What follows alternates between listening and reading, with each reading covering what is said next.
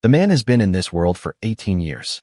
In this world, all adult members of all races must participate in the War of All Races game. The man's parents and 3 older brothers all died in their first game as adults. Today is his coming-of-age day, and all the students in the city who are turning 18 today have gathered at the school. At the start of the war game, everyone receives 2 buffs, Lord Talent and Territory Type. Territory types are only revealed after entering the game, while Lord Talents appear a few days before adulthood, reminding them that they have been chosen. A powerful Lord's talent is not necessarily a good thing. The hedonist talent causes the territory's war weariness level to start at 50%, while the execution efficiency of the subjects is below 100%.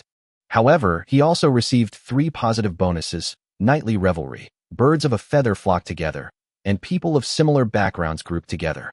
Just as he was lost in thought, a large hand patted his shoulder. It was his good friend Suyukai. Suyutsai's talent is General's Prosperity, which can increase combat power by 10%. He laughed and said, "Don't be afraid. Contact me as soon as you go in." Gao Chong smiled. "I'm glad you don't mind." Just then, a bell rang, and Gao Chong entered an unfamiliar space. The war game wheel unfolded before him, directly generating his territory type. "Congratulations, the territory type you drew is Fallen Empire." He had given up hope and casually clicked on the introduction to the Fallen Empire. The next second, what he saw was utterly unbelievable. The Fallen Empire once stood at the pinnacle of all known nations, possessing everything, until it grew weary of it all, becoming lazy and decadent. But they remain powerful, extreme, and contemptuous of everything. Effect 1. At the start of each game, his empire will possess all researchable technologies. Effect 2. He will gain an ancient remnant army, equivalent to the strongest army in the game. Effect 3.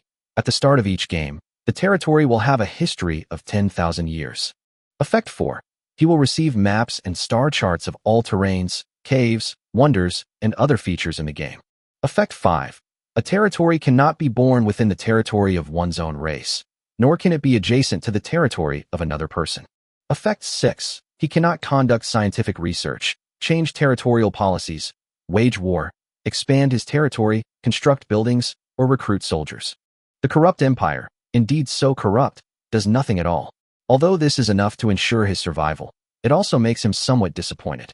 Effect 7. When Gao Chong is on the verge of extinction, Effect 6 will become invalid. The territory type will change to Awakened Empire, and random bonuses will be applied. Effect 8. When he declares war for reasons of humiliation, vigilance, purification, or plunder, the restrictions of Effect 6 will no longer apply. It seems that the corrupt empire is not merely indulging itself, but possesses enormous potential for a counterattack. At this point, the game system reminded him that he needed to name his territory. Gao Chong typed in Wall of Size. After naming it, the game officially began. The system randomly selected his birthplace, the Stone Age. Enemy races included elves, gnolls, and low-level undead. As the game gave its final notification, Gao Chong felt a sudden sensation of weightlessness.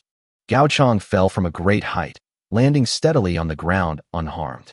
A questioning voice came from beside him. "What are you shouting about?" Gao Chong realized he was already inside the territory. He turned his head and saw a girl wearing a cardboard dress staring at him.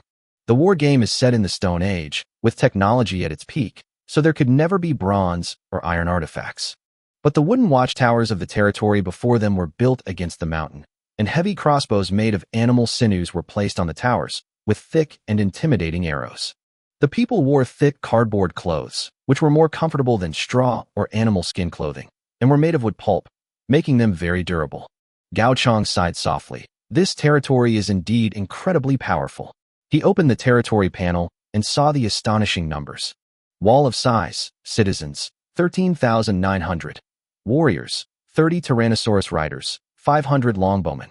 Defensive structures, 137 crossbow watchtowers, 40 kilometers of flood control walls, wonder building, Stonehenge. Synopsis: tens of thousands of years ago, our ancestors built a shelter where they lived out their days in peace. Their legacy has endured to this day and remains powerful. According to the game's setting, a territory with a population of 2,000 in ancient times was considered top tier, but the troops in that territory were the strongest Tyrannosaurus riders and longbowmen, giving them an absolute crushing advantage. Suddenly, a roar came from afar. Gao Chong looked over and saw a group of Tyrannosaurus rex, each 15 meters tall, entering their territory. These Tyrannosaurus rex have knights riding on their backs, with ancient antelopes in their mouths. "Looks like we're going to have meat today," Sasha said with a smile, pulling Gao Chong toward the bonfire feast. Gao Chong followed her to the foot of Stonehenge and saw that the people were already making a fire and preparing dinner. Sasha told him that there were about 8,000 or 9,000 ancient nobles in the territory, and they could not participate in production work. "Then what about the food supplies?" Gao Chong asked. Sasha replied, bewildered. "We have more food than we can eat. A few hundred people working can feed tens of thousands." Sasha's words prompted Gao Chong to click on the unviewed technology interface. Sure enough, all technologies, including agriculture, had been fully developed. He discovered a unique technology called intensive farming, which breaks through the characteristics of plants and can achieve twice the yield on the smallest amount of land. With the support of technology, the grain yield of the Gaochang territory is astonishing, and a few hundred people are enough to feed tens of thousands. Unlike other territories that start in their initial state, the Wall of Size, a powerful territory, has a history of tens of thousands of years. Its food reserves are sufficient to last until the end of the game. Sasha broke the silence with a smile. "Lord, what's wrong? Who would worry about not having enough to eat?" She handed Gao Chong a glass of watermelon juice to help him relax. Gao Chong was stunned.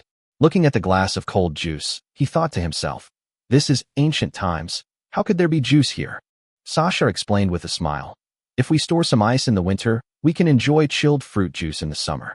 As she spoke, she savored her juice, a happy smile on her face.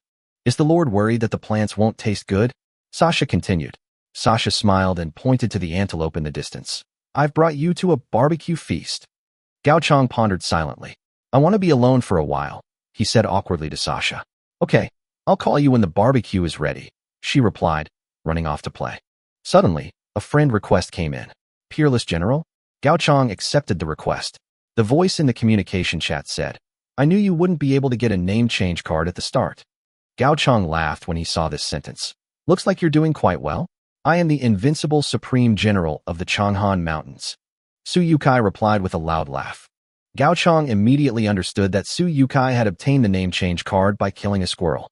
Suyukai continued, "By the way, I've already given you the address. If things get too difficult over there, you can bring the people here to take refuge." Following Su Yotsai's instructions, Gao Chong opened the human race forum and saw that many high-level players were beginning to consolidate their forces and had marked out a rough map. Gao Chong felt a warmth in his heart. Suyukai had revealed the location of his territory without reservation. Although the human race was a unified whole, internal betrayal could occur at any time. "But where exactly am I?" Gao Chong asked himself in a low voice. The map did not show his exact location, which might be related to the type of the Fallen Empire. The Fallen Empire is not within his own sphere of influence, nor will any other human territories be near him. It's almost impossible to reunite with Suyukai. Forget it. Gao Chong rejected Su Yotsai's suggestion. Suyukai clearly didn't expect Gao Chong to refuse so decisively. "Then be careful. According to intelligence, all lords will face natural disasters this week, surrounded by wolves. I have to go prepare now. Keep in touch if anything comes up." With that, Suyukai hung up the phone. He looked at the giant rat carcasses at his feet. He had just defeated these giant rats with great difficulty, and Gao Chong, whose talent was that of a pleasure seeker, would probably have an even greater challenge. Suyukai hesitated for a moment, then ultimately decided to send the giant rat carcass to Gao Chong via the trade function. Trade, giant rat carcass X1. He thought the giant rat's corpse should be strong enough to sustain him for a week, but the system displayed, "The Fallen Empire's current attitude towards you is disdain. You cannot initiate a transaction with the Fallen Empire." Suyukai was stunned, suspecting that the system had malfunctioned. Meanwhile, after the conversation ended, Gao Chong realized that the natural disasters affecting other races might not be as fatal to him. Humanity's situation was the most precarious. He gazed at the 40-kilometer-long flood control wall, each timber crafted from ancient trees thousands of years old, incredibly sturdy. What kind of natural disaster could possibly breach it? As dusk fell, Sasha, carrying a roasted potato, skipped and hopped over to Gao Chong. "My lord, the barbecue feast is about to begin. I brought you some snacks." Sasha handed Gao Chong a plate of roasted potatoes. Although she didn't expect him to eat them, she didn't expect him to try them either. Gao Chong picked up his fork, took a bite, and immediately smelled the delicious aroma. Suddenly, a system notification sounded. Ding! You have consumed an ancient artifact. Rosemary sauce potatoes. Your hedonistic talents have been satisfied. In this game, the combat power of all directly subordinate units increases by 1%. Gao Chong was surprised that this was an ancient artifact. He ate another one, but the talent was not triggered again. Sasha approached Gao Chong cautiously and said, "Actually, I usually feed this to my wolfhounds." "Oh, I see," Gao Chong laughed. At this moment, a tall woman walked over, dressed in the same clothes as Sasha, with a serious expression. 9 Falls. Identity. Ancient servant. Ancient attendants. Their mission was to serve the nobility forever. Though their status was lowly, they were more honored within the kingdom than kings in the outside world. "Isn't this because I was worried that the Lord wouldn't like simple meals, so I came to check on him?" Jiu Luo squinted at Sasha. "But I think I've discovered some incredible secret chef. I'm sorry." Sasha apologized, bowing her head. "Wrong." Jiu Luo laughed and covered her mouth. "Then let's have a completely vegetarian feast tonight." Gao Chong discovers that within the fallen empire, the status of warriors, nobles, and servants is not as disparate as outsiders imagine. The nighttime barbecue feast began, and an antelope leg covered in seasoning was placed in front of Gao Chong, while Sasha could only gnaw on the grass cake in her hand. "Eat up," Jiu Luo smiled and turned Sasha's head back, placing more grass cakes on her plate. Gao Chong suddenly picked up a piece of grass cake, tore off a piece of roasted meat, wrapped it inside, and began to eat it with relish. Sasha looked on with envy. "Your Highness truly knows how to enjoy life," Jiu Luo chuckled. "Unlike some people who only know how to eat meat." Sasha lowered her head. Suddenly, a strange roar echoed all around. "What are you yelling about?" Jiu Luo slapped Sasha on the head. "It wasn't me." Sasha looked completely innocent. Gao Chong stopped Jiu Luo's movements. He had just received a notification from the war game. Week 1, Calamity descends, surrounded by wolves. Although it is unknown how Suyukai foresaw this disaster, it was clearly accurate. Surrounded by wolf synopsis. The scent of the wasteland has attracted 3 ancient giant wolves, who have set their sights on you and your people. "A natural disaster has struck," Gao Chong said in a low voice. With the rapid decline in the number of players on the forum has dropped from 10,000 to less than 9,700. The howling of wolves outside grew closer and closer. Suddenly, a Tyrannosaurus Rex rider flew into a rage, slamming his fist on the table and standing up. "Shut up! Can't a person even eat?" He flung the Tyrannosaurus Rex away, roared, and charged towards the flood control wall. He seemed to be in a bad mood. Gao Chong asked Sasha. Sasha rolled her eyes at him. "It must be too noisy. It's been a long time since I've had this kind of noise." Sasha continued eating her grass biscuits. Gao Chong, however, was getting restless and decided to go check out the situation outside. He wanted to know how the fallen empire would respond to the challenges at hand. However, Jiu Luo gently patted Gao Chong's shoulder. "Lord, now is the time to enjoy yourself." Jiu Luo pointed to the ancient nobles by the campfire, who were leisurely eating and drinking, completely unaware of the threats from the outside world. "This." Gao Chong tried to say something, but his mouth was stuffed with a piece of roasted meat. Jiu Luo smiled and said, "Even if we go there, it's probably already over." Suddenly, Jiu Luo's eyes lit up, and he pointed to the flood control wall in the distance. "This wall can withstand an impact of 3 million newtons, which is enough to avoid most disasters." 3 million newtons? Gao Chong exclaimed in surprise. This enormous impact force far exceeded the conventional physical units. These units of measurement are from a war game. The technology of the fallen empire is indeed far beyond his imagination. Sasha explained to Jiu Luo, "The thing that can make the wall collapse hasn't been born yet." 3 giant wolves appeared outside the wall, howling and threatening the territory. Their enormous size allows them to easily tear humans apart. The arrival of the giant wolves is part of a natural disaster, and the war game does not intend for players to defeat them. According to the game rules, the only way to survive is to keep the fire burning. However, the Wailing Wall is too large to light a campfire in every corner. The giant wolves tried to ram the wall, but it didn't even budge. Then they began digging at the soil beneath the wall, attempting to break through from the bottom. The 3 giant wolves worked together and quickly dug a hole under the wall. But just then, a 15-meter-tall Tyrannosaurus Rex appeared, casting a shadow over the entire pit. The Tyrannosaurus Rex looked down at the 3 giant wolves, its mouth watering at the smell of their meat, and revealed a fierce expression. The giant wolves froze instantly. Another giant wolf tried to escape, but it was caught by the Tyrannosaurus Rex, and blood splattered everywhere. The remaining 2 giant wolves were too frightened to move. Congratulations on your victory in the first battle. Gao Chang was still under Stonehenge when he received the victory notification.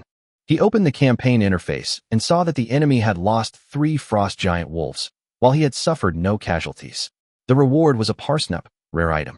This natural disaster is really bad, Gao Chang thought to himself. He then received the wind-dispelling grass. Its effects include dispelling wind, removing dampness, and detoxifying. Just as he looked down at the herbs in his hand, he realized they were already in Sasha's hands. Where's my medicine? Gao Chang asked in surprise. Sasha held the parsnip in a thoughtful manner. Lord, have you checked our weed warehouse? Weeds? Aren't they medicinal herbs? Gao Chang was taken aback. Sasha whispered to Julyuo, who gently pushed her away. It's normal that the Lord doesn't know the situation since he just arrived. Then, she stood up, preparing to show Gao Chang around the territory. You come along too. Julyuo smiled and tapped Sasha on the head. The 3 walked toward an inconspicuous warehouse with an old door and no security measures. Julyuo gently pushed open the door, and with a creak, the warehouse door opened. Gao Chang then received a notification from the game. Congratulations on discovering natural wonders, Prunella vulgaris, Senecio scandens, Scrophularia ningpoensis. You have identified more than 10 rare medicinal herbs. Do you wish to unlock the Lord Advancement Path, Shinno? Gao Chang stared wide-eyed at the medicinal herbs in the warehouse. Julyuo explained that these herbs had an extremely high yield. The unique nature of the Fallen Empire means that powerful territories possess all research technologies, leading to an oversupply of herbs that are often discarded or ignored. Gao Chang thought these rare items would be very valuable, but they turned out to be just ordinary herbs. By the way, Lord, have you activated the Lord's Path? Julyuo suddenly asked. Gao Chang suddenly realized something. The Lord Path is an advancement method in war games, where each Lord can improve their combat power through specific achievements. The Shinong Path? Julyuo guessed. Gao Chang nodded. The Shinong Path was the most common advancement path.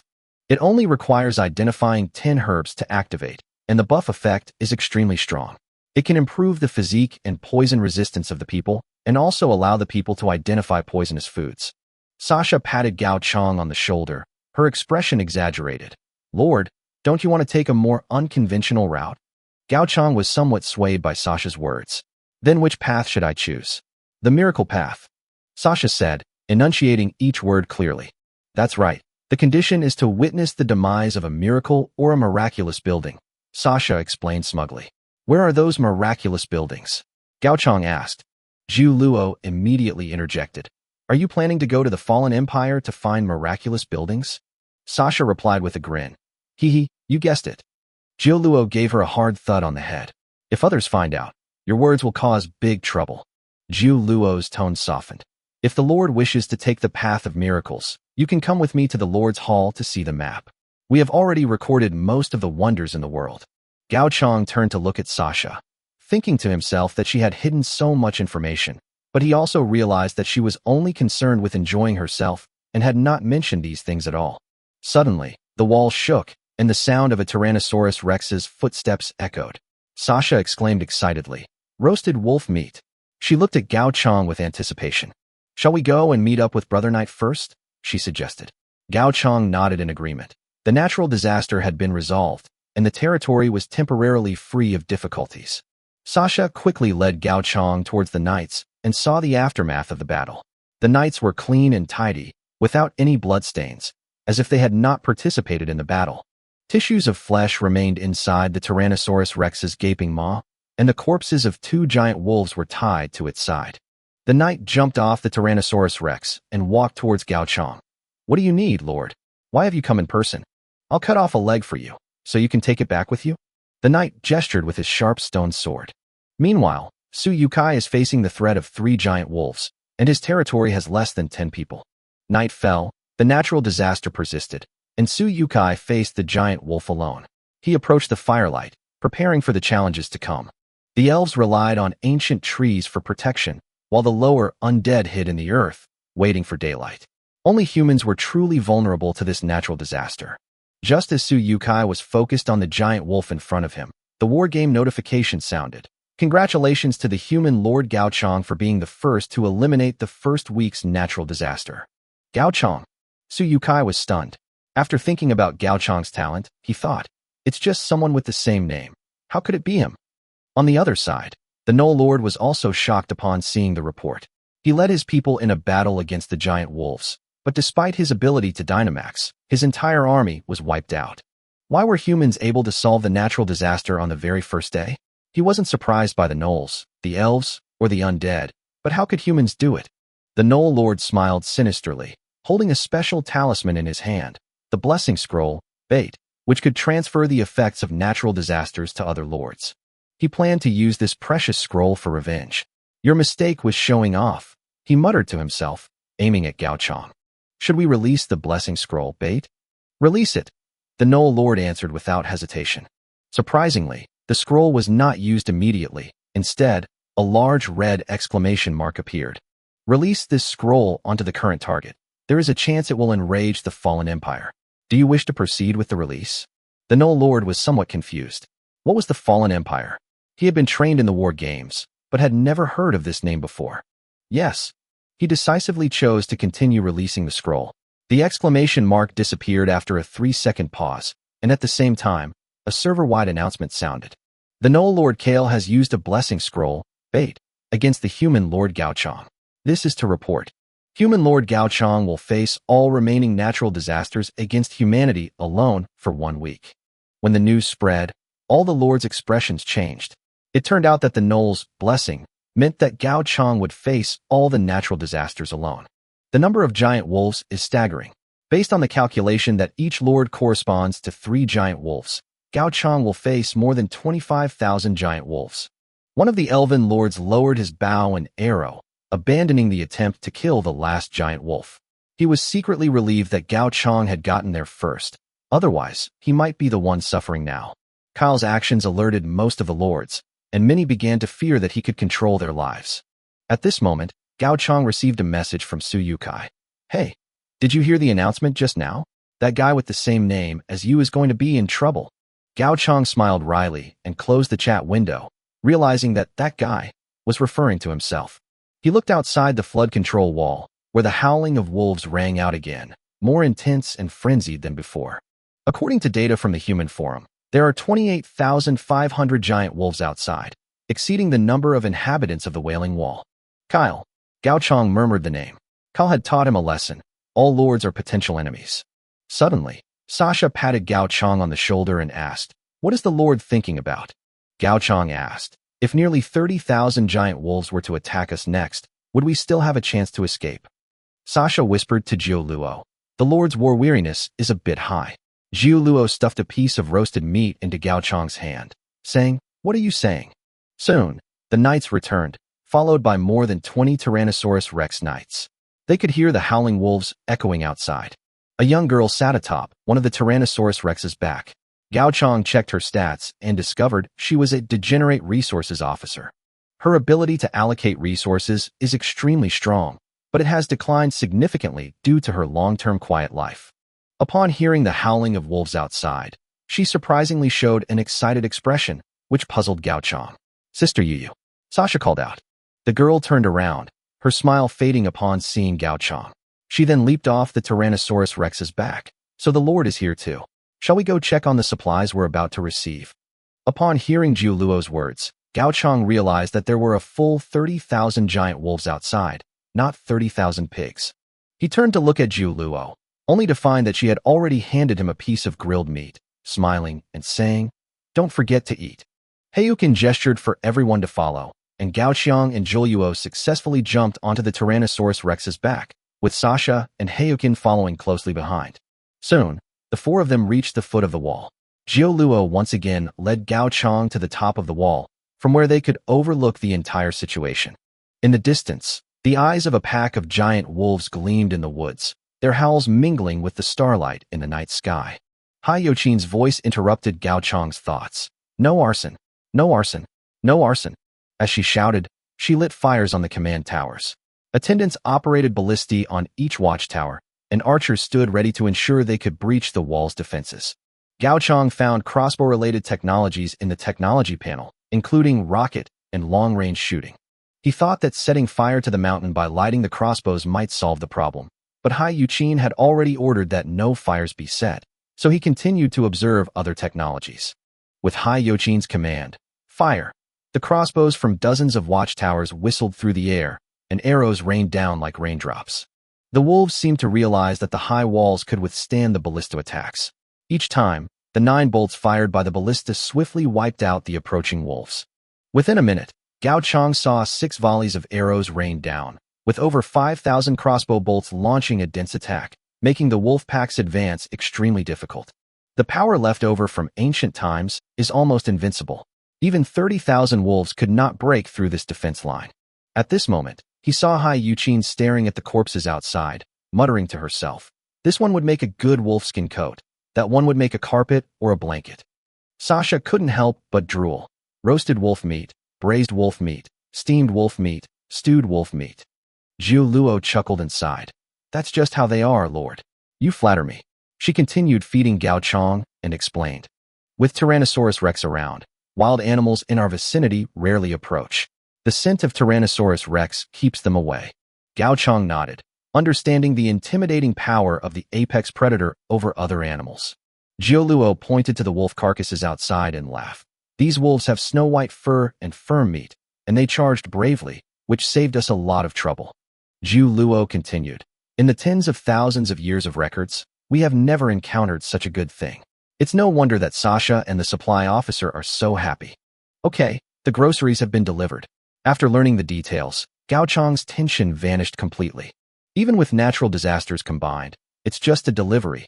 It's hard to imagine what threat could shake the mighty Wailing Wall. According to the rules, the wolf pack must attack as long as Gao Chang's territory remains unflamed. 5 minutes later, the ground was covered in quills, and the ballistae on the watchtower were firing almost non-stop, their accuracy increasing. In less than 10 minutes, half of the nearly 30,000 wolves were lost, with only a few giant wolves managing to break through the rain of arrows and approach the city wall. "They're here," Hai Yuqin said, looking at the distant forest. "What's here?" Gao Chang asked. "The quilt and sheet set." No sooner had the words left his mouth than a deafening roar echoed through the sky. The wolf pack halted their attack, licked their wounds, and began to retreat. While enjoying being fed by Zhu Luo, Gao Chang kept his eyes on the distance. The roar seemed to come from some enormous creature.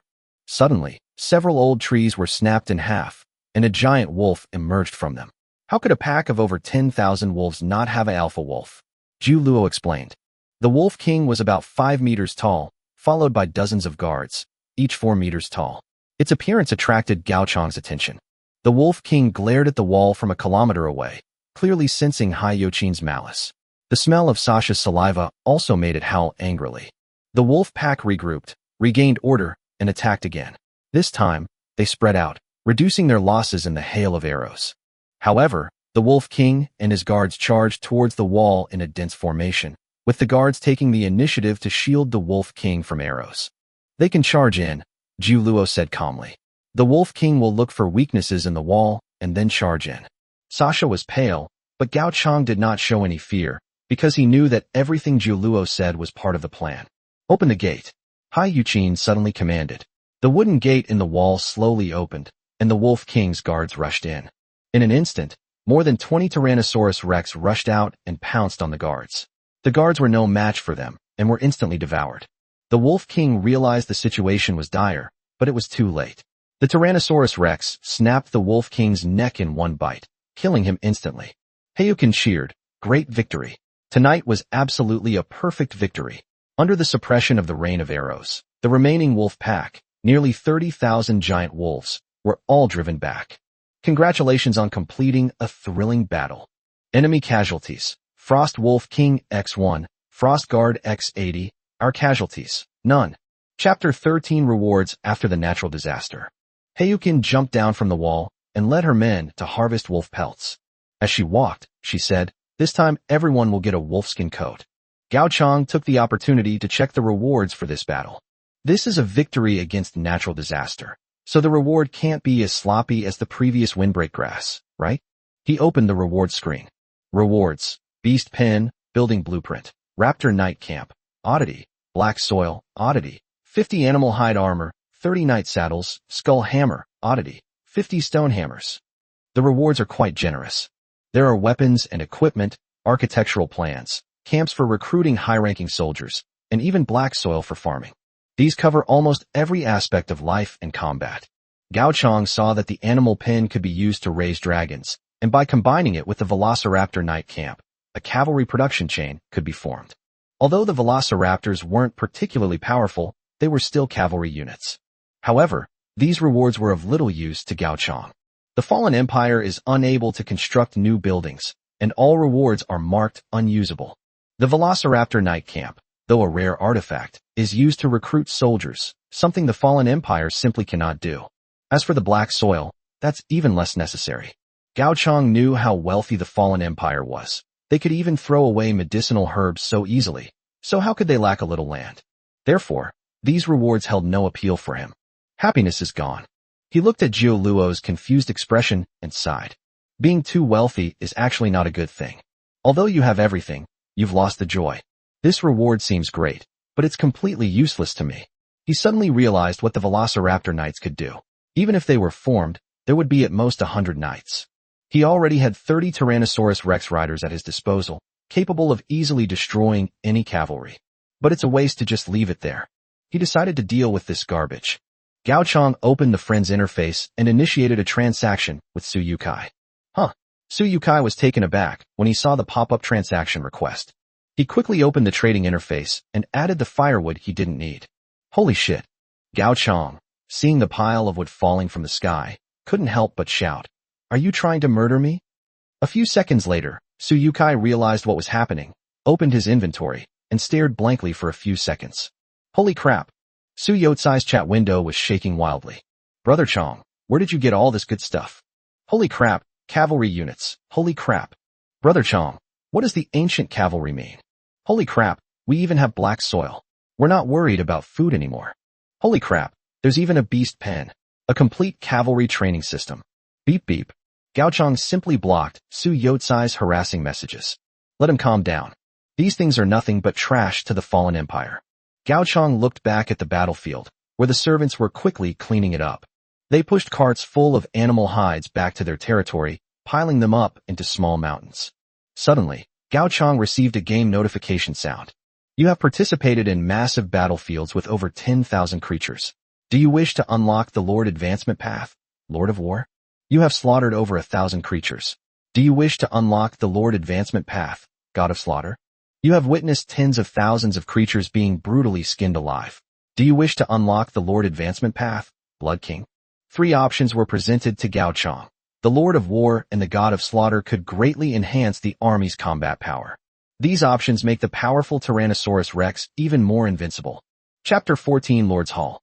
Gao Chong had heard of the Blood Monarch pathway, but had never learned about it.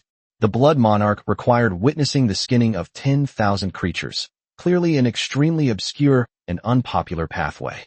Do you know about the Blood Monarch Lord Advancement Path? Gao Chong asked Jiu Luo tentatively. Jiu Luo nodded. I know. The Blood Monarch pathway provides a bloodlust buff, which allows troops to recover health and strength by injuring enemies. At the 2nd tier, the entire population can enjoy this buff, and at the 3rd tier, the population can repair severed limbs by bathing in the blood of enemies. However, Jiu Luo continued, the conditions for advancement are extremely harsh. The requirements increase tenfold for each advancement. Ultimately, the requirement is to witness 1 trillion lives being skinned alive within 3 minutes. Upon hearing this, Gao Chong's thoughts vanished instantly. Even the path to becoming a god of death requires immense effort, but the demand to skin 1 trillion lives was simply outrageous. What a garbage approach, Gao Chong thought with disgust. The difficulty of advancing through all 3 paths increased dramatically, and the astronomical final cost led Gao Chong to decide to reject these paths, since he could choose other paths within the Wailing Wall anyway. As the waiters outside continued skinning the animals, Gao Chong couldn't help but yawn, realizing he hadn't slept all night. Dawn was breaking, and he felt somewhat tired. Jiu Luo noticed this and gently helped him sit down, patting her own thigh. Lord, if you're sleepy, take a rest. Gao Chong lay on Jiu Luo's lap, drowsiness washing over him, and he gradually fell asleep. When he woke up, it was already noon the next day. He found himself placed in a building, covered with a prepared wolfskin blanket. Where am I? He rubbed his eyes and saw the building's interface display, Lord's Hall. This building could issue decrees, declare enemies, etc., so it was obviously a late-game building, and since it was only the second day, he was probably the only one who possessed it. Gao Chang smiled and shook his head. Thinking of the battle last night, he knew that this building was temporarily useless to him. As he stepped out of the room, Zhu Luo was already waiting outside with food. You didn't sleep all night? Gao Chang asked, somewhat surprised. Zhu Luo smiled and nodded. It's all right, staying up all night is nothing. But Lord, everyone has been waiting for you in the council hall for a long time about what happened last night. Gao Chang's spirits lifted, and he followed Zhu Luo into the council hall. Pushing open the door, he saw more than a dozen people already seated around a long table, waiting for Gao Chang's arrival. Hai Yuqin, wearing a thick wolfskin coat, appeared somewhat listless. The Lord has arrived. Hai Yuqin greeted lazily.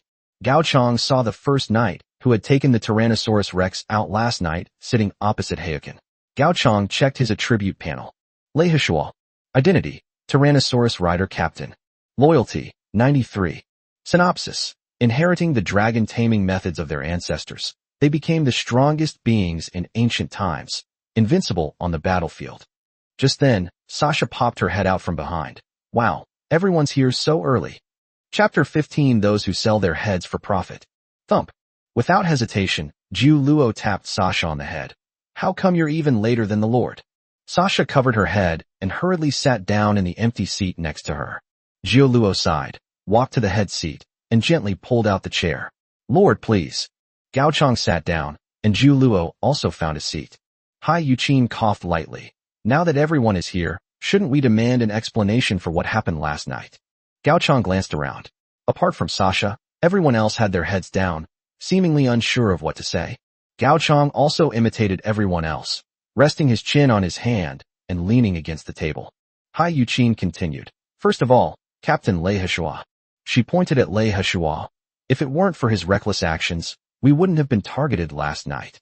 Therefore, Hayukin paused. The knights will receive double the supplies for the giant wolf this time. Gao Chang was taken aback.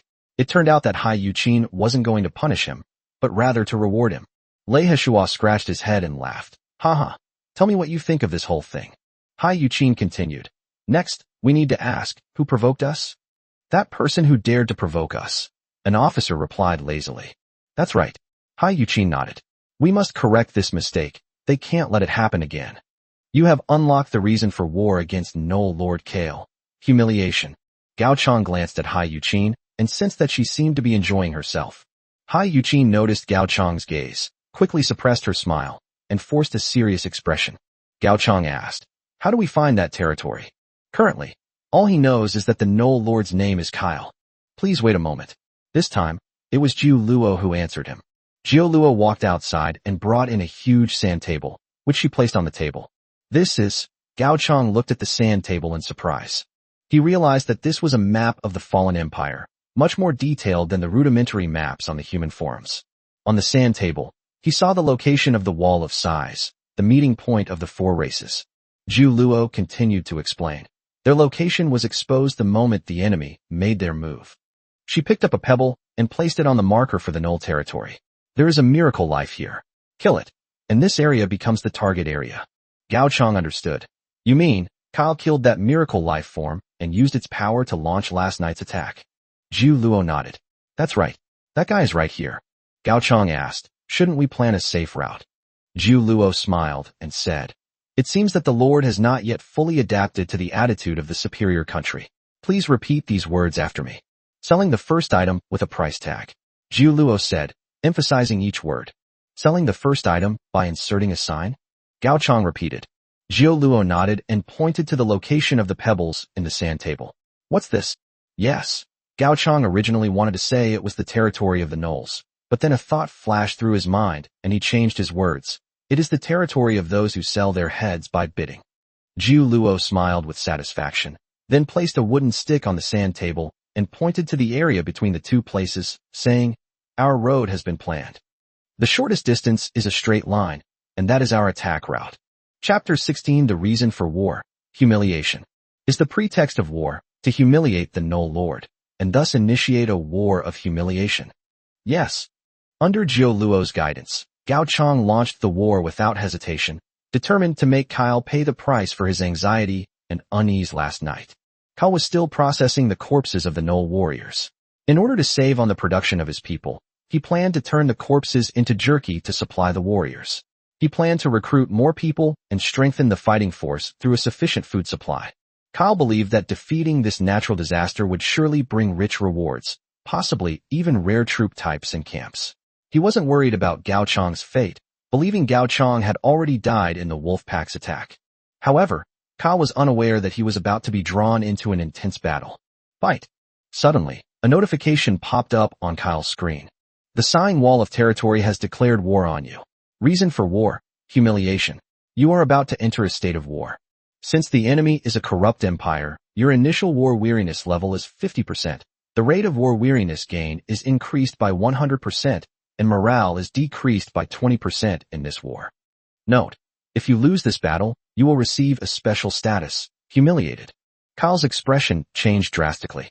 This humiliated negative state would last for 10 years, meaning he had completely lost his advantage in this game.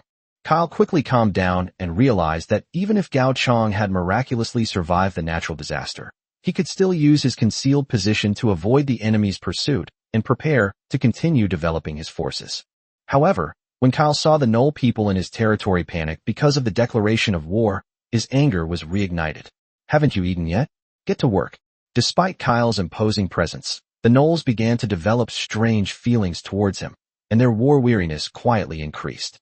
Meanwhile, inside the Wall of Sighs, Gao Chong enjoyed the data changes brought about by the war interface.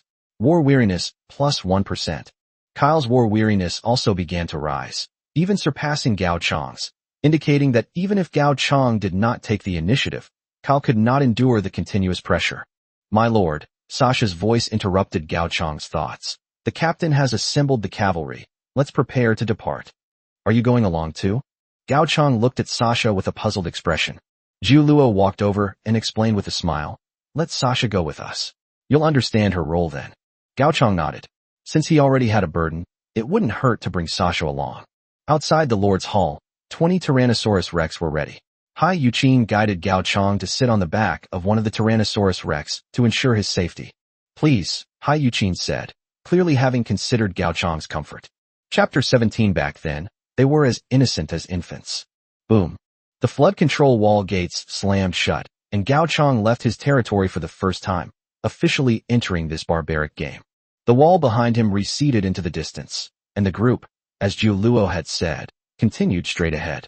The Tyrannosaurus Rex was unparalleled in size in ancient times. Many obstacles that humans could not overcome, the Tyrannosaurus Rex could easily leap over. At the speed of a Tyrannosaurus Rex, it will soon bring a surprise to the Null Lord Kale. Gao Chong rode leisurely on the back of the Tyrannosaurus Rex, while the other lords were not idle. Although natural disasters could be avoided by simply lighting fires, truly determined lords would not sit idly by and wait for the disaster to pass. Many lords were worried about Gao Chong's experience, but they also knew that the war game was not just a week long. In the first week, due to the threat of the wolves, no conflict broke out among the 4 tribes. But what about the second and third weeks? Nobody can guarantee that. The rules of the game in ancient times were not limited to natural disasters. The wolves are only a temporary threat. The real enemies are the other lords. Under the pine tree, Suyukai began placing the wondrous items sent by Gao Chong. The black soil increased crop production 5-fold, and combined with Su Yotsai's own 30x research bonus, the food problem would soon be solved. Furthermore, the strange items sent by Gao Chong greatly enhanced Su Yotsai's combat power. He picked up the Skull Hammer, whose attributes were terrifying. Skull Hammer, a rare object. Additional attributes: Fear, Skull Crusher, Critical Strike. Suyukai had tried using this strange object. With a single blow, he could smash the head of a deer, far exceeding the power of an ordinary stone axe. With this equipment, Suyukai was confident that he could resolve the threat of the wolves within a week. Let's meet up with Brother Chong after we've finished dealing with this, Suyukai thought, wondering how Gao Chong had managed to get so many good things. A few days later, the lords of each race had become accustomed to the threat of the wolf packs and began to develop steadily. As participants from a higher plane, most lords possessed high research bonuses, resulting in significant changes within just a few days. But no one wanted to be the first to stick their neck out and become the next lord to challenge the natural disaster. The second and third lords who resolve the natural disaster will also receive a game-wide announcement, and no one knows whether Kale or any other lord is hiding any sinister plans. Everyone is waiting for someone else to reveal the dangers ahead. Gao Chang didn't care about any of that, because a high mountain was blocking his way. Next came a continuous mountain range, which even a Tyrannosaurus Rex would find difficult to cross. To reach Kale's territory, one had to cross this mountain range. Gao Chang looked at Zhu Luo with suspicion. According to her route, they would probably have to flatten the entire mountain range. Zhu Luo seemed to sense Gao Chang's question, but said nothing and simply pointed to a cliff in the mountain range.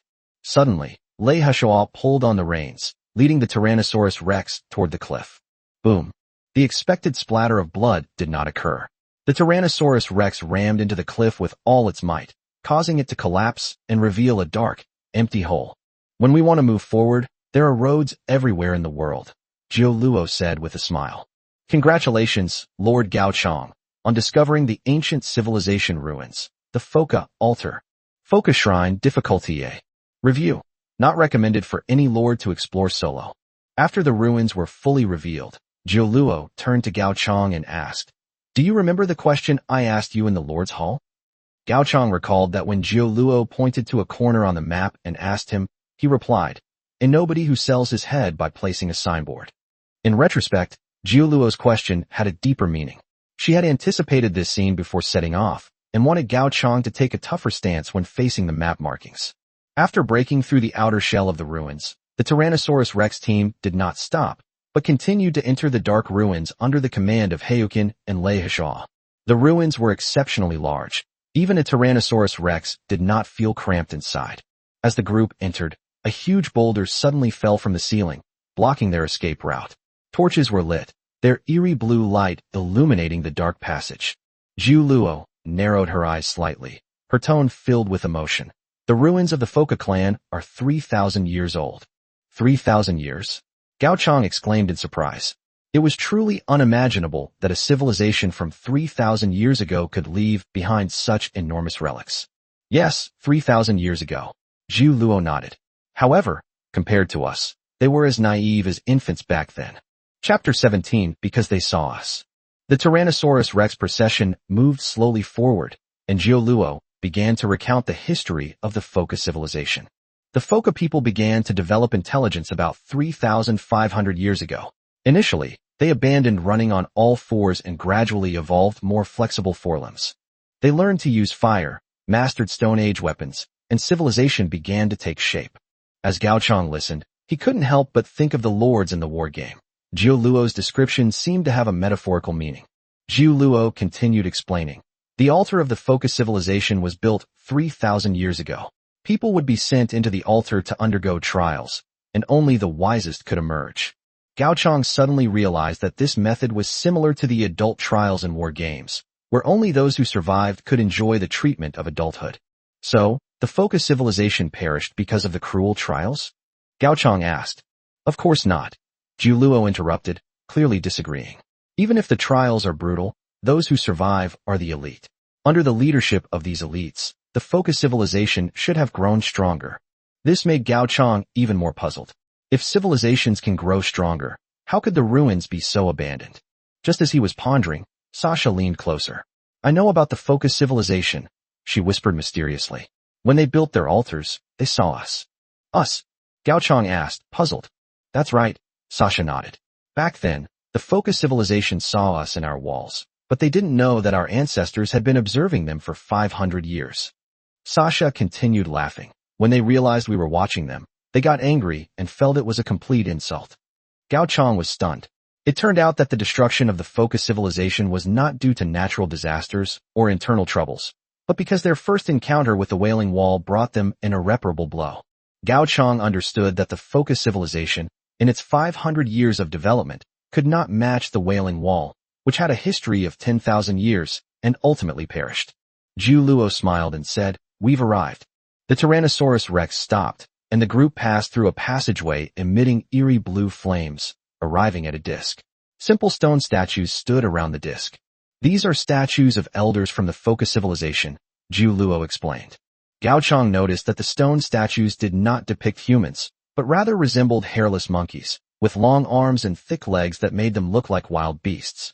Zhu Luo continued to explain. The Foka civilization spent nearly a century building this altar, hollowing out the entire mountain range. Through trials, the people can leave through the altar's exit and cross the mountain range. She continued, "We have passed the first trial." Gao Chang still seemed confused, so Zhu Luo explained further. The torches in the passageway burn carbon dioxide, and the tribe's people must rely on wisdom to solve this problem. Force is useless. Gao Chang then understood why he and the Tyrannosaurus rex had not been affected. Carbon dioxide accumulated at lower levels, and their altitude made them unaffected. Chapter 19, We Never Say Please. Next is the second trial of the Foka civilization. Zhu Luo pointed to the stone statues around them. The Foka civilization used these stone statues to inspire the power of their ancestors and select the wisest members of their tribe. This trial is called Invitation, and the key is whether you can make the stone statue move. Gao Chang observed the stone statue, wondering if this was yet another trial that relied on brute force. "We know how to pass this trial, right?" Gao Chang asked. "Of course." Zhu Luo nodded. "However, we really don't like this name. Only we are qualified to say the word pleased."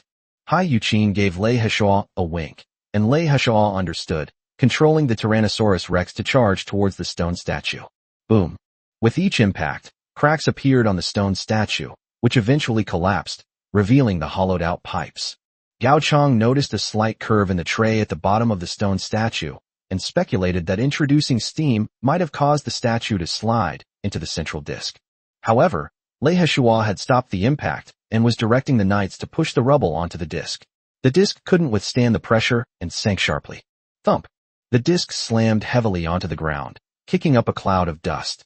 The underground space was far larger than the space above, and the surrounding scenery resembled an underground world. Glowing mushrooms and arthropods crawled in the distance. "This is the third trial of Foka," Zhu Luo said. "Here, the wisdom of survival is the key. The first two trials are nothing compared to this one," she continued to explain. "The third trial is watched over by the gods. Strength, wisdom, and luck are all part of the test." However, the Foka civilization never actually used this altar. Everyone understood that Zhu Luo meant that the Foka civilization had been destroyed after coming into contact with the Wailing Wall. This altar had remained vacant until now, when it was finally reactivated. Gao Chang sighed. "If there really is a god watching over this altar, then perhaps we are its enemies." Suddenly, Sasha's stomach made a strange noise, breaking the tense atmosphere. "My lord, when shall we eat?" Sasha grabbed Zhu Luo's hand and asked coquettishly. They then realized they were hungry. The Tyrannosaurus rex had a huge appetite, and the food supply was no longer sufficient. "Chef sister," Sasha continued to flatter Zhu Luo. Zhu Luo smiled. "Everyone's hungry, right? This is also part of the third trial." She jumped off the Tyrannosaurus rex's back, picked up a clay plate, and began collecting mushrooms and arthropods. After a series of actions, Zhu Luo lit the firewood and heated the mushrooms. Gao Chang watched the mushrooms swell and realized that the food problem was solved. Exploding mushroom of day 20. Soon after, Zhu Luo took out a huge mushroom, took a bite, and revealed a satisfied smile. "It tastes good, we can eat now." The knights jumped down, scrambling for the mushrooms. Zhu Luo had also prepared some for Gao Chang and the others. Sasha started eating without hesitation, while Heiyukin observed for a moment before chewing slowly and carefully. Gao Chang looked at the mushroom and finally took a bite. The strange texture stimulated his taste buds. The mushrooms didn't burst with juice, but it felt like something was exploding in his mouth. "Bite. You have consumed an ancient artifact, the exploding mushroom. Your hedonistic talents have been satisfied. During this game, influenced by your joyful mood, the attack power of all your directly subordinate units has increased by 3%. Zhu Luo's cooking is actually an ancient artifact. The bonus from the exploding mushroom directly affects attack power, not just overall combat power. It seems like a 3% bonus, but at this rate, it might soon surpass Su Yotsai's general's wealth and status. However, is this test really that simple?" Gao Chang noticed that the knights also fed the remaining mushrooms to the Tyrannosaurus rex. Despite being a carnivore, the Tyrannosaurus rex didn't resist at all. "Don't you think this third test is too easy?" Zhu Luo asked with a smile. Gao Chang admitted his thoughts. Zhu Luo continued to explain, "These mushrooms, if consumed daily, will not last more than 7 days. The sensation of mushrooms exploding is an illusion caused by spores. The surface enlarges, but the actual mass remains unchanged. People will starve to death in 7 days. Jioluo picked up the remaining mushrooms and smiled. The wisdom of the focus civilization is top-notch. If the test takers become addicted to food, they will not be able to leave alive. However, we have plenty of time, she added. After eating their fill, the group continued their journey on the Tyrannosaurus Rex. Along the way, Jioluo shared the fallen empire's previous ideas with Gao Chang, and Sasha also told many interesting stories, which made everyone laugh continuously. Unbeknownst to them, the group arrived at a mud wall. Congratulations on discovering an ancient relic, enlightenment. Gao Chang saw Hai Yuqin groping on the wall, and suddenly a stone slab with symbols engraved on it was revealed. Ancient relics, enlightenment, strange objects. Introduction. Written language is a symbol of civilization, a means of passing on wisdom. Understanding these languages gives even the most foolish beast hope for advancement. Effect 1. Research speed doubled. Effect 2. All citizens within the territory receive the Enlightenment effect, increases intelligence by 0.01% daily. Gao Chang was shocked. This was actually a marvel of the focus civilization. Its ability to accelerate scientific research and enhance enlightenment would have a profound impact on future development. Chapter 21 Rewards for Passing the Trial. The fact that the focus civilization placed this strange artifact here clearly indicates its close connection to the trial. Gao Chang speculates that the inscriptions on the stone tablet may record the method for completing the trial. Hai Yuqin looked at the writing on the stone slab and scoffed. Completely incomprehensible. What kind of rubbish is this? These words were clearly beyond the scope of the wall of science learning. They were too low-level and not worth studying at all. Nevertheless, Hayukin tore off the stone slab and continued her exploration. She quickly swept away the vines and mushrooms on the wall and began to rub the earthen wall. Soon, the outer layer of the wall was cleared away, revealing a less sturdy wall of rubble. She pulled out a pebble, and then a deafening sound came, and a large amount of mud and sand poured down like a flood, and the mountain seemed to shake.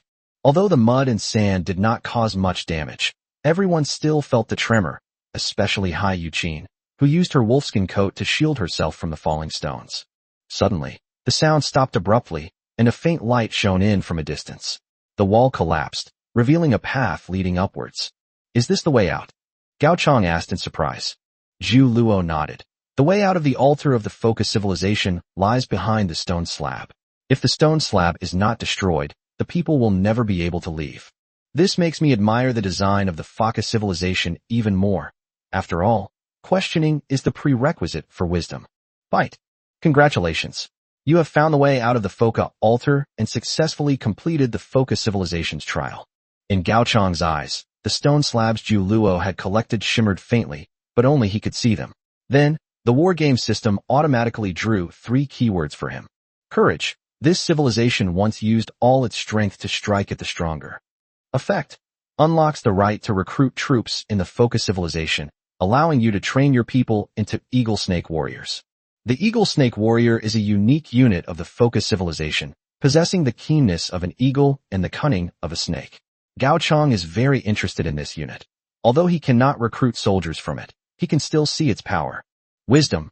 You and your people can decipher the focus civilization stone tablets, allowing you to directly inherit all of focus civilization's technologies. Choosing this entry would greatly accelerate technological development, almost allowing him to compete with other lords for supremacy. However, Gao Chang did not choose it, believing that deciphering these texts was not worthwhile, as his people were not even as advanced as the people of the focus civilization. Ancestor worship. The focus civilization held some degree of ancestor veneration. Effect. After selecting this entry, your people's memories of their ancestors will become clearer. Although this entry has a low rating, a powerful territory with tens of thousands of years of history might have special effects. In the end, he chose this entry. Sunlight streamed in, and the group finally stepped down from the altar. Lei Heshua softly murmured, "We're back, world." Chapter 22 Perfect Judgment Method. Gao Chang's eyes adjusted to the bright light, and everyone's expressions returned to normal. Hai Yuqin still wore a lazy expression, as if nothing had happened. Although I don't know why I suddenly missed the past glories, these things pass quickly. We have to look forward, Hai Yuqin said. Gao Chang surveyed the mountains ahead, knowing that beyond them lay the territory of the Null Lords. The Knoll's birthplace was protected by natural mountain ranges, making them difficult for humans and elves to reach. Only low-ranking undead could access them. How do we find the Knoll Lord's territory? Gao Chang turned to Jiu Luo. Although we have a general idea of the location through the sand map, there are many Knoll tribes beyond the mountains, Gao Chang continued. According to information from the war game, the Knoll Lord's subjects number over 1 million, far exceeding the combined numbers of humans and elves. The Knoll's hunting abilities gave them a significant advantage in ancient times, allowing them to rapidly expand their power in the early days. However, this also makes it more difficult for Gao Chang to find Kale. The Knoll territory is their home ground, and if they act too aggressively, they may provoke a group attack. Actually, there's no need to worry about that, Jiu Luo said calmly. We have a perfect method for determining this. Oh, Gao Chang looked at her curiously. Let's just walk straight there, Jiu Luo said. Whoever sees fear on our faces must be the guilty murderer. As soon as he finished speaking, a rustling sound came from the bushes. Gao Chang looked down and saw several jackal scouts trembling and collapsing to the ground. They were much smaller than humans, and the Tyrannosaurus Rex filled them with fear. Seeing the tall, muscular Tyrannosaurus Rex naturally instilled fear in them. We're just scared, not guilty. Do you believe us? A Knoll scout forced a smile. Gao Chang understood, but the Tyrannosaurus Rex clearly didn't. Just then, a Tyrannosaurus Rex sneezed and stomped down. After the loud bang, when the Tyrannosaurus Rex lifted its foot, only weeds and scraps of flesh remained on the grass. Sasha looked at the ground with a disgusted expression. Adding grass will make it taste worse. Jiu Luo turned to look at Gao Chang, shrugged, seemingly having nothing to say, but her expression conveyed a sense of saying nothing, yet saying a lot. Gao Chang couldn't help but wonder, would 1 million unarmed gnolls really dare to gang up on a Tyrannosaurus Rex the size of Godzilla? He said nothing more and decided to move on. Since that's the case, what are we waiting for? If we end this war sooner, we might be able to get home for dinner. Jiu Luo smiled and replied, Since it is your order then, I will obey your will. Meanwhile, Kale rubbed his nose in his own territory. Achoo! He sneezed and felt a chill run down his spine, but quickly realized it was just his imagination. Kale didn't think much of it, and continued to consider the security of his territory.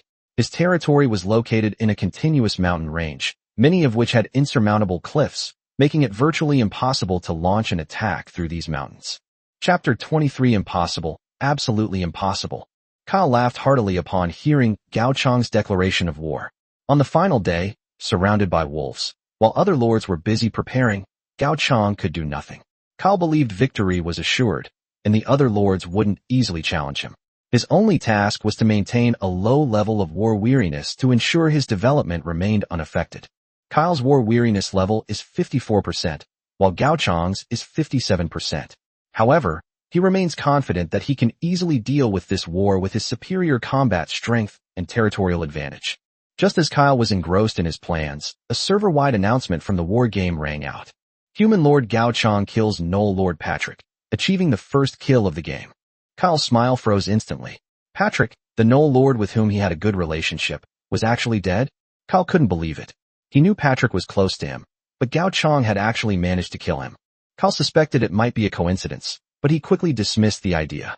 He knew that the Knoll territory he inhabited had natural barriers that foreign lords could not easily breach. Gao Chang's first kill made Kale uneasy. He knew that the watershed moment in this war game had arrived, and tonight would decide who would become the ultimate leader. At the same time, Jiu Luo looked at Gao Chang and blinked gently. Gao Chang rode the Tyrannosaurus Rex past a Knoll camp.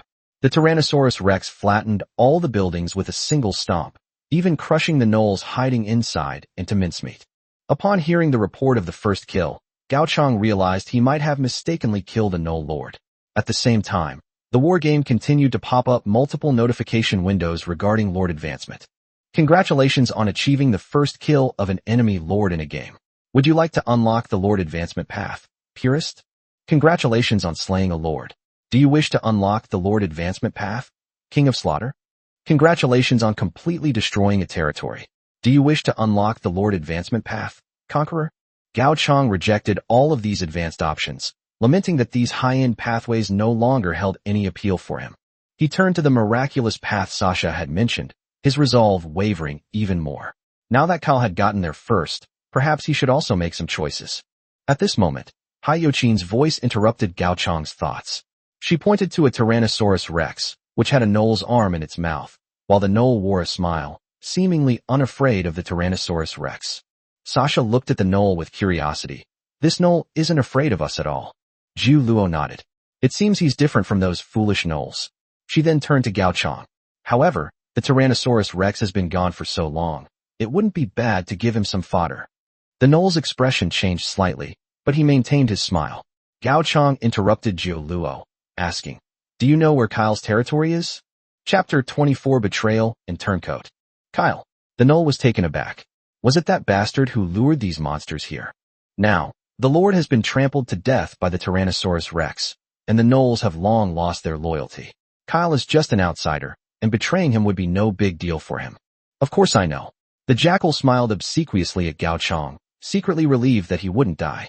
Gao Chang nodded, and the knight gently pulled the reins, allowing the Tyrannosaurus rex to set the Null down. The Null had no intention of running away. He knew that even if he did, it would be useless, as the Tyrannosaurus rex could easily catch him. This way, please. The Null quickly adapted to the role of leading the way and walked ahead to show the way. Kyle was unaware of the impending crisis. As darkness fell, he nervously prepared for his final battle against the giant wolf. Although his territory now housed nearly 200 Nulls, he dared not underestimate the threat posed by the giant wolf. Suddenly, Kyle felt the ground shake. He looked up and saw a huge shadow looming over him. The sky had turned completely dark. Tick-tock, tick-tock. A few huge drops of water fell on Kyle's head. He touched his head. Why did it suddenly start raining? Look up. A teasing voice came from above. Kyle instinctively looked up and saw a gaping maw. He then realized that the droplets weren't raindrops, but saliva from a Tyrannosaurus rex. He immediately rolled away, dodging the Tyrannosaurus rex's attack. They acted quite quickly, Gao Chang sneered. Kyle reacted quickly, demonstrating remarkable agility. After dodging the Tyrannosaurus rex's attack, he retreated. So you're Kyle? Gao Chang asked. Another Null replied. If there isn't a second lord named Kyle, then it must be him. Kelton immediately realized that Gao Chang had found him. His fear deepened. The monsters before him were completely beyond his ability to deal with. He began to retreat, thinking that even if he fled to an insurmountable mountain range, he could escape.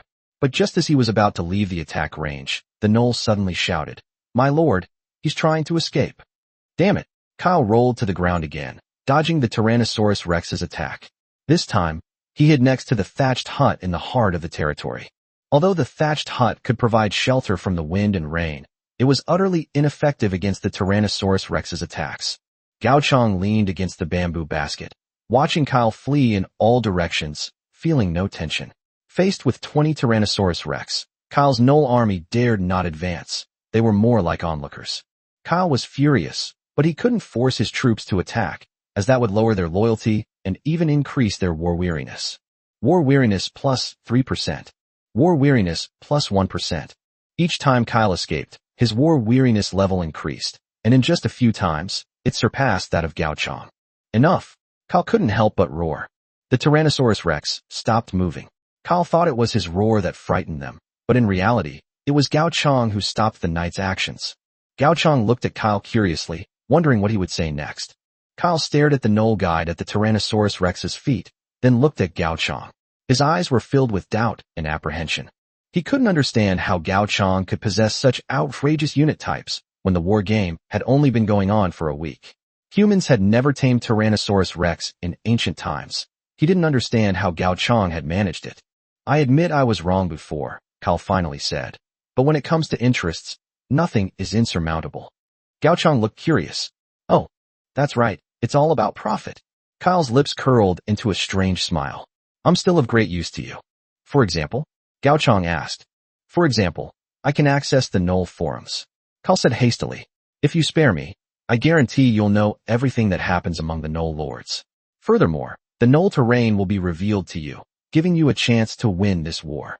Kyle, the Null lord, has requested to add you as a friend. Chapter 25 Sasha's Role. Gao Chang exchanged glances with the others, a strange expression on their faces. The sand map provided by Zhu Luo had long since made him lose interest in Kyle's map.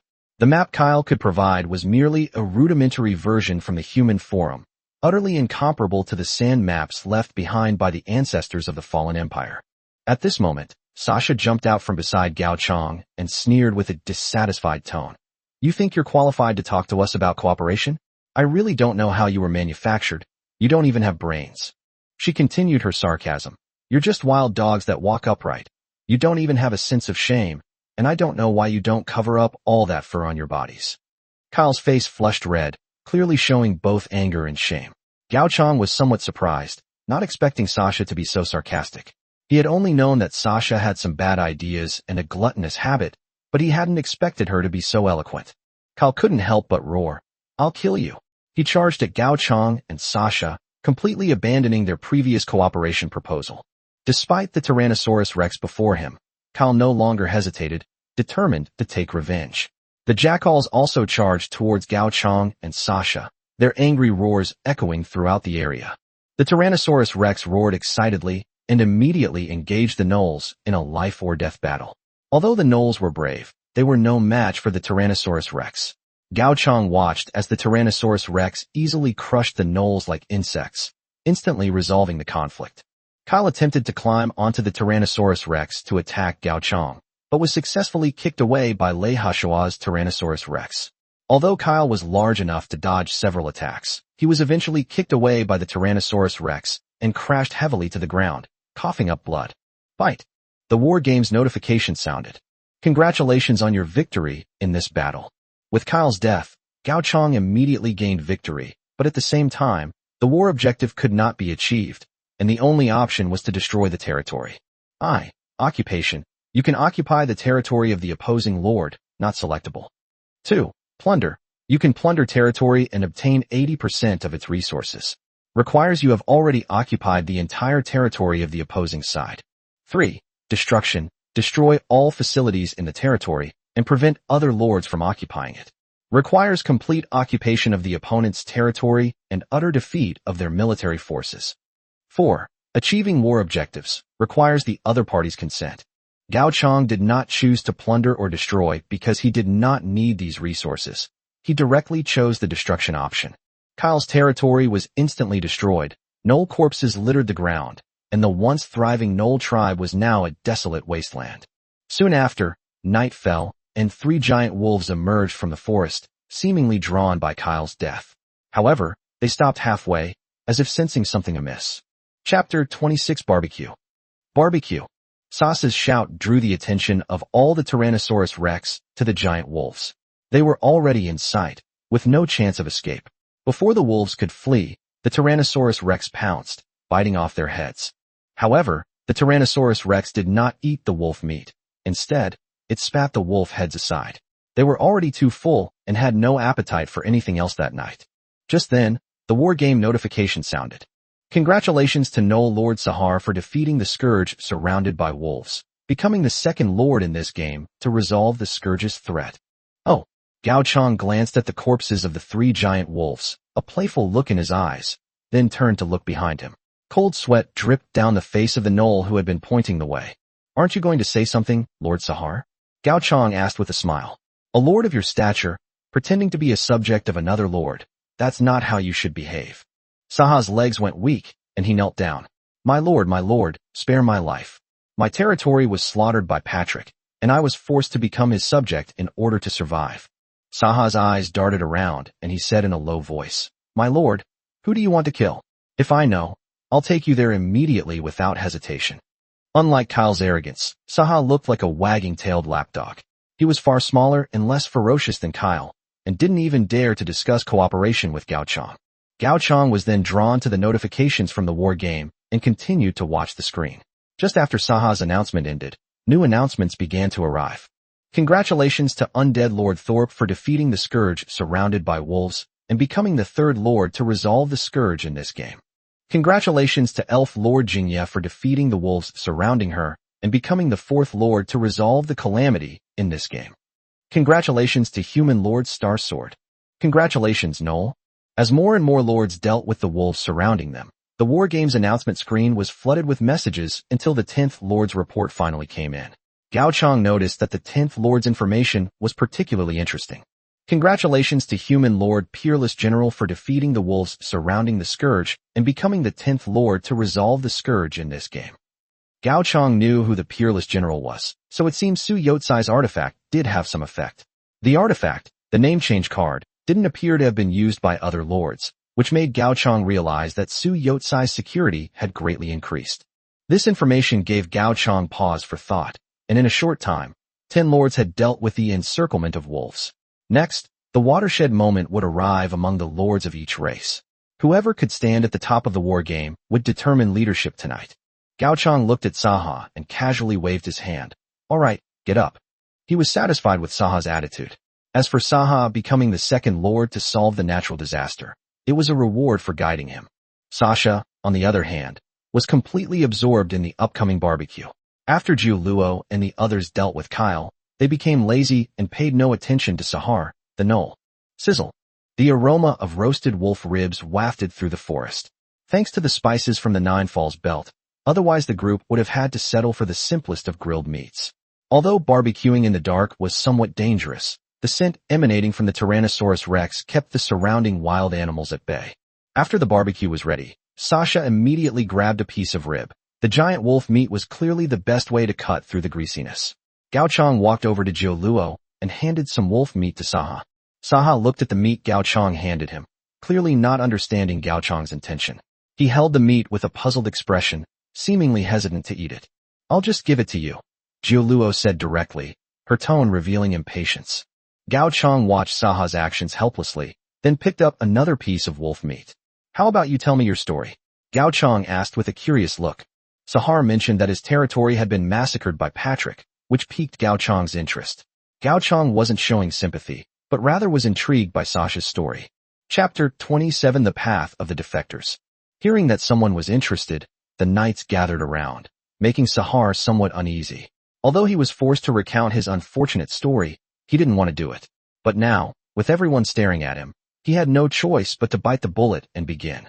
Sahar's situation was not as smooth as that of other lords. Within a few days, his subjects numbered only about 10, far less rapidly than Patrick and Kyle's.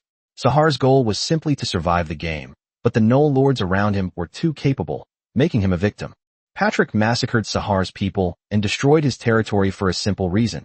He wanted to take the traitor path. This path is entered by killing a fellow Saharan lord. While the traitor path seems insignificant in the early game, it allows one to change the location of territories and even recruit foreign subjects in the mid-game. This is outrageous, Sasha exclaimed, engrossed in the story, and took a bite of wolf meat indignantly. This guy deserves to be killed more often. Hearing these words, Sahar sighed. Wars between lords are always cruel. As long as the benefits are enough, even kinsmen can kill each other. Not all lords are like you, Sahar paused, looking at Gao Chong. And kind-hearted. Jiu Luo reminded him from the side. Yes, kind-hearted. Sahar agreed. Although Gao Chong had unintentionally destroyed 2 Null tribes, he still believed that Gao Chong was kind-hearted. Bite. The natural disasters of this week have ended. This week's lord losses totaled 3306. May you all continue your efforts. At midnight, the game notifications sounded again, and the weak lords finally breathed a sigh of relief, gaining a short respite. Game rules have been lifted this week. Week 2. Springtime in all things. All things flourish in spring. A strange warm current spreads from the center of the world in all directions, increasing the growth rate of all crops tenfold and the research speed twice as fast this week. These new rules are very favorable to all lords, as the increased crop growth and research speed will help them develop rapidly. However, Gao Chong didn't care about any of that. He preferred to enjoy a moment of peace. The lives of the other lords were irrelevant to him. Although a chaotic battle could break out at any moment, he wasn't in a hurry to intervene and planned to rest first. Snoring, Gao Chong fell into a deep sleep, and Jiu Luo gently picked him up, laid him on her lap, and quietly watched over him. She heard Gao Chong whisper, "A scoundrel who sells his head for a pittance." Jiu Luo smiled slightly, understanding that Gao Chong was afraid, but he was also gradually adapting to and enjoying this sense of security. As the night deepened, the others gradually fell asleep, and Sasha hugged Tyrannosaurus Rex's leg, breathing evenly. Chapter 28: Supreme Alliance. Sahar watched this scene with envy. Everyone fell asleep quickly and deeply. It's hard to imagine that they could fall asleep so peacefully with an outsider like me in the room. When Sahar was still alive, Patrick was extremely uneasy and constantly wanted to get rid of him. If it weren't for the other Null lords keeping an eye on things, Patrick probably would have made his move long ago. So, is this what it feels like to be trusted? Saha's emotion lasted less than 2 seconds before he felt a gust of hot air blowing towards him. I turned my head and looked. A Tyrannosaurus Rex was staring at him, scrutinizing him. Saha didn't dare to move at all. So these Tyrannosaurus Rex weren't asleep after all. Okay, Gao Chang and the others don't need to worry about anything. The one who should be worried now is him. Saha was absolutely certain that if he dared to make a move while all the knights were asleep, he would immediately be given a meal by the Tyrannosaurus Rex. Having a late-night snack isn't too much to ask, is it? Thinking of this, Saha immediately dared not think about it anymore. Looking around at the sleeping people, Saha simply lay down on the ground and pretended to be dead, anxiously praying that the Tyrannosaurus Rex would not come over. Gao Chang stretched and lifted his head off Jiu Luo's soft legs. Jiu Luo had already fallen asleep, and Gao Chang was actually the first one to wake up among them. Now, the second person has also woken up. Saha opened his eyes, stood up from the ground, and looked at Gao Chang with tears in his eyes, leaving Gao Chang completely bewildered. What's wrong? Is there something on my face? Gao Chang asked, puzzled. Saha shook his head, continuing to look at Gao Chang with tears in his eyes. That's ridiculous, Gao Chang muttered. He then turned around and shook Jiu Luo's body. What is it, my lord? Jiu Luo rubbed her eyes and sat up. It's time to cook, Gao Chang reminded him. Of the people brought out so far, there is one supply officer, one nobleman, and the rest are all warriors.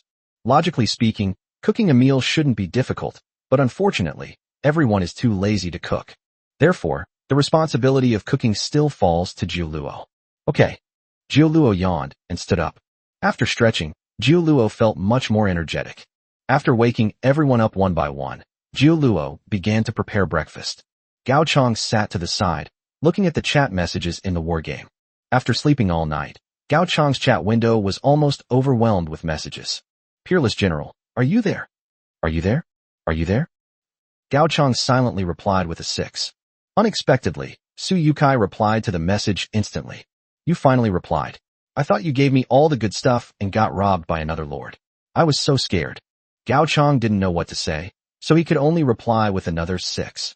All right, brother, I have something important to ask you about. Seeing that Suyukai said he had something important to do, Gao Chang reluctantly became a little more serious. What's up? Has the Supreme Alliance, founded by Gong Xingjian, invited you? Seeing Su Yotsai's inexplicable question, Gao Chang scrolled through his friend list and replied, No. No one added him as a friend last night. Suyukai, far away in the Changhan Mountains, felt inexplicably disappointed upon seeing Gao Chang's reply. He actually had some suspicions about Gao Chang. Including himself and Gong Xingjian, 3 human lords actually received server-wide notifications. The lord who achieved the first kill was none other than Gao Chang. When inviting Suyukai, Gong Xingjian made a bold statement. The Supreme Alliance will integrate all of humanity's high-end forces to form a parliamentary system, and at the same time unite all lords that can be united to jointly decide on humanity's next strategic direction. If Gao Chang is the same Gao Chang who was announced server-wide, Gong Xingjian would definitely have invited him. After thinking for a moment, Suyukai told Gao Chang all the information that Gong Xingjian had mentioned in their private chat. After all, if it weren't for Gao Chang, he wouldn't be able to become the 10th lord in the server-wide announcement. Rather, it's more accurate to say that despite possessing so many rare items, Su Yotsai's ranking of only 10th indicates that his abilities are still considerably inferior to those of the top lords. Since all of this is thanks to Gao Chang, he should also have the right to know about the Upper Alliance. As for the secrecy that Gong Xingjian had repeatedly emphasized in their private chat, Suyukai had long since disregarded it. The Supreme Alliance? Gao Chang was surprised that Suyukai actually brought him some interesting news. Suyukai now believes that he wasn't the one who first killed the top-ranked person, which is why he didn't receive Gong Xingjian's invitation. But that's definitely not the case. Gao Chang knew in his heart that he was the number one. If Gong Xingjian were to invite Gao Chang would definitely refuse without hesitation. He did not want to be bound by this inexplicable organization. But the fact that Gong Xingjian didn't invite him is rather intriguing. Since Gong Xingjian wanted to integrate all the high-end forces of the human race, why did he deliberately bypass the human race's first kill? By the way, what else did Gong Xingjian tell you?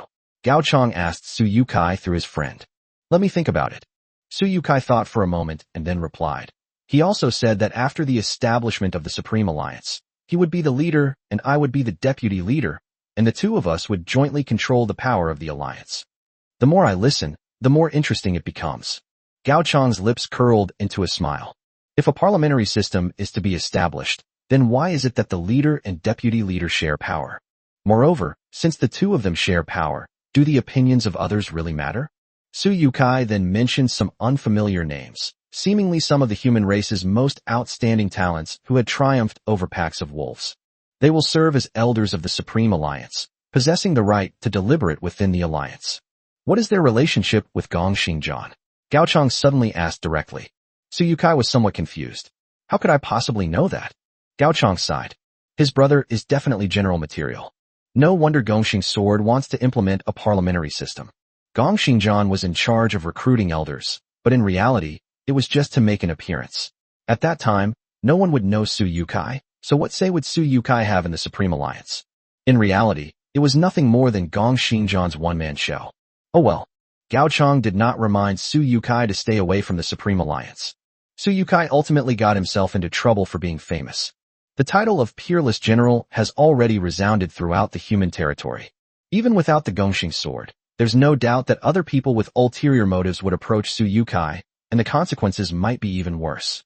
At least within the Supreme Alliance, Suyukai is still the nominal vice leader.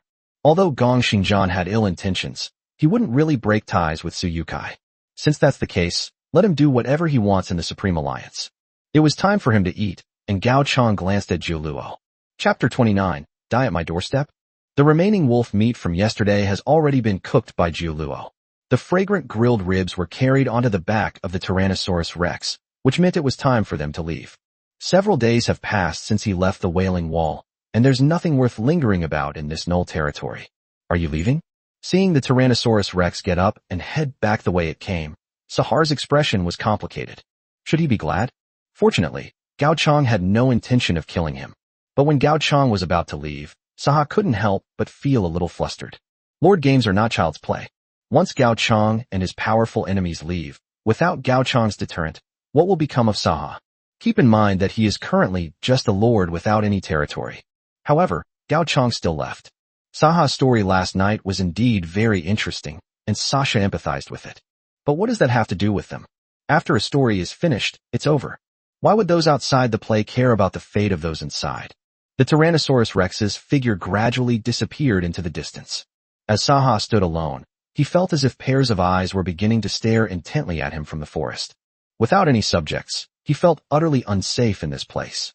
Finally, after remaining silent for a long time, the fear in Saha's eyes gradually subsided. He seemed to have made a decision and walked in the opposite direction from Gao Chang. That area is near the Undead Lords and is where most of the elite Null Lords gather. Ding! Lord Sahar has requested to add you as a friend. A message suddenly appeared in front of Gao Chang. Gao Chang turned his head to look behind him, but the expected scene of Saha following behind did not occur. Compared to Kale, Saha seems to know better how to do things that please people. Therefore, Gao Chang was not stingy with a friend slot. Agree. After accepting Saha's friend request, there was no message from the other side complaining. There was complete silence on the other end of the friend's message. Even after Gao Chang waited for a while, Saha didn't send him any messages. He shook his head. Gao Chang quickly forgot about this minor matter. The road back was much easier than the road there. Gao Chang originally thought that the disc from the Foka civilization was a disposable item. As a result, Hayukin found a place nearby to add firewood. After lighting a few pieces of wood, only half an hour later, the disc where everyone was located rose into the air with the help of steam until it got stuck on the ground above. This is actually a reusable facility, similar to an elevator. But it makes sense, considering the Foka civilization took 100 years to build such an altar. It's certainly not meant to make this training ground a one-time consumable. Of course, the ruins of the Voka civilization have now become an unobstructed passageway to the Wall of Size. The road to the Null territory was thus placed in Gao Chang's hands. Because they were already familiar with the route, the time it took to return to the Wailing Wall was obviously far less than the time it took Gao Chang to find Kale. This week, when all the trees are sprouting new life, is only halfway over, and Gao Chang has already seen the shadow of the flood control wall. I'm finally back. Sasha yawned and lazily laid down on the edge of the basket. A week and a half away from home was still too exhausting for a noble woman who did not engage in any productive activities. Of course, it's the mental exhaustion. Sasha's strong physique meant that her body would not be as fragile as that of an ordinary person. Wait, what's this? Gao Chang smelled a pungent odor of blood and suddenly stood up from the basket. Logically speaking, it should be normal for there to be a bloody smell in ancient times. But the smell of blood was rather unusual. Compared to antelope blood, it clearly has less of the gamey smell of antelope. The smell of blood seemed somewhat familiar to Gao Chang. It's like the smell of him cutting his finger with a pencil sharpener when he was a kid. However, compared to that flavor, the current flavor is much stronger. Apart from Gao Chang, everyone else stood up. Clearly, they also noticed something unusual on the other side of the flood control wall. As the Tyrannosaurus Rex emerged from the cover of the trees, a bright and clear view appeared before them, and Gao Chang's brows furrowed tightly. Corpses everywhere. It was still a human corpse. Humans wearing leaf aprons or sheepskin skirts were impaled on the ground by crossbow bolts or riddled with arrows by longbows. Among the corpses, Gao Chang also spotted two men whose clothing was noticeably different from the others. A man and a woman, dressed in exquisite leather suits, were both pierced by crossbow bolts and nailed to the ground in a backward-facing position. This is a human lord? This is not hard to tell from their clothing. It's not surprising that a human lord would appear in this place. After all, Gao Chang's location is a battleground. Basically, apart from the gnolls who are blocked by mountains, the other three races need to pass through the area where Gao Chang is if they want to start a war. What Gao Chang couldn't understand was why a human lord would die at his own doorstep. Logically speaking, this is still a time for the various lords to develop, and no one should be exploring the outside world so quickly. Let's go take a look, Gao Chang ordered. Upon arriving at the place littered with corpses, Gao Chang was carried by Zhu Luo as they jumped off the Tyrannosaurus Rex. Gao Chang didn't even glance at the barely clothed citizens and walked straight toward two men who looked like lords. Upon getting closer, Gao Chang discovered that the blood of the man and woman had already dried up. The man was holding a small fragment of a tortoise shell. Gao Chang removed the fragment from the man's corpse and immediately discovered that it was also a strange object. Divination by tortoise shell, strange objects. Effect: activates tortoise shell divination, providing guidance on the question posed in the user's mind. 0 uses remaining. This kind of rare item is obviously not as easy to obtain as a name change card, since we were able to possess such a rare item in the first week. If it weren't for good luck, this man would definitely be a prodigy lord of the human race, the kind who could defeat the natural disaster in the first week. But this prodigy died right at his own doorstep. Judging from the degree of congealing of the blood, he should have been dead for almost a day, Zhu Luo reminded him. Having cooked frequently, she could naturally tell how stale the bloodstains were. Of course, none of the people present were cannibals, so they still had to figure out how to deal with the corpses, which was quite troublesome. Just as Gao Chang was pondering why these people had died at his doorstep, a faint voice came from the side. Gao Chang glanced at him sideways. The female lord's eyes twitched slightly, and her lips trembled as if she wanted to say something. There are still survivors? Chapter 30 Divination. Heal her, Gao Chang instructed the people around him. From the moment he saw the tortoise shell divination, he felt that the two people seemed to know something, and it might even be related to him. Gao Chang was inexplicably interested in this. Of course, this was just a casual remark. Having been stuck here to dry for a day and a night, let alone in ancient times, it's doubtful it could be saved even if we move it several eras into the future. After receiving Gao Chang's order, Zhu Luo stepped forward and pulled out the crossbow bolt. The female lord's body trembled slightly again from the intense pain. But then things calmed down again. Her last breath was not enough for her to make any greater moves. Boom. At that moment, the gate of the flood control wall opened, and an old voice came from behind the gate. My lord. An old woman with a hunched back emerged, accompanied by several longbowmen. Upon seeing the newcomer, Sasha's eyes lit up, and she immediately threw herself into his arms. Grandma Zuju. Okay. The old woman smiled kindly as she gently ruffled Sasha's hair. Gao Chang looked at the old woman who came out and seemed to recognize her. There seems to have been an old woman among the people sitting on either side of the long table in the Lord's Hall at that time. However, perhaps due to her advanced age, she did not participate in the discussion at the time, but just like now, her gaze towards everyone was full of kindness. I'm the one who's going to kill him, Zuju suddenly said. Huh. Gao Chang didn't react for a moment. It's hard to imagine that such a seemingly harmless old woman could say such things so calmly. Zhu Luo asked, puzzled, did Granny Zuju foresee something? At this moment, Gaochang opened Zuzhu's panel. Zuzhu. Occupation, ancient noble, ancient shaman. Loyalty, 100. Ancient shamans. Synopsis. They were once the best diviners, until over time they slowly forgot the art of divination. It's not that this old woman foresaw anything. Faced with Jiu Luo's question, Zuzhu slowly withdrew his kind gaze. Looking at the female lord being carried by Jiu Luo, Zuzhu's eyes contained an indescribable charm. They saw us in the divination, which should not have happened. What the lord who used tortoiseshell divination might not have known was, all divination techniques in the world today have evolved from the most primitive methods. Therefore, it is the ancestor of all divination techniques. From the moment he used tortoiseshell divination, from the moment he saw the wall of size, Zuzhu saw him from another direction as well. I'm sorry. Zuzhu quickly came to his senses and let out a long sigh. I'm not a young person anymore. I cannot stand by and watch my children be threatened in my generation. After expressing his apologies, Zuzhu turned and left, while several longbowmen came to Jiu Luo's side and helped him lift the female lord. From Zuzhu's tone, Gaochang sensed the unspoken meaning behind her words. She is old and no longer as fearless as a young person. Anything that could potentially threaten the Wailing Wall in the future should be erased from the annals of history. The old woman's kindness was reserved only for the children inside the Wailing Wall. But frankly, it's mostly arrogance. She never believed that the Wailing Wall lacked the ability to deal with those that existed.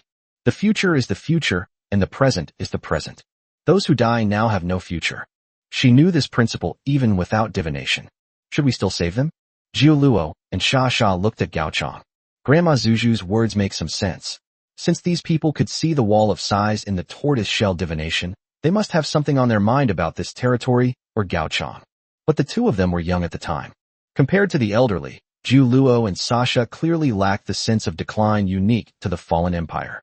They still have some vitality, so they don't care about any future threats.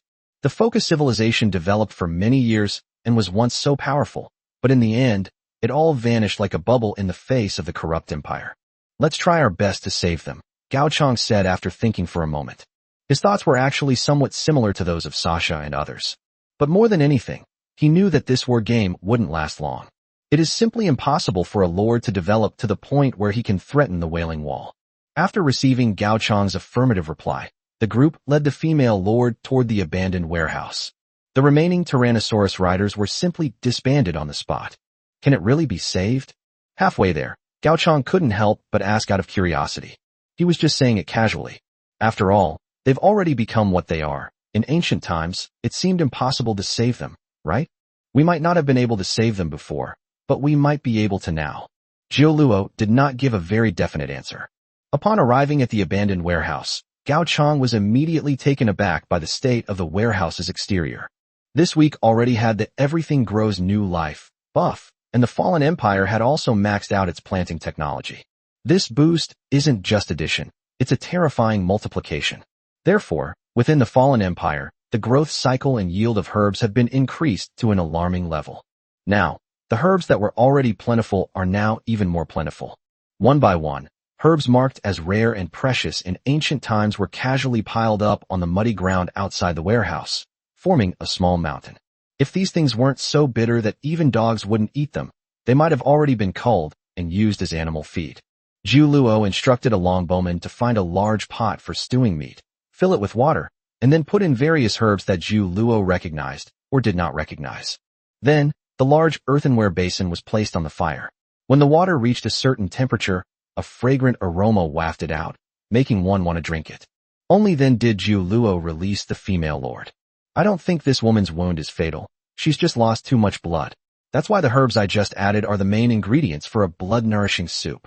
As Jiu Luo explained, she reached out and touched the water temperature in the basin. The water temperature is just right.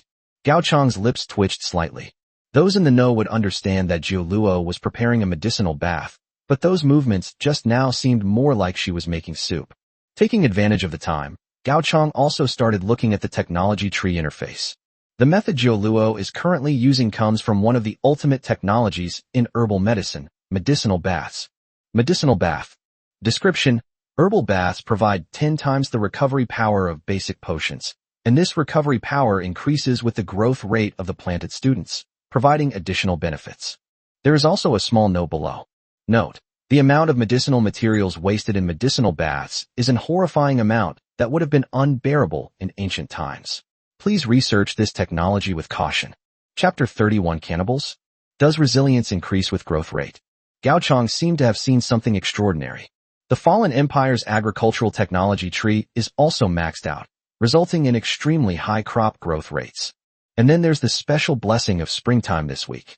In other words, within this week, the restorative power of the medicinal bath will be hundreds of times greater than that of basic medicine. The worst thing is when things multiply. Within this week, even if the medicinal bath doesn't quite reach the point of reviving the dead and restoring flesh to bones, it will probably be close enough. No wonder Jioluo said that she wasn't confident at other times, but this time was special. The location chosen by the ancestors of the fallen empire was actually quite good. The Wailing Wall is currently located in the very center of the world. Unseen by Gao Chang, beneath the location of the Wall of Sighs, invisible ripples continuously emanated. The ripples swept outwards, and wherever they touched, plants experienced a period of rapid growth. If Gao Chang could see this, he would know that this is the peculiar warm current mentioned in the introduction of All Trees Grow in Spring. Being at the very heart of this warm current, Gao Chang actually receives the most benefits. The most obvious point is that the plant growth rate exceeds the amount described in the game rules. This change in ratio will also be directly reflected in the medicinal bath. As the warm current radiated outwards, bubbles suddenly rose from the basin containing the medicinal bath, attracting Gao Chang's attention. At that moment, Gao Chang looked into the basin. The female lord, completely immersed in the medicinal bath, seemed to have regained her vitality. As her nose twitched slightly, a lot of bubbles gurgled up from her mouth, which was completely submerged in water. The female lord unconsciously drank mouthfuls of the medicinal bath water. Suddenly, the female lord sat up abruptly from the basin, panting heavily. Then, looking at Gao Chang and the others surrounding him, he was stunned for a few seconds. The events of the day before seem as vivid as if they were happening right before my eyes. "Don't eat me," the female lord pleaded almost instinctively. Gao Chang, who was about to speak, froze on the spot. Seeing that no one responded, the female lord, enduring the excruciating pain that rendered her almost unable to move, crawled out of the medicinal bath and fell heavily to the ground. From the look in the other person's eyes, Gao Chang saw only deep fear. Just like Sahar in the past. Back then they were gnolls, but now they've been replaced by humans like themselves. But thinking about it, it makes sense. If it were Gao Chang himself, they were left to dry in the open for a day and a night, like cured meat, after being hit by crossbow bolts. When he regained consciousness, he saw himself being stewed in a pot, surrounded by a group of people holding weapons such as longbows. It would probably be easy to think of cannibal tribes or something similar, right? After falling out of the medicinal bath, the little strength the female lord had regained quickly dissipated. Therefore, she quickly lost the ability to move and could only look at Gao Chang with a face full of terror, as if she could already see her fate of being slowly boiled over a low flame. Speaking of which, do cannibals add seasonings when they cook her? Or should I leave it plain? Will it really taste good that way? In that brief moment, the female lord had already thought of many things. Just then, Jiuluo stepped forward, squinting dangerously at the female lord in front of her. What are you going to do?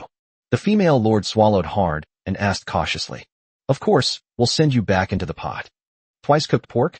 What twice-cooked pork? As if hearing something delicious, Sasha, who had been hiding somewhere, suddenly jumped out. Wait a minute. Gao Chang suddenly glanced to the side and wondered if Jiuluo and Sasha had just said something dangerous.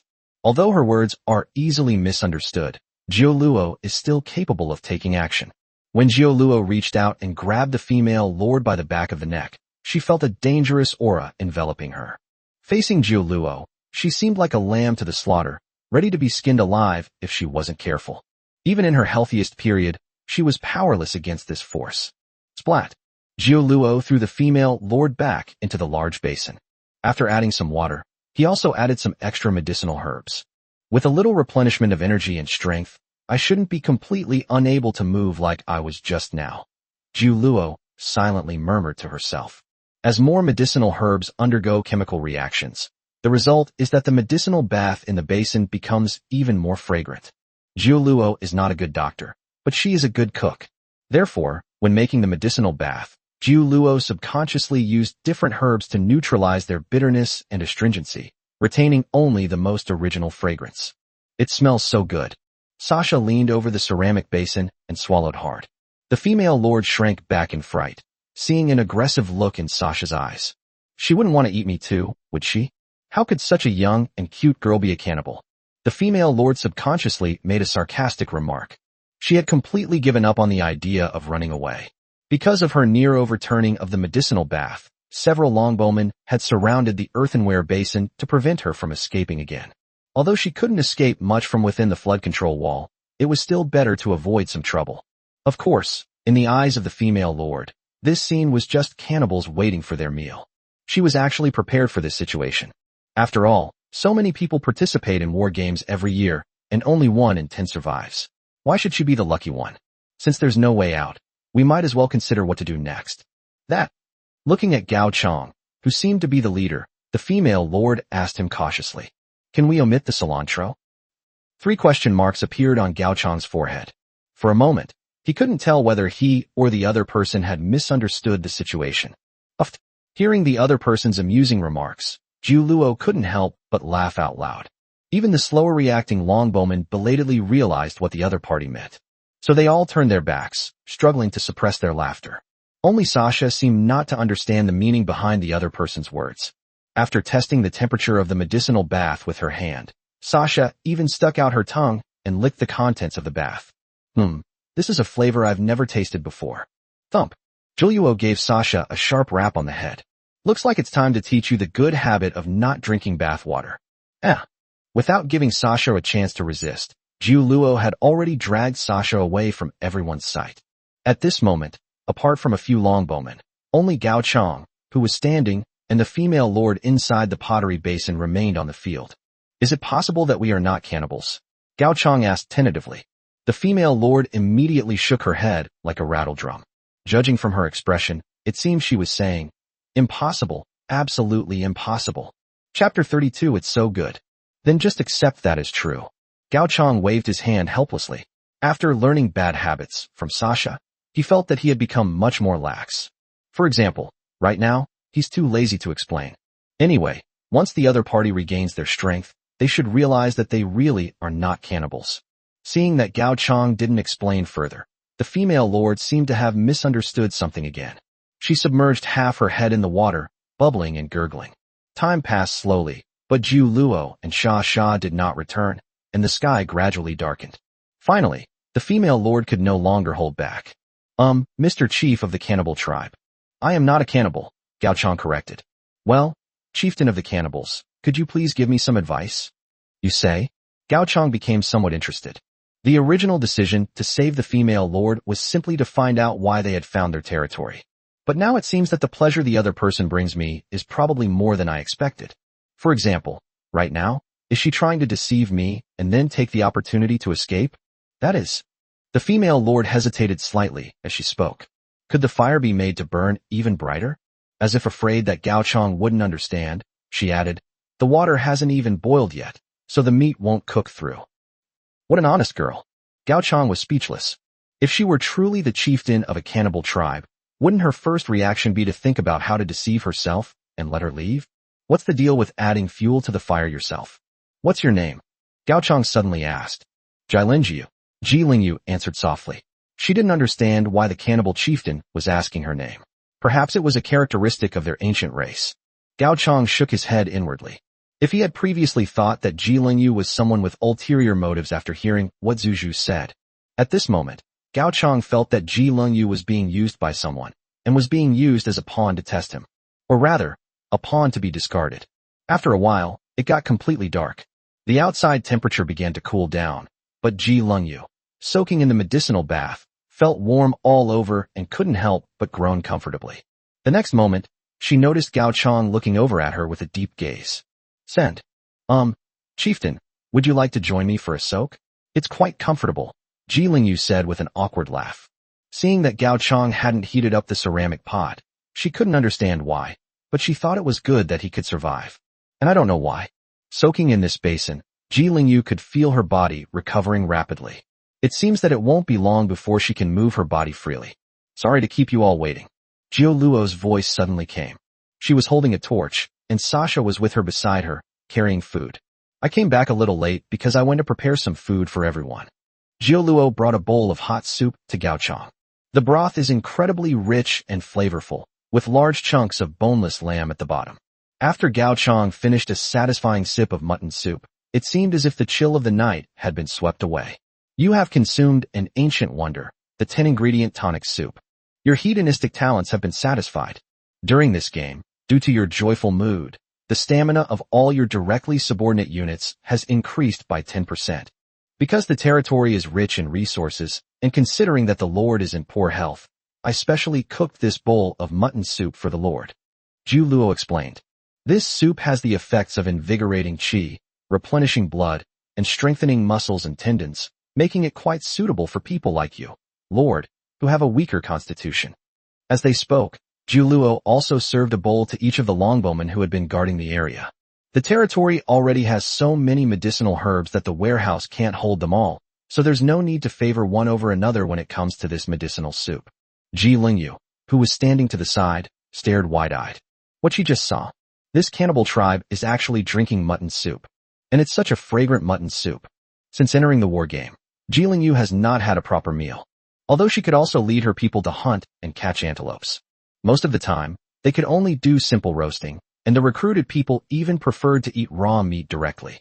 Every time the local people used stones to smash open the antelope's head, Ji Lingyu couldn't help but hide to the side, trembling with fear. They actually sucked the brains out of sheep. This era was so barbaric that Ji Lingyu felt out of place here. But what did she see today? It's a mutton soup with various spices.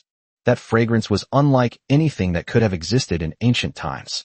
Even in the soup, Ji Lingyu recognized some common medicinal herbs. Those are all rare and wonderful things. Even the foolish son of a landlord wouldn't be this extravagant. Oh right, and you too. Jiuluo looked over with a smile. Me? Do I have one too? Ji Lingyu swallowed hard. There's sheep to eat today, so they won't eat me? I guess so. Jiuluo replied ambiguously. Then he brought a bowl of mutton soup covered with cilantro to the side of the basin. Here you go, I added extra cilantro. Why is there cilantro in it? Ji Lingyu groaned inwardly. She was just joking. She thought this cannibal tribe had no idea what cilantro was. No, the real focus should be on why cilantro existed in ancient times. For people who don't like cilantro, it's completely unacceptable. That. Ji Lingyu gave an awkward smile and said cautiously, I don't eat mutton. Drink. Jiuluo smiled slightly. Not a single sprig of cilantro can be left. If you don't eat mutton, I'll have to regretfully add the two-legged sheep to our menu. Wah. Ji Lingyu let out a wail, feeling incredibly empathetic towards Sasha. 9 falls and such, that's too insidious. What did you just say? Huh. Sasha looked up and saw Jiuluo's face, which had a half smile on it. I think I've reminded you more than once. Don't plot loudly. Oh no, I've blurted out what was on my mind. Sasha knew things were going badly, but it was too late. Jiuluo grabbed Sasha by the collar and dragged her directly toward the warehouse. On the other side, under Jiuluo's threat, Ji Lingyu had already picked up the mutton soup and started drinking it. The sound of slurping soup could be heard. Ji Lingyu quickly downed a bowl of mutton soup. Ji Lingyu even licked the coriander leaves off the edge of the bowl clean with her tongue. Even Ji Lingyu herself didn't realize that she had been hungry for a day and a night. When a person is extremely hungry, everything tastes delicious. Burp. Ji Lingyu let out a burp. It smells so good. Chapter 33 Indifference. Night fell quickly. After Ji Lingyu regained her strength, she was pulled out of the ceramic basin and taken to the Lord's Hall. Seemingly realizing that the others truly had no intention of eating her, Ji Lingyu's curiosity was piqued. Wow, were there really such luxurious buildings in ancient times? After entering the Lord's Hall, Ji Lingyu acted like a country bumpkin, touching and looking around everywhere. The entire Lord's Hall was covered with luxurious carpets made entirely of genuine wolf pelts. Compared to Gaochang's Lord's Hall, Ji Lingyu thought of the thatched hut that she had painstakingly built in her own territory and couldn't help but sigh that comparisons are odious. Even a cannibal tribe in the wild lives so well, while I, a lord from a higher plane, live in a place that's worse than a doghouse. Yes, a doghouse. On the way to the Lord's Hall, Ji Lingyu accidentally discovered some places where wolfhounds were kept in captivity within the territory. Those wolfhounds didn't seem to be raised for fighting. They seemed more like they were kept as pets, perhaps serving as guard dogs on the side. And those wolfhounds even have their own small huts to live in, living better than she, the Lord, Ahem. Gao Chang coughed lightly twice, reminding Ji Lingyu not to act like such a country bumpkin. He then plopped down on the large bed that had been prepared for him. The bed is covered with a mattress made of wolf fur, which is incredibly soft. The moment Gao Chang sat down, he was enveloped in the long wolf fur, which felt very comfortable. Ji Lingyu bit her lip lightly, her mind constantly yearning for it. All right, now you should tell me why you're here. Gao Chang's eyes finally turned serious. Although Ji Lingyu brought a lot of fun to the territory, Gao Chang's main purpose in rescuing her was, I still want to know why they don't focus on developing their territory properly, but instead use divination to predict the location of their land. Faced with Gao Chang's question, Ji Lingyu looked somewhat hesitant. Don't forget, I can save you, and I can kill you too, Gao Chang reminded him. Think about what happened to your companions. Everyone except you died outside the wall. What makes you think you're the only one who survived? Ji Lingyu bit her lip, her memory of the day before becoming clearer thanks to Gao Chang's reminder. They had only gotten a little close to the wall when they saw a rain of arrows falling from the sky. In less than a moment, everyone collapsed, and blood blurred Ji Lingyu's vision. So they're all dead, right? Ji Lingyu asked. If you can't give me a satisfactory answer, you might soon follow in their footsteps.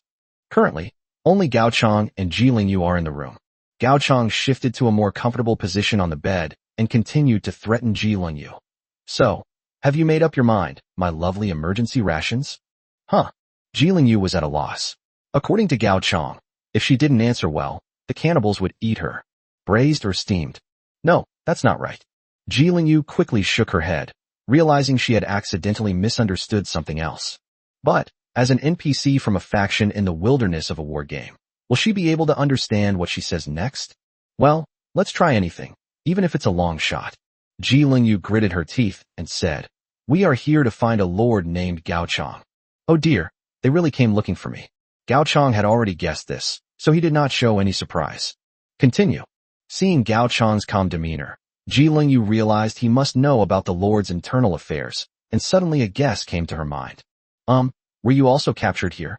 Gao Chang almost couldn't figure out Ji Lingyu's thought process for a moment. Take it as you see fit. Call. Upon hearing Gao Chang's answer, Ji Lingyu seemed relieved and relaxed considerably. Sitting down next to Gao Chang, Ji Lingyu couldn't help but complain. We're all lords who were captured. Why are you teaming up with those cannibals to scare me? Gao Chang almost burst out laughing. The cannibals that Ji Lingyu mentioned had just called him lord.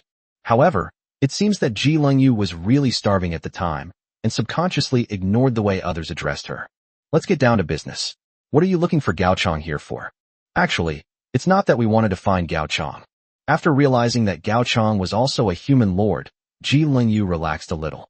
It was an order from the leader of the Gongxing Sword Alliance. The Supreme Alliance? Gao Chang blurted out. Hey, you joined too? Ji Lingyu looked over in surprise. Gao Chang shook his head. I didn't. Continue.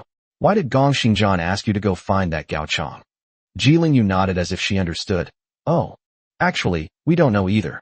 But I heard from others that the reason they are looking for us is related to the rare items we possess and our personal talents. Wu Yangxia's extraordinary artifact is the art of tortoise-shell divination, which can locate powerful territories.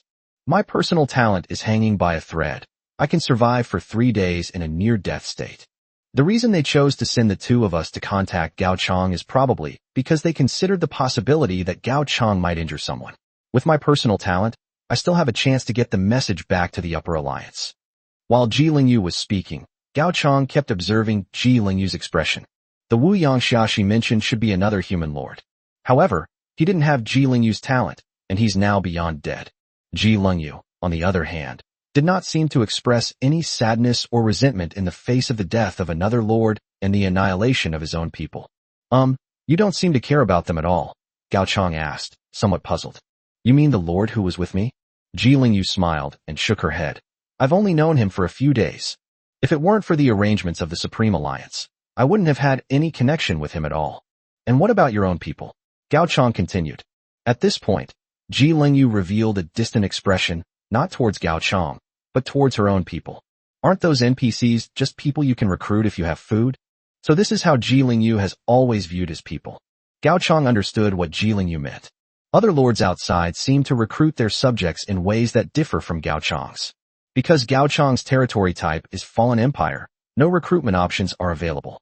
Meanwhile, Other lords outside seem to be able to directly increase the population of their territories by consuming food. It's like really playing a game. Would a lord be devastated if all his troops were wiped out? The answer is definitely no. Chapter 34, Doubt and Rumors. Forget it. Let's not talk about that now. So have you ever thought about what Gong Xingjian's purpose was in sending you to find that lord named Gao Chang? Ji Lingyu hesitated for a moment, her expression showing some hesitation. After considering my current situation, I decided to speak up. This was originally a secret mission. Ji Lingyu leaned close to Gao Chang's ear and whispered, Alliance leader Gong Xingjian suspects that this guy named Gao Chang is a threat to the human race. Oh, Gao Chang's eyes flickered. This really did sound like explosive news. If he weren't Gao Chang, how do you know? First of all, given the capabilities of humans in ancient times, it would have been almost impossible for them to achieve the first kill in a natural disaster. Ji Lingyu explained step by step. Secondly, since you are also a lord, you heard the broadcast that day, right? The Lord of the Knolls used a blessing scroll to set Gao Chang as bait, luring away all of humanity's natural disasters. As Ji Lingyu finished speaking, Gao Chang suddenly realized something strange. The wolf pack, formed from all the natural disasters that had befallen humanity, was riddled with arrows and turned into hedgehogs. Where on earth did those kill announcements from Gong Xingjian and Suyukai come from? Could natural disasters possibly recur? Moreover, judging from the current situation, quite a few people within the human race have successfully resolved the natural disaster and obtained rare artifacts. Things are getting stranger and stranger.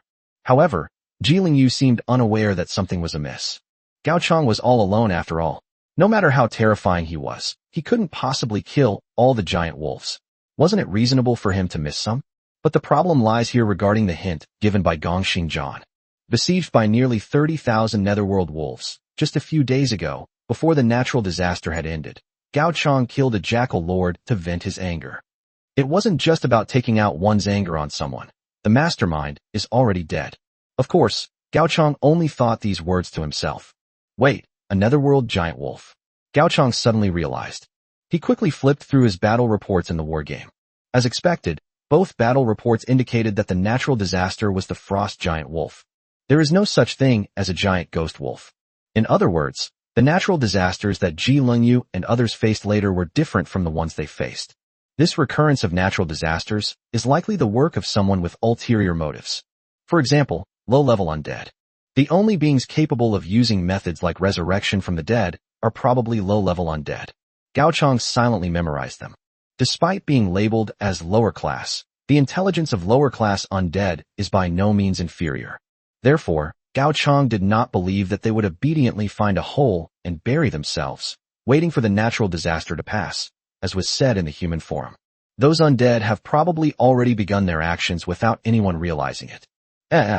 Ji Lingyu shook Gao Chang, making the distracted Gao Chang look at her. Don't you think Gao Chang's combat power seems a bit excessive? Ji Lingyu asked, staring at Gao Chang. Yeah, you're right, Gao Chang replied dismissively. Seeing that Gao Chang agreed with her statement, Ji Lingyu continued. Therefore, the alliance leader speculates that Gao Chang must be a veteran player of war games, and that he has taken some very evil path to becoming a lord. It is unlikely that direct combat will be the best way to defend against the threat of 30,000 giant wolves. Therefore, the path to becoming a powerful lord is most likely the path of vertical and horizontal alliances, or a similar path. Cross-sectional and cross-sectional approaches? It's a method that Gao Chang has never heard of before. There are countless ways to play war games, and no plane of existence dares to claim that it knows all of them. Moreover, Gao Chang was in a compulsory education school, where the curriculum was taught through common and easily accessible pathways. Those methods with extremely stringent entry requirements are generally not explained. That's right, both vertical and horizontal routes. Ji Lingyu nodded. In my dimension, I was the fourth young lady of the Ji family in Haiching, so my family taught me some things to pay attention to in the war game. Among them, the vertical and horizontal paths are one of them. They are not crazy, but they are more crazy than crazy. The requirement for entering the crossroads is to, as the instigator, start a civil war or a foreign war within one's own camp, after losing all one's own people. Gao Chang nodded. It certainly didn't sound like a path an ordinary person could take. The more Ji Lingyu spoke, the more solemn her expression became. Through the various paths of upward mobility, what one can gain is primarily initiative. According to the alliance leader, There are two active abilities in the horizontal and vertical path, which perfectly match the situation that Gao Chang encountered.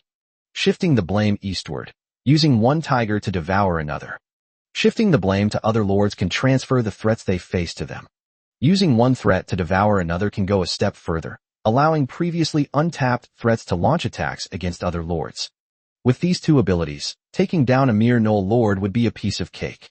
However, what truly made Jilingyu solemn was, those who embark on the path of strategists and traders will inevitably have designs on their own people.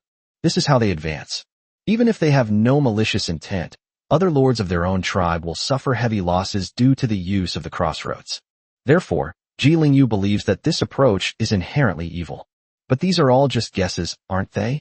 Gao Chang chuckled lightly. Since Gong Xingjian chose to send you here secretly, he should know that no one would believe his wild guesses, right? Originally, not many people believed it. Jilingyu seemed a little embarrassed. But things are different now. Amid Gao Chang's furrowed brows, Jilingyu recounted the news that was trending throughout the Upper Extreme Alliance. Jilingyu and Wu Yangxiao were merely testing Gao Chang's abilities. According to Gong Xingjian, it seems he wanted them to make contact with Gao Chang and see what kind of lord Gao Chang really was. Unfortunately, Jilingyu and his companion were both killed under the flood control wall, and they didn't even get to see Gao Chang. Jilingyu had no idea what had happened and could only take advantage of the time when her personal talent was activated to send back the news of the total annihilation. Strangely, even though Jilingyu had clearly explained the situation, the rumors within the Upper Alliance became increasingly outrageous. Some people say that the annihilation of Jilingyu and his people, as well as their entire population, should all be blamed on the lord named Gao Chang.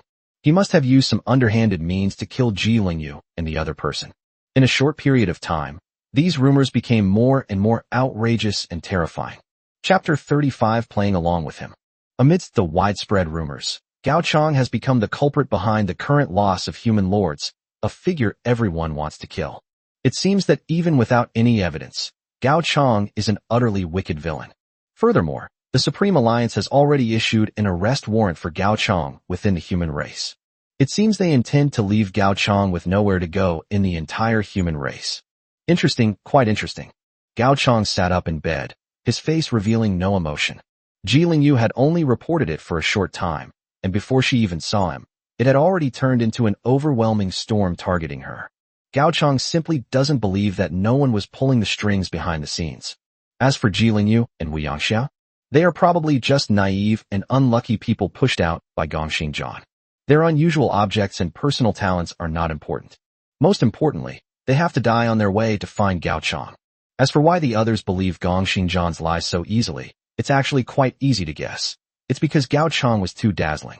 He single-handedly killed the Cataclysm 6 days ahead of all the lords of the 4 races. Even Kale's blessing scroll, which promised certain death, failed to kill Gao Chang. For ordinary lords, Gao Chang's existence is an obvious threat. Therefore, even if they knew that the accusations against Gao Chang might not be true, and even if they didn't believe it in their hearts, they would still help Gong Xingjian to make the accusations seem true. For many people, those who are 10 times stronger than ordinary people are considered geniuses. Those who are 10 times stronger than geniuses are prodigies. A prodigy like Gong Xingjian is just right to guide this war, while a monster like Gao Chang only increases people's fear. However, Gao Chang felt a strange sense of unease. This frustration was something I didn't feel when facing Kale.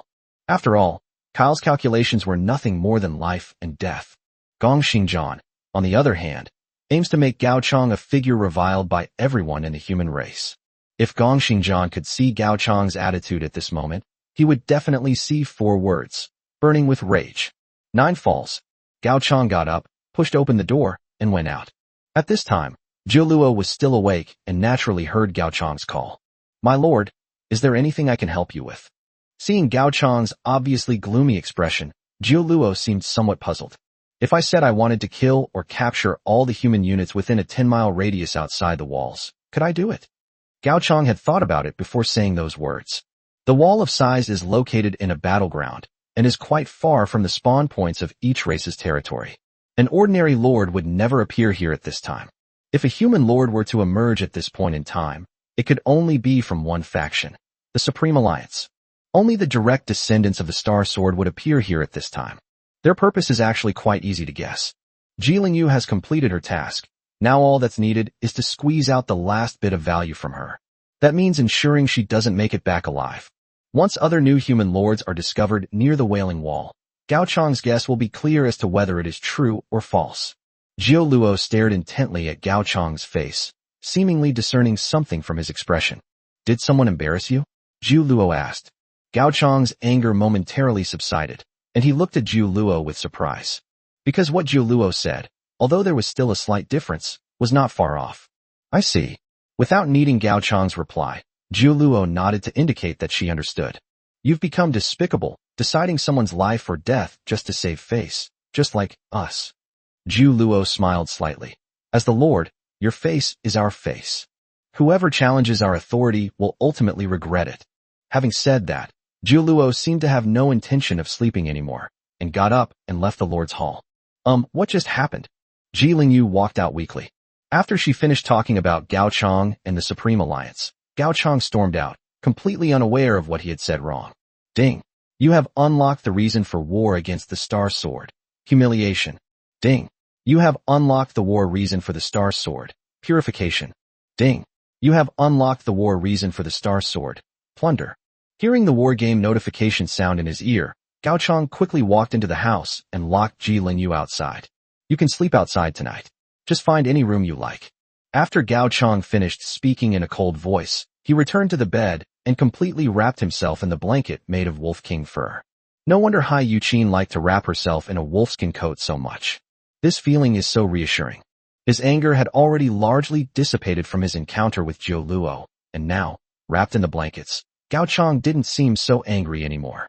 Upon calm reflection, it's not entirely impossible for Gao Chang to obtain the Gongxing sword now. Suyukai is currently the vice leader of the Supreme Alliance, while Gong Xingjian is completely unaware of the relationship between Suyukai and Gao Chang. It could even be said that Su Yotsai's position as deputy leader of the alliance was entirely due to Gao Chang's support. Killing Gong Xingjian was easy. After all, with two powerful figures who have been reported to the entire server, the Supreme Alliance has become the #1 force among humans. They can run away, but they can't hide. If Gao Chang just follows the trail, he can crush Gong Xingjian just as easily as he crushed Kale back then. If Gao Chang were still burning with anger, he might make such a plan. But now that I've calmed down, Gao Chang suddenly realized. The Star Sword seems to have another use. The only drawback of the Fallen Empire right now is the numerous restrictions on Effect 6. Once the territory type changes to Awakened Empire, and those restrictions are removed, Gao Chang will undoubtedly become the strongest being in this game. It's an existence that can only be countered by all players combined.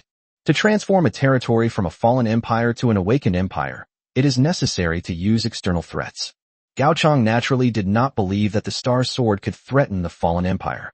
The strongest prodigy in human history only managed to develop his territory to a size of 2,000 people in ancient times. Even if Gong Xingjian was a peerless genius, he could only sigh helplessly in the face of the wall of sighs. Gao Chang was betting on his methods. The awakening of a fallen empire is not limited to the path of near destruction. Now, because of Suyukai, Gong Xingjian is in the open, while he himself is in the dark. The Star Sword could never escape my control. A sunny smile returned to Gao Chang's face. No rush, let's play along with him. Chapter 36. My people are here. The next morning, Gao Chang was woken up by a series of howling and wailing sounds. He impatiently pulled back the covers. Gao Chang kicked open the door and strode out of the Lord's Hall. What are you yelling about so early in the morning? What are you doing? Seeing this, Gao Chang's morning grumpiness gradually dissipated.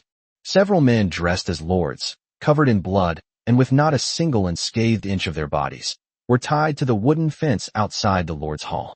Upon hearing Gao Chang's question, Jiu Luo turned her head to look behind Gao Chang. There, Ji Lingyu walked out of the Lord's Hall, trembling. Blood everywhere. Ji Lingyu's hands were trembling. She had encountered the same situation as that day. Everyone will die, and they won't even have the ability to resist. Finally, Ji Lingyu answered Gao Chang's question.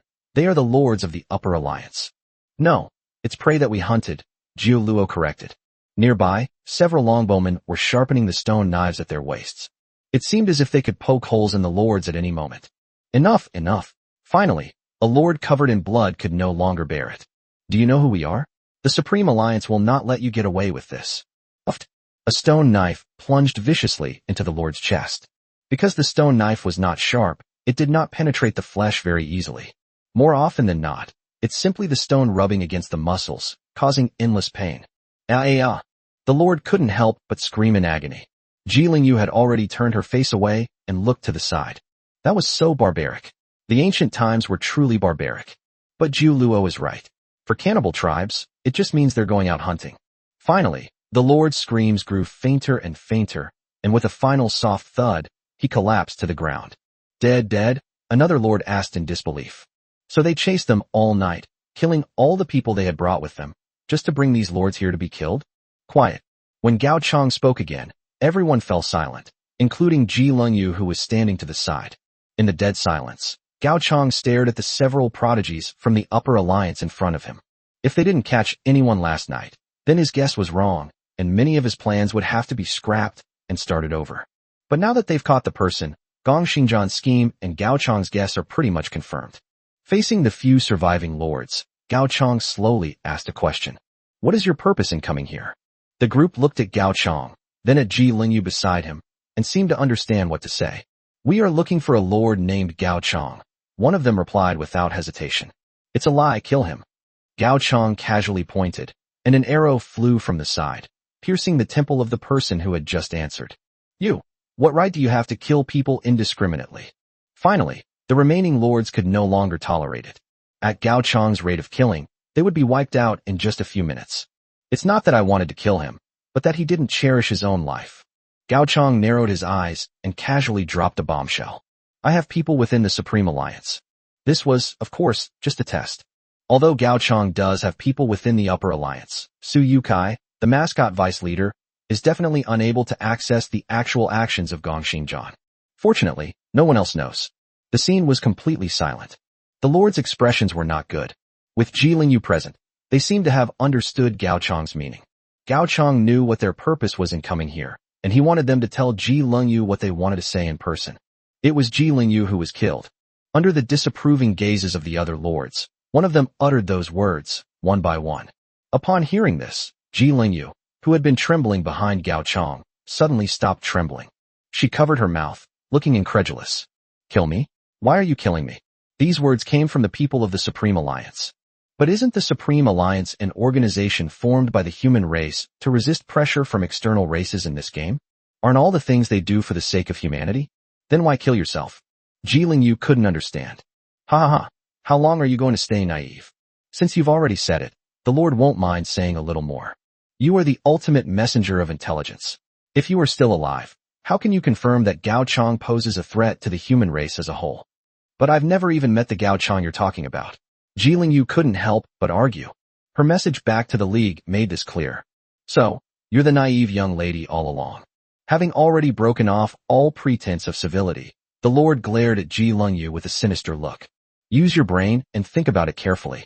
Why is that guy named Gao Chang able to get the first kill in the calamity? A scroll of blessing terrified the 4 clans' prodigies for 6 whole days. How could he possibly survive? What made him so special? So you don't care at all whether Gao Chang is truly harmful to the human race as a whole. You're just being sarcastic, Gao Chang said quietly. So what if we are? Look at the human forums. How many people are just like us? I am Gao Chang. As soon as Gao Chang finished speaking, the Lord's voice abruptly stopped. Mechanically raised his head to face Gao Chang directly, his face seemingly filled with astonishment, fear, and disbelief. I am Gao Chang. Gao Chang repeated it again. How is that possible? The first thought of the several lords of the Upper Alliance was not to send the intelligence back, but to rush to deny it. Although they had escaped for a night and were in a sorry state. But they also firmly believed in an idea in their hearts. This territory could never belong to any lord. Because throughout recorded history, no human lord has ever developed his territory to this extent. High strength is naturally impossible. I am Gao Chang. Seeing that no one had any intention of believing him, Gao Chang sighed and waved to the longbowman behind him. You felt good cursing me just now, huh? Then kill them all. You. Before the lords could beg for mercy, several more arrows shot out and pierced their skulls. So now only Ji Lingyu remains. Gao Chang turned around and looked at Ji Lingyu with a half-smile. At this moment, Ji Lingyu looked completely lost and dejected.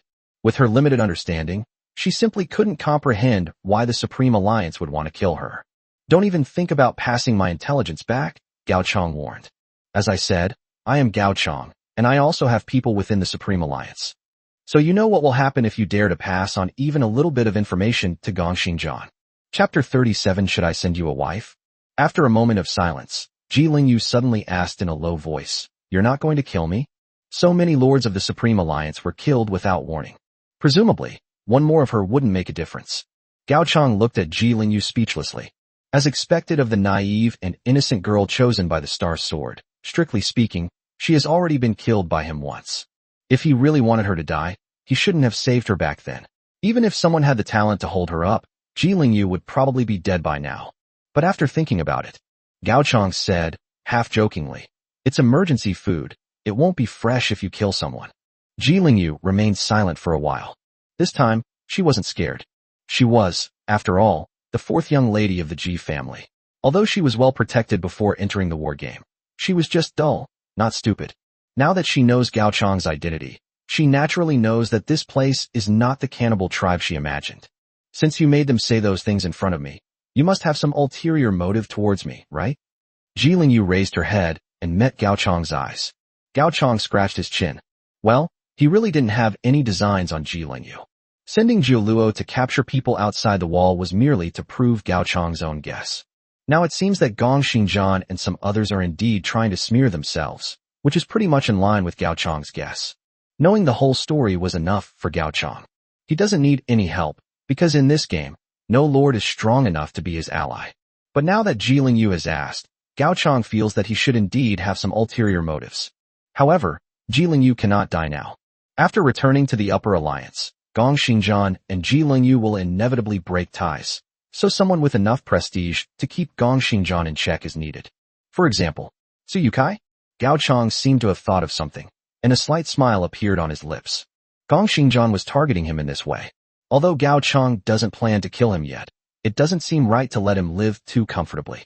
Therefore, Gao Chong asked Ji Lingyu, Since you call yourself the fourth young lady of the Ji family, there should be some vassals who came in with you in this game, right? It's like he and Suyukai entered the same game. Although war games have countless battlefields, players who enter the game at the same time in the same plane will most likely be assigned to the same batch of battlefields. As expected, Ji Lingyu nodded. With me came several servants' children and several bribed vassals. Although it's not easy to find adults who enter the war game on the same day, if we really want to count, the Ji family's involvement in this game should be around a dozen lords. Gao Chong nodded. Compared to the massive number of human lords in this game, the few lords from the Ji family seem insignificant. However, it's important to note that most lords in war games are there to survive. There are not many lords who truly aim for victory. If we narrow the base to those aiming for victory, the proportion of lords from the Ji family would be considerably higher. At that time, several servants' children wanted to escort me, but Gong Xingjian stopped them. According to Gong Xingjian, it's because he's afraid of alerting the enemy and scaring you into not daring to come out. Ji Lingyu shook her head with a wry smile. Now she knew perfectly well why Gong Xingjian had stopped her from bringing people out. At that time, he should have already begun planning his own death. If he brings his subordinate lords with him, the difficulty for Gong Xingjian to intercept and kill him will increase significantly. Ji Lingyu even considered a terrifying possibility. If he were to die, he feared the Ji family's retaliation, and the servants' children would surely become enemies of Gao Chong to avenge him. In this way, they became loyal supporters of the Star Sword. Gong Xingjian's actions were equivalent to swallowing up the Ji family's power in this game, without firing a single shot. Ji Lingyu's expression began to darken. After the truth came out, Gong Xingjian's virtuous and upright image in her eyes was completely destroyed. Naturally, many of the things he had done took on a different meaning in Ji Lingyu's eyes. You despicable person, Ji Lingyu spat. But with Gao Chong watching from the side, Ji Lingyu didn't utter any more offensive words. Next, I will tell you what I want you to do next. Gao Chong sent a friend request to Ji Lingyu. After Ji Lingyu passed the message, Gao Chong sent an address to his friend's chat window. What is this? Ji Lingyu looked at Gao Chong in confusion. It's your position as vice leader. You want me to take men and kill him? Ji Lingyu thought of a terrible possibility. It's impossible for Gao Chong not to be angry after being schemed against by Gong Xingjian. Could it be that Gao Chong is planning to make her Ji family the vanguard and take action against the vice leader of the Supreme Alliance? No. Gao Chang frowned and shook his head. Judging from how easily she was fooled by Gong Xingjian, she obviously doesn't have a very high IQ. He was genuinely afraid that Ji Lingyu might suddenly lose her mind and order her men to chop Suyukai up. What I mean is, I want you to bring the power of your Ji family and join your vice leader. Out of respect for him, Gong Xingjian should not touch you for the time being. Ji Lingyu listened with a mixture of understanding and confusion, as she had actually heard of this vice leader before. That peerless general? But why would he help the Ji family? Gao Chang smirked. I have my own way. Gao Chang opened the chat interface with his friends and sent a message directly to Suyukai. Is your eldest son home? As expected, Suyukai replied instantly. What's up, Brother Chang? Although Suyukai was somewhat disappointed to learn that Gao Chang was not the one who took the first kill in the natural disaster, his way of addressing him remained unchanged. In any case, this server-wide announcement was given to him by Gao Chang. Thinking of Gao Chang's hedonistic talent.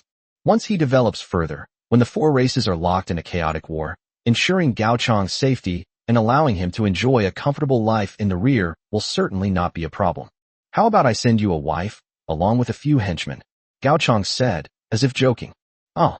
Suyukai was stunned for a moment, seemingly not quite understanding. Who? Ji Lingyu, and several lords of the Ji family. Upon seeing the message from Gao Chang, Suyukai scratched the back of his head. Ji Lingyu and Suyukai had a vague recollection of each other. Ji Lingyu was one of the elders that Gong Xingjian had brought into the Upper Alliance. But how did she get involved with Gao Chang? By the way, this is just a notification, Gao Chang said firmly. I've already sent her over. You just need to wait to pick her up. Chapter 38, A Cursed Star Descends. Close the chat interface with Suyukai. Gao Chang turned around. You've already made all the arrangements? Ji Lingyu asked curiously. Certainly. Gao Chang nodded. It's not a difficult thing. If you don't want to suddenly die one day, following that vice leader is a good choice. Ji Lingyu once again deeply felt how terrifying Gao Chang was. Has his infiltration of the Supreme Alliance reached this level? The Peerless General is a top-tier expert whose name has been announced across the entire server. He actually said he could send people over just like that. From this perspective alone, Gao Chang's cunning is no less than that of Gong Xingjian.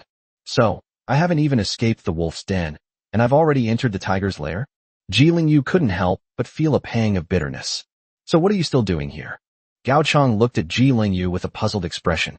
The ancient servants have already arrived and begun cleaning up, and also dealing with the Lord's corpses. I have made all the necessary arrangements. Why isn't Ji Lingyu leaving? Does she want to stay for dinner? Ji Lingyu opened her mouth. Actually, she really wanted to say that it would be safer for her to stay here. But it was clear that Gao Chang didn't want her to stay. Seeing that Ji Lingyu was still standing there dumbfounded, Gao Chang simply called over a longbowman and threw Ji Lingyu out of the wall. The inconsiderate outsiders were finally cleared out, and the world was peaceful once again. Gao Chang walked to the top floor of the Lord's Hall, lay down on a rattan rocking chair, and comfortably basked in the sun. This is exactly what a lord with a talent for pleasure should do. There was no fighting, no infighting between lords, only the warm sunshine. Taking a breath of fresh air, Gao Chang stretched and lazily pondered the current clues about the various races. Needless to say, Gao Chang had just returned from there. Gao Chang is currently completely unaware of what the elves are planning, and we don't know what kind of mischief they're up to. The undead have likely already begun their work in secret. The natural disasters that have revived the human race this time are probably the work of the undead. As for the human race, thinking of the scene Suyukai was about to face, Gao Chang couldn't help but show a fatherly smile. They give away rare items, equipment, people, and influence. If this were a novel, wouldn't my behavior be considered that of a personal old man? Oh wait, those old men who come with them are all severely crippled themselves. If it were me, it would be different. I would cripple whoever comes. Yes, an old man who doesn't need to grow up and is completely invincible. Once the entire Ji family is under Su Yotsai's command in a few days, Gong Xingjian will probably have a headache. Gao Chang is not worried about this. No matter how naive and innocent Ji Lingyu is, she will inevitably drift apart from someone who wants to kill her. Thinking of Gong Xingjian's ugly expression soon, Gao Chang couldn't help but laugh out loud. Fight. This week's rules have ended. This week's Lord losses totaled 1452. May you all continue your efforts. After several days of farce, the fast-paced week has finally come to an end. In ancient times, the main factor limiting development was food. Therefore, a week of tenfold production meant that this week was equivalent to producing 70 days' worth of food. This directly accelerated the game's progress by more than 2 months. Gao Chang, however, was so engrossed in his dream that he did not hear the notification from the war game. Game rules have been lifted this week. Week 3, the inauspicious star descends. A malevolent star descends. One lord from each race will be randomly selected to receive the malevolent star buff. The holder of the malevolent star buff can determine the final strategy for their race in this game. Note, the more people in your clan recognize a lord, the higher the probability of obtaining the ominous star buff. When the ominous star is defeated, the clan's final strategy will be declared a failure. Beep, beep, beep. Listening to the constant stream of messages from his friend list, Gao Chang rubbed his sleepy eyes and got up. The sun was high in the sky. It was clearly time to get up. After calling Jiu Luo to wash his face with cold water, Gao Chang finally noticed the messages in his friend list.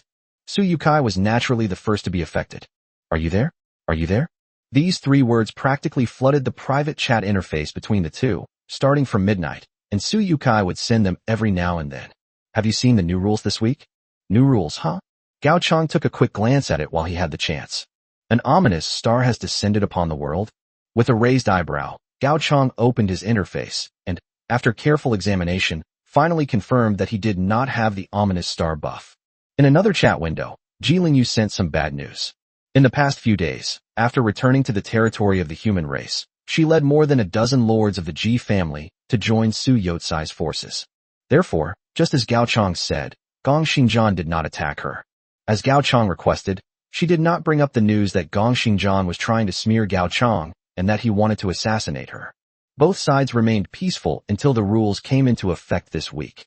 The ominous star chosen this week is Gong Xingjian, Ji Lingyu said with a hint of solemnity. Now that the star sword is considered an ominous star, its demise would mean the immediate failure of humanity's ultimate strategy. It can be said that those who oppose the star sword are now opposing the entire human race. Upon hearing the name Gong Xingjian, Gao Chang gradually calmed down. If it's a public star sword, then there's nothing strange about it. Although Gao Chang was the first to kill the cataclysm, it's reasonable that Gong Xingjian's reputation surpassed Gao Chang's due to his establishment of the Supreme Alliance and his strategic planning within the human race. Moreover, Gao Chang is now covered in infamy because of the mudslinging he did to Gong Xingjian. He could not meet the condition of gaining the approval of the human lord. What should we do now, before Gong Xingjian makes his move? Ji Lingyu couldn't help but ask. If the rules were different this week, with the Ji family's power, she could have held her own against Gong Xingjian. But now that the ominous star has arrived, Gong Xingjian's status has risen accordingly, and the Ji family alone is no longer enough to overshadow her. At the same time, fearing that Gao Chang might not realize the seriousness of the problem, Ji Lingyu directly reminded him. According to one of my lords, if Gong Xingjian really wants to break off relations, he can simply label us as traitors to the human race without any regard for the consequences. At that time, the saying, to fight external enemies, we must first secure internal stability, will inevitably lead to us being hunted down by all the lords of the human race.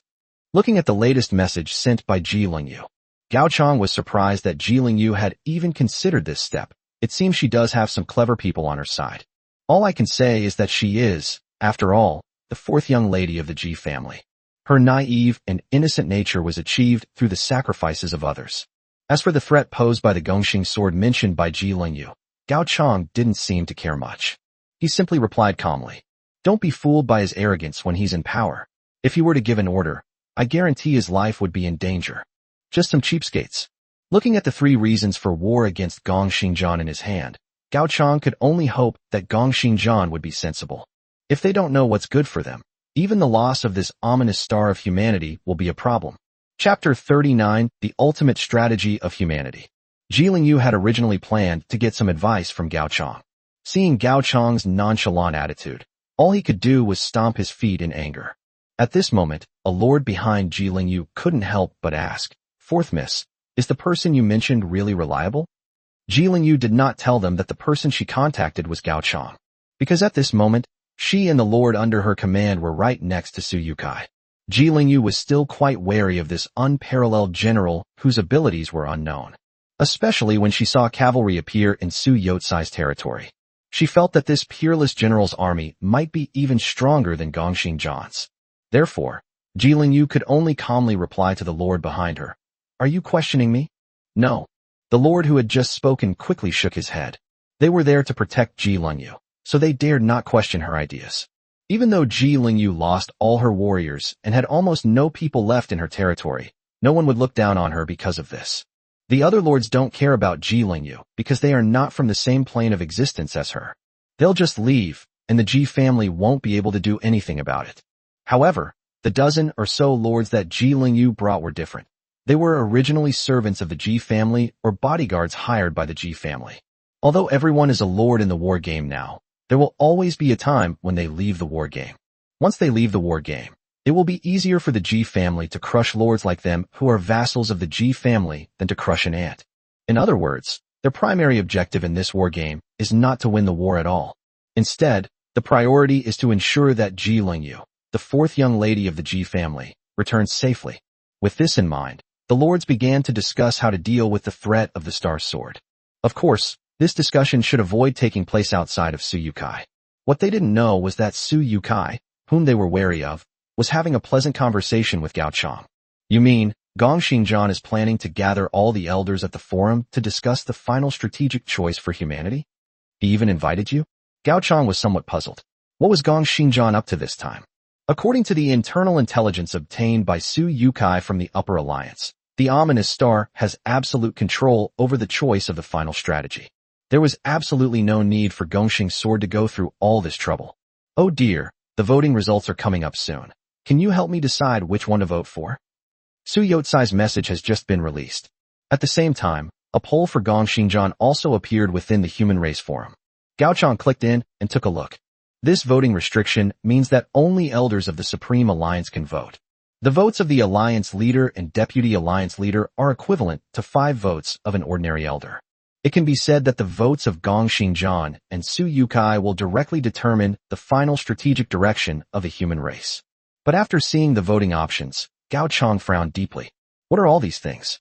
No wonder Suyukai wanted his advice. In the voting options, Gong Xingjian only gave his name. As an inauspicious star, he has 3 options: the power of stars, the power of mountains and rocks, and the power of fire. This seems to be similar to the options Gao Chang faced in the Foka ruins. Gao Chang remembers that the 3 words he drew were courage, wisdom, and ancestors. However, each entry has a detailed explanation. Clearly, Gong Xingjian never released those explanations. He simply released a name and let everyone guess, so that everyone would assume he didn't know what the options meant. There's a conspiracy. Gao Chang sensed a conspiracy. Gong Xingjian is putting on a show again. It's really hard to figure out what he's up to. While everyone else was undecided, Gong Xingjian was the first to cast his vote. The power of the stars. Of the 3 options, the power of the stars seems to be the best choice. However, the elders of the Supreme Alliance did not all rush to vote, because they knew that there was still one person who hadn't voted.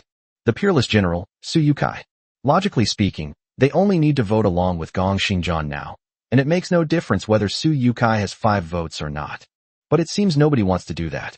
No one knew whether such a humiliation of General Wu Shuang would provoke hostility from the other party. Unleash the power of fire, Gao Chang said to Suyukai in the chat box. Good. Without asking why, Suyukai trusted Gao Chang's intuition. In reality, Gao Chang just wanted to make things less pleasant for Gong Xingjian. As expected, Gong Xingjian's expression changed when he saw Suyukai cast his vote for the power of blazing fire. The elders also fell silent. Logically speaking, as long as the leader and deputy leader both cast their votes for the same option, the votes held by the elders will not change anything. Not every member of the Supreme Alliance is an elder.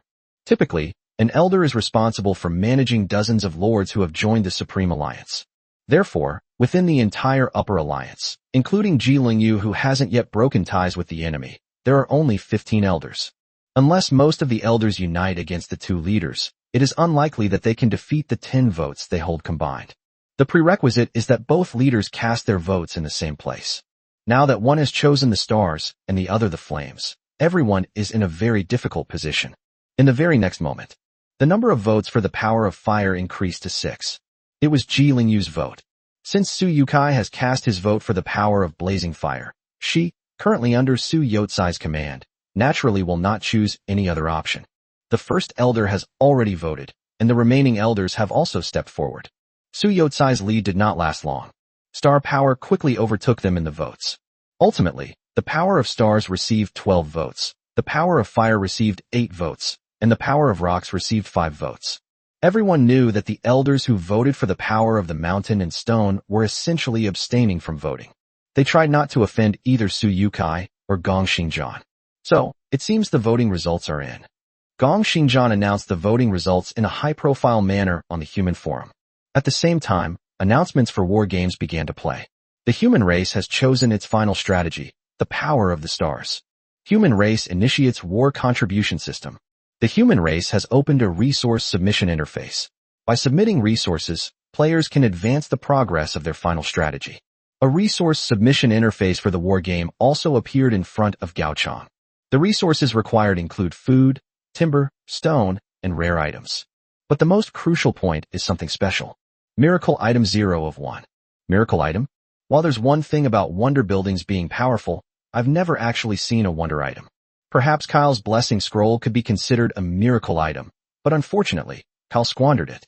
Just then, Gong Xingjian suddenly released a bombshell announcement. He will contribute this miracle item.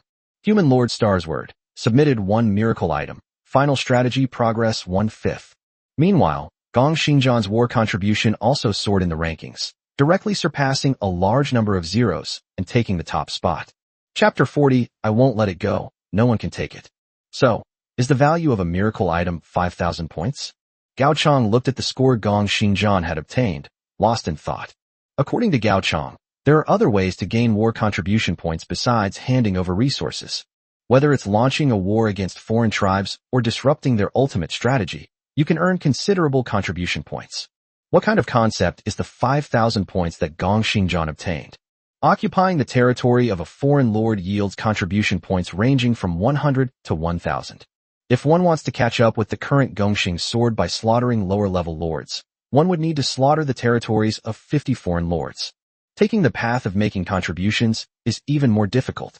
Currently, among the 5 contribution options, besides the miracle items contributed by the Star Sword, there are 4 other options: grain, timber, stone, and rare objects. Each option costs 10,000 war contribution points. It's basically impossible to surpass Gong Xingjian through this method. Aside from the fact that the rare item is worth 10 contribution points and has a total requirement of 1,000.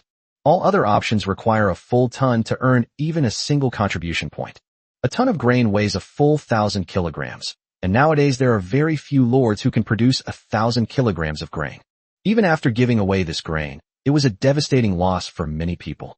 Even so, it's only a tiny contribution. So much so that even after the leaderboard had been up for several minutes, most people, except for Gong Xingjian, still had 0 contribution points.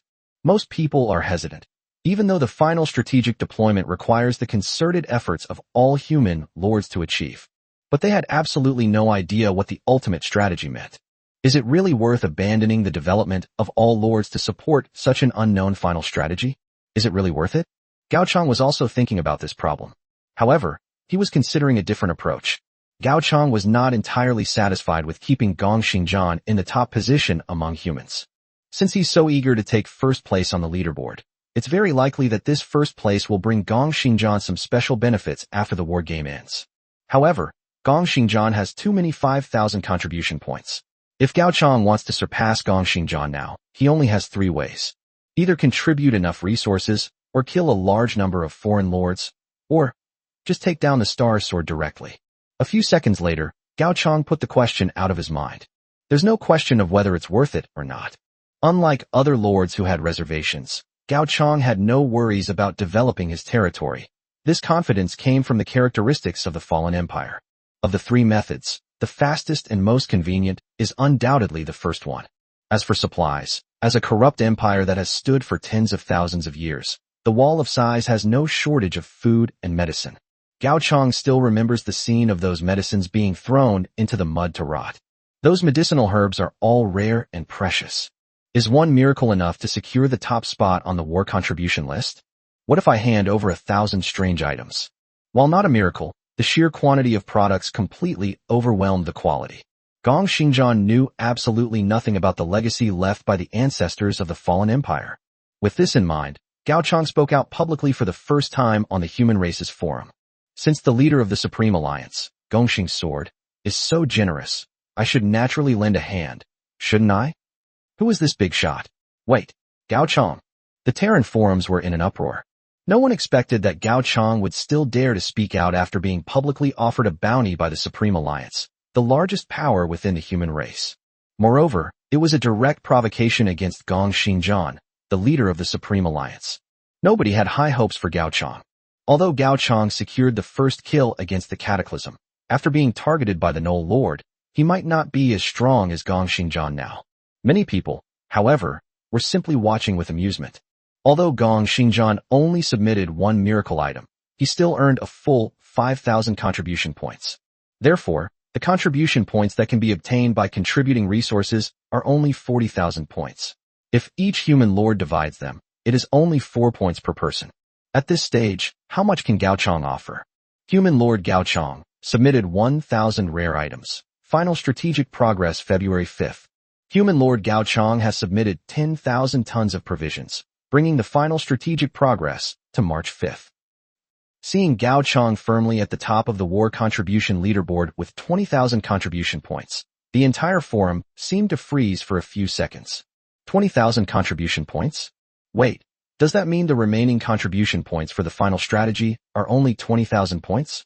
Everyone was focused on who could take Gao Chong's first place.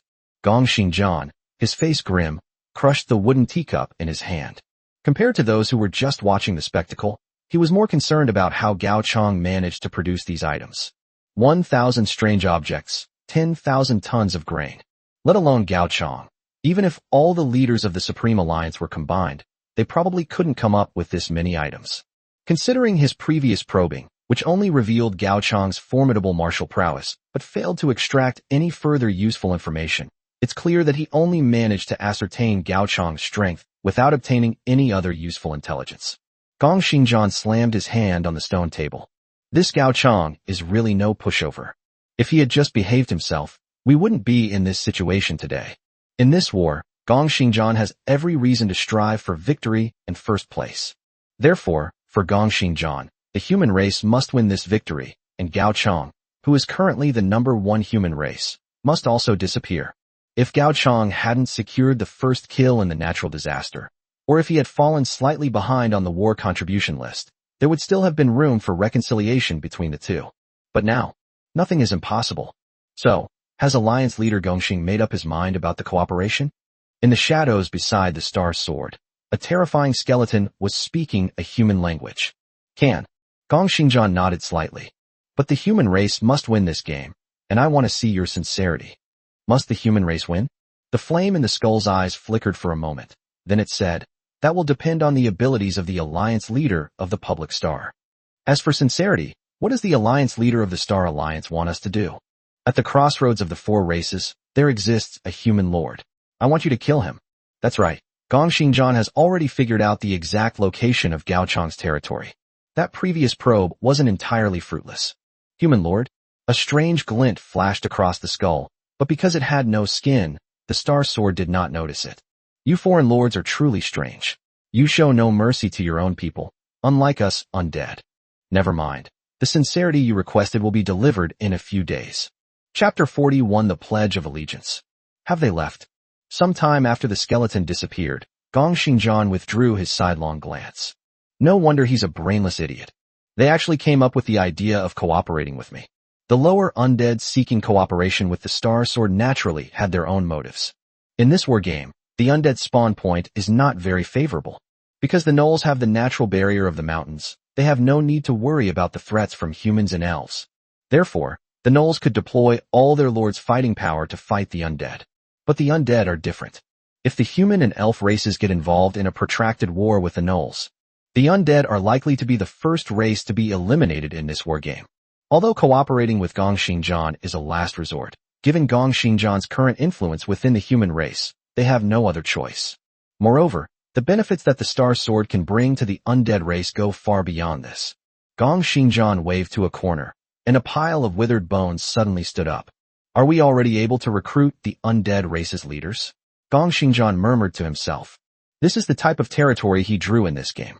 Territory type, control of the 9 provinces. It comes with 2 special effects. 9 provinces under 1 rule. Whenever you form an alliance with a foreign lord or become a vassal of a foreign lord, you will unlock their recruitment options for subjects and warriors, maximum of 9 races. Managing subordinates effectively, you can research the technology of the opposing race and share it with them. Gong Xingjian was very satisfied with this type of territory. Even the undead race's search for cooperation with the Star Sword owes a debt to Yu Jiuzhou. The Star Sword can recruit undead subjects, research undead technology, and share it with collaborators. Everyone knows that human technological research is at an unprecedented pace, while the undead race had very limited technology in ancient times.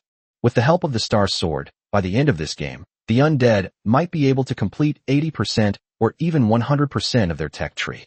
Of course, these collaborations will only unfold in detail after the undead have eliminated Gao Chong. Whoa!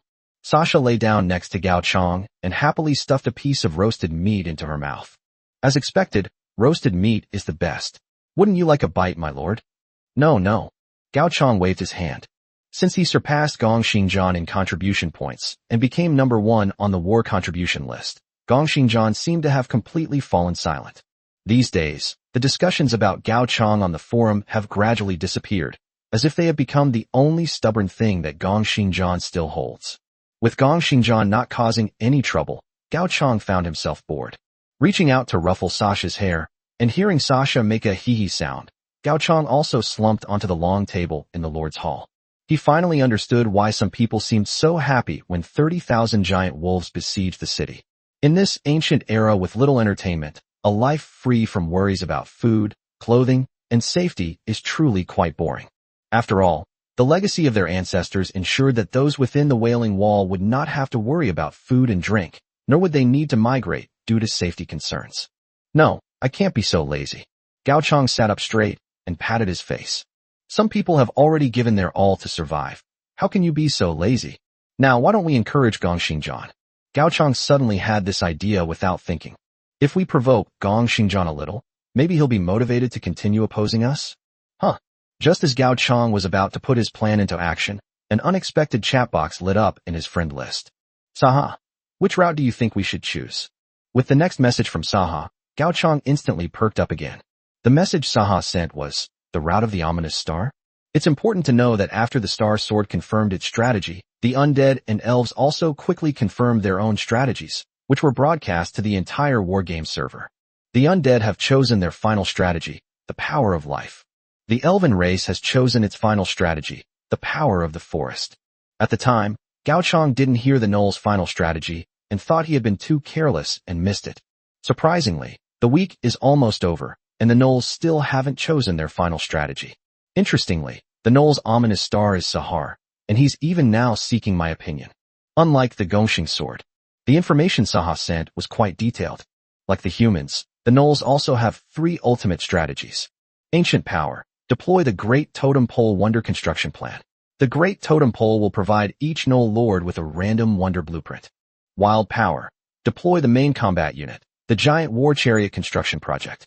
The Giant War Chariot is 50 meters tall, requires 3,000 Nulls as its power source, and can flatten any obstacles in its path. Wild Power. Deploys the Altar of the Sacrifice Wonder Construction Plan. During the Altar of the Sacrifice, all lone Nulls will double in size. Very competitive. The 3 ultimate strategies can offer something quite terrifying.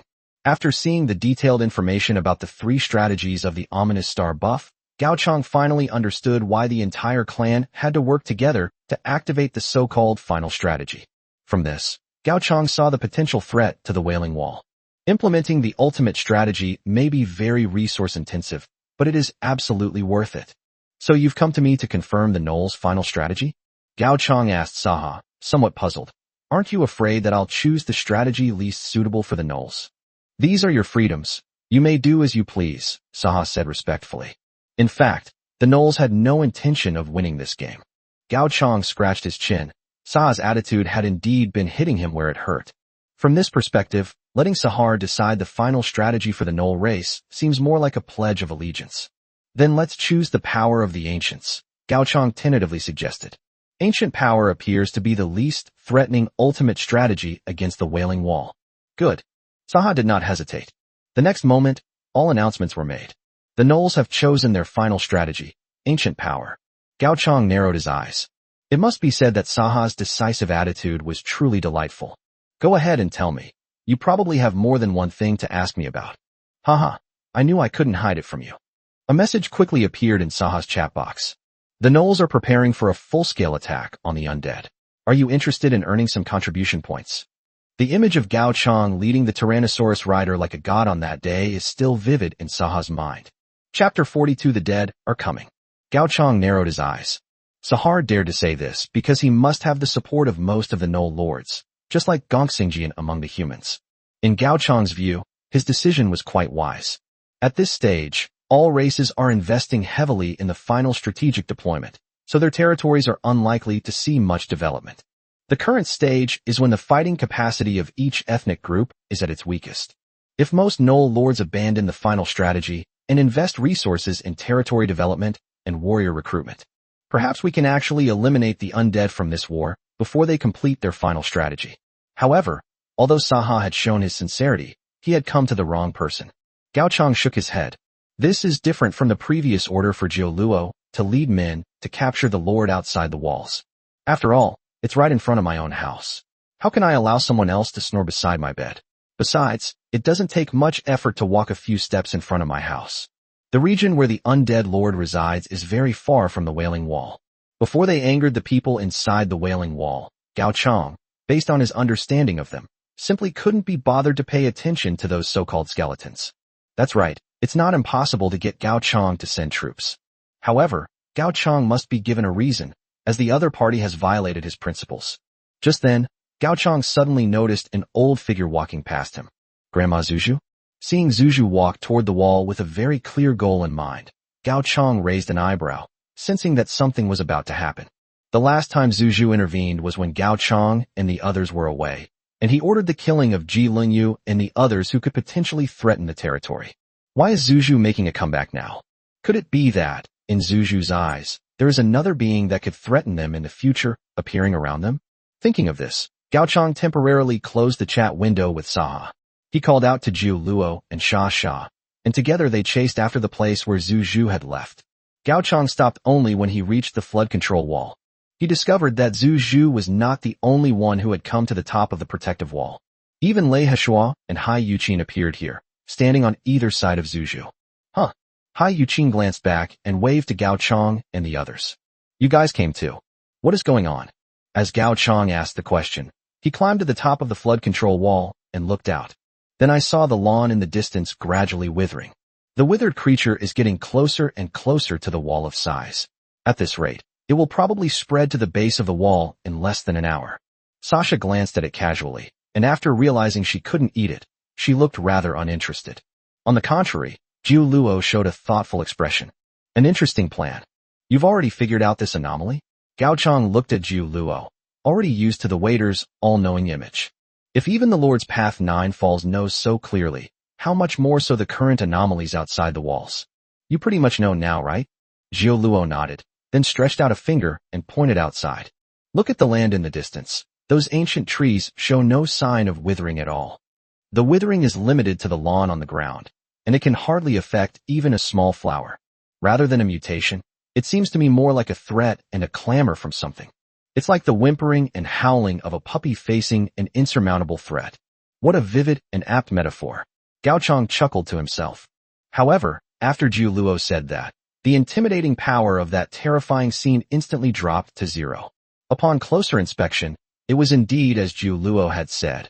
Only the small grasses were slightly withered, while the larger plants, not even a single flower, were affected by the withering. It really does look like someone is putting on a show.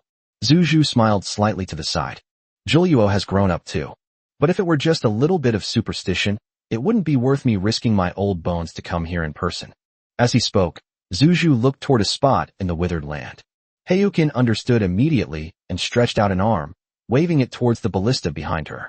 In an instant, a crossbow bolt ignited with flames flew out and struck the spot in Zuju's line of sight.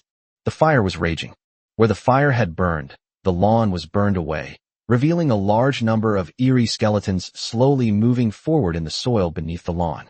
TCH, did you notice? In the soil, Snow's hollow skeleton opened and closed, making a disdainful sound. In order to establish a cooperative relationship with the human race, he was selected by the Great Tomb to become a cadre who would submit his pledge of allegiance to the Star Sword. But in reality, he never took the lord named Gao Chong seriously. What difficulty could it be to kill a human lord? As a leader of the Great Tomb, he was far superior to ordinary human lords. To ensure everything went perfectly, a dozen or so undead lords accompanied them this time. Relying on the undead race's consistent numerical advantage, Snow commanded a terrifying force of over 10,000 troops. Originally, following the principle of caution, Snow also intended to sneak into the walled area by digging. Unexpectedly, Gao Chong's territory has developed quite well, possessing the ability to launch long-range fire, and he even anticipated my plan, exposing me in advance. Unfortunately, this was far from enough for Snow. Gao Chong's actions were only hastening his death. Since we can't fake it, let's not bother with any pretense at all. Boom. After the lawn was burned away, the soil exploded open with a roar, and a skeletal monster emerged from the soil. At first glance, Snow appears to have a head without skin, but his lower body consists of two strong and powerful legs, making him look like some kind of dinosaur.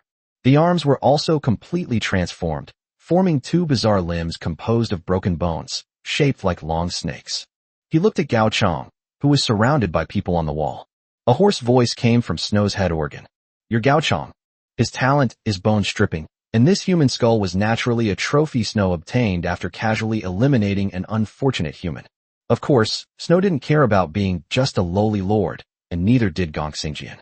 Gao Chong, however, felt extremely disgusted looking at this haphazardly pieced-together body. Seeing Gao Chong remain silent, Snow revealed a terrifying smile. "Silence will not change your fate. Someone wants you dead, so you will inevitably die here today. Even if you build a wall to hide your cowardice." Snow finished speaking. Countless skeletal arms emerged from the soil. The undead Lord Snow declares war on the human Lord Gao Chong, citing the reason: hatred of life. Chapter 43 Useless Guy. Tens of thousands of swaying skeletons formed a terrifying sea of bones.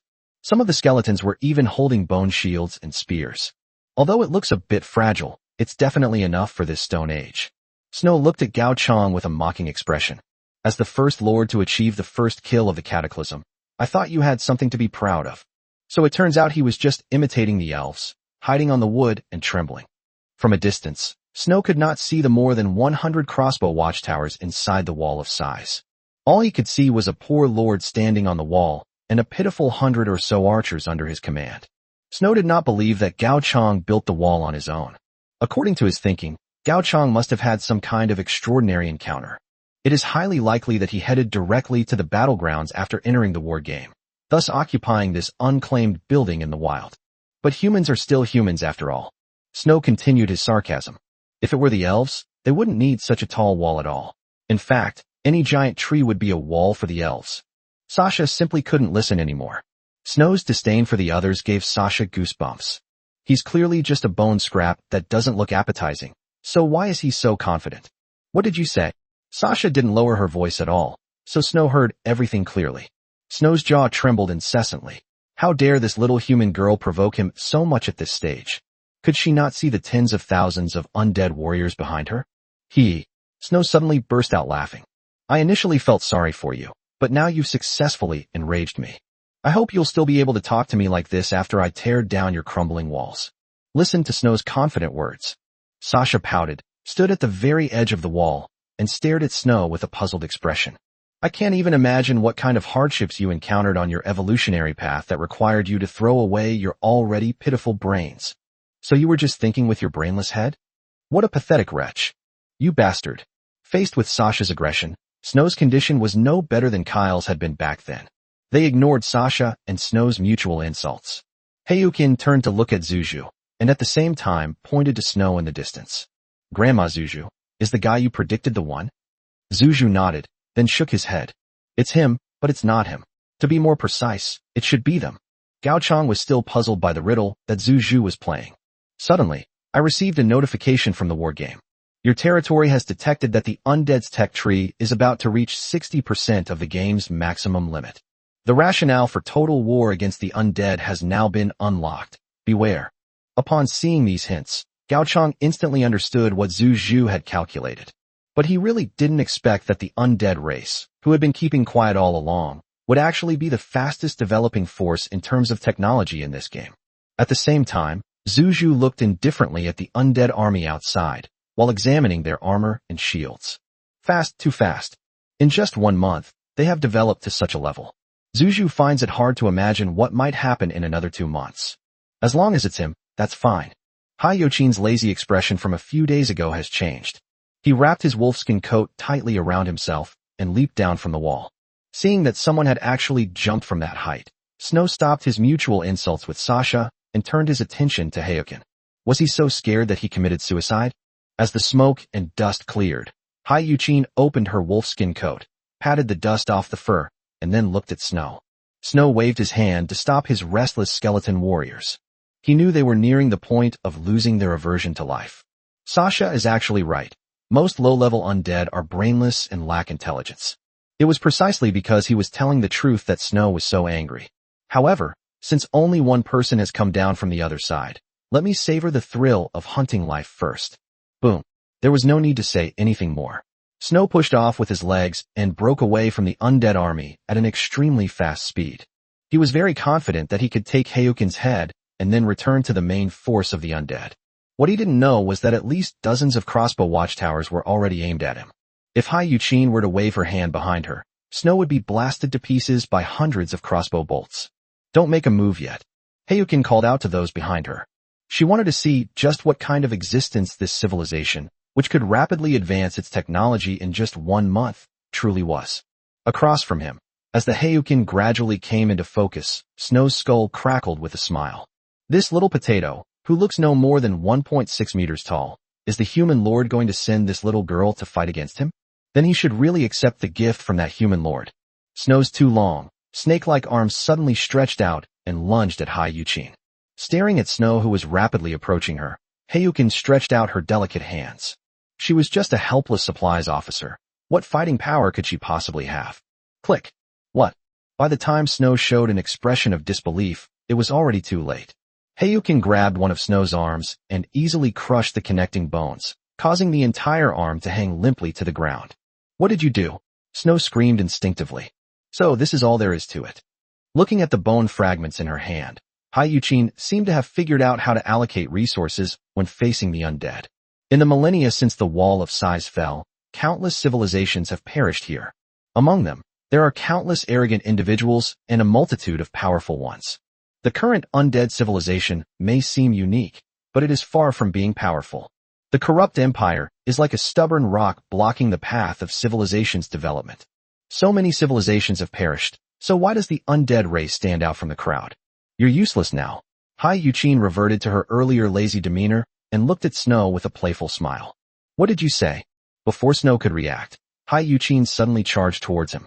It was too late to turn around. The final scene Snow saw was Haiyukin inserting her hand into her throat and disassembling her entire head. Chapter 44. Your orders. Click. A necromancer lord's jawbone fell to the ground. What happened in that brief moment? Snow rushed forward. Snow had an arm ripped off. Snow had his head ripped off, and Snow typed GG. Everything happened so fast that the 10 lords who came with Snow didn't even have time to react. She killed Snow. One of the undead lords removed his own head, wiped it thoroughly, and then put it back on. But what I saw was exactly the same as before. Who is Snow? He's a high-ranking official in the Great Tomb of Nazarick, capable of hunting small carnivorous dragons with his bare hands. But now he was easily killed by Haiyuchin. No, saying he killed him isn't accurate. Haiyukin simply removed Snow's brain, rendering him unable to communicate with his body. But everyone knows that unless Snow can use his talent to transfer his consciousness to another skull right now, falling into the enemy's hands is no different from being dead. Unless they can retrieve Snow's head. That's right. Take back Snow's head, roared a necromancer lord, commanding the skeleton warriors behind him to launch a charge. Their undead are not as fragile as other races. As lords of the undead race, they still have a chance to be resurrected as long as their heads are intact. The other lords also reacted quickly. Snow is a cadre of the Great Tomb of Nazarick, which has now almost unified the power of the undead. Snow must be saved if they don't want to suffer a dismal exit from this game. Otherwise, if they lost their commander without losing a single soldier, how would the other undead lords view them when they returned to the Great Tomb? Haiyuchin held Snow's skull in her hands, completely oblivious to the vibrations caused by the movement of tens of thousands of skeletons in the distance. How interesting, Hai Yuqin exclaimed, tapping Snow's head. Snow was opening and closing his mouth repeatedly in Hai Yuqin's hands. Hai Yuqin could imagine what kind of vicious words he must have used to insult her. However, due to the lack of certain vocal bones, Snow's skull alone could not produce any sound. Seeing Hai Yuqin toying with Snow's head like this, a lord of the undead race shouted from afar, "Give Snow's head back." Oh. Upon hearing this, Hayukin tucked Snow's head to her waist and glanced at the undead sea that was gradually advancing with swaying steps. Its intimidating power is good, but its combat ability is far inferior to those cute wolves. But the distance is about the same. The musician playing the sea zither waved behind him. The next moment, several undead lords witnessed a scene they would never forget. Countless arrows rained down from behind the wall. The longbowmen's arrows were relatively easy to deal with. Most of them slipped through the hollow bones of the skeletons, with only a small number piercing the skulls and completely killing the skeleton warriors. What truly terrified them were the massive crossbow bolts that were fired as if they were free.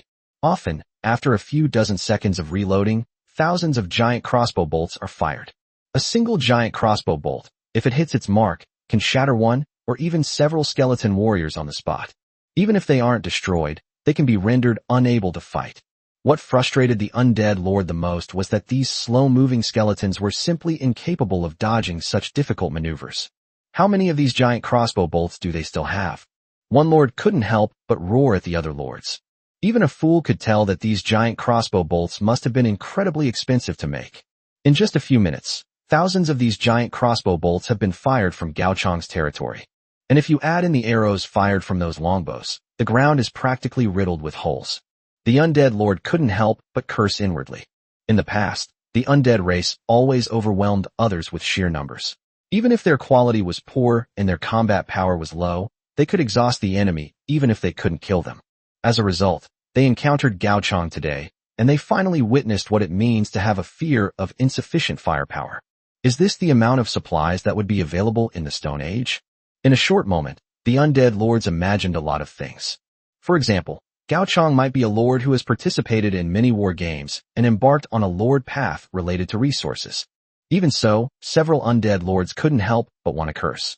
If he's so great, why doesn't he go to the mechanized era and launch missiles? Instead, he's in the Stone Age blasting fish, isn't he? But in the end, the undead still outnumbered the undead. Finally, a skeleton warrior crossed the rain of arrows and got close to Hayukin. Boom. In the empty eyes of several undead lords, the massive gate of the flood control wall, stretching for tens of meters, suddenly burst open. One after another, Tyrannosaurus Rex emerged from behind the door, looking at the pile of skeletal warriors on the ground, none larger than their own feet. Those eyes, let alone fear. That's like looking at a bunch of toothpicks or teething sticks. Roar. With a roar, the Tyrannosaurus Rex swept past Hayukin with its foul-smelling maw, dangling several skeleton warriors and slowly chewing them up. It has to be said, although there was no meat, it was crunchy and satisfying to chew, making for a very enjoyable experience. Taking advantage of the undead's momentary lapse in concentration, Hai Yuqin acted again, grabbing the heads of the two undead lords and detaching them from their bodies. Seeing that Hai Yuqin already had 3 heads hanging from her waist, the remaining undead lords immediately stopped in their tracks. Something's not right. Something's definitely not right. How can these little potatoes be so terrifying? Doesn't she feel creeped out by having 3 skulls hanging from her waist? The remaining undead lords had a vaguely strange look in their eyes. If they dare to go up like that again, won't they also have their heads ripped off and used as decorations? Withdraw. One of the undead lords couldn't help but ask. All right, that's your order. The other undead lords were overjoyed. While ordering their warriors to defend against the Tyrannosaurus Rex's attack, they burrowed into the mud. As Snow's trusted followers, they all mastered the skill of digging, which they could use to launch surprise attacks or escape if they failed, making them invincible. In the blink of an eye, only the undead lord who had just proposed retreat was still standing there, somewhat dazed. No, I think I was using a questioning tone just now. Indeed, I will testify for you. Click. In the blink of an eye, Hai Yuqin also removed his head and attached it to his waist. After losing the command of all the undead lords, the remaining skeleton warriors became like headless flies, running around aimlessly on the field. This is also a disadvantage for the undead race. They recruited their subjects and trained their warriors at a very low cost, but at the same time, their intelligence did not improve. Once the Lord's command is lost, the remaining people are simply unable to act independently. Chapter 45 General's Entries. If there's no head left, it can be disassembled. Hayukin stopped what she was doing and lazily stretched. That's a wrap. Meanwhile, Gao Chong opened a chat window with Sahar. News of Sokka is still looming ahead. The Knolls are preparing a full-scale attack on the undead. Are you interested in earning some contribution points? No new information has been received. It seems that Sahar is quietly waiting for Gao Chong's reply. Good. This time, Gao Chong did not refuse. Given Gao Chong's current number of warriors, launching a punitive war against the undead race would be somewhat troublesome. According to estimates, at this stage, the total number of Knolls should have exceeded 1 million, and if it were undead, it could be 10 times that number. It's not that they can't win, but the sheer number of undead could drag Gao Chong into a protracted war. Since Sahar was willing to provide cannon fodder and auxiliary troops to help in the battle, Gao Chong naturally had no reason to refuse. Indeed, in Gao Chong's eyes, he was the one who should be the main force. In the near future, his feelings will surely be proven true. Far away in the front lines of the Knolls. Upon seeing Gao Chong's reply, Sahar revealed a strange smile. Will the powerful reinforcements you mentioned really come? A Knoll lord standing next to Sahar asked in confusion. He was the second lord to kill the Scourge and a malevolent star among the Knoll race. Sahar gained immense support within the Knolls with almost no effort. They believed that Sahar might have some ability, but they didn't think Sahar could summon any strong reinforcements. Even if they were stronger, could they still be as powerful as the now united Knoll army? According to Sahar's plan, they will launch a surprise attack when the undead race invests a large amount of resources in their final strategy. This is almost a war that we can win. We don't need any outside help at all. Sahar looked at the lord who questioned him, shook his head, and revealed a strange expression. Believe me, you'll be glad I found this foreign player. Upon opening the war game interface, Sahar glanced out of the corner of his eye at the lord's path he had entered. Horizontal and vertical. Should we launch a full-scale war against all the undead lords? Yes. Sahar and Gao Chong launched a full-scale war against the undead race at almost the same time. However, unlike Sahar essentially declared war on the undead on behalf of the Knolls as a whole. Therefore, in Saharan's war interface, it is tens of thousands of lords fighting against tens of thousands of lords. From Gao Chong's perspective, his war interface only showed a lonely wall of size. Has war broken out? The moment the war began, Zuju looked into the distance. Strangely, although she was not a lord and did not know where the undead lord was born, she accurately located the undead race's location. What alarms us will become a disaster hanging over other civilizations. Let this old woman lead the team out in this war. Upon hearing Zuju volunteer, Gao Chong suddenly recalled something he hadn't done since entering the game. In addition to lords personally leading their troops into battle, war games also allow players to recruit powerful generals to command the fighting. Although there were no generals to recruit in the Stone Age, in some advanced future eras, a powerful general could be more than 10 times better than a lord. Zuju's current intention is clearly to have Gao Chong appoint him as the commander-in-chief. Wait, let me go instead. Jiu Luo suddenly spoke up. Seeing Gao Chong's hesitant expression, Jiu Luo continued to add. There are still many civilizations that exist today.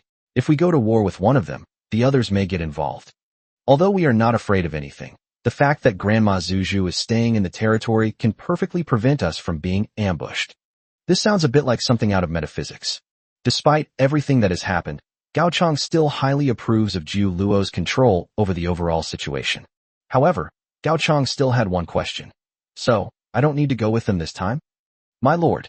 Jiu Luo looked at Gao Chong with a half-smile. Although it's embarrassing to say it outright, it's safer for you to stay within the territory. Hearing this, Gao Chong stopped worrying. He wasn't a pedantic person. Since Jiu Luo said he would be in danger, why should he risk his life? Besides, it's really not appropriate for the lord to personally go to the front lines every time. If this weren't the Stone Age, most lords would probably choose to let their generals lead the troops while they themselves remained within the defenses of their territory. Upon opening the war game interface, Gao Chong casually organized the knights into a unit and then handed the commander over to Jiu Luo. Suddenly, Gao Chong felt that something was wrong. Upon closer inspection, it was discovered that after Jiu Luo became the main general, he actually possessed 12 golden attributes. Fallen Empire, the legacy of your ancestors makes you far more powerful than any other being. When you are the commander-in-chief, the combat strength of your troops increases by 50%. Using local resources, this general's troops can never be cut off from supplies. Gaining the upper hand. Ordinary tactics are highly likely to be seen through by this general, and ambushes are ineffective against him. This general is adept at both advancing and retreating. He will not get bogged down in a difficult battle, and his actions cannot be hindered. With Jiu Luo becoming the commander, the Tyrannosaurus Knights' overall momentum clearly became much fiercer when they gathered under the wall. Gao Chang awkwardly scratched his face. So, your personal command hindered your subordinates' performance? These entries, just the entry for the Fallen Empire alone, are comparable to the wealth and status of 5 Suyukai generals. Wait, could it be that other people are experiencing the same thing? Gao Chang subconsciously shifted the command to Sasha. Sure enough, another bunch of golden entries flashed into Gao Chang's eyes. Although Sasha's entries are not as numerous as Jiu Luo's, she still has a total of 9. Fallen Empire. Perfect diplomat.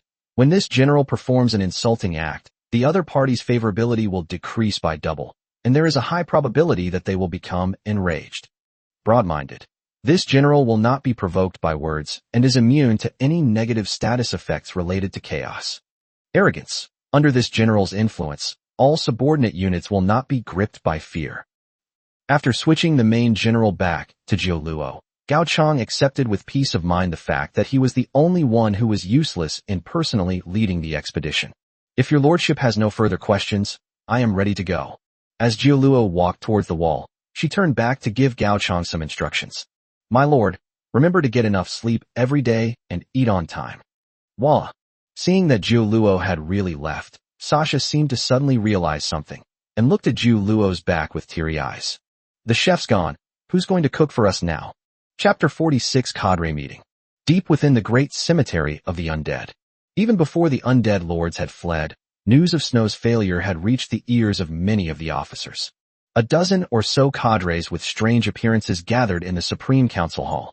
Although the council chambers of the Stone Age were quite rudimentary, they were enough to prove that the undead technology was far ahead of its time. It's important to know that the next step beyond the council hall is the Lord's Hall, and even among the Knolls, no lord has yet developed the technology of the building to this extent. As for the human race, even the elders within the Supreme Alliance are mostly scattered and acting independently, so Gongxingjian naturally has no need to study the council hall. In the silence, the supreme being of the undead, seated in the main seat, suddenly spoke slowly. Tell me about Snow's failure. Looking at the dozen or so cadres, the supreme being was over 5 meters tall, with incredibly strong bones. Compared to a leader, he was more like a living war machine. But those in charge who understood him knew that this stemmed from the supreme ruler's personal talent. And for this, he also lost a lot. Power within. All the subjects you recruit will become part of you.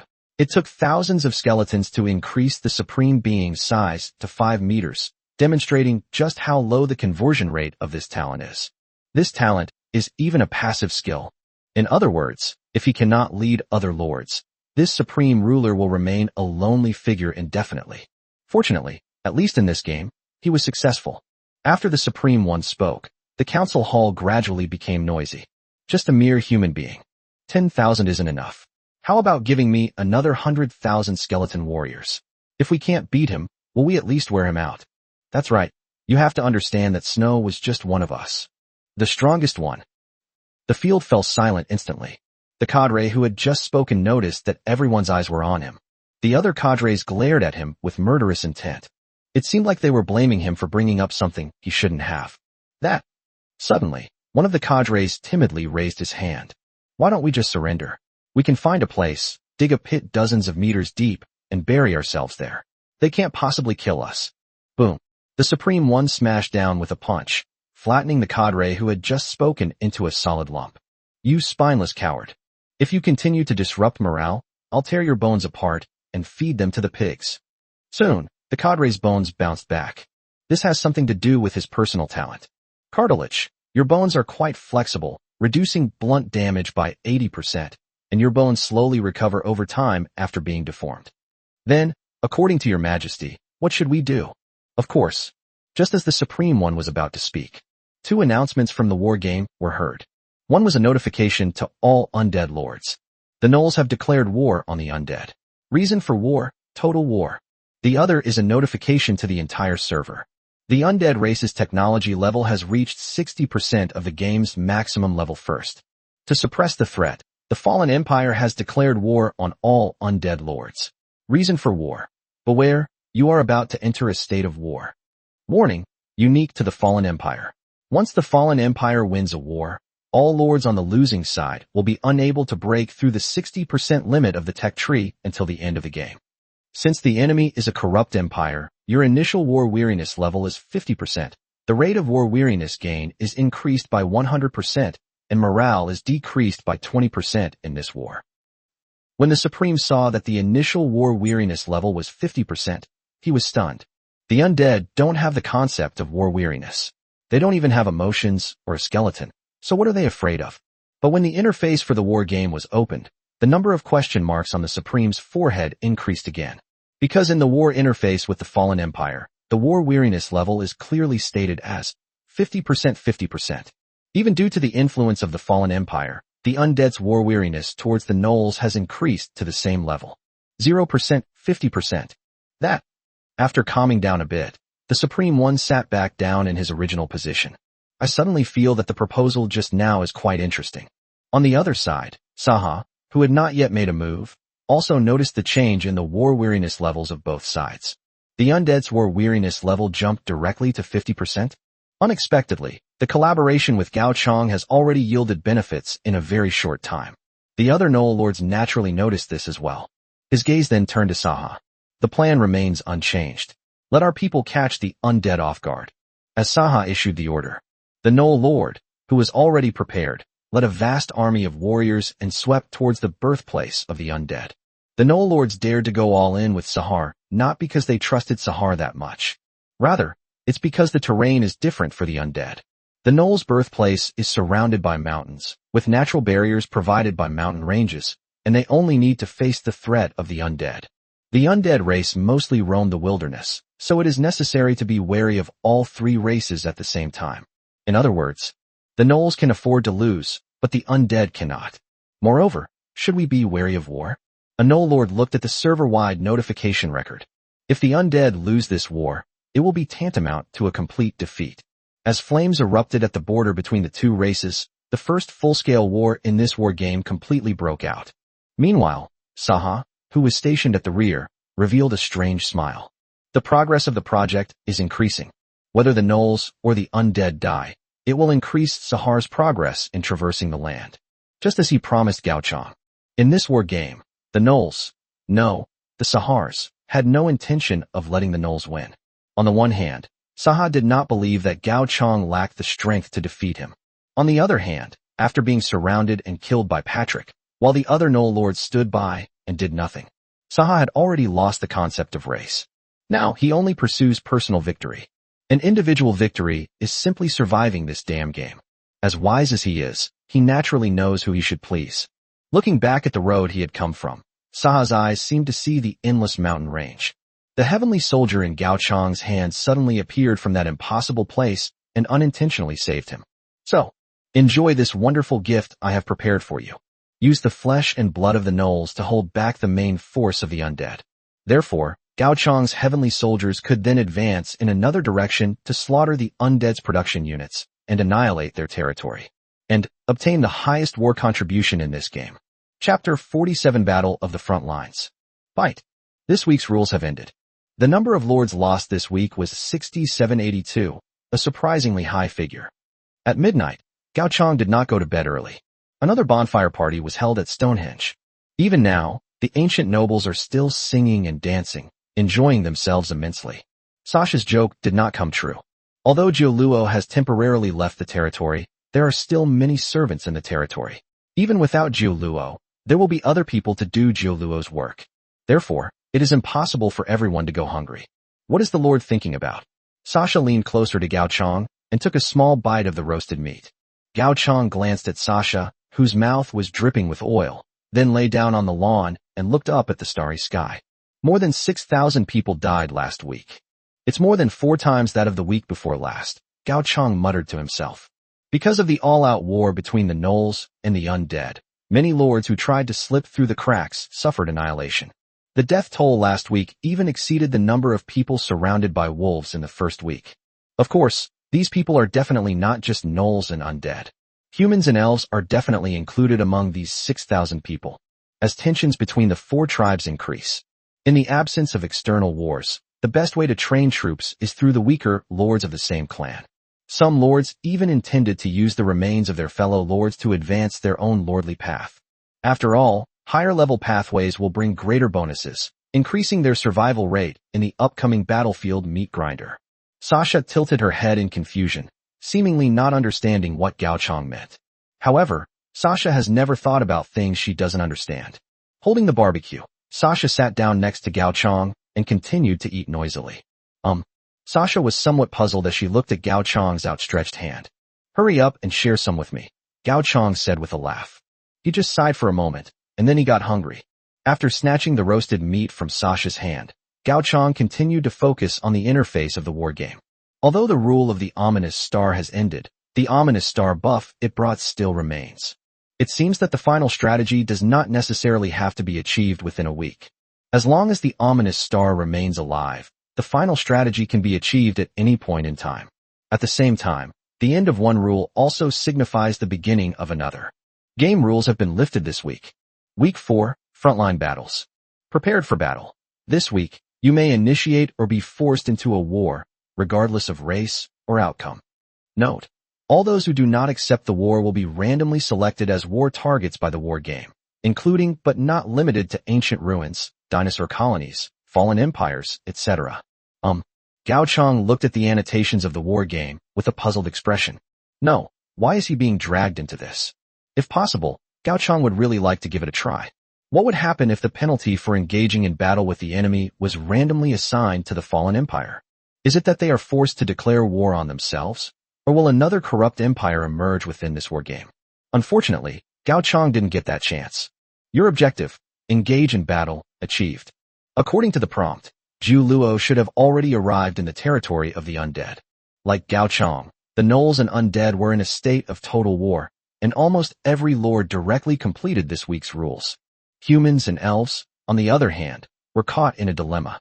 It is the lord who unites his own people and launches a full-scale war without any preparation. Or should they abandon total war, wage civil war within their own tribe, and sacrifice weak lords to preserve their own strength? It seems like a difficult decision. No, they always have a third option. Gao Chong took a bite of the roasted meat in his hand, pondering the flaws in the rules of the war game. It's clear that this rule is intended to significantly reduce the number of existing lords. Although Gao Chong was unaware of the dangers of the other random items, he knew of the terror of the fallen empire.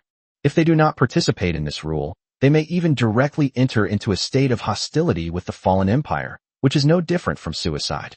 In reality, a war can be achieved quickly and with little loss simply by pairing up lords, declaring war after confirming the outcome, and then surrendering directly. The only drawback is the level of trust between lords. The losing side will inevitably have to bear the losses. However, they can hardly guarantee that the victors will not make excessive demands. Fortunately for Gao Chong, thanks to the protection of the fallen empire, he didn't need to worry about the infighting with other lords. Now, all he has to do is sit here, eat his barbecue, and wait for his war contribution points to be credited to his account. That's right, as Zhu Luo officially stepped into the birthplace of the undead race. In a short period of time, Gao Chong had received several messages about gaining war contribution points. Without Gao Chong personally leading the expedition, the Tyrannosaurus Rex formation moved at nearly twice the speed. They swept through the undead territory with ease. The numerous requests for help on the undead forums quickly caught the attention of the Great Tomb. Although the battle with the gnolls was fierce on the front lines, the Supreme could not sit idly by and watch Zhu clear out those poorly defended territories in the rear. A fallen empire?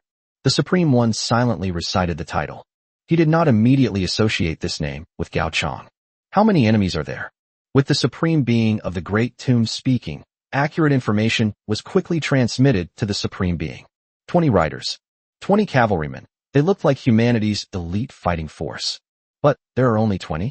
The Supreme Being, who had initially felt nervous, now wore a strange expression. He got up, crossed the heavy lines of defense, and glanced in the direction of the gnolls. The number of jackalmen dressed in simple armor could be counted in the hundreds of thousands or millions. I originally thought the fallen empire had sent a large number of troops. Upon hearing the news, it turned out there were only 20 cavalrymen. The emperor finally breathed a sigh of relief. Although the main force of the undead is locked in a fierce battle with the Nulls, the defenses in the rear are not so weak that they cannot even handle 20 cavalrymen. Which cadre is closest to the invaders? The Supreme asked instinctively. But when he saw the name that was reported, his face immediately darkened. That name belongs to no one else. It was that spineless lord who had advocated surrendering in the council chamber just a few days earlier. Although he was born timid and fearful, his territory developed unexpectedly well, far surpassing that of other lords. Otherwise, he would not have become a leader of the great cemetery. Clutching his forehead, the Supreme One waved his hand helplessly. The garrison lords combined can muster at least 50,000 skeleton warriors. Tell that spineless coward that if 50,000 can't defeat 20, I'll make soup out of his bones when I get back. After thinking it over, the Supreme still felt it was inappropriate. Then bring in that cadre from the council chamber who requested 100,000 troops, and have him transfer 100,000 troops from the front lines back to reinforce the area. Chapter 48 Spineless. 50,000, 100,000. When the Supreme Being's order reached the spineless man, he was being chased around by a Tyrannosaurus Rex. As a cadre left behind, Luo went straight for the spineless coward after entering the territory of the undead. Finding a spineless person is not difficult. As a cadre left behind to guard the Great Tomb, Spineless was naturally considered the elite among elites by the other undead lords. Without Luo needing to say anything more, the lords of the undead race spontaneously led her to the spineless coward. The price, of course, is the countless bones scattered everywhere. Skeleton warriors can manage to fight off Null warriors and the like. But you want to use this thing to fight a Tyrannosaurus Rex? If spineless people weren't shameless, they would have chuckled to themselves. He is the most qualified to speak on how vulnerable the undead race was in the Stone Age. Because he personally witnessed the Tyrannosaurus Rex crush more than a dozen skeleton warriors with a single stomp. Those foolish lords don't even think about it. Everyone has skeleton warriors under their command, but they can't break through the Tyrannosaurus Rex's defenses, which has attracted them to deal with it. Can I handle this on my own? It's fair to say that if it weren't for his unique talent of having soft bones, he would have died countless times. Go, Lord Fitch. Hearing the encouraging voices in his ear, the spineless man couldn't help but glare at them. What had just happened wasn't what angered him the most. What angered him the most was watching himself being trampled flat by the Tyrannosaurus Rex time and time again. The undead lords under his command actually stood by and did nothing. Not only do they not help, but they also encourage each other, as if they're afraid they won't die fast enough. He saw the spineless man glaring at him. Several undead lords shrugged. Lord Fitch, this really isn't our fault. We didn't have any good ideas either, since we couldn't break through the defenses. Having said that, before the Tyrannosaurus Rex could even notice them, the undead lords vanished into the ground in a flash. A cowardly soldier is a cowardly individual, and a cowardly general leads to a cowardly army. The lord under his spineless command has truly inherited his wisdom. Watching his men escape, the spineless man clenched his fists. Thinking back to the Supreme's order, he almost couldn't help but curse back.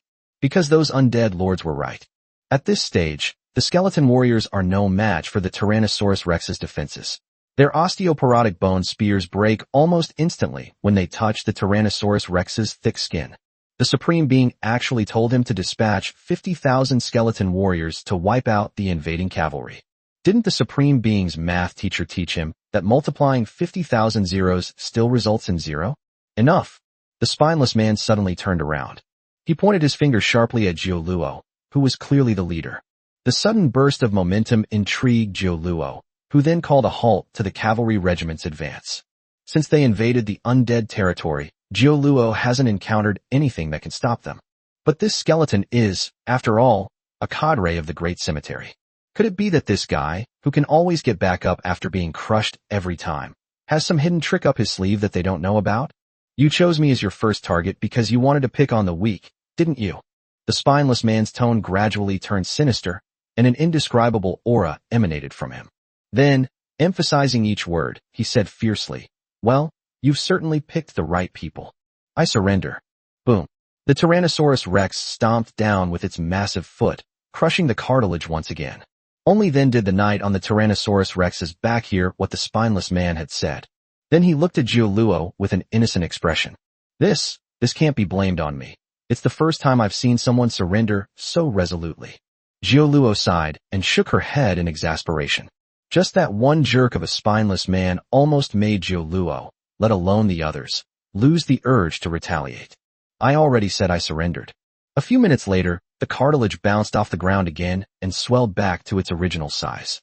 He then looked at his own bones with a pained expression. Although it's a spineless creature, it can only be immune to 80% of blunt force damage. He is not invincible. If the Tyrannosaurus Rex hits him a few more times, he might never have to leave this war game again. Just as the spineless man was feeling sorry for himself, a human woman's delicate and beautiful legs appeared in front of him. Put aside your aversion to the breath of life. The spineless man chuckled and raised his head. Although it was hard to imagine, Jioluo could still see a hint of mockery in the spineless skull. This must be the Lord of the Fallen Empire. Seeing is believing. Because of the need to cooperate with humans, the spineless creature recently learned some human etiquette. And here it is, coming in handy today.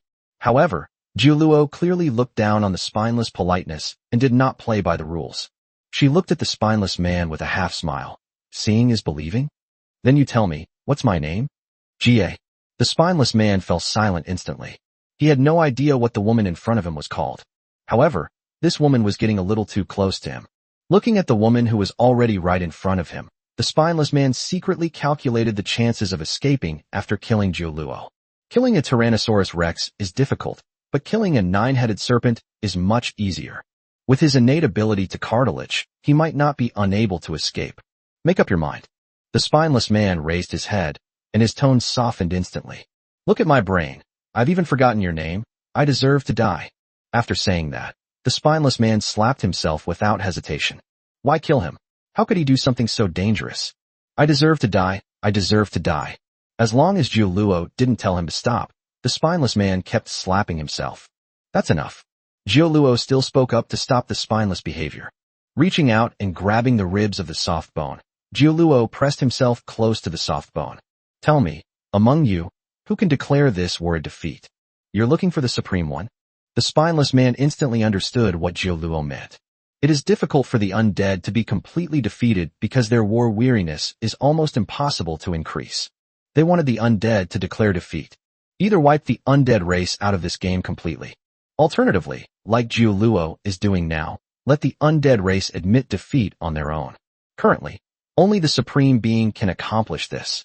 Having realized this, the spineless man said obsequiously, to be honest, I was born to welcome the arrival of the fallen empire. And the Supreme Being you are looking for. He not only ordered me to send 50,000 skeleton warriors to block your path, but also transferred a full 100,000 skeleton warriors back from the front lines against the Knolls, saying he would completely annihilate you. The spineless man spat. That Supreme One is truly despicable. It is an honor for us that the fallen empire has arrived. Not only did he not greet us warmly, but he also dared to obstruct us. That's enough, lead the way. Jioluo interrupted the spineless man's endless rambling while glancing at him. Humans use idioms well, but don't use them again next time. Chapter 49 Ambitious and Eager for Success. Your war contribution has increased by 1,000. Your war contribution has increased by 1,000. Gao Chong yawned groggily. He had gone to bed too late the night before and slept soundly until the afternoon. However, upon waking up, I was greeted with 2 messages indicating that my contribution points had increased by 1,000. At the same time, it was accompanied by hundreds of messages, which increased the war contribution to varying degrees.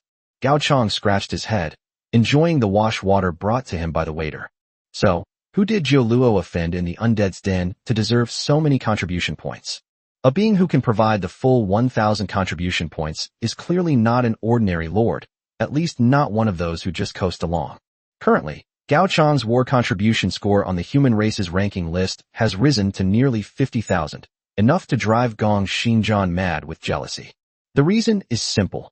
Gong Xingjian, who is currently ranked second on the leaderboard, only has 5,112 contribution points. The third place was even more pitiful, with only 82 contribution points, which was less than a fraction of the twos. It's fair to say that if it weren't for the Star Sword contributing a miracle item, it wouldn't be much better off than third place. However, he was the one who got the miracle items first, and he was also the one who proposed the establishment of the Supreme Alliance. Gong Xingjian clearly seized all the initiative in this game. So why is Gao Chang standing on the throne of first place? Gao Chang, who was being targeted by Gong Xingjian, found Hai Yuqin, who was taking stock of supplies, after washing up.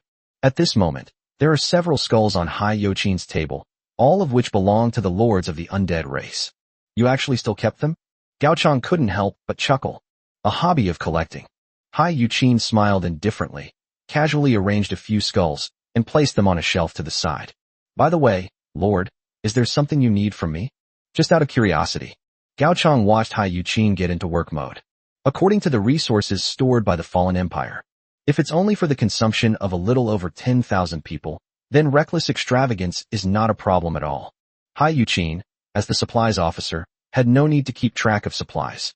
She had always done it this way before. But after discussing it with Grandma Zuzu, Hayukin entered a working state, just like she is now. Is something about to happen next? In response to Gao Chang's question, Hai Yuqin nodded. My mother-in-law told me. I don't know if this is a good thing or a bad thing, and I'm not sure if it will even happen.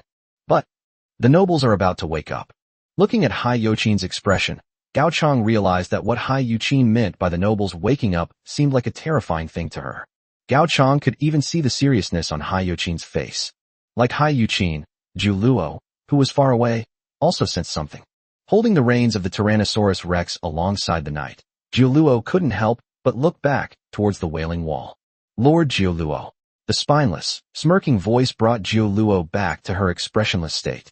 It was precisely because of the spineless betrayal that Zhu Luo was able to rampage through the birthplace of the undead race without any effort, and even crushed to death a fellow cadre of the Great Tomb. It's fair to say that even if the Tyrannosaurus Rex's team could still rampage through this place without spinelessness, they wouldn't be able to find those officers so accurately.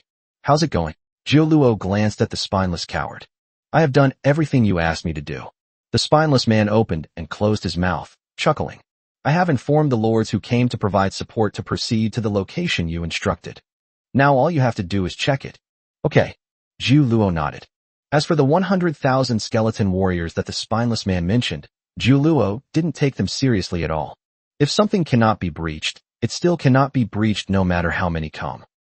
That good-for-nothing Fitch could have gathered 50,000 troops from the surrounding lords, but he had to wait for me to join him before he dared to launch an attack. Chester, who had just retreated from the battlefield with the Gnolls, couldn't help but curse. While facing a full-scale war against the Gnolls is dangerous, it is also a good opportunity to gain war contribution points. After the war game ends, the Lord can receive considerable benefits based on his contribution to the war. Whether it's increasing the Lord's personal qualities, improving territory attributes, or even obtaining items that can be used on other battlefields. As long as your contribution to the war is high enough, you can randomly encounter anything, whether it's strange or bizarre. As a result, because of his statement in the council hall, give me an army of 100,000, and even if I can't defeat the enemy, I'll exhaust them to death. He was successfully targeted by the Supreme One. Now, facing a mere 20 riders from the Fallen Empire attacking the Undead's heartland, the Supreme Being has actually granted him the authority to mobilize 100,000 skeleton warriors, allowing him to lead a portion of the lords to provide reinforcements. But his ideas differed from those of Fitch, that spineless coward. Chester was quite confident in the face of what he called a corrupt empire. According to the forum's battle report and the description by that spineless Fitch, the enemy consisted of only 20 riders. No matter how strong these 20 riders are, with a ratio of 100,000 to 200,000, or 5,000 to 1, the advantage lies with us. Even if he can't win, his 100,000 troops should be able to exhaust the enemy, right? Speaking of which, Fitch, that spineless coward, actually chose a pretty good rendezvous location. Chester looked at the meeting place that Fitch had pointed out to him in the chat box and felt a little strange. This location is an open plain, making it impossible to set up an ambush, and is very suitable for a large troop to be stationed. Although Chester didn't care about ambushes or similar issues, his choice of this location proved that Fitch had excellent judgment. That spineless coward does have some skill. Chester rarely admitted Fitch's abilities. Normally, among all the cadres in the entire cemetery, Fitch would definitely be one of the ones he despised the most. But I am not even 1/10,000th as good as you, Lord Chester. The undead lord standing nearby hurriedly flattered him. Chester had an even worse reputation in the cemetery than Fitch. Chester was ambitious and eager for quick success. Almost every undead lord around him understood this. He can praise others, but he will never allow anyone to praise anyone other than himself, except for the Supreme Being. He was able to become a cadre in the Great Cemetery simply because his territory type was exceptionally good. Unending spawn. For every undead unit you lose, one will spawn in your territory if there are skeletons within it.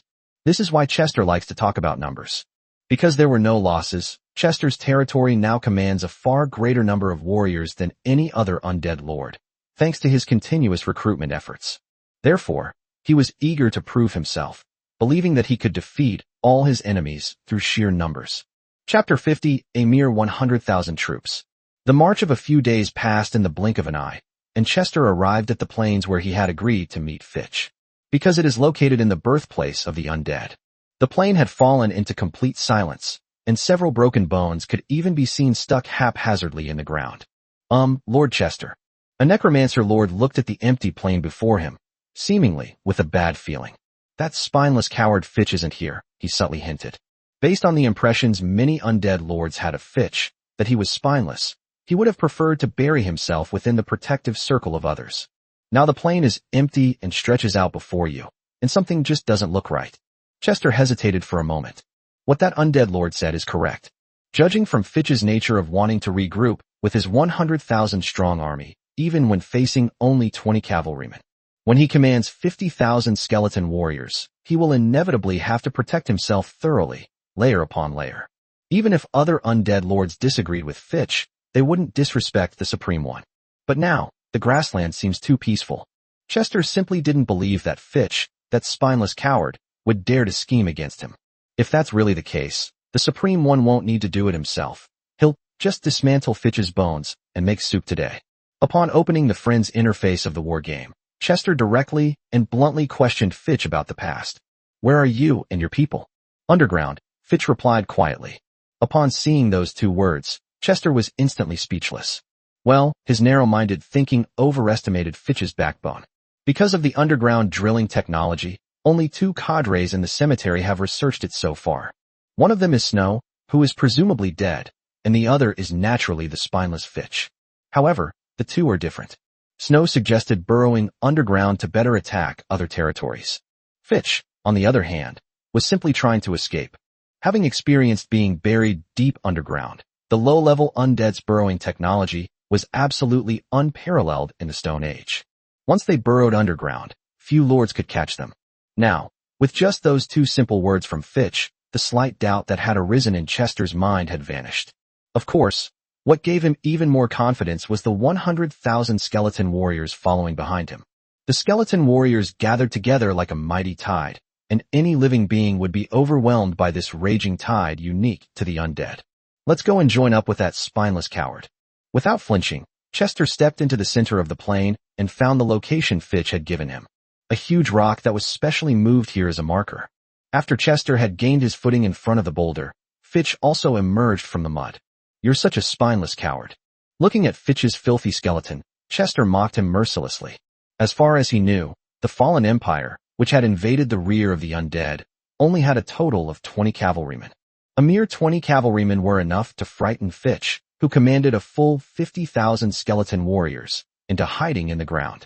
I think we shouldn't call you a spineless coward anymore. With your ability to burrow so well, you might as well become a groundhog. The undead lords who followed Chester burst into laughter. They weren't afraid of Fitch's retaliation. Even among the senior management of the Great Cemetery, Fitch was known as a spineless coward. Strangely enough, among the cadres of the Great Cemetery, there were those who advocated fighting, those who advocated defending, and even those who advocated surrendering. But someone like Fitch, who advocates digging a hole and burying himself, is truly a unique individual. With that kind of guts, they can't even muster the courage to retaliate after a mere mockery. Fitch had a sullen face, and because he was shameless, it was impossible to tell what his expression was at that moment. He merely managed a forced smile as he asked Chester, Lord Chester, the lords you brought from the main battlefield should all be here, right? Upon hearing this, Chester stopped laughing and looked at Fitch with surprise. Inside the Great Cemetery, he and Fitch were both officers, but now Fitch had demoted himself and was calling him sir. No wonder he's such a spineless coward, Fitch. So what if they're all here? Chester said. Great, it's good that everything is here.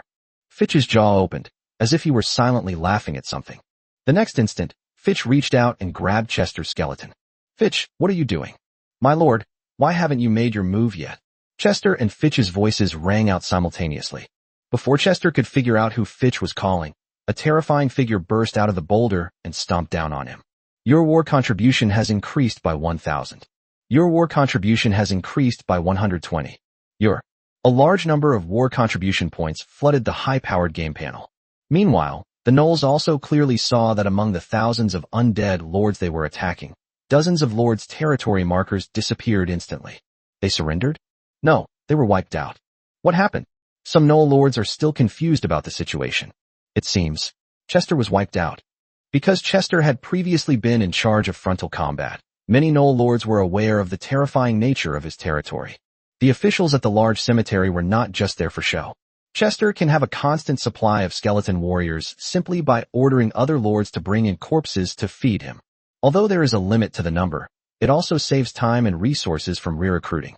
Therefore, even when Chester was ordered by the Supreme to lead 100,000 skeleton warriors back to reinforce the Heartland, he did not take his own elite troops from the front lines with him.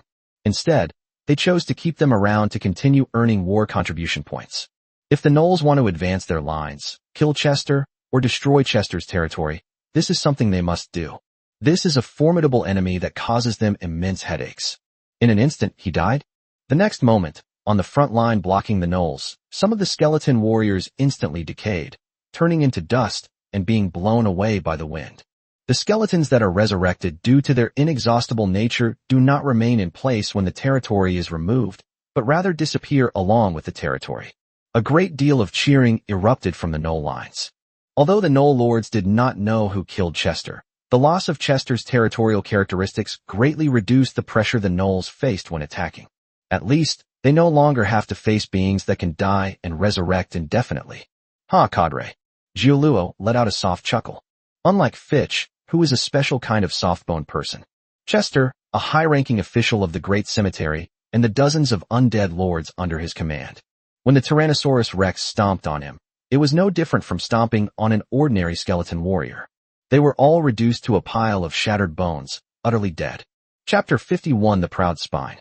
Because all the lords died, Chester's 100,000 skeleton warriors instantly lost their order, running around in all directions, and were no longer able to organize their fighting power.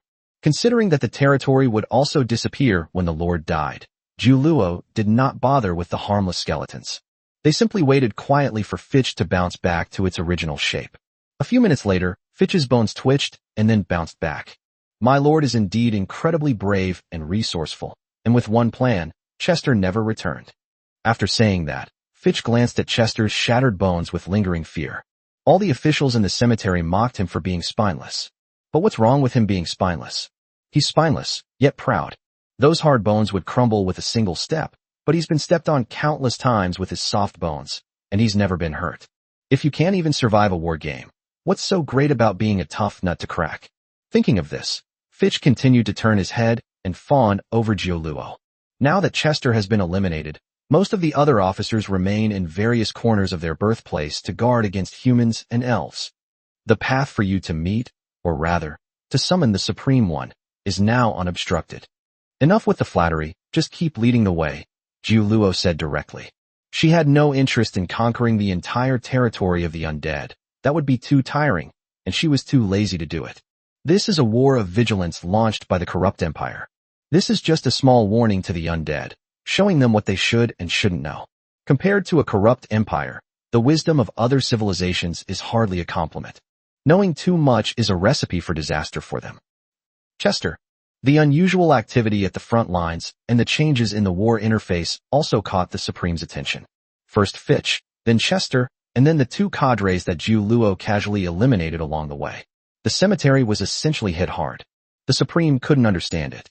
If Fitch's loss could be considered somewhat understandable then, so how did Chester, a staunch advocate of war, lose? The opponent only had 20 cavalrymen. But now is not the time to think about those things. The Supreme One looked towards the front line. Because of Chester's death, the undead's lines at the border with the Knolls have begun to crumble. In the Stone Age, their bones were not very strong. Therefore, Knolls can easily smash the skeleton warrior's bones with stone tools. They wanted to stop this all-out war launched by the Knolls. Skeleton warriors alone are far from enough. Fox, what do you think? The Supreme Being asked a cadre behind him who was holding a skull. If you don't mind, it's time to play our trump card, Fox said, bowing his head. If the Knolls think their great necropolis is pinning its hopes on a final strategy, they are sorely mistaken.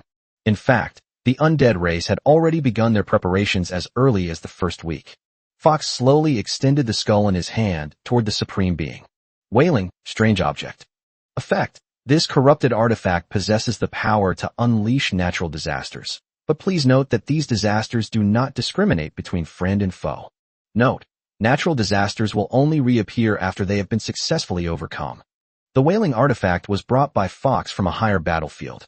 The rules of the more advanced battlefields are more relaxed, so the characteristics of the artifacts are far better than those of the Stone Age. It's fair to say that Fox is a character who came down from the high battlefield to scuttle fish. Given the presence of the wailing howl, the undead are unlikely to lose this game. Unless Fox is extremely unlucky and doesn't trigger any natural disasters throughout the entire game. Otherwise, Fox's advantages would be fully demonstrated should a natural disaster occur.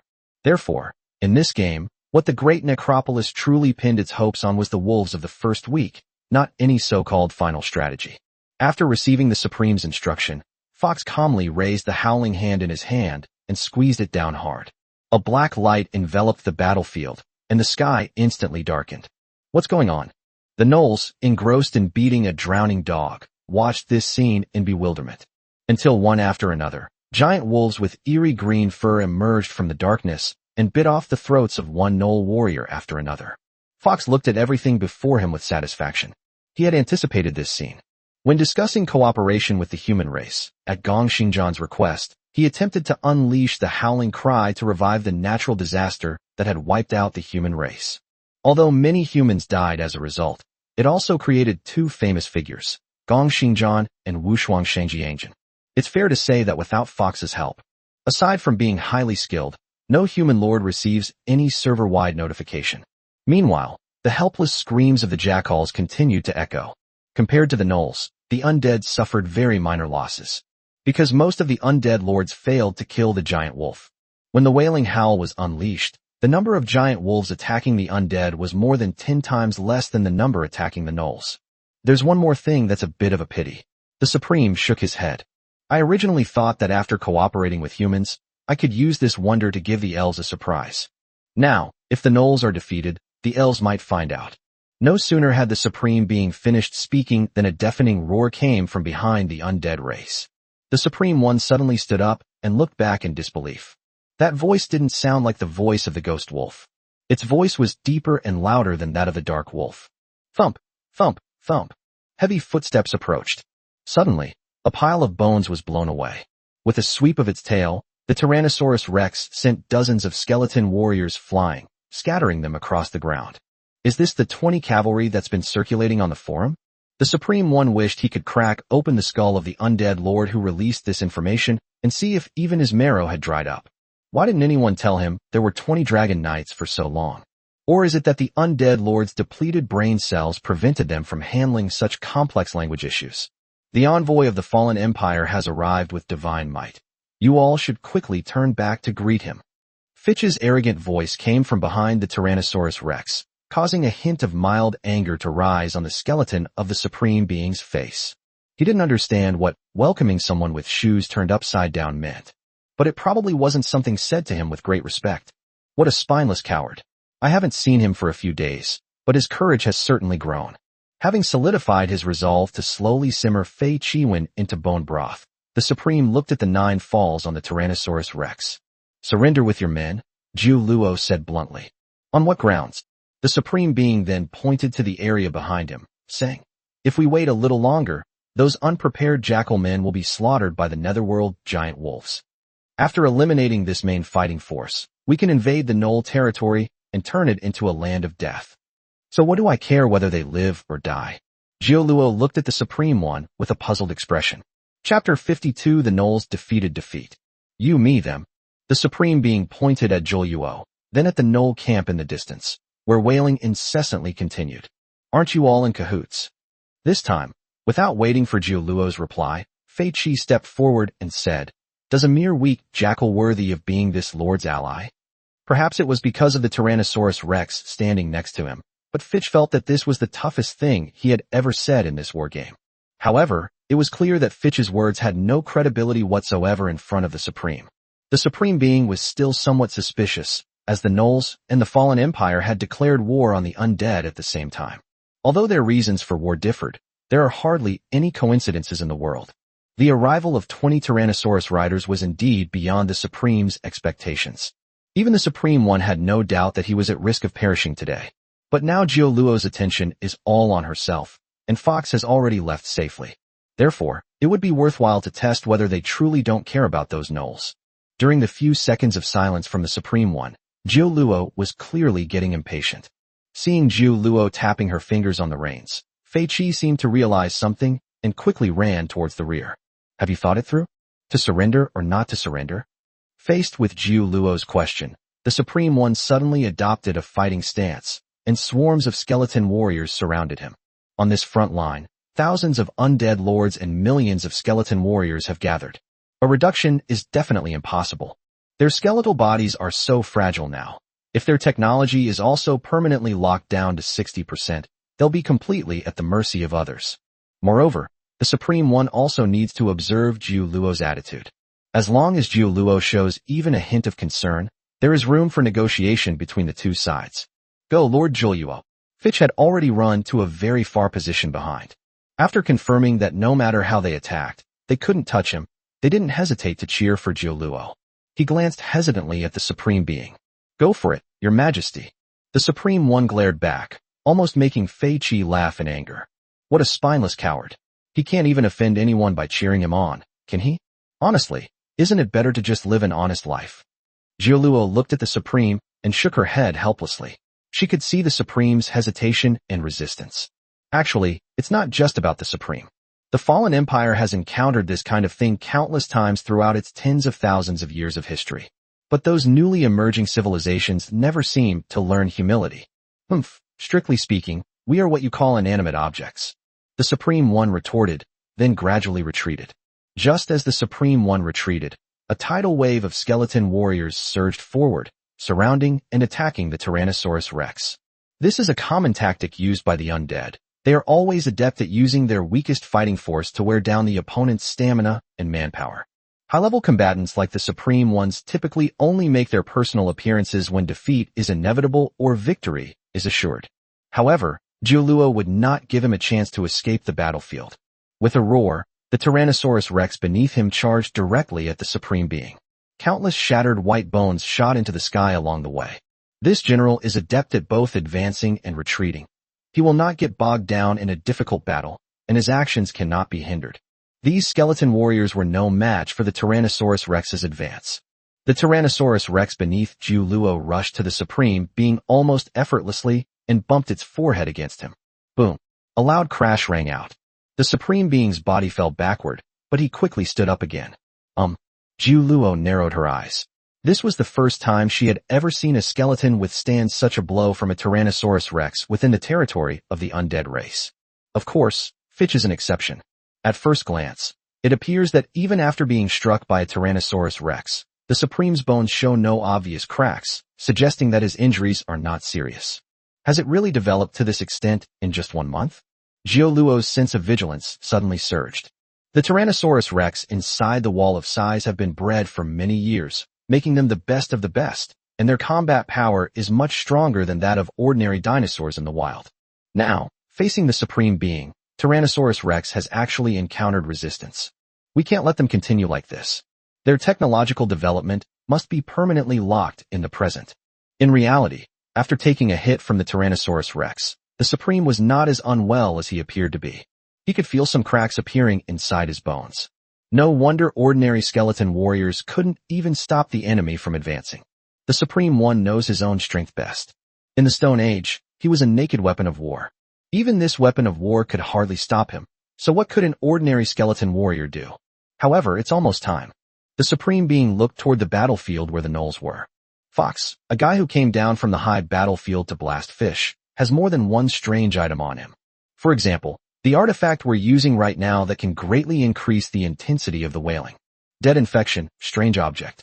Effect. Life forms killed by natural disasters will be resurrected as independent undead individuals. A strange green plague spread across the battlefield on the Null's side. Wherever the plague passed, all life turned into death. From this moment on, for every Null killed by the Dark Wolf, a new skeleton will emerge, tearing open the Null's flesh and blood to appear in the world. The Null lines have collapsed. Sahar, what should we do now? Several elite Null lords were eager to get Sahar's opinion. However, they soon discovered, filled with rage, that they were the ones who had started this all-out war. Sahar has vanished. I have said before that the Nulls have no intention of winning. When Sahar reappeared, he had returned to the place where he had met Gao Chang. This is the heartland of the Nulls. Even if all the Nulls on the front lines are wiped out, it's unlikely that the undead will be able to reach this place before the end of the game. At the same time, Sahar opened his own panel. In the Lord's Path, Zongheng has already been upgraded to Tier 3. He was fed on the blood of countless Nulls, and he will be the only winner among the Nulls in this war game. What Sahar just used was the ability he gained when he upgraded the horizontal and vertical path to the second level. Invisible, limited to once per game, you can instantly travel to any place you've ever been. Sahar gazed in the direction Gao Chang had left and murmured, I just wonder if that person is satisfied with the gift I gave them. His original intention was also to use the Nulls to consume the undead artifacts. I never expected that the undead creatures would be so ruthless, able to rout the well-prepared Nulls. Chapter 53. Be vigilant as the war ends. At the point of conflict between the Nulls and the undead, the confrontation between the Supreme Being and Zhu Luo fell into silence. Because the Supreme One discovered a problem, the Nulls' frontline troops were now completely wiped out. Zhu Luo, however, remained completely unconcerned. She truly wouldn't care whether those jackals lived or died. Having understood this, the Supreme Being slowly instructed the surrounding skeleton warriors to lower their spears. This was his stance, and also because these skeleton warriors posed no threat to Zhu Luo. May I ask a question first? The Supreme One stared into Zhu Luo's eyes with empty eye sockets. If we surrender to you, does that mean we also need to surrender to the Nulls? I don't care, Zhu Luo said without hesitation. Your grudges are none of my business. Upon hearing this, the Supreme One seemed to breathe a sigh of relief. Although surrendering means their technology will be permanently locked, leaving them stuck at 60% in the game with no progress. But this also means that they can get rid of the threat of these 20 Tyrannosaurus riders. The Tyrannosaurus Rex's advance was witnessed by all the undead lords present. These mere skeleton warriors are no match for them. As long as the fallen empire withdraws from this war, the undead race then abandoned their defensive measures against the humans and elves. By concentrating all their forces in one place, even if they lose this war game, they can at least win this all-out war against the Nulls. After figuring this out, the Supreme One posted an announcement on the Undead Forum. We lost the war against the corrupt empire, but our wrath against the living will set fire to every inch of the Nulls' land.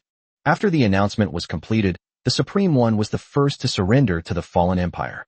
Then came the Grand Tomb, followed by the Supreme's officers and their subordinates. Seeing that the entire Great Tomb had surrendered, the remaining undead lords naturally offered no resistance and declared defeat in their war against the fallen empire. Seeing this, Fitch, who was hiding in a safe area, naturally made a hasty escape, fearing that the Supreme One would turn around and cause him trouble. Meanwhile, Gao Chang, sitting inside the wall of size drinking chilled juice, saw the number of enemy participants in the war interface constantly decreasing, until it is completely reduced to 0. The fallen empire has achieved its objective of waging a full-scale war against the undead. This is to inform you. In this game, the undead race receives a permanent buff, Tech Lockdown, preventing their tech tree from exceeding 60% of its maximum potential. Finally, there was a congratulatory message for Gao Chang. Congratulations on completing the all-out war against the undead. As a reward, you can choose to take one item with you after the game, calculating your contribution to this total war. Your contribution is 100%, therefore the item levels you can choose are Wonders and below.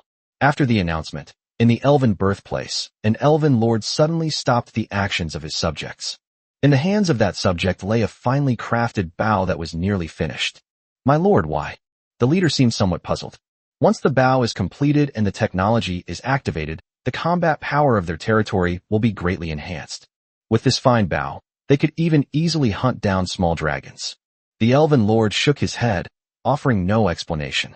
After crafting this exquisite bow, he wasn't sure if he would be able to push the tech tree to 60% of the current limit. The fate of the undead had given him a good warning. He approached the war game with utmost caution, and without absolute certainty of defeating the corrupt empire, he would never dare to provoke that unknown force. Besides, his chances of success are almost here. The elven lord picked up the polished stone knife in his hand and led his people toward the roots of an ancient, towering tree. At the base of the ancient tree is a huge, excavated cave. Upon entering the cave, a putrid stench immediately hits you. Jingya. A weak yet gritted voice came from the front of the elven lord. She was an elf girl who was bound. Her body was covered in cuts and lacerations, with congealed blood mixed with dirt clinging to her thin frame. Looking around the cave, all that could be seen were the corpses of elves who had been tortured to death. You'll get your comeuppance. Jingya did not respond, but quietly walked forward and lifted the girl's chin. The life of the elves comes from the ancient tree of life. The girl in front of us comes from the same plane of elves as Jingya. Strictly speaking, the girl is still Shizuha's younger sister. So he took advantage of the other party's trust, lured the other party and all his subjects here, and tortured them to death. Seeing the anger in the girl's eyes, Jingya did not hesitate to cut open her artery with a stone knife, letting the last drop of blood drain from her body. Final strategy progress, +1. Have you unlocked the Lord's path, renegade? No. This was already the umpteenth time that Jingya had rejected this approach.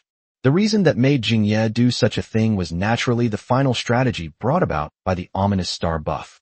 Forest power revives a giant tree over 50 meters tall into a war tree. While the war tree is present, it will periodically generate split versions to fight alongside it. Synopsis. Elves have long protected the forests, so when they are in dire straits, the forests they protect will reveal their true power to them.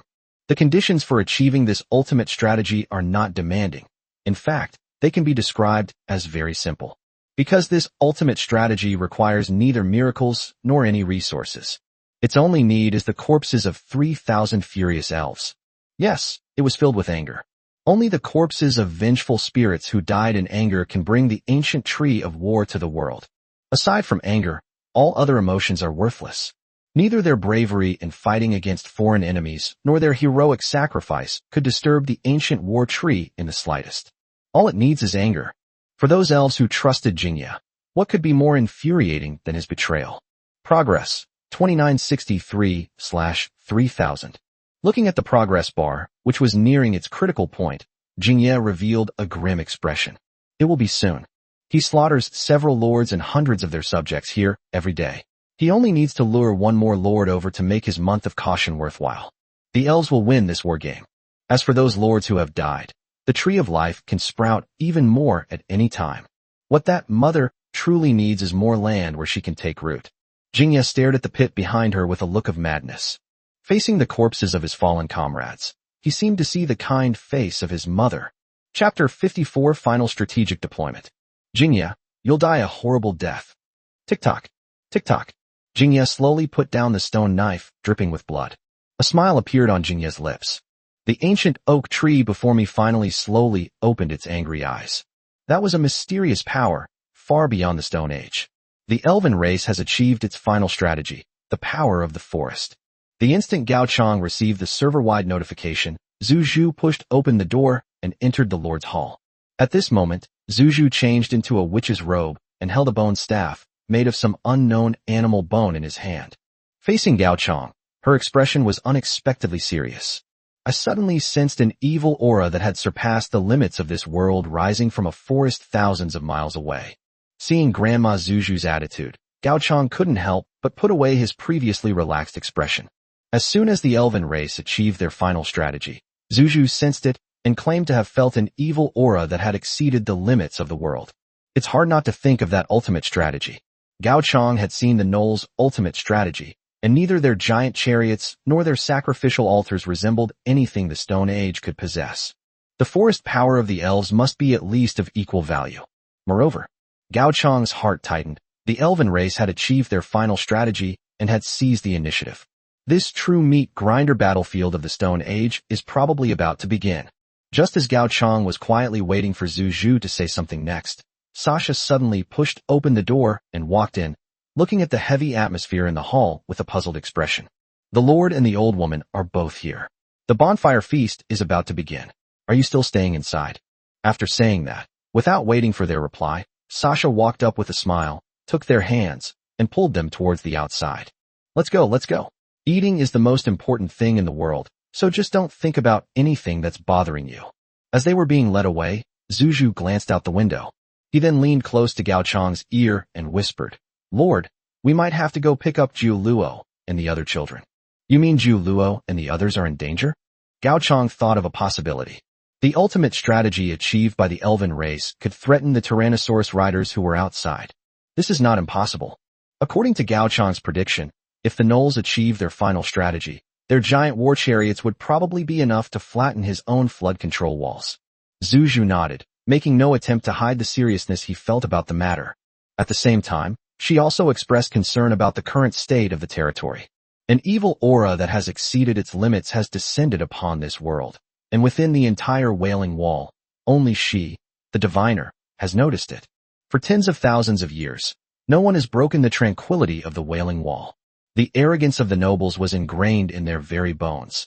They would not take anything seriously until they experienced it firsthand. Someone must shatter everyone's dreams before that evil aura arrives, or even a fallen empire will pay the price for its arrogance. But who can do it? What? Gong Xingjian jumped up from his seat.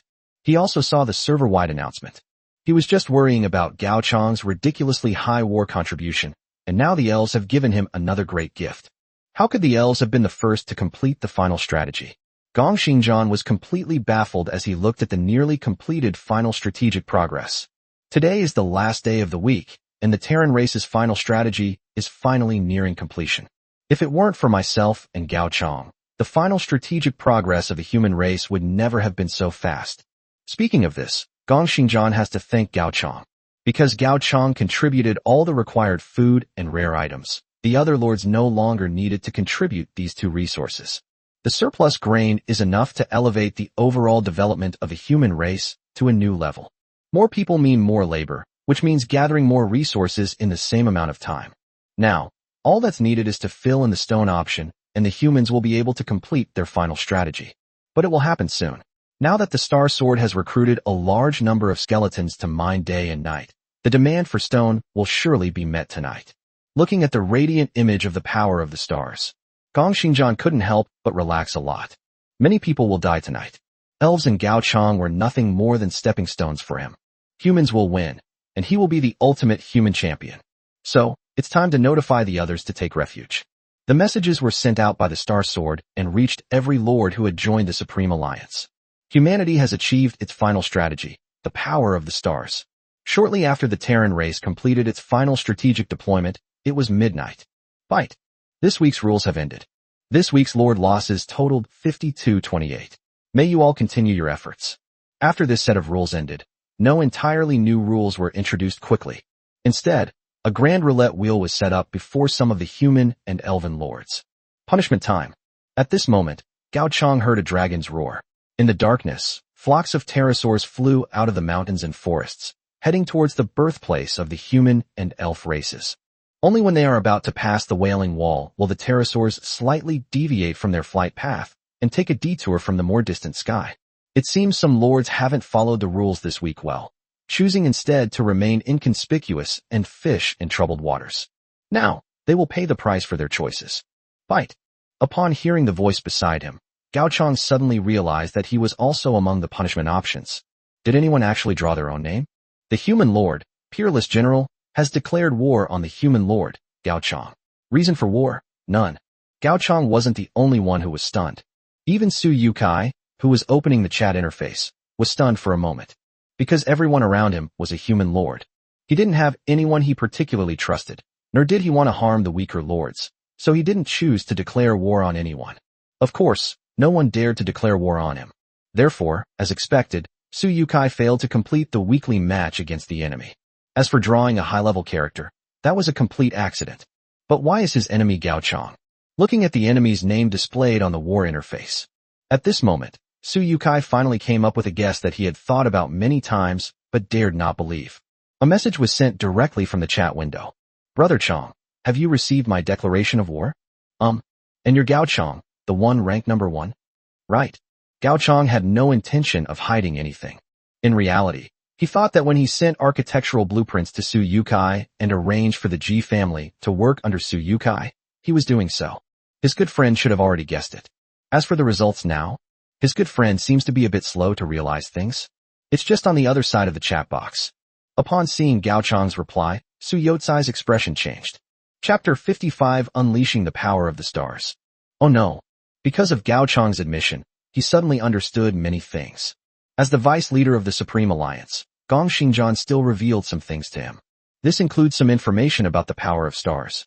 He was just about to open the chat window when he wanted to talk to Gao Chang about this.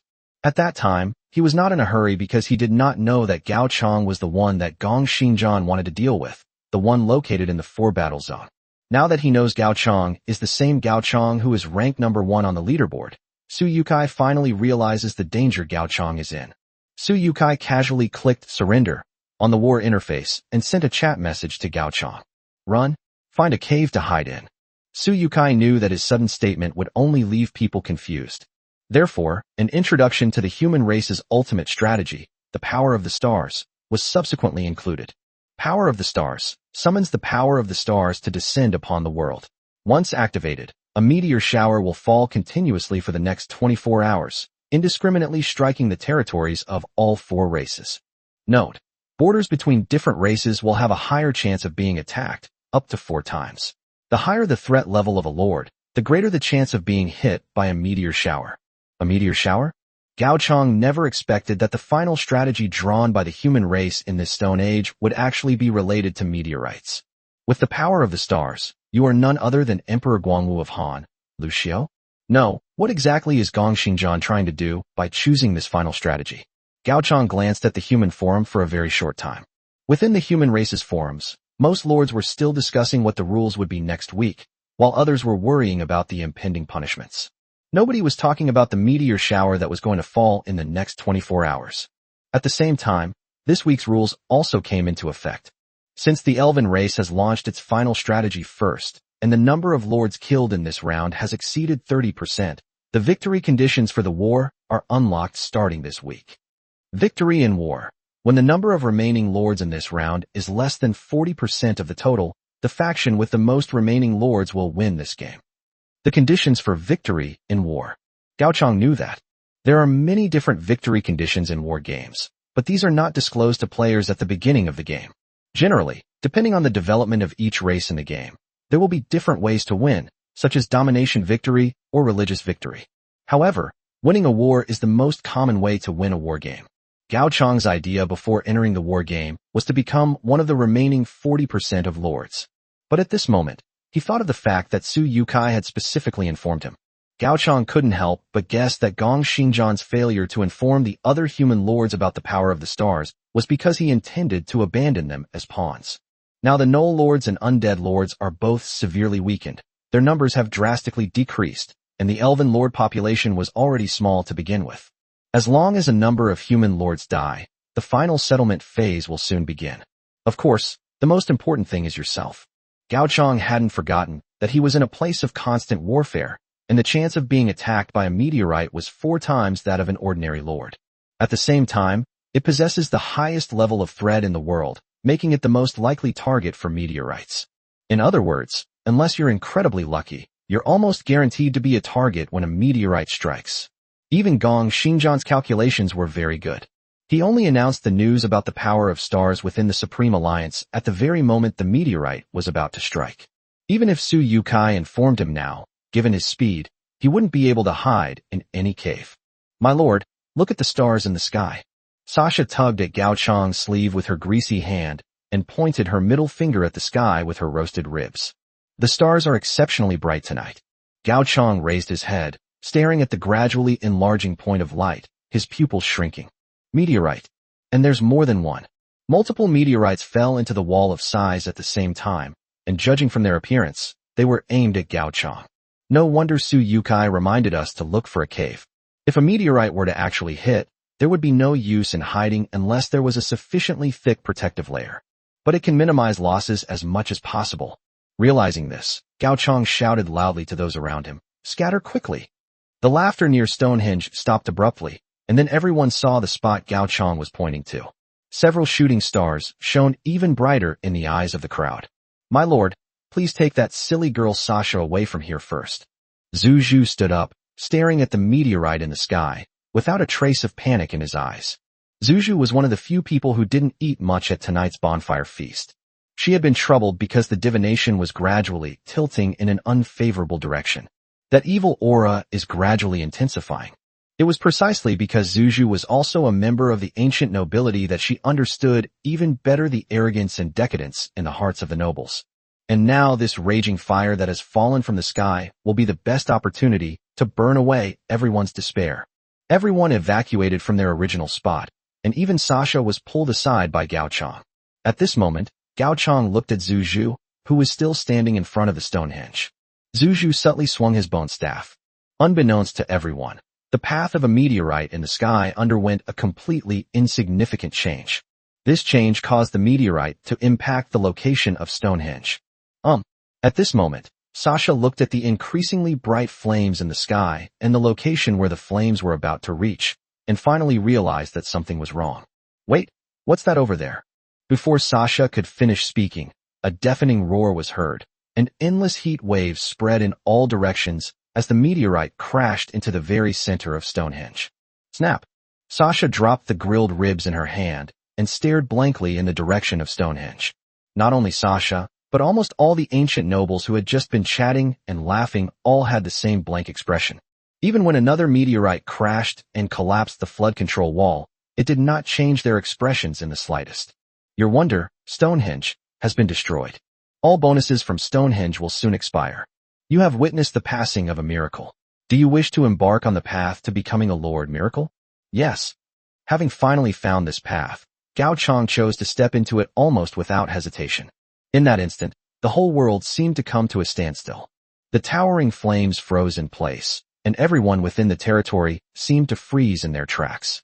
The only change was the sudden appearance of a blinding white light on the site, where the ancient Stonehenge had been completely reduced to ashes. Chapter 56, Awakening the Empire. Tell me your wish. A clear, ethereal voice came from Stonehenge. Who? Gao Chang asked instinctively. But the voice did not answer Gao Chang's question. It simply repeated, state your wish. Gao Chang paused, as if realizing something. Upon checking his personal attributes, he found that he had not gained any abilities after entering the first stage of the miracle path. At that moment, the war game notification sounded. Witnessing the demise of a miracle is a miracle in itself. You have successfully embarked on the path unique to miracles. No one knows if you'll reach the top, but now, make any wish, and a miracle will grant your dream. Seeing the prompts in the war game, Gao Chang remained silent for a moment. Make any wish. It is said that the strength of each path is equal. Can the miracle path really be that powerful? 999 more wishes? Gao Chang asked tentatively. But the light in the center of Stonehenge seemed to pause for a moment, then repeated, state your wish. Cut. Knowing that the other party couldn't really grant all wishes, Gao Chang curled his lip. Since that's the case, let's just be as greedy as possible. I hope that I can always win the war game. The light paused for a moment, as if trying to understand what Gao Chang was saying. Then, a medal depicting the ancient Stonehenge appeared out of thin air in front of Gao Chang and was imprinted into his personal panel. Your wish has been fulfilled. Can it really be done? Gao Chang suspiciously opened his personal panel and looked at his Lord Path. Miracle, Tier 1. This time, a brand new ability has been added below the path. Estimation, the 37th of the 36 stratagems. When facing any enemy, you always estimate that you can win. Effect, while you are alive in the game, all lords in the game can directly see the difference in military, economic, and technological levels between you and any other lord. Several question marks appeared above Gao Chang's head. The wish he made was that he could win the war game forever, right?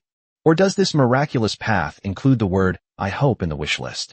Gao Chang's lips twitched. It really wasn't impossible. At this moment, as Gao Chang fully entered the miracle path, the light of Stonehenge disappeared, and everything around Gao Chang returned to its dynamic state. Gao Chang only heard a soft sound beside his ear.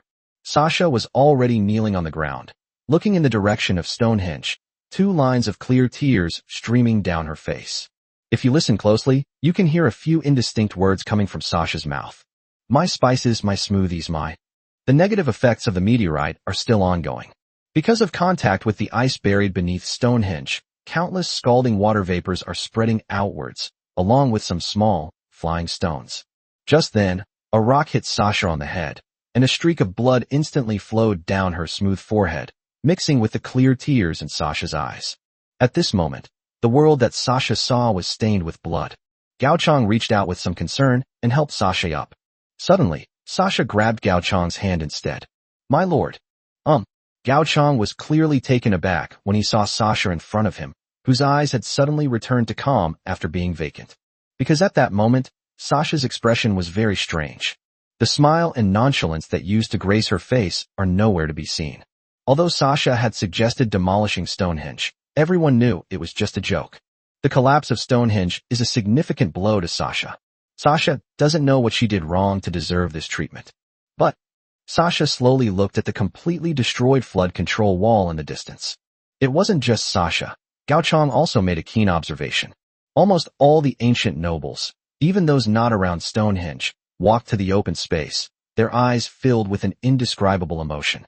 They simply cannot comprehend the extent of their crimes. Now let's speak frankly. Given that Stonehenge has been destroyed, you will receive the buff, the Dragon Awakens. Your territory type has been changed to Awakened Empire. The gears of fate turn forward, the long-dormant dragon slowly opens its eyes, and the lurking tiger bares its fangs to the world. The nascent civilization had long lost the respect it once held for the imperial court. Your people have sharpened their blades and are now gazing into a world both familiar and strange. Now, it's time to use fear to revisit their memories. Effect 6 has been removed. You have already obtained the awakening trait. Awakening Empire. Effect 1. You will unlock exclusive recruitment privileges for all troop types and building blueprints for the Awakened Empire. Effect 2. You can recruit soldiers without spending any resources, and there is no training time when you use your citizens to recruit soldiers. Effect 3. The number of soldiers you recruit is not limited by the total number of your subjects. Gao Chang knew that none of these things were the most important. Most importantly, after his territory was changed to an Awakened Empire, he was finally able to build structures and recruit warriors like a normal player. I couldn't wait to open the recruitment page. A wide variety of unit options came into view. Gao Chang discovered that not every civilization's awakened units can be recruited by the Empire. However, the unique troop types of the Awakened Empire can only be described as monstrous. Gu Lu swallowed hard, and Gao Chang decisively set several conditions among the many troop training options. Fire resistance, sorted by combat power. Many unit options disappeared instantly. Among the remaining options, Gao Chang immediately looked at the unit with the strongest combat power. Obsidian Champion Foot Rider. Introduction. Obsidian is also a stone, but a unique forging technique allows us to craft it into armor. Only the most exceptional warriors can be crowned with the title of champion. Training requirements. Ancient Noble X1. Characteristics. Immune to cutting damage, immune to piercing damage, immune to fire damage, immune to lightning damage. With an excited heart and trembling hands, Gao Chang had never heard of any other unit type that could possess so many damage immunity abilities at the same time. Moreover, the strength of the Obsidian Champion Foot Knight goes far beyond that. In addition to being immune to a large amount of damage, this Foot Knight also has a special characteristic. Oil-coated armor. These warriors are skilled at using flames as a barrier, scorching any enemy who dares to approach them. Chapter 57, The Supermodel's Military Branch. Without any hesitation, Gao Chang immediately maxed out his training quota. After exiting the training interface, Gao Chang saw all the ancient nobles heading towards their residences, including Sasha beside him. There are no training costs or training time. When everyone reassembled, they had all changed into a set of heavy, jet black obsidian armor. The weight of that armor was so great that it could even leave a mud pit in the ground when one walked on it. At the same time, Gao Chang noticed something. Although the description states that only 1 in 10,000 warriors can be given the title of champion, the Obsidian Champion Foot Knight is a title bestowed upon them. But all the Foot Knights present, who were transformed from nobles, were champions. Gao Chang subconsciously thought of a sentence. What makes a nobleman noble? Is it because they were born into nobility? No, it's because the blades in their hands are sharp enough, and they themselves are powerful enough. But the Awakened Empire brings much more than that. Gao Chang looked to the other side, and saw that the servants were not trained as Obsidian Champion Infantry Knights like the nobles. Because in the unit tree, Gao Chang also saw some outrageous things. Their combat power may not be that terrifying, but if placed in the Stone Age, it would be a complete dimensional reduction attack. Oil can thrower. Description: these agile can throwers wear special cloaks that grant them immunity to fire, and are adept at bringing flames to every corner within their sight. Training requirements. Ancient Servant X1. Characteristics: immune to fire damage, high melee mastery, raging fire. Like Foot Knights, this is also a type of unit that uses oil for attacks. Gao Chang hesitated for a moment, then trained half of the servants in his territory to be oil jug throwers. As for why not train them all, the reason is that Gao Chang saw in the previous training menu that the waiters could be trained into many flexible types of soldiers. For example, there are wilderness builders who can construct defensive structures and engineering tools anywhere, and dragon tamers who are skilled in taming. One by one, attendants, some wearing cloaks and carrying pottery jars, others holding hammers and tools, approached the Foot Knights. Unbeknownst to him, Gao Chang had already trained all the people in his territory into top-tier soldiers of this era. Gao Chang even felt that these types of troops, placed in the Stone Age, would be like having questions beyond the syllabus on an exam paper, leaving people helpless. At the same time, Gao Chang's training interface has also changed. Although there are no more citizens available in the territory, Gao Chang's training for all types of troops is still lit up. He was still able to continue training troops. Thinking about the third effect, Gao Chang, with a try-it-out mentality, pushed the training of troops to the maximum number. 10,000 people. Training began without charging Gao Chang any resources, and these new soldiers would complete their training in 7 days. Even though Gao Chang no longer had any extra subjects.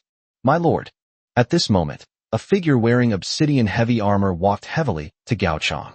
Only from the voice could Gao Chang realize that the person standing in front of him was Sasha, who loved to eat, drink, have fun, and come up with bad ideas every day. Sasha planted a heavy greatsword in the ground in front of her and knelt down on one knee. My lord, we have over 13,000 soldiers ready to fight, awaiting your command. At the same time, almost all the Foot Knights made the same move. More than 13,000 people. Looking at the available troops before him, Gao Chang realized that the number of these warriors was more than 6 times the total number of people under the strongest lord in the Stone Age in human history. Who would have thought that just an hour ago, he only had 30 Tyrannosaurus riders and 500 longbowmen at his disposal? Before you issue your command, may we say a few words first? Hai Yuqin suddenly asked Gao Chang. At this moment, Hai Yuqin's profession as a supplies officer has completely shed the word degenerate. Now, she can perfectly manage supplies for 100,000 people, and she is no longer the same as before. Gao Chang nodded.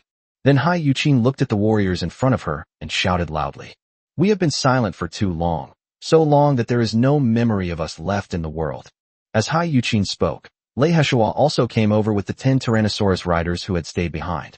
So long that those newly emerging civilizations dare to trample on our dignity, so long that other civilizations no longer take us seriously, Lei Heshua added. Grandma Zuju also turned her gaze to the soldiers. Our ancestors used their remaining light to protect us for 10,000 years. They made their descendants immune to all disasters, so they could enjoy wealth and luxury.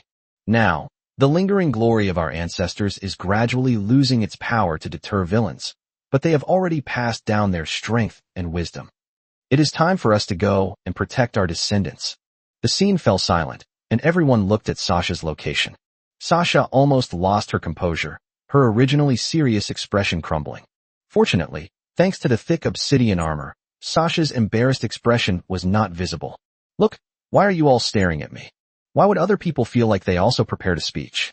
Sasha kept trying to signal to Gao Chang to give the order quickly, but all her attempts were thwarted by her obsidian helmet. Even through the armor, Gao Chang could sense Sasha's embarrassment. The discomfort I had just felt due to Sasha's personality change vanished instantly. Gao Chang casually patted Sasha's armor and whispered, "Just say whatever you want. Everyone's watching." Okay then. Sasha stood up from the ground and picked up the greatsword in front of her. After a long pause, he shouted loudly. Today, we were eating barbecue and singing songs when suddenly we were blown up by some bastard who appeared out of nowhere. They burned our roasted meat that we hadn't even had a chance to eat, set fire to the spices we had painstakingly prepared, and destroyed our ice cellar. As she accused the other party of their crimes, Sasha burst into tears of grievance. At the same time, some of the soldiers present gripped their swords a little tighter. Seeing that Sasha was crying harder and harder, Gao Chang quickly stepped forward and continued. Can we tolerate this kind of thing? No. A hand holding a kerosene can was raised. Then what should we do? Gao Chang continued to shout. Burn them. Yes, burn them. Burn them alive. As the shouts of burning them to death grew louder and louder, Gao Chang quietly returned to his original position. Actually, there's no need to be so extreme. Chapter 58, Declaring War on the World. Because of your speech, the Dragon Awakening buff has temporarily been changed to Dragon's Wrath. To Gao Chang's surprise, a simple speech actually triggered a notification from the war game. Dragon's Wrath buff. Your war weariness will never increase, and the combat power of all warriors in your territory will increase by 10%. Compared to the Awakening of the Dragons, the Wrath of the Dragons adds an extra bit of combat power, but there are absolutely no downsides. Gao Chang looked at the many soldiers in front of him. When their pride is torn away, when peaceful life becomes a dream, their anger nearly set the whole world ablaze. Then let's end this war. Gao Chang already knew what he needed to do at this moment. He reached out and grasped the greatsword that Sasha was holding. Gao Chang shouted loudly, "From this moment on, we declare war on the world." At the same time, all surviving lords in the war game received a server-wide notification from the war game. The Wailing Wall has awakened from its millennia-long slumber and once again reigns over the continent that once cast its shadow. Now, giants have entered the children's paradise. The Awakened Empire declares war on all lords. Reason for war: the wrath of the dragons. Warning: this is a hopeless war. Immediate surrender is recommended to minimize losses. At a time when most lords were still at a loss, a new server-wide announcement has appeared again, this time from the Awakening Empire. We will once again cleanse this world. Submit or die. The war game thoughtfully provides each lord with two unique options that are only triggered when the Awakened Empire declares war on them. Option 1. We will not be enemies with the Awakened Empire. Selecting this option will automatically surrender to the Awakened Empire, making you a vassal state. You will not be able to win this game unless the Awakened Empire is destroyed. After seeing the commentary on Option 1, many lords hesitated, even with the warnings from the war game. There must always be a winner among the four tribes. If they were to bow down to this inexplicably appearing Awakened Empire at this moment, they would be destined to end up as losers. Therefore, many people turn their attention to Option 2. Option 2. They're just foolish old relics. Sweep them into the dustbin of history. All lords who select this option will be forced to join the war against the Awakened Empire. At that moment, Gao Chang's miraculous talent came into play. For some reason, he gained a special ability in front of other lords, to see the difference between himself and others. Many lords subconsciously check the gap between their own strength and Gao Chang's. In military matters, the enemy is like a god compared to us. In economic matters, they are like gods compared to us. In terms of technology, they are like gods compared to us. Three figures, like gods laid bare before all the lords. The Null and undead lords, who were locked in a fierce battle, made almost no hesitation in choosing not to antagonize the Awakened Empire and continued to engage in the fighting between the two sides. But apart from the undead and Nulls, most lords still clung to a sliver of hope. I choose Option 2. One by one, the human and elven lords chose Option 2, because they know they are not fighting alone. All lords who choose the second option will, to a large extent, become foes on the same side. An existence that a single lord cannot defeat. But what if most lords were combined? We might not be unable to defeat them. As a result, one hostile target after another appeared in the powerful war panel. Almost all the elites of both the human and elven races chose to join the war. However, to Gao Chang's surprise, the message came from Suyukai. Do you need help? I'll bring the Ji family over to assist you. After fully understanding who Gao Chang was, Suyukai also understood many things. For example, right now, if he wanted to help Gao Chang, most of the elders within the Supreme Alliance are unreliable, even those who once stood with him in the vote. After the server-wide announcement, Suyukai also learned that Gao Chang would be facing a large number of enemies. The worst-case scenario is that the humans and elves unite. After the meteor shower ends, they will first surround and kill Gao Chang, and then engage in a decisive battle between the two sides. At this stage, the only people who might go with Suyukai to help Gao Chang are the Ji family members whom Gao Chang himself arranged. No rush. Let's wait until the meteor shower is over. Compared to the fighting power that Suyukai could bring, Gao Chang was more afraid that his eldest son would really die on the way. How dangerous a 24-hour continuous meteor shower is can only be known by experiencing it firsthand. Just as Suyukai sent the message, another meteorite crashed into the wall of size. This time it was different from the time it was smashed at Stonehenge. Without large amounts of ice to cool it down, the heat wave directly ignited the surrounding greenery. If it weren't for the fact that everyone present except Gao Chang possessed extremely high fire resistance, they might have already been killed by the burns. "We need to get out of here quickly," Zhu Zhu said, frowning. "As long as we are here, the stars in the sky may fall at any moment." Gao Chang nodded. Even though this war might very well be the final showdown of this game, he also didn't want these meteorites to destroy his territory. After informing Suyukai that there was no need to come to his aid for the time being, Gao Chang first looked towards the heart of the human territory. Just as Gong Xingjian knew where he was, Gao Chang also knew the location of Gong Xingjian's territory perfectly well because of the presence of Suyukai and Ji Lunyu. But Gao Chang always had a strange feeling about the Gongxing sword. "I felt both angry and amused. Destroying the ancient Stonehenge under the watchful eyes of everyone in the fallen empire was simply the most impossible thing imaginable. But Gong Xingjian did it. Using the power of the stars, Gong Xingjian was indeed very clever enough to help Gao Chang successfully awaken the fallen empire. Even Gao Chang himself couldn't do that. So, let the star sword, which is closer to us, enjoy itself for a couple more days, and take everyone to visit the birthplace of the elf race. Or should we send Gong Xingjian to see his great-grandmother? After all, once the fallen empire awakened, neither the star sword nor any so-called final strategy was needed anymore." Gao Chang didn't even hesitate for a few seconds. The information that followed solidified Gao Chang's resolve. The elves declare war on the humans. Reason for war: total war. The elven technology has reached the game's maximum of 60%. You have unlocked the reason for declaring war on the elven race. Beware. At this moment, Jingye stood atop the ancient war tree, silently gazing down at everything in the distance. Chapter 59, Shizuha's Ambition. An alliance with the human race? What a mediocre person's idea. Unlike other lords, Jingye never even considered the option of allying with the human race. Similarly, he didn't care at all about the suddenly emerging awakened empire. Looking at the ancient war tree at her feet, Jingye felt only peace. Victory belongs to the elves. The ultimate strategy brought about by the ominous star buff is something that completely breaks through the upper limit of the world's technology tree. Humans originally had the ability to fight against the elves because they were the only two races to achieve the final strategy in this war game. But the humans were too foolish. Indeed, faced with the star power chosen by Gong Xingjian, Jingye could only utter the word foolish. Don't be fooled by the spectacular sight of a meteor shower. It can actually cause injury to both the meteorite showerer and the observer.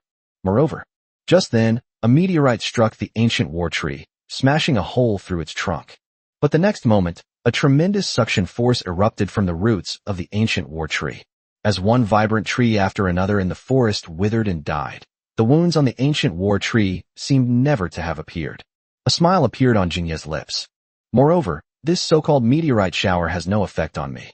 The only chance for the star sword to win is if the meteor shower kills enough human lords, and then, taking advantage of the elven race's numerical disadvantage, it can secure victory in this game. But Shizuha wouldn't just stand by and watch him win. Thinking of this, Jingye took out a scroll and used it directly. Letter of Request for Battle Oddity.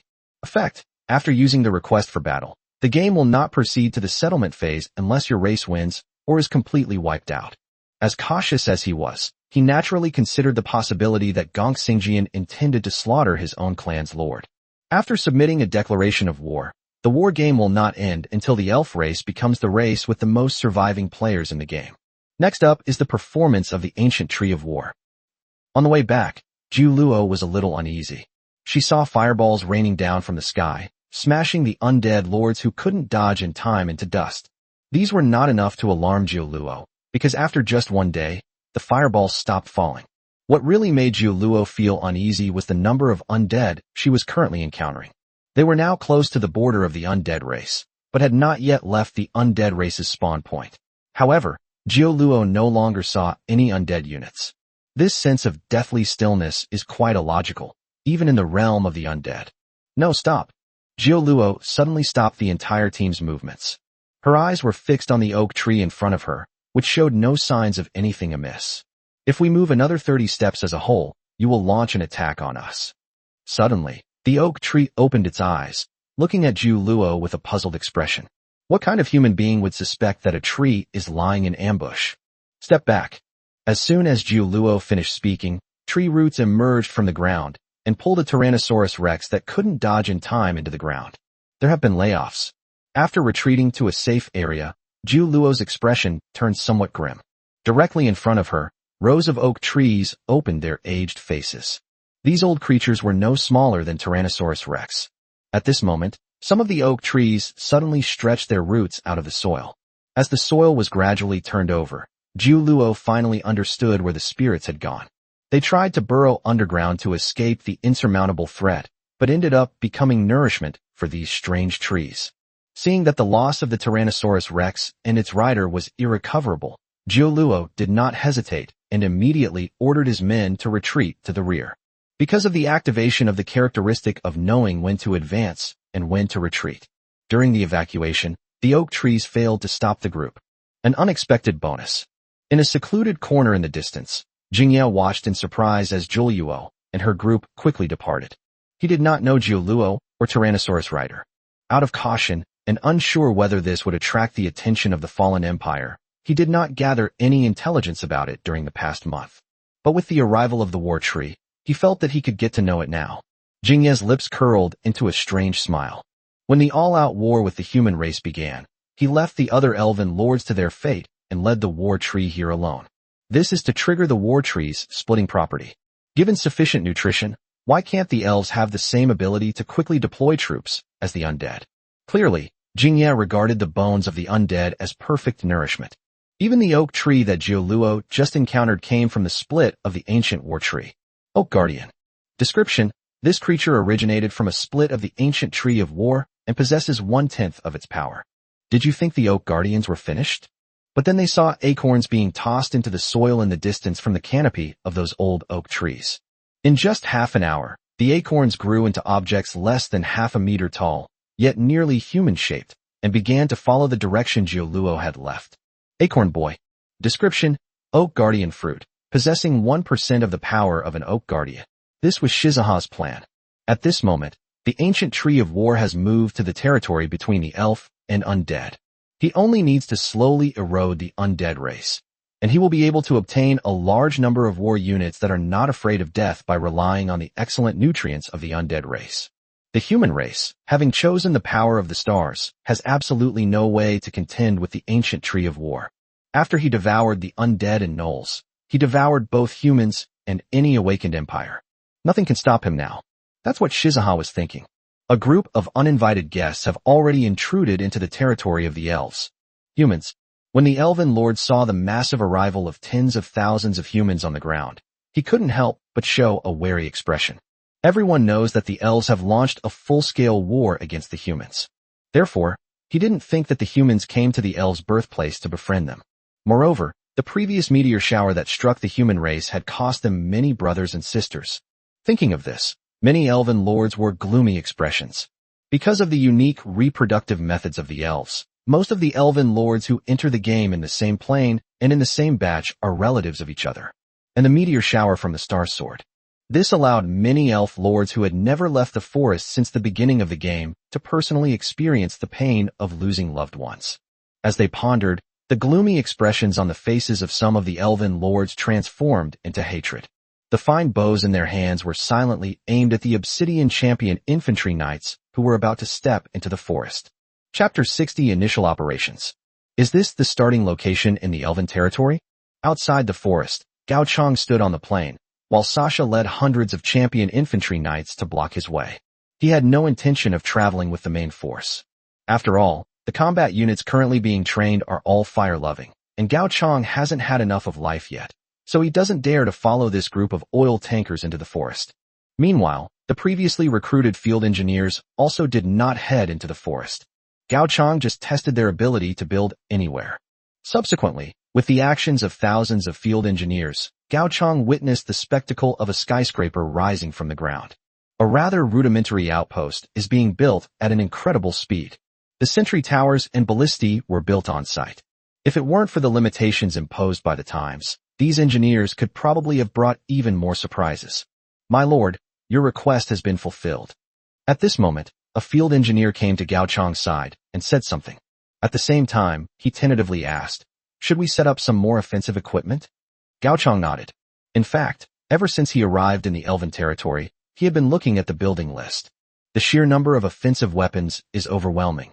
It's impossible to know what to build. If it were any other lord, they probably wouldn't have these troubles, Gao Chang thought to himself. At this stage, it's hard to say whether other lords have invested in the technology tree to the point of machinery. As for Gao Chang, there are many attack devices he can build. But most of them were things designed for city walls or buildings, like battering rams and giant catapults. Using these things to attack the elves scurrying about in the forest is like using a cannon to kill a mosquito, far too cumbersome. Suddenly, Gao Chang's fingers, which were scrolling through the interface, paused. I never expected that such a thing would be found inside an attack weapon. Fire Dragon Card.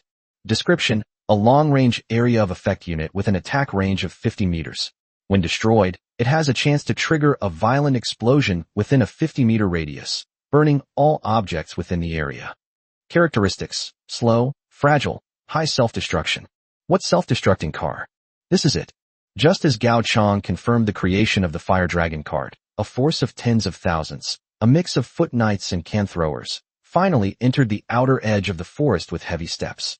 From this moment on, they successfully entered the range of the elves' attack. Swoosh! The sound of wind breaking rang out. Without any warning, the elves fired the first arrow. They would never stand idly by and watch humans enter their territory. Unsurprisingly, the arrow broke into two pieces the instant it collided with the obsidian. But the sound of the collision and the crisp sound of the bowstring had successfully revealed his position.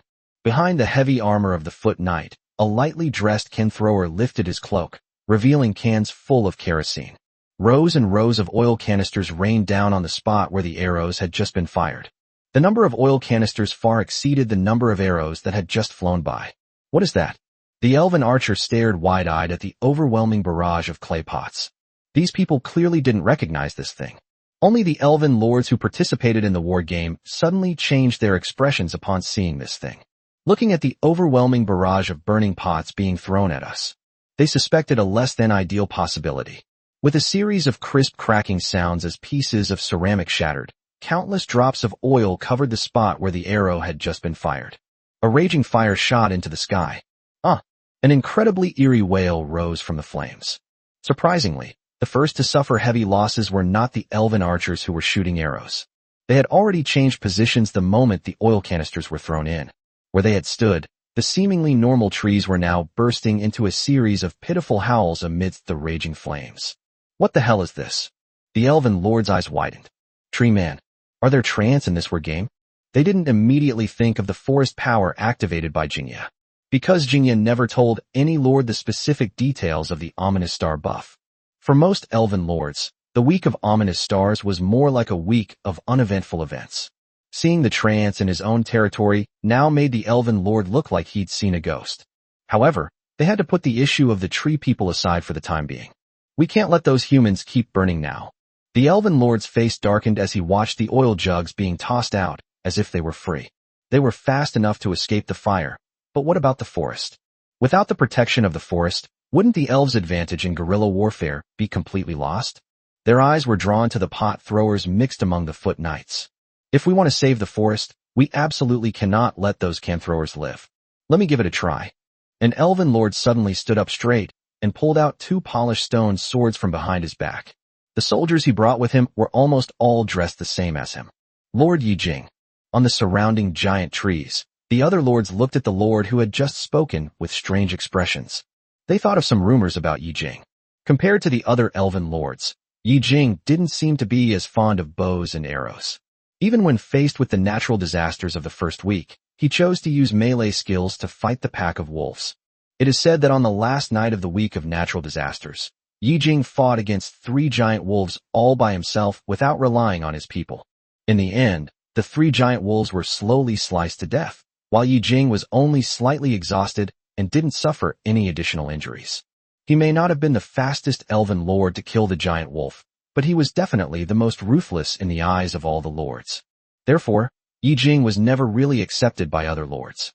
But not being accepted doesn't mean he's not strong. Many lords secretly glanced at the warriors brought by Yijing. Sword Dancer.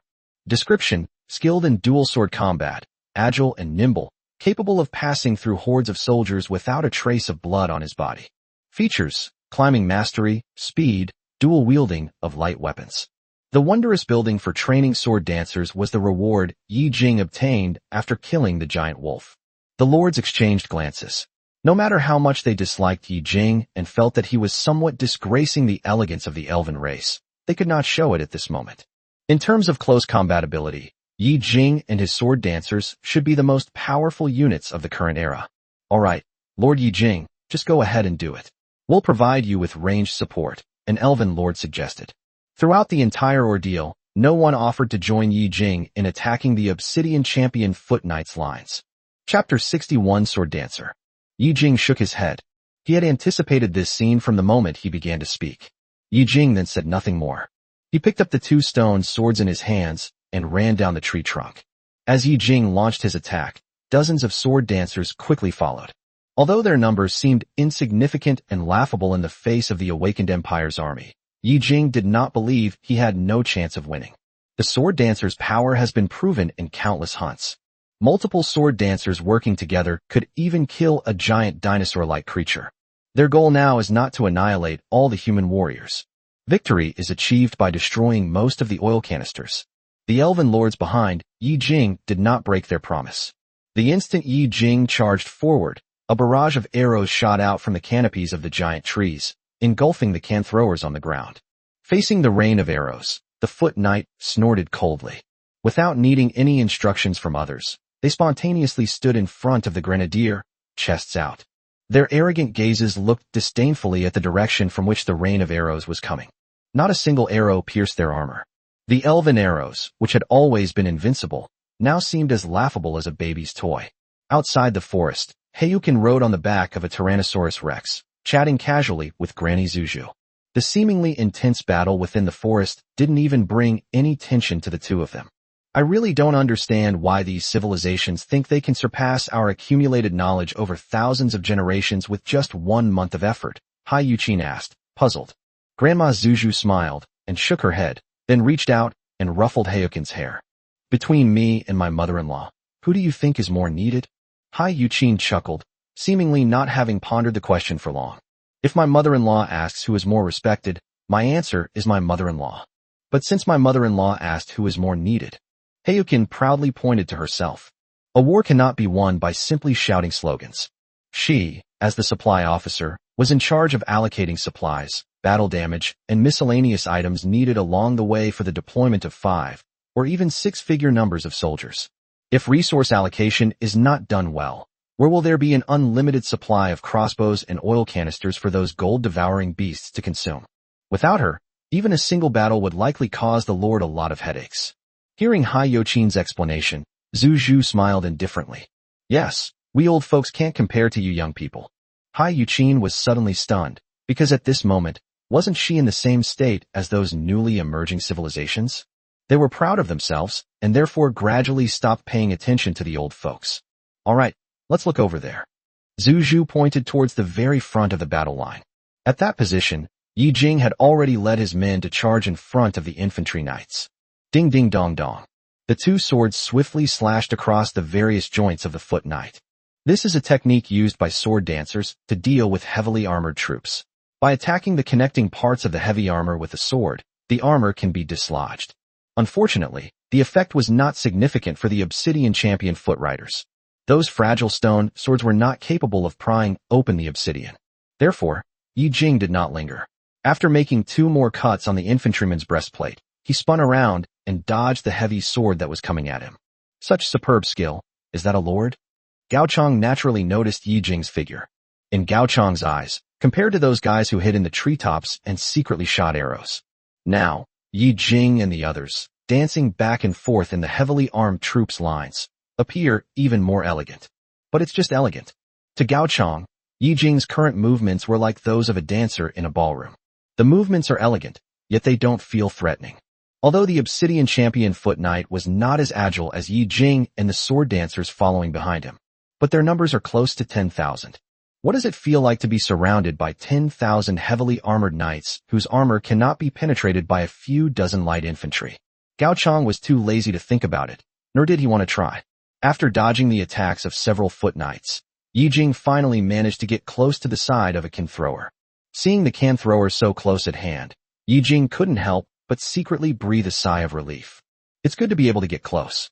Dealing with these kerosene cans will likely be a long-term task that takes days to complete. Thinking of this, Yi Jing swung his two swords down at the hand that was throwing the can in front of him. Without the heavy obsidian armor, the long robe worn by the can thrower alone would not be enough to withstand the slash. However, what Yi Jing and all the sword dancers did not expect was, faced with the oncoming twin swords, the can throwers not only did not retreat, but instead met the attack head-on. An unlit kerosene can was smashed into Yi Jing's face, causing him to black out. Before he could react, another tremendous force struck, and one of Yi Jing's two swords was gone. Yi Jing wiped the oil off his face, looked at the only sword he had left in his hand, and then at the other sword that the can thrower had taken from him. This. They even brought weapons? This was the first time Yi Jing had encountered something like this, and even with the good manners of an elf, he almost cursed out loud. Is this the kind of character a soldier should have? Okay, the other side isn't a warrior. Having his weapon taken from him, Yi Jing had no intention of lingering in the fight, and slipped through the gaps between the foot knights. But looking back, they found that more than half of the sword dancers they had brought were dead or wounded. Most of them were not killed by foot knights. Instead, when facing the can thrower, he was disarmed by the can thrower and killed in a one-on-one fight. So advanced melee proficiency includes disarming someone with bare hands. Gao Chang muttered to himself, rubbing his chin. In the current situation, it would be wishful thinking for the elves to send heavy infantry to break through the infantry knights' defenses, provided, of course, that they possess heavy infantry. As for light infantry, they only need to approach the can thrower. A can thrower with superior melee skills would tell them that the strength to throw a can of kerosene would probably be enough to smash their skulls. Perhaps it was a warrior's sixth sense. Yi Jing suddenly noticed a gaze fixed on him from afar, and immediately turned to meet it. Hai Yuqin and her group passed by the barrier between the main force and the engineering corps. Yi Jing successfully met Gao Chang's gaze. That is, the Lord of Humanity? Yi Jing thought to himself subconsciously. Seeing Gao Chang completely unarmored, Yi Jing seemed to realize something. Is he a pampered fellow like other elven lords? Yi Jing suddenly chuckled softly. All those who are still alive, follow me. Chapter 62, Unexpected Developments. Yi Jing's voice was clear and crisp. Without a word, all the sword dancers who could still move followed Yi Jing's movements. Gao Chang squinted. He noticed that these lords seemed to always like to carry out decapitation strikes when they couldn't defeat the soldiers. Suddenly, Gao Chang looked down at Yi Jing's feet and frowned. Suddenly, a thick vine stretched out and bound Yi Jing's body, pulling him deeper into the forest.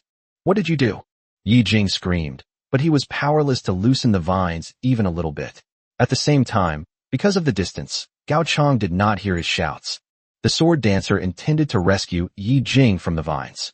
However, the vines were too tough and retreated too quickly, leaving the people with no way to intervene. They could only watch helplessly as their lord was captured by an unknown entity. Humans. Left with no other choice, the sword dancers could only glare angrily at Gao Chang, whose face looked completely innocent. It's clear that Gao Chang really didn't do anything, so he's not taking the blame. However, the exclamations that soon came from midair once again drew the attention of the sword dancers. It turns out that it wasn't just Yi Jing who was affected in that instant. All the elven lords were suddenly pulled into the depths of the forest by the vines that appeared. Just as these recruited citizens were caught in a dilemma between blocking Gao Chang and saving their lord. Another anomaly occurred. Those trees that were originally normal suddenly grew old faces. And one by one they stood up and threw off the spirits that were on them. Their roots extend from the ground, forming large feet that allow them to walk.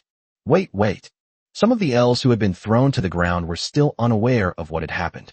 Without hesitation, the trees stomped down, and when they lifted their feet again, only the crushed corpse of the elven archer remained. Awakened Empire, powerful. Jingye, who was leading a large number of oak guards toward the ancient tree of war, looked at the elven internal forum and revealed a cold smile. He originally intended to eliminate Zhu Luo and those Tyrannosaurus riders first, to deal a heavy blow to Gao Chang. Unexpectedly, Zhu Luo managed to outmaneuver him, thwarting his plans. However, this is not a big deal. They were supported by the undead. The number of Oak Guardians is approaching 10,000, and the number of acorn boys is countless. And then there's the ancient war tree that exceeds the combat power limit of the Stone Age. Jingye no longer cared about the fighting strength of the other elven lords. His only request of those lords now is that they live well until the end of this game. As for the all-out war with Gao Chang, he took complete control of it all by himself. Boom. The farce in the forest continues. The awakened trance didn't care about the lives of the ordinary elven people. As they attacked the Obsidian Champion Foot Knights, the elven soldiers suffered heavy losses instead. Dozens of sword dancers had already left the battlefield, and looking at the chaos before them, they were at a loss as to what to do. Why is this happening? From any perspective, shouldn't trance be natural allies of the elves? Why are these tree people so indifferent to their lives and deaths? Thinking of the lords who had just been bound by vines, the sword dancer suddenly had a guess. Perhaps, only the lord's life truly counts as a life. Your sword dancer's loyalty -60. Your elite archer's loyalty -90. Almost every elven lord was greeted with a message that the loyalty of their subjects had plummeted. But now, they are struggling to protect themselves. Just then, the field engineer who had reported earlier came to Gao Chang's side again. My lord, the offensive equipment you requested has been completed. Gao Chang looked in the direction the engineer was pointing. 100 fire dragon vehicles were built at an incredible speed. These vehicles are not large in size, and can be easily operated by a maximum of 2 people working together. Suddenly, Gao Chang smiled. Have some of the main force withdraw and bring back the equipment. Looking at the tree men rising up in the distance, Gao Chang felt a bit uneasy about burning people, but he had no such concerns about burning trees. Rather, it's more accurate to say, Gao Chang couldn't wait to see those old guys being cremated to ashes when they faced his burning music combo. Who hasn't fantasized about setting a mountain on fire during their rebellious phase? Faced with the trance that were already charging head-on, a small number of foot knights retreated. But most people were prepared for battle. A crackling sound rang out. As a long-range attack can thrower, he accidentally threw the oil can into his own camp this time. As the kerosene was ignited, the entire land was covered with an inextinguishable flame. This included the armor of foot knights. Although they were much smaller than the tree men in front of them.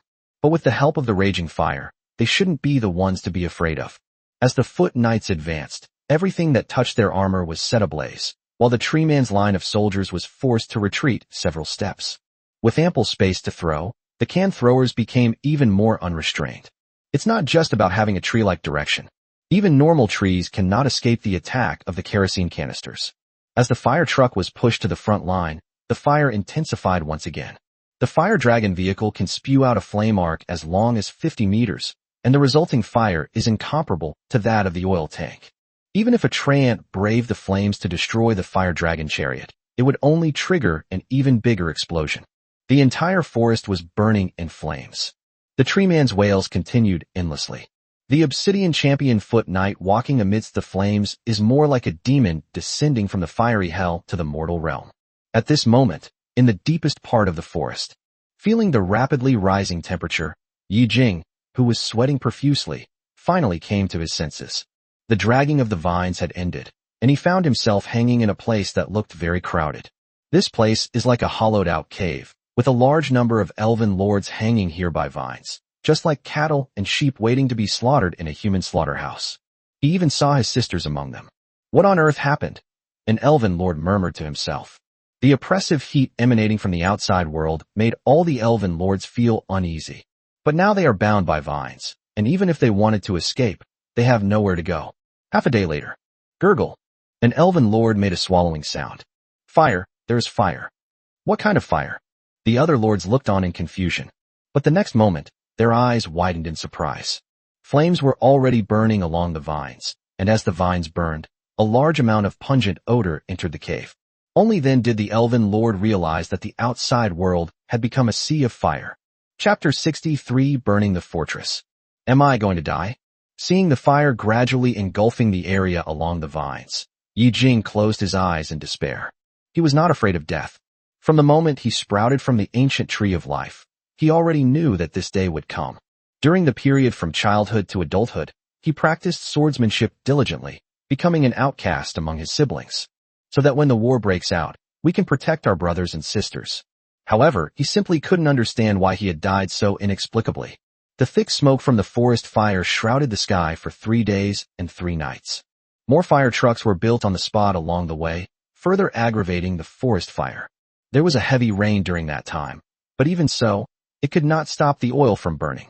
Only after most of the plants had been burned did Gao Chong, protected by the foot knights beside him, step into the area where the forest had originally been. This place has been completely burned, with charred tree trunks everywhere and embers of charcoal scattered on the ground. Whether it's elves, tree people, or even the wild animals that originally lived on this land, everything was reduced to ashes in the raging fire. Even the territory of the dead is far more vibrant than the land beneath Gao Chong's feet at this moment. It seems that these forest powers are absolutely dead. Gao Chong crushed the charcoal on the ground with his foot. If these tree people were what Granny Zuzu had mentioned, things that had surpassed the limits of this world's technology tree, then, if that's all they're capable of, then they don't seem to be anything special. Just then, the ground trembled slightly. Having grown accustomed to it, Gao Chong recognized the sound as the Tyrannosaurus Rex running. My lord. Hai Yuqin led a group of Tyrannosaurus Rex running towards Gao Chong. Gao Chong wanted to say hello, but he subconsciously saw Jiu Luo, who was injured, behind Hai Yuqin. 9 falls. Chef sister. Gao Chong and Sasha spoke almost simultaneously. Suddenly, Gao Chong frowned as he noticed the numerous scratches on Jiu Luo's body. And the number of Tyrannosaurus riders following Jiu Luo seems a bit off. The Tyrannosaurus Rex stopped in front of Gao Chong, and Hai Yuqin helped Jiu Luo down from the Tyrannosaurus Rex. What happened? Gao Chong asked directly. Sasha looked at Jiu Luo's blood-stained wounds and couldn't help but feel a pang of heartache in her eyes. Was the chef being bullied? Jiu Luo forced a smile. Who in the world can bully our people?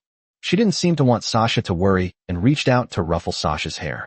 But just then, she noticed the obsidian armor Sasha was wearing. Jiu Luo lowered her raised hand.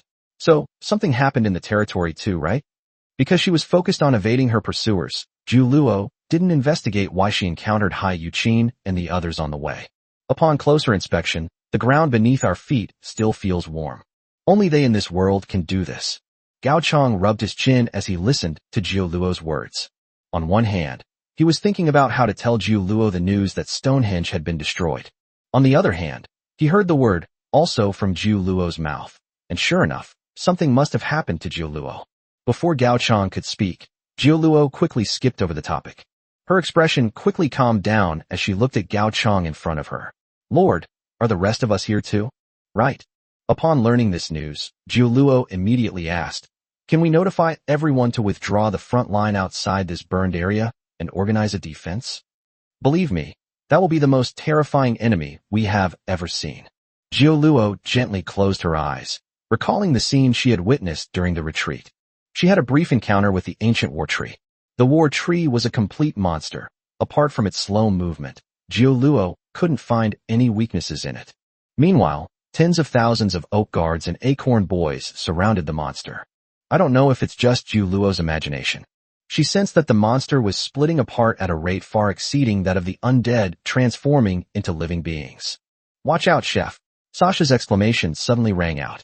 A large sword slammed directly into the ground behind Jiu Luo. The acorn boy, who had just emerged from the ground, was smashed to pieces by Sasha with the side of her greatsword. But soon more acorn boys emerged from the soil and pounced on the group. Gao Chong is not an exception here. Within a short period of time, all the patrolling soldiers on the burning ground were subjected to sudden attacks of varying degrees. Fortunately, Acorn Boy's light attacks failed to harm the Foot Knights. As the Foot Knights ignited their armor, the sudden attack was instantly neutralized.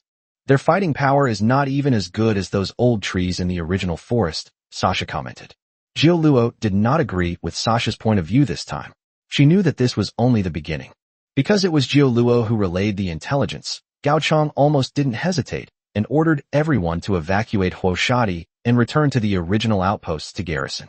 Furthermore, according to Jiu Luo, the current outposts are insufficient to cope with the potential war that may occur next. The transformation was completed after thousands of engineers worked overtime for several days. This outpost, which stood outside the birthplace of the elves, underwent a major renovation and was completely transformed into a stone fortress. At the very moment the fortress was completed, Gao Chong discovered that it had actually become a recognized marvelous building. Burning Fortress, oddity. Description: this seemingly simple, rocky fortress is equipped with thousands of oil pipelines, capable of transporting kerosene to any corner of the fortress walls. Characteristics: oil-filled mode, easy to defend and difficult to attack, nemesis of siege units. In fact, in the blueprint of the building interface, this fortress is not the best fortress that Gaochang can build. This fortress was incredibly small. Although it could barely accommodate an army of tens of thousands, it was already too crowded. But according to Jiu Luo, the enemy is about to arrive. Time is of the essence, and a larger, stronger, and more robust fortress cannot be built with high strength in a short period of time. This should be enough, right? Gaochang walked up to the city wall of the fortress. There are oil drain ports on the walls surrounding the fortress. If any enemy dares to attack, this fortress can directly discharge oil into the ditches dug under the city walls, forming a curtain of fire. It has quite a few drawbacks, the biggest of which is that it consumes a lot of fuel. Maintaining the defenses of this fortress requires an astronomical amount of oil. However, because we are now in the Stone Age, all the fortress's shortcomings are overshadowed by its advantages. Gaochang was very confident that no one could successfully capture the fortress before the oil ran out. Chapter 64 Evenly Matched. A deafening rumble echoed from a corner of the burning land, near the territory of the undead. A giant foot, spanning hundreds of square meters and composed of roots, stepped into the scorched earth. Jingye stood on the canopy of the ancient war tree, looking coldly at the once vibrant, now utterly desolate, elven territory. Quiet. Not only was the territory quiet, but even the elven forums were eerily silent. The last post on the forum was a desperate plea for help from an elven lord. No one can save him. Aside from Jingye, he was probably the last surviving lord of the elven race at that time. The ancient war tree moved forward slowly, step by step. Jingye felt as if her heart was bleeding. It's not that I feel sorry for the deaths of these brothers and sisters. Instead, all the elven lords perished in a single battle, and the elven race almost lost any chance of victory. Based on the characteristics of a letter of request to join the fight, Jingye is completely trapped in this lousy game. He now has only one choice: to kill all the lords of the three races. Only by reducing the number of lords of the other three races to 0 can the elven race achieve victory. Otherwise, as long as the challenge letter continues to have an effect, Jingye will have no chance of leaving this game. What a bunch of useless trash. Jingye made no attempt to hide her dissatisfaction. He even had the Oak Guardians, which split off from the ancient tree of war on the elven side, help out his fellow races. As a result, those so-called kinsmen were actually wiped out even under his protection. That's all. It's just about killing everyone. A sickly smile reappeared on Jingye's face. In the war game, each lord represents the weight of a small piece of land. After the war game ends, the victorious lords divide the land of the deceased lords according to their contributions to the war.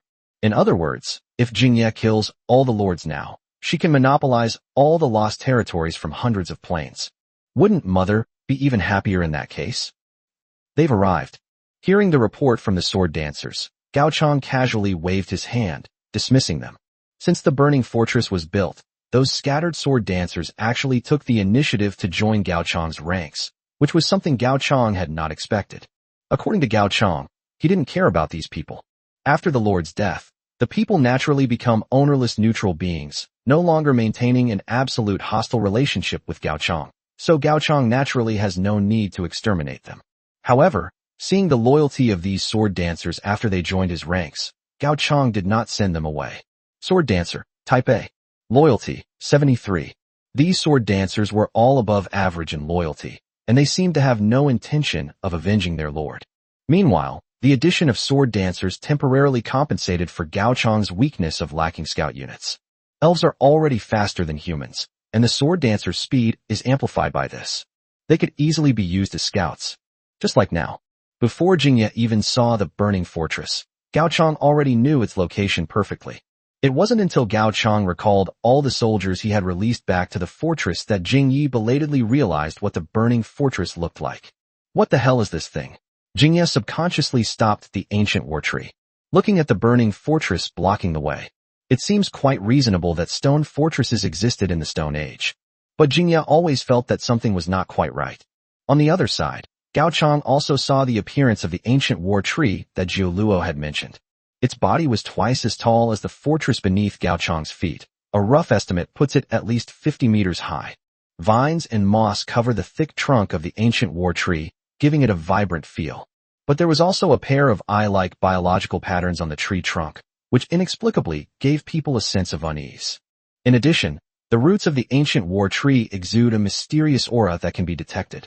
As the ancient tree of war buried its roots deep into the soil, it seemed to become one with the land beneath it. Is it really reasonable for such a monster to appear in the Stone Age?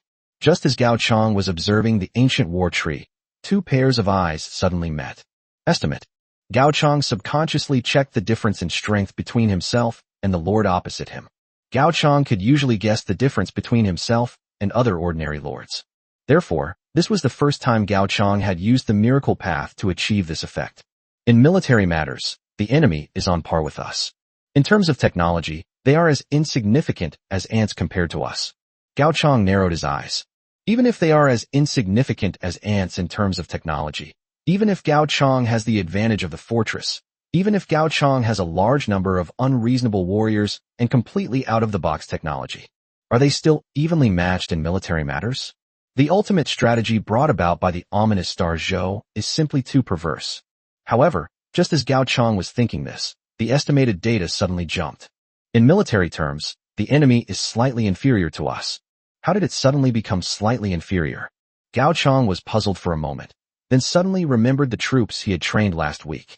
Now that I've calculated the time, it seems that it is indeed time to finish training? Thinking back to what he had been training for the past few days, Gao Chang suddenly smiled as he met Jing Ye's gaze. I thought it was someone important, but it turns out to be just some cheapskates. What is he saying? Jing Ye frowned, seemingly puzzled by Gao Chang's meaning. Although he admired Gao Chang for being able to build a stone fortress out of thin air in such a short time, that was true. But that's far from enough. As Jing Ye thought this, a cloud of dust rose behind her. Tens of thousands of oak guards, along with 1,000,000 acorn boys, marched toward the center of the ancient war tree and the burning fortress. Even Jing Ye felt that such a large number of troops were unnecessary. All it takes is for the war tree to step forward and flatten the walls of this small fortress. As for the interface that appeared out of nowhere a few days ago, which could estimate the combat strength of the enemy and ourselves, Jing Ye completely ignored it. Could this small fortress possibly be slightly better than us? Don't take this joke so seriously. Should we start a war directly? After confirming that the other party was not as strong as him, Gao Chang lost the desire to talk to Jing Ye. He estimated that he still wouldn't lose to Jing Yi, who was just a nobody. Jing Ye had no idea how many fire experts were gathered inside this small fortress. For example, right now, facing the fastest charging acorn boys, Gao Chang had someone bring out the oil-filled catapult he had carefully prepared. Chapter 65 Weapons and Reinforcements. Oil-fired stone-throwing machine.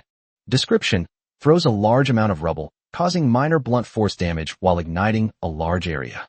Characteristics: slow, blazing fire. Compared to ordinary catapults, this type of catapult has a layer of fire-retardant paint on its surface, making it difficult to be ignited by flames. Gao Chang had experienced the power of this catapult. It could launch hundreds of stones coated with kerosene at once. Although its accuracy is questionable, it's perfect for dealing with relatively weak creatures like acorn boys. As for the oak guardians transformed from ancient trees in the distance, Gao Chang naturally prepared a surprise for them as well. A ballista equipped with incendiary arrows. Swoosh. At this point, the catapults and ballistae with the longest range had already opened fire. A dense barrage of pebbles rained down on the group of acorn boys, and flames instantly shot into the sky. The kerosene catapult was clearly very effective against these little wooden creatures. On the other side, a thick crossbow bolt struck the oak guard. While piercing through the oak guard's tough outer bark armor, it also ignited the oak guard directly. This is far from over. One after another, fire-powered vehicles were pulled onto the city wall. Because their range is only 50 meters, they can only attack enemies in positions diagonally below the city wall. However, the suppressive force provided by these flamethrowers was unmatched by the combined power of ballistae and catapults. Even if Acorn Boy breaks through the line of fire dragons again, behind them would be foot knights engulfed in flames, and oil-throwing men waiting for them. But Acorn Boy was destined to disappoint Gao Chang. Although these little creatures felt no pain at all, they ultimately failed to get past the fire dragon chariot. The city wall was right in front of us, but the streams of flame shooting downwards ignited every Acorn Boy who dared to approach. Gao Chang looked at Jing Yi, who was standing on the ancient war tree, with a half-smile. This time, although Gao Chang didn't say anything, Jingyi thought he was really noisy. From Gao Chang's eyes, he seemed to see 2 words. That's it? Being looked down upon by a mere human. Jingyi clenched her fist, but then gradually relaxed it. A smile returned to his lips. But he's not incapable of ranged attacks either. Suddenly, the ancient war tree violently ripped off a large chunk of ground in front of it and hurled it at the burning fortress from a distance. Its target was clearly the spot where Gao Chang was standing. My lord. Sasha stood in front of Gao Chang, but her tiny body was nothing compared to the huge piece of land thrown over by the ancient war tree. Behind her, besides Gao Chang, Zhu Luo, Hai Yuqin, and others who were not trained as warriors all stood there. Sasha gritted her teeth, looking at the huge piece of land that had been shrouded in shadow like a meteorite. How could anyone possibly stop this thing? At the critical moment, several sword dancers suddenly rushed out, picked up everyone, and fled towards the other end of the city wall. Boom. With a tremendous roar, the section of the city wall where Gao Chang had just stood collapsed completely. The thrown ground also shattered into pieces, kicking up a thick cloud of dust that obscured everyone's vision. Is everyone all right? Gao Chang shouted as he fanned the dust in front of him with his hand. We're fine. Zhu Luo forced her eyes open to count the number of people, and suddenly, she froze. Sasha is missing. Before anyone could react, Sasha's voice came from the ruins of the collapsed city wall. I'm fine too. The swordsman couldn't lift Sasha because the obsidian armor was too heavy, so he had to give up. Fortunately, after everyone was rescued, Sasha managed to hide behind the crenellations of the city wall, thus avoiding the direct impact of the falling ground. Therefore, Sasha's armor is only slightly damaged, but she herself is not seriously injured. It was clear that the ancient war tree's throw had disrupted the fortress's defensive formation.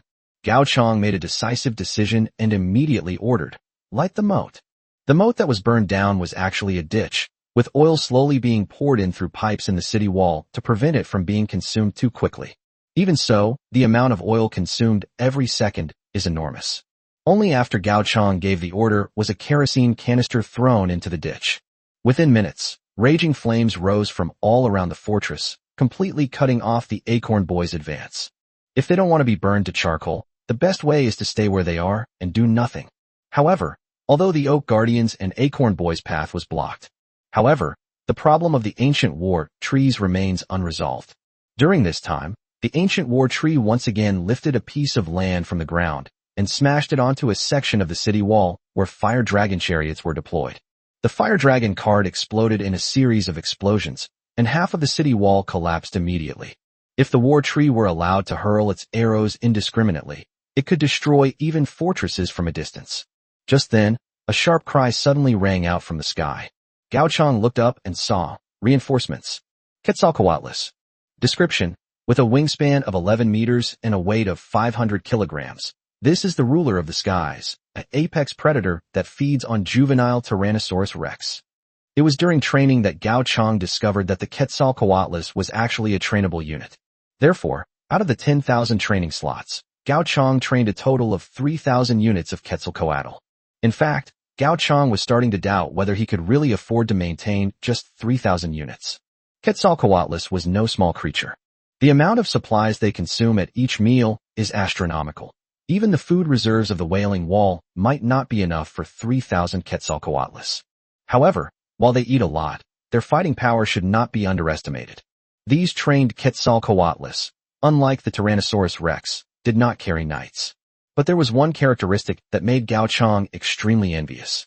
Airdropping oil canisters. After training, the Quetzalcoatl can drop hundreds of oil canisters at a target location at once.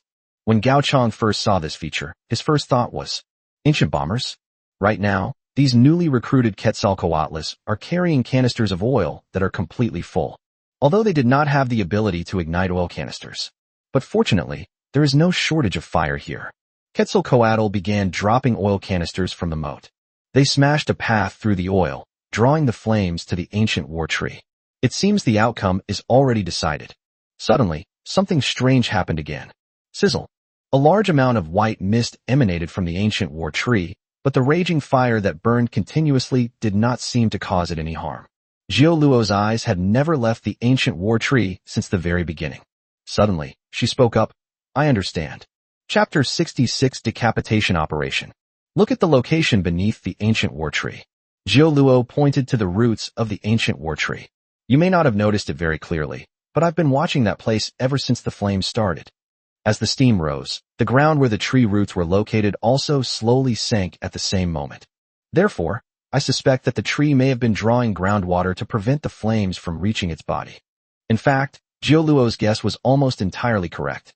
Just as the Quetzalcoatl was smashing a large number of oil canisters onto the ancient tree of war, the ancient war tree's downward-spreading roots rapidly draw groundwater down to the bark. While moistening the bark, the high temperature also creates a thin layer of water vapor, which effectively isolates the kerosene from the outside. Even so, it's impossible that it didn't suffer any damage in the face of such a large-scale attack. Jioluo had barely finished speaking.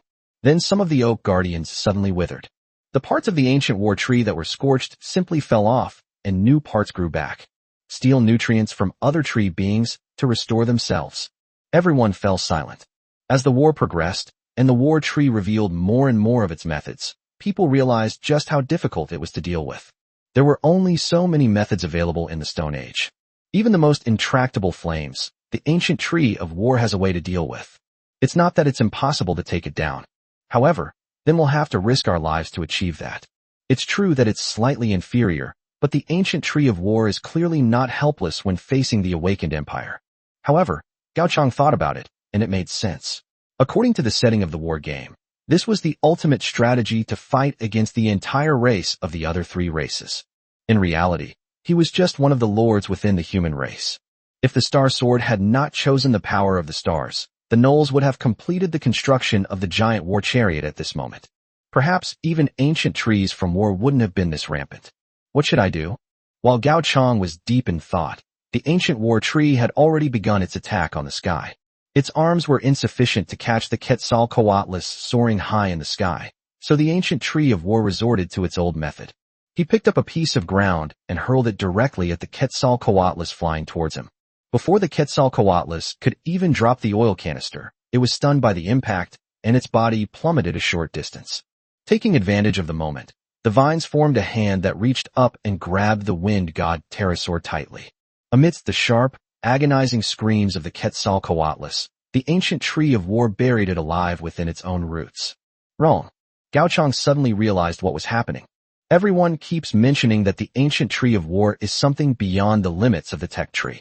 The awakened empire under his control was merely at the top of the technology tree, possessing only some unique technologies. Thinking about it this way, destroying the war tree is not the wisest course of action. Because there is actually another option. Gao Chang glanced at the sword dancer beside him. Just like what Yi Jing wanted to do, but couldn't. Decapitation strike. Why bother with ancient trees from war? From the war panel, Gao Chang saw that the only remaining enemy of the elven race was a lord named Jing Yi.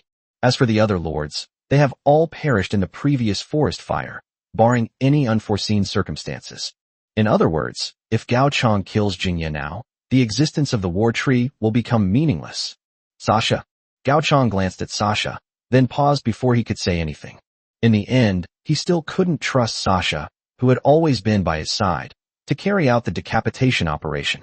So he changed his tune and said, "Go and take stock of some foot knights and pot throwers, and then have them kill that guy in the treetop." Gao Chang then turned to look at the dozens of sword dancers. Because Gao Chang only had heavily armed soldiers, he only served to draw fire from the treetops. The actual decapitation strikes were carried out by these sword dancers and highly skilled pot throwers. The swordsman did not refuse because the enemy was an elven lord. Instead, he performed an elven greeting towards Gao Chang. At the moment the ancient tree of war attacked, they realized that the vines were exactly the same as those that had kidnapped many elven lords. Therefore, regardless of whether the original intention of those vines was to protect or to cause harm, they were ultimately harmless. The sword dancers all have their reasons for killing Shizuha. Sword dancer loyalty +6.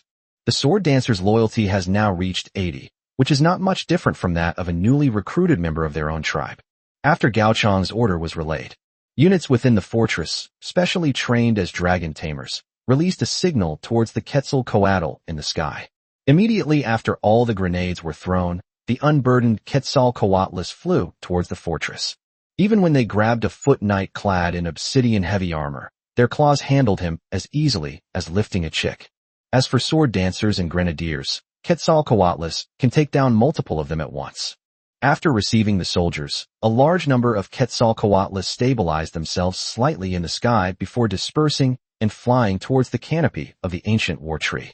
Because the enormous size of the Quetzalcoatlus could not conceal its form, Jingye was well aware of Gao Chang's thoughts at that moment. Faced with so many approaching Quetzalcoatlus, Jingye couldn't just sit idly by and wait to die. The acorn boys beneath the ancient war tree have already begun climbing toward the canopy. Their climbing was not smooth because a large amount of unburned oil remained on the tree trunk.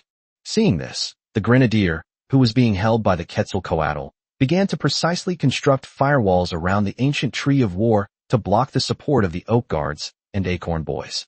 As for the Quetzalcoatlus that had not yet dropped their bombs, they headed straight for the place where the treants were most concentrated. Large fires began to spread across the land. Ordinary tree people do not have the fire resistance of ancient war trees. The path to support Shizuha has been cut off. Jingye could only watch helplessly as the foot knights and sword dancers were launched into the treetops by the wind god Pterosaur. The moment the foot knight reached the treetop, he ignited his armor. Because it's close-quarters combat, they can break through the war tree's steam shield and directly attack the war tree itself. Feeling threatened, the ancient war-loving army immediately made these foot knights its primary target. Numerous vines lashed out at the foot knights, seemingly trying to extinguish the flames. Taking advantage of the foot knight drawing all the aggro, the swordsman easily passed through the vine barrier and approached Jingye's location at an extremely fast speed. Release the arrows. When the moment finally came, Jingye panicked. The damage these people are currently doing to the ancient war tree is negligible. But they were clearly after me. Chapter 67, The Annihilation of the Elf Race. Whoosh whoosh. As Jingye gave the order to fire, a barrage of arrows shot out from the lush foliage of the ancient war tree. He assigned all his people to protect him, in order to prevent the enemy from carrying out a decapitation strike. Previously, in order to achieve the final strategy more quickly, Jingye had trained all her people to be jungle walkers. Those were the units that the training camp could train, which he had obtained from the natural disaster. Jungle walker. Characteristics: camouflage, concealment, and backstabbing. A sneak attack. When the opponent is out of your sight, you have a higher chance of hitting their weak points. Caught off guard, the sword dancers quickly lost several members. The remaining sword dancers could only flee hastily among the branches and leaves of the tree canopy.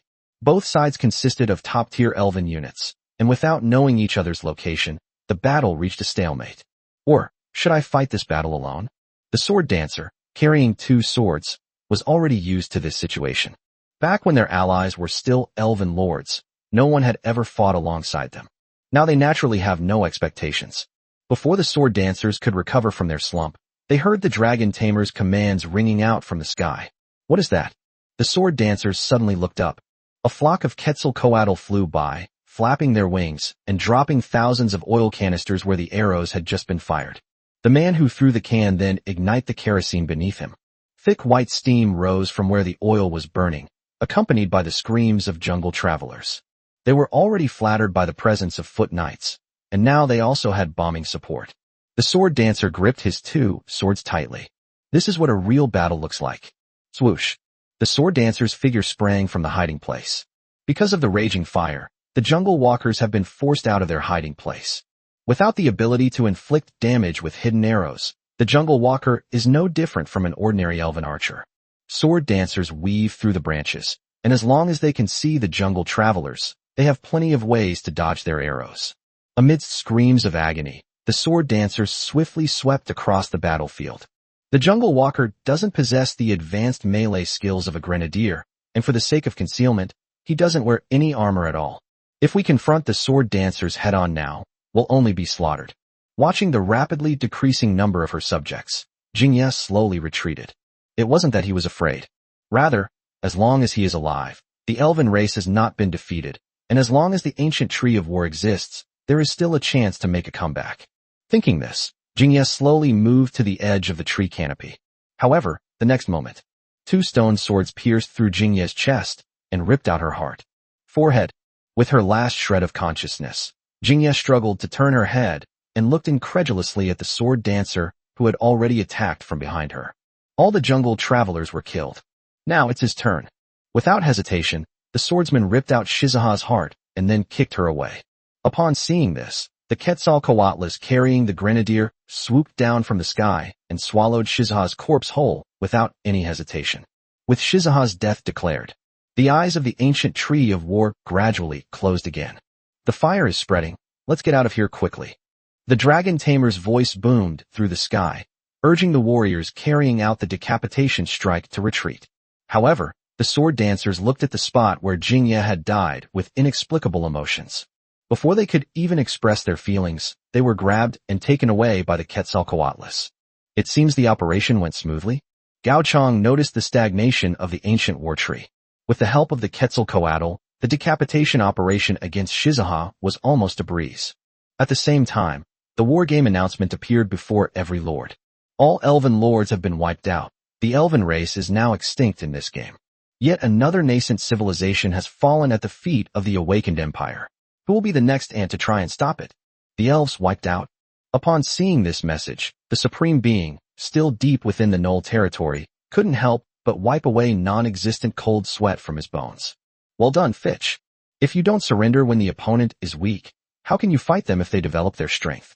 The supreme being quickly regained his composure and continued to command the great tomb of Nazarick in its offensive against the Nulls. Instead of thinking about it so much, we should just end this war game as soon as possible. Congratulations on completing the all-out war against the elves. As a reward, you can choose to take one item with you after the game, calculating your contribution in this total war. Because you participated in total war, your contribution points will be cumulative. Your contribution level is 200%, therefore the item level you can choose is any. Item level is arbitrary. Looking at the prompts in the war game, Gao Chang thought that completing the second all-out war would allow him to take 2 items with him. Unexpectedly, it was still just 1 item. Only now the contribution points had been stacked to an excess, and the items that could be selected were no longer restricted. Shaking his head and closing the war game panel, Gao Chang was ready to welcome the warriors. The first to return were the sword dancers and grenadiers. They are the lightest, so they are slightly faster. Upon returning to the burned fortress, which had already collapsed in several places, the sword dancer was the first to approach Gao Chang and present the items in his hand. This is the Lord's heart. Gao Chang stared at the heart handed to him by the sword dancer, his expression somewhat strange. That elven lord, even his heart is black? No, that's not right. Gao Chang suddenly took the heart from the sword dancer's hands. In the war game's interface, this thing isn't called a heart. Reverse Kabbalah source V, cruel. It seems to be a prop, or it seems to be a kind of energy. The war game didn't provide any further clues, so Gao Chang had no idea what this thing was. The only thing that can be said for sure is this. This thing could never belong to the Stone Age, and it might not even have come from a war game. Perhaps this is something that the Elven Lord brought in from his own plane? After all, there are countless planes in the war game, so it's not surprising that there are some strange things. However, just as Gao Chang was thinking this, the heart that belonged to Jingye suddenly melted in Gao Chang's hands. My lord. Everyone immediately gathered around, looking at Gao Chang nervously. Gao Chang shook his head, indicating that he was fine. Rather, it's more accurate to say that he seems to have been slightly enhanced. At this moment, a new attribute called Reverse Kabbalah Source has appeared on Gao Chang's attribute panel. Reverse Kabbalah Source V. Effect 1. Limited to once per game. The being you summon has a chance to gain the curse effect, Cruel, which triples all attributes. Effect 2. You will be blessed, and all beings of the same origin as you will be able to sense your location. Chapter 68 is not a blessing, but a mark. Do they share the same origin? Could it be Sasha and Jiuluo? Or other human lords? Gao Chang gently closed his eyes, then opened them again in an instant. Wrong. The perceived existence, the one of the same origin, doesn't even exist in this world. In that brief moment of perception, Gao Chang could sense that they were in several different battlefields. At the same time, Gao Chang only detected 9 targets. Those who exist are very likely also holders of the reverse Kabbalah source substance. If Gao Chang's guess is correct, this so-called blessing is more like a mark. Right now, he was like a coordinate, being watched by those 9 beings. Even if they leave the war game and return to their own home plane, they probably won't escape this situation. My lord, are you really alright? Jiuluo asked doubtfully. You seem a bit off. Gao Chang looked up and saw the concerned looks on the faces of the people around him. Yes, he actually had nothing to doubt. As for Shizuha, killing her is no big deal. If Gao Chang had known that killing him would attract attention, he probably would have given the same order. Distant water cannot quench a nearby fire. No matter what attitude those beings have towards Gao Chang's attempt to seize the reverse Kabbalah source, they cannot appear in front of him in an instant. Besides, what Grandma Zuzu said earlier was correct. At the same time they saw us, we also saw them. It's still uncertain who the real threat is. Keep the matter of the reverse Kabbalah source in mind for now. Gao Chang checked his war contribution score. After 2 consecutive full-scale wars, Gao Chang's war contribution has approached 900,000. The entire human race rankings combined don't even reach a fraction of the top-tier level. Even among the top 100 human lords, some of their names are gradually disappearing, etc. Gao Chang suddenly focused his attention. A few minutes later, the name of another lord who was near the bottom of the top 100 was crossed out of the leaderboard and replaced by someone in the next rank. The human race has clearly not participated in any battles among the 4 races, so what's going on now? Gao Chang immediately sent a private message to Suyukai. The information we received, however, was that a civil war had broken out among humans. Gong Xingjian's use of the power of the stars completely exposed his hypocritical nature. He clearly had time to remind everyone to take refuge. But it is clear that he considered the casualties of human lords as a necessary means to win. The Supreme Alliance has now become estranged from the human lords as a whole. Because of his relationship with Gao Chang, Suyukai took the initiative to withdraw from the Supreme Alliance after learning Gao Chang's identity. Now that the civil war has broken out, Suyukai has almost naturally been chosen as the vanguard against the Supreme Alliance. Together with the Ji family, who have always been on the same side, they became the main force against the Gongxing sword. Of course, Su Yotsai's actions were also motivated by a desire to avenge Gao Chang. As for the Ji family's attitude, it's even simpler. The family's favored 4th young lady was almost killed by Gong Xingjian. Now that Gong Xingjian's reputation is ruined, they naturally won't miss this opportunity to kick him while he's down. After learning the details of the civil war, Gao Chang glanced at the Quetzalcoatlus soaring in the sky. Then, he silently sent a message. I'll be there right away. How fast is almost there? Suyukai chuckled as he looked at the message Gao Chang sent, but didn't really take it to heart. After all, in this Stone Age, it would take at least 3 days to travel from the battleground to the location currently held by the Supreme Alliance. Suyukai was confident that he could end the battle within 3 days. General, the surprise attack force that broke out of the Upper Alliance may need you to deal with it again. The Ji family lord stood to the side and spoke respectfully to Suyukai. Su Yotsai's Velociraptor cavalry is one of the few cavalry units of the human race, and also one of the top-tier units. Below Su Yotsai's Velociraptor cavalry, the most powerful was no more than a type of antelope rider. However, given that the lord held the position of an elder in the Supreme Alliance, it was impossible for him to come out at this time to fight a positional battle with everyone. Currently, among the lords of the Supreme Alliance who are fighting, there are almost none who can fight Suyukai head-on. Currently, the independent lords have formed a pincer movement around the hideout of the Supreme Alliance. Although the Upper Alliance deployed some simple stone walls, as well as makeshift barricades and earthen pit traps. However, due to the numerical advantage of the independent lords, the Upper Alliance's lines were still retreating step by step. No problem, no problem. Knowing that most of his subordinates, apart from the Ji family, were independent individuals and that there were few lords with combat power, Suyukai did not refuse. Suyukai mounted the Velociraptor with his muscular body, holding a skull hammer in his hand. Although it looks somewhat comical due to the Velociraptor's height, but no one present underestimated Su Yotsai's fighting prowess. Archery support. The men brought by the Ji family have become accustomed to cooperating with Suyukai during this period. Because their infantry could not keep up with the speed of the Velociraptors, they simply abandoned most of their infantry forces and specialized in archery. The Ji family specially mobilized resources to train elite archers. They might be slightly inferior to the elves, but they are still considered among the top human races. A volley of arrows rained down. The raiding force that Lord Ji mentioned had no idea that their original intention was to launch a sneak attack, but instead they were caught red-handed, and all of them were wounded. Suyukai led more than a dozen Velociraptor riders out and charged through the crowd with unstoppable force. Peerless General, a lord of the Upper Alliance, said through gritted teeth. Many people don't quite understand why this guy, who was originally the vice leader of the Supreme Alliance, is now leading unaffiliated people to attack the Supreme Alliance. The Supreme Alliance brings together the vast majority of humanity's elite. Is it really worth making enemies of these peasants? He's nothing but a coward who doesn't even dare to say his real name, another lord in charge of the surprise attack said indignantly. Unexpectedly, this remark attracted Suyutsai's attention. Suyukai flicked the blood off his hammer and looked at the lord who had just spoken. His original intention was not to kill the human lord. The lord in charge of the surprise attack was naturally aware of this. Otherwise they would never have dared to lead such a small force deep into the rear of the independent lord. Finally, feeling uneasy under Suyutsai's gaze, the lord couldn't help but ask, "Why are you looking at me like that? You really want to know my real name?" Suyukai smiled slightly. "Tell me my name, and I'll give you a fright." "Wait."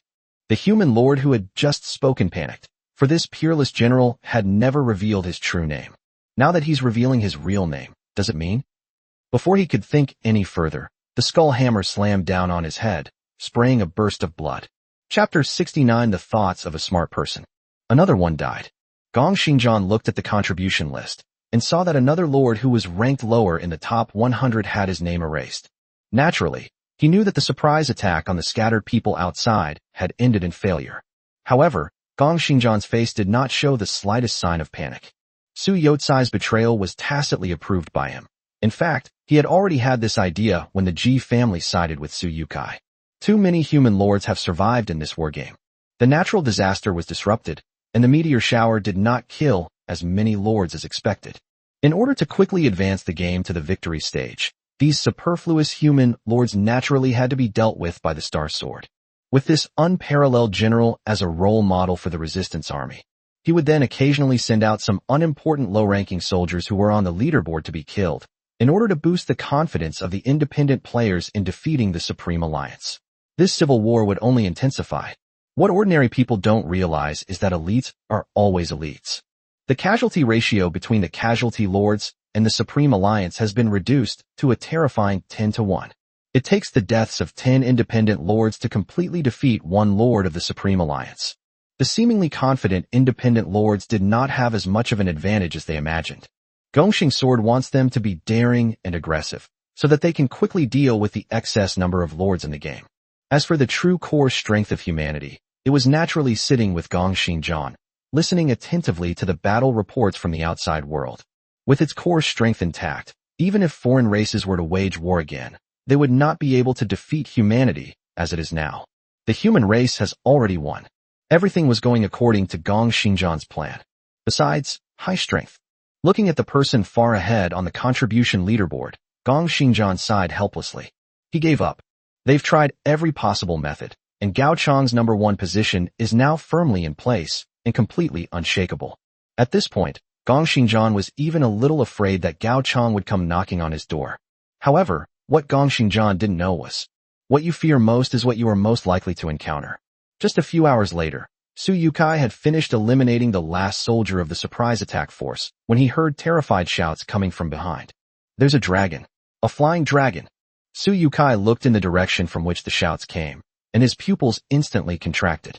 Ones, tens, hundreds, thousands. Thousands of Quetzalcoatls flew toward this place, seemingly carrying something in their hands. Because of the great distance, Suyukai could only see a dense array of tiny black dots.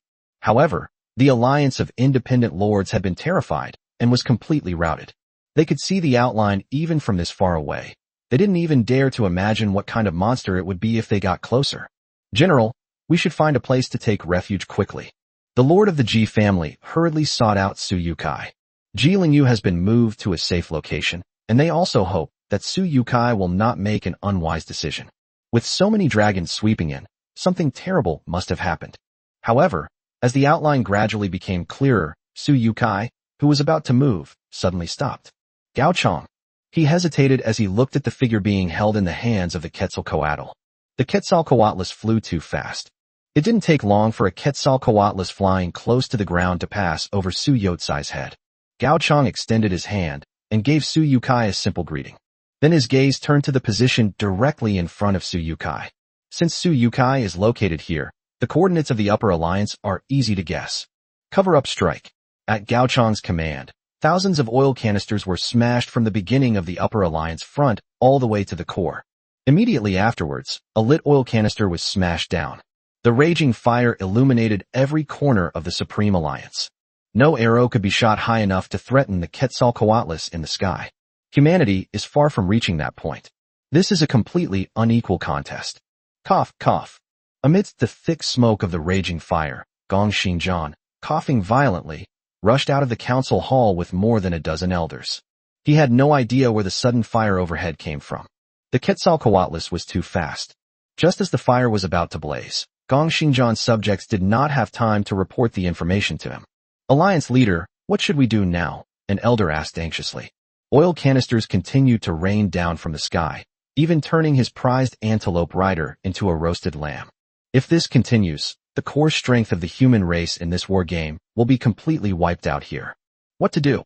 Gong Xingjian's gaze swept over the dozen or so elders, seemingly hesitant about a certain idea.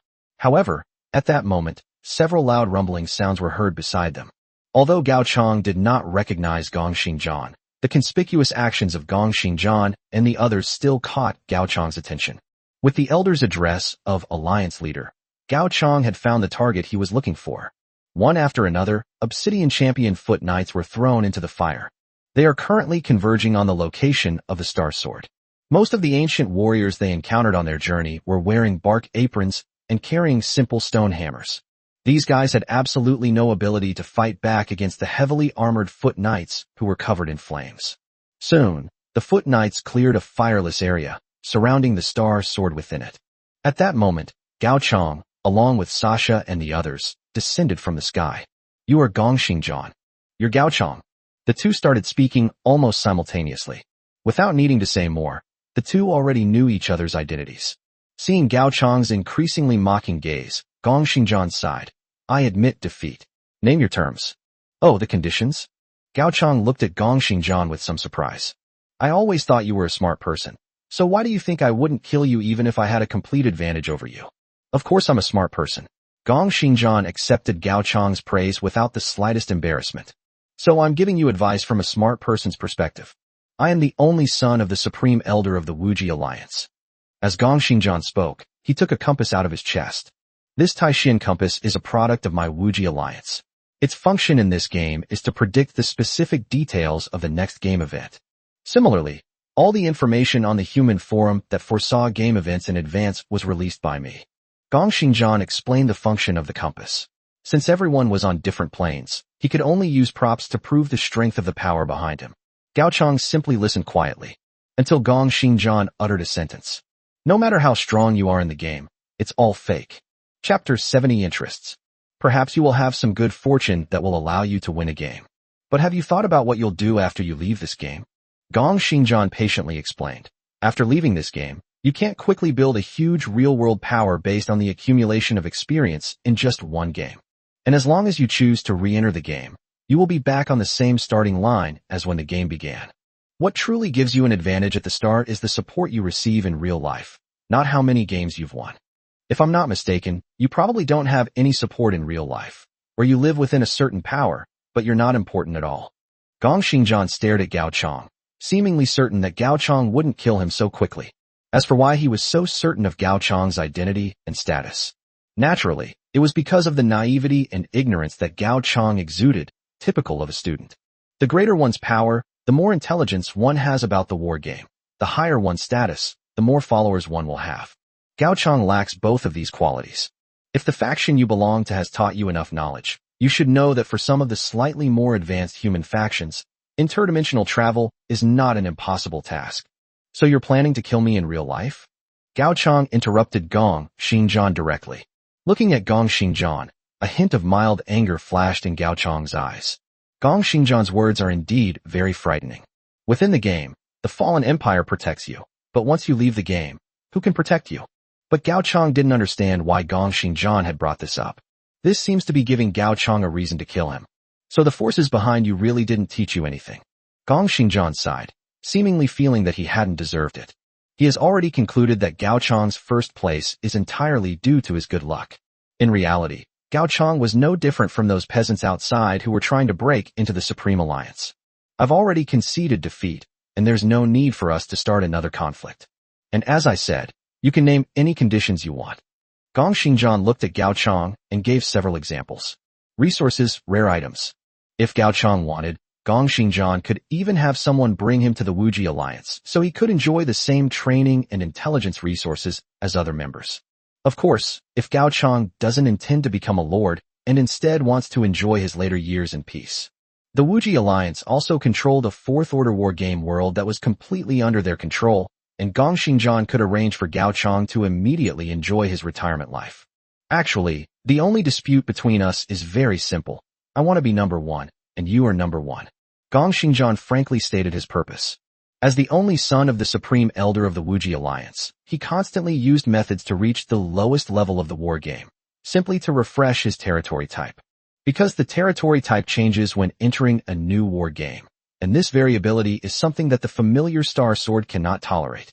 He needs to permanently solidify a dominant type of territory. Coincidentally, within this war game, he finally refreshed the territory type that satisfied him. Imperial 9 provinces. If Gao Chang hadn't suddenly appeared, Gong Xingjian would have quickly ended this game and left the ranks of low-level battlefields. Fine, I'll just swipe again. Although it was somewhat painful, it wasn't an unbearable price for Gong Xingjian. Having said everything that needed to be said, Gong Xingjian quietly looked at Gao Chang, seemingly waiting for Gao Chang to make a decision. He has already explained all the pros and cons clearly. Let it go. There's no time or need for me to hate him, because I'm destined to go to a high-level battlefield, and he will also meet the conditions set by Gao Chang. Killing himself would be tantamount to directly opposing the Supreme Elder of the Wuji Alliance, and the forces behind Gao Chang would likely be unable to protect him. Gao Chang's expression remained unchanged, but his heart was in turmoil. It wasn't that they were hesitant about letting Gong Xingjian go, but rather that they were surprised by the information about Gong Xingjian. Many of the pieces of information that Gong Xingjian just mentioned were things that had never been discussed in class in the past 18 years. Especially information about territory types. According to Gong Xingjian, the type of territory can actually be fixed, and it seems that I have just met the conditions for a fixed territory type. Thinking about his talent, which was comparable to others being born at the starting line, while he was already born at the end of the track. Gao Chang's concerns about the Wuji Alliance lessened considerably in an instant. Then, one last question, Gao Chang asked Gong Xingjian. You shouldn't have any vested interest with the other human lords, so why were you thinking of killing them when you released the final strategy? For the victory of humanity. After talking for so long, Gong Xingjian seemed to have a plan in mind. Perhaps some weak forces will tell you that survival is the prerequisite for everything. But for us, the only objective after entering the war game is to win. But victory is always accompanied by sacrifice. If sacrificing some useless people can bring about a strategic victory, I will not hesitate. Yeah. Gao Chang stared at Gong Xingjian, and from his expression, Gao Chang knew that he was not lying. This was the kind of education Gong Xingjian received from a young age. The strong do not deserve pity, and the weak do not deserve sorrow. But, if Gao Chang doesn't acquire the Fallen Empire territory type, could it be that he, Suyukai, and even most of the peasants described by the elites of the Upper Alliance from the same plane have all become victims of the Gongxing sword? Gao Chang had already made up his mind. Kill them. Regarding the concept of the Gongxing sword. Unless Gao Chang can maintain his strength forever, even a moment of weakness will pose a threat to his life. Gong Xingjian's gaze toward Gao Chang took on a slightly different look. The Wuji Alliance and the Gongxing family will not let you go. His tone was flat, as if he was more disappointed in Gao Chang's decision than in his impending death. However, with Gao Chang's orders, Sasha and the others didn't give Gong Xingjian any more chance to talk nonsense, and directly used their heavy swords to cleave Gong Xingjian in two. They didn't care who Gong Xingjian was, or which faction he belonged to. After being bathed in Gong Xingjian's heart's blood, the compass that Gong Xingjian had taken out earlier suddenly floated up and smashed hard into Gao Chang's chest. Then the compass fell limply to the ground, and a new mark appeared on Gao Chang's panel. It seems that with this marker, as long as Gao Chang returns to reality, the Wuji Alliance can accurately locate him. Chapter 71 Game Settlement. He picked up the compass and glanced at it. It seemed that this strange object had completely lost the predictive function that Gong Xingjian had mentioned after it was marked on Gao Chang. However, Gao Chang didn't care about the mark. As the saying goes, having a lot of debt is not a burden. He has already been targeted by the elves of a certain plane, so what difference would it make if there were one more Wuji Alliance? As for the others? Gao Chang glanced at the dozen or so elders of the Supreme Alliance. The elders immediately took a few steps back in unison. If it weren't for the flames rising behind them, they would have already been ready to run away when Gong Xingjian and Gao Chang were talking. It makes little difference whether these people are killed or not. In any case, because of the marking, the Wuji Alliance will definitely know who killed Gong Xingjian. The number of surviving lords in this game has fallen below 40%. Game over. The sudden notification sound from the war game was like heavenly music to the dozen or so elders. It seems that the oil canisters dropped by the Quetzalcoatl killed many of the lords of the Upper Alliance. Therefore, the number of lords, which had been very close to the critical point, finally dropped to 40%. Settle my account. Settle my account now. Before the war game notifications could be sent again, more than a dozen elders were already shouting impatiently. In the next instant, their figures vanished, disappearing directly from this war game. All of this was naturally observed by Sasha and the others. Among the surviving lords, the weak rejoiced at their good fortune, while the strong beat their chests in despair at their inability to achieve victory. The only thing that remains the same is that lords of all races around the world are disappearing. They can't wait to leave this hellish game.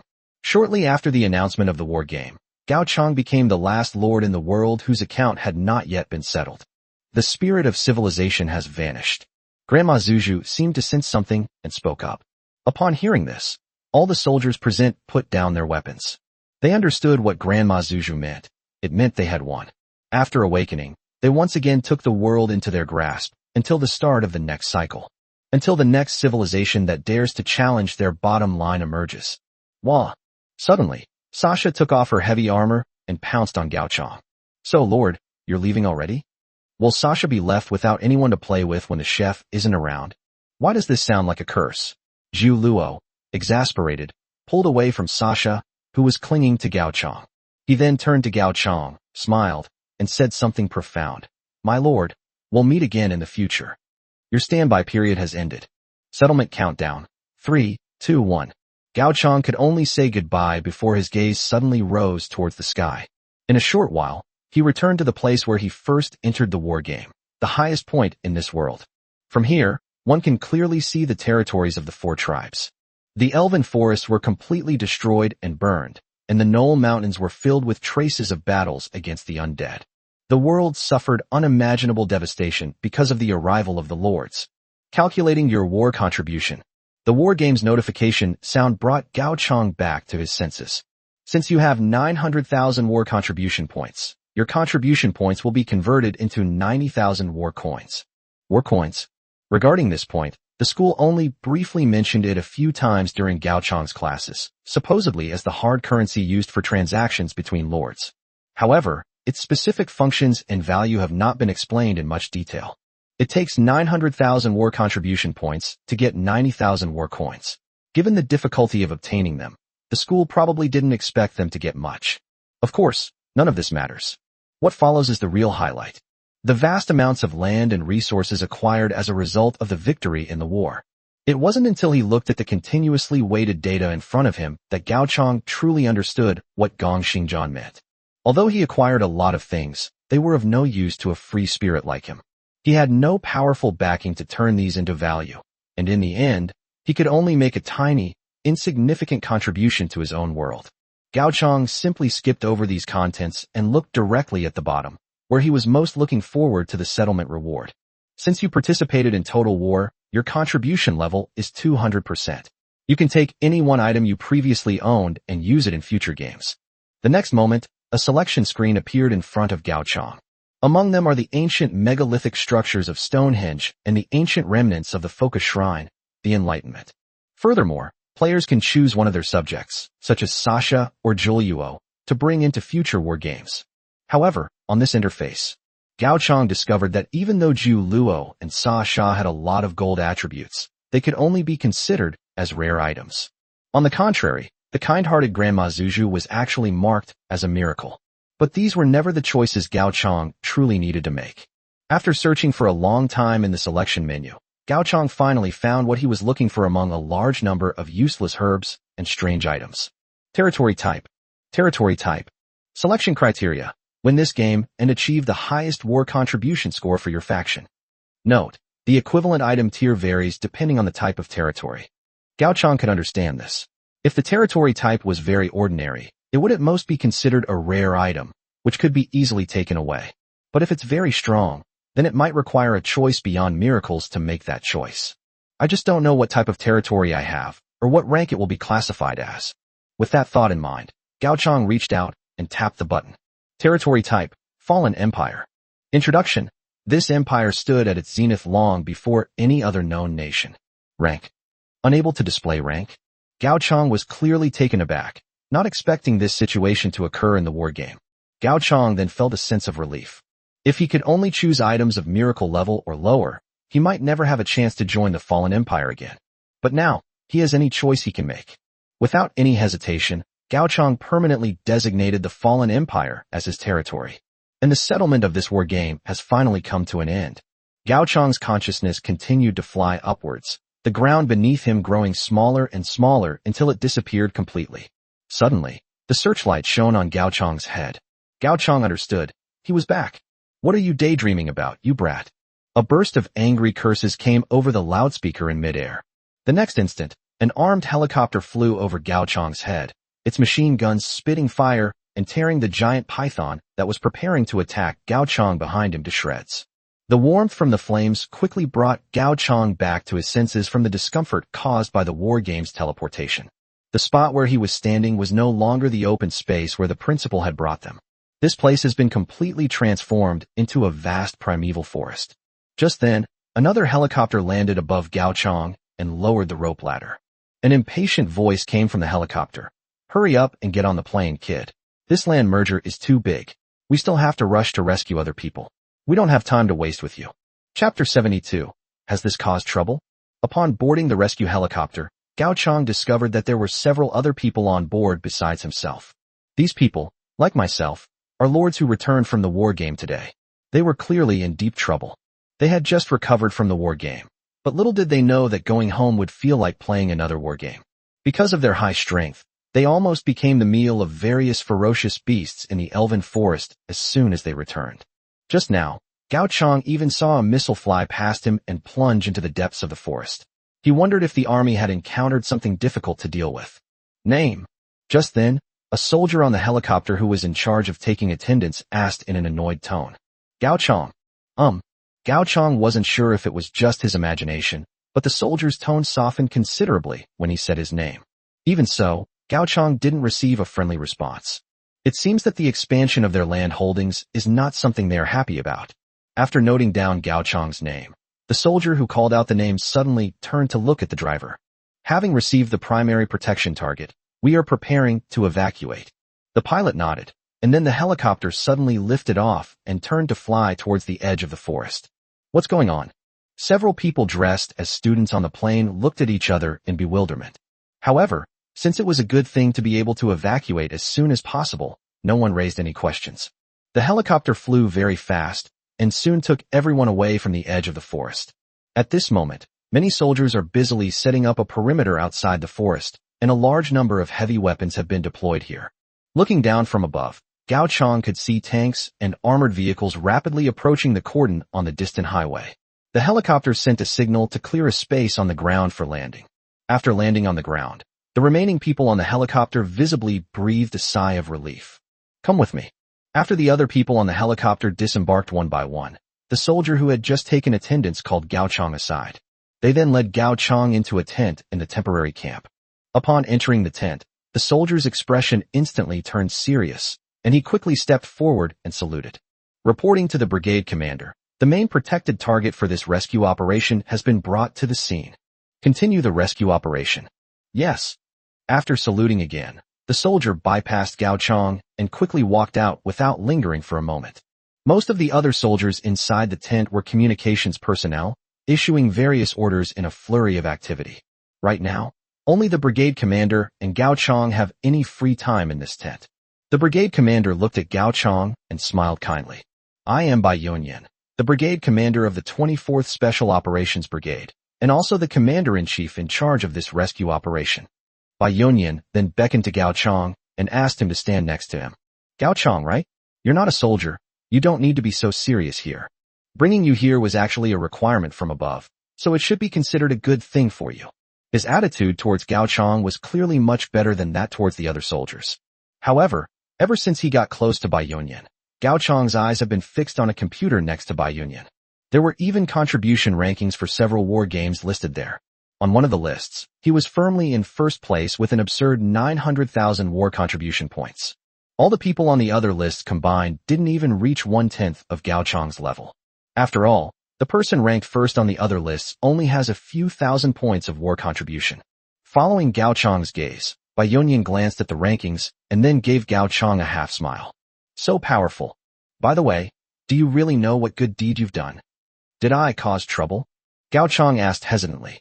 Seeing that Gao Chang genuinely didn't understand, Bai Yonyan casually opened the satellite imaging on another computer. Between two municipal administrative districts, 800 square kilometers of land appeared out of thin air. What do you think you did? No wonder the soldiers all seemed to be in a hurry. The expansion of 800 square kilometers occurred before anyone could react, catching the military completely off guard. They had no idea what was going on. Because the war game uses a weighted system to calculate the land represented by a lord. Logically speaking, even if the battlefields these students could enter were absurd, it would be impossible for them to overlap land rights to reach 800 square kilometers. Unless a very, very large number of lords die in a war game and no one comes to share the weight. But that is a very slim chance. In previous years, after calculating the number of victors and the number of deaths, the land weight remained almost unchanged despite the increase and decrease in the number of victors and the number of deaths. Only then would the military feel comfortable allowing the school to set the location for the war game in the suburbs. Who would have thought that something like this would happen today? This is also the point that Bai Yonyan finds most puzzling. The data suggests that there are also quite a few humans living in other dimensions. Even if humanity wins the war that Gao Chang is in, why should their plane monopolize all the power? I can't figure it out. I just can't understand it. If I had known this would happen, I shouldn't have let these students play war games in the suburbs. If that were the case, things wouldn't be like this now.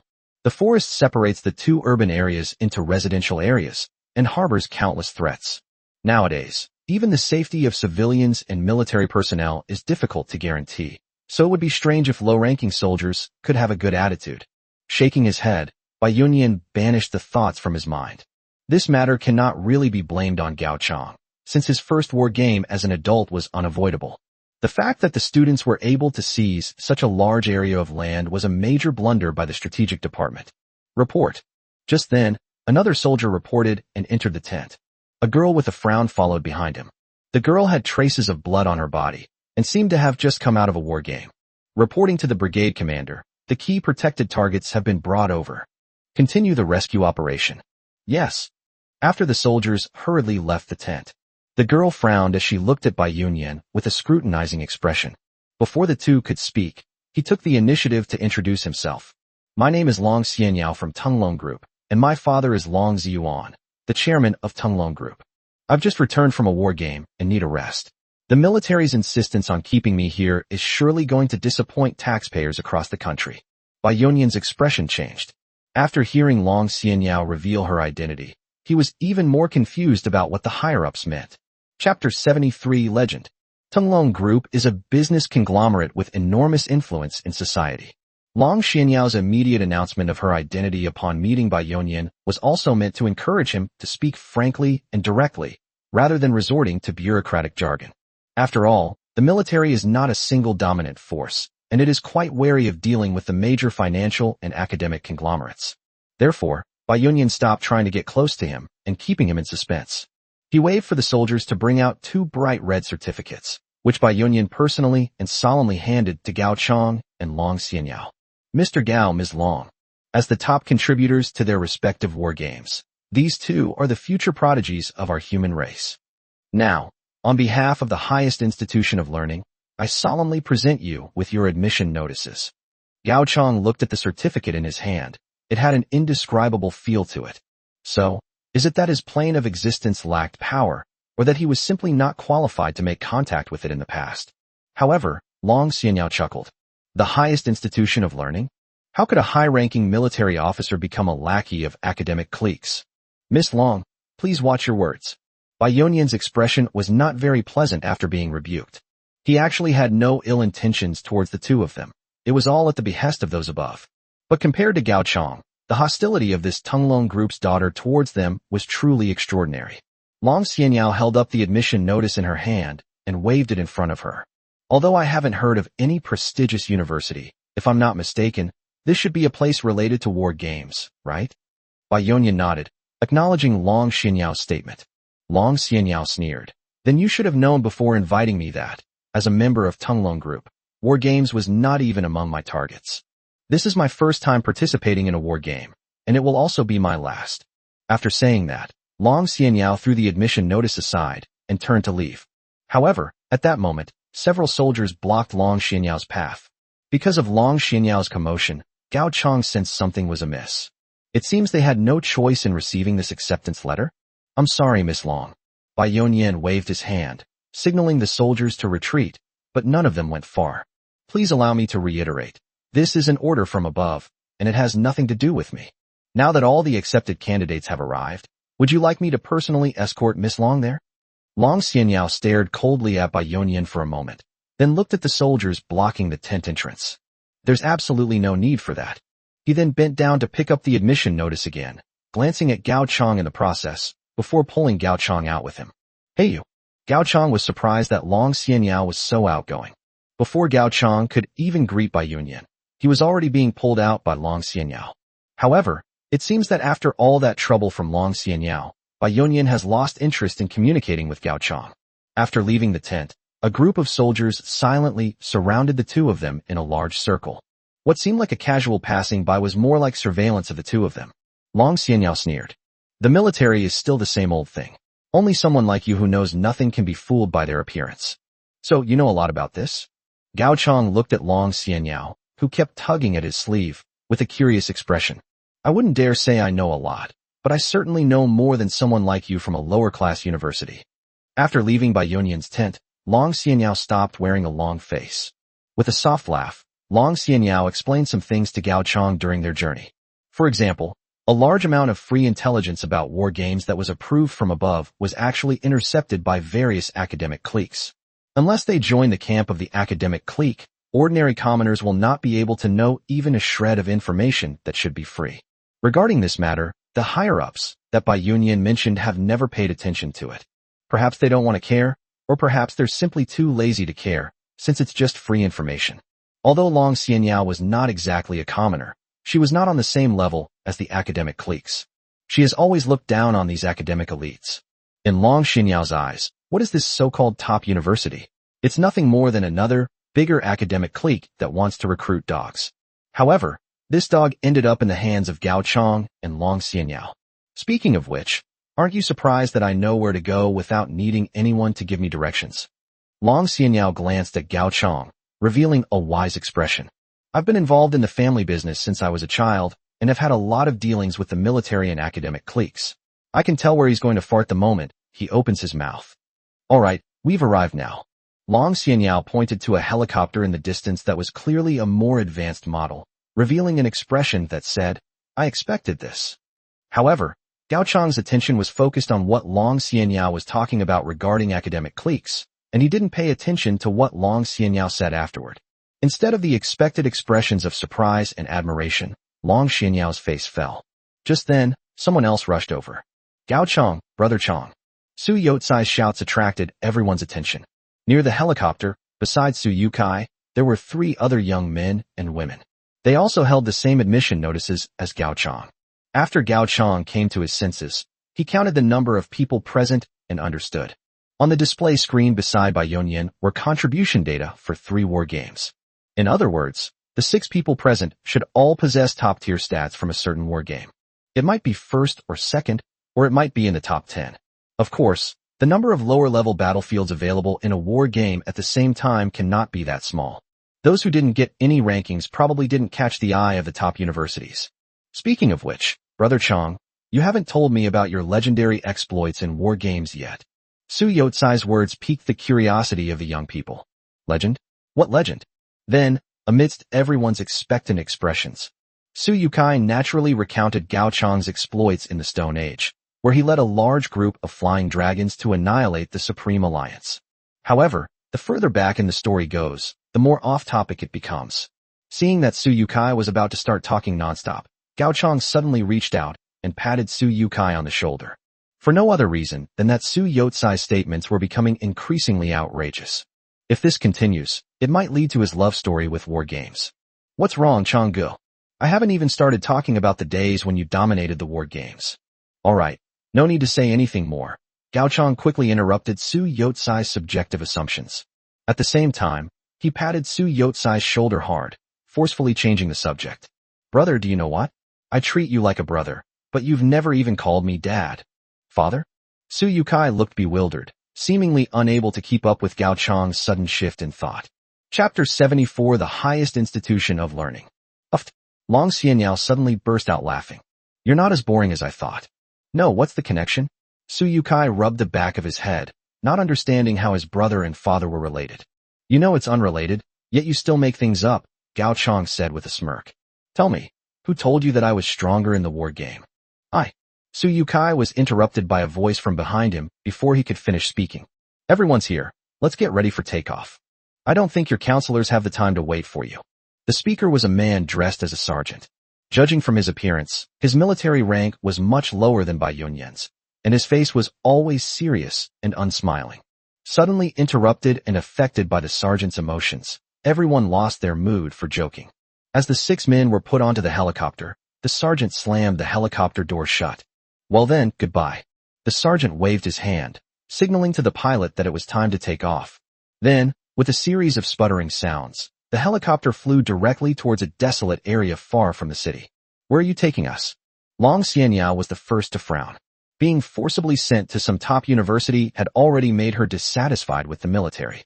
In Long Xianyao's eyes, the direction the helicopter was flying in did not seem like the location a legitimate academic power should be in. The co-pilot calmly glanced back. Apart from Long Xianyao, the other 5 people, including Gao Chang, did not show any major negative emotions, so there was no need to worry about the helicopter crashing suddenly due to causing trouble. You'll know everything when you meet your counselors. After saying this, the co-pilot turned around and ignored the people in the cabin who were at the forefront of various war games. The helicopter flew for an unknown period of time. It wasn't until dusk that it felt like we had suddenly bumped into a transparent barrier. Suddenly, a bright and clear view appeared before the 6 of them. A strange building stands in the direction the helicopter is facing. The building was half suspended in the sky, with several independent structures rotating around its center. Is this the highest institution of learning? The magnificent sight of the building in front of them captivated almost everyone. Is this levitation technology or gravity technology? Someone couldn't help but ask. The only thing they are certain of now is that these technologies are simply not available to them at this stage of their lives. The driver still did not respond to the questions. They simply dropped everyone off at the building's entrance and then quickly drove away in the helicopter. So, we're basically isolated here now? Long Xianyao shrugged. Did you calculate how big that desolate area was along the way? Without a vehicle, we have absolutely no chance of leaving here. Clap, clap, clap. Suddenly, a clapping sound came from directly in front of the 6 people. What a vigilant little girl. In comparison, the one who was the undisputed first-place winner, on whom several senior professors had placed high hopes, seemed to fall short of expectations. What emerged from the darkness was not a monster, but a young man dressed in a well-tailored suit. Judging from his appearance alone, he didn't seem to be much older than Gao Chang and the others. Welcome to the highest institution of learning. I am your counselor, and you may call me Mr. M. Mr. M looked at Gao Chang. So, you don't have any questions? We deserve to be number 1. His words were delivered in a declarative tone, as if he were simply stating a fact. However, when it comes to this, Gao Chang really has a lot of questions he wants to ask. How exactly did you know our rankings and make preparations in advance to admit us to the top universities? Judging from the list on Bai Yunyan's side, such a detailed list could not have been obtained by simply asking other game lords. This so-called top university seems to possess some kind of technology that allows them to see into the inner workings of war games.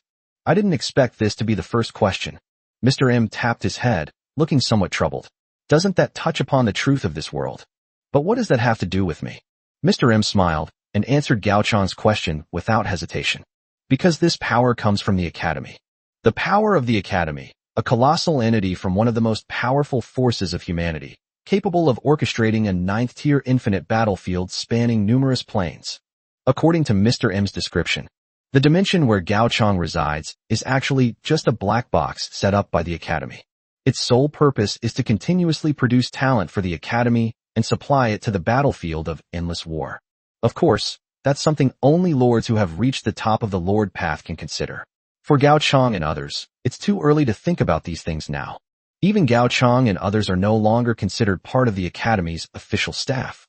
They were just ordinary students and not considered part of the Academy's influence. The Academy has set up many more black box dimensions, and no matter how many geniuses die prematurely, it will not be a big deal to the Academy. Only by becoming a counselor like Mr. M can one be considered to have one foot in the ranks of the college members. Wait, I don't understand what you mean, Long Xianyao interrupted Mr. M. The information Mr. M mentioned did not exist in the intelligence held by Tunglong Group. The more knowledgeable a person is, the less they can accept their existing knowledge being challenged. Long Xianyao was currently in this state. She found it hard to imagine that the dimension she had lived in since childhood was a puppet controlled by some behemoth. All the knowledge that everyone learns is actually just a glimpse of the benevolence revealed by that enormous force. In that case, the concepts of academic cliques and financial cliques seem rather ridiculous. Mr. M looked at Long Xianyao and shook his head. Is it hard to believe? But this is your opportunity. Not everyone can receive my guidance or have the opportunity to join the Academy. Of course, all you need to do now is fulfill your responsibilities as students. Mr. M smiled slightly. Gao Chong, as the undisputed number one, do you dare to have a match with me in the area you excel at? Only the most gifted can join the highest institution of learning, so every student who arrives is absolutely arrogant. That's why, in their very first lesson, the counselors had to personally suppress the arrogance of these prodigies. What? Before Gao Chong could agree or refuse, the ground beneath his feet had already become transparent. This is a perfect simulation of a war game, a rapid-fire simulation operated by the Academy's infinite-level computer, High Prism, Mr. M explained.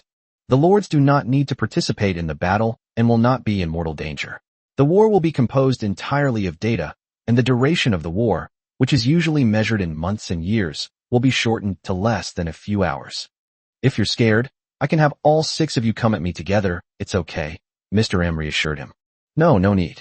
Gao Chong stared at the turntable in front of him, interrupting Mr. M.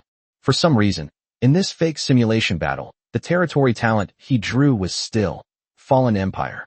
Chapter 75. Is luck more important or strength? After hearing Gao Chong's words, Mr. M turned his gaze to the other 5 people, seemingly wanting to know what they thought.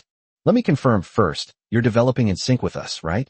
Long Xianyao suddenly asked. Of course. Mr. M nodded. Long Xianyao stepped forward. Then I'm sorry. If we can beat you, I hope you will let us go back. The next moment, she also entered the preparation stage of the war game, and then drew her territory type. Mr. M smiled, but did not respond. Clearly, he didn't think he would lose. On the other side, Suyukai looked around and saw that the other 3 were just observing, so he ignored them. I'm with Brother Chong. So, this time the opponents are 2 first-place finishers and 1 second-place finisher? Seeing that the remaining 3 people did not make a move, Mr. M was somewhat disappointed. Not only is it less fun with fewer people, but winning doesn't seem to prove anything either. However, since Gao Chong personally refused to send all 6 of them, it would be good to teach Gao Chong a lesson. The war begins. A notification sound, completely different from that of a war game, rang out. Immediately, everyone, including Mr. M, lost their senses of the outside world. Their vision was completely dark. They could only see a few other people who had joined the game, and a small area around their own territory. This is a fog of war simulated by a high prism. In the simulation by the high prism, the Lord will have a God's eye view, but can only observe the known lands. As Mr. M explained, he projected a full view of his territory. The fog of war shrouded all areas, so he didn't care what Gao Chong and the others thought of his territory. In this war game, the territory type I drew is Armory. Arsenal. Description: this territory has an extreme obsession with weapons. The increase and expansion of weapon types bring them pleasure. Effect 1. When you complete the research of a weapon, you will randomly obtain an additional weapon blueprint. Effect 2. Increases research speed for all weapon-related tech trees by 100%, and decreases research speed for all defense-related tech trees by 100%. Effect 3. Increases the crafting speed of ammunition-type items by 100%. What a disgusting type of territory. On the other side, Long Xianyao and Su Yotsai's faces darkened, clearly indicating that the types of territories they had drawn were quite ordinary. Village. Effect. Increases your food production by 10%. Wildman Camp. Effect. You can recruit citizens from a lower era using half the resources. Given this type of territory, if things go wrong, the two of them could end up as mere bystanders in this showdown. Mr. M noticed the two men's gloomy and uncertain expressions. Mr. M couldn't help but chuckle softly. When you're unlucky and draw a territory that's not the right type, there's nothing you can do. Is this what it means to win the first and second place in the war game? Indeed, as a counselor at the highest institution of learning, Mr. M naturally has some authority over this simulated battlefield. Adjusting his territory type was a little trick that Mr. M secretly used. He had to warn these so-called prodigies. The past is the past. The present is the present. Don't mistake a moment of glory for eternity. Given their methods, if they were to run into bad luck one day, they might not even have a chance to turn the tide. Sometimes, the difference between a genius and a good-for-nothing is just a little bit of luck. Brother Chong, how's the type of territory you drew? Suyukai couldn't help but ask Gao Chong. Both of them revealed the types of their territories, knowing they couldn't rely on each other, and right now, Gao Chong was the only one they could count on. Gao Chong rubbed his chin. The Fallen Empire, just like before. In fact, he had no idea what Mr. M meant by the fog of war. Gao Chong could see the entire game world clearly, and had no idea where the fog of war was. Unlike war games, the game world simulated by High Prism is very small, while the Fallen Empire itself occupies a large area.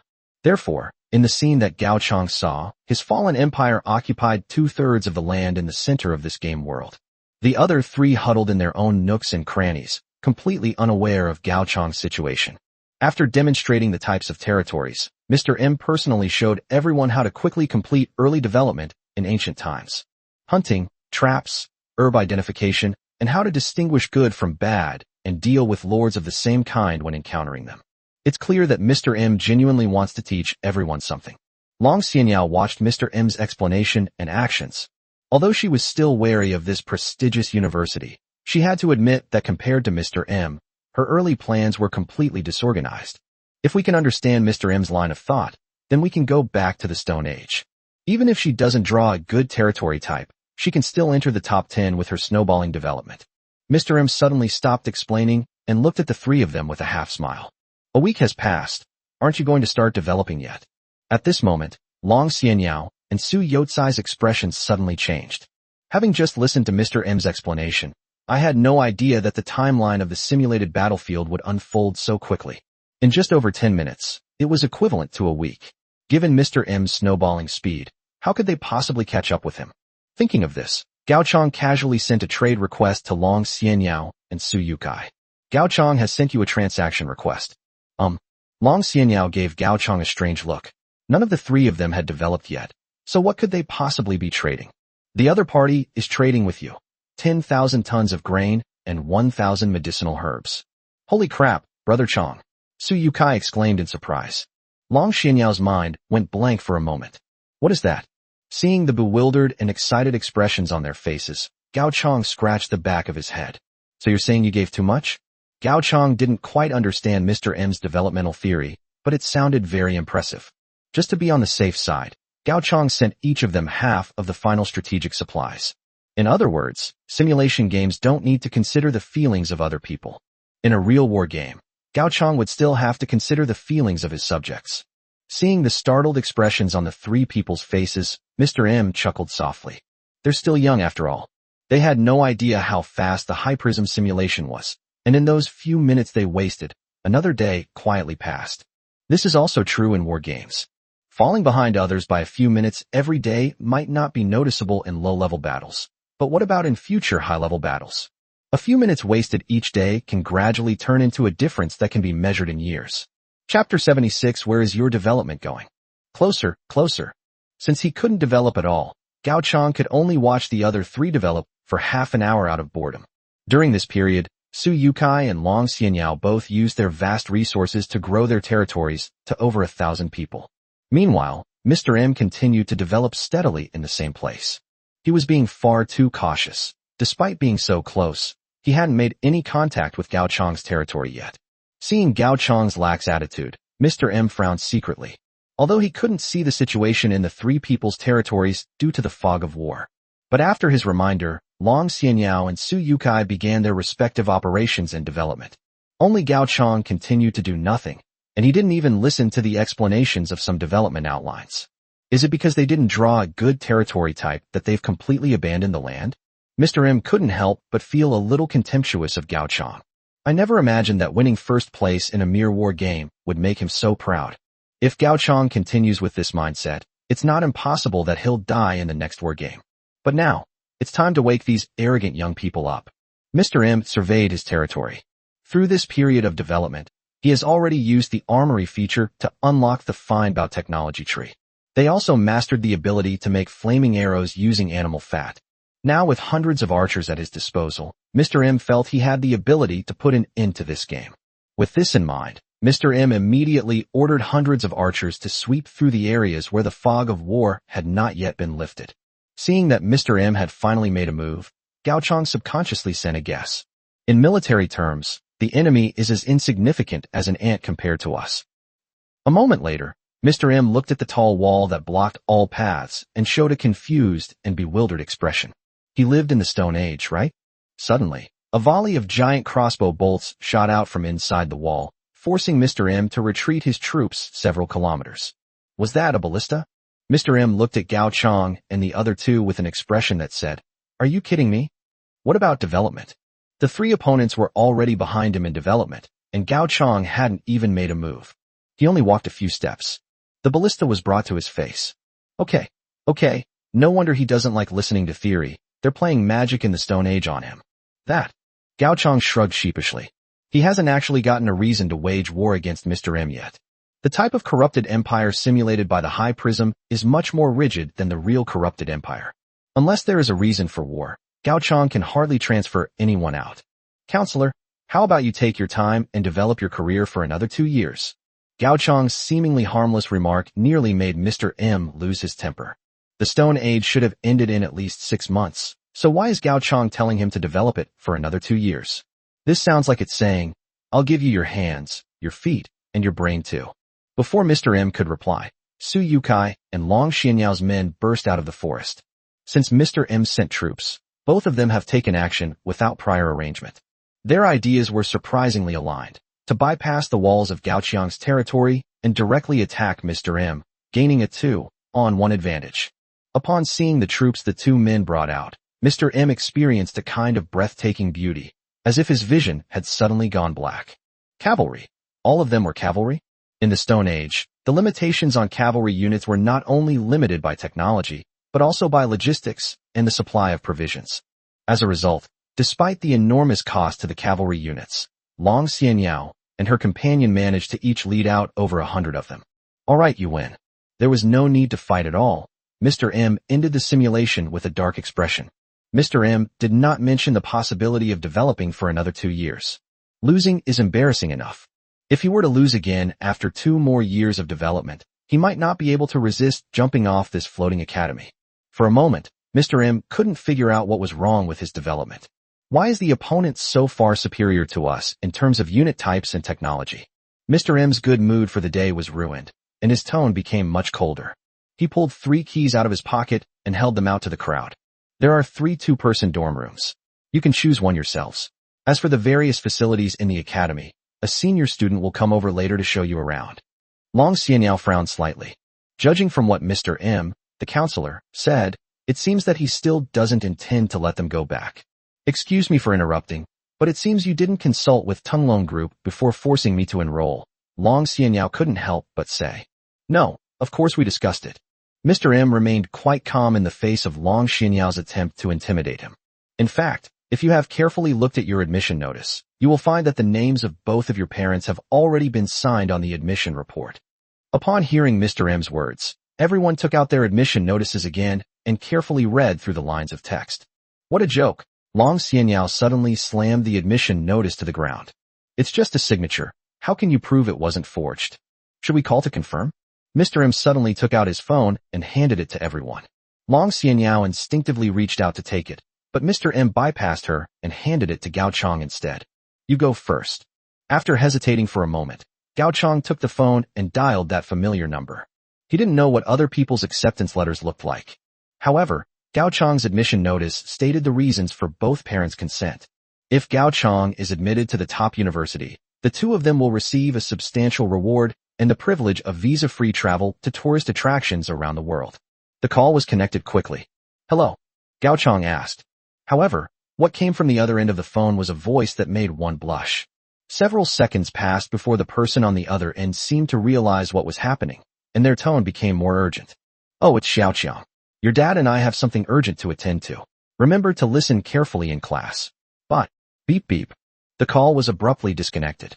"You really don't care at all?" Gao Chong sighed helplessly. "Chung, your parents are your true love. He was just an accident." However, due to the extremely high mortality rate of war games, in order to encourage childbirth, children from ordinary families like Gao Chong are basically supported by society. Therefore, Gao Chong didn't feel too sad. Although Su Yotsai's conditions were slightly better than Gao Chong's, they were still roughly equal in terms of ability to get along. Like Gao Chong, he quickly accepted the status quo. The call was passed to Long Xianyao. Unlike Gao Chong, Long Xianyao, born into a wealthy family and having managed the family business with Long Ziyuan for many years, has a stronger sense of family affection. Therefore, the moment the call was connected, Long Xianyao's questioning voice came through. Gao Chong didn't know what the other person was saying, but he saw that Long Xianyao's expression was getting worse and worse. Finally, he even threw the phone to the ground. Mr. M's already unhappy face darkened even more instantly. "Is it possible that that's my phone?" Chapter 77, The Wisdom Center. "Just ask my dad to compensate you. He has plenty of money anyway," Long Xianyao said nonchalantly. Mr. M remained silent for a moment, then turned and walked into the building with a dark expression, without mentioning the phone again. A cell phone isn't really a big deal. There was only one thing that bothered him: how exactly he lost. Just then, another person came out of the building. "Mr. M, are these the junior students I'm supposed to mentor?" "Hey, Mr. M." I passed by Mr. M. After calling out several times, Mr. M did not respond. He simply shoved the dormitory key into the other person's hand and quickly left. "Mr. M."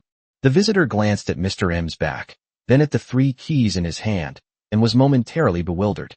However, she quickly adjusted her mindset and turned around with a smile. "Hello everyone. I'm your class mentor, Qi Ling, a sophomore. You can just call me Senior Qi." Seeing that no one spoke, Qi Ling couldn't help but awkwardly rub the hem of her clothes. Mr. M is a bit difficult to get along with. For example, he made everyone feel awkward when we first enrolled. The senior students have also experienced this, so don't take it to heart. But he lost. Gao Chong suddenly interjected. And Brother Chong even said he could let him develop for another 2 years, Suyukai added. The others nodded as well. Mr. M's welcome to the university this time was, in a way, embarrassing for him.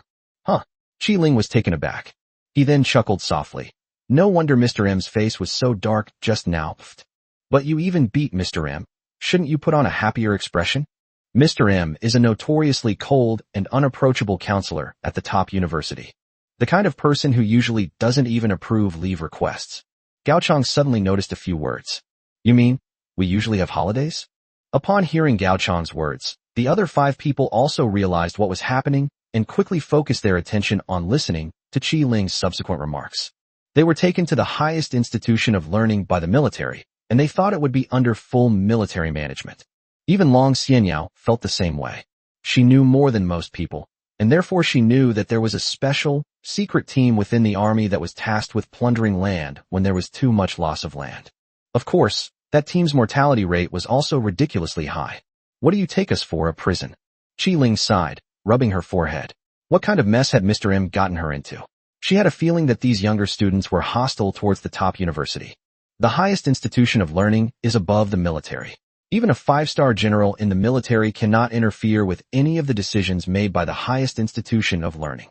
But to some extent, we also cooperate with the military. For example, during your holidays, the military will dispatch vehicles to take you to and from school. Gao Chong turned his head and exchanged a glance with Long Xianyao. Judging from Qi Ling's words, the highest institution of learning doesn't seem to be as bad as Long Xianyao described. It sounds like a regular university. No, there are no universities in this world. Gao Chong suddenly realized that he had inadvertently projected his senses from his past life. In this world, once you leave the war game, you don't intend to re-enter it. Naturally, they became ordinary people that could be seen everywhere on the street, and there was no longer any need for them to learn about war games. Only those promising individuals who are prepared to continue waging war will join the various academies, which are the academic cliques that Long Xianyao refers to. Of course, academic cliques don't just admit anyone. Top-tier universities require not only talent and academic achievements, but also a privileged family background. A pass to a prestigious university is often extremely valuable and hard to come by. Alright, come with me first, I'll show you around the facilities of the academy. Qi Ling greeted the group, as it was her responsibility as the senior student in charge of the class to help the students get familiar with the campus. Along the way, Qi Ling led Gao Chong and his group to visit various facilities of the highest institution of learning. The dormitories, lecture halls, canteens, and libraries were all much the same as Gao Chong remembered about university. Even the library contains tens of thousands of different books about war games. Although most of these books are free knowledge that should be widely disseminated according to policy, they are considered paid items in some prestigious universities. However, even though the library at the prestigious university is completely free, it remains empty, as if no students are interested in the books there. Occasionally, Qi Ling would bump into one or two people in the library, and she would quietly shake her head after they left. He then warned Gao Chong and the others, "These are all losers in the war game. I hope you will not become like them in the future." Faced with Gao Chong and the others' confusion, Qi Ling did not explain, but simply led them to the last facility in the academy that she had not yet introduced. Students come and go here from time to time. The foot traffic is much greater than that of the library. The intelligent hub is controlled and operated by the academy's infinite-level computer, Omega. Qi Ling explained the function of the facility in front of her. Among the vast forces in various dimensions of humanity, there are some that can disseminate and sell their intelligence through certain means. Because of the different power systems, this information scattered across the gaps between different planes is difficult to organize and interpret. The Academy's infinite-level computer, Omega, was designed for this purpose. Under Omega's control, the Academy's subordinate institutions, distributed across various planes, all possess the ability to search for that intelligence. Gao Chong understood some of what Qi Ling was saying. Simply put, it means that various major human powers have created one public web page after another. But having a web page alone is not very useful. This is why top-tier forces like academies met their end. What Omega provides is a search engine that can find these web pages, as well as a visual browser. Do you know why you can enroll while others can't? Qi Ling suddenly turned around and asked the crowd. Long Xianyao frowned. Why? Because you have money. Are you kidding me? Long Xianyao looked at Qi Ling with an expression as if she were looking at an idiot. After several interactions, she realized that among those who enrolled, she was the only one from a wealthy and powerful family. If we're talking about wealth, it's more accurate to say that among those who didn't enroll in school, there are far more wealthy people. I'm not talking about the currency issued in this plane. Without the support of a top power, that kind of currency system could collapse at any time. Qi Ling paused for a moment before continuing. The currency I'm talking about is the war currency. Chapter 78, Search Engines. Upon hearing about the war coins, Gao Chong finally understood why they were the ones who enrolled. Because on that list, only 6 lords had contributions far exceeding those of ordinary people. In other words, they will have more war coins settled on them. Knowledge has a price, and among the returning lords, only you have the resources to acquire true knowledge, Qi Ling explained. This is why you were able to enroll. The vast majority of intelligence gathered by the intelligence center within the highest academy requires payment in war currency. Of course, as an institution established by the academy, the highest institution of learning will provide all the free knowledge stipulated by the academy free of charge. This time, Gao Chong finally understood why Qi Ling had sighed when she passed by the library earlier, looking at the people reading inside. Those must be the losers who failed in the war game and could no longer afford to pay the price of knowledge. They can only passively absorb what others want them to know, and they cannot guarantee that the information is not outdated. The truly successful people, however, are online here. The information available here is more timely and advanced, and the search for information is also more precise. Promise. Qi Ling suddenly reached out and handed over 3 keys. 2 people per room. You can choose your own dormitory. Although I don't know why you are hostile to the academy, you can rest assured if you don't want to join it. As students, you are not actually considered part of the college. Once your lord rank rises to a certain level, because the land you represent carries too much weight, the military may force you to leave this plane. At that time, you will be able to choose your preferred faction in those dedicated war planes. Gao Chong thought for a moment, then suddenly asked, won't the academy consider this behavior a betrayal? No, that won't happen. Ling shook her head. There are too few lords who can enter the infinite battlefield, so most of the so-called geniuses are useless to the academy, and we don't mind letting them go to other forces to improve the overall strength of humanity. And the academy won't do you anything. Although we provide free facilities and accommodation, all knowledge that has a price must be purchased by you. At that moment, a skinny boy who was not very noticeable suddenly reached out his hand from behind the group. What do I need to do if I want to join the academy? Upon hearing this, Ling suddenly smiled. Joining the academy is not an easy thing. If you want to join the college, you must first accumulate enough credits and then pass 4 levels of academic assessments. Only after completing another faculty and staff assessment can one barely enter the lowest level of the college. Of course, the academic exams are not difficult. They mostly assess developmental abilities and strategic vision and are personally supervised by Gao Prism. After explaining the difficulty of joining the academy, Ling then went on to explain the benefits of actually joining the academy. After passing their first level exam, they will be able to enter the lecture hall and gain access to valuable teaching resources from various professors. After the second grade exam, students will have the opportunity to ask the professor questions once a week. While not as precise as the Smart Hub, its advantage lies in all costs being borne by the academy, relieving them of any worries. As for the upcoming grade exams, there will naturally be more benefits, but Ling hasn't reached that grade yet. Suyukai suddenly leaned over and poked Gao Chang. Brother Chang, I suddenly feel like joining the academy isn't so bad. What do you think? Not only Suyukai, but also everyone except Long Xianyao had basically fallen for him. However, Gao Chang rolled his eyes at Suyukai. I feel like I'm going to fail my first exam. According to Ling, what was the first exam about? Its development. Based on the types of territories in his fallen empire, not a single resource building could be constructed. Gao Chang could already imagine his exam results. Full marks for the answer, 0 marks for the steps. Thinking of this, Gao Chang took a dormitory key from Ling's hand. He was now going to check out the Smart Hub and didn't intend to continue listening to Ling's explanation about joining the academy. Ling naturally had no objection to this. Every year there are some students whose aspirations lie outside the college, and the college has never interfered. But the road ahead for them will be entirely dependent on their own efforts, and it will be incredibly difficult. Hey, Changji, wait for me. Suyukai glanced at Ling, hesitated for a moment, and then chased after Gao Chang. So, is this what the Smart Hub looks like? Upon entering the Intelligent Hub, Gao Chang and Suyukai were suddenly lifted into the air by the ground beneath their feet and fixed in an open area. Here, apart from the interface delivered by Omega, the rest of the space is a void covered by countless dark green data bars. Please search for the information you wish to know. Each query costs 10 war coins. Suyotsai's eyes widened. They started charging for the very first query? No wonder so many people don't even have the qualifications to step into the academy. For most lords participating in the war game for the first time, they couldn't even afford the cost of a single inquiry. However, Gao Chang didn't feel anything. With 90,000 Warfire coins, his mere 10 Warfire coins were not even a fraction of his wealth. At that moment, he happened to have many things he wanted to investigate. For example, the Fallen Empire.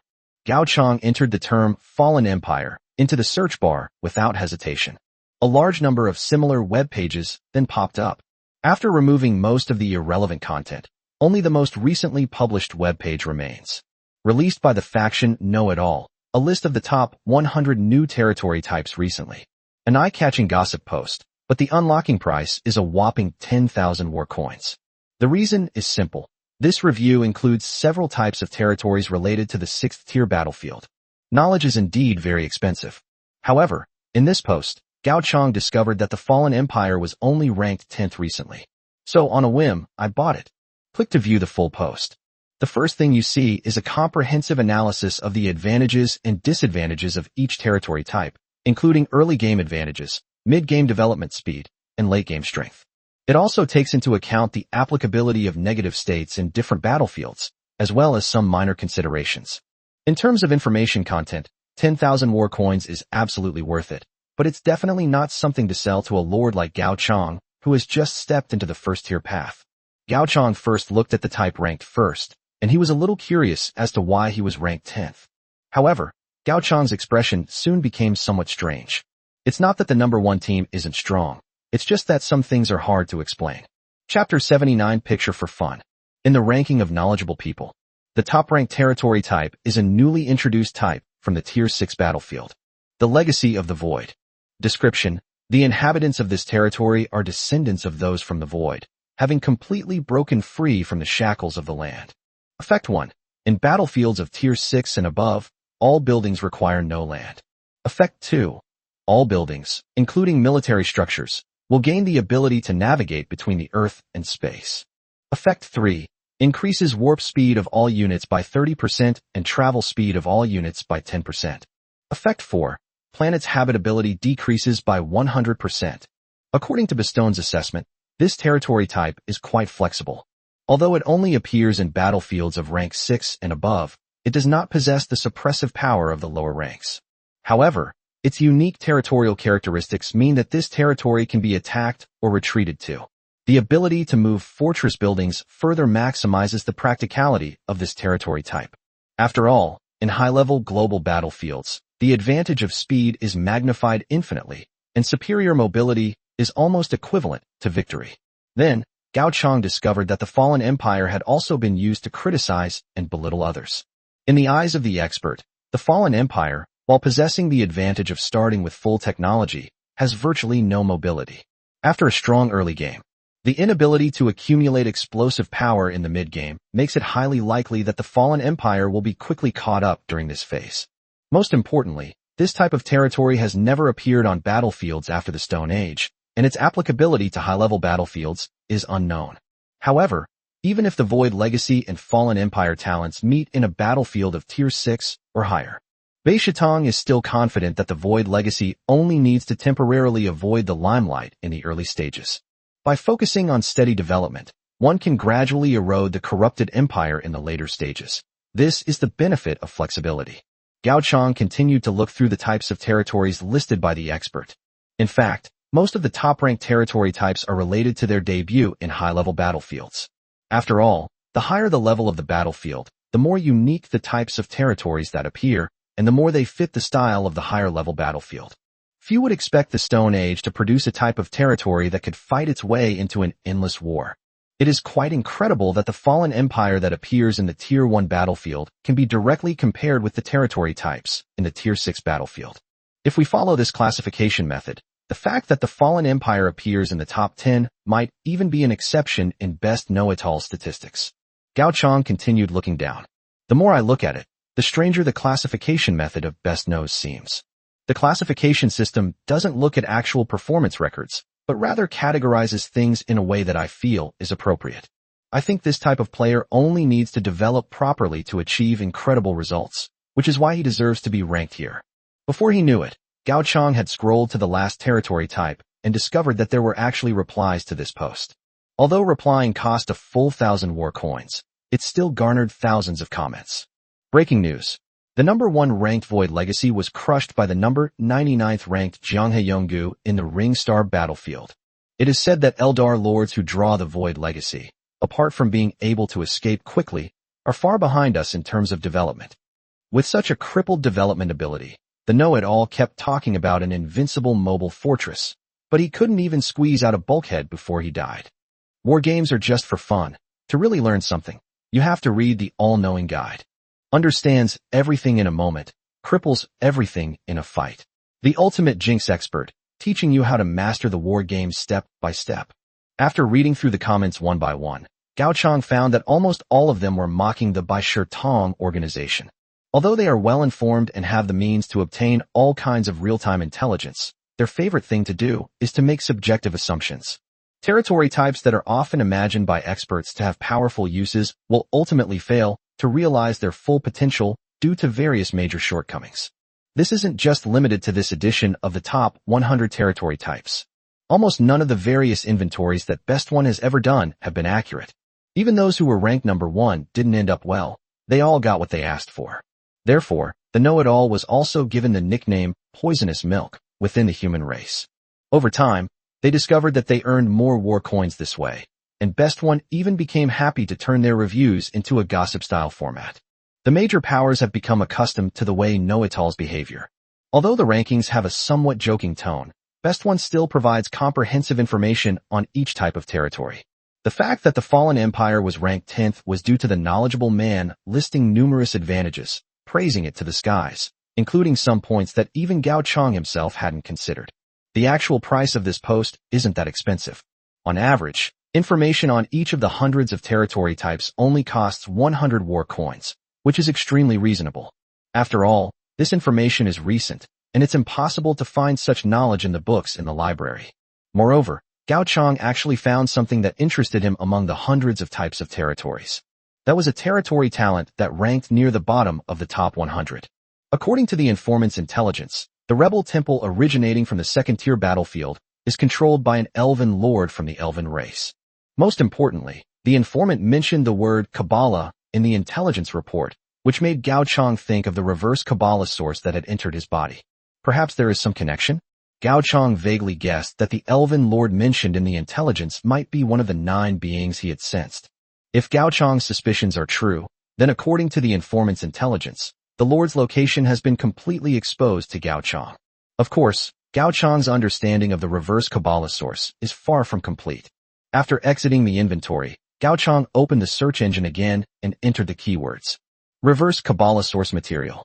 Among the web pages that popped up this time, the most popular one was the Saint's sincere invitation to all major forces to join forces in attacking the Kabbalah Tree of Life of the Elves.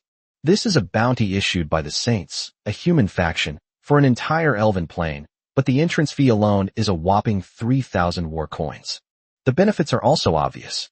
The Saints will share all known intelligence in the post, and the value of this information will far exceed 3,000 war coins. The Saints promised not to take a single penny of the profits gained from the felling of the Tree of Life. Chapter 80 Kabbalah Tree of Life. Gao Chong did not spend the 3,000 war coins directly. It's not that I can't afford it. After all, Gao Chong just spent 10,000 war coins without even blinking. Instead, spending those 3,000 war coins is equivalent to getting involved with the Saints, and nobody knows whether that's good or bad. Of course, Gao Chong was even more curious about the connection between the Saints and the Kabbalah Tree of Life. Gao Chong then bypassed the pinned webpage and spent several hundred warfire coins to buy some insider information. Although they were all just gossip, Gao Chong managed to piece together a general understanding of the Saints and the Kabbalah Tree of Life. Both are behemoths that have been roaming the 5th and 6th tier battlefields for years. Often, the territory gained or lost in a single war game can be calculated in the hundreds of millions of square kilometers. One of the characteristics of the Kabbalah Tree of Life is that whenever it conceives, some special offspring will be randomly born. Just like how the Star Sword can bring items that don't belong in war games into war games. The same applies to the special offspring of the Kabbalah Tree of Life. However, what they brought into the war game was not props, but Kabbalah essence. Different Kabbalah sources can bring them different effects. They are natural leaders, and with them in the game of war, the elves will be invincible. Killing them is pointless, because the power of the Kabbalistic source element comes from the Kabbalistic Tree of Life.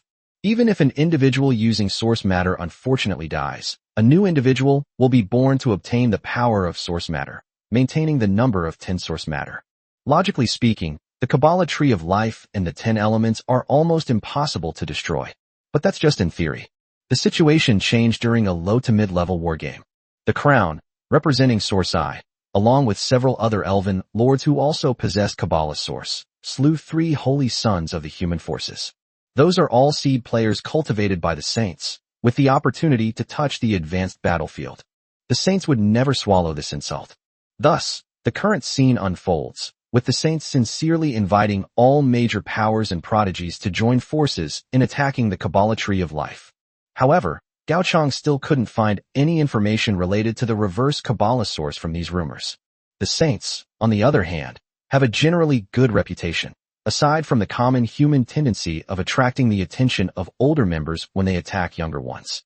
Gao Chong simply spent 3,000 war coins to accept the Saints' bounty. One aspect is gathering intelligence. Secondly, according to other people's views on Saints, even if they accepted the bounty but did not do it, it would not necessarily lead to animosity towards Saints. It's no wonder that the post was made by the person in charge. Information that you can't buy anywhere else with any amount of war coins can be found here. This included what Gao Chong wanted to know, the matter concerning the reverse Kabbalah source. Unable to contain their anger at the loss of 3 holy sons, the Saints discovered a curse that would disrupt the stability of the Kabbalah Tree of Life. They orchestrated an epic defeat, delivering their cursed land to the Kabbalah Tree of Life. The saints' purpose was achieved when the Kabbalah Tree of Life began to draw nourishment from those lands. Now, after the death of the owner of the Kabbalah source material, when a spirit is born again from the Kabbalah Tree of Life, there is a certain chance that it will inherit the reverse Kabbalah essence when inheriting the Kabbalah essence. An elf possessing the reverse Kabbalah essence will have characteristics completely opposite to the Kabbalah essence, and will also detach the Kabbalah essence from the body of the Tree of Life. Once they die in the war game, these reverse Kabbalah source materials will not return to the embrace of the Kabbalah Tree of Life, but can be directly seized and used by foreign lords. If all 10 source materials are taken away, the Kabbalah Tree of Life will wither and fall into eternal silence. And this is the revenge the saints have prepared. Without the Tree of Life, that plane will never be able to give birth to new elves again. They want to sever the roots of those elves. However, at the very bottom of the post, the saint made a promise to everyone who accepted the bounty. Any lord who acquires the essence of the reverse Kabbalah can directly join the saints and obtain the status of a holy son. Gao Chang suddenly smiled. From this perspective, the saints have a good idea. They lost 3 holy sons, but gained 10 new holy sons with Kabbalistic essence. Even if only half of the lords are willing to join the saints can still make a profit while getting revenge. However, if you think about it that way, if I really want to, I could actually be considered a saint's son now? Gao Chang opened the war game interface and looked at the reverse Kabbalah source V in his personal attributes, and thought to himself. At the same time, Gao Chang also thought of the Wuji Alliance's star sword. Now that he has been marked by the Wuji Alliance, they probably won't let him off so easily. I wonder how the Wuji Alliance, which Gong Xingjian mentioned, compares to the Academy and the Saints. Gao Chang casually searched for information about the Wuji Alliance in the search engine. Based on the search results, the Wuji Alliance comes from a world of immortals and martial arts, with Taoist magic as the main foundation of the alliance. However, in terms of sheer power, the Wuji Alliance's strongest territory is the 5th-tier battlefield. Although they have a wide range of methods, their overall strength is still a notch below that of the Saints, let alone a behemoth like the Academy. Seeing this, Gao Chang already understood. Regardless of whether one joins the Academy or the Saints, the threat posed by the Boundless Alliance will no longer be considered a threat. But what puzzled Gao Chang was, based on the search results, it seems that the Wuji Alliance did not promote revenge, nor did it mention the death of Gong Xingjian. This approach is completely different from the saintly forces that wanted the whole world to know about the deaths of their 3 holy sons. It's safe to say that this is the very organization that trained Gong Xingjian. The Wuji Alliance was eerily quiet. If it weren't for the fact that the Wuji Alliance mark was still displayed on his personal panel, Gao Chang would have thought that the matter was over. Just as Gao Chang was pondering, a friend request came in from a war game. Player Pilgrim has requested to add you as a friend. Who is this? Despite seeing the unfamiliar name, Gao Chang accepted the friend request. Soon a message was relayed to them. Send a mass message, do not reply. This is a correspondent from the Saints organization. We just saw that you purchased and accepted our bounty through the Academy's Omega computer. For your personal safety when you are attacking the Kabbalah Tree of Life, here is an insider message that you are getting for free. What followed was a long introduction to the inverse Kabbalah source. As Gao Chang read through the text line by line, his pupils instantly contracted. Use only after purifying the reverse Kabbalah source material, as described in the information. If the reverse Kabbalah source is used directly, the personality will be gradually replaced. And within one breath cycle of the Kabbalah Tree of Life, it is assimilated into a point of the tree, becoming completely part of it. And one breath cycle of the Kabbalah Tree of Life. In just 6 months. Chapter 81 Feudal Era. Although the pilgrims had told him not to return, Gao Chang couldn't help but ask, what if I accidentally use the reverse Kabbalah source? Soon, the pilgrims responded. The reverse Kabbalah source material will not return to the Tree of Life. After the assimilated particles are destroyed, the reverse Kabbalah source material can be retrieved and purified again. Gao Chang's lips twitched slightly. As expected of a powerful force, their methods are indeed simple and brutal. The death of a lord is much faster than finding a solution.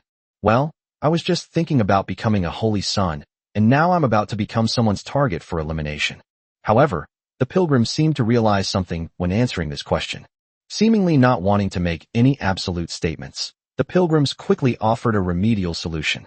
If we take advantage of the characteristics of war games, it may not be impossible to solve the problem of the inverse Kabbalah source matter. If you need, we are currently encircling and suppressing newborn source material in a second-tier special battlefield. You can use the distress call to join our battlefield. Neogenetic material? Based on the information he had just seen, Gao Chang knew what the pilgrims were talking about. The carriers of the reverse Kabbalah source material do not appear out of thin air. Only by killing the previous elven lord who represented the Kabbalah essence can there be a tiny chance of a reverse Kabbalah essence appearing among the newly nurtured elves of the Tree of Life. Currently, the Saints have already assassinated Source I Crown and Source V Severe in the high-level battlefield. And the beauty, victory, glory, and foundation that represent the source material from 6 to 9 also fell one after another on different battlefields. These source substances will reappear with the newborn elves, but they have the potential to become reverse Kabbalah source substances. Gao Chang has already seen one of the reverse Kabbalah sources. The severe reversal of the source V has become cruel. The original essence, V, once represented the wrath of the Tree of Life, but now, this essence has been completely separated from the Kabbalah Tree of Life. As for the distress call, Gao Chang did a quick search and found a large amount of information, all of which was quite cheap. Overall, this is one way to enter a war game. Compared to entering a normal war game, the drawback of the SOS request is that it requires consuming one oddity item each time. Furthermore, lords who enter the game through the distress call will develop from the initial stage of the game, making it difficult for them to catch up with the top tier. As for the advantages, it is that you can choose the battlefield you want to join, rather than being randomly assigned by the will of the wargame. There are very few times when solo players need to use a distress call. This is the privilege of major powers. Often, in order to win a war game, major powers will continuously invest more follow-up forces. However, unless absolutely necessary, or in high-level battlefields where prolonged battles are required, people rarely use the distress call item in low-level battlefields. The Saint's thoughts are actually quite obvious. Gao Chang doesn't have much time left, so it's better to keep him under my watchful eye. If Gao Chang can resolve the problem of the reverse Kabbalah source, the Saints will naturally keep their promise and grant Gao Chang the right to choose to become the Saint's son. If Gao Chang cannot resolve the trouble and is assimilated into the Tree of Life, the Saints may simply eliminate Gao Chang and sever any potential threats to the Tree of Life. But this war? Gao Chang looked at the war information sent by the pilgrims and seemed to be deep in thought. Feudal era, mythological era. Introduction, a variant of feudalism, where anything that is worshipped is called a deity. 8 million of these gods are hostile to each other, and the songs of holy war resound day and night, continuing eternally until only one voice remains in the world. This second-tier battlefield perfectly matches the location of the territory type that Gao Chang had previously seen at Beishitam. That territory, which best one ranked in the top 100 of a new category recently, should have originated from this battlefield. The feudal era is of no use to Gao Chang in his current situation. But the word myth made Gao Chang vaguely feel that this era might be completely different from the feudalism he knew. If I accept the distress call, what should I do next? Gao Chang asked the pilgrim directly. It's very simple. The Saints can arrange for a lord with the artifact of the support order to invite you at any time. But before that, you need to apply to the power in your location for a piece of land to prepare for defeat. Entering the war game in cities or buildings is not allowed, and the Saints do not want to get into unnecessary trouble. It seemed to have sensed the high level of mental fluctuations. Next to the search engine in the smart hub, a question box suddenly appeared. Should we apply to the highest institution of learning for land, reserved for wartime use? Gao Chang looked at the notification that suddenly appeared in the intelligent hub and tapped it with one hand. Suddenly, a red light appeared on the platform beneath my feet. Suyukai, who had been yawning next to Gao Chang, suddenly perked up. Huh?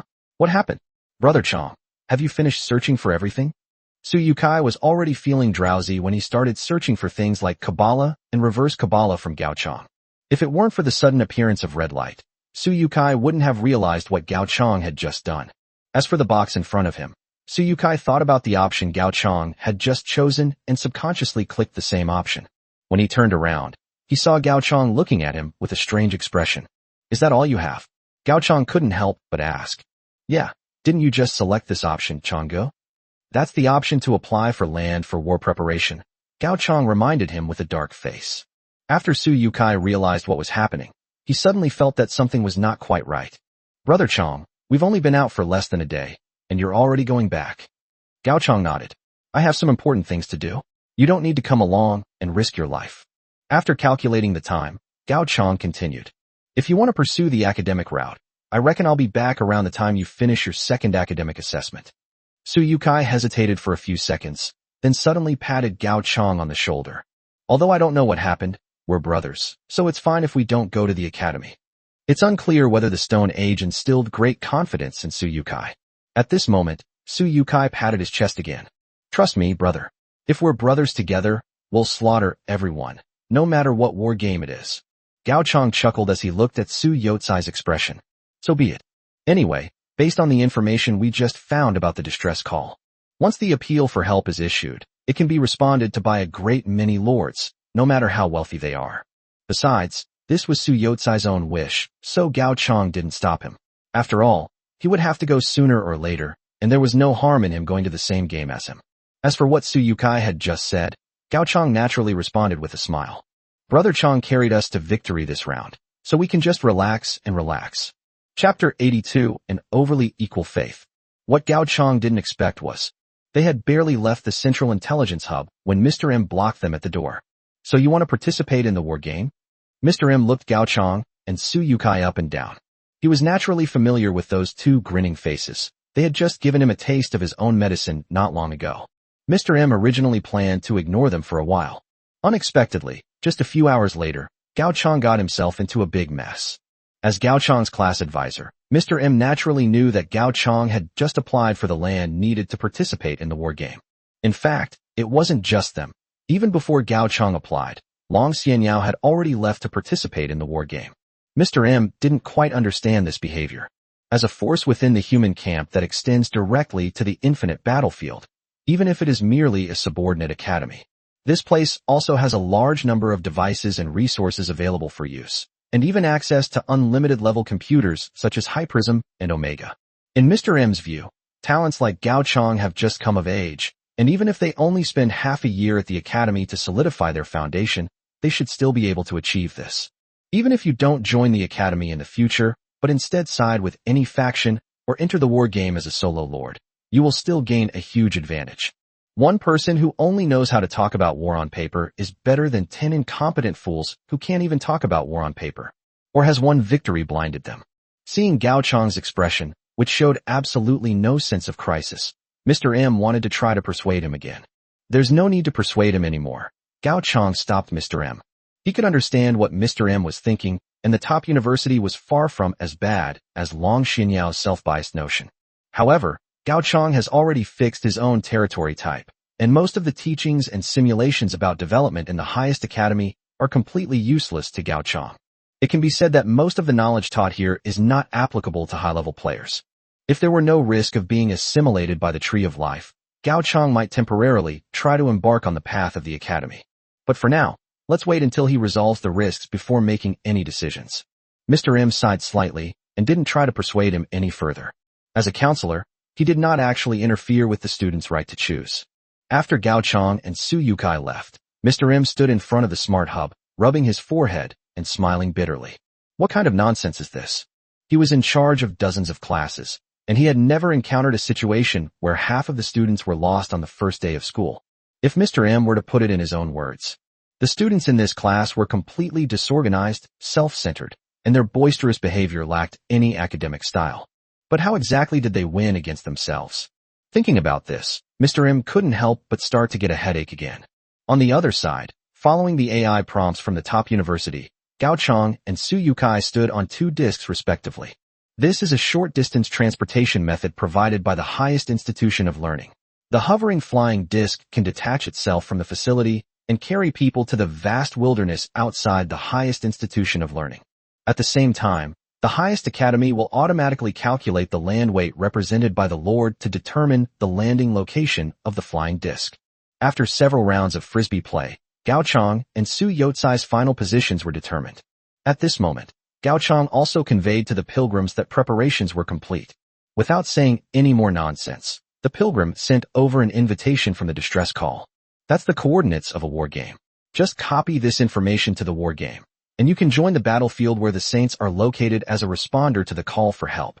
In addition, there is also intelligence about this battlefield. This battlefield, which appears to be confined to a feudal era, is home to a large number of native gods and neutral units. In addition to territorial talents, Each lord also needs to choose the god or pantheon to which they worship. Furthermore, due to the game variant, races are no longer fixed adversaries in this game, but have instead become various pantheons. But that was only the information available on the surface. Few people attempt to achieve religious victory. Secretly, various races are vying for ownership of the major pantheons. Because of the power to dominate and win, whoever is the first to bring most of the pantheons under their control will achieve true victory in this game. Looking at the intelligence sent by the pilgrims, Gao Chang couldn't help but sigh that there were indeed advantages to being a powerful force. Before we've even entered this war game, the saints have already revealed almost everything about it. According to the saint, there are some choices that are very good for Gao Chang when entering this game. For example, the Holy Light Pantheon, dominated by the God of Light, and the Five Elements Pantheon, dominated by the five gods of water, fire, etc.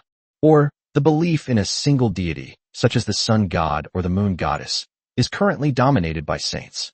In this war, God's function is to bestow blessings. The larger the pantheon, the harder it is to gain the favor of the gods, but the greater the bonuses received will be.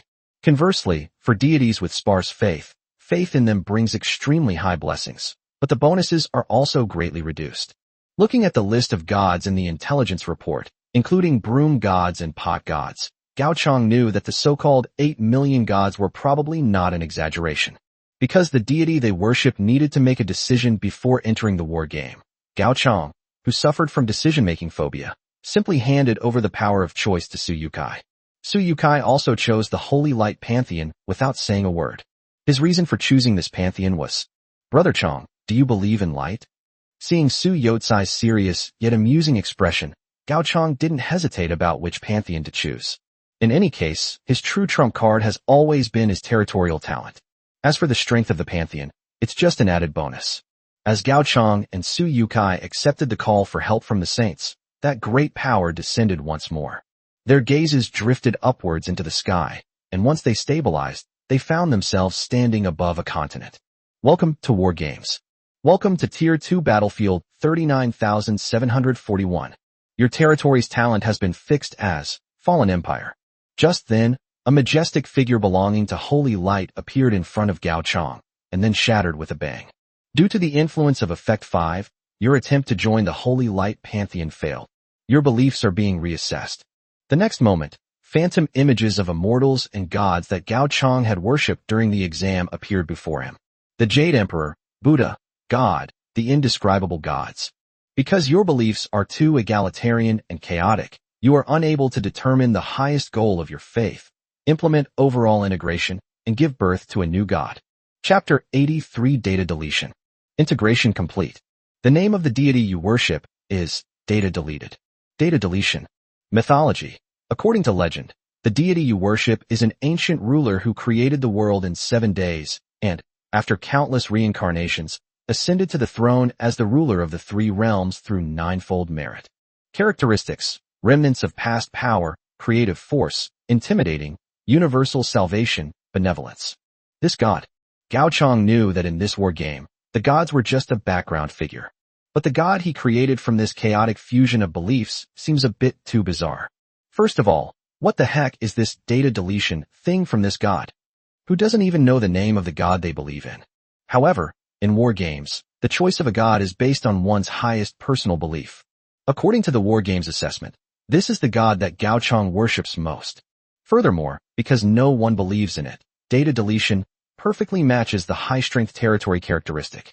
Therefore, just like last time, Gao Chang felt his feet slip and he fell towards the mainland below. Practice makes perfect. After getting used to the unreasonable nature of war games, Gao Chang stopped screaming.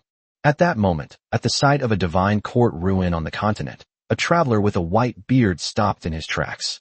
Looking at the moss-covered ruins of the divine court, clearly uninhabited for a long time, the traveler couldn't help but sigh.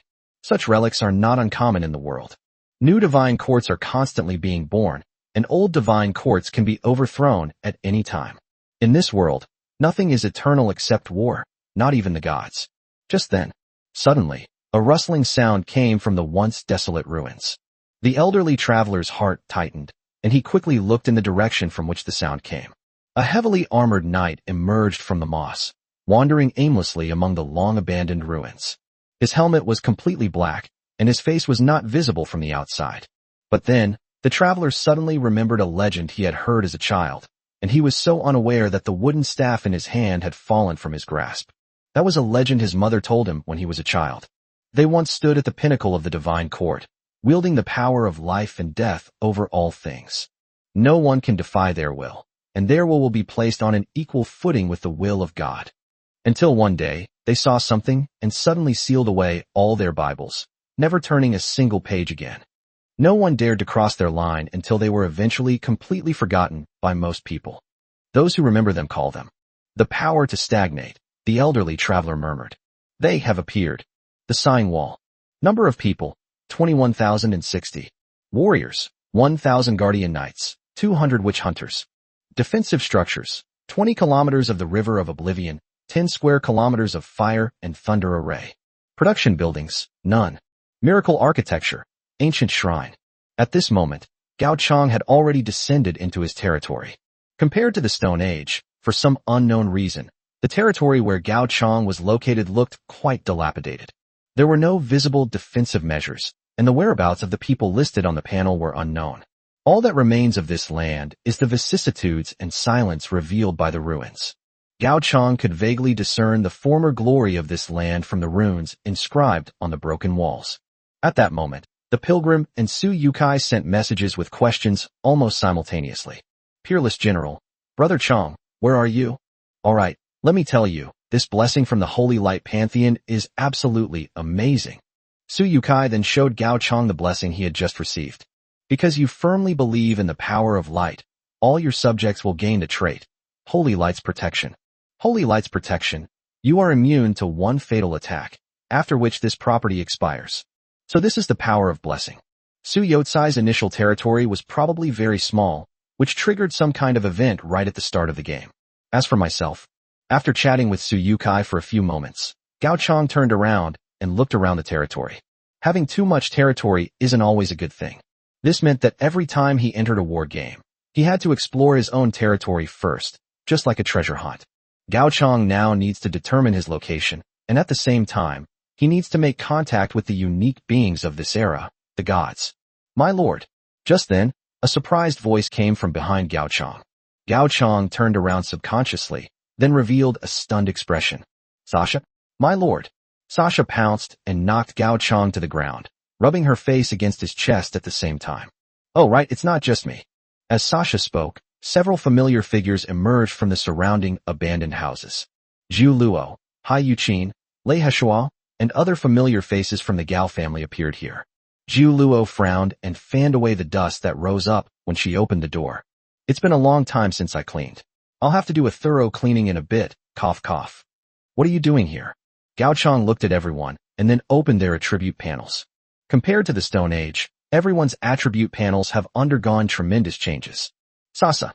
Occupation, Stagnant Saintess. Loyalty, 100. The Stagnant Saintess. Brief introduction. She has never picked up a Bible, so you can't expect her to recite a single word from it. On the other side, Zhu Luo came up to Gao Chang and unceremoniously pulled Sasha off Gao Chang. Zhu Luo then narrowed her eyes and surveyed the surrounding ruins. It's a very familiar place, just like we grew up here. But, Zhu Luo paused for a moment, then said nothing, but smiled and looked at Gao Chang beside her. The Lord has chosen us as his reward. He's certainly greedy. Gao Chang scratched his cheek and turned his face to the side. He was completely used to Zhu Luo occasionally spouting outrageous remarks. Upon casually opening the Zhu Luo panel, it was discovered that Zhu Luo's identity had indeed changed. In feudal times, Zhu Luo's identity transformed into that of a divine attendant. Divine blessed servant. This unit has the potential to produce double or even more resources when performing any basic resource extraction work. Is it possible for any basic resource to produce multiple times more resources? Gao Chang squinted. War games only possess certain characteristics of games. Agriculture might be given an edge under the rules of war games, but jobs like logging and quarrying are still more realistic. Chapter 84 The Old Shrine. It is possible that logging and quarrying could also produce many times more resources. Does this mean that Zhu Luo has the ability to create things from the void? As for the Nine Falls, Hai Yuqin's position remained unchanged, except that she returned to her identity as the Fallen Material Officer. At that moment, Hai Yuqin, wearing a wolfskin coat adorned with gorgeous gold thread, yawned leisurely. I'm going to lie down for a while.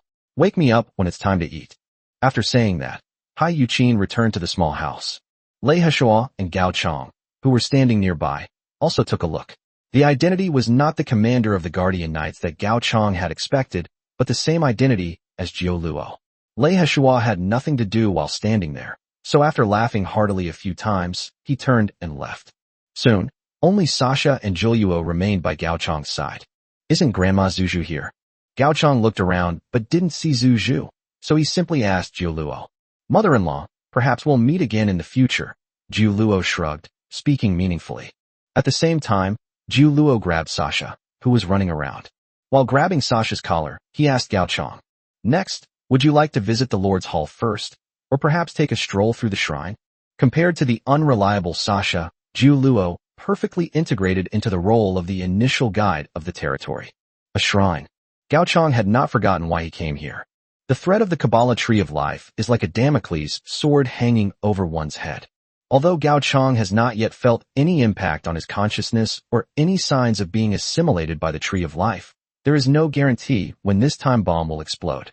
Clearly, in this war game, the one capable of solving this problem is not ordinary people whose technological level couldn't even surpass that of the Middle Ages. Rather, they are the gods who exist as a backdrop. Please follow me. Jiuluo led Gao Chong deeper into the territory. Along the way, Gao Chong encountered the Guardian Knights described in the panel. These knights, though still tall and imposing, seemed less intimidating than the Tyrannosaurus Rex Knights of the Stone Age. If there's anything special about them, Gao Chong sensed a strong sense of threat from them, like the feeling a living creature has when facing its natural enemy. On the Guardian Knights panel, there is only one solitary but incredibly strange trait. The proverb of the Holy Spirit. These devout knights will only die after the gods they worship. After? Gao Chong rubbed his eyes to make sure he wasn't seeing things. He then gave a slight twitch at the corner of his mouth. If he understood the meaning of this characteristic correctly, these Guardian Knights would only die after the death of the god, known as data expunged. So where exactly did the tech tree in this war game go? Gao Chong opened the technology interface and took a look. Just as he had anticipated, the technology tree before him was forcibly split into two main branches. In the past, the technology tree was supposed to be a towering tree that grows vertically upwards, with all technologies such as medicine and military technology being branches on this main trunk. But the times are different now, because it is a mythological era that evolved from the feudal era. This era naturally possesses two completely different technology trees. One is called Mystery, and the other is the technology that Gao Chong is familiar with. Unsurprisingly, Gao Chong possesses top-tier technology in both technology trees. Even the descriptions of the high-strength territory types have undergone some minor changes. The Fallen Empire, Stagnant Holy Authority. We've arrived. Jiuluo's voice brought Gao Chong back to his senses. Led by Jiuluo, Gao Chong was now standing in front of a seemingly abandoned temple. The heavy stone gate was completely secured by vines, and moss covered every corner of the temple. Miracle Architecture. Ancient Shrine. Effect 1. The power of miracles envelopes this shrine. It seems the gods within are more willing to bestow blessings upon you. Blessing success rate plus 100%. Effect 2. When the old shrines are completely destroyed, the natural disasters of the past will return to this continent with power beyond the reach of the gods. This miraculous construction won't lead to the awakening of the fallen empire? Gao Chong frowned slightly as he looked at the description of the old shrine. This is hardly good news for Gao Chong. The power gap between the awakened empire and the fallen empire was already fully demonstrated in the Stone Age. If the fallen empire is the strongest power of this era, that awakened empire is capable of rivaling even stronger powers beyond this era. Destroying the wonders was the simplest and most brutal way to free the fallen empire from its slumber. If wonders are no longer seen as a sore spot for the fallen empire, then Gao Chong will have to find other ways to awaken the empire. But thinking about it now is pointless. Let's meet that god named Data Deletion first. Gao Chong was actually quite curious about what kind of surprises this being, who had merged with many of the great gods in his mind, would bring him. At Gao Chong's signal, Jiuluo stepped forward and pressed her hand directly onto a stone slab in front of the shrine. Boom! A loud rumble erupted from the stone gate, tearing the vines apart and sending a cloud of dust flying. However, What appeared inside the stone gate was not a scene of utter ruin. Behind the stone gate lies a magnificent and resplendent scene. Zhou Luo didn't seem surprised and continued to lead Gao Chong into the shrine. After walking a few steps, Zhou Luo suddenly stopped. Because directly in front of the three of them, a figure dressed in a cultivator's robe was slowly walking towards them. His face appeared somewhat pale, perhaps due to years of lack of sunlight exposure. But that didn't stop him from giving Gao Chong a slight bow. The ancient shrine welcomes the Lord. At this moment, Gao Chong opened the other party's personal panel. Starry Night. Occupation, High Priest. High Priest. They serve the gods day and night, possessing power unimaginable to ordinary people. 10,000 years have passed, and this is still the shrine, seeing the sunlight from the outside world for the first time. Xingqi looked at the sunlight behind Gao Chong and closed his eyes in the blinding light. His expression and tone made it difficult to tell whether he was resentful or simply expressing his feelings. A moment later, with the sunlight shining on him, Xingqi's complexion visibly improved. At this moment, Xingqi turned around. I know that the Lord will not come without a reason. Next, I will guide the Lord to meet him, the ruler from the ancient times, whom we worship. After saying that, Xingqi took over Zhou Yuo's guidance mission. Watching Xingqi turn around naturally, Sasha couldn't help but stick out her tongue. Stop pretending. Chapter 85 The Lesson of Data Deletion. Following Xingqi's footsteps, Gao Chong noticed that the temple was always being cleaned. At least the distance between the gate and the statue was wiped spotless. Surprisingly, the dirtiest and most chaotic place was the library inside the temple. The place was covered in thick dust, and the spider webs everywhere made people instinctively reluctant to go near it. Seeing that Gao Chong was drawn to the library, Xingqi casually explained, "It's been far too long since anyone has needed to peruse the scriptures of God. Over the years, no one has ever touched or even considered touching those books.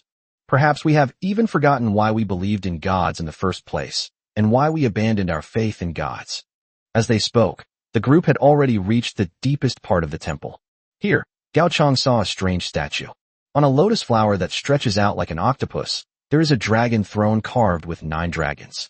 He, seated on the dragon throne, wore a pure gold holy robe and smiled, holding a flower in his hand, facing the direction of the outer gate. If it weren't for the completely hollowed-out eyes on the statue, this statue wouldn't be considered majestic, nor would it be considered eerie. But nowadays, just looking at that statue gives one a chilling feeling. Thump, thump.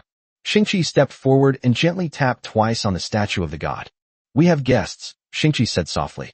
Immediately, amidst a series of metallic clanging sounds, Gao Chong suddenly discovered that each pillar supporting the shrine from collapsing had opened a strange eye made of pure gold. "Mortals, since you have seen the gods, why don't you worship them?" Before a majestic voice could finish speaking, it was completely interrupted by Xingqi tapping the golden body. Sasha's brows were already furrowed. She was just a hair's breadth away from speaking. Xingqi smiled sheepishly at Gao Chong, then hid behind the statue. "Wrong, not that sentence." Although the voice was very soft, Gao Chong could still hear most of it because it was a confined space. "Which sentence is that?" another unfamiliar voice asked softly. "That's the line." Xingqi couldn't help but raise his voice slightly, then immediately covered his mouth. Xingqi peeked at Gao Chong sheepishly, then quickly withdrew. Before long, the voice of the statue came again. "My power is far beyond your comprehension. Offer up your flesh and blood and sacrifices, and I will share everything with you." Clang. A crisp sound came from behind the statue. "Wrong, wrong. It's not that sentence, it's that sentence." "Which line is it?" "Oh, I understand." Suddenly, the voice of the statue changed again. This time, the statues no longer used a language known to humankind, but rather an ancient and profound language. His words seemed to contain knowledge that mortals could not comprehend. Only the moment the words are spoken. The war game prompts kept coming from in front of Gao Chong. "You have successfully summoned the deity you worship. When the reverse Kabbalah primal property is triggered, the god you summon will gain the cruelty trait. By listening to the teachings of data deletion, you gain a special attribute, sanity value. When your sanity level drops below 80%, you will receive a negative mental debuff. Below 50%, you will enter a state of madness, and below 30%, you will mutate. Your sanity level has decreased from -3 to -4 to -1. When your sanity level drops below 80, you enter a state of lethargy. Due to this lethargy, the growth of the reverse Kabbalah source material ceases." At that moment, a black tear fell from the corner of the statue's eye. Xingqi reacted quickly, catching the teardrop. He then leaped onto the statue's hand, stood on tiptoe, and stuffed the teardrop back into its mouth. How many times have I told you not to come out and scare people? Gods can scare people to death. Xingqi's sharp rebuke abruptly silenced the ancient and profound voice. Gao Chang then saw that his sanity value was gradually recovering at a very slow rate. In less than a minute, the suddenly appearing sanity value had almost dropped below 50%. Gao Chang is certain of that. According to the information provided by the saints, there was absolutely no such thing as a bizarre sanity value in this war game. Fortunately, it stopped. Gao Chang found it hard to imagine what he would look like if he went into a state of madness. It could be considered a blessing in disguise, because due to his mental exhaustion, the reverse Kabbalah source material actually stopped eroding him. Although I don't know the underlying principle, I shouldn't have to worry about being assimilated by the tree of life until my spirit recovers. What is happening now has solidified Gao Chang's belief in one thing. Within this war game, there should actually be a way to eliminate the threat of the reverse Kabbalah source. At this moment, looking at the statue that was still being educated by Xingqi, Gao Chang suddenly didn't know what came over him and opened the other party's attribute panel. Data deletion. Occupation, God. Characteristics, remnants of past power, creative force, unapproachable, compassionate, cruel. Not to mention that the two completely contradictory terms, kindness and cruelty, actually come together. What surprised Gao Chang even more was, this god named Data Deletion is actually considered one of his subjects? No wonder the high priest Xingqi dared to reprimand his god without hesitation. Based on Gao Chang's experience during the Stone Age, he perceived the unique hierarchical relationships of the fallen empire. Data Deletion is no more noble than other subjects. Suddenly, Gao Chang felt something tugging at his trouser leg. Sasha, stop fooling around, Gao Chang said instinctively. I didn't do anything.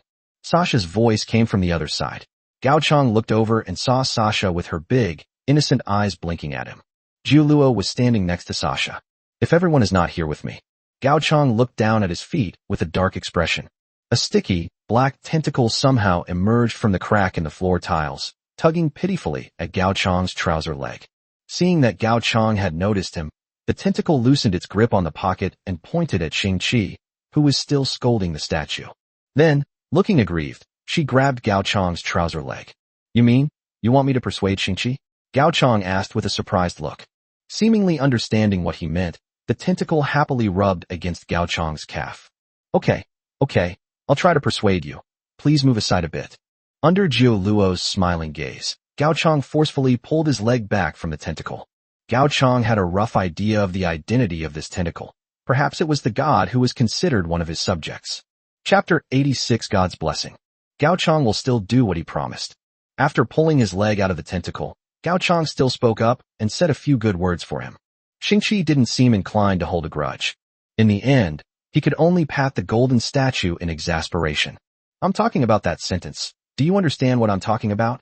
The statue fell silent, and the tentacles that had just emerged from the cracks in the floor tiles retracted. Seemingly unable to think of anything to say, he simply chose to play dead to escape reality. Xingqi slapped himself in the face and sighed heavily. He then put on the same serious and solemn expression he had at the beginning and turned around. Lord, you came to the old shrine to receive the blessing of that god, didn't you? Gao Chang glanced at the sanity value on the attribute panel, which was about to drop by 50%, and then looked at the serious Xingqi. He then shook his head heavily. Solving the problem of the inverse Kabbalah source mass is sufficient for now. As for the blessing of data deletion, he was really hesitant to accept it. However, just as Gao Chang shook his head in refusal, several more tentacles emerged from the crack in the ground, tugging at Gao Chang's clothes with a pitiful expression. Gao Chang turned his head to look at Xingqi. Xingqi smiled sheepishly and explained to Gao Chang. Actually, he didn't mean any harm. After beating around the bush for so long, all I wanted to say to you was this. Should we feed him something? Gao Chang's lips twitched. This brings to mind the territorial characteristics of the fallen empire and the moss-covered gates of the old temple. Could this god not have received any offerings for tens of thousands of years? Even if other gods are doing poorly, they'll only go 3 days without eating 9 meals. This, data deletion, has been forgotten for tens of thousands of years. Perhaps if this door is not opened soon, it will have already forgotten what offering means. He is very obedient and easy to take care of. As long as you give him some offerings, he will definitely receive a lot of blessings. Xingqi said, rubbing his hands together. Having said all that, Gao Chang had no reason to refuse. But he still asked cautiously, this so-called offering, is it some kind of cannibalism? It's not that bad, Xingqi waved his hand. Our god isn't some evil god. As an existence that has accumulated ninefold merits through countless reincarnations, he is definitely a righteous god among righteous gods. Gao Chang glanced silently at the two words, cruel, that had appeared in the divine insight's characteristics. He swallowed the words, there are still 9,991 generations left, back down his throat. At this moment, Jiu Luo suddenly spoke up. It's all right. I can arrange these things for you if you'd like. I happen to know how to cook a little bit of the feasts offered to the gods. A banquet. Sasha turned her head away instantly. Can I eat this too, chef? Ignoring the usual gluttonous Sasha, Gao Chang nodded to Jiu Luo. After agreeing, Jiu Luo quickly left the old shrine and soon returned with several servants and a few chickens. However, at that moment, the people inside the shrine seemed to hear some strange conversation. Red Crown, what do you think this human woman is doing grabbing us? How would I know? Maybe they're planning to give us a bath. Look, the water's almost ready. Gao Chang looked to the side and saw that, under Jiu Luo's command, the servants had already set up a simple stove inside the shrine. Next to the stove, there is a cutting board and all the necessary seasonings. That human woman is so stupid. Why would she bring a knife to take a bath? Seeing Jiu Luo's increasingly dark face, and after confirming that he and the people could hear the chickens talking, Gao Chang seemed to realize something. Open the interface of the wargame. This wargame, as a variant of the feudal era, features a large and diverse number of participating races. Besides the familiar elves and undead, Gao Chang also saw some relatively new races. For example, beings like the Shadow Clan and the Minotaur.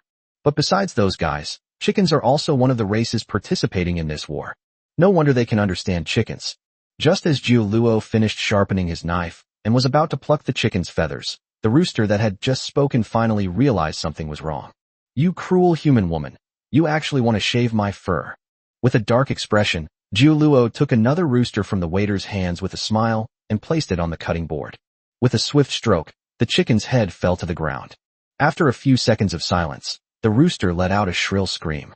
They're killing the chicken. Wait, what are you going to do? Soon, it discovered that Jiu Luo was already walking towards it with a knife in hand. The great chicken god will not let you get away with this. What? A divine rooster? Where is there a divine rooster? Sasha, who had just run off to play somewhere, immediately jumped out when she heard the words, chicken god. So, is the divine chicken joining our luxurious dinner tonight? Sasha asked Gao Chang expectantly. Gao Chang rubbed his nose. Not yet, but the future looks promising. As smoke slowly rose from inside the temple, a rich aroma quickly filled the enclosed space. Xingqi couldn't help but swallow hard as he smelled the aroma. Although he was indeed a high priest, he couldn't remember how long it had been since he had eaten. Now it's the aroma of food. Then, this is the feast I have prepared for the gods. Jiu Luo wiped the small water droplets that had condensed on her head and pointed to the dishes that had already been prepared. 8 treasure chicken soup, boiled chicken, Sichuan-style chicken, braised chestnut chicken. Just as Jiu Luo was reciting the names of the dishes, a hand reached out and grabbed the chicken leg. Jiu Luo, without hesitation, gave Sasha a sharp rap on the head.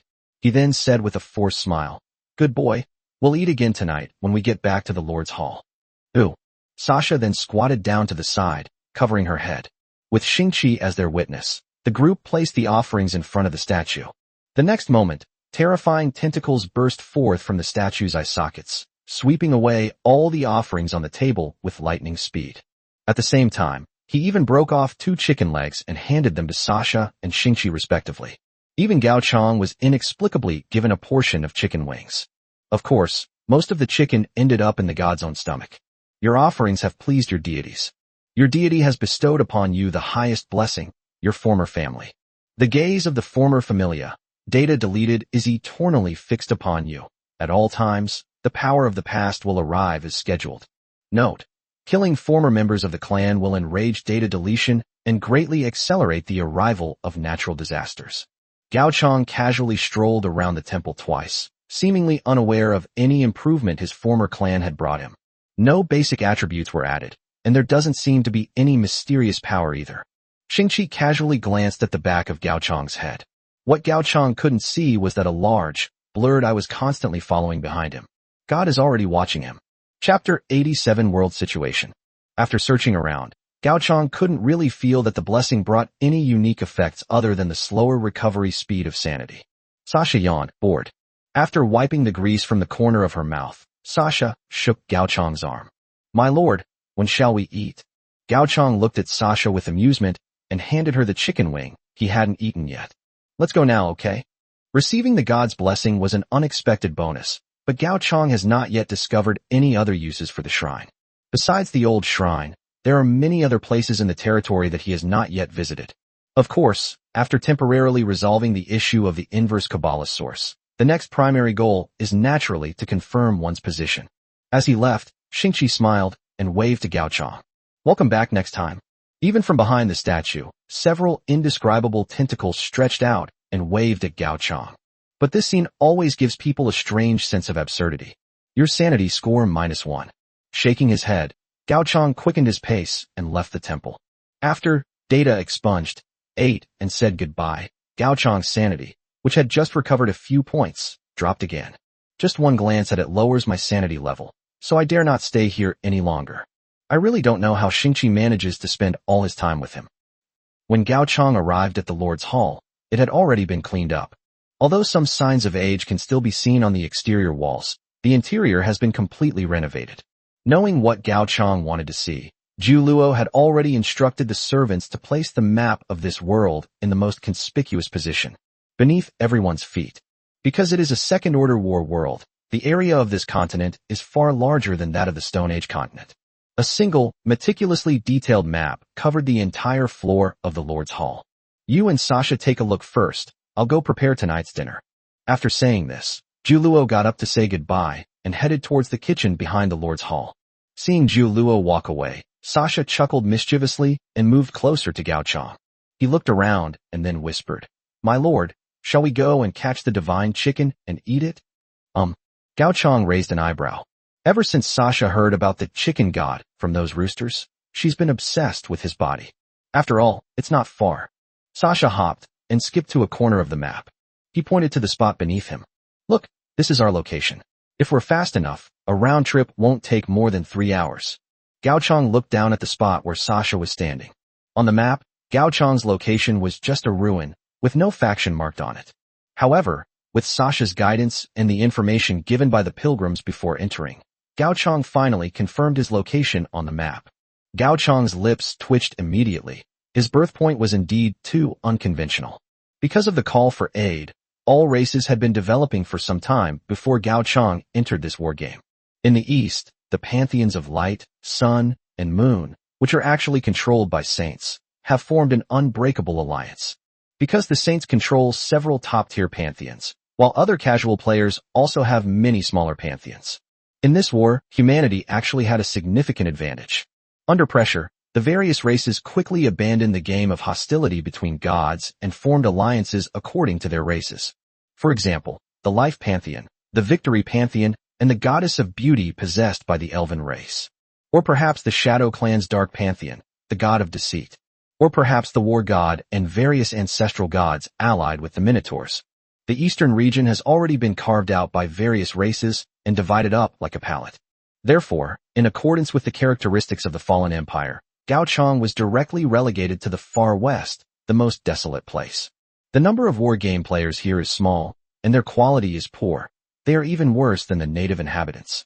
They live here just like the chickens, which are considered livestock by humans. After all, even with the protection of the gods, they had no power to fight against the major pantheons in the east. Besides being a desolate wasteland, this place is also a chaotic battlefield where all sorts of cultists and demons shout and fight. It lacks the tranquility and peace of the major pantheons in the east. Suddenly, Gao Chang felt a pang of fear, as if he were being watched by something. Is this feeling brought about by the reverse Kabbalah source? Gao Chang frowned. It seemed that even after the reverse Kabbalah source stopped assimilating him, the attributes he carried were still there. Just like now, Gao Chang can sense 4 beings in this world. 3 of them are in the Far East, but the remaining one is very close to me. He was even rushing towards his location at high speed. At this rate, it won't be more than a few days before that guy appears in front of me. It seems the elves have their eyes on me. Gao Chang sneered. The The fact that Kabbalah source matter or reverse Kabbalah source matter can sense each other means that Gao Chang cannot escape their perception. I wonder what kind of expression the source carrier who rushed over will have when he sees me a few days later. He glanced at Sasha beside him. Gao Chang suddenly had an idea. Since Ju Luo was idling around while cooking, why not take a look at the defensive facilities of this era? Ruffled Sasha's hair and asked directly, "Does Sasha know how to get to the River of Oblivion?" The River of Oblivion? Sasha seemed to just realize what was happening, her face showing a look of sudden understanding. "That's right. You have to cross the river to catch the divine rooster. I calculated the difficulty of crossing the River of Oblivion." Sasha immediately looked uninterested. "This is too much trouble. I don't really want to move." Gao Chang chuckled to himself. Between starving to death and dying of laziness, Sasha actually chose both. I wonder if that's a strange thing. But then, Sasha's eyes darted around, as if she remembered something, and she suddenly perked up. Sasha coughed twice and straightened up. "However, if your lordship is interested, I can take you on a tour. Just consider it a way to aid digestion before meals." Oh. Although he didn't know what wicked idea Sasha had come up with this time, Gao Chang readily accepted Sasha's offer to lead the way. Follow Sasha out of the Lord's Hall. Perhaps because Stonehenge didn't exist in this era, everyone stayed indoors, and Gao Chang didn't encounter any people along the way. It wasn't until they had walked for some time and arrived at a riverbank shrouded in a pale green mist that Gao Chang finally spotted some living creatures. It was a little girl. Chapter 88 by the River of Oblivion. She looked to be less than 1.5 meters tall and was wearing a patterned long dress. For some reason, the water in the river in front of her seemed very calm, with no signs of ebb or flow. Therefore, even though she was sitting on a rock by the water, her clothes were not wet at all. The girl was also holding a fishing rod in her hand. Because his height and the size of the fishing rod were completely mismatched, it actually made him look strangely cute. Suddenly, the girl pulled hard on her fishing rod, and a jet of water shot up from the river. "Wow, did you catch a big fish?" Sasha asked instinctively. However, a few seconds later, seeing the creature that had been thrown onto the shore, Sasha shook her head in disappointment. It turned out to be a human that couldn't be eaten. Gao Chang looked around and surveyed the area. The person who was fished out had a rather unique appearance. She wore a snow-white robe soaked through by the water, and a hairpin embroidered with patterns adorned her head, which remained firmly in place even after being submerged in the river. It's not that the woman with her eyes closed looked more beautiful because she was wet from the river. Sasha clearly lacked any artistic sense to appreciate the beauty of the scene and stepped directly over the unconscious woman. Puff! Feeling the pressure coming from her abdomen, the unconscious woman spurted out a tiny jet of water. At the same time, Gao Chang also checked the panel of the unconscious woman. Unable to view, it seems they are not subjects of the fallen empire. However, in the few seconds that Gao Chang was distracted, Sasha lunged forward and grabbed the fishing girl's leg. "Little sister Wanchuan, can I ask you for a favor?" Upon hearing the words, River of Oblivion, Gao Chang suddenly perked up. If he remembers correctly, the defensive measure he wanted to see this time was the River of Oblivion. Strangely, even the data deletion panel is still visible. Gao Chang couldn't see the attribute panel of the little girl whom Sasha called Wanchuan. It's unclear whether it's because she wasn't considered a high-ranking citizen, or if there was another reason. At this moment, Sasha was still shaking the other person's thigh. Good sister, help me cross the river, and I'll catch a magic chicken for you to eat later." Wanchuan simply lowered his head with an empty gaze and glanced at Sasha. He then ignored Sasha and turned his gaze to the woman he had just caught. He glanced at the woman, then at the fishing rod in his hand. Suddenly, Wanchuan grabbed his fishing rod and threw it into the river. Before Gao Chang could even figure out why this was happening, the river water suddenly began to surge, and there was a loud thud, as if the fishing rod had hit something hard. Then Wanchuan looked at the center of the river with empty eyes. The thick fog on the river gradually dissipated, and a fleet of rafts was almost upon them. "Your defense facility, the River of Oblivion, has detected a hostile target and is alerting you." Gao Chang suddenly received a notification from the wargame. However, this notification came a little too late. The fleet had arrived and was about to approach the shore. According to information provided by the saints, among the numerous and chaotic believers of gods in the West, when believers of different gods meet, in most cases, there is only one path, life or death.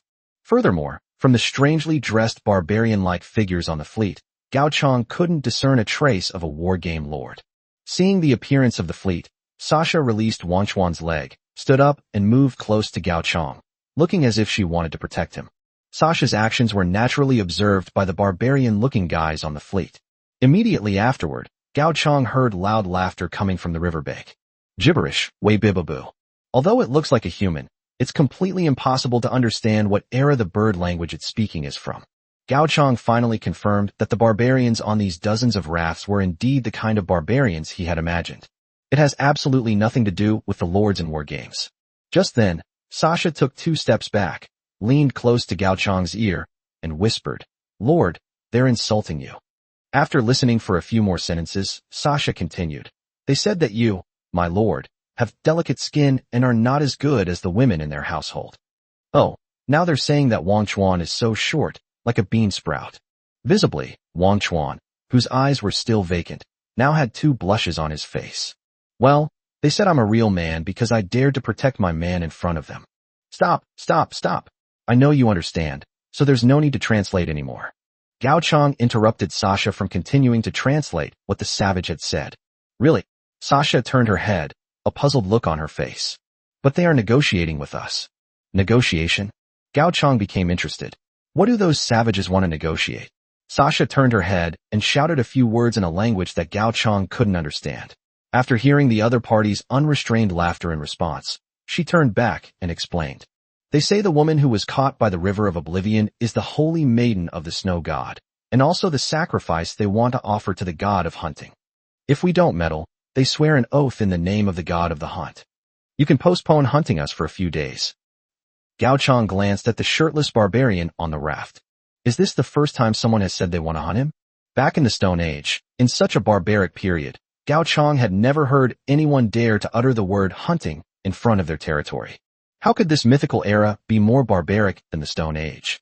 However, after uttering the words snow goddess, Sasha seemed to have realized something. He ran all the way from Gao Chong's side to the woman who had fainted. Sasha took a water bag out of her pocket and placed it on the unconscious woman's skin. After a series of actions that even the barbarians couldn't understand, Sasha suddenly picked up her water pouch and took a sip. It's ice cold. Looking at Sasha's excited expression, Gao Chong felt as if she had found a new refrigerator. At this moment, Sasha abandoned her protective stance towards Gao Chong.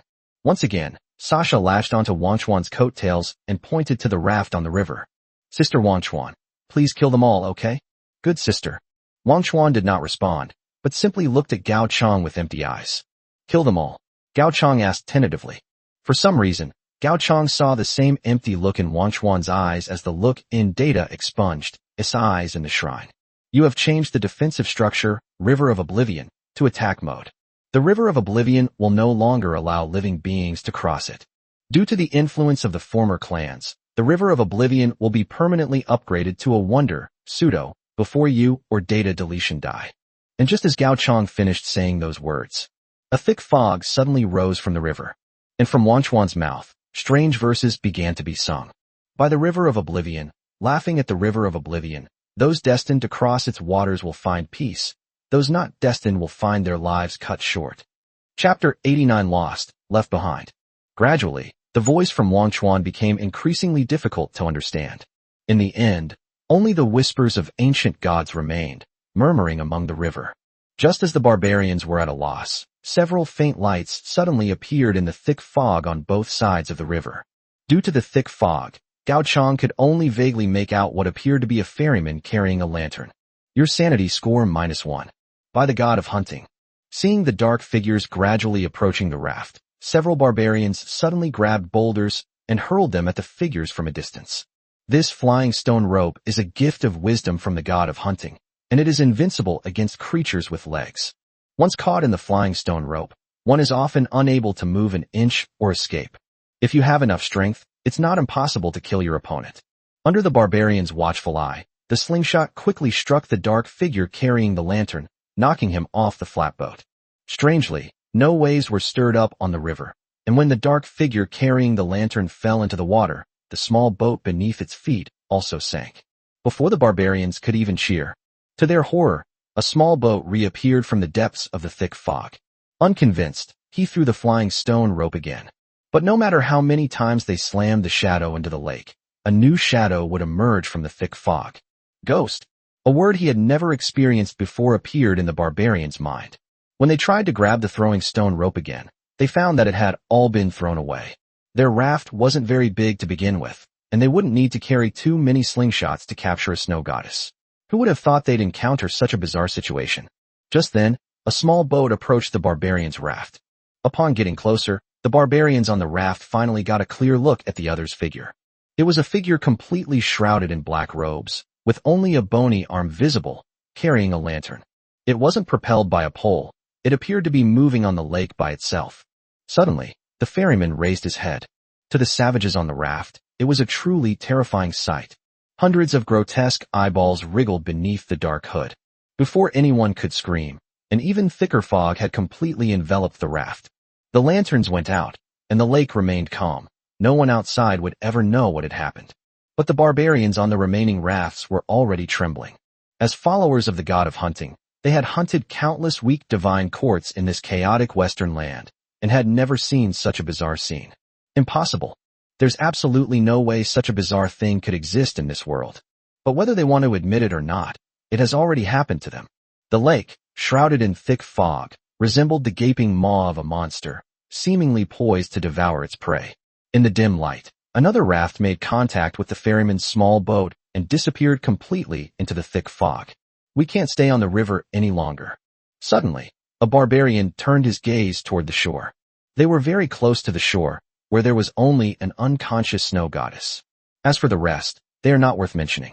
A bean sprout, a skinny man, and a woman who showed absolutely no fighting ability.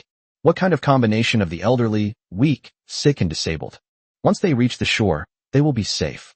Seemingly having confirmed this, the remaining rafts rowed recklessly toward the shore. The only thing you could see in the expressions of those barbarians was their terror at the sight of the river. Their earlier arrogance was nowhere to be seen. During this time, the ferrymen seemed to be getting closer and closer to them. One raft after another disappeared into the thick fog as they approached the ferryman's small boat. By the time they finally reached the shore, the fleet, which originally had a considerable number of people, had dwindled to almost nothing. The barbarian who had escaped ashore glanced at the lake with lingering fear. He then glared menacingly at the crowd. But when they saw Wang Chuan's empty eyes, the remaining barbarians suddenly felt a pang in their hearts, as if they had encountered some natural enemy. I instinctively clenched my fist, but it felt empty. In their attempt to escape the eerie ferrymen, they had already thrown away all the weapons they could. Thinking of this, some of the barbarians were already wavering. Although they were still warily facing Gao Chang and the others, they had already begun to retreat, slowly moving towards the other side of the riverbank. Wow! Sasha suddenly exclaimed in surprise as she watched the direction the barbarian was moving. After gulping down a mouthful of ice water, Guru quickly pulled Gao Chang around. Just then, Gao Chang heard a loud rumble behind him, followed by a faint heat wave. Gao Chang cautiously turned his head to take a look. The barbarian who had just gone the furthest was blown to pieces in a loud bang. Large splatters of blood and flesh were smeared onto the other barbarians. At the site of the recent explosion, a flame still burned. The fire and thunder array was actually placed behind the river of oblivion. So that's how it is. Gao Chang's eyelids twitched. Sasha had just led him through a large minefield. The barbarian was stunned for a moment upon seeing his companion's death. Then all the fear finally turned into anger. You can't walk on the river or on the riverbank. Their escape route was completely cut off. Wabi Babu. After shouting a slogan that Gao Chang couldn't understand, the last of the barbarians charged towards the group's location empty-handed. Judging from this, they seemed prepared to tear Gao Chang and the others apart with their bare hands. Bang! A barbarian's head exploded like a watermelon. Immediately afterwards, a series of loud noises and flashes of fire came from behind the barbarians. The remaining barbarians didn't even have time to react before collapsing to the ground, their minds filled with questions. What was that just attacked them? Oh dear, it seems we're late. An apologetic voice came from the other side of the minefield. Gao Chang then saw a young man wearing leather armor walk directly from the minefield. Behind him followed hundreds of hunters carrying muskets, wisps of white smoke still rising from their muzzles. As he approached, the young man slung his spear behind his back and pulled out 2 pistols from his waist to fire at the barbarians on the ground. He also smiled gently at Gao Chang and Sasha. Lord and Saintess are still playing by the river so late. A lot of cockroaches have escaped in lately. Hope this hasn't spoiled everyone's enjoyment. By Hashio. Occupation, Commander-in-Chief of the Witch Hunters. The Witch Hunter. Introduction. At the end of an old era, the guns and fire in their hands once made even the gods tremble. Traits. Gun mastery, mine-laying mastery, light footwork. Chapter 90 Divine Subordinates. Light footwork. This unit will not trigger any passive traps unless actively engaged in combat. After a few more shots, bang bang. Baihushio had already walked up to Gao Chang. Is everyone alright? His gentle tone was accompanied by a slight smile as Baihushio narrowed his eyes, as if he were caring for several protected children. Gao Chang didn't feel anything, but Sasha moved closer to Baihushio. Wait a minute, aren't you even older than me? Why are you talking to your older sister like that? Sasha poked Baihushio's face. Come on, call me sister and let me hear it. Elder sister. Baihushio gently slapped Sasha's hand away and casually pulled the pistol from his waist. As the fastest man in the world, at this distance, it only takes me 0.017 seconds from aiming to firing. The gun was vaguely pointed at Sasha's chest, just as the atmosphere was growing increasingly cold. Baihushio suddenly pointed the gun in another direction and released the safety in an instant. Hey, you over there, that's enough. Gao Chang looked in the direction Baihushio was pointing his gun at. He wondered if the snow goddess, who had been fished up by the river of oblivion, had been awakened by the landmines and gunshots. He was now staring blankly as the witch hunters prepared the corpses of the barbarians. A cool breeze emanated from her body, bringing a chill to the surrounding area. Now, hearing Baihushio's question, she simply said sorry woodenly, and the previously cold atmosphere vanished without a trace. Hey, what are you doing? Sasha snatched the pistol from Baihushio's hand. Baihushio seemed somewhat puzzled by Sasha's actions. What does this mean? It seems we haven't allowed outsiders to approach for tens of thousands of years, has it? By this time, the witch hunters had already sorted out the barbarians' fragments, put them in bags, and poured them directly into the river of oblivion. The dark green river water was stained with a hint of blood, but it quickly disappeared. At that moment, a fishing rod slowly drifted over from the river. Sasha looked towards Wang Chuan with pleading eyes. Wang Chuan simply reached out and picked up her fishing rod, then continued fishing by the river, seemingly oblivious to what Gao Chang and the others were saying. Gao Chang looked at the snow goddess at this moment. She remained seated there, listless, her eyes devoid of light. After seeing the barbarian dismembered and thrown into the river, his already pale face turned even paler. Sasha glanced at the woman, then at Baihushio. He stomped his foot in anger. How can you assume her race? Huh? Baihushio's smile twitched, and then he stepped forward and grabbed the snow goddess's saintess. Ignoring her pale face, Baihushio grabbed her and brought her in front of Sasha. My dear sister, tell me what race she looks like. This. Sasha looked at Gao Chang for help, and Gao Chang scratched his head, unsure of how to respond. Baihushio sighed. If you want to keep it, just say so. Whether you keep it or not is up to you, Lord. Then keep it. Facing Sasha's expectant gaze, Gao Chang hesitated before speaking. Great. Sasha jumped up and snatched the snow goddess from Baihushio's hands. That. After listening to their conversation, the snow goddess spoke softly. Thanks. Baihushio raised an eyebrow, but said nothing. My name is Shui Ran, a holy maiden under the snow goddess, one of the 9 great gods of the western regions. If your excellency does not mind, the snow god lineage is willing to become subordinates of the deity your excellency worships. What do you think, your excellency? At that moment, Wang Chuan glanced at Shui Ran unintentionally. What a fortunate person.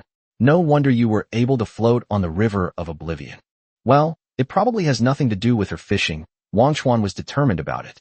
Having said that, Shui Ran gently pinched her already soaked clothes. She was prepared to await her fate. Shui Ran was well aware of how each god's followers were hostile to the followers of other gods on this continent. If the followers of 2 gods can live in harmony, that must mean that one of them joined the pantheon of the other, forming a subordinate relationship. The words believers of the Lord God did indeed catch Gao Chang's attention. If you are a believer of the Lord God, how could you be in such a sorry state? After holding it in for a long time, Gao Chang finally managed to squeeze out the word disheveled. Being chased by a group of barbarians, Shui Ran was even called the saintess of the snow god. Aren't the other believers of this main god a bit too weak? Upon hearing this, the light in Shui Ran's eyes dimmed slightly.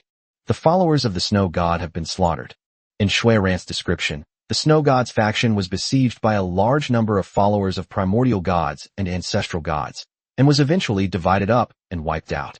It is said that the shadows of several major pantheons in the East are also involved behind the scenes, with pantheons such as Holy Light, Life, and more seemingly participating. Gao Chang nodded. He understood why, but he didn't explain it aloud. It's not hard to understand. The land in the East had already been divided up. If the various ethnic groups are not currently prepared for a full-scale war, the best solution is to find a way to continue the development process and prolong the time. The abundance of native gods and believers in the West has become the best choice for wargame players. If I agree to a subordinate relationship, what will happen next? Gao Chang continued to ask. Shui Ran turned her head away, her voice trembling slightly. Next, the snow god will become a subordinate deity of the god you worship, occupying a secondary position in the shrine of that god. For a primordial deity who is worshipped as an ordinary wild animal, this might be considered something to be commended. But to the supreme deity, it would be an absolute act of blasphemy. But now, in order to maintain the faith in the snow god, Shui Ran has no other choice. The snow god requests to become a subordinate deity of your faction. Do you agree? Agree. It was a win-win situation, and Sasha was so looking forward to it. So Gao Chang naturally wouldn't want to spoil the mood.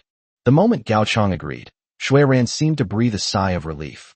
But then he lowered his head and fell silent. Her guilt towards God cannot be dispelled in a short time. Okay, I'll take you to eat something good later. Sasha isn't very good at comforting people. She can only try to think of things she likes. Suddenly, Sasha seemed to have thought of something. Oh right, I remember now. Seeing everyone's gaze turn to her, Sasha said directly. I remember the hunting god they were talking about was a giant python. Shall we ask them to make snake soup for us?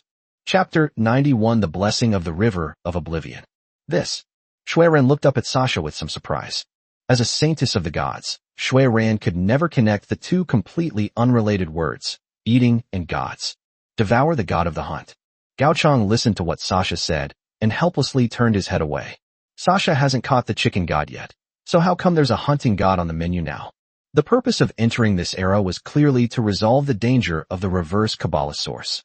Right now, Gao Chang has the illusion that he's filming a deity on the tip of a tongue. Seeing Shui Ran looking like her worldview had collapsed, Sasha thought her comforting words had worked. After chuckling twice, he clung to Wanchuan's leg again. Sister Wanchuan, please help us cross the river. Bai Hushio leaned closer to Gao Chang and whispered, What are you and Sasha going to do, Lord? Gao Chang thought for a moment, and decided that if he followed Sasha's suggestion and went to the chicken god's followers to ask them to dedicate the god to him. I suppose this counts as a minor diplomatic incident. Oh, Bai Hushio nodded. Understood. Since there's an incident, let's eliminate it. Bai Hushio squinted and smiled. Don't worry, we've never caused any trouble over the years, because as soon as trouble comes, it's over. Let's go together from now on, so you don't run into those clueless guys again. Bai Hushio then waved to someone behind him. Hundreds of witch hunters quickly lined up. The people here already make up half of the total number of witch hunters, which is enough to demonstrate their authority to the outside world. Bai Hushio smiled slightly and explained to Gao Chang. Either don't let outsiders see it. Either make them feel fear. This is the wisdom passed down from our ancestors through countless holy wars. When everyone fears you, your words have the same effect as the will of God. Gao Chang nodded, stepped forward, and pulled Sasha away from Wanchuan, who was throwing a tantrum. Just then, Wanchuan's fishing rod stirred. Without Sasha's interference, a large fish was pulled up from the river of oblivion with a sudden tug. Wanchuan, holding the fish, glanced at Gao Chang with empty eyes. Gao Chang seemed to vaguely sense a hint of gratitude. Defensive structure, River of Oblivion, changed to detection mode. The River of Oblivion has bestowed its blessings upon you. May your destiny begin here, and may your hearts be forever united. The origin of the River of Oblivion. All those you lead will not get lost when crossing the River of Oblivion. Eternal bond. You have pleased the River of Oblivion, and thus gained the ability to remotely change its mode. Through the blessing of eternal union, Gao Chang saw 3 patterns related to the River of Oblivion, as well as specific data. Detection mode. 10% chance of getting lost, 90% chance of successfully crossing the river. Defense mode. 50% chance of getting lost, 40% chance of returning to the starting point, 10% chance of successfully crossing the river. Attack pattern. 90% chance of getting lost, 50% chance of returning to the starting point, 50% chance of successfully crossing the river. So that's how it is. The ferryman is not important, nor is he the target of the attack. After reading the detailed explanation, Gao Chang finally understood how those barbarians had managed to get ashore. The River of Oblivion is a product of a mysterious system on 2 technology trees, and therefore it does not follow any logic. Whether they can make it ashore alive depends not on whether they touch the ferryman, but on whether they have the destiny to live. Those barbarians who didn't get lost in the River of Oblivion had little to do with their rowing speed. They were just lucky enough to encounter that 1 in 5 chance. Just then, a lantern lit up in the thick fog. The ferryman, carrying a lantern, moored his small boat at the shore. This time, however, the flatboat is a bit larger. If squeezed in, it could easily carry over 100 people. Are we going to board the ship? Seeing that Sasha had already pulled Shui Ran along and run up, Gao Chang didn't hesitate any longer. After everyone boarded the boat, the small boat began to drift away into the distance. Just then, Wang Chuan's empty eyes watched the small boat gradually disappear into the distance, and then looked at the river surface that had stirred up a few ripples. Suddenly, he whispered something. I just baited the spot, and the fish are already running away in fear. Sitting in the small boat, Sasha kept rubbing against Shui Ran. Speaking of which, did the snow goddess bestow any special blessings upon my sister? Shui Ran seemed a little uncomfortable with Sasha's persistent questioning. As the snow goddess's holy maiden, Shui Ran usually guarded the statue alone and had never experienced such enthusiasm from others. She cautiously extended her hand and asked blankly, Is this what you mean? A chill emanated from Shui Ran's palm. Then, a layer of frost began to form on Shui Ran's palms. First floor, second floor. With a gentle pinch, layers of frost were stained with snow and shaped into a snowball. The snow goddess has bestowed upon me the blessing of snow, but if you need me to fight, you will likely be disappointed. Shui Ran sighed softly, and the snowball in her hand fell and shattered on the ground with a crack. This is just an ordinary snowball. The true power of the snow god cult lies with its plate-armored foot knights, not with her, the saintess who only needs to proclaim divine decrees. However, Sasha was clearly very satisfied with Shui Ran's abilities. Turning her head and whispering in Gao Chang's ear, Sasha said, Add some more jam, and we'll have smoothies to eat in a few days. Gao Chang gave Sasha a thumbs up. It has to be someone who knows how to eat. On the other side, Bai Huxiu watched as Shui Ran rubbed her chin. Suddenly, a gun was handed to Shui Ran. Now that you've joined us, learn how to use a gun. Gao Chang looked at Bai Huxiu and realized that he was a person with a sharp tongue but a soft heart. He had previously been thinking of killing Shui Ran, but after he agreed to let Shui Ran join the Wall of Sighs, Bai Huxiu's attitude changed so quickly. Oh. Faced with Bai Huxiu's words, Shui Ran was stunned for a moment. I can't do it. I've always been clumsy with my hands. The great sword that my knight brother can lift with one hand, I can't move an inch even when I try my hardest. Bai Huxiu chuckled. He then twirled his gun, saying, Stop thinking about those scrap metal. A gun is fast when it's 7 paces away, and it's both fast and accurate when it's within 7 paces. To put it simply, within 7 steps, in 0.017 seconds, I am invincible. Just as Bai Huxiu was busy showing off, Gao Chang suddenly patted him on the shoulder. What is it, my lord? Actually, sometimes, it's not appropriate for boys to say they're moving too fast, Gao Chang said earnestly. Uft. Before Bai Huxiu could react, some of the witch hunters burst out laughing. Immediately, a burst of laughter came from the small boat. Immersed in the joyful atmosphere, Shui Ran couldn't help but chuckle, her previously somewhat gloomy mood completely swept away. Chapter 92 requires offerings. After the small boat docked, there was a smooth road on the shore. Because of the constant warfare between various pantheons, this land in the west is filled with all sorts of intricate and complex roads. Sometimes, travelers walk on a road without even knowing which pantheon it leads to. But for Sasha, none of this mattered. As Sasha said, the location of the chicken god is actually very close to Gao Chang's territory. The distance of no more than 3 hours round trip is actually an exaggeration. In fact, in just about an hour, Sasha had led Gao Chang from the main road into a secluded forest. Gao Chang looked around but couldn't see any temple-like structure there. Just when even Sasha thought she was going to make a wasted trip, several voices suddenly came from the bushes. It's human. Could they be followers of the god of the hunt? No, that doesn't seem right. The followers of the hunting god are much stronger than them. Shoo, keep your voice down. Don't let them hear you. What's there to be afraid of? The native humans don't understand our language. Gao Chang and Sasha exchanged a glance. Sasha swallowed hard, tiptoed toward the bushes, and then reached out and grabbed. They're killing the chickens. They're killing the chickens. Feathers flew everywhere as the rooster struggled. Then Sasha raised her head and grabbed the rooster's head, and the sound stopped abruptly. Why did you suddenly stop calling? Sasha asked curiously. I can understand you. The rooster also looked surprised. Then, as if realizing something, it struggled violently again. Who is your lord? I want to see your lord. Promise. Sasha grabbed the chicken by the neck and handed it to Gao Chong, then quickly moved it away. Now that we've seen the people, quickly hand over your divine rooster so we can go back and have dinner. A divine rooster? A rooster god? You want to eat our god? The rooster shrieked. We're all lords in this war game. Can't we at least show some consideration? Stop talking nonsense. Sasha grabbed the chicken's head and started plucking its feathers. If you don't give me the magic chicken today, I'll eat you. Suddenly, a prompt from the war game appeared in front of the rooster lord. The fallen empire demands tribute from you, the chicken god. If you refuse to pay tribute, the corrupt empire will gain grounds for war against you. Plunder, humiliation, and punishment. At the same time, a small new panel appeared in front of it. Because of the effects of the powerful miracle pathway, all lords can see a comparison of their own strength with that of other lords. At this moment, it looked at Gao Chong. In military matters, the enemy is like a god compared to us. In economic matters, they are like gods compared to us. In terms of technology, they are like gods compared to us.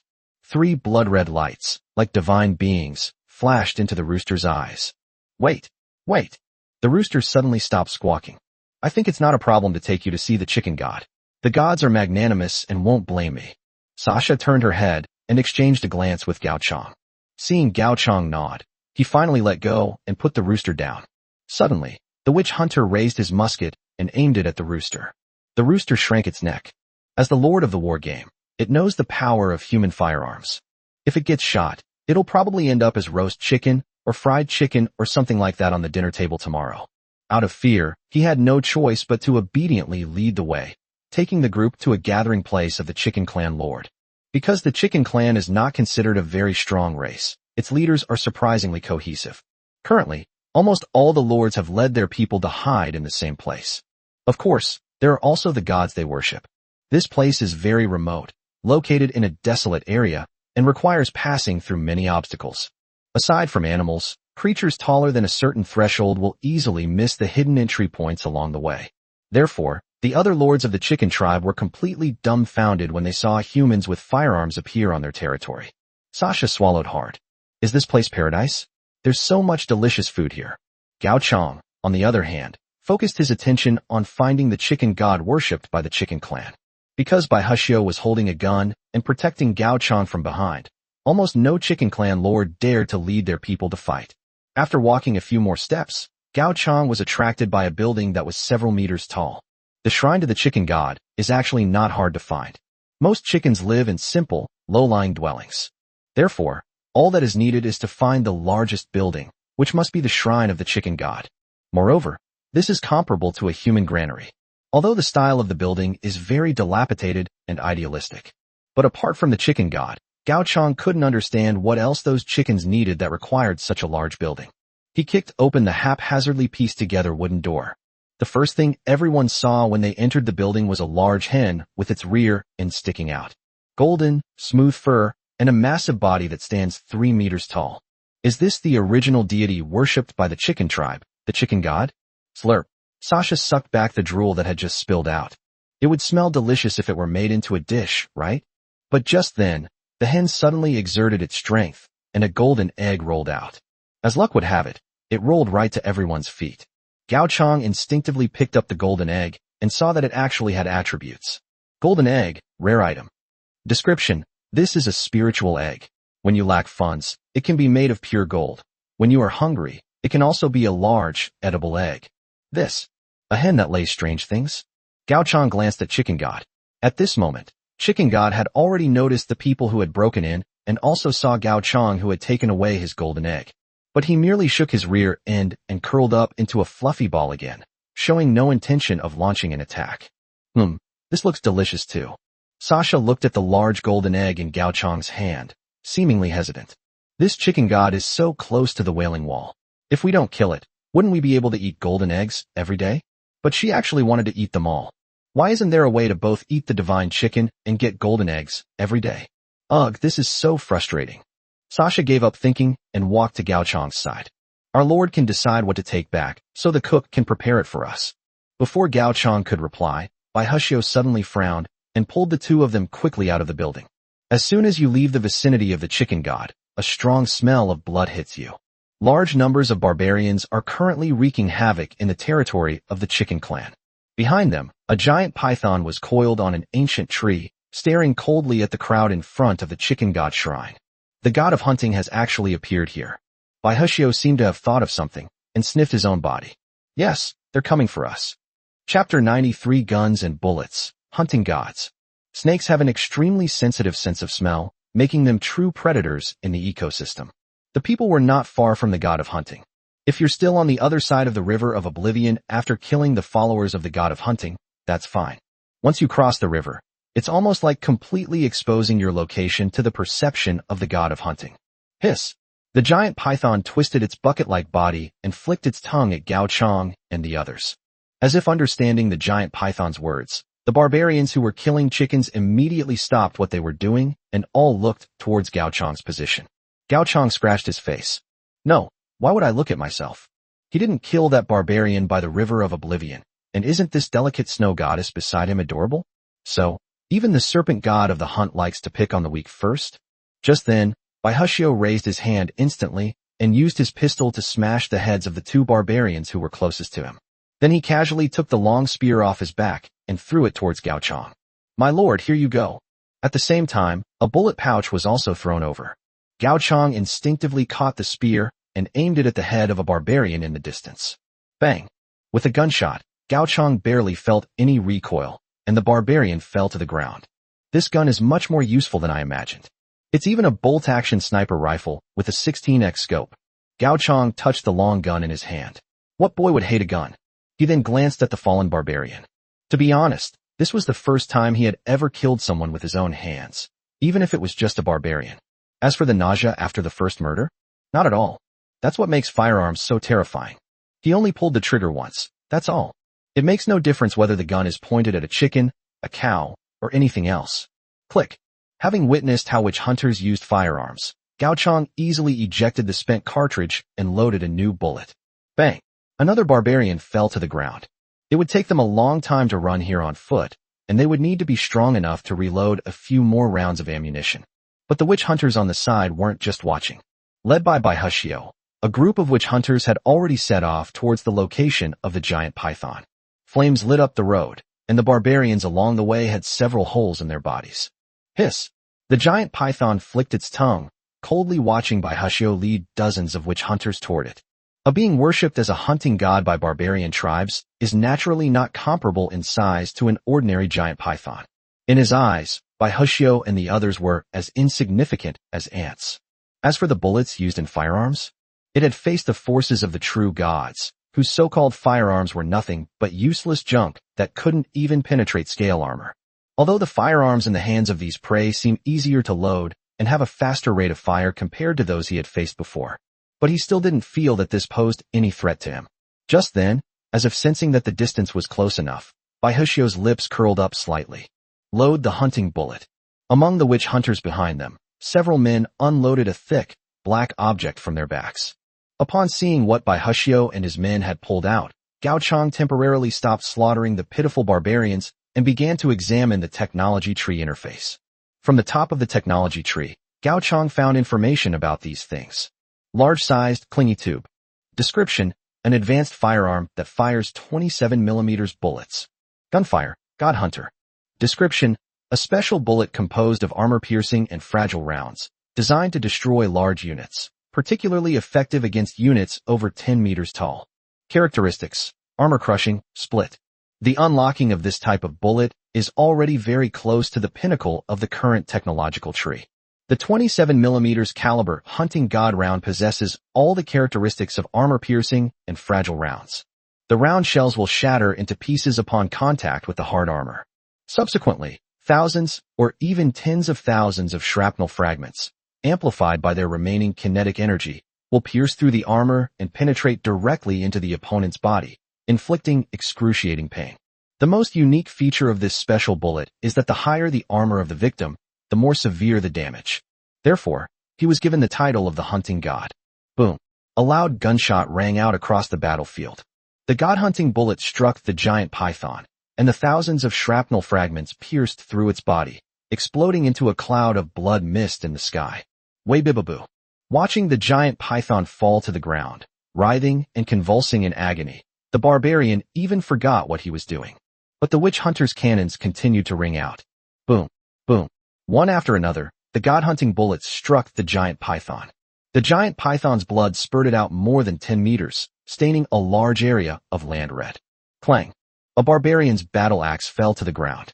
They couldn't believe what they were seeing. The god of hunting never takes action because, on the battlefields of the past, whenever the god of hunting appeared, his enormous body terrified all powerful enemies.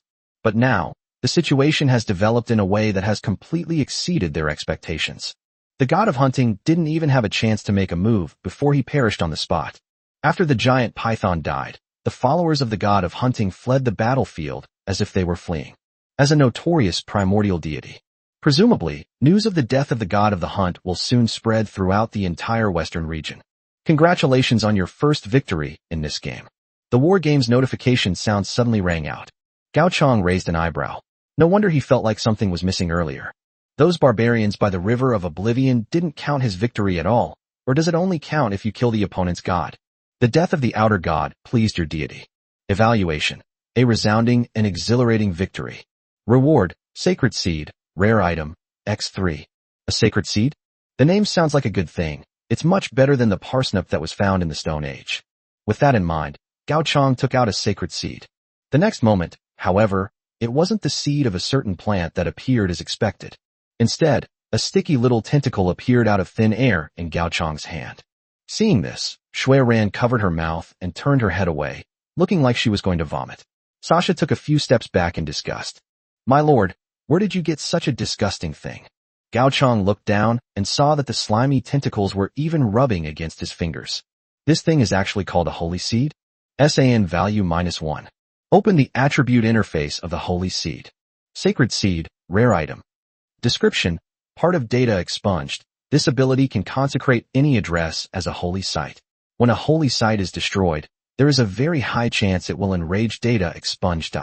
Chapter 94 Holy Land of Blessing. I placement. Props used for blessing? It seems there's no problem. After all, this era is indeed somewhat related to faith. What the hell? Gao Chong slapped the tentacle onto the ground. Who would use this wretched thing for a blessing ceremony? The result was that this simple act of throwing it seemed to trigger some kind of chain reaction. The clump of tentacles that had been thrown to the ground suddenly grew larger and larger. When it grew to half a meter, a large, bloodshot eyeball grew out of the middle of the tentacle. Then, under Gao Chong's disbelieving gaze, those tentacles actually pried open the air and slowly climbed upwards towards the sky. Finally, it fixed itself in a certain position in midair, then looked around for a moment before gradually fading away and disappearing. SAN value -1. You have successfully consecrated the chicken god shrine. Just as the war game notification sounded, Gao Chong suddenly felt a special connection between himself and the big eyeball from before. With his eyes closed, Gao Chong saw a scene that was almost like a god's eye view. It was as if I had become some kind of god, looking down on everything on earth from the sky. Gao Chong even saw his own body below. Forehead. Isn't this the perspective of that big eyeball from just now? Gao Chong opened his eyes and looked up at the sky. The feeling of staring at himself was really strange. Upon seeing the name of the invisible eye, Gao Chong felt even more bewildered. A superior eye. Characteristics: intangibility, unspeakable, sanctuary guardian. Virtualization. This unit cannot be attacked by physical attacks. Unidentifiable. This unit cannot be observed routinely, and the consequences of such observation are unknown. Holy Site Guardian. All attacks on the holy site will be recorded by this unit, and all attackers will be marked. After seeing these three characteristics, Gao Chong stroked his chin. The process of this blessing was indeed a bit disgusting, but at least I now have my own way of marking myself. Although it's just within the game, this ward is like a surveillance camera, allowing Gao Chong to see what's happening in the blessed land and its surroundings at any time. Hey! In an instant, Gao Chong had a good idea and immediately sent a friend request to Suyukai for a trade. A sacred seed was placed in the trade window. This item is not suitable for the saints, but if it is given to Suyukai, It will allow him to broaden his horizons in the east. Upon seeing the words sacred seed, Suyukai agreed to the deal almost without hesitation. Peerless General, Brother Chong, what's this time? The text was typed, but then stopped abruptly. Gao Chong seemed to be able to imagine what had happened on Su Yotsai's side. Good stuff, really good stuff, since this thing is directly related to data deletion. Once a place is consecrated as a sacred site, it's equivalent to being protected by Gao Chong. Even if Chicken God or Suyukai encounter any misfortune, the murderer will not escape Gao Chong's discerning eye. It took quite a while before Suyukai finally sent word. Peerless General, upright arrow, downright arrow, Although Suyukai only sent text messages, Gao Chong could fully imagine the emotions Suyukai wanted to express. The location that Gao Chong cannot currently see. Suyukai was constantly scrambling to remove the sacred seed that had fallen directly onto his face from midair. After finally managing to scrape the sticky mass of tentacles onto the ground, Suyukai received a notification from the wargame. Your territory has been consecrated as a holy site. In that brief moment of distraction, when I turned around again, the tentacles had vanished without a trace. For some reason, Suyukai felt a chill run down his spine. It felt like something was watching me from the shadows, a chilling sensation. In reality, it was Gao Chong's curious gaze that was observing this place from the sky above Su Yotsai's territory. The layout on the east side is indeed quite different from that on the west side. Because of his high vantage point, Gao Chong discovered that the saints had used a massive stone wall to enclose the various pantheons within their alliance. Inside the walls was a vast expanse of fertile land. The land in the east was already rich, and the various plants on the fertile land were growing exceptionally well. The territories of the various lords were also connected by roads. They are protected by saints. Even newcomers entering the battlefield through the distress call can safely gain enough time to develop in the rear. Judging from Su Yotsai's current state, it's clear that the saints did not deceive Gao Chong about this. The saints are also using this method to continuously increase their advantage in this wargame. Just then, Gao Chong suddenly squinted his eyes as if stung. As a phantom of holy light appeared in the distance, he turned his head to look at the location where his eyes were. SAN value -1. The holy light turned its gaze back, as if nothing had happened. Gao Chong looked away. It can only be said that the Holy Light Pantheon truly lives up to its reputation as one of the major pantheons. I didn't expect it to be discovered after only a short while. However, it's not a big problem. He and the saints aren't enemies, so it's not like he'd be so petty as to poke an eye. My lord. Bai Hushio had already returned to Gao Chong's side from the front. Behind him, dozens of witch hunters were carrying away the dismembered carcass of the giant python. Regardless of the circumstances, they undeniably murdered a primordial god. So, this is your reason for not eating dinner and not coming home at night? Inside the Lord's Hall, Jiuluo grabbed Bai Hushio's ear with one hand and Sasha's ear with the other, pulling them up sharply. Gently, gently, it hurts. Sasha cried out with tears in her eyes. Bai Hushio also looked wronged. So what does this have to do with me? Oh, I'm sorry. Jiuluo put Bai Hushio's ear down. It's just that pinching the Lord is a bit inappropriate. I just had an itchy hand and wanted to pinch something. The commander-in-chief shouldn't mind, right? Jiuluo said with a smile. Bai Hushio rubbed his ears and leaned close behind Gao Chong, looking at Jiuluo with a resentful expression. I even brought back some ingredients for you. Upon hearing the word ingredients, Jiuluo frowned and said with a forced smile, so you still remember its ingredients. Clang. Jiuluo slammed a piece of rotten flesh to the ground, and several pieces of broken iron splintered out of the flesh. Are you expecting me to search for flesh inside bullets? It was rare to see Jiuluo so angry, and Bai Hushio couldn't help but shrink back in fright. I was just afraid that he wasn't dead yet, wasn't I? So I fired a few more shots. How many shots? Jiuluo asked with a smile. Only 7 or 8 shots. Real. Only 30 or so shots. Real. All right. Bai Hushio, his face flushed, shouted loudly. More than 100 shots, isn't that enough? Aren't you afraid it might not be dead? It's all passed down from our ancestors. If you kill someone and don't finish them off, it's the same as not killing them at all. Chapter 95 The Gods on the Tip of the Tongue. Suddenly, Jiuluo smiled, her angry expression completely gone. My little brother looks so cute when he's shy. Then he let go of Sasha's hand. Okay, I was just kidding with you guys. There's no ingredient I can't handle. After saying that, Jiuluo asked the others to sit down at the table first, while she brought out a plate that was bigger than a person from the kitchen. opened the large bowl that was covering the plate. A golden light emerged from it. The prepared snake meat, served with the still glowing liquid of the golden egg, is garnished with some rosemary and simple spices. A dish made by two gods was prepared in a simple and unpretentious way. Sasha picked up a knife and fork and cut a piece. Ouch, it's so hot. He immediately turned his gaze to Shui Ran, who was extremely restrained to the side. Good sister, can you blow on it for me? Sasha clung to Shui Ran once again. Shui Ran lowered her head, emanating a cold breeze that cooled the meat on Sasha's fork to a perfect temperature for eating. Delicious. Sasha's actions were like discovering a new world. Gao Chong couldn't resist, and also stuck a piece of snake meat dipped in egg liquid into his mouth, bringing it close to Shui Ran's side. The snake meat was quickly cooled to a suitable temperature. Shui Ran's complexion was just a little rosier. She clutched her skirt tightly, her head almost tucked up to her chest. Gao Chong closed his eyes and stuffed the snake meat into his mouth. A delicious taste that was hard to describe flooded his taste buds. You have consumed a mythical dish, hunting god's golden serpent soup. Your hedonistic talents have been satisfied. Your SAN value has been restored to full.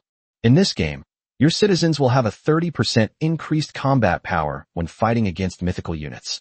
It truly lives up to its reputation as a mythical dish. One bite of this dish grants Gao Chong the equivalent of consuming 20 different rare and exotic dishes. Hiccup. Apart from Shui Ran, who was sitting on pins and needles, everyone else had eaten their fill. At this point, there was still more than half of the snake meat left on the plate, which was less than 1/30th of the total amount of snake meat.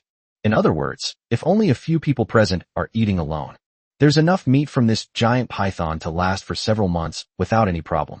Sasha, clutching her round belly, lay down on the sofa with a blissful expression.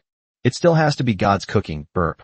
Gao Chong was also unable to move, so he could only lie down next to Sasha.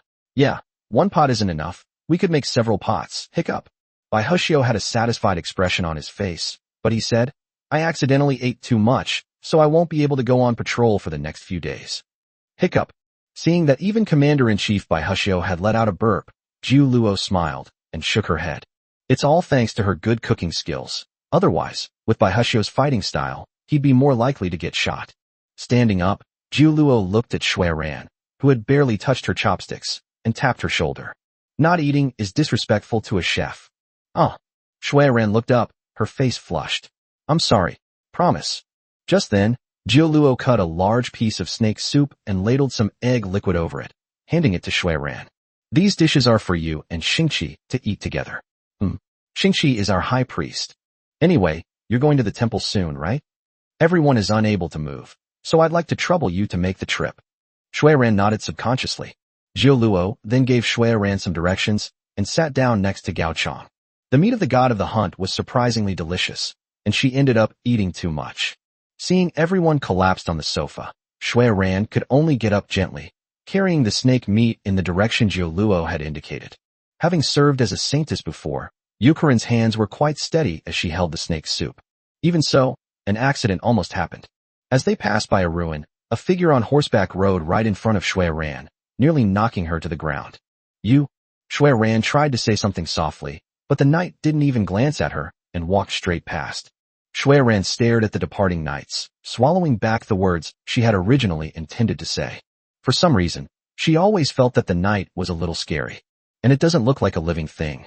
Shui Ran breathed a sigh of relief as she quickly walked to the old shrine that Jiu Luo had indicated. Once we're in God's realm, we should be safe, right? After all, no true god would do anything extreme in their own shrine.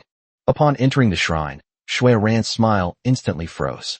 An ominous aura emanated from the depths. Every cell in her body was telling her, escape, escape. Swallowing hard, Shui Ran mustered her courage and walked deeper into the area. As she passed the dusty library, she dared not look inside, fearing that some eerie monster might be staring at her. The closer they got to the depths, the stronger the ominous aura became, until Shui Ran heard a sinister laugh that sounded like that of a great demon. Ha ha ha. In Shui Ran's view, Xingqi, dressed in a monk's robe, was standing behind a statue of a god, laughing loudly about something. Within the shadows cast by the firelight, there were twisted, tentacle-like things trembling incessantly. Who? Upon hearing the sound, Xingqi's smile vanished instantly, and he put his hands behind his back with a serious expression. Yes, it's me. You heard everything? Xing-Chi moved closer to Shui Ran, a mysterious aura enveloping his body. No. Shui Ran kept backing away, as if tears were about to fall. So whose shrine to their righteous god could be so bizarre? What are you holding behind your back? Xing-Chi continued to press. Behind.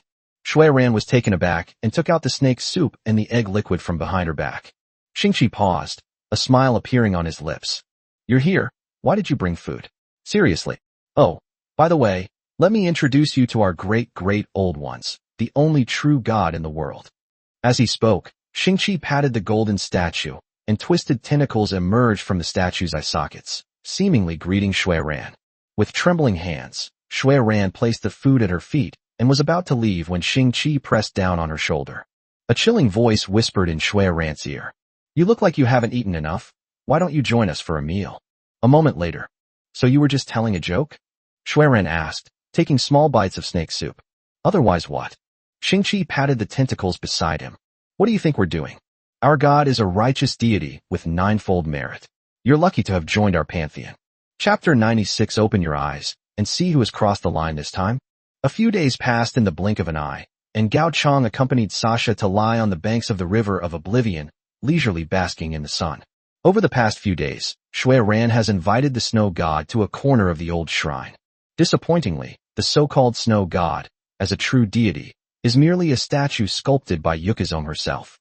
It cannot be boiled, fried, or eaten. Its functionality is far inferior to that of the original gods. Meanwhile, after several days of research, Gao Chong also discovered that in this era, the fallen empire was probably not going to be stimulated so quickly. Although it's only a second-tier feudal era, its combat power shouldn't be high.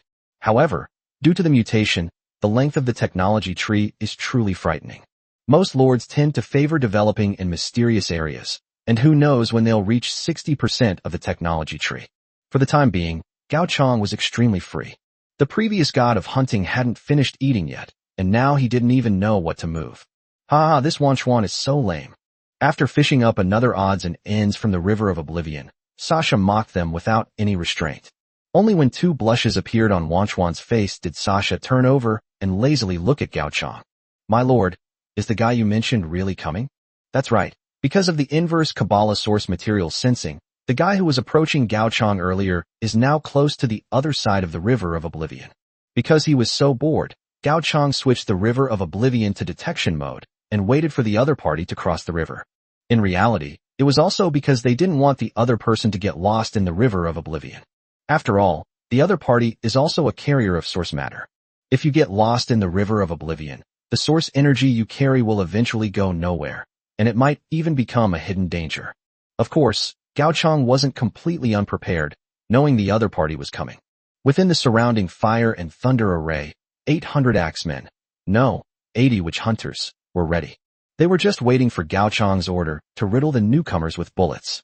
They've already started crossing the river. In his heightened senses, the closest person to him had already appeared on the surface of the River of Oblivion. Although the River of Oblivion is currently only in detection mode, there is still a 10% chance that it will cause the opponent to get lost. Fortunately, the other party's luck wasn't that bad. Before long, Gao Chong saw a small, swaying wooden raft drifting across the river. A gentle and refined-looking male elf stood on the raft.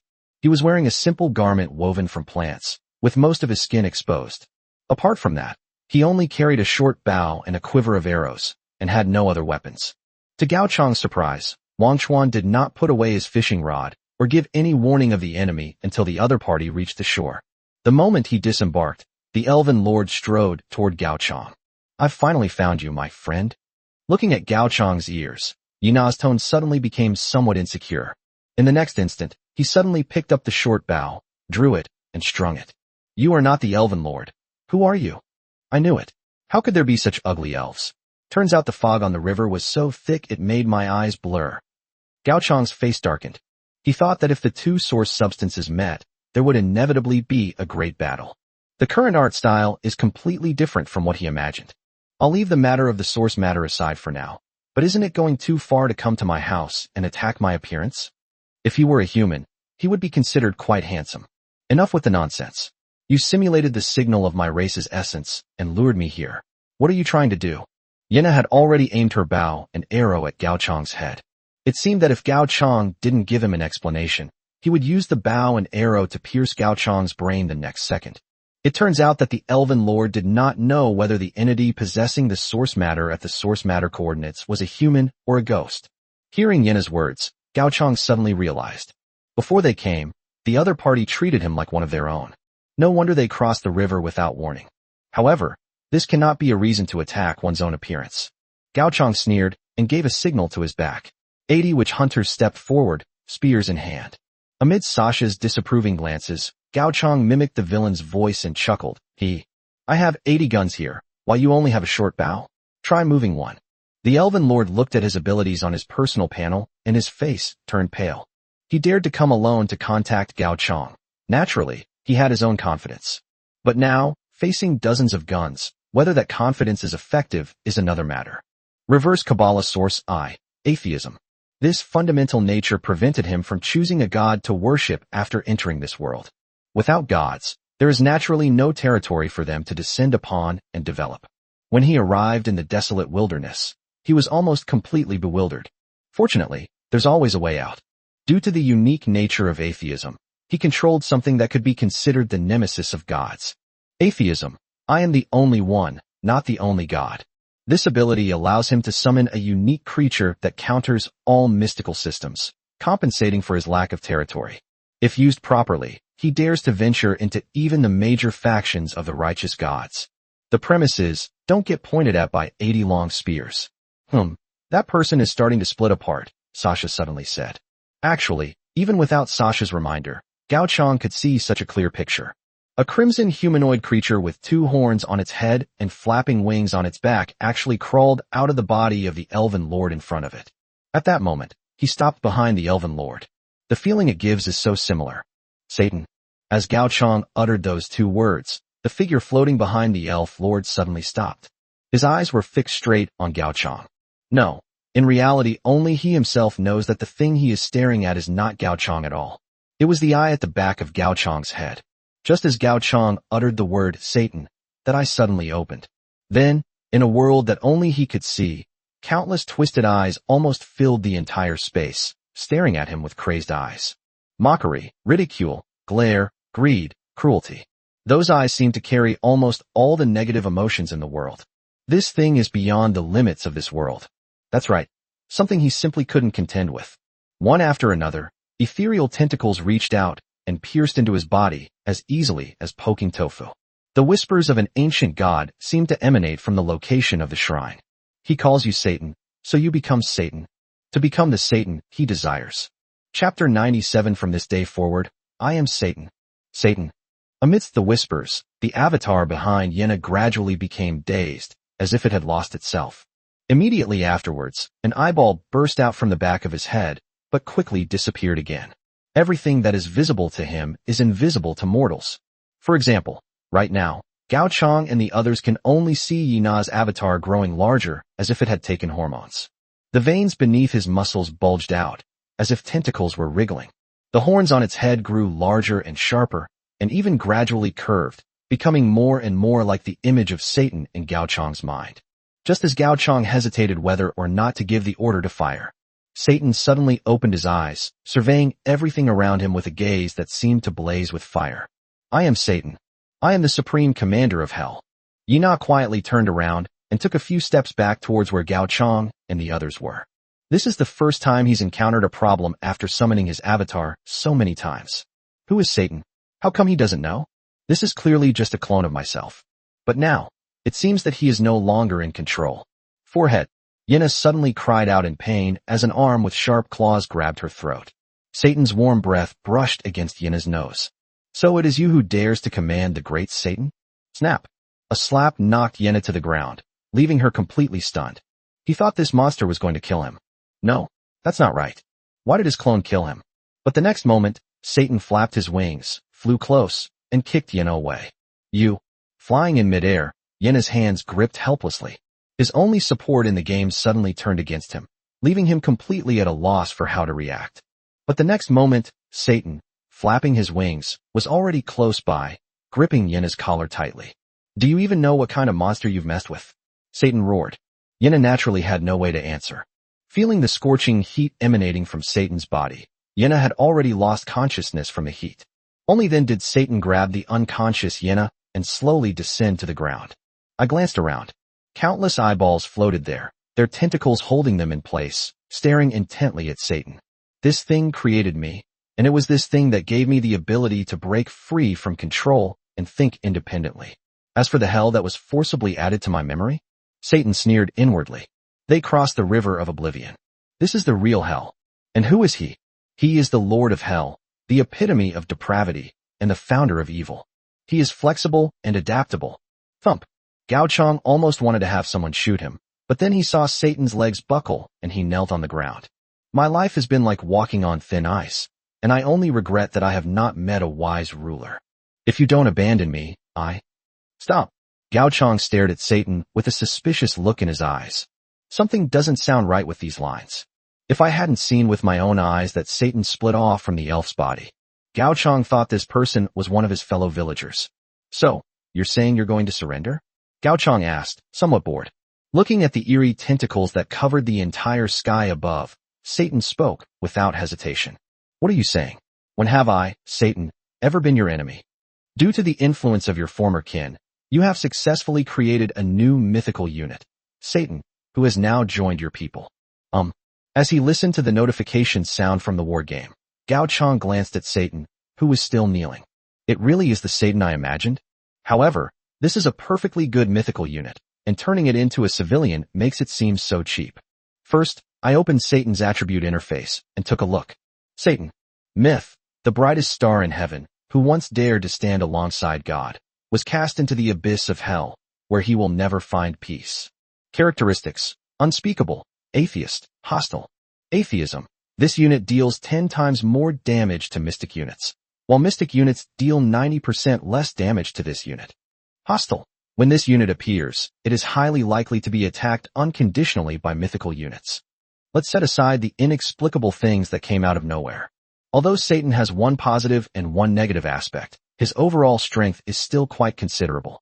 With the addition of 10 times the attack bonus and damage reduction from mythical units, even if you max out your tech tree to the limit of mysticism, you might still be no match for Satan right now. Seeing this characteristic, Gao Chong couldn't help but think of his own source substance V. The cruelty attribute clearly tripled the combat power of his resentful god, so why can't you see that? He hadn't seen data expunged move in the past few days, feeling like a salted fish lying in a temple. Even a chicken god can lay an egg. Or perhaps we could send Satan over to keep him company. Gao Chong glanced at Satan. His own shrine was indeed a bit empty. Aside from the snow god, who only has one statue, only data expunged, can still move around a bit inside the shrine occasionally. Adding a Satan statue would give the shrine a more human touch. How about you join my pantheon? Don't want. Gao Chong stared at Satan, his eyes wide and narrow. I said, why don't you join my pantheon? Don't want. Click.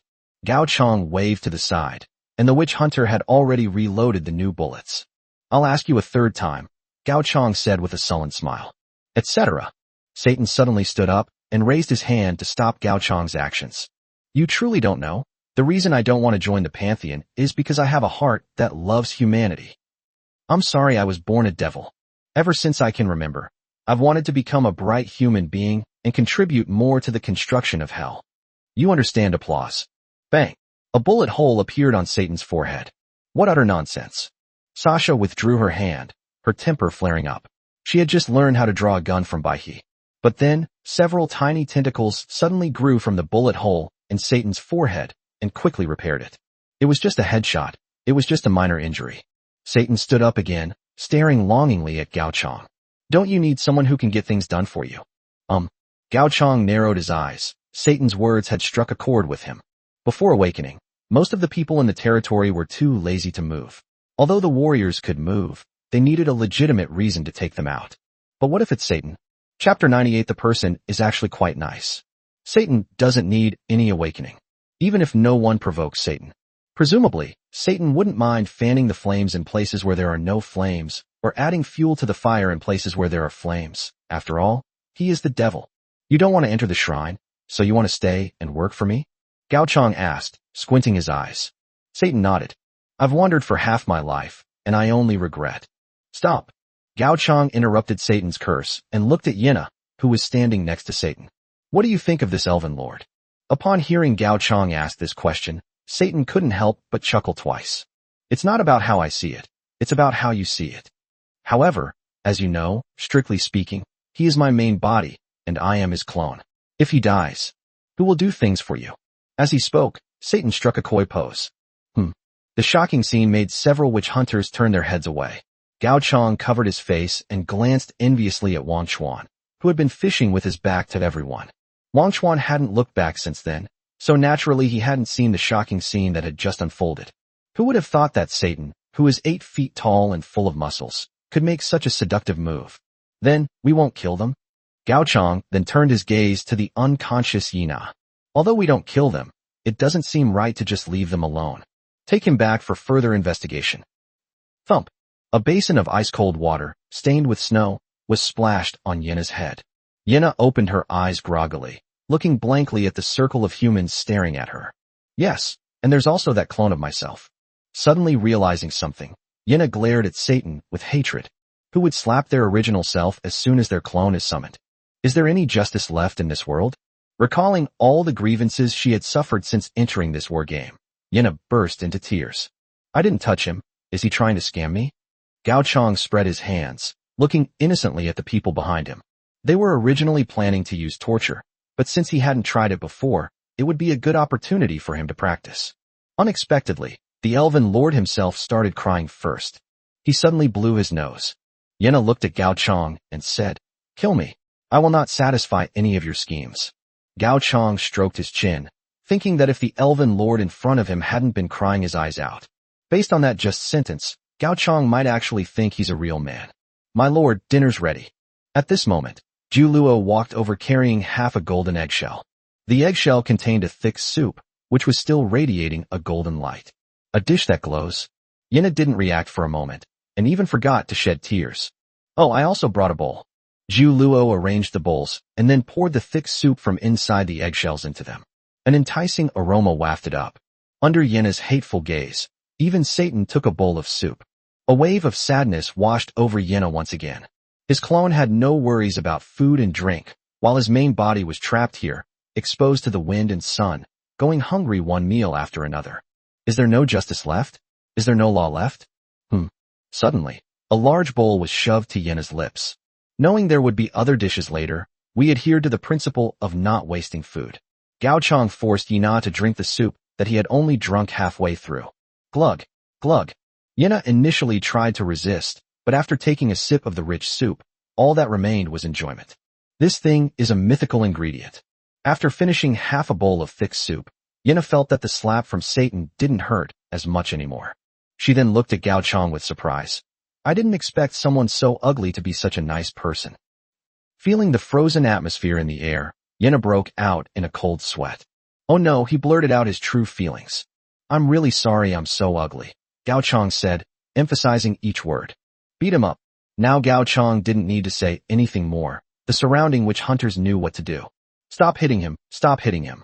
Yina cried out, but her body was bound, and she couldn't move at all. They rained blows on Yina, punching, kicking, wielding knives, guns, and clubs, until Yina was barely clinging to life. At this moment, Yina's face was a mixture of blood and tears.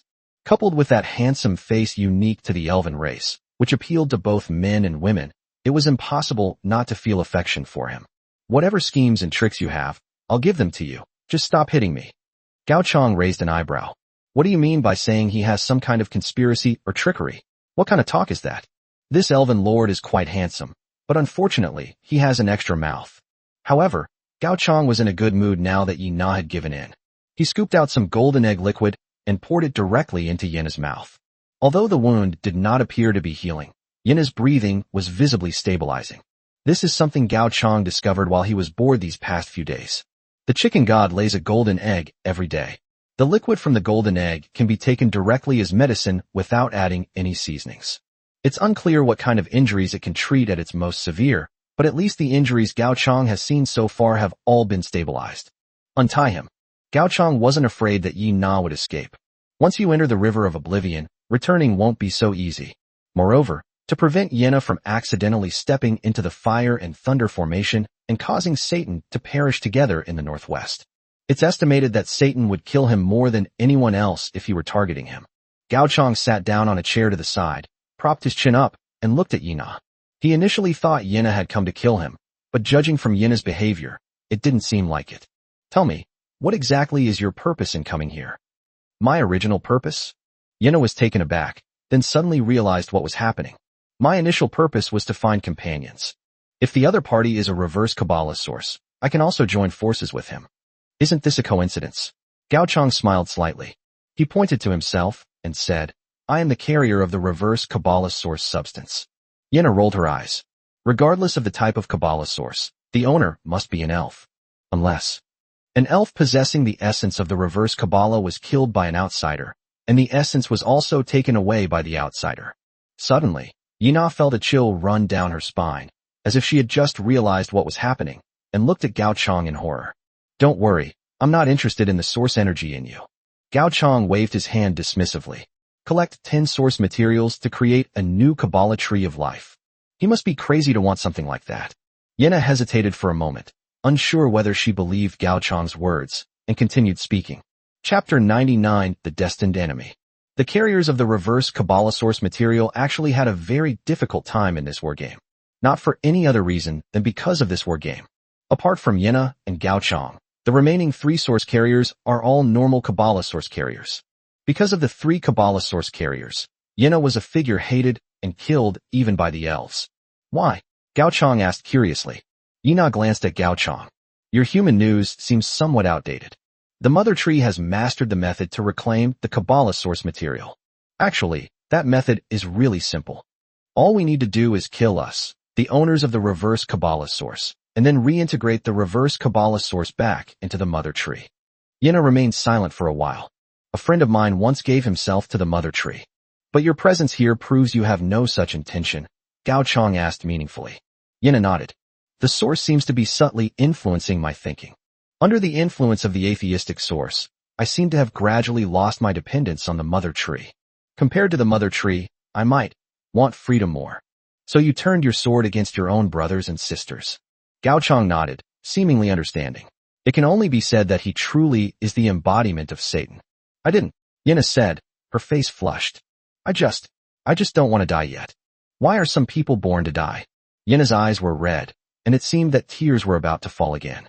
The reverse Kabbalah source I seemed to bring him not a blessing, but some kind of curse. Because of this source material, everything went wrong for him from the moment he entered the game. They had no territory, no people, and no god to worship. Meanwhile, 3 of his own kind, who possessed the essence of Kabbalah, were eyeing him covetously, seemingly ready to tear out his heart and offer it to the mother tree at any moment. The worst news is that the 3 carriers of the source essence, who respectively control the pantheons of life, victory, and beauty, are simply beyond his ability to contend with. In this game, Yenna considered himself the most tragic lord. Everyone except himself is his enemy. Therefore, he rushed over without hesitation when he sensed a new carrier of the source material joining the game. He desperately wanted to find a friend on this battlefield who wouldn't want to kill him, or even someone he could unite with. Even if the possibility that the other party possesses the reverse Kabbalah source quality is extremely slim, he is willing to give it a try. I see. Looking at Yenna's lonely and pitiful demeanor, like an abandoned puppy, Gao Chong couldn't help but place his hand on his head and stroke it back and forth. However, realizing that Yenna was a man, Gao Chong withdrew his hand. In the end, all you really want is a friend who's on your side, right? What? You want to team up with me? Yenna raised her head and looked at Gao Chong. Both of them are reverse Kabbalah source material, and in this wargame, they are destined to be hunted down by the 3 Kabbalah source material carriers. Although he and Gao Chong are not of the same race. However, if Gao Chong is really willing to join forces, it's not impossible. No, you're overthinking it, Gao Chong said, his face full of rejection. What I mean is that you can be subordinate to me and do things for me. With the advent of the feudal era, war games gained many more features. In this era, recruiting vassals was strictly permissible. Among the many things the fallen empire doesn't do, the inability to recruit vassals is not one of them. A vassal state. Yenna gave a wry smile. Let them be vassals then. Lord Yenna of the elven race requests to become your vassal. Do you agree? Agree. After agreeing to Yena's vassalage, not much changed. Normally, vassals are required to provide their overlords with various kinds of supplies. But for a lord like Yena who doesn't even have territory, vassalage is more like a form of alliance. Seeing that there was no gossip to be had, the witch hunters scattered and returned to their patrol posts. Yena looked at Gao Chong and asked a question. Have you thought about how you plan to face those 3 carriers of the source? Do I even need to think about it? Gao Chong looked at Yena with a half smile. In this war game, the biggest difference between him and Yena is that he is not on the opposite side of his own race. This war also involves the opposing forces of the saints, the Kabbalah tree of life.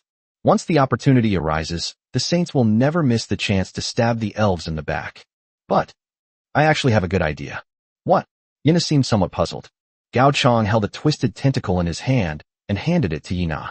Tell me, among the pantheons controlled by the elves, who is the strongest? Yena pondered for a while. If we really want to make a comparison, the foundation of Source 9 is roughly equivalent to the power that Source 7 Victory possessed. If I really had to choose the strongest one. Victory God System. I see. As he spoke, Gao Chong pressed the sticky tentacles onto Yena's hand. Then this arduous task is entrusted to you. Oh. Seeing that Yena didn't seem to understand, Gao Chong had no choice but to explain. Now that you mention it, I feel that the Pantheon of Victory has a connection with the West. What I'm giving you is the sacred seed used for consecration. I want you to find the most easily collapsing building on the land of the Victory Goddess and complete the consecration. Yena seemed dazed until she was sent out of the river of oblivion along with Satan. Why can he understand every single word Gao Chong says, but not when they're put together? Why must the most easily collapsing building be chosen for the blessing ceremony? No, why should it be him going? When Yena suddenly woke up and realized what was happening, she was already on the road. And at that moment, Satan was still beside him. Since the clone broke free of his control, he has been completely unable to fathom what the clone is thinking. Unable to discern the clone's intentions, Yena dared not act rashly. Could it be that he really has to go to the east to release this so-called holy seed? Yena's face remained expressionless, but inwardly she was wailing. Those 3 elven lords definitely knew him. If he appears on the eastern land, he will be killed, right? He definitely will be killed, right? Just then, a figure wearing a cloak brushed past Yena. Then came the second, and the third. Huh. Yena turned her head to look. But then they discovered a group of people dressed in tattered clothes, who looked like refugees, slowly moving along the main road they were walking on. It appears to be. They're heading towards Gaoqiang. Chapter 100. What a simp. It seems they're enemies, not friends. Inside the wooden house built on the giant tree, the elven lord, seated in the main seat, rested his chin on his hand, seemingly deep in thought. He is Lan Yin, the holder of Kabbalah Source 9, and his source power is called Foundation. If other source matter can be described as the heart or branches of a tree, then he is the foundation of the tree. When the foundation is destroyed, no branch or leaf can escape unscathed. The power of the foundation allows him to temporarily eliminate the characteristics of other Kabbalistic essences, causing the other party to return to its essence. In most cases, this is the weakest and least capable source matter. Unless, among the holders of the Kabbalah source, one betrays the mother tree. Knock knock. There was a knock on the door of the treehouse. Enter. After Lan Yin finished speaking, a group of lords of different races walked in through the door. One of the elven lords, dressed in a flamboyant manner, walked straight to the wooden table, pulled out a chair, and sat down. Then he looked at Lan Yin and chuckled twice. Inquisitor, you should have some guesses about that source holder who suddenly appeared in this war game, right? The 3 holders of Kabbalah source essence could not possibly fail to sense the sudden appearance of source essence in the West. As for why they didn't make any rash moves, it was naturally because that kid Yena went to scout ahead for them. When 2 source materials come into contact, what happens next largely indicates the attitudes of both parties. Judging from the current situation, Yena is getting along well with the newly emerged source material holder. Even after making contact with the other party, Yena, for some unknown reason, dared to head east. All the clues have indicated that the latest purveyor of the source essence to arrive on this battlefield is carrying the reverse Kabbalah source essence. They need to recycle one more source material. However, compared to Yena, Lan Yin felt a sense of disgust rising from the bottom of his heart as he looked at the female elf who had already sat down in front of him. The feeling of disgust reached its peak when she saw that there was even a human lord following behind her. Qiu Wu, look at yourself now. Do you still look like an elf these days? Even that escaped traitor looks more like an elf than you do dressed like that. Shut up. With a loud bang, a hand slammed onto the table, and the human lord following behind Xiao Wu stepped in front of her. Who do you think you are, to talk about her like that? Lan Yan's face darkened even more. This is because the current human lord is one of the 3 holy sons of the saints who are participating in this war game. He holds the 5 elements of the saints' pantheon, and should theoretically be the mainstay of humanity in this war game. But what even the saints themselves didn't know was, even before the game began, this human lord had fallen hopelessly in love with Xiao Wu. Ultimately, it's because the human population is so large that such worthless individuals have even appeared among the new generation of saints. Even Lan Yan, as an enemy of the saints, couldn't help but feel sorry for the saints' forces on the human side. The power of the basics is extremely effective against those who possess the source essence, but it is useless against others. If it weren't for this human lord, he would never have allowed Xiao Wu to flaunt herself everywhere, disgracing her ancestors. The power of beauty, Judge, you'll never understand with your blockhead brain. Xiao Wu stroked her long hair and propped her bare feet up on the table, showing none of the elegance of an elven race. All right, are you all prepared to make a fool of yourselves in front of outsiders? At this moment, another elven lord interrupted the confrontation between Lan Yan and Xiao Wu. Despite wearing a full suit of plate armor, he remained agile and quickly sat down next to Lan Yan. With the 3 holders of the source essence all present, the remaining lords of various races also took their seats. They had no intention of paying attention to the farce that the elves had just put on. Similarly, they were not interested in the elven source material. As for the autumn dance, not every lord of every race can appreciate her kind of beauty. A Minotaur lord plopped down on the cabinet by the door, looked at Xiao Wu, and shook his head. You're only considered beautiful because human aesthetics are flawed. She has a slim waist and small hips. She looks like a woman who can't have children. I wouldn't even take her if she were given to me for free. You. Looking at the Minotaur whose arms were thicker than her waist, Xiao Wu gritted her teeth. A guy who has absolutely no sense of aesthetics and doesn't know how to appreciate beauty. All right, stop arguing. A dark figure appeared inside the treehouse, interrupting everyone's argument. They came here because they had something important to do. What are your thoughts on the migration of followers of several different pantheons in the West? Migration event. Lan Yan frowned. He had only just learned of this incident. The West was already in chaos, and now, under the schemes of the various tribal lords, the followers of the 9 main gods in the West are being gradually dismantled. Once those powerful pantheon followers are weakened to a certain extent, the major righteous god factions in the East will immediately intervene. Quickly clear away the large number of primordial and ancestral gods remaining in the West, and bring those lands under the wing of various orthodox god factions. This is also one of the ways they surpass humanity's advantage in this wargame. A single saint has mastered too many powerful pantheons, forcing them to temporarily unite.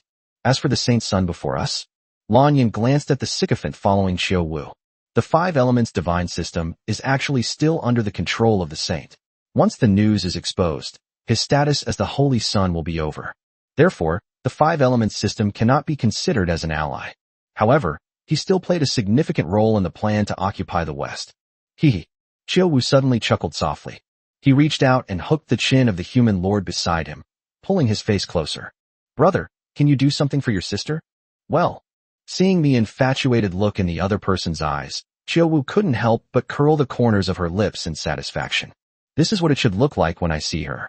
Beautiful people should always receive more forgiveness and preferential treatment, shouldn't they? Brother, go to the West and help your sister find out who gathered those exiled believers together. If you can. Xiao Wu paused for a moment, then gently bit the other person's ear and whispered, kill them all. The human lord's cheeks flushed instantly. Well, without waiting for Xiao Wu's instructions, he fled Lan Yan's wooden house with a flushed face. It's a pretty good dog, though, the shadowy figure who had just asked the question said dismissively. Speaking of which, what's his name? I don't know. Xiao Wu shrugged indifferently. There are so many people who like me, it would be exhausting to remember them all. Chapter 101 The Arrival of the 5 Elements Divine System. Walking on the smooth road, Yenna suddenly felt the ground shake. Before he could say anything, Satan covered his mouth and dragged him to a secluded corner with his wings. What's going on? After her mouth was released, Yenna asked in a low voice. Satan looked with cold eyes toward the end of the road. There, there was a vast expanse of plate-armored warriors. The armor of these warriors was engraved with 5 different colored emblems, but their uniform banners indicated that they came from the same faction, the 5 Elements Divine System. These plate-armored knights were followers of that pantheon. But Yenna also knew that the current 5 Elements pantheon was not the same as the 5 Elements pantheon at the beginning of the game. After the entire pantheon was completely hollowed out by the Saints, the 5 Elements pantheon became the property of the human power, the Saints. Similarly, the attitude of the 5 Elements Divine System represents the attitude of the Saints. Is this a declaration of war against someone? Yenna muttered to himself. He didn't expect Satan to give him an answer, because based on the elven people's understanding of saints, they shouldn't be so unwise. The East is not yet secure. Sending troops to the West at this time would only give various tribes an opportunity to take advantage of the situation. But the plate-armored knights on this road seem to stretch as far as the eye can see. Their numbers probably cannot be described in 5 figures. If it reaches 6 figures, it would be equivalent to the 5 Elements Divine System directly emptying out all its elite forces. It is conceivable that if the various races were to suddenly launch an attack on the 5 Elements Divine System at this moment, even if the Saints reacted swiftly, a catastrophe would be unavoidable. Yenna was silent for a moment, then suddenly turned to look at Satan. Should we remind that human? He should be happy even though humanity is suffering. However, when Yenna thought about the growing power of the 3 source carriers, he couldn't feel any joy. Have you added him as a friend? Satan's words left Yenna stunned. Leaving aside why Satan knew about this, upon closer examination, yes, it seems he really forgot to add Gao Chong as a friend. So it's too late. Besides, this has nothing to do with us. Pulling Yenna along, Satan circled around in another direction and left. To put it bluntly, after being transformed, he should have been a devil. The devil, on the other hand, loves to see the suffering of others. That fear cannot be borne by oneself alone. Satan glanced at the holy seed that Yenna was holding in her arms. He wants others to feel the same fear as he does, and ideally, the whole world should be completely shrouded in such fear. This doesn't do him any good, but he is Satan, and he just wants to do it. It's gotten much noisier outside lately. After returning from taking another golden egg, Gao Chong and Sasha were chatting on the sofa in the Lord's Hall. Since Yenna left, the area outside the River of Oblivion has become much more lively. Every now and then, people dressed as refugees would gather on the other side of the river. They didn't cross the river, but simply set up a simple camp on the opposite bank, glancing at the Wangchuan River from time to time.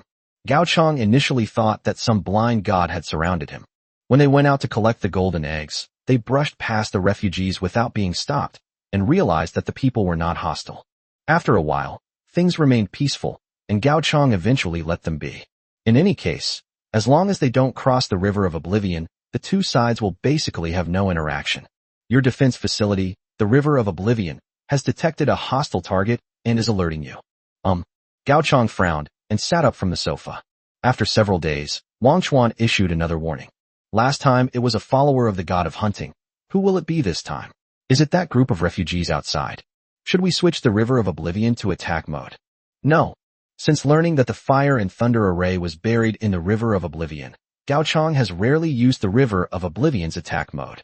In any case, getting lost in the River of Oblivion and being killed by the Fire and Thunder array have almost the same effect. But if you get lost, everything you have will also disappear. Thinking this way, it would be better to let them go. Gao Chong was really looking forward to seeing their reaction when they saw the Fire and Thunder array behind the River of Oblivion. I patted the lazy Sasha. Don't lie there. Come with me to the river. This time, he wanted to see which guy had eaten so much that he wouldn't want to eat for the rest of his days. On the banks of the River of Oblivion, a group of refugees were swept across the river. Behind them, crudely made rafts continued to transport plate-armored warriors. So, this is the place you were talking about. A man wearing sharp gold plate armor jumped off the raft. He was holding an elderly man in his hand, whose face was flushed and who was clearly having difficulty breathing. You will be punished for daring to set foot on land where holy authority has stagnated. The old man spoke in a hoarse accent. Retribution? The man scoffed. He then threw the old man to the ground and stomped on him. We are karma. The heavy plate armor pressed down, and the old man coughed up a mouthful of blood, but he still stared intently at the man. Faced with the old man's murderous gaze, the man smiled indifferently. I didn't believe the Holy Sun when he said there was something unusual happening in the West, but after seeing it today, I'm amazed at how bold you are. Tell me, who ordered you to do this? The man pulled the old man up from his feet again. To spread some fictitious holy authority of stagnation and to gather a large number of believers from various pantheons. Tell me, what exactly are you and your backer-up trying to do? I don't want to do anything. The old man glanced at the man out of the corner of his eye. I am simply telling everyone that the stagnation of the holy authority has occurred. No one instructed me to do this. Snort. The man snorted coldly. He knew he wouldn't get anything out of this old man. Whatever their schemes and plots, they will find out once they see the so-called holy power of stagnation. In fact, it wasn't just the elves and other races that had designs on the West. The saints also made considerable arrangements in the West. The resurgence of resistance in the West is not something the saints want to see. According to the Sun, this matter must be dealt with seriously. Even if it's fake, we have to nip its momentum in the bud. Lord Howl, the Firewalker Vanguard has been deployed. A soldier wearing red plate armor reported from the side. Behind Howl, a huge flag has been raised. The five-colored flag, representing the 5 elements of the divine system, now has a large, saint, character added to its center. This means that the pantheon has been completely controlled by the saints. Chapter 102, let me go. In addition, we also found a little girl on the shore. As they spoke, 2 plate-armored knights carried Wang Chuan to Howl. Let me go, Wang Chuan said emotionlessly, looking at Wang Chuan's empty eyes and expressionless face. Despite its puppet-like posture, it evokes an indescribable sense of fear. Perhaps it's because Wang Chuan looks quite young. Howl managed a weak smile. Little sister, I'm not a bad person. If you tell me what the people here usually do, I'll let you leave, okay? He rarely uses this tone when referring to neutral units in the game. After all, in Howl's view, those humans who are not Lord units in the war game can't even be considered human. They are merely tools used by humans to win. If it weren't for Wang Chuan's young age, his fate wouldn't have been much better than the old man's. The fog on the river's surface gradually thickened. Wang Chuan's tone grew even colder. I'll say it again, let go. If Howl had turned around at that moment, he would have seen the light of lanterns already illuminating the river. And the light was approaching the shore. Boom. Just then, the sound of an explosion caught Howl's attention. Howl, disregarding the river of oblivion, abruptly turned his head to look. Where his gaze was fixed, one of the Firewalker's advanced team members had been blown to pieces. Fragments of plate armor, still covered in entrails, rolled to one side, while the ground was engulfed in flames. The old man laughed heartily. Retribution. Your trespassing on land where sacred authority has stagnated is your retribution. Shut up. Howl kicked him. He frowned as he looked at the spot where the Firewalker had just died. As the lord of the war game, he is not a native of these game worlds. Therefore, he recognized it at a glance. A landmine. Damn it, were landmines planted in the mythical era? Landmines do appear in the second-tier era, but there's something from the very late stage of the tech tree, right? Under normal circumstances, only in Tier 3 war worlds is it possible to use landmines in small quantities. Only in 4th-tier war worlds, where technology is paramount, is it possible for landmines to be used on a large scale and in a widespread manner. So now there's another question. How many landmines are there? Howl suddenly turned around and grabbed a refugee who hadn't even reacted yet. His lord path is Gladiator, which is more inclined towards a path that enhances himself. This path might not be suitable for an independent lord, but within a powerful force, he would definitely be a capable general. Early in his career, he had already acquired the ability to throw extremely long distances. Now is the time to put this ability to use. Howl threw the refugee with a sudden movement, landing him not far from where the Firewalker had just died. Boom. A huge flash of fire. The refugees who had just fallen were blown to pieces. Howl paused for a moment, then cast a cold glance at the refugees being swept across the river. Follow my orders. Drive these bastards in front of us, and if they don't comply, send them on their way. The Firewalker Vanguard carried out Howl's orders almost without hesitation. Amid the cries of the refugees, they were driven towards the fire and thunder array by heavily armored Firewalkers. Even if someone tries to run, their legs will be broken, and they will be kicked into the minefield. Finally, a voice rang out from within the fire and thunder array. That's enough. Baihushio led dozens of witch hunters out. Over the years, due to the characteristics of the River of Oblivion, many lives have actually successfully crossed the river. Baihushio had seen people like Howl who crossed the river with malice before. He didn't really care what Howl and those plate-armored knights were doing crossing the river. Because no matter what Howl does, in Baihushio's eyes he's just a clown. The refugees outside the River of Oblivion are not subjects of the Wall of Sighs. No one cared whether they lived or died, and they were not under Baihushio's protection. But what Howl is doing now is going too far. It went so far that Baihushio couldn't stand it anymore, both personally and personally. A pistol was pointed at Howl's head from a distance. Do you believe that it only takes 0.017 seconds for you to go from being alive to dying? Next, I will only give you one sentence to explain. Firearms. Howl looked at the musket in Baihushio's hand and revealed an expression that said, I knew it. If I'm not mistaken, you're trying to gather these believers scattered by the war and build a massive army armed with firearms, right? The Holy Sun's words were indeed correct. A tremendous threat is rising in the west. Suddenly, Howl grabbed Wangchuan beside him and held it in front of his head. Keep pushing forward. Following Howl's orders, the Firewalker vanguard advanced once again. This time, however, they were much more cunning, carrying refugees in front of them to act as human shields against bullets. They watched as one ragged refugee after another perished in the fire and minefield. Baihushio suddenly lowered the gun in his hand, because he saw who Howl was carrying. Just now, Wangchuan's face flushed very deeply. This time it wasn't shyness, she was genuinely angry. From Baihushio's perspective, if Howl and his firewalkers were to glance back, you will then find that the ferryman carrying a lantern has already come ashore in the River of Oblivion. The lanterns in their hands emitted a dim, flickering light, seemingly rising and falling with the heartbeat of the River of Oblivion. The land that the ferryman crossed was also eroded by the fog on the river. Soon, they would be standing behind Howl and the others. Haven't you noticed anything yet? As the explosion subsided, Baihushio couldn't help but ask Howl. What? Howl frowned, until he realized that the direction of his shadow was actually in front of him. There is light behind him. Howl suddenly turned his head. Behind him, the advance force of hundreds of firewalkers had vanished without a trace. A thick fog, so thick you couldn't see your hand in front of your face, enveloped the shore. There were no screams, no sounds of fighting. Everyone disappeared so abruptly. Suddenly, a glimmer of light appeared in the thick fog. At the same time, the voice of Wangchuan also rang out. This is the third time I've said it. Let me go. The thick fog swallowed Howl, but it did not stop spreading. Instead, it continued to penetrate deeper into the fog.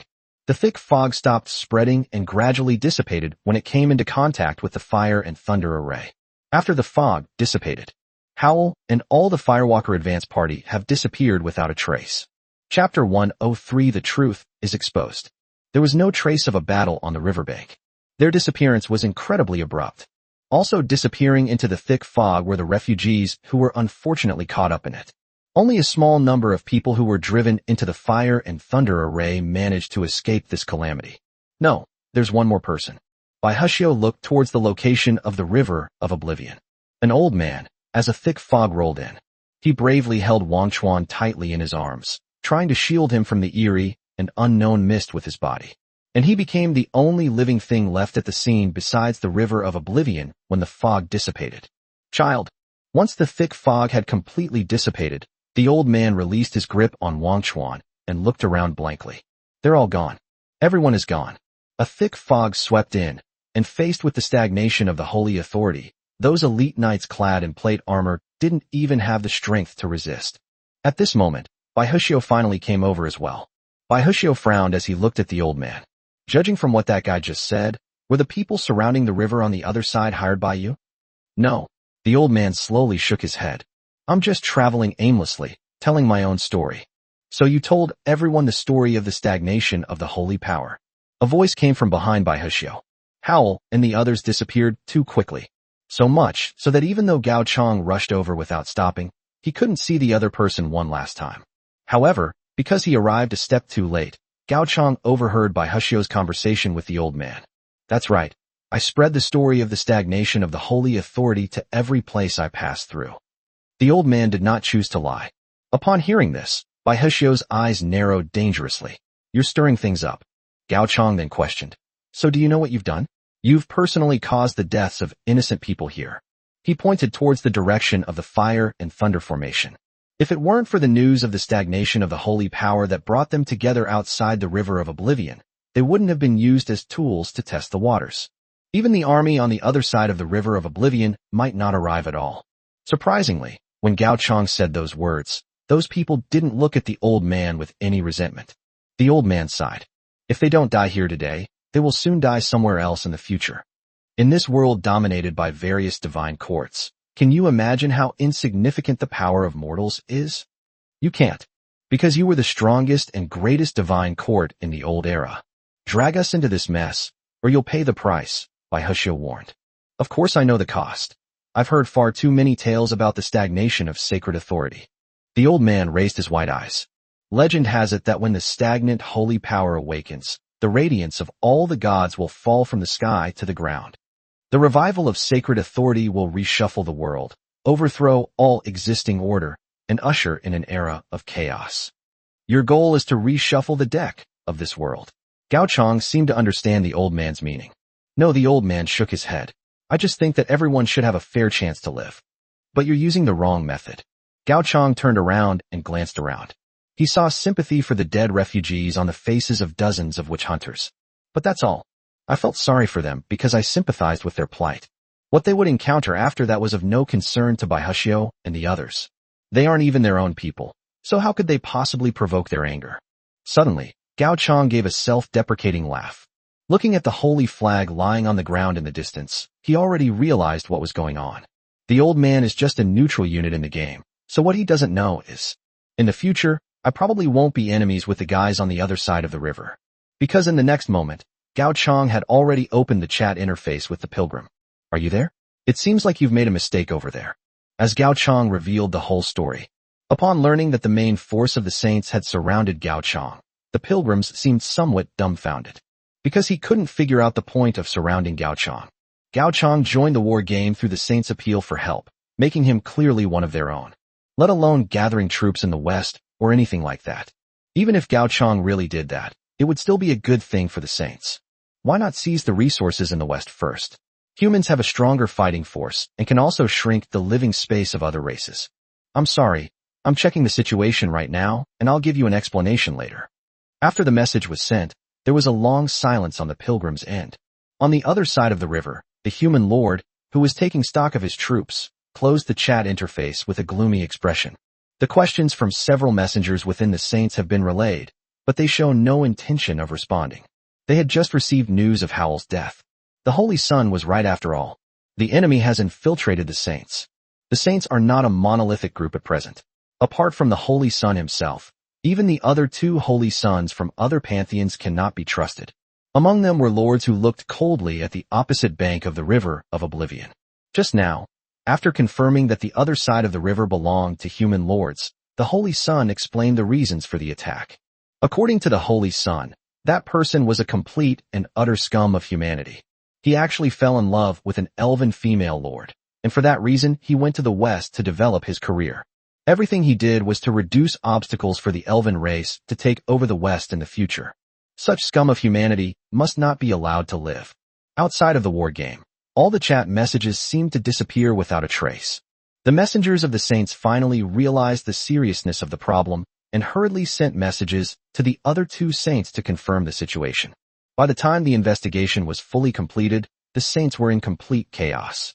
Within the Holy Light Pantheon, a saintess dressed in a golden silk priestess tightly gripped the scepter representing supreme authority in her hand, seemingly unable to believe what she had learned. She has confirmed that all the pillars and warriors within the Five Elements Pantheon have been transferred to the west. The Five Elements divine system has now been completely undermined. As for the remaining few big and small cats, they only put on a show. If they were to be attacked, they would be powerless to resist. If the Five Elements divine system were to be breached, it could very well lead to the complete collapse of the saints' plans. How dare you? How dare you? As for what exactly happened within the saints, Gao Chang naturally had no idea. But from the perspective of the Holy Land, Gao Chang saw something that was enough to enrage him. No, to enrage many people in the territory. The shrine of the chicken god was discovered by a passing plate-armored warrior. They stormed into the shrine and, almost without hesitation, ripped open the chicken god's belly. Even Sasha couldn't bring herself to kill the hen that laid the golden eggs. Chapter 10 for the Holy Seed Sprouts. Is there no steamed egg custard for tomorrow night? Suddenly, Gao Chang seemed to realize something and manipulated the eye in the sky to glare at the scene unfolding in the chicken god's shrine. The plate-armored warrior who killed the chicken god didn't seem to realize anything yet. Rather, the remaining plate-armored warriors were still slaughtering the chicken clan lords outside the shrine. Several lords leading troops also wore smiles. I never expected to have an extra reward from going out. It's rare to see a war game lord as weak as the chicken clan. In any case, as long as you kill the lord in the war game, no matter how weak the opponent is, you can at least get a guaranteed amount of war contribution points. Moreover, the guaranteed contribution points for the second-tier battlefield are 300, which is 3 times more than that for the first-tier battlefield. Although this contribution is insignificant compared to those powerful foreign lords, even a mosquito's leg is meat. How much effort does it take to kill a few chickens? Before long, a thick, bloody stench enveloped the air above the chicken god shrine. Through the perspective of the holy seed, Gao Chang could even see the wisp of blood energy floating right in front of him. Because your holy land has fallen. Data deletion has been provoked. Hearing the notification sounds from the war game, Gao Chang sensed a completely different emotion. Because it is connected to the senses of the sacred seed. One rooster and hen after another was killed by the armored warriors. The emotion he felt from the holy seed was not anger at being offended. Rather, it is a kind of satisfaction and happiness. Glug. Glimpsily, Gao Chang sensed through the senses of the holy seed that he seemed to have drunk something. Those things smelled fishy, but they nourished him like water, providing him with nutrients. And guide the sacred seed to take root and sprout. In a daze, Gao Chang felt as if he had hatched from his shell. He can move now. But it is not its own true form. Rather, it is the holy seed. Gao Chang's perspective gradually shifted, without making a sound. Until he got close to the plate-armored warrior who was dismembering the chicken god, he stretched out his newly grown limbs. Puffed. A black, fleshy spike pierced through the warrior's chest, offering almost no resistance despite the heavy plate armor. What happened? Several plate-armored warriors nearby stared in astonishment at this scene. In their field of vision, a fluid monster with a constantly twisting body and a hideous single eye blocked the way out of the chicken coop. The fleshy spikes were pulled from the plate-armored warrior's chest. The monster, covered in an unknown fluid and tentacles, simply vanished from everyone's sight. Gao Chang seemed completely oblivious to the blood that had splattered into his eyes. Unlike last time when he shot and killed the barbarians. This time, Gao Chang used his own flesh to pierce through a person alive. The scene of piercing through flesh and blood, from the perspective of the holy seed, looked more like a horror movie playing in a 4D theater. The notification sounds of the war game were ringing out incessantly. Your reverse Kabbalah source V, cruelty, begins to grow anew. Your sacred seed, the shrine to the chicken god, has sprouted. High-powered eyes, growing period. Description: this is a mythical unit. Please bring sufficient combat power to defeat it. Characteristics: cannot be looked at directly. Ancient divine body, murmuring voice, heavenly soldiers descend. Ancient divine body, your form is in a distorted state. When you attack, your physical form will be revealed, and all witnesses will have their sanity, SAN, checked every minute. Whispers, you emit invisible murmurs that persuade people to do good. Intelligent life forms with low sanity have a chance to lay down their weapons when fighting against you. Heavenly troops descend. You can summon any number of units to the ward's location, older versions only. Just then, the eye marking effect also seemed to come into play. Gao Chang suddenly sensed a bloody aura outside the chicken god shrine. All the plate-armored warriors attacking the shrine were enveloped in an invisible aura of blood, making them look so delicious and so tempting. The eye, now with a twisted body, reappeared behind a warrior. Tentacles extended out, enveloping a soldier and sending him toward his eyes. Suddenly, what the soldier saw was not a large eyeball, but a gaping maw emitting a foul stench. A large amount of blood gushed onto the ground, and the eye disappeared again. Seeing this scene before them, the 2 remaining plate-armored knights in the shrine seemed to have their worldviews greatly shaken. They are believers of God and warriors of God. Even when faced with an evil god, they would not hesitate to give their lives for the righteous God they believed in. But, even in the legends of evil gods, there is no scene as terrifying as this. They were like the chicks they had just slaughtered, utterly powerless against that twisted, enormous eye. Yeah. This time, the plate-armored knight finally had time to scream, but he could not escape his destined fate. The last survivor, witnessing the scene before him, finally broke down in willpower and started shouting. In a daze, a certain sound seemed to echo from the depths of the sky. Clang. The sound of the sword and shield falling to the floor caught Ai's attention. Not long after, only a few pools of inexplicable blood remained inside the shrine. Within Gao Chang's field of vision, everything was already a deep crimson. He could not see the plate-armored warrior being chewed and eaten with something stuffed into his eyes. From Gao Chang's perspective, all he knew was that with each plate-armored knight that disappeared, his field of vision would become a little redder. Your maximum sanity score has been increased by 5. Hearing the incomprehensible notification sound in his ear, Gao Chang had no intention of paying any attention to it. He himself didn't know why he was so calm. They could even smell the blood emanating from the outside world. He had no intention of severing his connection with the holy seed. On the contrary, I'm a little hungry. Subconsciously, Gao Chang turned his gaze to the heavenly soldier's descend attribute in the attribute panel. Just then, at the entrance of the old shrine, Shui Ran was doing her usual job of getting meals for Xingqi. As she passed by some ruins, Shui Ran stopped in her tracks. After getting to know the area for a while, she discovered that the knights in this territory seemed to be patrolling along a very rigid route. And at this exact time, the other party will pass by this spot, down to the second.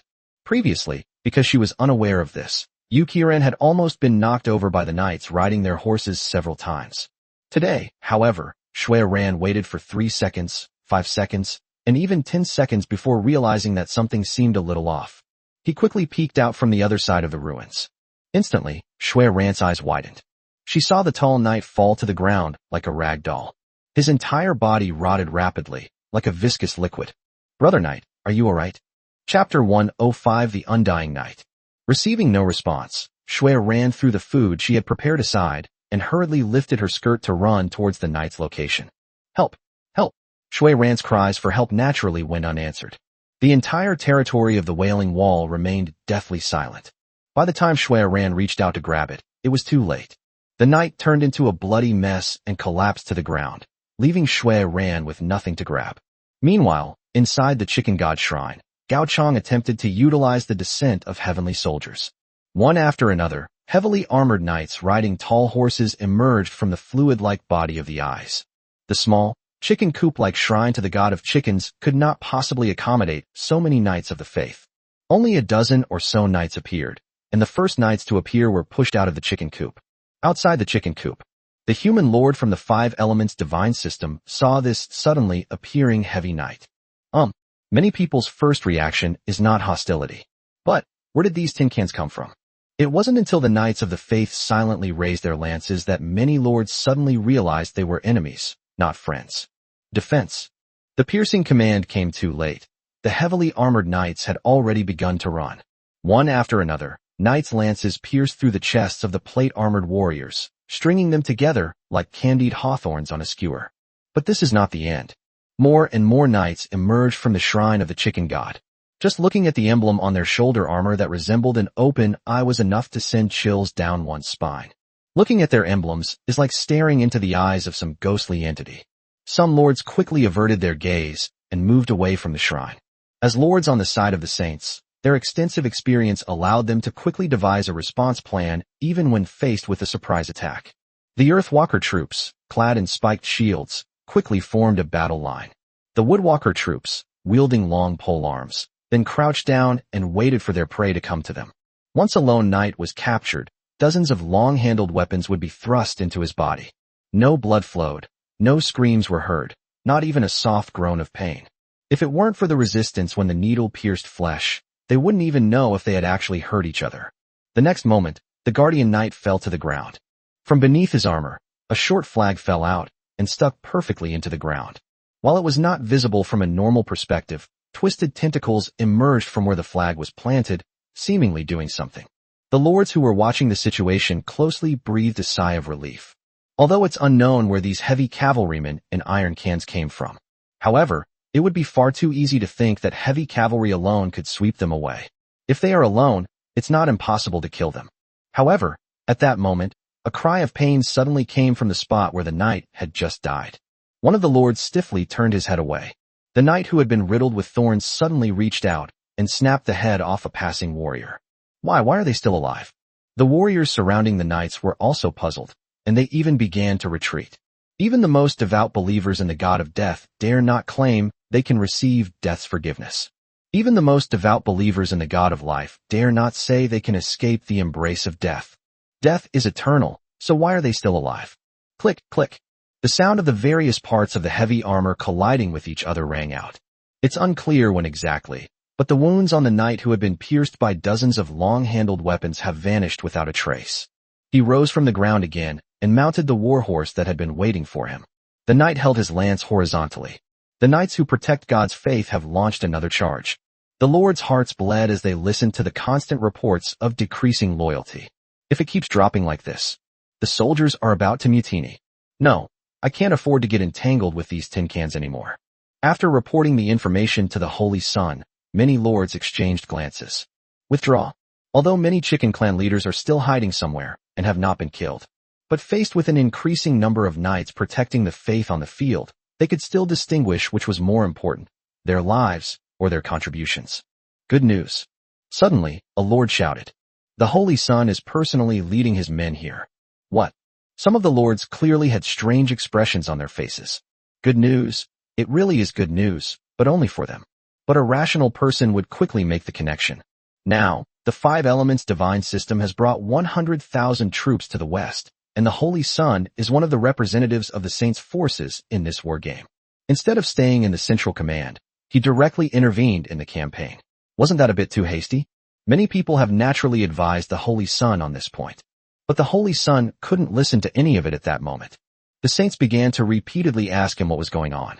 Even the other two Holy Sons who came to the war game this time began to suspect him. This situation is very bad for him. Once his trust in the Five Elements pantheon is exhausted, he will soon experience the bitterness of being betrayed and abandoned by everyone. However, recalling his intimate encounter with Chiu Wu before setting off, the Holy Sun's face flushed. He, like the other Holy Sons, once walked aimlessly down the path that every Holy Son would take. Advance through the Lord path, then climb to the upper echelons of the Saints, and secure more victories and resources. It wasn't until he met Chiu Wu that he realized he had been completely wrong. What race, what righteousness? In this world, nothing is more precious than a beautiful woman. Every smile and gesture of Chiu Wu was so perfect. If he could win a smile from a beautiful woman, let alone playing with the feudal lords by lighting the beacon fires, why wouldn't he kill them by lighting the beacon fires? He struggled to break free from his love and infatuation with Chiu Wu. The Holy Sun looked at the approaching shrine of the chicken god and gripped the reins tightly in his hand. Before setting off, Chiu Wu told him that he was to kill them all. So, to what extent should the killings take? If we slaughter everyone in the West, leaving corpses everywhere, will we be able to complete the beauty's mission? Release the arrows. To the surprise of many lords, the arrival of the Holy Sun did not seem to be a good thing. At a command, squads of crossbowmen raised their bows and arrows and unleashed a rain of arrows on the battlefield where the crowd and the knights were entangled. Those recruited plate-armored warriors were treated as expendable resources by the Holy Sun. Since the Knights of the Faith had already been slowed down, in order to prevent them from charging into the crossbow phalanx they brought, the only option was to have the warriors go with them. Things progressed so quickly that the Lord present didn't even have time to explain the characteristics of the Guardian Knights to the Holy Sun. Chapter 106 Brother, you smell so good. For a short time, the battlefield seemed to fall into a deathly silence. All the warriors and knights were impaled by crossbow bolts and fell to the ground. But as time went by, the knights, whose bodies had been pierced by several holes, swayed as they stood up again. Even more knights emerged from the shrine. It only stopped when the amount reached 1,000. Even the Holy Sun looked at the shrine of the chicken god with a shocked expression. He racked his brains, but couldn't figure out how 1,000 heavy knights could fit into that dilapidated chicken coop, which was less than 5 meters long. Were these 1,000 heavy knights previously crammed into a room performing acrobatics? And what the hell are these guys anyway? The Holy Sun squinted and looked closely. Under the rain of arrows, some of the Guardian Knights have even been resurrected several times. But after their resurrection, the Holy Sun could not detect any weakness in them at all. There was no loss, nor was there any weakness. It was as if resurrection came at no cost to them.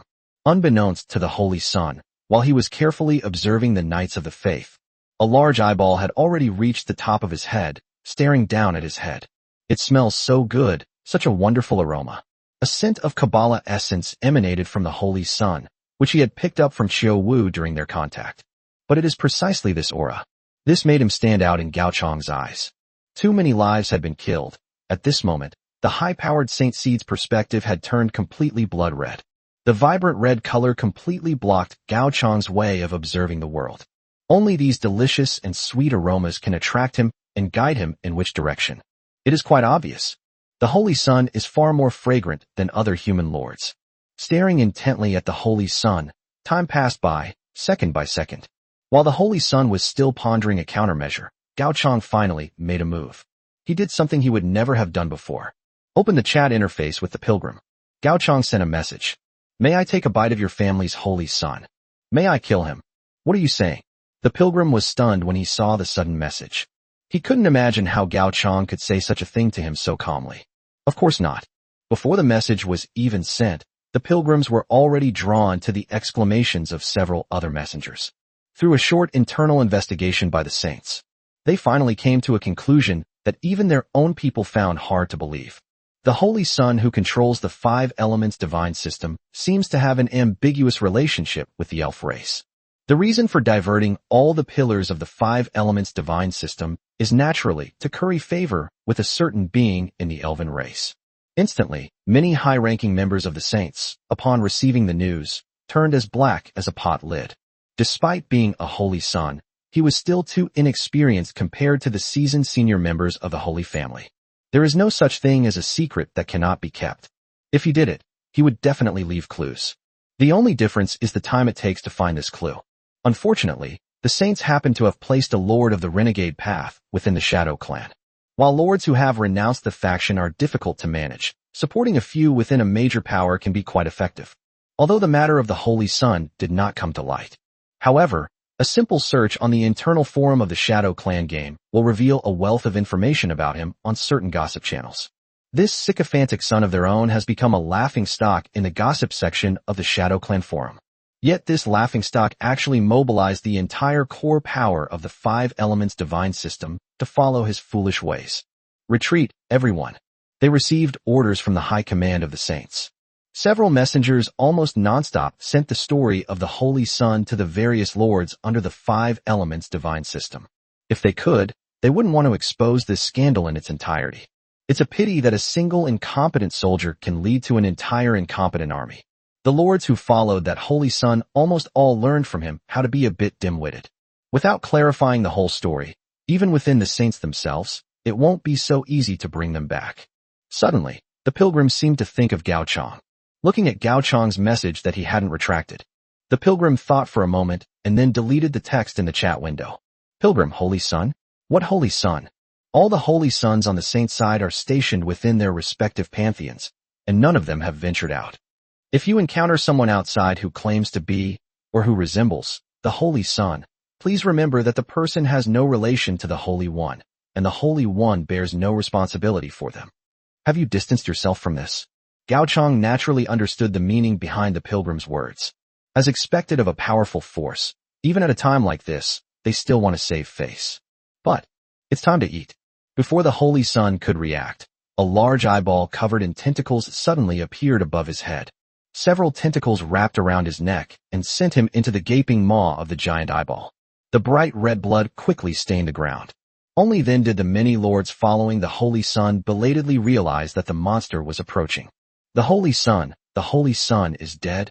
Just as one lord uttered a trembling voice, all the lords of the 5 elements pantheon received a message from the saint's messenger. It was a piece of intelligence, a disclaimer, and a ceasefire declaration. This message stated that the Holy Sun had no relation to the saints and solemnly ordered all saints to immediately cease hostilities and return to defend the 5 elements pantheon. They should be grateful.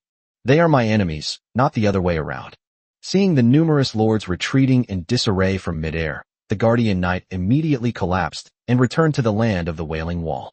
Gao Chang did not kill them all. Just as he said, this war, as some people see it, actually didn't even trigger the war criteria in the war game. Otherwise, they would have seen a completely different scene. For example, war weariness levels accumulate starting from 50%. In this farcical war, the saints may have lost a Holy Sun, several lords, and thousands of warriors. But at least, They preserved 99% of their strength. As for those who died, Gao Chang surprisingly showed no emotional fluctuations at this moment. His thoughts and emotions remained calm and indifferent. Even with his slow reaction time, Gao Chang realized that this wasn't his usual self. However, at this moment, the eye he controlled was still chewing on the corpse of the Holy Sun. The aura of Kabbalah essence surrounded his mouth. In a daze, Gao Chang seemed to be seeing some kind of hallucination. A tree of life, its roots spreading across the world, stood before him, and in front of the tree of life, a beautiful woman opened her arms to him. Welcome back, my child. Chapter 107 Roots. What do you mean by your child? He shoved the woman who was close to him away and took 2 steps back. The woman was clearly taken aback for a moment. But a few seconds later, Gao Chang felt the ground shaking. The roots of the tree of life surged upwards, and soon formed a smooth mirror behind the woman. And within the image formed by the mirror, what Gao Chang saw was neither his own face nor the shape of his eyes. Instead, it was another being, an old woman dressed in bright red, but with incredibly wrinkled skin. Just like this woman in front of me, now old. In the reflection in the mirror, there is a tree behind him. That tree also stood tall and straight, its bright red roots seemingly planted in every corner of the world. But it brought not vitality, but desolation. The reverse Kabbalah tree of life. Gao Chang coldly uttered the name. Yes, it's my child. The woman opposite nodded. Gao Chang looked at the woman and asked, So, you're Kabbalah? His ruthless nature gave him the ability to think calmly. The current situation is not right. Kabbalah should not exist in a world of war. Moreover, although it is unclear how advanced the world of the Kabbalah tree of life is, it must be a 5th order or even higher existence. As the mother tree of the elves, she is the mother of all elves in this entire plane. He could never possibly appear in such a low-level world as the 2nd order. So, is the change in the situation because he controlled his eyes and consumed the Holy Sun who carried the aura of Kabbalah? Hearing the unfamiliar name, Kabbalah, the woman clearly showed a hint of bitterness. If you prefer to call me Kabbalah instead of Mother Tree, then so be it. Although I can't see your face clearly right now. But, my child, he is growing strong, and you are becoming like him. Promise me you won't become him. Just as Kabbalah finished speaking, Gao Chang suddenly felt a restraint coming from behind him. The bright red roots spread up its body, pulling it toward the reflection of the reverse Kabbalah tree of life in the mirror. Gao Chang had a premonition that once he was pulled into that reflection, I might actually become part of the tree. Kabbalah tried to reach out and pull Gao Chang back, but it was too late. After all, Gao Chang is not an elf. As an ordinary human, how could he resist the assimilation and erosion of the reverse Kabbalah source? In the final moments before darkness descended, Gao Chang saw only an indescribable, eerie creature shatter the sky above the world and enter his own hallucination. Call. Gao Chang suddenly sat up. My lord. Turning his head to look around, Gao Chang realized that he was lying on the altar of the old shrine. Everyone was looking at him with worried expressions. Zhu Luo, Sasha, Shui Ran, Xing Qi, Bai Hexio. Almost all the familiar faces were there. What just happened to me? Let me speak, let me speak. Sasha raised her hand. She rubbed her chin, as if she was recalling something. When we were by the river, the Lord suddenly stood there motionless, and didn't respond no matter how we called him. Then, after a while, the group on the other side of the river withdrew their troops. Later, since the Lord was still standing there dumbly, Sister Jiuluo who had arrived suggested that the Lord be taken to the shrine. That's about it. Gao Chang rubbed his forehead. An old shrine? Upon opening the War Games log, Gao Chang saw a long string of notifications that he couldn't receive in his hallucinations. Your SAN value is -3, -1, -6. You directly viewed data deletion, SAN value -10. Your SAN value is below 80, and you are experiencing a state of lethargy, causing the growth of reverse Kabbalah source V to be temporarily slowed. Your sanity is below 50. You have entered a state of madness, and the reverse Kabbalah source V has stopped growing. Your sanity value is below 30. You have mutated and gained the mutated ability, Roots. Your sanity level has dropped to 0. My sanity value actually dropped to 0 once. However, he seems to be fine now. Gao Chang glanced at his personal panel. SAN value, 105/105. Because your sanity has reached 0, the effects of the old clan have been triggered. Your sanity level will remain permanently at its maximum. Is it reset to full value after being reduced to 0? Gao Chang raised an eyebrow. So there was such a good thing. Why didn't you say so beforehand? As for the aforementioned anomaly, Gao Chang looked himself over. Fortunately, he didn't have any extra small parts or missing any small parts. The mutation caused by an excessively low SAN value seems to manifest itself in a different way. Roots, characteristic.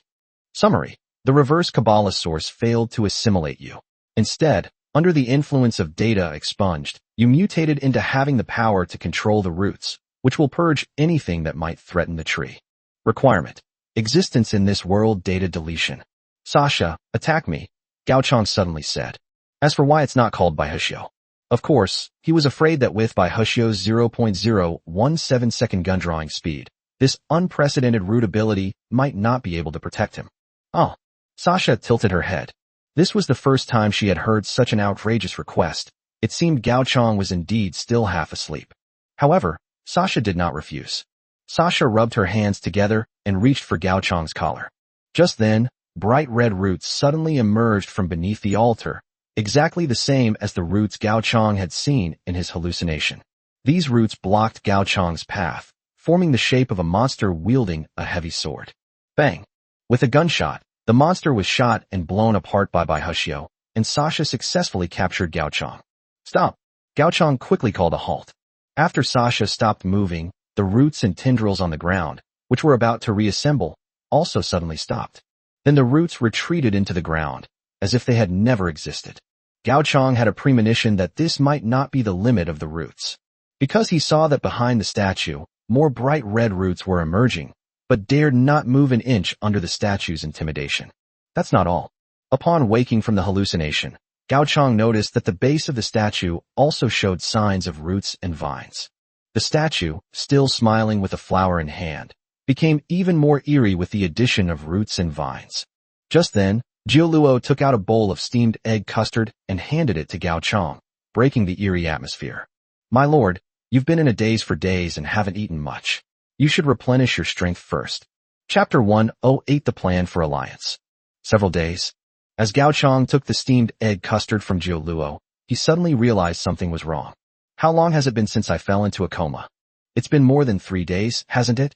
As she spoke, Jiuluo brought up a few more bowls of light food. Has it been more than 3 days? Looking at the steamed egg custard in his hand, Gao Chang suddenly hesitated and asked, Is the egg a regular chicken egg? Yes. Jiuluo nodded. It was taken directly from the chicken god. Gao Chang said he felt like something was off. He witnessed the chicken god being gutted, but Jiuluo claimed that the eggs were taken directly from the chicken god. A chill ran down my spine. Gao Chang hesitated for a moment, but still contacted the sacred seed at the chicken god shrine again. Having learned from his previous experience, Gao Chang was clearly much more cautious this time. He would immediately sever his connection with the holy seed should it launch another attack. However, after switching to the perspective of the holy seed, Gao Chang found that the area around the chicken god's shrine was peaceful, with no signs of having been invaded. His vision returned to normal, as if the previous blood-red expanse had been an illusion. That's absurd. The perspective shifts to the interior of the shrine. Just as Jiuluo had said, the chubby chicken god was curled up like a ball of fluff, showing no signs of having been gutted. Something still feels off. Gao Chang switched the perspective to be directly in front of chicken god. It wasn't until he saw it from this angle that he realized something was wrong with the chicken god. At this moment, the chicken god had a pair of dead fish eyes, staring blankly ahead. That look seemed somewhat familiar to Gao Chang. Upon closer reflection, Wang Chuan seems to have the same kind of gaze. After severing his connection with the holy seed, Gao Chang glanced at the location of the statue. If the chicken god's resurrection wasn't orchestrated by Wang Chuan, it must be related to data deletion. The strangeness of this data deletion system is no less than that of the reverse Kabbalah tree of life.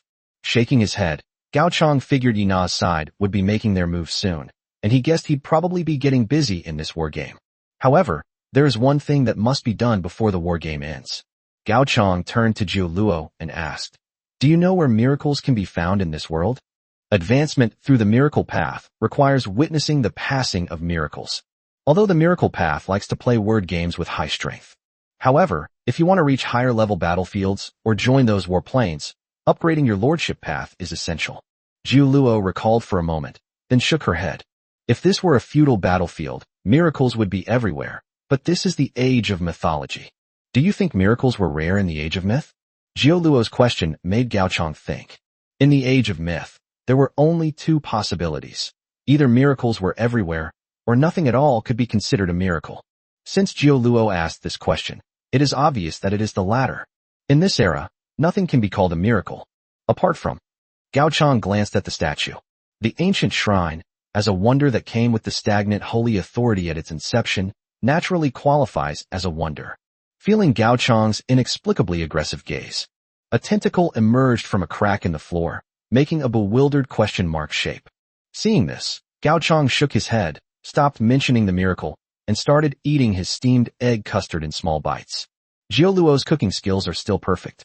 The newly laid eggs by the chicken god didn't cause any trouble. However, some people may not feel moisturized even when the moisturizing effect is high.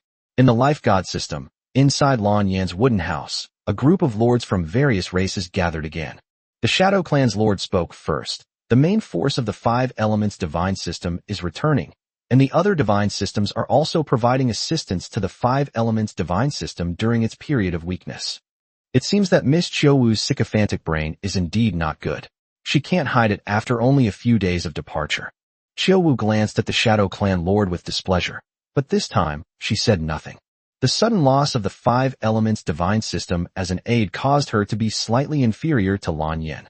Therefore, before Chiowu finds other admirers, she has to pretend to be an elven for a while in front of Lan Yan and maintain the elegance of the elven race. Without Chiowu and Lan Yan's confrontation, the elf race didn't give outsiders a reason to laugh this time. Staring at the Shadow Clan's lord, Lan Yan tapped the table. Since he is the representative of the god of trickery, he must have some lofty theories to share, right? Of course. The Shadow Clan lord looked at the other elven lord beside Lan Yan. What is common knowledge right now is that even if the 5 elements divine system wants to defend, it will still take some time. In order to protect the various sections of the city wall, the saints could not allow the other pantheons under their command to provide unreserved support to the 5 elements pantheon. If you are still focusing your attention on the west, you are being too short-sighted. A sinister smile appeared in the center of the shadowy figure. Once we take down the 5 elements divine system, it will be as if we have torn a hole in the saints' defenses. Once the saints are weakened, those lone wolves will be no threat in this war game. The elven lord, being watched by the shadowy figure, frowned slightly. He actually strongly disagreed with what the shadowy figure said. If they wanted to attack the 5 elements divine system, they should have made their move when that sycophantic holy son led his army halfway there. Instead of waiting until now, when these saints have fully realized what's happening. As if sensing the concerns in the others' minds, the shadowy figure continued. As everyone knows, elves control the pantheon of victory, while Tauren control the pantheon of war. What would it mean if we united? A war we will win. What's there to hesitate about? Lan Yan rubbed his chin. The Shadow Clan lord was right, but he still felt something was off. For example, what is the use of Shadow Clan? However, at that moment, Chiowu stroked her long hair and suddenly said, I agree. Just let me know when you're ready to attack. Unexpectedly, the people on the goddess's side were the first to respond to the call to attack, which even caught the Shadow Clan lord, who had just spoken, somewhat off guard. After saying that, without waiting for anyone's reaction, Chiowu got up and left Lan Yan's wooden house. From her perspective, she is looking at her own territory type. The rebellion of the temple. Effect: for each act of blasphemy against an outer god, you will receive an additional blessing. A simple, direct, and effective result. Because of her rebellion against the temple, Chiowu will receive an extra blessing from the goddess of beauty every time she blasphemes against an outer god.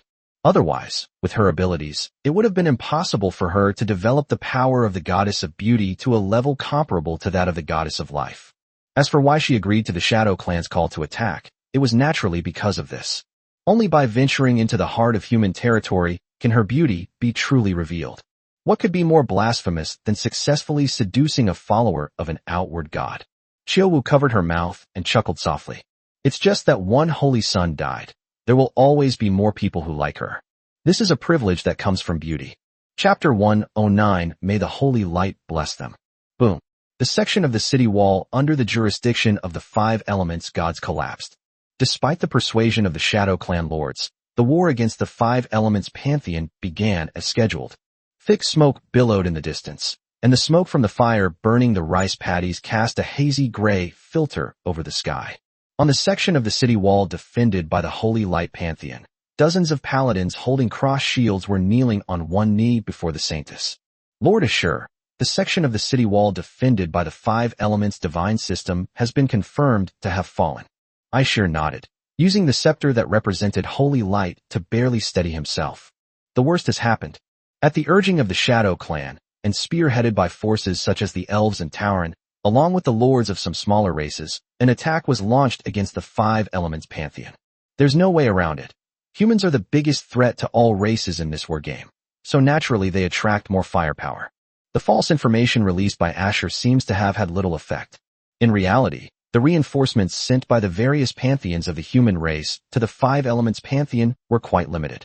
The apparent reinforcements were merely to stabilize the various races and await the return of the main force of the five elements divine system. Unfortunately, we didn't get to see it.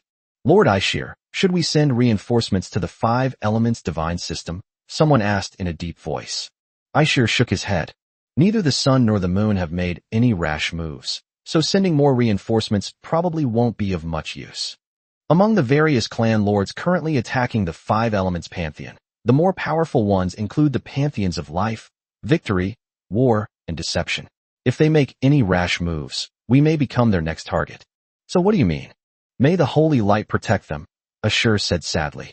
The knights behind him understood, and without prior arrangement, they raised their crossed shields to their chests and bowed their heads in silent mourning. May the holy light protect them, the knights shouted in unison. Ishir knew that this time, many of the lords at the bottom of the five elements pantheon would die, and the pantheon might even be wiped out altogether. But apart from that, the saints are not really so badly hurt in terms of their very foundation. As this war game has evolved, the gameplay has been quietly changed by the various races, no longer featuring pantheons as opposing forces as it did at the beginning. However, if the opposing forces are based on race, even if one of the five elements pantheon is lost, the saints still have the holy light pantheon, as well as the sun god and the moon goddess. The 100,000-strong army that went out is still there. Even without the blessings of the gods of the five elements pantheon, they can completely change their appearance and join other pantheons. The biggest loss, then, was the death of the lower-level lords and the shrinking of their living land. Of course, she didn't do nothing. Ashel raised his scepter and gave the order to the paladin behind him.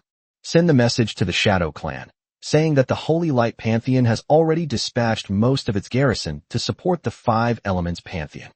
But the paladin seemed hesitant. Didn't you say you wouldn't support the five elements pantheon? Such deception seems somewhat contrary to the virtues of a knight. Ashur turned around, looked at his recruited subordinates, and smiled slightly. These paladins were among the most powerful warriors of the feudal era. But if we really had to point out a flaw, it would probably be their fixed loyalty level of 60. As warriors of the gods, paladins' loyalty to their lords is limited to merely swearing an oath of allegiance. Any word that contradicts God could lower a paladin's loyalty level below the passing grade. However, for her, a saint, this was hardly a flaw. Ishur opened his mouth slightly. The holy light never lies. We only have offensive forces and no defensive forces, because the best defense is offense. Upon hearing Ashur's explanation, the paladins finally understood. As expected of a saint who serves the holy light, her understanding of virtue is a level above theirs. May the holy light protect you. After the paladins rose and took their leave, Ishur turned around and looked towards the five elements divine system, which was still shrouded in thick smoke. She couldn't bear to see the five elements divine system devastated. Hopefully, this second piece of fake news will be of some use, even if it can just keep the foreign tribes quiet for a while. As for the foreign tribes retreating, Ishur still didn't have much hope. To force them to retreat, a major change would have to occur behind their lines, something the saints are currently unable to do. Broken. Having already reached the outer territory of the Victory Pantheon, Yenna seemed to remember something and suddenly slapped his forehead. Lords can add each other as friends remotely. Why do I have to add them in person? As she spoke, Yenna looked towards Satan with a wistful expression. Why didn't you remind me back then? If Satan hadn't previously misled his thinking, he wouldn't have failed to think of this. Why are you looking at me? You didn't even ask me. Satan shrugged, looking quite innocent. As a devil, isn't it perfectly normal for him to unintentionally bewitch others? However, Yenna didn't dwell on it. What's done is done, and you can't do it all over again. If Gao Chang really asks him, he'll just say he doesn't know. Right now, We need to focus on the present. Stepping into the eastern lands was fraught with danger for Yena at every turn. He has no friends here. Everyone wants to kill him. Fortunately, through the mutual resonance between the source matter, Lan Yin and the others have now successfully broken into the walls of the 5 elements divine system. Despite knowing that he was coming, all 3 holders of the source essence chose to go to the front lines. No one stayed behind to deal with Yena. It was clear that those 3 guys really didn't take him seriously. However, Satan, standing next to Yena, wore a half-smile. A wisp of flame shot from his nostrils, and Satan pointed to the spot beneath their feet. We're afraid we won't be able to leave anytime soon. What? Just then, several cold arrows suddenly shot out from the treetops. If Satan hadn't warned him beforehand, Yena would have been badly injured even if he hadn't died. The cold arrows seemed to be sending some kind of signal. One after another, elven warriors clad in light iron armor emerged from their concealed positions in the forest. On tree branches, on the ground. In an instant, Yena was surrounded by people. I take back what I said earlier. Yena swallowed hard. This is not a matter of not caring about him. The departure of the 3 source material holders was a trap to catch him like a turtle in a jar. Give me the holy seed, Satan suddenly commanded, reaching out his hand to Yena. There are too many elven warriors right now. Killing Lord Satan won't be easy, but dealing with that little brat Yena will probably be more than enough. But it remains to be seen whether they will have the opportunity. After receiving the holy seed from Yena, Satan revealed a wild laugh. He then slapped the sacred seed onto a clump of grass at his feet. You have successfully consecrated the holy site. Then Satan stomped his foot and crushed the grass on its head. Your holy site has been destroyed. Chapter 110 Lord of the 3 Realms. Meanwhile, inside the old shrine. Since the sanity value was set to the maximum, Gao Chong moved his residence here from the Lord's Hall. With Shui Ran and Xing Qi by their side, the shrine wasn't too boring. However, that is precisely why. The moment the war game notification sounded, Gao Chong, sitting inside the shrine, clearly saw it. The statue of the deity in the old shrine, now data deleted, has several cracks in its golden face. Eyes occasionally flash through the crack. His eyes seem to be smiling. Excuse me. Xing Qi emerged from the darkness, apologized to Gao Chong, and then tapped the statue with the data delete icon.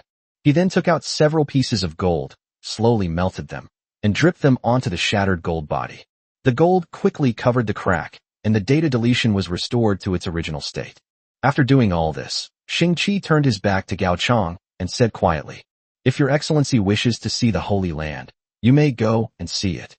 In his sight, what happened last time will not happen a second time. Gao Chong remained silent. Was the last incident the one where the source material suddenly accelerated its assimilation speed under the stimulation of the holy seed? Suddenly, a strange smile appeared on Xing Qi's lips. What are you still worried about? You will never be threatened in his presence, and you may even make some unexpected discoveries. Sure enough, Xing Qi must have figured something out as well. Anyway, I've gotten used to the fact that my people seem to know a little bit about everything. This time, Gao Chong simply closed his eyes and shifted his gaze to the east.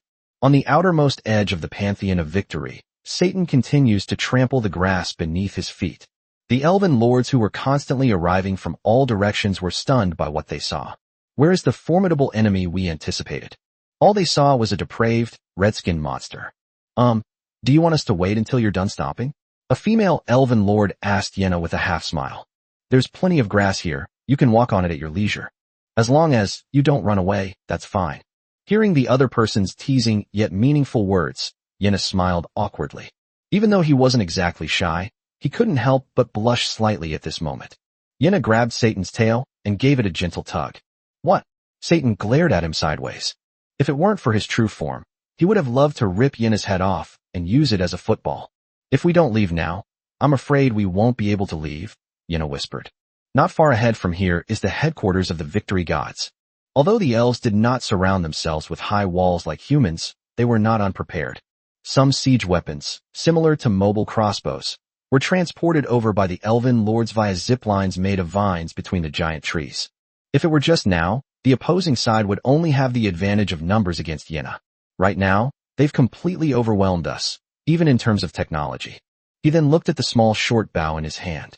Yena found it hard to imagine how he would use this thing to deal with others later. Don't rush. Satan scoffed. The next moment, feeling the resistance suddenly coming from the bottom of his feet, Satan suddenly grabbed Yena, and lifted her into the air. The ground where Satan had just stood trembled, and a cluster of crimson roots, surrounding an eyeball covered in tentacles, emerged from the earth. His bloodshot eyes scanned his surroundings. Just as the elves were wondering what to do, the roots suddenly launched an attack. Several elven warriors were unable to dodge in time and were directly bound by the roots, then pulled underground and disappeared from the sight of the many lords. The elf operating the crossbow on the rope was at a loss for what to do. Looking at the grotesque, twisted roots on the ground and Satan hovering in midair, they found it difficult to choose their target. However, they soon didn't have to consider it anymore. Several dark red arrows flew past, piercing the neck of the elf on the moving crossbow. Under the astonished gazes of many elven lords, the roots covered the ground, and the elves that had been dragged down rose again from the roots. However, at this moment, a part of their flesh had been assimilated into dark red wood. There were even branches growing out of their necks. Looking at those elven warriors with bloodshot, lifeless eyes, the elven lord in the distance suddenly felt a sense of unease. It was at this moment that Gao Chang took over the eye's perspective. Is this the location of the Pantheon of Victory? Through the sacred seed, Gao Chang saw the elves looking at him with terrified eyes. Honestly, the place Satan chose for him was really bad. Gao Chang had originally planned to deliver a central explosion to the Victory God system. It turns out he was overthinking things. Like him, Yena was like a bright light bulb in the eyes of other source material holders, and he couldn't hide it even if he wanted to. However, it was the data from this eye that piqued Gao Chang's interest. After the holy site was destroyed, the eye that grew back was different from the one at the Chicken God Shrine. High-powered eyes, growing period. Characteristics: indescribable, heavenly soldiers descend, ruler of the three realms. It seems that the power of these sacred seeds is not fixed, but is randomly drawn from the mythological attributes of data expunged. Due to the high strength involved, the data deletion ability has become somewhat related to the root and vine properties. So this time the characteristics have also changed to some extent, leaning more towards the root and vine properties. Lord of the Three Realms. Introduction. As the ruler of the three realms of heaven, earth, and humanity, you will possess three unique attributes. Celestial realm. You will no longer be able to enter an unobservable state. Everyone who sees you will have their sanity, SAN, value assessed every minute. Intelligent life forms with excessively low SAN values will enter a state of madness. Territory. Roots will defend your authority, and root soldiers will appear around you at irregular intervals. Human realm.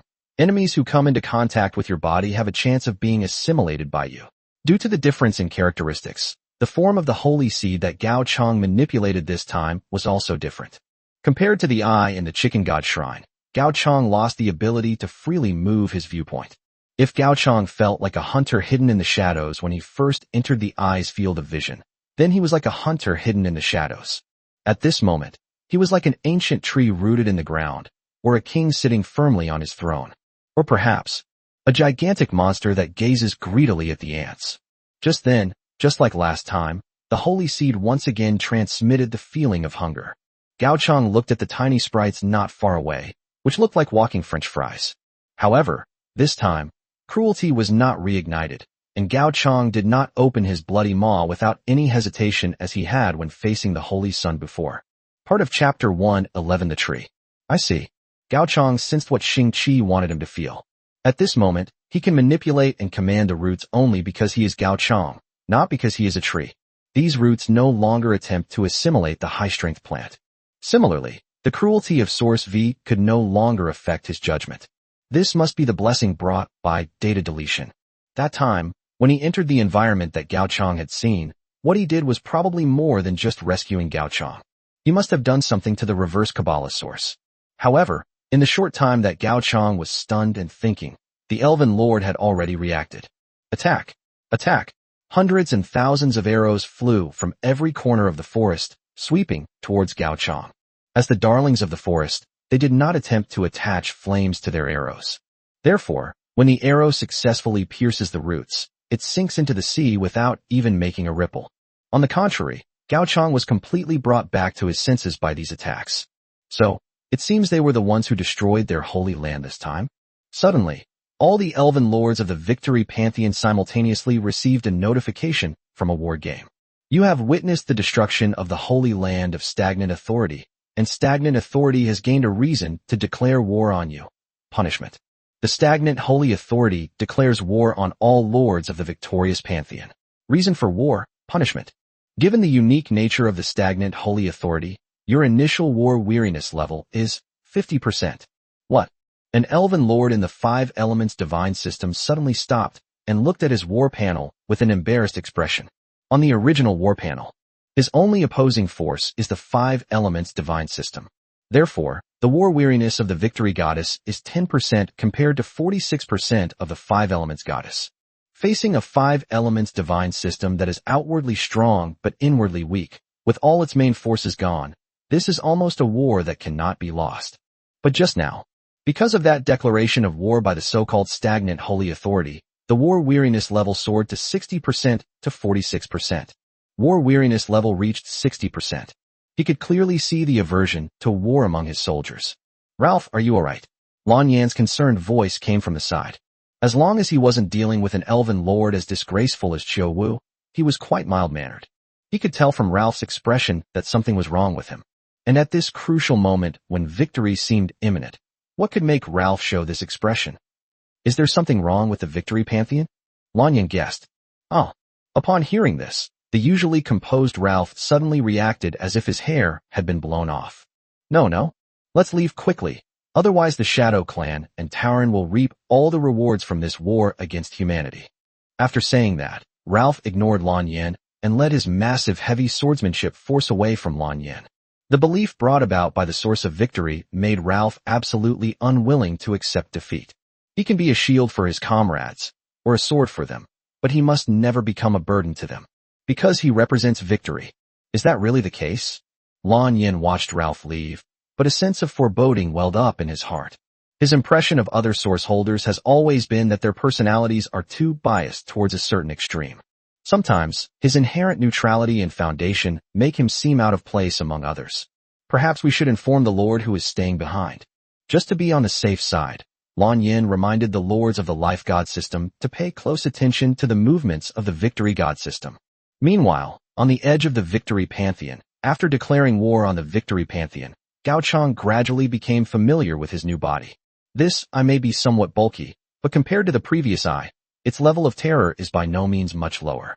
For example, right now, before the elven warrior's terrified expression, a greatsword larger than himself came crashing down on him, cleaving him in two. It was a monster made entirely of roots, with roots of varying thickness forming its muscles, limbs, and head. It even formed a heavy sword made entirely of roots and vines. Although made of wood, its hardness was no less than that of steel. And monsters like these continue to emerge from the roots. As Gao Chang watched the root warriors fighting the elves, something suddenly occurred to him. If elves are beings born from the tree of life, so aren't these root warriors just another form of spirit? A reversed spirit born from the reversed Kabbalah tree of life. If I am currently close to the reversed Kabbalah tree of life, wouldn't that mean? I imagine the scene of ancient war trees in the Stone Age. Gao Chang attempted to manipulate the roots to fully extend from the soil. And he succeeded. Boom. With a loud bang, the complex monster formed from the tangled roots and tentacles actually stood up from the ground. Without the constraints of the land, the roots can extend longer and farther. The feeling right now is really peculiar for Gao Chang. He felt as if he had hundreds of extra hands or feet. These limbs are incredibly flexible and can do countless things that human limbs cannot. For example, like this now. The roots shot out like spring plates, lifting the spirit high into the sky. In a short time, hundreds of elven warriors were hung upside down near the giant eyeball. In the eyes of the elven lord, the holy seed at this moment was as terrifying as a tree covered with the heads of its own kind. Your war weariness level has increased by 7%. Your war weariness level has increased by 4%. With war weariness steadily increasing, the elven lords were finally finding it difficult to hold on. Withdraw. Quickly, remove the shrine. Clearly, they abandoned the elves that Gao Chang had captured. In their eyes, being caught by those bizarre roots was probably no different from being dead. Before long, the captured elves showed expressions of pain. Those bright red roots were constantly pouring into their bodies. It wasn't until quite some time later that they finally stopped struggling. The roots suddenly snapped, and the spirits hanging in the sky fell to the ground like dumplings being dropped into a pot. This time, They stood with the creatures created by the roots. They, too, were assimilated into the roots. He. Shaking his head, an elven archer suddenly raised his head and looked mockingly at the shrine of the god of victory. A hoarse voice, completely unlike that of an elf, came from his throat. Why did you run? We are all part of the tree. It was like this before, and it is like this now. Chapter 112, Go back to your own era. What does this tell us?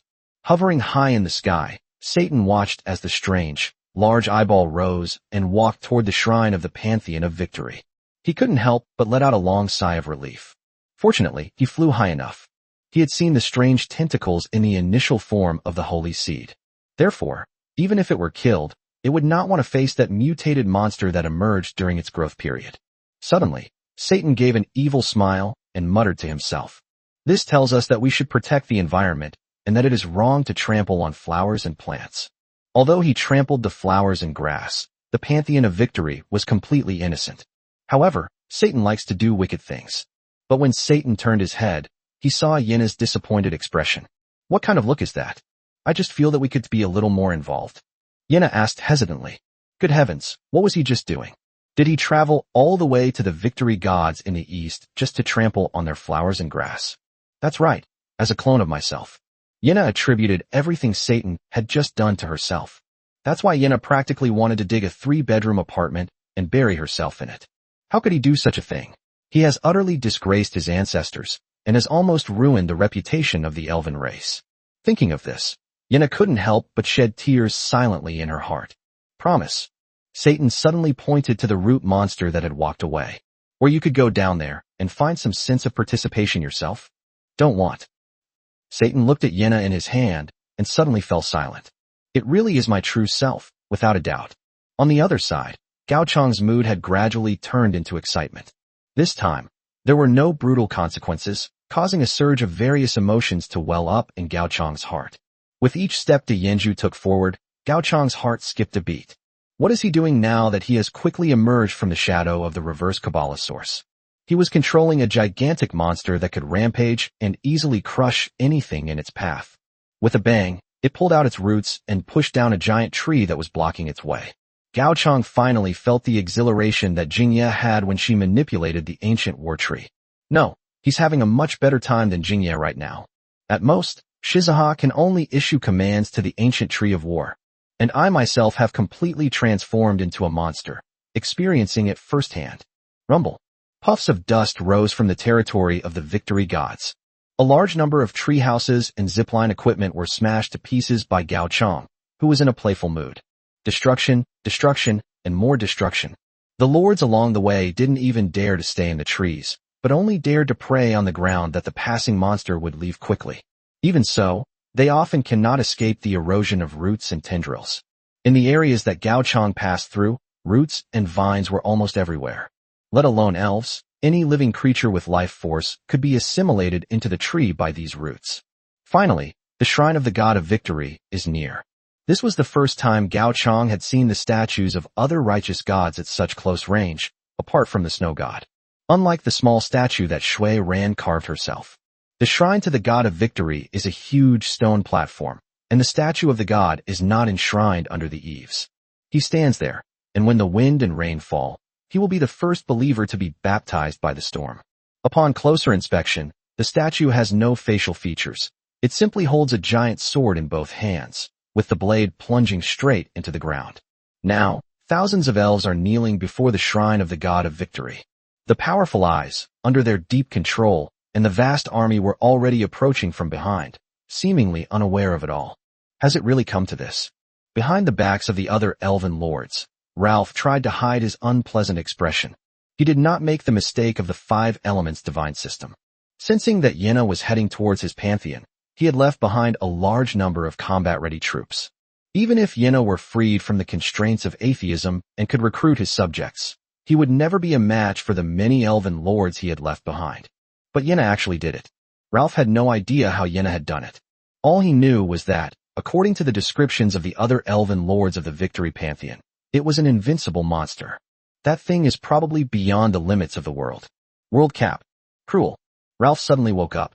Exceeding the world's upper limit is not difficult. It is often easiest to do when a higher-level world enters a lower-level battlefield. As far as he knew, there was one source material among the decaying matter of the mother tree that could do this. Cruelty. Cruelty can increase the power of summoned creatures by 3 times. Once the summoned entity reaches the world's limit, it will inevitably break through that limit after 3 times. So, did another holder of the reverse Kabbalah source material also get involved?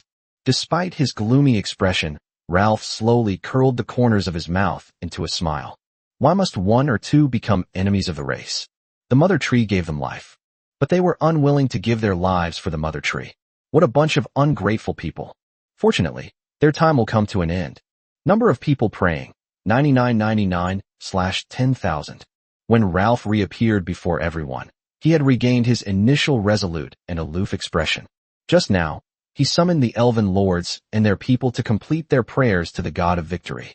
Because his essence is victory, he had vaguely heard the voice of the god of victory as soon as he entered the game. He chose victory, and victory chose him. The blessing that Ralph receives is call to victory. Calling for victory. Effect, this game can only be played once.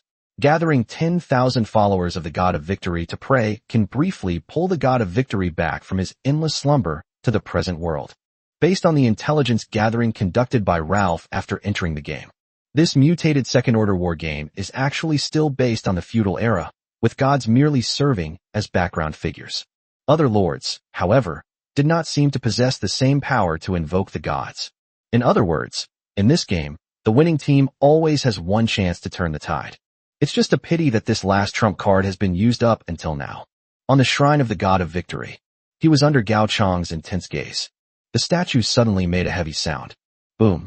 The giant sword made of stubborn rock was pulled from the earth by the god of victory. The next moment, the god opened his eyes and looked into Gao Chang's eyes. I never imagined that the first thing I would see when I woke up from my long sleep would be you. Amidst Gao Chang's astonished expression, the god of victory let out a long sigh imbued with the weight of history. Raising his great sword, the god of victory stood before his followers.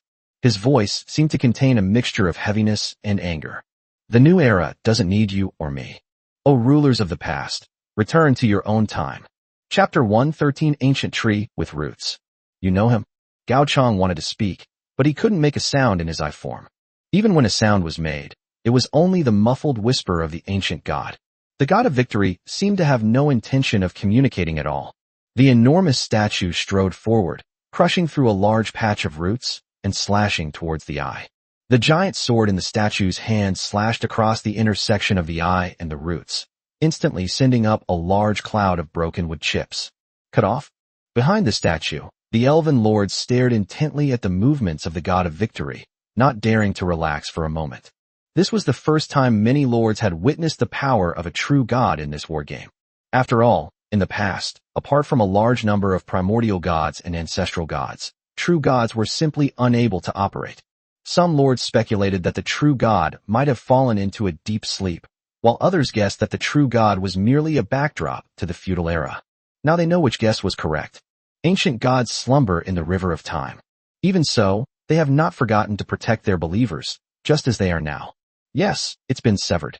Gao Chang, speaking from a first-person perspective, can empathize with her far better than anyone else. The moment the great sword of the god of victory slashed down, it was as if it had severed his neck. Fortunately, this was from the perspective of the eye, so Gao Chang did not feel any pain at all. The neck, however, does not seem to be a weak point of the eyes. Gao Chang shifted his perspective slightly. After the god of victory severed the connection between the eye and the root, the eye is now much more agile. Tentacles climbed directly in the air, and Gao Chang was finally able to switch his perspective to the angle he wanted. At the same time, control over the roots and vines has not been lost. Could this be the legendary splitting up and acting separately? Boom. Under high-intensity control. Suddenly, the roots erupted with a powerful force, imprisoning the statue of the god of victory. The god of victory still wanted to struggle. But soon, the roots had completely grown onto his idol. The weathered statue was cracked with fissures, and roots seeped into almost every crevice. Once the roots had completely eroded the interior of the statue and taken root in the ground, the only movement the statue could make was a slight tremor. Gao Chang controlled his gaze, bringing it close to the statue of the god of victory, and scrutinized the expression on the statue. Approaching the eye, The expression on the statue contained a mixture of hatred, resentment, and a sense of relief. It is not difficult to infer from his previous words that he is aware of data expunged. Perhaps countless years ago, data deletion did something. As for losing to data deletion, the god of victory didn't seem surprised at all. Unfortunately, Gao Chang couldn't control his eyes to speak, and thus lost the opportunity to communicate with the god of victory. Kill me. Bound by the roots, the god of victory suddenly spoke in a voice that could only be heard nearby. His voice this time sounded as faint as a mosquito's buzz compared to before. I would rather disappear from this world forever than sleep forever. And you? Looking at the image appearing before him, the god of victory seemed somewhat mocking. In this new era, new deities are emerging every moment. An old man like you would never understand. In 10,000 years, in 20,000 years, God will continue to progress. God will never perish. Your era will one day pass. After saying this, the expression of the god of victory returned to its original state, and the violent struggle stopped. His time has come. The time he awoke from his eternal slumber was not even enough for him to swing his sword 3 times. Unfortunately, he only swung the sword in his hand once. There might not be another chance for the next strike. Click. A crack appeared on the stone face of the god of victory. The roots grew very quickly, and soon they had spread out, covering the entire face of the god of victory. At this point, the roots and vines were far from stopping developing. The bright red roots climbed continuously, reaching straight into the sky, forming an enormous ancient tree. Where the face of the god of victory had just been covered, a scarlet vertical eye emerged from the tree trunk. At this moment, the attributes of the sacred seed that Gao Chang observed also changed. Ancient tree with roots and vines, mature stage. Characteristics: indescribable, heavenly soldiers descend, ruler of the 3 realms, supreme creator. Supreme creation, warriors of the roots will gain the mimicry trait and will actively learn from stronger beings. Stimulated by the god of victory, that sacred seed became the first of the 3 sacred seeds to mature. Just from the name, Gao Chang could tell that this must be something similar to the ancient war tree of the elves. The moment the ancient root tree opened its scarlet eyes, a large number of root creations fell from its branches. Bang! A gunshot drew Gao Chang's attention. Under the gaze of the eye, the warriors generated by the roots this time no longer possessed enormous bodies. Instead, they appeared petite and delicate. They no longer carry terrifying heavy swords. However, in his hand, there was something called a gun, which was made entirely of roots and vines. Those are witch hunters? Looking at the root warriors' attire, Gao Chang easily associated them with witch hunters. Did these roots learn to use firearms by learning from the stronger ones? The sudden gunfire on the battlefield caught the elven lord completely off guard. But this is far from the end. The first bullet pierced the elven warrior's body. Visibly, veins bulged on the elven warrior's neck, and tiny roots sprouted from his eyes. The bullets from the roots seemed to be more than just physical damage. They also appear to be corrosive to the roots. Just as some elven lords realized this, the elven warrior, who had just been pierced, did not hesitate to draw his sword and behead his own kind. Hey, return, all return to the embrace of the mother tree. The tens of thousands of elves praying beside the shrine were swiftly slaughtered. The number of elves is decreasing, but the influence of the roots is growing ever larger after they drink the blood of the elves. In midair, watching the bloody scene on the ground, Gao Chang slowly severed his connection with his eyes. There's no need to watch any further. If the victorious pantheon can't offer anything more, therefore, the pantheon of victory should no longer be necessary. It lies far within the 5 elements system of gods. Lan Yin has received messages from the other elven lords within the life god system.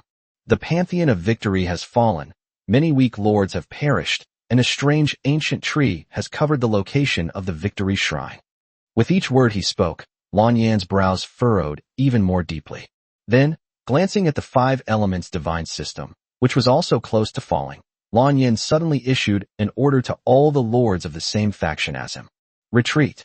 Chapter 114 Contact with Aishir. The pantheons of life and victory have actually retreated?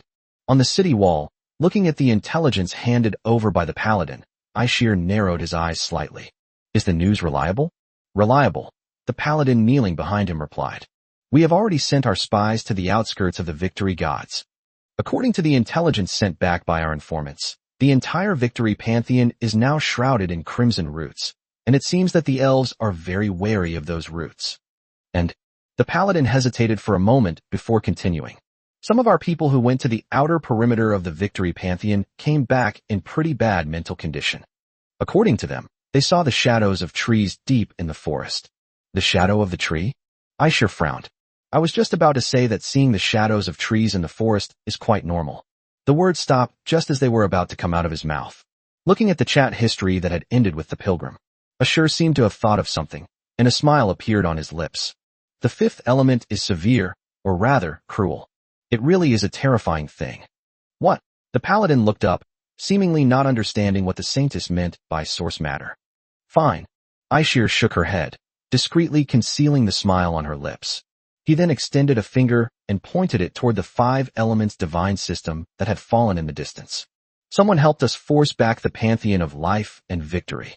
Now, paladins, show your power to our allies. Yes. Everything is for the Lord of Holy Light. After taking the oath, the paladin raised his cross shield and left the section of the city wall where Aishir was located. After all his men had left, Aishir covered her mouth and chuckled softly. This call for help has brought quite a few interesting guys. Upon reopening the chat interface, Aishir sent a friend request. Inside the old shrine. How about it? As soon as his consciousness returned from his eyes, Gao Chang saw Xing Qi's smiling face.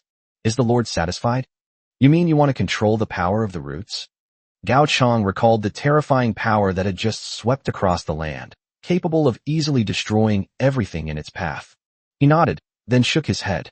The roots are indeed very powerful. In fact, this is a characteristic. Gao Chang couldn't believe what would happen if he brought the power of the roots out of the war game. However, as a lord in a war game, Gao Chang doesn't actually have such a strong need for individual combat strength. Take Yena, for example. The embodiment of atheism seems very strong. But being all alone, he was still forced to the chaotic land of the West by other elven lords who had subjects. Furthermore, unlike atheism, there are prerequisites for manipulating the power of roots. Data deletion. This power can only be unleashed with the protection of data deletion. After leaving this war game, without data expunged, Gao Chang would be unable to predict how the roots and source matter would change. If possible, he would prefer to resolve this problem completely. Suddenly, a prompt for a war game popped up in front of Gao Chang. Player, today I'm a cute little fairy, has requested to add you as a friend. Who is this? Gao Chang scratched his head. He didn't know many lords, and he didn't know who would add him as a friend at this critical moment. I recalled all the people I knew who I hadn't yet added as friends. Could it be Long Xianyao? Or perhaps Yena? Thinking of Yena's face, which appealed to both men and women, Gao Chang shuddered and shook his head violently. Turtle, I dare not think about it. I absolutely dare not think about it. Although there was malicious speculation about who could possibly use such a name. But Gao Chang still casually accepted the friend request. Today I'm also a cute little fairy. Hello? Would you like to ask if you have any plans to become a child of our saints, dear? They're actually from the saints? Looking at the message in the chat box, Gao Chang shuddered once again. In his experience, anyone who has this kind of name and speaks in this tone is definitely a burly, uncouth man. However, upon seeing the invitation, Gao Chang asked a question in surprise. If it's this kind of invitation, why isn't it delivered by a pilgrim? The other party quickly sent a reply. Because you used unpurified reverse Kabbalah essence, the saint is temporarily unable to fulfill his promise, dear. However, we have found a way to purify the source material. So this invitation can actually be considered a personal invitation from me. However, if you want to purify the source essence within your body, you'll still need to make a trip to the Cathedral of the Holy Light Pantheon, dear. A Cathedral of the Holy Light Pantheon? Looking at the address the other party gave him, Gao Chang was about 70% convinced of their identity. The Holy Light Pantheon is under the control of the saints. Since the location they mentioned is here, it seems they are definitely from the saints. Since that's the case, there's nothing wrong with meeting them. As for the reason for this trip, Gao Chang glanced at the Victory God system, which had persevered until now. It can only be said that the will of the Victory Gods is quite firm. Even when the territory was almost completely lost, they managed to maintain their war weariness and avoid immediate surrender by relying solely on a portion of the troops that were out on the front lines. Since that's the case, then we can only make things harder for them. Turning his head to the side, Gao Chang suddenly spoke up, Xing Qi. Oh, please call Jiu Luo and the others for me. So, Lord, you mean to go to war? Jiu Luo asked with a smile as she stood to the side. The Lord knows this too, doesn't he? At this stage, people's enthusiasm for going out is, well, not very high. Gao Chang naturally understood Jiu Luo's implied meaning. The destruction of the Holy Land twice in a row was mainly due to the power of data expunged. This proves that for most of the people, the so-called holy sites are really not important. Without the generals provoking the people, most people would naturally be unwilling to go on a long journey. Then let's select some people who are willing to make the trip and travel light. As he spoke, Gao Chang glanced at Xingqi. Xingqi immediately raised his hands in surrender with a wry smile. I haven't left this shrine for so many years, please don't make things difficult for me. Then Sasha? Gao Chang looked toward the corner. Sensing Gao Chang's attention, Sasha hugged Shui Ran tightly. I'll go with Sister Shui Ran. Shui Ran gave a wry smile. In fact, as the holy maiden of the snow god, she rarely travels far from home. However, feeling Gao Chang's gaze, Shui Ran still nodded shyly. All right. Jiu Luo clapped her hands. In that case, let's invite Bai Huxiu and the others as well. Chapter 1:15 Preparations before departure. I'm not going. I'm not going. I'm not going. Bai Huxiu rolled around on the sofa. Gao Chang's lips twitched. Why didn't he see Bai Huxiu acting like a child when he went to the chicken god shrine last time? Sure enough, as the distance traveled increases, will the residents' willingness to go out also decline sharply? Seizing the opportunity, Jiu Luo suddenly reached out a hand, grabbed Bai Huxiu's ear, and dragged him away. With a dark expression, Jiu Luo asked with a smile. It is your honor to serve the Lord. Isn't that right, my dear commander-in-chief? Bai Huxiu immediately wilted like a frostbitten eggplant. You know what the situation is like outside, Sister Jiu Luo. How about we wait a few more days? Jiu Luo glanced at Gao Chang's position out of the corner of her eye. If we wait a few more days, it might be too late to deal with the Lord's matter. Okay, I got it. Having broken free from Jiu Luo's grasp, Bai Huxiu listlessly began to reorganize the witch hunter squad. Unlike my last visit to the chicken god shrine, this time, Gao Chang saw Bai Huxiu find a number of wagons armed with firearms in a dusty warehouse within the territory. Transportation wagon. Characteristics. Indestructible, well-stocked with ammunition, capable of laying mines. Huff, huff. Bai Huxiu pouted, blew the dust off the carriage, and then turned his head and coughed twice. It's an old thing that I haven't used in years. I really don't know if it can still run. That? Shui Ran suddenly asked in a low voice. How can we get these carriages moving? Seeing that the carriage was covered in dust, she, being a clean person, couldn't help but wipe it with a cloth. But when she touched the carriage, the sheer weight made her realize that it was made entirely of extremely thick steel. If you use a regular horse to pull the cart, the horse will be exhausted, right? Oh, this? You don't need to worry about that. Sasha's voice suddenly came from behind. Everyone turned to look, and saw that Sasha was followed by dozens of knights. Sasha reached out and patted their armor. Clang, clang, clang, clang. These are the ones who pull our cart. It consumes 0 fuel per 100 kilometers. Ignoring Sasha's strange remarks, the guardian knights silently stood in front of the carriage. Seeing the knights so close, Shui Ran awkwardly reached out her hand to greet him. Good morning, knights.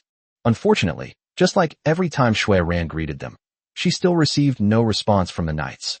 Bai Huxiu connected the carriage to the warhorse under the guardian knight. The knights then moved forward and pulled the carriage out of the warehouse. All right then. Bai Huxiu nodded. It looks like it can still move. I'll have to trouble Sister Wangchuan later, Sasha added. Transporting these heavy, bulky machines across the river is not something that can be done with ordinary rafts. Upon arriving at the River of Oblivion, the group immediately spotted a somewhat familiar figure. Gao Chang suddenly let out a huh. You didn't throw him out? To his surprise, the old man who had previously spread the name of his territory to the west was still there. Judging from his current appearance, it seems he's using a hard piece of bread to help Wangchuan build a nest. As for the other refugees who were lucky enough to survive in the fire and minefield, they have long since disappeared. Because Sister Wangchuan likes it, Sasha explained. Sasha then whispered in Gao Chang's ear. We were originally planning to throw him across the river to fend for himself, but he drifted back with the current on his own. I never expected that Sister Wangchuan would like older men. Not like me. Sasha pulled Shui Ran from the carriage and hugged her tightly, rubbing against her twice. I like it cold. After Sasha finished speaking loudly, Gao Chang suddenly realized what was happening and covered his face. Do you remember what Jiu Luo once told you? What did the chef say? Sasha tilted her head. Then she stuck out her tongue and chuckled. I forgot, hee hee. Then I'll help you remember. Luo's sinister voice came from behind Sasha. Thump. Luo's fist was already landing on Sasha's head. Don't you dare start plotting with me so loudly. Apologize to Wang Chuan immediately. Look in the direction Luo is pointing. After hearing what Sasha had just said, Wang Chuan's expressionless face turned red once again. The fishing line in her hand was spinning rapidly. Just as the fishing line was about to run out, the old man, with quick reflexes, snatched the fishing rod from Wang Chuan's hand. That's not how you fish, the old man said kindly, ruffling Wang Chuan's hair. The blush on Wang Chuan's face gradually disappeared. They ignored the old man, but also showed no resistance. Gao Chang rubbed his chin and looked towards the river of oblivion.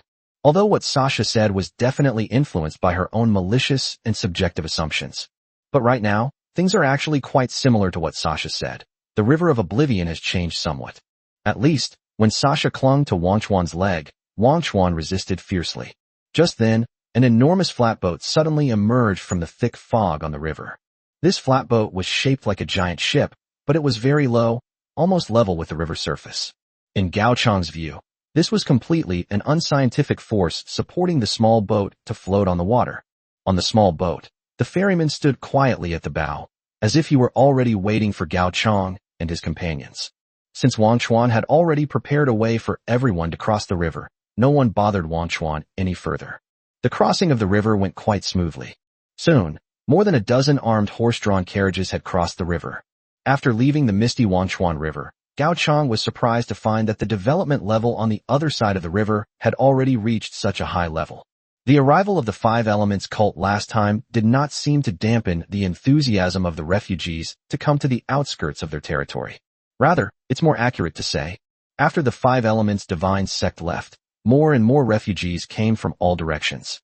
They even built defensive structures facing outwards, relying on the natural barrier of the river of oblivion as their backing.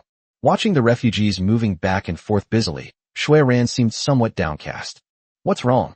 Gao Chang couldn't help but ask. I actually know the background of many of them, Shui Ran sighed. A follower of the mountain god, a follower of the north wind god, a follower of the aurora lord. It seems that the snow god is not the only divine court in the west to have fallen. A hint of reluctance flickered in Shui Ran's eyes. Perhaps the temples of the 9 main gods in the west have all fallen. The implications of the fall of the temple of the true God in the face of a large number of believers in primordial gods and ancestral deities are self-evident. Those believers who are lucky enough will be killed on the spot. Those who are unlucky may be taken away by the followers of other gods and become offerings to the gods or props for ancestral sacrifices. Chapter 116 God of Mountains. She's right, Bai Hushio suddenly said. After leaving the area of the River of Oblivion, Bai Hushio returned to his reliable demeanor and was carefully wiping the spear in his hand. Holding the gun, Bai Hushio glanced outside the car before saying meaningfully, "That's why our journey here might not be so peaceful." No. Shui Ran shook her head. I don't think anyone would dare to intercept you. She had seen Bai Hushio use a bunch of thick pipes to riddle the god of hunting with holes. The god of the hunt and his followers were not weak among the primordial gods of the West. The ability to hunt down the god of hunting without taking damage, such strength is something few divine courts in the entire West would dare to provoke. Even if we say that the followers of several primordial gods united, it is unlikely. The followers of different gods are inherently fighting each other. If it weren't for the presence of several divine courts in the East, the followers of those primordial gods wouldn't have dared to unite and attack the temple of the true god. At this moment, the group's convoy was not a temple, so it was not a big target and unlikely to attract an attack from the followers of the primordial god. How do you know they wouldn't dare? Bai Hushio asked with a smile. At this moment, everyone had left the refugees' makeshift camp and began to walk onto the main road leading east. Fortunately, the wars over the years have built many roads, and if we maintain this speed at full capacity, it won't take more than 3 days to reach the east. During the journey, Jiu Luo took the opportunity to survey the surrounding environment of the main road. If I remember correctly, taking this main road should lead us right past the temple of the mountain god. This was inevitable. Side streets may not have as many rules, but main roads are inevitably connected to the various divine courts. Walking along the main road, one will inevitably pass by the temples of the major divine courts. Sometimes, certain shrines would set up roadblocks and charge fees to passing travelers. However, the issue we need to consider right now is not whether or not there is a cost. Upon hearing Jiuluo's words, Shui Ran's face turned pale. Judging from the refugees she had just seen, the shrine of the mountain god should have already fallen. In other words, the best-case scenario is that the barbarians leave after looting the shrine of the mountain god. The worst-case scenario is that the barbarians simply settle there. Shui Ran didn't dare to even think about what would happen next if things went as planned. Suddenly, the carriage shook violently, and the sound of something being run over could be heard outside. Shui Ran opened a small window of the carriage and looked behind it. Her face instantly paled a little. There stood the figure of a barbarian, impaled by a knight's lance. The carriages kept running over him, and even though he wasn't killed at first, he was now beyond dead. Of course, Shui Ran was not afraid of the barbarians' deaths. Instead, it made her think of something bad. They had barely approached the territory of the mountain god when they encountered scattered barbarians. It was unimaginable how dense the barbarian population would be near the core. Suddenly, the carriage stopped. What happened? Sasha peeked out. Directly ahead of the main road, it appeared that a landslide had occurred, with a large amount of rubble and mud blocking the convoy's path. To make matters worse, directly above the landslide, a large number of barbarians emerged, looking down at the convoy as if they were prey to be slaughtered. Gibberish. The barbarian was muttering something Gao Chong couldn't understand. Gao Chong tapped Sasha on the shoulder. Translate. Oh. Sasha listened to the barbarian talking for a while. They say they are followers of the mountain god, and all travelers who pass through here must offer a blood sacrifice to the mountain god before they can leave. No. Shui Ran interrupted Sasha, saying seriously, the mountain god is a very, very good god. How could he possibly ask his followers to perform a blood sacrifice for him? Sasha shrugged. Perhaps it's because they're talking about the god of this mountain. He then pointed forward. The two enormous wild boars shook themselves and emerged from the mud. When they appeared, everyone was immediately enveloped in their shadow. Gurgle. Shui Ran shrank further into the carriage, trembling as she asked, What is this? The god of the hunt was the largest primordial god she had ever seen. Even so, it was still less than 1/10 the size of the two gods before them. A god of that physique could probably wipe out the entire convoy with a single kick, Shui Ran thought silently, tears streaming down her face. The god who guards the mountain and the god who shakes the mountain. Together they form the mountain god I just mentioned. Sasha nodded as if it were the most natural thing in the world. After speaking, Sasha looked at the giant wild boar in front of her, whose chin she had to look up to see, and licked her lips. The hunting gods they had seen before were less than 1/10 the size of them, yet they could feed everyone for several months. This mountain god. That should be enough to feed many more people for a year. Gibberish. Just then, something the barbarian said made Sasha raise her eyebrows. Gibberish. Sasha suddenly responded. The barbarian was stunned for a moment, then looked at Sasha in disbelief, and they started arguing back and forth. Immediately, Gao Chong saw the barbarian's face turn red, and he was yelling and roaring in anger on the sand. What exactly did you say to them? Gao Chong couldn't help but ask. It's nothing. They just said that my delicate skin and tender flesh are not enough for the mountain god to eat, so let them have their own taste. Then I said, why don't you hairless gorillas worship your ancestors? Instead, you worship 2 big meat buns. And then they got angry. Sasha shrugged. What a bunch of guys who can't take a joke. Gao Chong suppressed a laugh and gave Sasha a thumbs up. Using 2 large meat buns as a metaphor for the 2 gods who guard the mountain and shake the peak is indeed a rhetorical device that Sasha likes. No wonder he's a perfect diplomat with 9 gold attributes. When Sasha gets really sharp-tongued, she'll slap people in the face and expose their weaknesses when she insults them. Who can stand that? Careful. Baihushio suddenly reached out and pulled Sasha back, while also closing the small window of the armored carriage. Bang bang bang. A noise was heard from the outside. Enraged, the barbarian pulled out his musket and launched an attack on the convoy that was surrounded below. Baihushio rubbed the spear in his hand, his expression somewhat cold. I was right after all. The defeat of the followers of the true god is not simply a matter of their gods receiving sustenance. These followers of the original gods have inherited the technology of the true gods. Given time, they may really become the new mountain gods, just as Sasha said. Chapter 117 Butterfly Thunder. But, they want to fight us? Baihushio's eyes suddenly turned cold, startling Shui Ran. Realizing he had frightened Shui Ran, Baihushio shook his head, looked away, and then chuckled softly. Since they want to fight, let them fight. After saying that, Baihushio fired a few shots into the sky in a rhythmic manner, and the convoy began to move slowly again. In fact, the barbarians' muskets are not very penetrating. Those unpolished, round marbles, even if they hit the guardian knights, were easily deflected by their thick armor.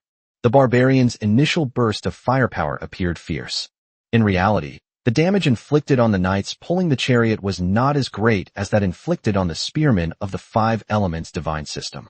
There was a reason why the god of hunting looked down on firearms. Firearms have slow damage, slow reload, low armor penetration, and expensive ammunition. After several rounds of intense firing, the sound of the muskets from the barbarians has become sparse. Some barbarians even picked up their crossbows again and started shooting at the carriage. Unfortunately, that's not the case. Even with sharpened crossbows, they still couldn't penetrate the outer iron armor of the carriage. Just then, a dozen or so armed horse-drawn carriages suddenly lifted their top covers. Through the small window that was quietly opened, Gao Chong saw a large number of black dots being blasted away and splashed into the sky where the barbarians were. As you get closer, those black dots seem like butterflies fluttering in the air, until they completely sink into the mud. A brief pause of just a few seconds. Boom, boom, boom. Countless flames erupted from the mud, followed by the helpless howls of the barbarians. Shrapnel flew out of the mud, killing or maiming any barbarians it encountered. Numerous severed limbs lay forlornly on the ground. The barbarian camp, which had been firing indiscriminately just moments before, had instantly transformed into a living hell. After flipping through the technology tree, Gao Chong finally found the description of this thing at the very top. Butterfly mine. Description: wide area anti-personnel mine, capable of causing disabling and disability to infantry units with 100% success rate. Characteristics: inexpensive, anti-infantry. Even among all landmines, this is considered quite inhumane. Because its primary purpose is to maim rather than kill, a butterfly bomb typically requires less than 10 grams of gunpowder. Within the fire and lightning array of the wall of size, the cost of each fire and lightning bolt is dozens or even hundreds of times that of these butterfly lightning bolts. However, the instantaneous death caused by fire and lightning cannot compare to the cruelty of these butterfly-shaped mines. Countless years ago, those who had the privilege of facing these landmines called them black butterflies that brought death. The butterfly mine has no possibility of being defused. Their low cost means that once activated, they have no safety measures and are completely explosive. Any being that comes into contact with the butterfly mine will be sent flying. Without rescue, they can only slowly await death amidst excruciating pain and mud. I didn't expect that these old things in the inventory could still be used. Baihushio seemed somewhat surprised that the butterfly mine could be used normally, because he had no idea how long these dusty old things had been stored in the warehouse. It seems that these things were already covered in dust when he had memories of them. These things are usually just left in the old warehouse, exposed to the wind and sun all day long, and no one has ever thought of taking care of them. However, since these old things were still usable, Baihushio naturally held back his subsequent actions. Originally, Baihushio's plan was that if the butterfly thunder failed to work, he would have no choice but to command the witch hunters to fight against the barbarians outside. In any case, the armored carriage was equipped with special firing ports, so the outside could not hit the inside, but the inside could hit the outside. In any case, this is an unequal battle. However, it is quite obvious that the butterfly mine is more effective than expected. Outside the carriage, the smells of gunpowder and blood mingled together in the air. Since the butterfly mines were deployed, the barbarian attacks on the wagons have never been able to take off. They've started to get scared. Besides the butterfly mines that were activated immediately upon landing, there were also a large number of butterfly mines hidden in the muddy areas. In a densely packed minefield, every action a barbarian takes is a gamble with their life. They are brave, but that doesn't mean they are fearless. Listening to the screams of their companions still echoing around them, it seemed that every second they stood in this minefield was a form of mental torture for the savages who remained standing. However, what Gao Chong couldn't understand at this moment was, even though many believers have died or been injured, the two gods, Jinshan and Manhwa, were simply watching from the back. Given their size, they could easily run over the convoy with a simple step, and the butterfly mines with their small explosive power wouldn't be able to harm them, right? So what are they afraid of? Unseen by Gao Chong, twisted tentacles had already crawled all over every corner of the armored carriage's exterior. Several round eyes were open on the tentacles. Data deleted. In fact, he had always been following behind Gao Chong. but his eyes were invisible to mortals. Unlike ordinary people, God can be seen. To the two large wild boars, which were as tall as small hills, the dozen or so small carriages now exuded an inexplicable threat. The threat was not death, but a fear stemming from the unknown. Every single one of their cells is issuing a warning at this moment. Staying here any longer might lead to something unfortunate. Boom. The god who could shake mountains was moved. But this time, the action was not forward, but backward. As the barbarians stared in disbelief, the two gods retreated step by step. As the two enormous gods departed, the obstacles that had blocked the road collapsed backward with a deafening roar. Mud and sand flowed to the ground, and broken branches and leaves were scattered everywhere. Of course, there are also butterfly mines that are occasionally detonated by collisions. After retreating a certain distance, the two gods finally laid down again. Because their hair was covered in clods of dirt and mud, from a distance, the two deities seemed to have merged with the layered mountains, making it difficult to distinguish them from each other. Both big meat buns ran away. Sasha pouted, seemingly unhappy. Seeing a hint of resentment in Sasha's eyes, Baihushio very consciously turned his head away and began humming a little tune. The god hunting bullet is actually a standard ammunition for witch hunters. The reason I didn't attack just now was simply because Baihushio was too lazy to do it. Traveling far away is tiring enough. Seeing that no one was responding to her, Sasha could only hug Shui Ran tightly, giving them a look that said, "I'm ignoring you all." Seeing this, Gao Chang smiled and ruffled Sasha's hair. Next time for sure. Chapter 118. Today is also a cute little fairy. This time it was because of the saint's invitation. In order to completely resolve the issue of the reverse Kabbalah source, Gao Chang needs to make a trip to the Cathedral of the Holy Light Pantheon as soon as possible. Once the source quality issue is resolved. No, after the fallen empire awakens. What god of mountains? What god of mountains? At that time, Gao Chang wouldn't mind if Sasha set up two huge barbecue grills, one for original flavor and one for spicy flavor. Hearing Gao Chang say this, Sasha nodded in Shui Ran's arms. Traveling is always boring. Although Gao Chang encountered many enormous primordial gods along the way, none of them could compare to the terrifying size of the two gods who shook mountains and shattered peaks. Most of the gods, upon seeing Gao Chang's convoy, consciously kept their distance. Only a few individuals who appear to be mentally unstable will launch an attack on the convoy. As a result, it naturally became the main dish or side dish during the team's rest periods. However, apart from these primordial gods, the only feeling one gets from the entire West is one of desolation. Before entering this war game, according to the information Gao Chang obtained, there are many smaller beliefs within this game. For example, the pot god, the broom god, and so on. These gods were neither true gods nor even noticed by the original gods. They were nothing more than the smallest of the small fry. At the same time, they have no power and cannot bestow any great blessings. For example, the blessing of the broom god can only make the floor in your home a little smoother and cleaner. Such a deity can be created with just a few believers or a small family. They often protect a family, generation after generation. Therefore, they became what are known as ancestral gods. In fact, in a world where every flower and blade of grass can be a god, their number should be the largest. However, despite traveling so far in the West, Gao Chang had never seen a single one of the ancestral gods mentioned in the intelligence report. The world seems to have gone wrong. In the face of endless war, no independent family or village can survive on this land. All that remains are piles of bones scattered along the roadside. Some of the bones were very new, while others seemed to have been dried out for several years. Not only humans, but Gao Chang saw the figures of various races among the bones.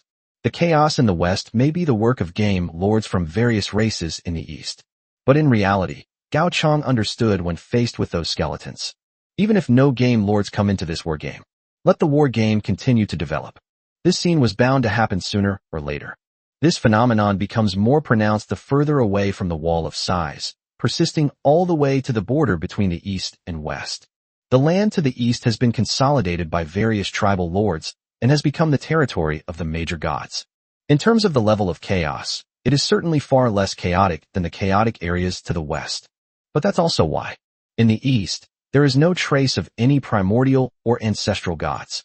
Most of those gods were either completely suppressed by the forces of the righteous gods or had their gold coins stolen by the game lords. Is this what the east looks like? As she stepped into the lands of the various righteous gods, Shui Ran couldn't help but show a curious expression, although she was the holy maiden of the snow goddess. However, in the past, Shui Ran had always stayed by the side of the snow goddess day and night, and had no chance to go out and play. So this was the first time Shui Ran had seen what the east looked like. Only, isn't this eastern side a bit too eerie? Looking at the red roots that covered the forest and the branches and leaves that even sunlight could hardly penetrate, Shui Ran couldn't help but swallow. According to Gao Chang's plan, the trip to the Holy Light Pantheon was intended to pass directly through the center of the Victory Pantheon. Because the ancient tree roots are planted here, passing through here can perfectly avoid contact with other ethnic groups. That's why Shui Ran is seeing the scene she's witnessing now. Currently, apart from the quietly moving roots, there are almost no living things in the Victory Pantheon. Shui Ran even had the strange feeling that those bright red roots were watching her.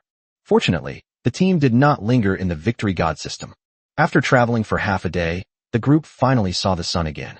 Seeing the massive city wall built by the saints before her, Shui Ran couldn't help but feel tears welling up in her eyes.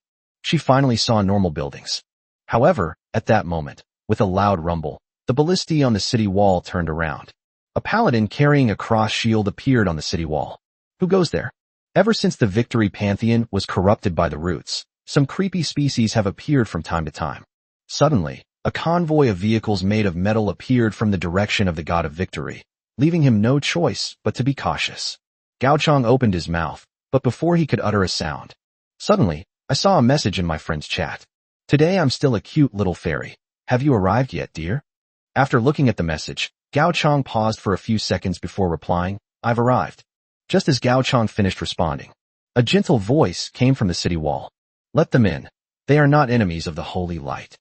After the voice finished speaking, the ballista, which had been vaguely aimed downwards, was retracted. A small gate at the foot of the city wall opened, seemingly welcoming Gao Chang's arrival.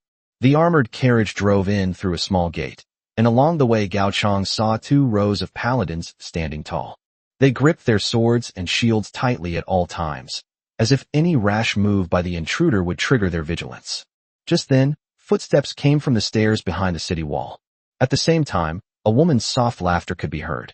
I have long admired your name, the holder of the reverse Kabbalah source V. At the same time, the holy light welcomes your arrival. The owner of the voice came into the convoy's view. It was a woman dressed in ceremonial robes. The golden threads that outlined the unique texture added a strong sense of holiness to her pure white sacrificial robes. At that moment, the scepter in the woman's hand gently fell to the ground. I am Ashur, the newly ordained holy son of the saints, and the one who invites you to join the saints. Oh, Gao Chang climbed out of the carriage and nodded as if he understood. You're a lovely fairy, even today. The air instantly became awkward. Ashur blushed and turned her head away. She could clearly see the paladins on guard looking at her with puzzled and curious eyes. Cough, cough. After a while, Ashur coughed twice to ease the awkwardness. Turning her head back, Ashur said seriously, Aren't you curious? Why would I invite you to join the saints at this time, before you have been able to purify the source essence within your body? How can I help you purify the source substance? And what are my intentions towards you? Chapter 119 Personal Thoughts. Excuse me, did you just mention intent? Baihushio walked out from behind Gao Chang. Before the naked eye could even react, Ashur felt a gun pressed against his forehead. Although she only had a musket, she wasn't a heavily armored warrior. This thing was enough to kill a defenseless saintess like her. What are you doing? Only then did the paladins on both sides react, and immediately became alert. Ashur raised his hands with a wry smile. Put down your swords and shields. Also, I was just joking. I was just joking. Baihushio squinted as he put the pistol back to his waist. Otherwise, you wouldn't have had time to explain to me. What a fast man. Ashur thought to herself, a strange glint in her eyes as she looked at Baihushio. This is the second time. On both occasions, Ashur failed to see his movements clearly, even the second time when he was already prepared. After Baihushio finished speaking, more than a dozen witch hunters got off from each of the dozen or so carriages behind him, accompanied by knights who pulled a chariot. Right now, these paladins are probably not enough to stop them. So, don't you have anything you want to say? Gao Chang asked Ashur. For example, why invite me to join the saints now, and what methods will be used to help me purify my source matter? Hearing Gao Chang's question, a mysterious smile once again appeared on Ashur's face. Purifying the source also requires the cooperation of one person. That's another lord who entered this war game through a distress call, just like you. As for the specifics, you'll find out in a bit. I sure stopped joking, and the tense atmosphere on the field just now dissipated as if it were a joke. Actually, what I really wanted to say was the reason for inviting you to join the Saints. Ashur pointed out the way and explained. Since you accepted the Saints' commission, you should be aware of that, right? Several of our holy sons were accidentally killed in a higher-level war game. Although the loss of a few holy sons is of little consequence to the Saints. But it's inevitable, there's a lack of successors in the leadership, so we have to quickly promote a new holy son to take over. This has led to, well, some mediocre and incompetent people also getting mixed in. Ashur's words seemed to be full of prejudice against certain people. By this time, everyone had already moved some distance away from the city wall. After passing the section of the city wall guarded by the Holy Light Pantheon, Gao Chang saw many game lords and soldiers from the Five Elements Pantheon. You should be familiar with them, right? I sure glanced at Gao Chang out of the corner of her eye. Gao Chang nodded. Rather, he had a vivid memory of those guys who slaughtered the chicken god. However, it seems that after they withdrew from the outskirts of Gao Chang's territory, they were unable to arrive in time to support their own pantheon. There is currently no need for the Five Elements divine system to provide support. As lords under the Saints, the main forces of these Five Elements pantheons were naturally divided up and distributed among the other pantheons under the Saints to continue to shine. Aishir continued, the Five Elements divine system's standing combat strength ranks among the top in the entire East. If it weren't for some idiot with a head full of lewd nonsense who transferred away all the main forces that were the backbone, even if all the races united, it would have been almost impossible to take down the Five Elements divine system. At this point, Ashir couldn't help but grit her teeth in anger. The collapse of the Five Elements pantheon allowed several foreign pantheons that had been under constant pressure from the Holy Foot to breathe a sigh of relief. This also wiped out most of the advantages that the Saints had painstakingly built up in this game. That's why I invited you. I sure sighed. You've seen the consequences of promoting new sages from the bottom up. Although I, like the other holy sons, come from the bottom of the Saints, at this point in time, to be on the safe side, I still prefer to seek outside help. Of course, this is just my personal opinion. The higher-ups of the Saints are not aware of your invitations, or the invitations you and others have received. Wait a minute. Gao Chang interrupted Ashir. Rubbing his chin, Gao Chang looked at Ashir with a strange expression. According to you, the Holy Son should be the commander of the Saints' forces in a war game, right? Are you planning to hand over the command of the Five Elements divine system to me? Ashir nodded, then shook his head. He then explained, it's not just you. I've also found several other candidates for sainthood. I plan to give each of you some command authority over the soldiers. After all, 100,000 is a huge number, and not one person can mobilize them at will. If you don't want to take on the role of the Holy Son, that's fine too. In this selection of the Holy Son, I value his worth even more. So whether you are willing to take on the position of the Holy Son or not, solving your source matter problem will be our advance payment. Let's just consider it a small investment we're making. Having said that, Ashir stopped in front of Gao Chang. With arms outstretched, a holy light shone before everyone. Welcome to the Cathedral of the Lord of Holy Light. Upon entering the cathedral, everyone looked around. The church's interior walls are painted white, and the windows are all stained glass, creating an atmosphere of sacredness and inviolability. But Ashur did not stop. She had not yet reached her true destination. He casually waved away the paladins following behind him. Ashur walked to the front of the cathedral's pulpit, squatted down, and gently activated a mechanism under the pulpit table. A slight rustling sound was heard. In front of the group, the baptismal font inside the cathedral turned to the side, revealing a dark passageway beneath it. Ashir closed her eyes and gently made the sign of the cross on her chest. Without the cover of darkness, the brilliance of the holy light cannot be highlighted. Immediately, Ashir opened her eyes and gestured to Gao Chang. Come with me. The others should already be waiting for us. Gao Chang moved forward, and Zhou Luo and the others naturally followed, but Aicr obviously did not intend to stop him. This made Gao Chang curious about what was below the passage. Even Ashur's own people have to avoid it, but outsiders don't. Gao Chang's curiosity was quickly answered. Walking along the passage to the end, you'll see a huge underground facility. After the Holy Light Pantheon hollowed out the ground, it used 8 huge stone pillars to support the underground pit so that it would not collapse. And in the very center of the 8 stone pillars, the statue of the Lord of Holy Light stands there. The statue constantly emitted light, so much so that even underground, the view was not obstructed at all. Only, Gao Chang squinted. There was a very strong, fishy smell throughout the entire underground facility. Chapter 120 The Two Sides of Holy Light. Oh, you've arrived. A clear male voice came from behind the statue of the Lord of Holy Light. Ashir responded in the direction from which the sound had come before leading Gao Chang toward the statue. Beyond the statue, what came into Gao Chang's view was a ground littered with the corpses of elves.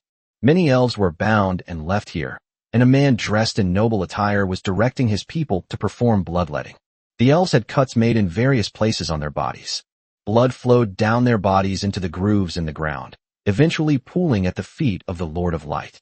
This is Mr. Wenze, AI Sierra introduced to Gao Chang with a smile. Like you, Mr. Wenze is also one of the lords who joined this war game through the call for aid. After saying that, Ashir turned to Wenze and introduced Gao Chang. This is Mr. Gao Chang, the holder of the reverse Kabbalah source V Cruelty. Yes, I've heard of him.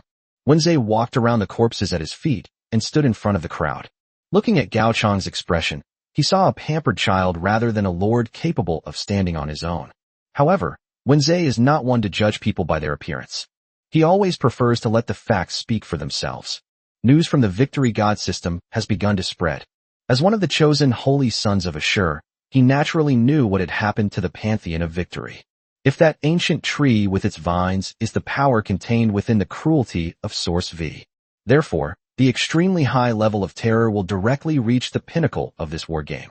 Fortunately, they were not enemies. I'm the one who helped you purify your source essence this time, Wenze said. I wonder if the Holy Maiden has already told you about my blessing halfway through the journey. The Two Sides of Holy Light. Synopsis. Darkness is what makes light shine. If darkness were to disappear, all the remaining light would become darkness itself. Effect. Reverse one attribute by offering sacrifices to the Lord of Light. Requirement. A Lord of Holy Light exists in this world. This is actually a very weak blessing. At least in the eyes of many, the effect was not even as good as the blessing and divine protection that Suyukai received. When Wenze first entered this war game, his initial use of this blessing was limited to reversing injuries. Through this blessing, Wenze can reverse a healing wound into a tearing wound, and vice versa. It seems to be fine. It can be used for both offense and defense. However, the two drawbacks of requiring sacrifices and targeting a single target make this blessing utterly useless. All of this will continue until Ashur finds him. He explained the blessed power he had received. Wenze glanced at Ashir with a look of awe.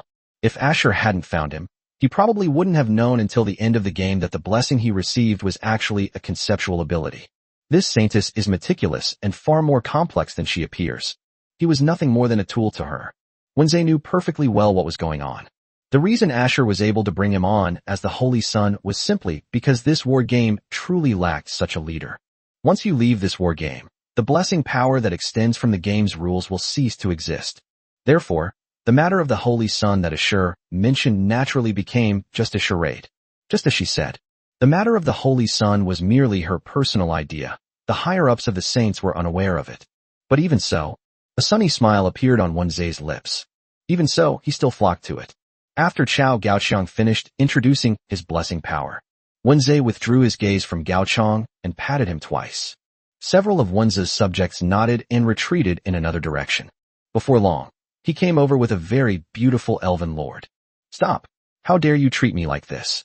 Chiao Wu cursed loudly while being bound hand and foot. You will be punished for such desecration of my beauty. Just wait and see. Those who admire me will soon storm your temples, smash your bones, and feast on your flesh. Mmm. Before Chiao Wu could finish her curse, when Zenabu covered her mouth. At this moment, Chiao Wu could only glare fiercely at everyone present.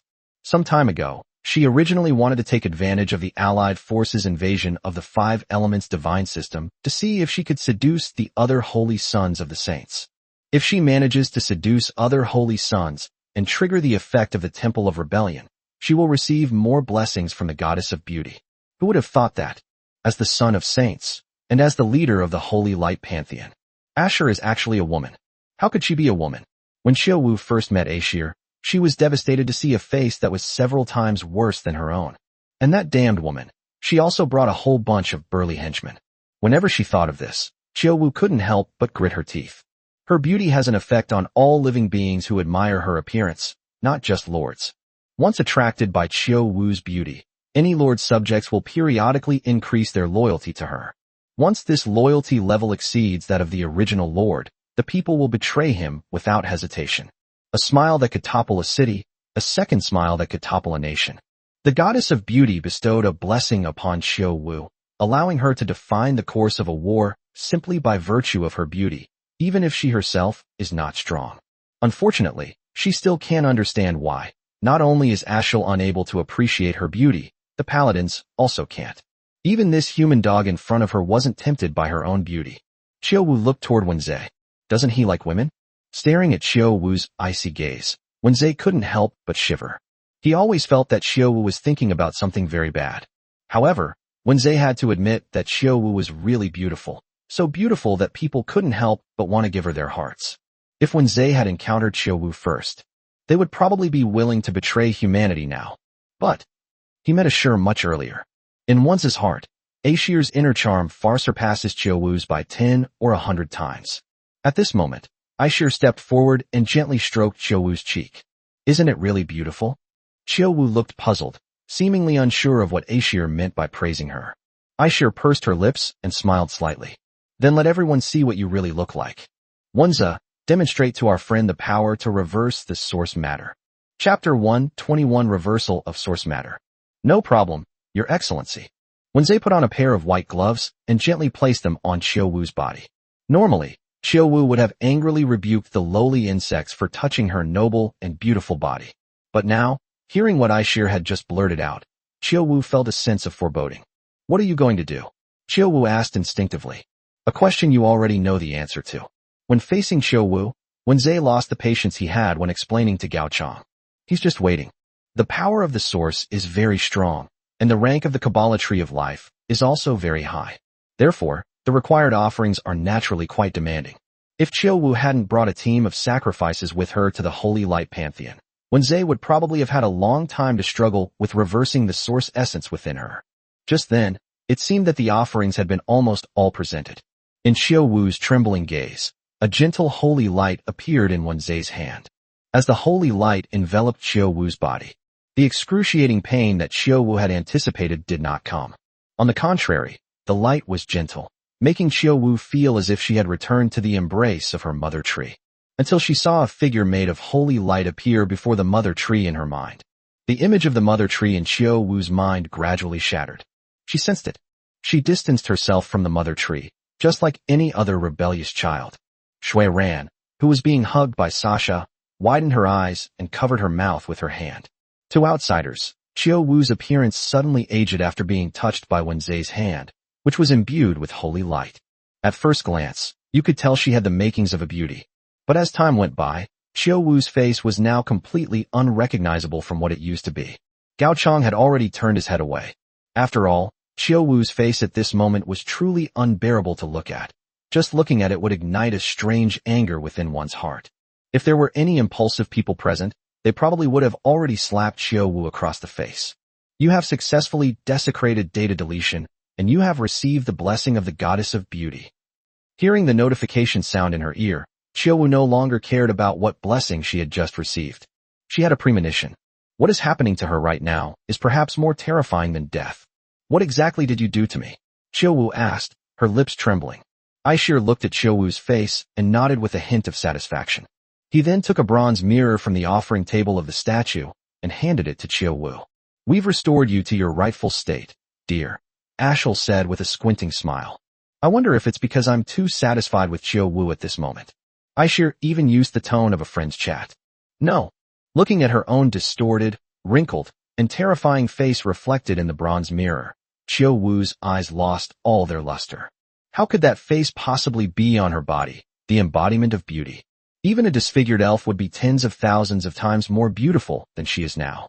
If Chiu Wu were released at this moment, putting everything else aside, it's not impossible for someone with a weak constitution to be scared to death in the middle of the night. Is that all? Seeing Chiu Wu suddenly lose her composure and become like a walking corpse, Ashir curled her lip. The claim that being corrupted makes you 3 times stronger isn't just a figure of speech. In the research of saints, The power brought by reverse Kabbalah source matter is usually far stronger than that of Kabbalah source matter. Just now, Aishir was worried that after the source essence was reversed, the autumn dance would suddenly go berserk and smash up the cathedral or something. But now it seems. She seems to genuinely resist the power of the reverse Kabbalah source. Aishir had originally intended to slap Chiowu's face to mock her, but looking at that ugly face now, she couldn't bring herself to do it. Okay, she admits she's a little bit of a looks-obsessed person. Let's get started. Aishir turned her head away, no longer looking at Chiowu's face. Wenze nodded, then called out to the people beside him.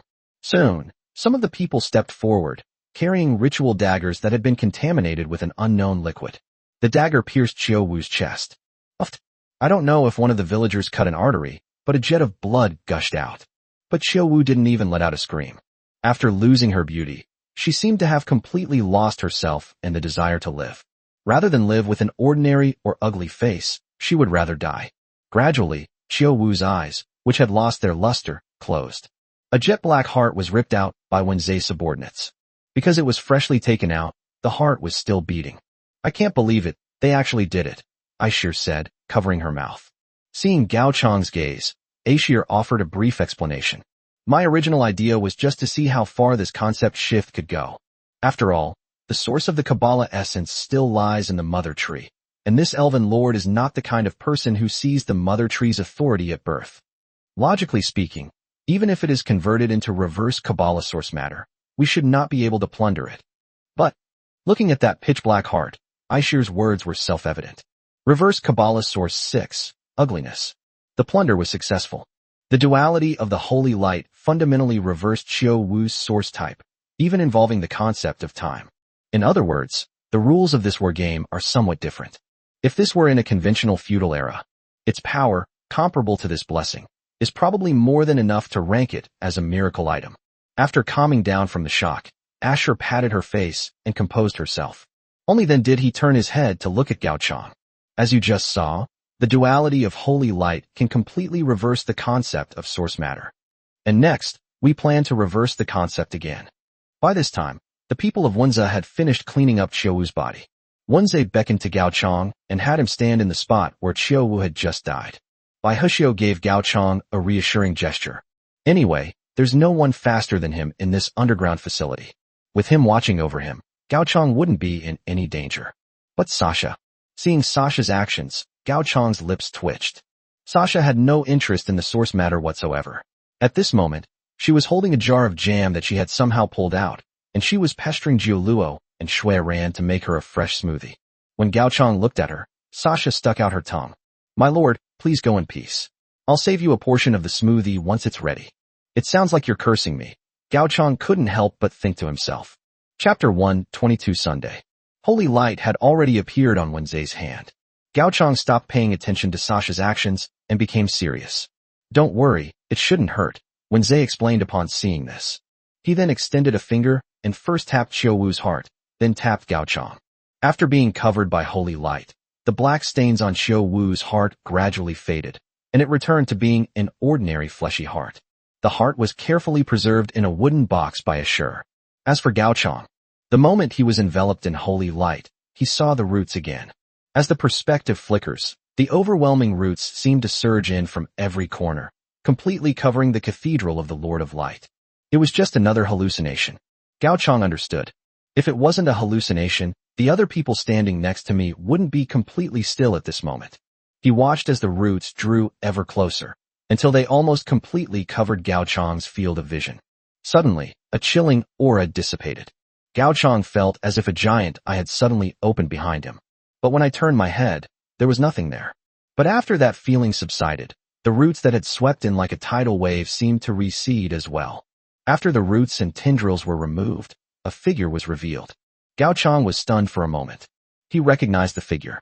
In fact, this should be the third time I've seen him. Lord of Holy Light. The first time was at the beginning of this war game, when Gao Chang originally wanted to join the Holy Light Pantheon. Unfortunately, due to issues of faith and the unique nature of the Fallen Empire's territory, they ultimately failed to join the Holy Light Pantheon. The second time was when the Holy Seed was traded to Suyukai. At that time, Gao Chang observed the situation inside the wall from the perspective of the Holy Seed, but the Lord of Holy Light noticed it. This is the third time, and the closest Gao Chang has ever come to him. Suddenly, the Lord of Holy Light opened his eyes. The moment he opened his eyes, the world before Gao Chang turned completely white, and everyone around him vanished without a trace at the same time. Is it another hallucination? The idea had barely surfaced when Gao Chang dismissed it. The current situation seems somewhat different from that of the roots. The Lord of Holy Light turned his gaze toward Gao Chang and remained silent for a moment. I never expected that the first thing I would see after waking up would be his eyes. After a cryptic remark, the Lord of Holy Light finally took a good look at Gao Chang. Please sit down. As soon as the Lord of Holy Light finished speaking, a chair appeared behind Gao Chang, forcing him to sit down. At the same moment, the world, which was made of pure light, suddenly changed and eventually formed a scene that resembled a chapel. Holy light is not just light, it can also be everything you perceive. The Lord of Holy Light did not sit down. His figure stood to one side, like a giant statue. No, he was originally a god. After all the images were formed, he stopped speaking and seemed to return to his original state.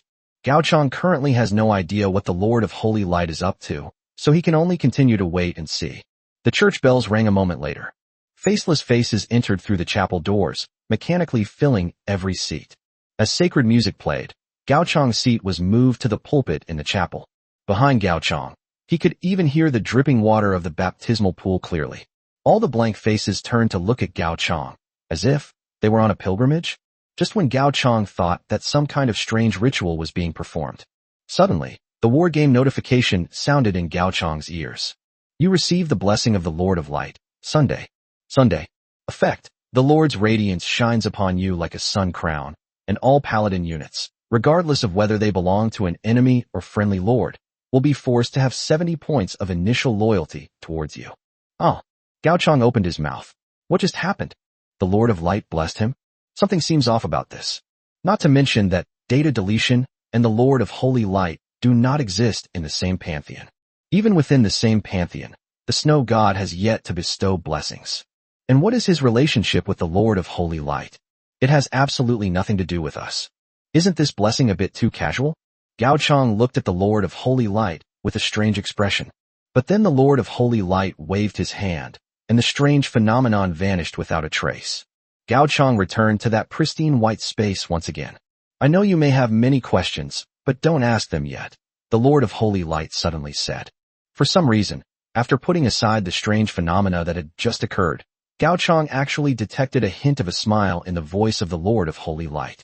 But upon closer inspection, the face of the Lord of Holy Light, completely covered by his hood, seemed to be described only as holy. The joking tone he used just now made it sound as if he hadn't said it himself. My time in a state of slumber is quite limited, so I'll keep it brief, the Lord of Holy Light said. I wonder if time has smoothed out that person's rough edges. But the demise of victory has gradually awakened the ancient gods from their hazy dreams. Although their consciousness, and mine, are still somewhat hazy, we are not far from returning to the days we once knew.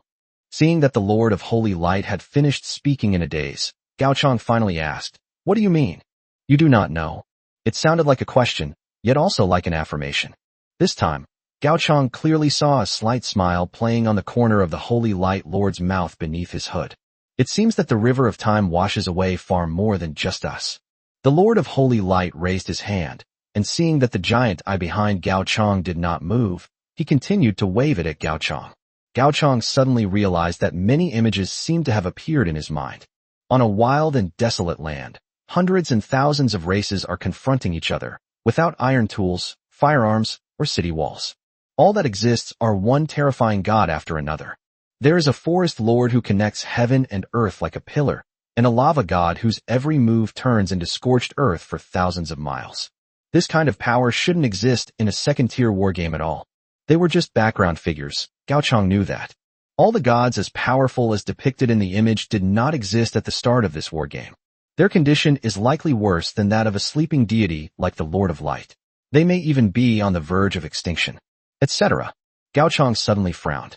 As the images in his mind shifted, all the gods who had just appeared fell to the ground. In the scene that the Lord of Light wanted him to see, the whole world became completely silent. All civilizations have fallen into ruin. There is no life, and there is no God. All that exists is a large eye rooted in the sky, curiously and bewilderedly observing the world. Chapter 123 One Direction of the Future. The image of the big-eyed creature flashed by only briefly. Soon, the desolate land began to teem with life, and the aura of a new civilization reappeared on this land. The scene ended, and Gao Chang opened his eyes and looked at the Lord of Holy Light. What exactly is he trying to express by showing these images to himself? The Lord of Holy Light asked. The gods do not cease to exist in the world. The demise of the victors is like opening Pandora's box. Do you know what will happen when the gods awaken? Gao Chang shook his head. Then before I fall into slumber, let me show you what the gods look like after they awaken. The figure of the Lord of Holy Light gradually faded away. In the final moment before dissipating, the world constructed of holy light suddenly fell into a black and white color. A terrifying scene unfolded before Gao Chang's eyes. Just outside their own territory, solemn figures stood high in the sky. The god of life, the god of trickery, the god of war, and a large number of other distinctive righteous gods appeared there. The ground was a sea of blood. The refugees outside the river of oblivion had been slaughtered, and their blood flowed into the river of oblivion, where it lingered for a long time. At the same time, the eternal mist that had shrouded the river of oblivion completely dissipated, and the river of oblivion lost all its vitality, collapsing on the riverbank, with only a broken fishing rod lying quietly at its feet. The fire and thunder array was flattened, and the wall of sighs was filled with shouts of battle. Gao Chang could only be protected in the old shrine, quietly awaiting his death. The scene abruptly ended only when the old shrine was destroyed and an absurd aura emanated from it. Don't forget, they hate you, they've always hated you. The voice of the Lord of Holy Light grew increasingly ethereal until it disappeared completely. Call. The image disappeared, and Gao Chang's surroundings returned to normal. He turned his head and looked around. Bai Hushio's expression was normal, and Wen Zhe and the others clearly did not notice anything unusual about the Lord of Holy Light. Wen Zhe even smiled and asked Gao Chang a question. How are you feeling? Gao Chang opened his personal panel and took a look. In the personal panel, an item related to Source V has been changed. Kabbalah Source Quality V Strict. Effect 1. Limited to once per game. The creature you summon has a chance to gain an incentive effect, increasing all attributes by 70%. Effect 2. You will be blessed, and all beings of the same origin as you will be able to sense your location. The reverse Kabbalah source material has been successfully purified, which means that this source material has completely broken free from the control of the mother tree. From this day forward, Source V will never return to the embrace of the mother tree. Asher didn't really have any ulterior motives here. Given the current situation, even if she no longer invites Gao Chang, based on the bounty offered by the saints, Gao Chang can still choose to become the Holy Son directly. Asher casually took the water glass handed to him by the people, took a sip, and asked Gao Chang with a smile. By the way, did you see anything just now? She was in a good mood. Things went quite smoothly today. Having acquired 2 source materials from the Kabbalah Tree of Life in succession, if this progress continues, the Kabbalah Tree of Life will soon wither away. Faced with Aishir's question, Gao Chang had no need to hide anything and casually mentioned that he had just met the Lord of Holy Light. Upon hearing that Gao Chang had seen the Lord of Holy Light, Aishir initially showed no reaction. After all, Wen's abilities came from the blessing of the gods, so it's not hard to understand why he would encounter the gods while using them. It wasn't until Gao Chang revealed the blessing bestowed by the Lord of Holy Light, which granted all paladins an initial loyalty of 70 points, that things became clear. Puff. Aishir spat out a mouthful of water. With a twitching smile, Aishir watched as Gao Chang's eyelids twitched. Gao Chang may not yet realize how extraordinary this blessing is. Although the Holy Light Pantheon has a special unit called Paladin. However, paladins recruited by lords generally only have a fixed loyalty of 60 points. Don't be fooled by Gao Chang's 70 loyalty points. They're not that high. Aishir had no doubt that if Gao Chang were to go out of the cathedral now and make a shout, the paladins under his command might change hands. What a damn god. Aishir muttered under his breath.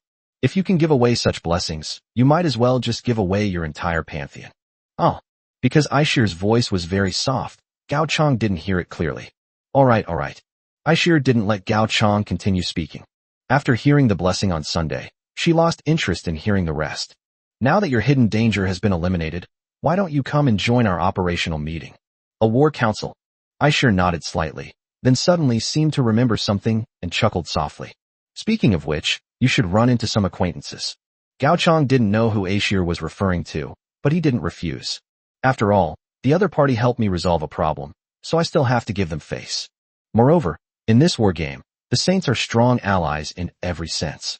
Remove any traces of sacrificial offerings from the underground facilities. Ashir led Gao Chong out of the underground and to the top floor of the cathedral. This looks like a conference room. Before the arrival of these people, many human lords had been waiting for a long time. Upon seeing Ashir, the lord, who belonged to the Saints, immediately rose and bowed slightly. Your Holiness. Ashir nodded. Only then did the Lord of the Saints sit down again. Gao Chong squinted at Ashir, who had his back to him. After facing many people, she naturally developed a leader's aura. Compared to the Holy Son that Gao Chong had once met, Ashir's current aura seemed to be the proper temperament for this position. He instructed someone to bring out 2 more chairs, and Ashir, along with Wenza and Gao Chong, sat down in the main seats of the conference room. Upon seeing this, many lords immediately began to scrutinize Wenza and Gao Chong with their eyes. Most of the high-ranking members of the Holy Light Pantheon know Ashir as the Saintess of the Saints, and also the Saintess of the Holy Light Pantheon in this war game. Ashir is the only and rightful leader of the Holy Light Pantheon. But no one recognized the other 2 young men who were on par with Ashir. Oh, by the way, let me introduce myself to you. Ashir reached out and gestured towards Gao Chong. This is the holder of Source V, and also the lord who was besieged by the 5 elements god system. He also seems to have killed that kid. As she spoke, Ashir racked her brains for a few seconds, but couldn't recall the name. Never mind, it's not important. Anyway, only one person died. Everyone can just keep it to themselves. Upon hearing what Ashir said, one of the lords of the 5 elements divine system stood up with a grim expression. Why is he here? Chapter 124 The 5 elements divine systems targeting. Faced with Ashir's complete indifference. As first-hand witnesses, the lords of the 5 elements divine system have a unique perception of Gao Chong. Based on the information they gathered from the pilgrims, they naturally knew that the monster that killed the Holy Sun was inextricably linked to Gao Chong. Therefore, they couldn't quite say what kind of feelings they currently had towards Gao Chong. Is it anger? Is it hostility? Or is it fear? It certainly doesn't include shame. This person killed our Holy Sun. One of the lords of the 5 elements divine system spoke up. Outside the conference room, Baihushio was eavesdropping by pressing his face against the door, the safety on his musket already off. Wow, what a courageous person. On the other side, Ju Luo had already dragged the fallen guard aside. The 2 were naturally worried about Gao Chong attending the meeting on his own. Just as they had guessed, trouble was already brewing for Gao Chong as soon as he entered the conference room. Don't rush to make a move. Jiu Luo pressed the musket down from Baihushio's hand. Listen again, and write down everything that just said. Jiu Luo smiled. If the situation escalates inside the meeting room, it won't be too late for them to rush in. The discussion among the lords of the 5 elements pantheon grew increasingly heated. Ashir suddenly spoke, interrupting everyone. Squinting, Ashir asked a question. So, is the purpose of this meeting to argue? I'm sorry, Your Majesty. Some of the lords seem to want to argue. But isn't it inappropriate for you to bring someone like that to this event? Yes, that person's actions may have been biased, but they did not warrant death. Besides this one, the lord who was speaking glanced at Gao Chong. This person killed not only the Holy Sun, but also several lords who were pillars of the state. Yeah. Ashir leaned back on the table and propped his chin up. Which pillars of the nation are you referring to? Tell me their names, and I might recognize them. Judging from her tone, Ashir seemed to be getting a little impatient. The lords of the Holy Light Pantheon present also gave these outsiders from the 5 elements pantheon a warning look. People's joys and sorrows are not the same. They found everything the 5 elements divine system had encountered both laughable and pathetic. The lord who had just spoken was instantly rendered speechless, because he knew that Ashir couldn't possibly know those people's names. Perhaps they were the backbone of this war. However, within the entire Saints organization, they are still just ordinary members of the Saints. Those with the status of a Holy Son are candidates for high-level positions. How could anyone possibly remember the names of members who couldn't even obtain the status of a Holy Son? Why aren't you saying anything? Ashir asked calmly. How many lords who remained behind died in the fall of the 5 elements divine system? And what tragic fate befell the reinforcements who entered this war game through the appeal for help? And all of this stems from your dereliction of duty. Now, facing those foreigners who slaughtered your compatriots, You haven't uttered a single complaint, but instead blame your own people? Oh right. Aishir pointed to Gao Chong sitting next to him. This person will become a saint in the near future, and is also the one that the saints are preparing to focus on cultivating. Listening to Aishir's lecture, the Lord of the Five Elements divine system lowered his head in a somber mood. They certainly had grievances against other ethnic groups as well. The fall of the Five Elements divine system caused a complete collapse of the logistics for the Lord's present. If it weren't for the salvation provided by the Holy Light Pantheon, this army of tens of thousands wouldn't have survived. I think I understand what Lady Ashel means. One of the lords of the Five Elements divine system suddenly spoke up. Looking at Wenzhei and Gao Chong, she said, since you two are on equal footing with the Holy Maiden, you must both be the next Holy Sons, right? If I'm not mistaken, one of the agenda items for this meeting should be to transfer our command to the two Holy Sons. That's right. Asher nodded.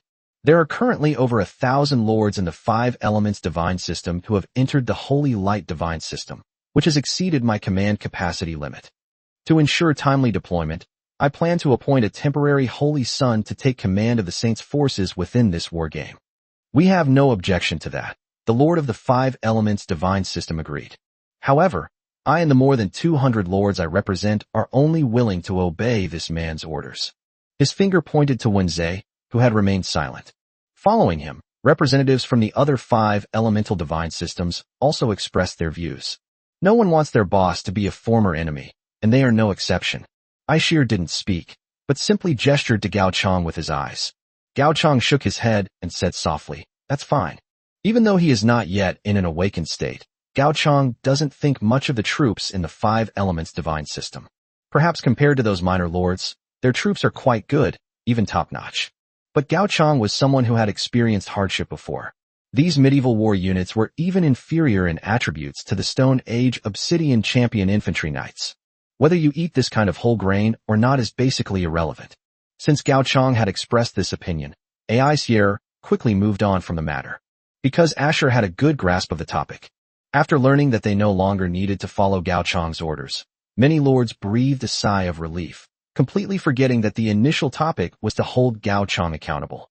As for the next topic, Aishir spread a map out behind him.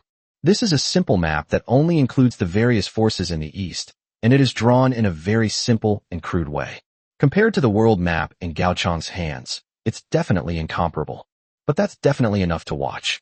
Pointing to the location of the 5 elements divine system, Aishir continued to reopen old wounds.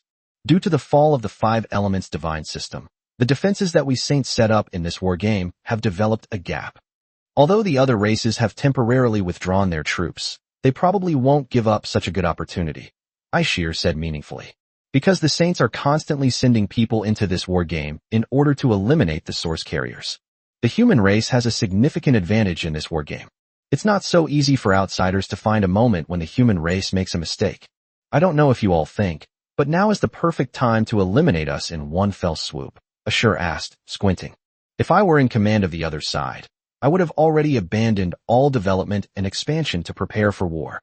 Because this may be the only chance in this war game to eliminate humanity. Gao Chong listened to Aishir's words and seemed to be deep in thought. You mean, a full-scale war is very likely to break out next? Aishir did not deny it, but pointed out the inaccuracies in Gao Chong's words. It's a collective attack on humanity by many races. Total War. Chapter 125 The Shrine's Strange Movements. Upon hearing the term, Total War, many lords fell silent. They fully understood the meaning of the word. Once a full-scale war breaks out, it may not mean the end of the game, but it will certainly end with the withdrawal of a certain race or faction. If, as Ashur says, all races are about to wage a full-scale war against humanity, Gao Chong's grudge is almost insignificant. Ashur's gaze swept across the lords. He didn't say much, but directly provided a piece of intelligence. According to information from our intelligence network, there are reasons for the current retreat of various ethnic groups. The traders from the Shadow Clan say that there have been unusual occurrences at the shrines of the God of Darkness and the God of Mischief. The shrine of the God of Darkness is shrouded in black mist all day long, and only some of the core lords of the Shadow Clan have the right to enter the shrine. And from time to time, eerie laughter can be heard from the forest outside the shrine of the God of Trickery. It is said that all Shadow Clan soldiers who approach the shrine have been strengthened to varying degrees.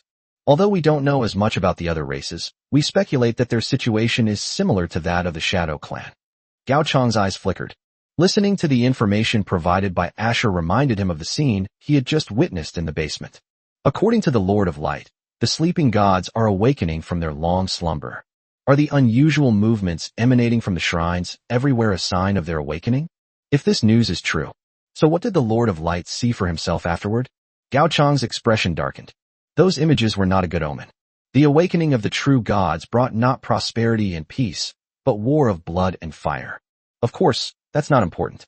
The important thing is the blood, which represents oneself. If everything unfolds as the Lord of Light described, whoever awakens first will gain absolute initiative. Seeing that Aishir was still issuing battle strategies to the various lords, Gao Chang simply closed his eyes and turned his gaze to his last holy land. Suyutsai's territory is also the only holy land that has not been destroyed. The Holy Light Pantheon has protected its rear well, so Suyutsai's side will not be threatened at all. If I destroy this last sacred site, will it cause me to enter a state of awakening? Gao Chang paused for a moment, but he soon abandoned the idea, because in any description, the destruction of the Holy Land would only greatly enrage. Data expunged. It seems that there is no necessary connection between the Holy Land and the awakening of the Empire. And unlike the previous war game, the destruction of this wonder will not lead to the awakening of the Empire. So what exactly is the way I awaken in this war game? Must we wait until an insurmountable enemy tramples our territory before we are forced to awaken? Or perhaps I overlooked something. As Gao Chang recalled the miraculous architecture once again, he felt as if he had vaguely grasped some crucial information. Gao Chang, Aishir suddenly said. Gao Chang looked up and saw that all the lords present were looking at him. Because your territory is in the west, once a full-scale war breaks out, other races will no longer pay attention to the west. And what you need to do is integrate the forces that can still be integrated in the west. Is that all right? While saying these things, Aishir privately shared some information with Gao Chang. In this war game, a large number of neutral units can be utilized. Once they are recruited into their pantheon, the power of those believers will be directly used by them. In terms of resource consumption and time cost, this is much more cost-effective than recruiting subjects. In fact, that's exactly what Ashel did. Although it's not apparent from the current meeting room setting. However, once you go to the forces of the Holy Light Pantheon, you will find that the forces have servants of various gods. Those were all followers of minor and medium-sized gods who had been absorbed by the Holy Light Pantheon since the start of the war game. In Aishir's view, taking advantage of the current downfall of various Western righteous gods, Gao Chang copying his own methods would be the wisest choice. This was also her remedial measure for the 5 elements divine system's disobedience. At the very least, Gao Chang must have enough troops under his command to be useful in a potential full-scale war in the future. Gao Chang nodded slightly and suggested that he leave first. This has little to do with the suggestions made by Ashley. In that brief moment, Gao Chang suddenly thought of a possibility. There seems to be a small detail that he has been led to overlook. He would have to return to the old shrine to confirm this detail. Aishir did not refuse. After watching Gao Chang leave the conference room, he continued to arrange the battle strategy. Thump. As Gao Chang casually closed the conference room door, he turned around and bumped into Bai Hushio, their heads clashing. Hiss. Covering his head, Gao Chang took 2 steps back and looked at Bai Hushio and Zhu Luo outside the door, asking in confusion, "What are you two doing here?" "Ah, that." Bai Hushio glanced to the side and said, "If I said I was lost, would you believe me, Lord?" Lost. He saw the 2 paladins guarding the door lying unconscious to one side. Gao Chang looked at Bai Hushio with suspicion. "Never mind. I didn't dwell on this for long." Gao Chang, on the contrary, raised a question. "What exactly is written in our Bible?" "How would I know?" Bai Hushio shrugged. "I've never seen one since I was a child." After realizing what was happening, Bai Hushio looked at Gao Chang with a puzzled expression. "My lord, when did you become interested in that thing? Has nobody seen it?" Gao Chang rubbed his chin. Sasha's job description seems to mention that, as a saint, she has never opened the Bible or read a single word from it. As a religion, or as a believer in God, the people under his command were undoubtedly incompetent. "Let's go," call Sasha and the others. "Let's go back." Hearing Gao Chang say this, Bai Hushio and Zhu Luo exchanged a glance and nodded. The convoy quickly left the cathedral. Gao Chang encountered no obstacles while passing through the city wall this time. Even the paladin's gaze toward the caravan carried a hint of solemnity. However, Gao Chang, whose mind was completely elsewhere, didn't notice at all. On his way back, Gao Chang also received several messages. One of them was the downfall of the Pantheon of Victory. The stagnant holy authority has achieved its objective in the war against the victorious Pantheon, retribution. This is to announce, after a long tug-of-war with the mother tree of roots, even though the war weariness of the victory gods increased rather slowly, their will to fight was eventually extinguished. Chapter 126 The History of Stagnant Sacred Power. Is this a good thing? Gao Chang didn't know. Because shortly after the complete collapse of the Pantheon of Victory, he received various intelligence messages from Ashil. The demise of the Pantheon of Victory seems to have been a catalyst. Units from various pantheons and races have begun to roam around the other sections of the city walls set up by the saints. Although the all-out war that Ashur envisioned has not yet broken out. But those guys' military strength has already improved to the point of being visible to the naked eye. Gao Chang knew perfectly well what was going on. The fact that a total war has not yet broken out may be related to the prophecy of the Lord of Light. The high-ranking lords of those races should already know that the gods are about to awaken. It's obvious. The time they chose for the all-out war was after the gods had awakened. This power has absolutely nothing to do with them. Their technology hasn't advanced, so they naturally won't cross the bottom line of the fallen empire, and they won't launch a war of attrition. So, now it's a matter of who wakes up first. The scene foretold by the Lord of Holy Light is something Gao Chang certainly doesn't want to happen. Although the fallen empire has a chance to awaken when suppressed to its limit. But at the end of the scene, Gao Chang saw himself. He didn't know what would happen to him, because the gods have destroyed the old shrine in the image. Although the chances of survival were high, Gao Chang ultimately didn't want to gamble on the slight possibility of death. When passing through the land of the mountain god, Gao Chang glanced at the distant mountains unintentionally. The size of the two deities, Zhunshan and Hanyue, has been increasing, which is clearly abnormal. According to intelligence reports, even primordial gods shouldn't have such a growth rate. Perhaps it's related to their destruction of the pantheon of the true gods? Gao Chang frowned. These days, the whole world seems to be developing at an accelerated pace, giving Gao Chang a vague feeling that his stagnation is a regression. An ominous atmosphere permeated this war game. At this moment, perhaps only Sasha could still enjoy her food. Fortunately, the armored wagons were fast enough. Before the undercurrents erupted, Gao Chang finally returned to his territory. Relieved for the moment, Gao Chang headed straight for the location of the old shrine. Jiu Luo glanced at Gao Chang's back. Her eyes flickered slightly, and then followed him. My lord. Before the old shrine, Xingqi greeted Gao Chang with a smile. You guys are back so soon. Did you have fun outside? Gao Chang stopped in his tracks, stood in front of the shrine, and quietly observed Xingqi. After a long while, Gao Chang asked a strange question. What is written in the Bible? Oh, you mean that one? Xingqi clapped his hands, and then casually waved them. Just some formalities, not worth mentioning. Gao Chang narrowed his eyes slightly. These words don't sound like something a high priest should say. Xingqi remained silent for a while. Instead of immediately refuting Gao Chang, he raised a new question. Why did you suddenly become interested in the contents of the Bible? Because a friend told me something. Our enemy is about to wake up, and the target they hate most when they wake up is us. Listening to Gao Chang's answer, Xingqi, on the contrary, showed an expression of sudden realization. He then smiled calmly and stepped aside the figure blocking the shrine. Since you're so eager to know, why don't you go and see for yourself? However, if you think the Bible is what you're looking for, you're in for a disappointment.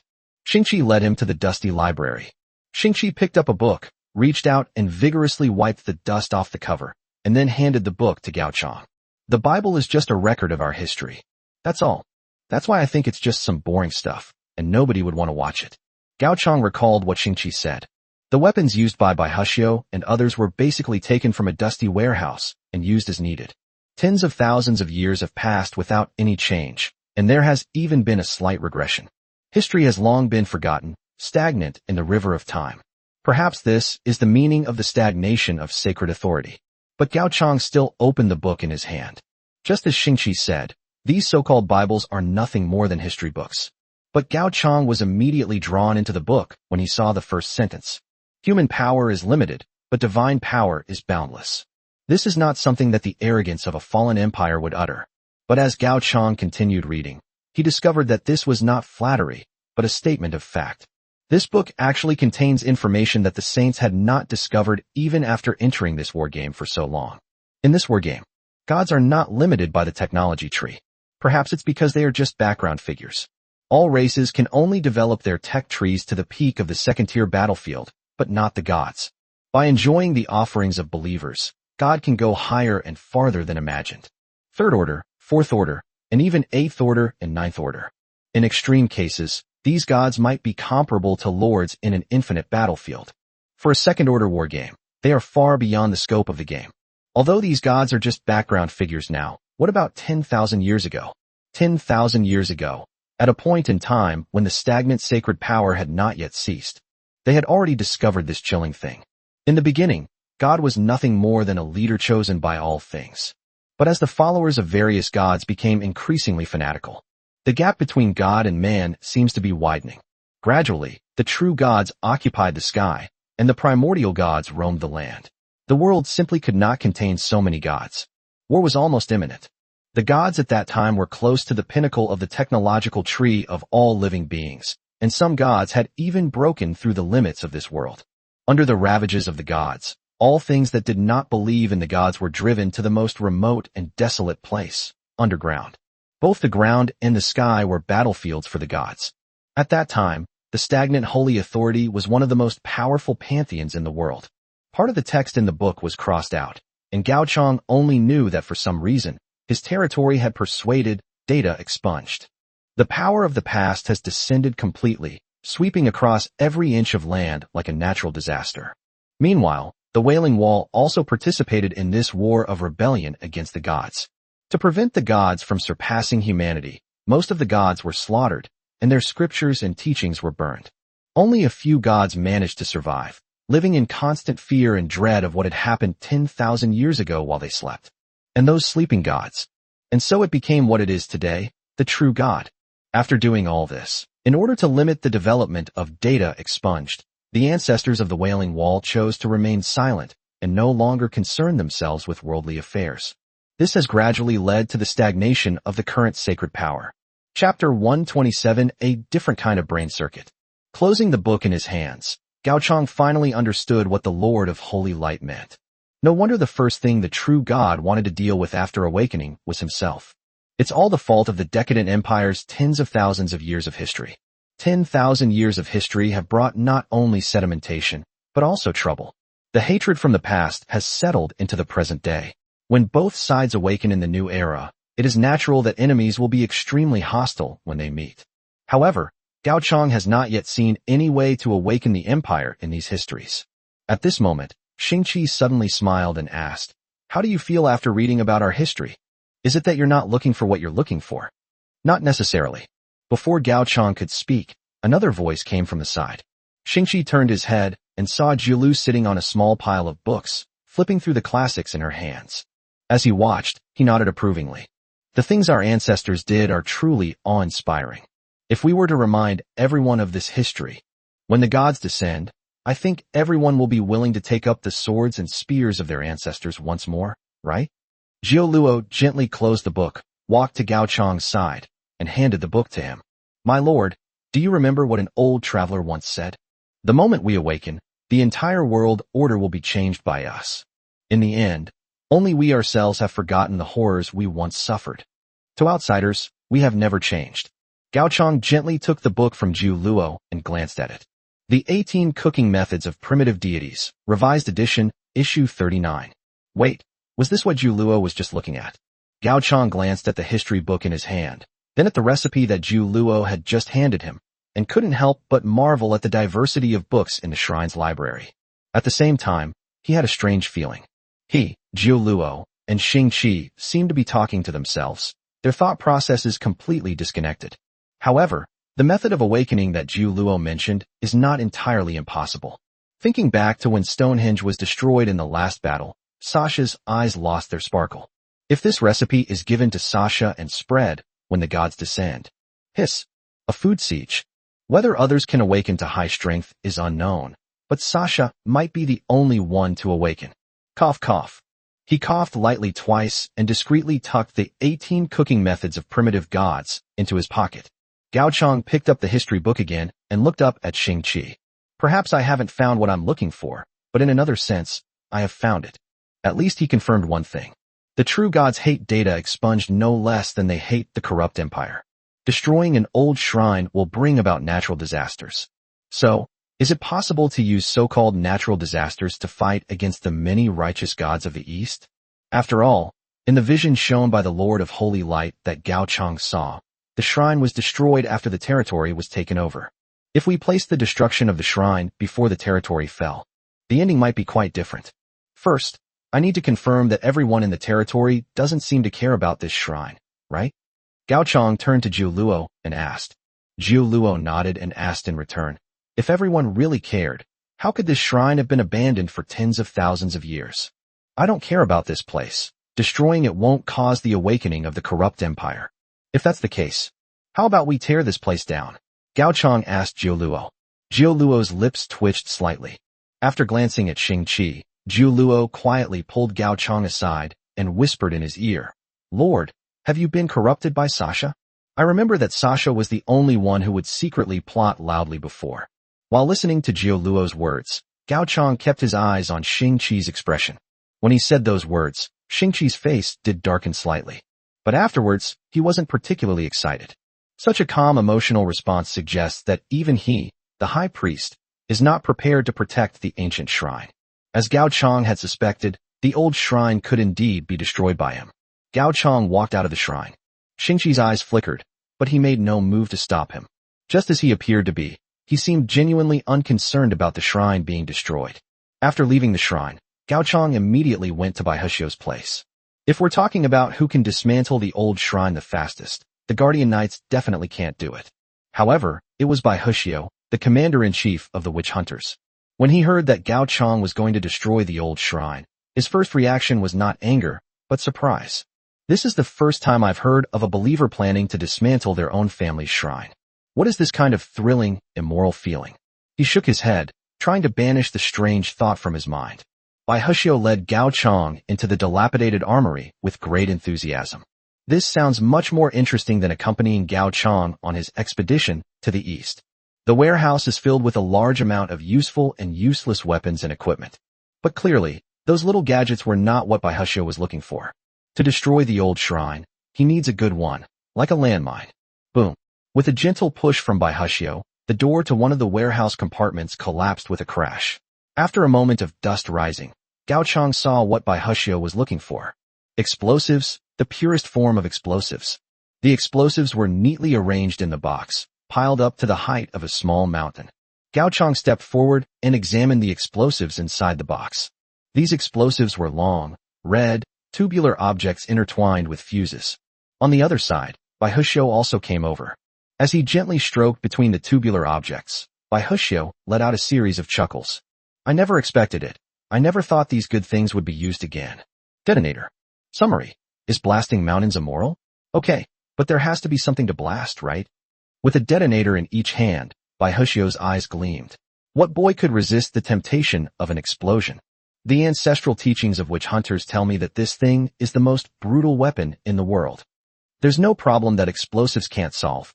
As long as the explosive yield is big enough, we can kill even a god. After a while, Gao Chang stared wide-eyed at the dense array of detonators and explosives that filled the entire old shrine. Aren't we going a bit too far with what we're doing? Gao Chang couldn't help but ask. His plan was to destroy the old shrine and unleash a catastrophe. Looking at the lethal amount of explosives Baihuxio had planted, he seriously doubted whether the natural disaster would even see the sun rise tomorrow. Chapter 128 passed. Natural disasters? At this moment, the wall of sighs, which had not been bustling for a long time, became lively again. Many residents came out of their homes, curiously watching the scene outside the old shrine. It seems that Gao Chang's actions have successfully piqued their interest. Don't worry. Baihuxio completely misunderstood Gao Chang's meaning. Seeing so many people looking at him, he assumed that Gao Chang was worried that the explosives weren't powerful enough. There is an old saying about explosives. We never talk about quality, we only talk about equivalent. No. Gao Chang's lips twitched. It was precisely because they were only talking about the yield that he wanted to say whether the yield was a little too much. However, before Gao Chang could even say something like, let's withdraw our forces, a witch hunter had already walked out of the shrine. Behind him followed Shui Ran, who was holding a small snow god statue. Shui Ran's eyes were filled with confusion at this moment. Oh, what is she doing? Why did she run away? Had bad guys broken in? Setting Shui ran aside. The witch hunter approached Gao Chang and Bai Hushio and reported, "We checked carefully several times, and there's no one inside anymore. It's just that the high priest hasn't been found yet." "No problem." Bai Hushio interrupted the witch hunter, turned his head, and chuckled under the watchful eyes of everyone who was exasperated. "Just fry it." Boom. It is unknown exactly how much explosive was used to detonate the fuse. A small mushroom cloud appeared above the wall of size. Art is an explosion. Bai Hushio had only spoken half of his sentence when his infatuated face froze in midair. Before Gao Chang's eyes, the world seemed to freeze. You witnessed the end of a miracle, and witnessing the end of a miracle is a miracle in itself. Because you are in a Tier 2 world, your miracle path will be upgraded to Tier 2. The next moment, a male voice came from the mushroom cloud. "Tell me your wish." If you listen carefully, the voice seems to be about 80% similar to Xing-Chi's, but not exactly the same. "Is this my wish?" Gao Chang did not speak immediately. Miracle pathways are indeed very special. Unlike other linear pathways, almost every miracle pathway has unique abilities. Therefore, some abilities with rather bizarre uses will emerge, such as the estimates that Gao Chang obtained from the Stone Age. This time, he wanted to keep his words as simple and concise as possible. Ideally, there should be absolutely no ambiguity. At the same time, it must be considered that the intensity of each pathway is roughly the same. If the bonuses provided by the second-order pathway are the same, then to what extent can a miracle actually achieve? After thinking for a moment, Gao Chang decided that the desire to increase attributes was definitely something he had to abandon first. Taking the God of Slaughter path as an example, if you make this wish now, you will most likely gain the ability to increase the combat power of all your subjects by 20%, which is the same as the bonus you get when you upgrade the God of Slaughter path from level 1 to level 2. However, if the bonus is only this small, even a high percentage bonus will feel somewhat unappealing. This bonus can be completely compensated for by Jiu Luo's cooking, so there's no need to waste resources on it. Therefore, his wish must be abstract enough, preferably in line with the characteristics of the corrupt empire. For example, more reasons for war, or ways of awakening. After careful consideration, it seems unrealistic to expect a direct awakening method for the second-tier desire. Gao Chang already had a plan in mind. "I want more reasons for war, and the ability to freely explore my own territory even before it awakens." The voices within the mushroom cloud seemed to be contemplating the feasibility of achieving this wish. After an unknown amount of time, a medal with a large eyeball engraved on it flew out of the mushroom cloud and stopped in front of Gao Chang. "Your wish has been fulfilled."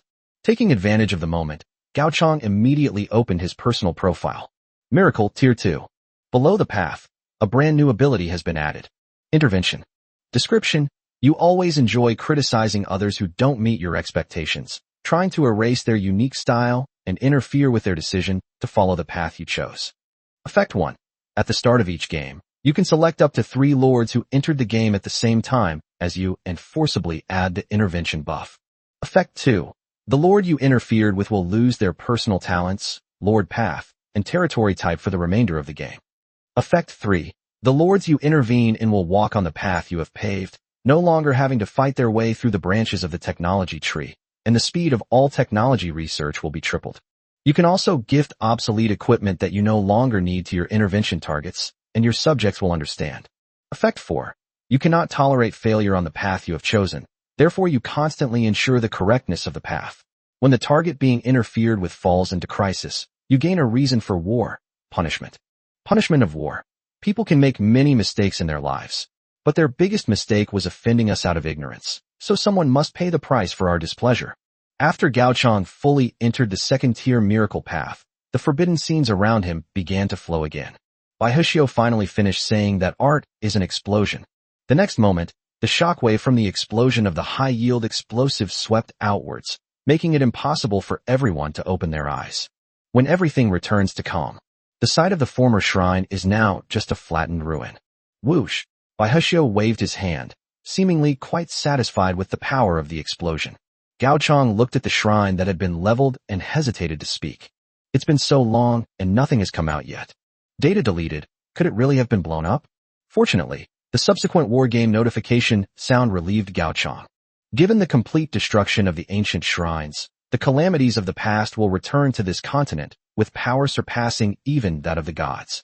Right where the detonator just exploded, a series of black phantoms seemed to be gathering in the ruins.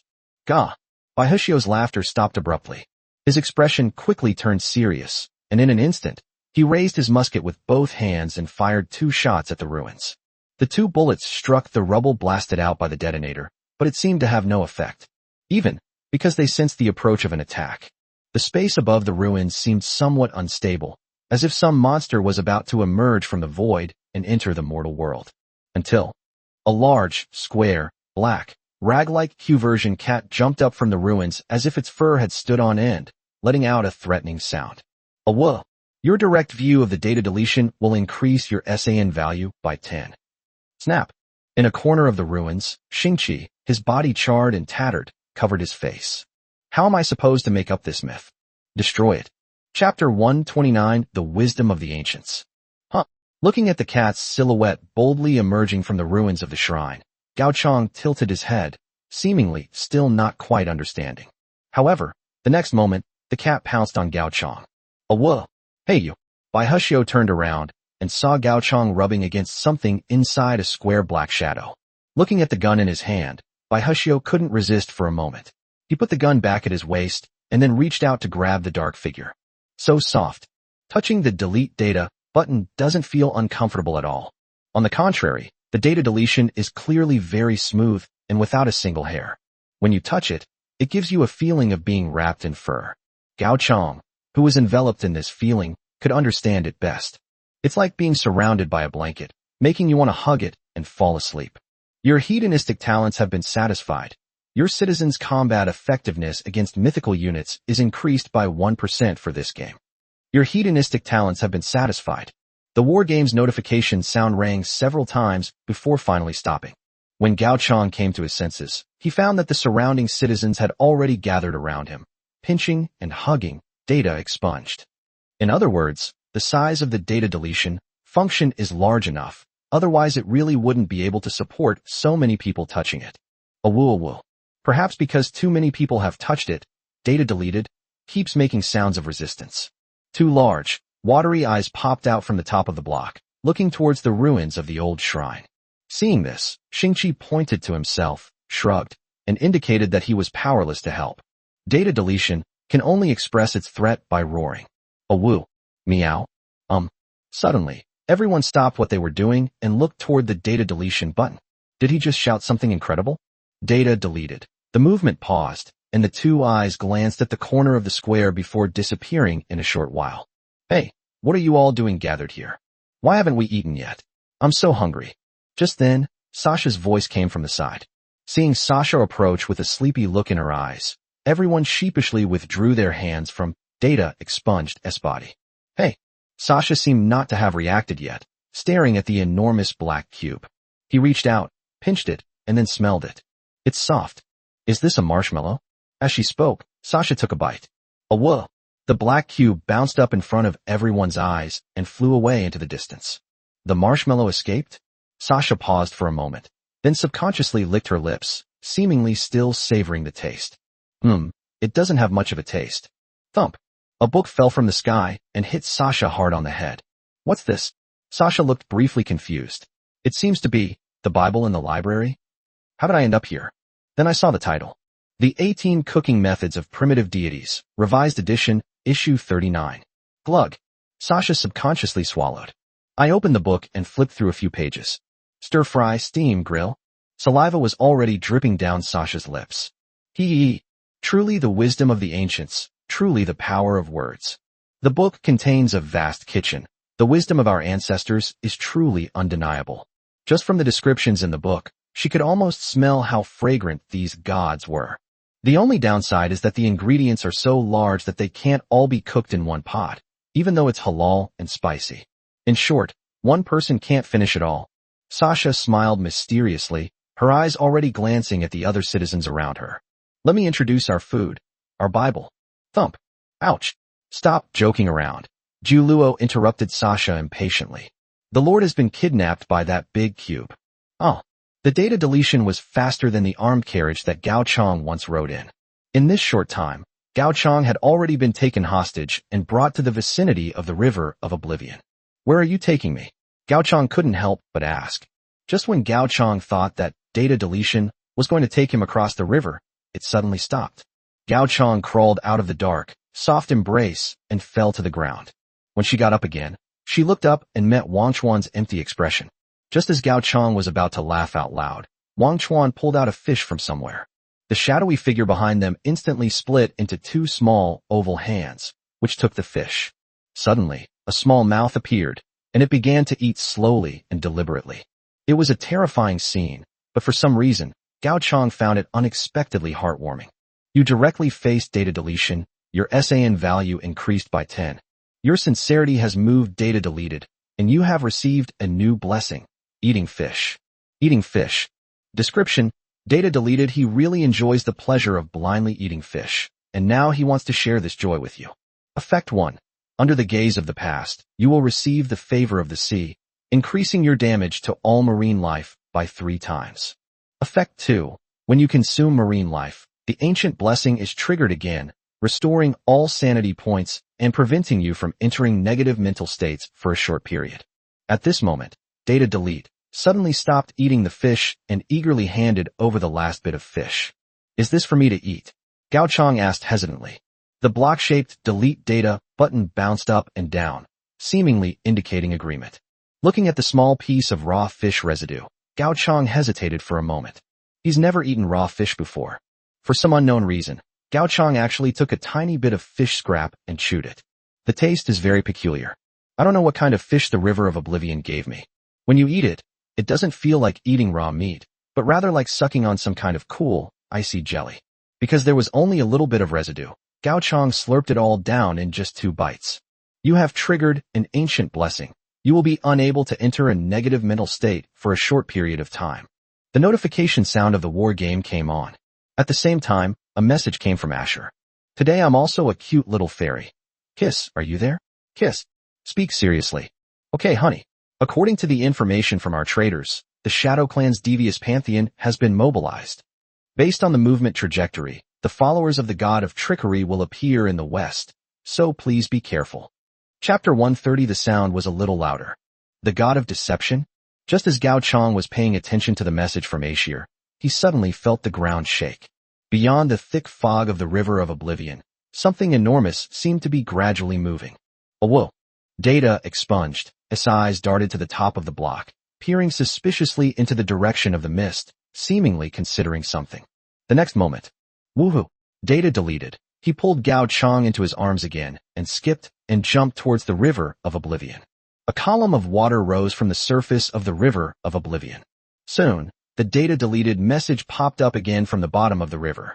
After several cycles, they were getting further and further away from the banks of the River of Oblivion. At this moment, in the refugee settlement outside the River of Oblivion, almost everyone looked with despair at the 2 wild boars that blocked out most of the sunlight like mountains. The god who guards the mountains, the god who shakes the peaks. In less than half a month, their size increased more than 3 times. If you look closely at their eyes, you will find that their eyeballs are covered with a blackish turbidity. They seem listless now, just walking blankly in a certain fixed direction. Go to your new habitat. A tiny, twisted figure stood on the ear of the god of mountain shaking and whispered something. On the backs of the 2 gods of the mountain shaking and mountain suppressing sects, which could not be seen from the ground, a large number of Shadow Clan warriors gathered. As for their original followers, they were naturally slaughtered.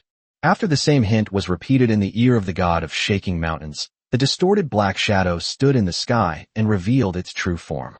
An indistinct face, an aura distorting reality, and a dirty, tattered cloak. He is the deity worshipped in one of the temples controlled by the Shadow Clan. God of Deception. I never expected that I would be the first one to fully wake up. The god of Deception gazed at the mist shrouding the River of Oblivion in the distance. The higher you stand, the more you can feel the terror of that mist. No matter how much the god of trickery elevates himself, that inescapable fog will never dissipate. It completely enveloped the wall of size, making it impossible for outsiders to observe what was happening inside the high-power territory. But this also reveals a message to the god of trickery. That guy hasn't woken up yet. He had inadvertently caught a glimpse of that being in ancient times. If he were to awaken, the world would never be so peaceful. So, the god of mischief slightly raised his head, revealing his scarlet eyes beneath his cloak. Let him in, that traitor of the gods here. The new era can no longer tolerate outdated relics from the past. As for the refugees who had set up camp outside the River of Oblivion, the god of deceit merely glanced at them before completely ignoring them. A bunch of trash, he doesn't care at all. Boom.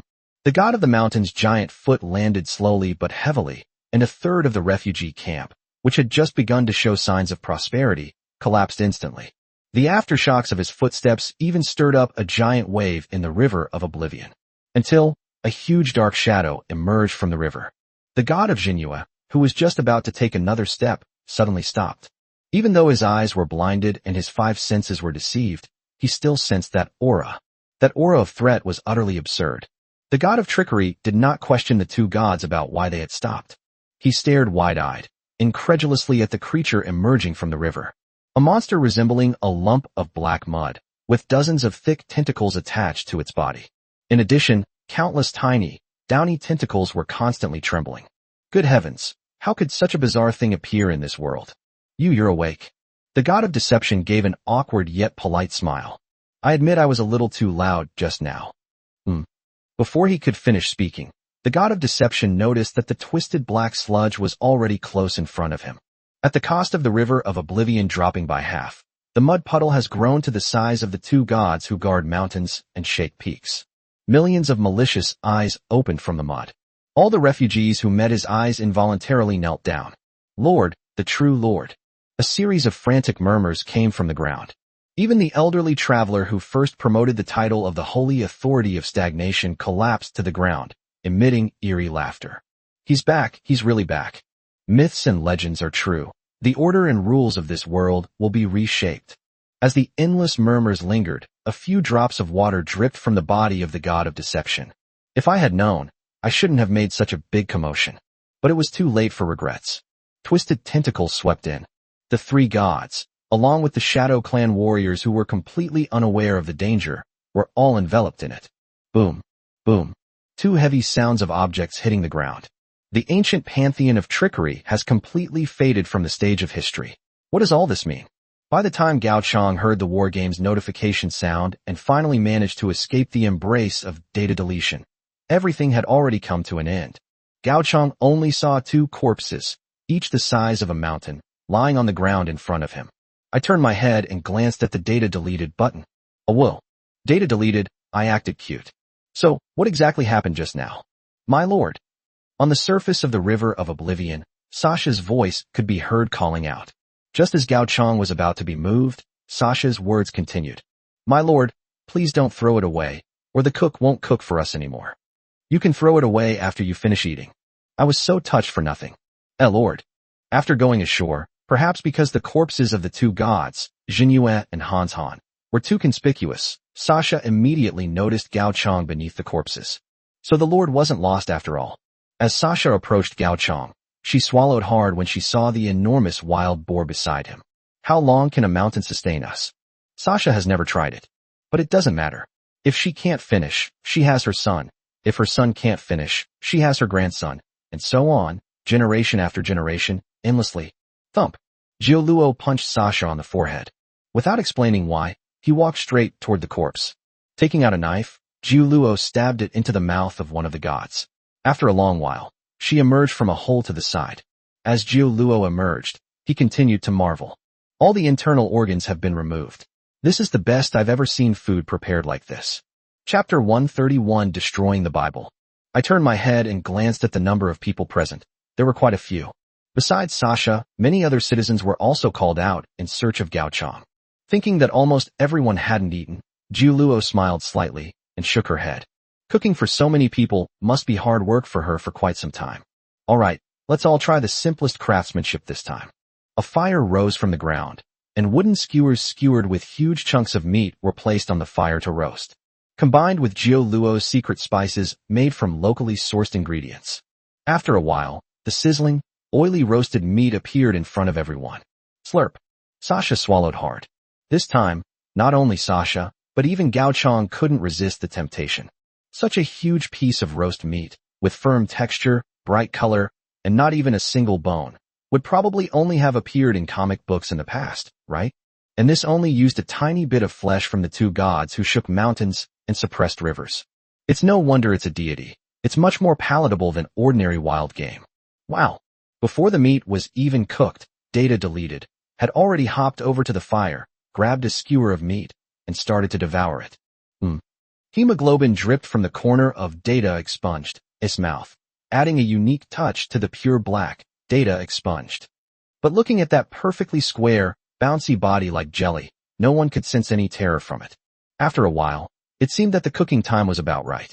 Jiu Luo handed another skewer, which was half a person tall, to Gao Chong. Yes, my lord. You and Sasha, please eat first. Great. Before Gao Chong could speak, Sasha had already pounced on him and taken a bite of the huge meat skewer. Golden juice dripped down Sasha's lips. It seemed like Gao Chong was realizing for the first time that Sasha could actually look so cute. As he looked at it, Gao Chong took a bite of the part that hadn't been ruined by Sasha. Then, an indescribable burst of juicy pleasure exploded in my mouth. Jiu Luo's dishes retain the purest aroma of the meat, and when combined with simple spices, they offer a unique and exquisite experience. You have consumed the mythical dish, mountain roasted meat, satisfying your personal talent as a hedonist. During this game, your citizens' combat strength against mythical units is increased by 10%. Hiccup. After some time, everyone, including the person who deleted the data, collapsed to the ground, burping. Even so, the refugees of the 9 great gods in the distance did not dare to approach. From the moment Jiu Luo and the others appeared until now, they have been kneeling there. Only by witnessing the true form of the one true God can one know where the source of this world's terror lies. Of course, few people care about them. I feel so full of fighting spirit, Sasha said with a clenched fist. If you ignore her round belly, she might actually have a certain air of authority. After a satisfying meal, it was time for casual conversation. As if she had thought of something, Sasha took out the recipe that had hit her on the head earlier. Clang, clang, clang, clang. Our Bible. Huh. Gao Chong touched his body and realized that the recipe he got from Jiu Luo seemed to have fallen out when he was bouncing around while being swept up in the data expunged. Unexpectedly, Sasha picked it up by chance. Could this be the legendary divine will? At this moment, Sasha had already opened the Bible in her hands amidst the curious gazes of many of her followers. As Sasha turned the pages of the Bible, she nodded and recited the verses in a missionary tone. The wisdom of our ancestors is boundless. Countless years ago, our ancestors discovered an advanced theory that other ignorant people simply did not know. There is a great canteen in books. It is a disgrace to have these precious books buried in the dust for thousands of years. According to the book, cooking deities should take into account the right time, place, and people. Among them, stir-frying, deep-frying, braising, stewing, and simmering are all unforgettable. A woo. Data deleted, responded quietly, seemingly agreeing with Sasha's statement. However, just as many people were listening attentively to Sasha's speech, a sinister smile gradually emerged from the shadows behind Sasha. Baihushio suddenly widened his eyes. With his keen eyesight, he naturally noticed the abnormality in Sasha's shadow and promptly picked up his musket. Bump. The musket bullet struck the ground but failed to harm Sasha's shadow in the slightest. But the being within the shadow realized it had been exposed and suddenly burst out from Sasha's shadow, grabbing at the Bible in Sasha's hand with a black claw. Tear.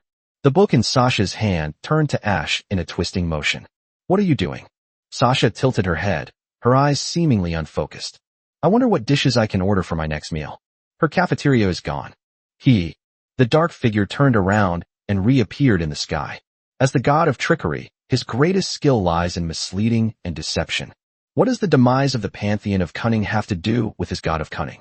I never expected that I would actually fool that being. He even stumbled upon something he had never even considered before. The Bible that stagnates the sacred authority.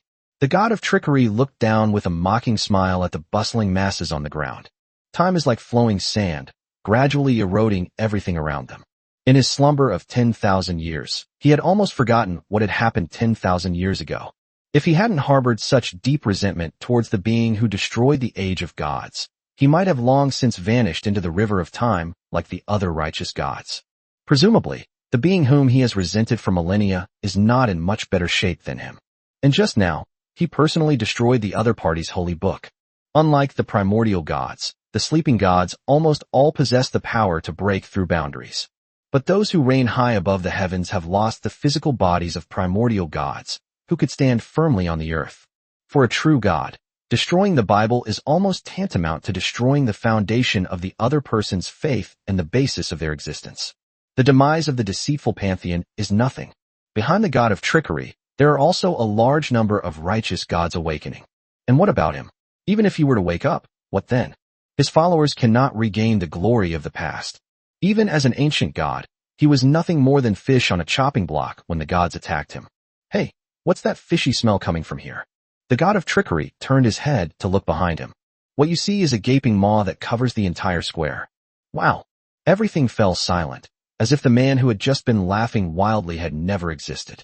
Chapter 132 Restoration of the Sacred Authority.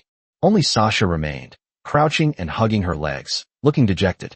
She actually had her most important recipe ruined by a laughing idiot. Is Sasha really that useless? 2 clear tears dripped from Sasha's eyes. Gao Chong opened his mouth, about to say something to comfort her, when he suddenly received a friend message from Ashir. Today I'm still a cute little fairy. Oh no, oh no, oh no. 3 bad things in a row are enough to show how anxious Ashir is right now. She even abandoned her habit of calling her dear in her friend's messages. What could make the Saintess Ashil so anxious must be something of great importance. We misjudged the situation in this war game. Something's very wrong with this war game. As they were talking, Ashur sent over a whole bunch of information all at once, and then there was no more information. In the previous battle plan, the appearance of the gods was not expected to completely disrupt the course of the battle. Just as the god of tricks was completely destroyed, the awakening of many righteous gods accelerated, and Ashil realized that her conjecture was completely wrong. This mutated war game seems to have broken down, even though everyone's tech tree potential is locked at the limit of a second-tier war game. But Ashur was horrified to discover that the gods, who served as the background figures, seemed to be exempt from this restriction. Just now, the Dark Pantheon controlled by the Shadow Clan also underwent a change. The Saints traitors buried among the Shadow Clan also disappeared around the same time. His last message back was, "The gods are not on our side." After reading Aishir's intelligence, Gao Chong's first reaction was, another righteous god has awakened? It seems that the death of each righteous god accelerates the awakening of other righteous gods. But after realizing this, Gao Chong suddenly had an absurd idea. Could it be that my joining midway caused this already mutated war game to change even further? After all, logically speaking, those true gods who are just background figures shouldn't be able to be killed. Suddenly, another message came from Ashur. The Lord of Holy Light has fully awakened. Wish us luck. It seems she sensed something different from the information she gathered about the Shadow Clan traitor. This game has completely changed. The system has shifted from believers controlling the pantheon to God controlling believers. The practice of rushing to join and control the major pantheons of the gods has now become a shackle for all the race lords. Those righteous gods were too powerful, so powerful that they couldn't resist them, and therefore they could only become puppets. Gao Chong suddenly closed his eyes and connected with the holy seed located above Suyukai's territory. He wanted to see what had become of the East. As the perspective shifted, the moment Gao Chong's eyes were connected, they were dazzled by a strong glare. The figure of the Lord of Holy Light was no longer hidden, but appeared completely above the cathedral. Countless paladins are worshipping in the same direction. The lords in the war game watched as their subjects trembled in fear. They realized a terrifying possibility. With just a word from the Lord of Holy Light, all the power they possess will instantly change hands. Before the true God, they are utterly worthless and possess nothing. Everything they have is merely a wedding dress prepared for the God's awakening. Looking out from the city wall, the area around the Life Goddess Temple is lush and green, with trees that have grown to an abnormal height. The Dark Pantheon was transformed into a region devoid of light, where even the light of the Lord of Holy Light could not illuminate a single ray of space. In another direction, the War Pantheon seems to be constantly resounding with the drums of war. The god of war had long been preparing for war. They awoke. Almost every prominent deity awoke from the ancient silence. But unlike other ethnic groups, their goal is not the divine system of the holy light, the sun, the moon, etc., which is controlled by saints. The lords of other races were no different from those on the human side. They cannot control God's thoughts. After all, God is the true master of the pantheon. Now, these gods have turned their attention to the west. From the diverse gazes of the gods in the sky, Gao Chang knew perfectly well that the prophecy of the Lord of Holy Light was about to be fulfilled. Turn your gaze back from your eyes. Gao Chang looked intently at Sasha, who was still crying, and stroked her hair with his hand. If the book is gone, we can just rewrite it. We will personally revise the 40th edition that our ancestors didn't write. A woo-woo. On the other side, the large cube emitted a terrifying sound, seemingly agreeing with what Gao Chang had just said. Should we write another one? Sasha raised her head and looked at the other citizens. Baihushio rubbed his nose. Although I really don't want to move. But some guys have gone too far by coming outside our territory and bullying our saintess. It was only at this moment that Gao Chang remembered that Sasha also had the profession of a saintess. As Baihushio finished speaking, many other citizens nodded in agreement. Everyone, Sasha sniffed hard, stood up, and seemed to have regained her spirits. Then let's rewrite our own Bible. In addition, the gods have angered us. Let's devour them all. Oh, given that your bottom line has been ruthlessly crossed by the gods, your territory type has been changed to Awakened Empire, Revived Holy Authority. The gears of fate turned forward, and the news of the gods' awakening did not seem to have been ignored by the fallen empire. The age-old rivals locked eyes once more, though their hatred had faded somewhat over the course of history. The gods' act of desecrating the Bible has completely ignited ancient hatred. Your people have sharpened their blades and are now gazing into a world both familiar and strange. Now, the entire world will be used to continue this ancient duel. Effect 6 has been removed. You have already obtained the awakening trait. Awakening the Empire, Reviving the Holy Authority. Effect 1. You will unlock exclusive recruitment privileges for all troop types and building blueprints for the Awakened Empire. Effect 2. You can recruit soldiers without spending any resources. When you use any citizen within your pantheon to recruit soldiers, there is no training time. Effect 3. The number of soldiers you recruit is not limited by the total number of your subjects. Looking at the excited crowd, Gao Chang was caught off guard by the sudden awakening. So what exactly caused this awakening? Because that laughing black shadow just ruined the recipe? Or were they completely drawn in by the allure of mythical ingredients? Chapter 133 Unique Units. However, now that he has successfully awakened, Gao Chang no longer needs to dwell on those things. A smile appeared on his lips. Finally, we can open the recruitment and construction interface again after a long absence. The first thing is the recruitment interface.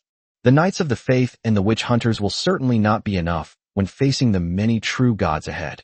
Even though the Witch Hunter's god-hunting bullet was powerful, it did not break through the limits of this feudal era.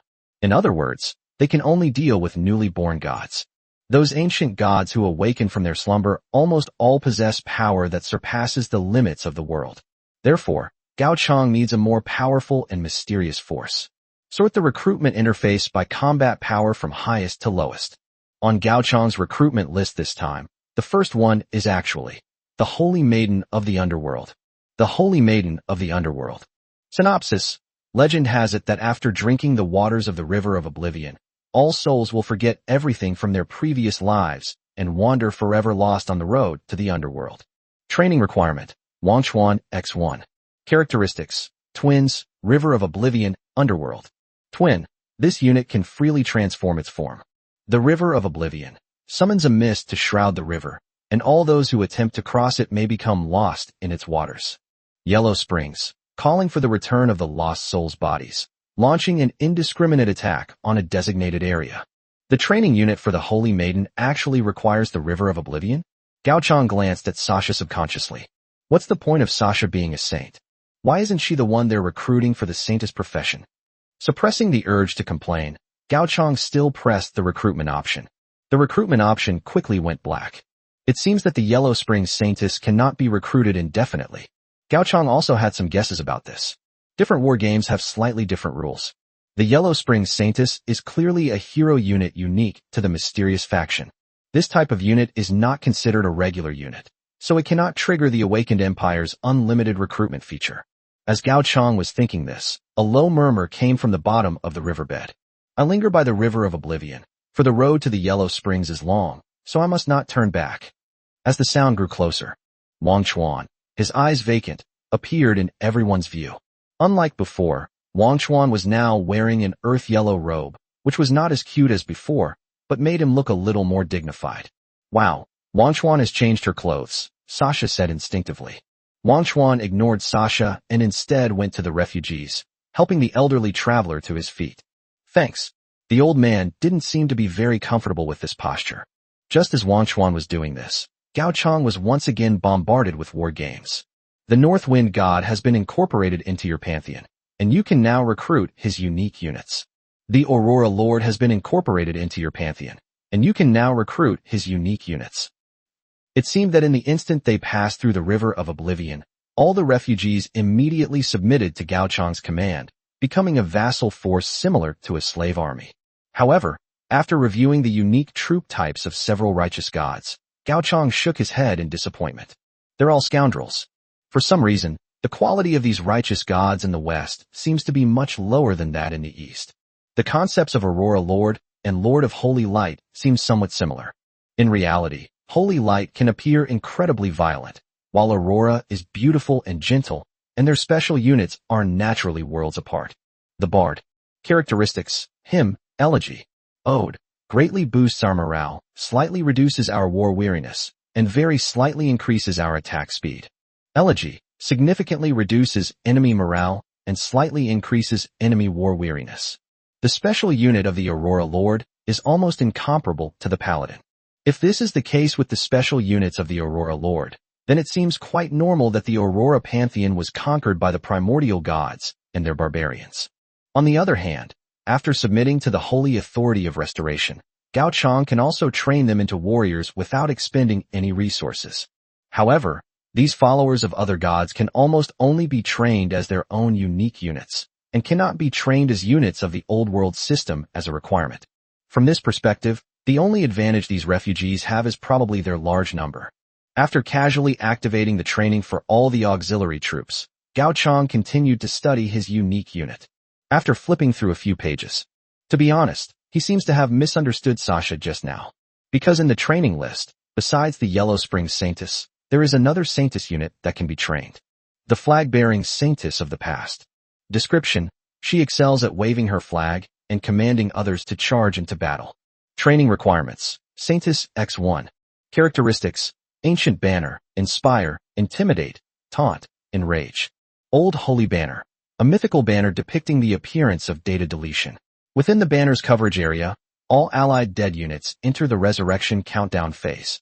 If the flag bearer dies, the sacred flag will remain planted alone in the ground for a period of time until it is destroyed. Train. Gaochang was curious about what the so-called Old Holy Banner was. Then they saw the two short hands of Data expunged rummage inside their own bodies, pull out a black woolen flag, and hand it to Sasha. The flag depicts a square-shaped symbol for Data expunged, and the Data expunged character is even cutely holding a large piece of roasted meat in its mouth. Gaochang could already picture Sasha waving the flag. This seems a bit too weird. As for the remaining units, they are basically all retrainable. For example, the waiters were trained as battlefield engineers. Compared to the Stone Age, they obviously had many more building options. Because of the extra steel, these engineers could even handcraft armored vehicles resembling armed wagons anywhere. In terms of combat, Gaochang chose a special, mysterious unit. Heretic Knight. Synopsis: to everyone else, they are utter heretics, but at this moment, they are judging heretics with their knights' lances. Training requirements: 1 resident. Traits: mythical resistance, extreme resilience, mystic counter, master-level melee weapon mastery, master-level firearms mastery. Myth resistance: their rationality influences their perception. Gods seem less formidable. Mythical unit influence reduced by 90%. Mystic Bane: heretic knights are heretics of the concept, dealing triple damage to all creatures from mystical or mythological systems. After training all available targets to be heretical knights, the people in front of Gaochang left for a short while. When they emerged from the dried-up riverbed of the River of Oblivion, they had all transformed into tin cans covered in armor. The lance in his hand gleamed coldly, and a large-caliber musket was slung across his back, radiating an aura of intimidation at all times. Chapter 134: The War of Heaven begins. On the other side, the special units of the 9 great gods have also been trained. The Bard of the Aurora Lord played a long, melodious tune. The stone spirit vanguard of the mountain god, wielding a giant shield, stood like an impregnable wall. With the blessing of awakened traits, Those displaced people who had lost their temples and homes became the gods' most powerful warriors once again. Although the special units of several righteous gods are still somewhat different from those of the old system. But if you lower your expectations, Gao Chong thinks it's actually quite commendable. At least in their respective fields, these specialized units are a cut above the average 5 elements divine system. At this moment, the elderly traveler had already followed Wang Chuan to Gao Chong's side. Slightly steadying his trembling body, the old man lowered his head and sighed softly to Gao Chong. The world order has completely collapsed. Since I was born, the world has been shrouded in war, and I don't know how long it has lasted, or how long it will last. Even if we gather at the feet of the great and righteous God, we will still be slowly eroded and devoured by this corrupt world. Hearing the old man's words, many people secretly clench their fists. Those who gather outside the river of oblivion, aren't they all refugees? The reason they became refugees was naturally because their homes were slaughtered, their relatives fled in all directions, and even the idols they worshipped were completely toppled. There is no place for them in this world anymore. If that's the case, then no matter how bad the world gets, it can't get any worse. I have spent my life traveling the world in search of ways to reshape the world order. And when I passed by here, I thought I found it. The old man looked up at Gao Chong and said in a firm tone, "Now, with just one command from you, all the children here will be willing to charge into battle for you, even if it means facing the gods." Even when facing the gods. Before the old man, Wang Chuan's lips suddenly curved into a slight smile. This curve looked incredibly eerie on Wang Chuan's face, which had never shown any expression before. With both hands raised in front of his chest, the sound of an ancient god's low murmur emanated from Wang Chuan's mouth. "We have never seen heaven, but we have brought hell back to earth." The warning sounds for the war game rang out at the same time. Every lord in this war game received a notification from the war game event. The War of Heaven has been triggered. The ancient feud has evolved into a full-scale war between the revived holy authorities and the gods, who promise to bestow rich rewards upon their vassals and punish all who disobey. Now, both sides only have two options, friend or foe. Supporting either side means giving up our sovereignty, but neutrality might be more dangerous. So who will emerge victorious and share in the ultimate paradise? As soon as the event was triggered, 3 options appeared in front of all lords. We have decided to support the restoration of the holy authority, the Wall of Sighs. Selecting this option will automatically assign you to the vassal state of the revival of the holy authority and place you in the all-out war against the gods. We will pledge allegiance to the gods. Choosing this option will maintain your status as a believer in the divine authority and join the all-out war against the restoration of the holy order. We will not take sides. Selecting this option will automatically sever you from your own pantheon and simultaneously join the all-out war against the restoration of holy authority and the gods. My lord. Jiu Luo's call came from Gao Chong's ear. Behind her, hundreds of thousands of troops were ready to go. Do you remember what we said before? Gao Chong recalled for a few seconds and then understood what Jiu Luo meant. Of course I remember. He smiled slightly at the eastern sky. Just a bunch of scoundrels who sell their wares. Inside the cathedral of the Holy Light Pantheon, bathed in the blessings of the Lord of Light, Ashel fell into a strange state of calm. She did not send any more messages to Gao Chong, because she knew that the nature of this game had changed once again. The power divisions that everyone had painstakingly established based on race were completely dismantled due to the awakening of the gods. Now, the outcome of this game has become uncertain. The feeling the gods gave her was very wrong. This kind of existence seems more suited to be dealt with by lords who are skilled in operating in 4th tier or even 5th tier battlefields, rather than a newly minted saint like her.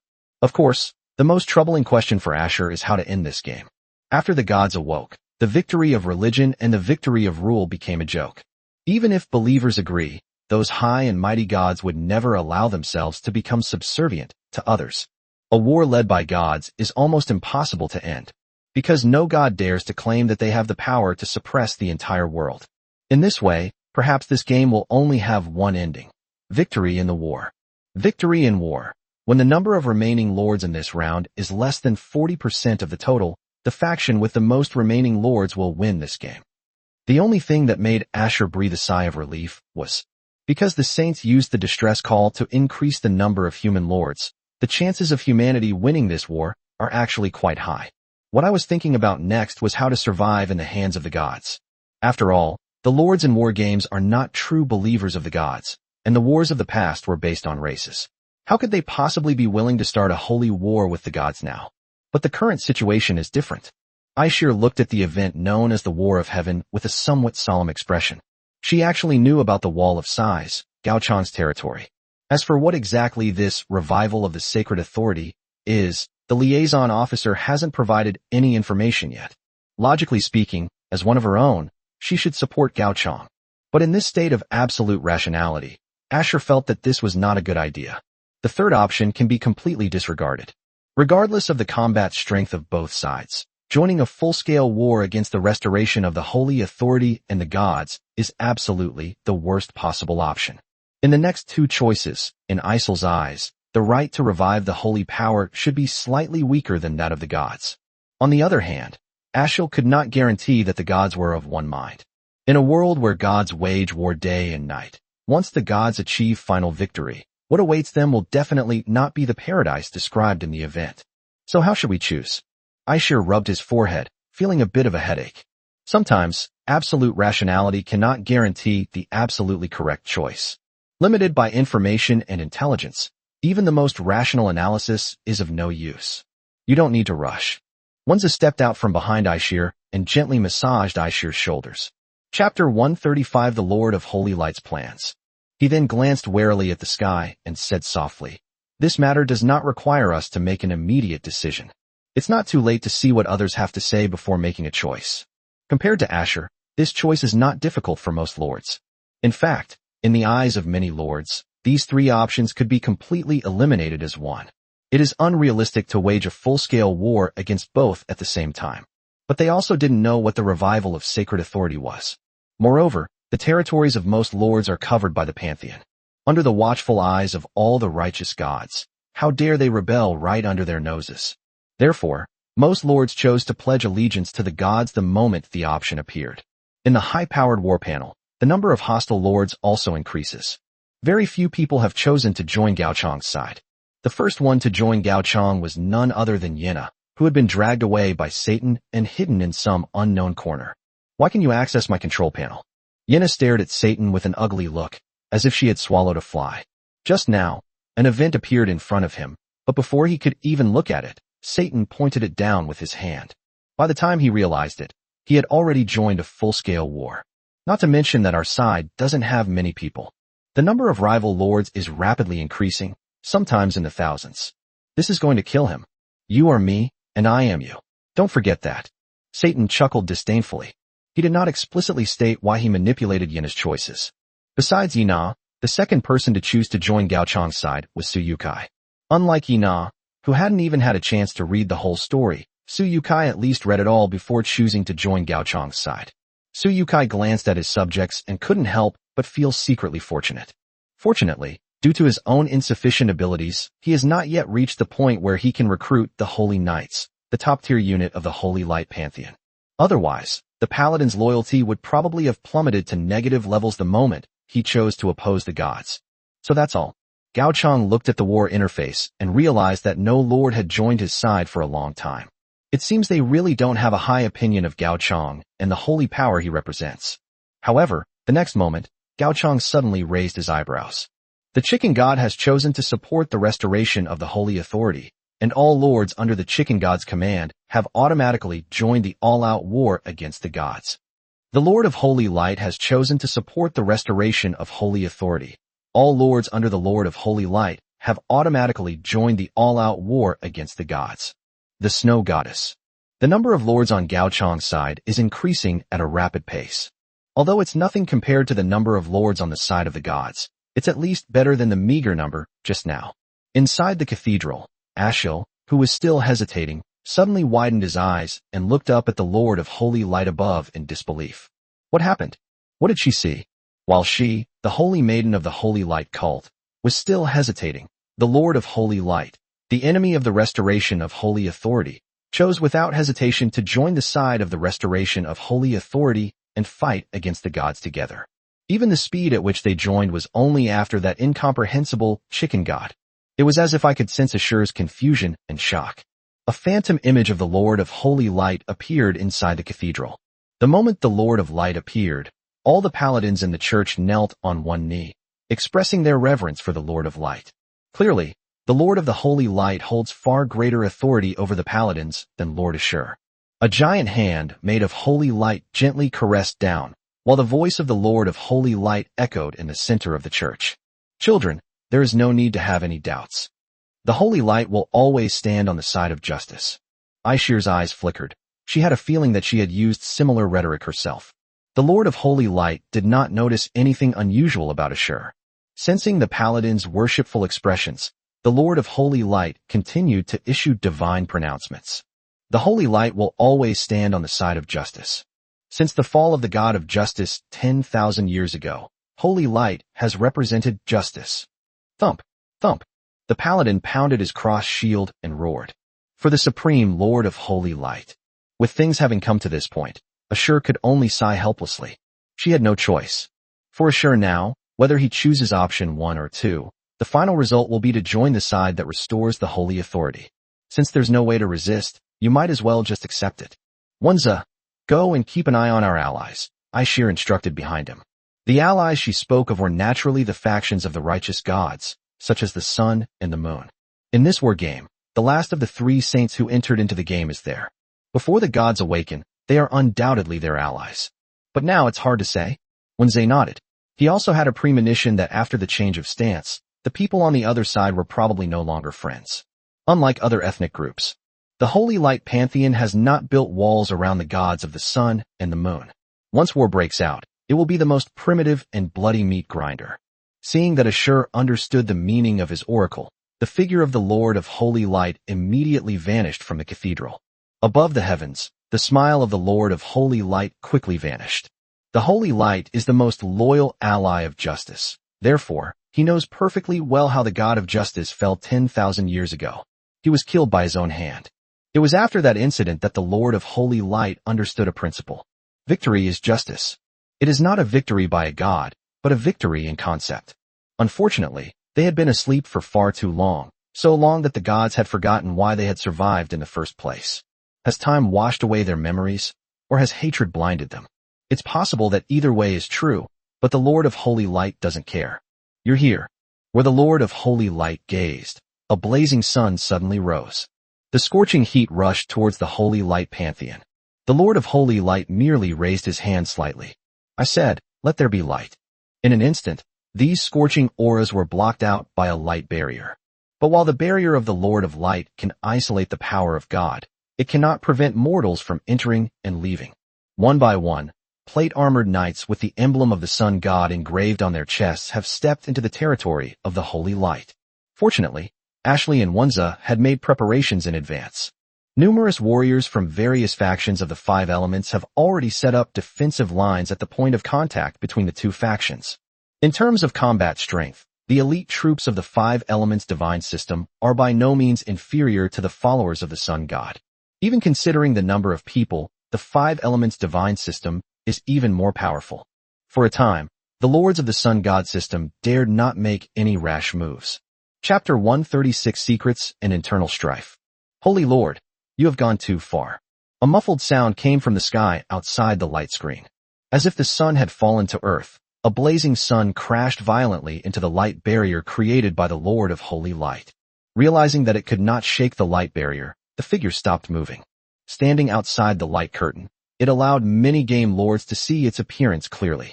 It was a figure dressed in a majestic robe, predominantly red, with a soft and smooth texture, like a flame under the sun, giving a warm and fiery feeling. The sun god. The Lord of Holy Light softly uttered the other person's name. And the goddess of the moon.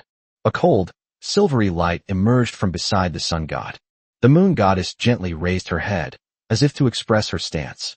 You've sided with our enemy. The moon goddess seems unable to understand the Lord of Light's actions. At this moment, the many lords on the ground did not rush to start fighting, but instead looked up at the sky. As a second-order world, the battles between gods are ultimately just a backdrop for most lords. That was a battle that didn't belong to them at all. Although the outcome of a god's victory or defeat would affect them, for lords like them who participated in the war game, such matters were beyond their control. After a brief pause, the moon goddess continued speaking. Why? Because we are all sinners, the Lord of Light replied. Enough. The sun god was clearly short-tempered. We're not here to listen to your nonsense about convincing believers. Puff. The Lord of Holy Light suddenly burst out laughing. Puffed, ha! What are you laughing at? The sun god frowned slightly. The Lord of Holy Light stopped laughing after a while. A pressure instantly enveloped the sun god. I laugh at you for actually forgetting everything from 10,000 years ago. All the gods are dead, so why are we the ones who survived? Is it because we're the strongest? Hearing the Lord of Holy Light's question, the sun god was momentarily stunned. Are they the strongest? Of course not. How did they survive that ancient catastrophe? The sun god suddenly clutched his head. His long slumber seemed to have caused problems with his memory. He forgot a message, a very crucial message. Let me help you recall, the Lord of Holy Light suddenly said. For among the gods, we are the true sinners. The Lord of Holy Light extended a finger and pointed it at the sun god. I witnessed with my own eyes that you betrayed the god of lava, murdered the god of fire, deceived the god of the hearth, and personally destroyed several pantheons, large and small. Back then, they were my enemies, the sun god said. He didn't think there was anything wrong with it. 10,000 years ago, the number of gods was as numerous as the stars in the sky. When would so-called gods not die? Of course, they are your enemies.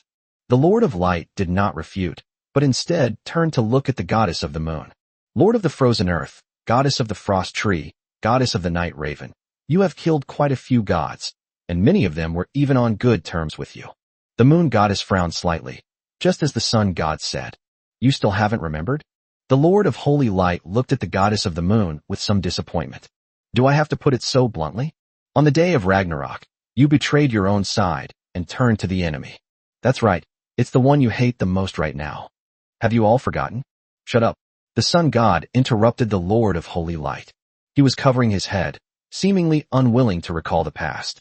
It was he who chose to forget those memories over 10,000 years, just to gamble on a possibility of killing that being. Over tens of thousands of years, it wasn't just them who became weak. Thinking of a certain being, the face of the sun god's body became more gloomy, and even his gaze toward the Lord of Holy Light was tinged with hatred. Holy Lord, your ability to spread rumors and deceive the masses surpasses even your cunning schemes.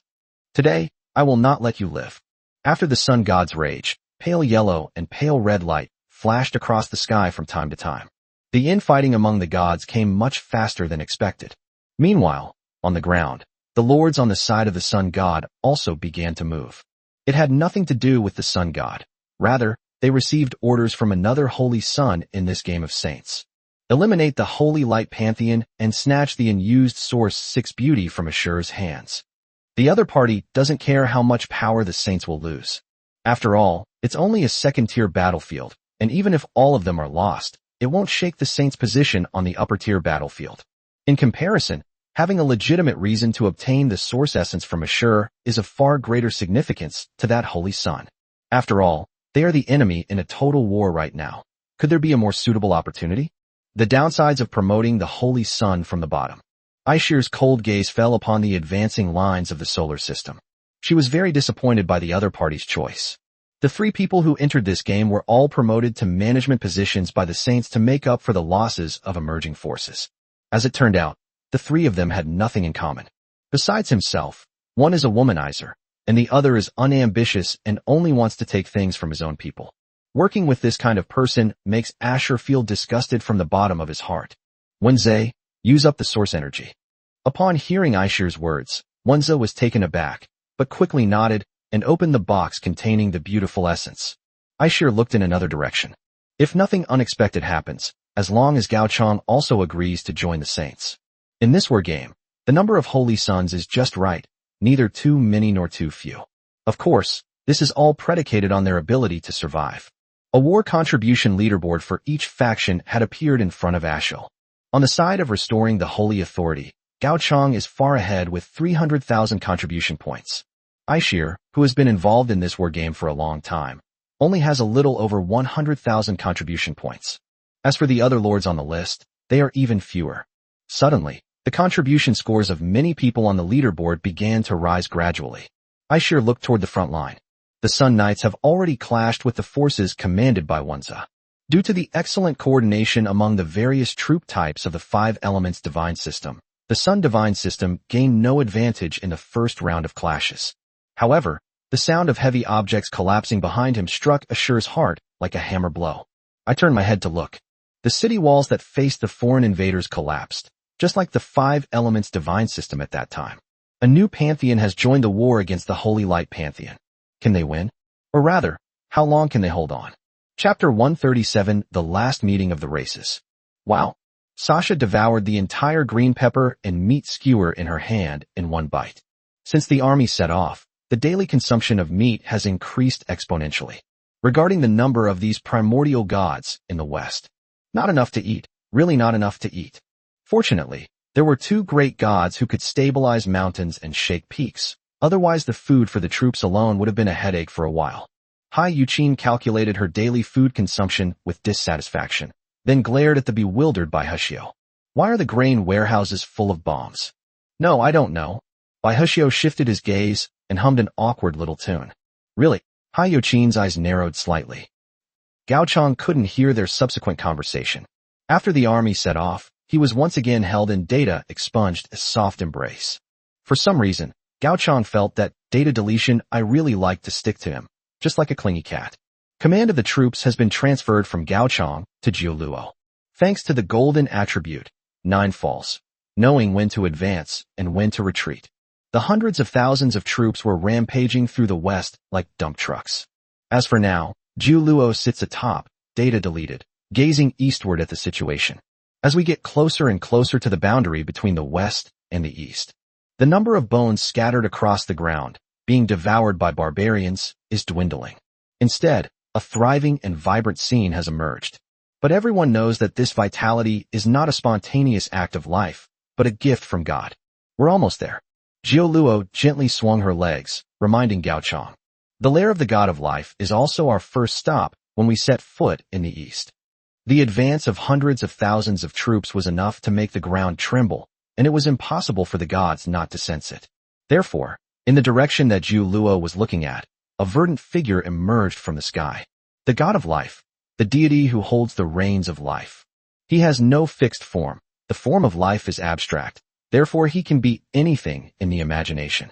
The God of Life lowered his head, his gaze lingering briefly on the cube-shaped body of data deletion for a few seconds. Then he looked away. They're here. The words of the God of Life resounded like a divine oracle in the ears of every lord of the Life Pantheon. In an instant, all the lords learned of the approaching enemy. Inside Lan Yan's treehouse, the lords of various tribes gathered together once again. This time, however, there were noticeably fewer people. The elven race is left with only Lan Yan as their representative, while the Shadow Clan's representative of the God of Deception has also disappeared. The main pantheon of the Minotaur didn't send anyone over at all. They only contacted the head of a certain original god. As for the remaining minor races with weak combat capabilities, they remained largely unchanged due to their extremely cautious approach. The atmosphere inside the treehouse was somewhat silent. Lan Yan spoke first. After coughing lightly twice, Lan Yan looked at the lords of the other races. Given the current situation, what are your thoughts? The lord representing the Minotaurs chuckled dismissively. What else can we say? Isn't it clearly written on the war panel? Lan Yan's eyes flickered slightly. He understood what the Tauren Lord meant. Although the Holy Light Pantheon stands against the gods for some reason. However, the Holy Light Pantheon does not represent all the human lords. After removing some casual players and saints who are lords distributed across other pantheons, the Holy Light Pantheon only has a few thousand lords. It seems like a lot, but the number of lords standing on the side of the gods is already close to 100,000. If we include the troops under the command of the various tribal lords, the number would reach tens of millions. In this light, it seems that the Holy Light Pantheon is acting like a mantis trying to stop a chariot, overestimating its own strength. Compared to the Tauren's confident demeanor, the Shadow Clan representative sat quietly to the side, making it difficult to discern his thoughts. He listened quietly, like a nobody, to the discussions between the lords of various races.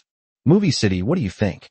Lan Yan's sudden outburst drew the attention of many races' representatives to the silent Shadow Clan lord. In this war game, the Shadow Clan is definitely a well-developed race. Although they are still far inferior to the humans who have issued a distress call and whose reserves are constantly being replenished, they are definitely among the best of the best compared to other races. What do I think? Ingqing slightly raised his eyes, his gaze sweeping over the strangely shaped alien lords. You probably don't know how the deceitful pantheon perished, do you? Compared to others, the cinema is not very optimistic. The deceitful gods were destroyed in the west, and the destruction was so rapid that the Shadow Clan didn't even have time to react. As a result, the Shadow Clan inexplicably lost half of their manpower in this war game. From any perspective, victory in this war was out of their reach. The Dark Pantheon will lend a hand in this all-out war, Shadow City said.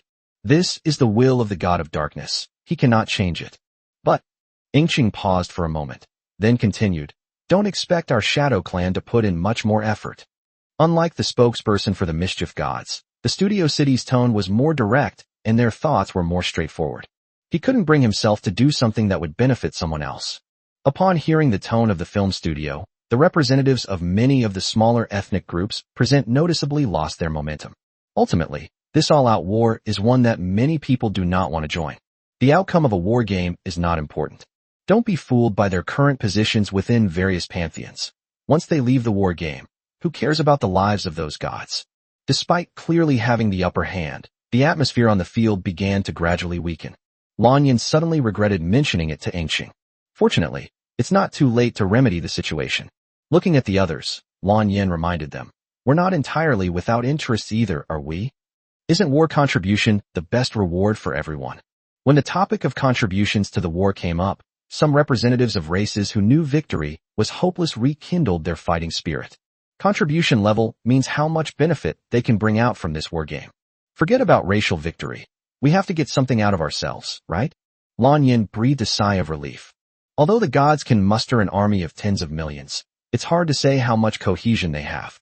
If people's hearts are scattered, then the world will truly fall apart.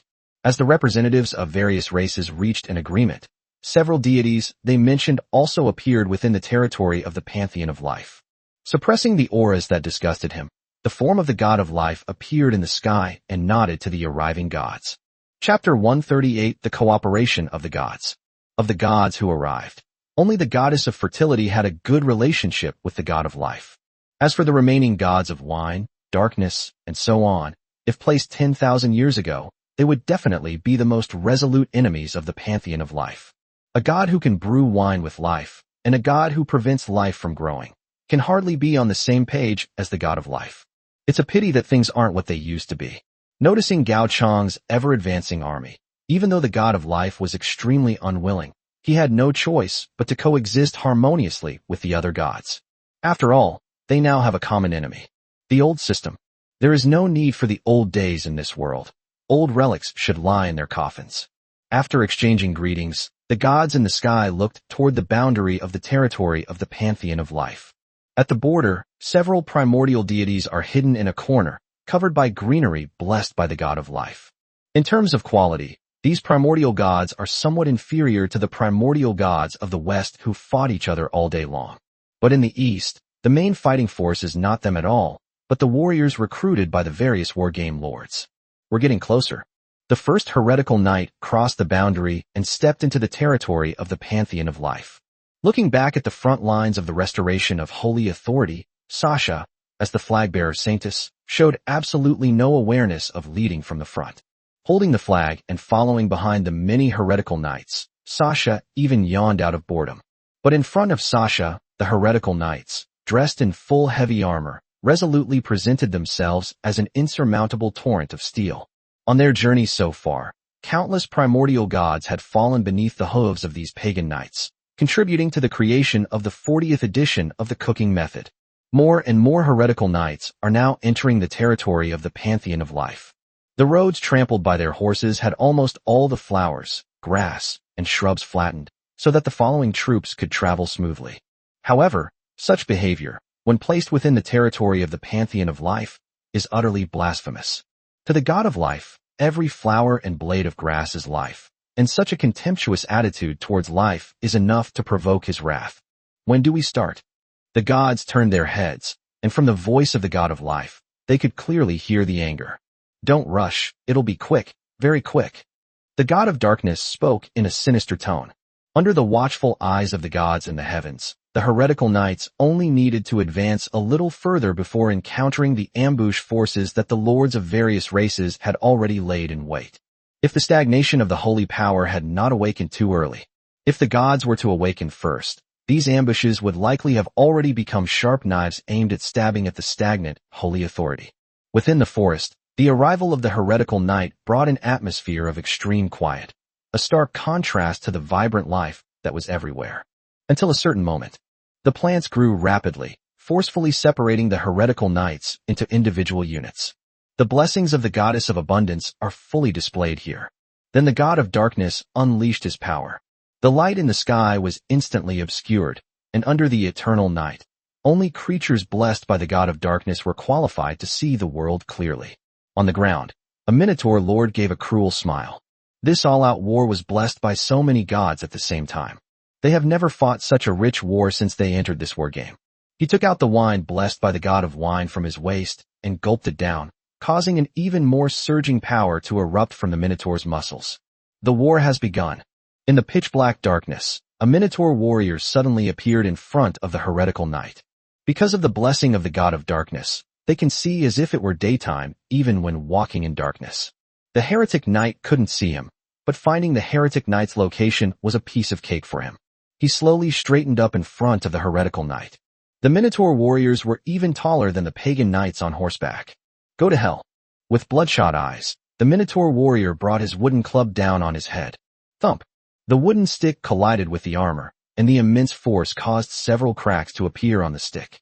Seemingly sensing something, the heretic knight thrust his lance toward the spot where the attack had just come from, each thrust piercing flesh. The Minotaur warrior's eyes widened. The knight's lance was pulled from his heart, and the breath of life gradually drained from his body. How can flesh and blood, unarmored, possibly defeat steel? However, in no time at all, a rich life force was poured into the Minotaur warrior's body. The damaged heart was repaired, and the skin was restored to its original state. The blessing of the god of life could not achieve such an effect. There is only one possibility for this to happen. The god of life must personally intervene. Besides the god of life, the primordial gods lurking on the ground also broke free of their disguises and attacked the pagan knight's lines. It depends on the frenzied power of those primordial gods. The pagan knight's lines were broken in a short time. With the cooperation of several righteous gods in the sky, and the fact that several primordial deities had just entered the fray, the pagan knight's ranks began to dwindle. On the other hand, with the multiple blessings of the gods, the fighting power of warriors from all races continues to soar. It seemed that victory in this war was only a matter of time for them. So, how long are they going to continue this futile effort? Outside the darkness, Sasha had stopped and yawned. At the same time, hundreds of thousands of auxiliary troops also halted their advance. Even though they knew they had been ambushed, no one intended to retreat. Sasha could sense the intense battle within the darkness, but she didn't understand the meaning of this battle. Those trapped inside the black curtain are all units from the old system. Sasha shook the flag in her hand. As long as she wasn't killed, none of us would have died. So what is the significance of this war? At that moment, a mournful melody was played by the bards behind the crowd, as if they were mourning someone's death. Gao Chong and the others didn't feel anything. But when the warriors of various races were placed within the darkness, a distinct sense of unease was felt. They have been fighting the army of the revived holy authority in the shadows for so long. Even if the heretical knight is made of steel, he will eventually have his head snapped off by the blessed, muscular Minotaur. For the Shadow Clan, it allows them to bypass their armor and plunge their blades directly into their flesh. But why? After so many heretical knights fell, did their numbers seem to remain unchanged? After an elven archer fired his last arrow, his pupils suddenly contracted sharply. Look at the ground. Chapter 139, The Lost Ones on the Road to the Underworld. On the ground, there were pagan knights whose limbs and necks had been twisted. Surprisingly, it stood up again under the influence of an unknown force, and even its broken limbs were repaired by twisted tentacles that appeared out of nowhere. This eerie feeling is like mending a doll. Coupled with the mournful music that echoed from afar, an atmosphere of fear gradually spread among the warriors of all races. Clicking sounds kept coming from all around. Sometimes it's the sound of bones realigning. And what remained was the sound of firearms being loaded. The knights put down their lances and pulled out their huge muskets from their backs. As the warriors of various races penetrated deeper into the territory, they had successfully become entangled with the heretical knights. After the fallen heretical knights were resurrected, they were surrounded and killed. Although they could not see in the dark, that was not the case for the heretical knight at this moment. The slightest sound would cause them to fire their muskets. The muskets of the heretical knights were not the childish toys of various orthodox cults. The large-caliber musket, after undergoing ammunition improvements, possesses the characteristic of extremely high temperatures. It can cook meat instantly upon impact. Once this weapon is used on warriors of various races. Once hit, even if the god of life were to come to your rescue, there would be no way to save you. After all, he is only the god of life and cannot turn a piece of cooked meat back into a living thing. Wait, were those bastards doing this on purpose? One of the lords suddenly looked grim.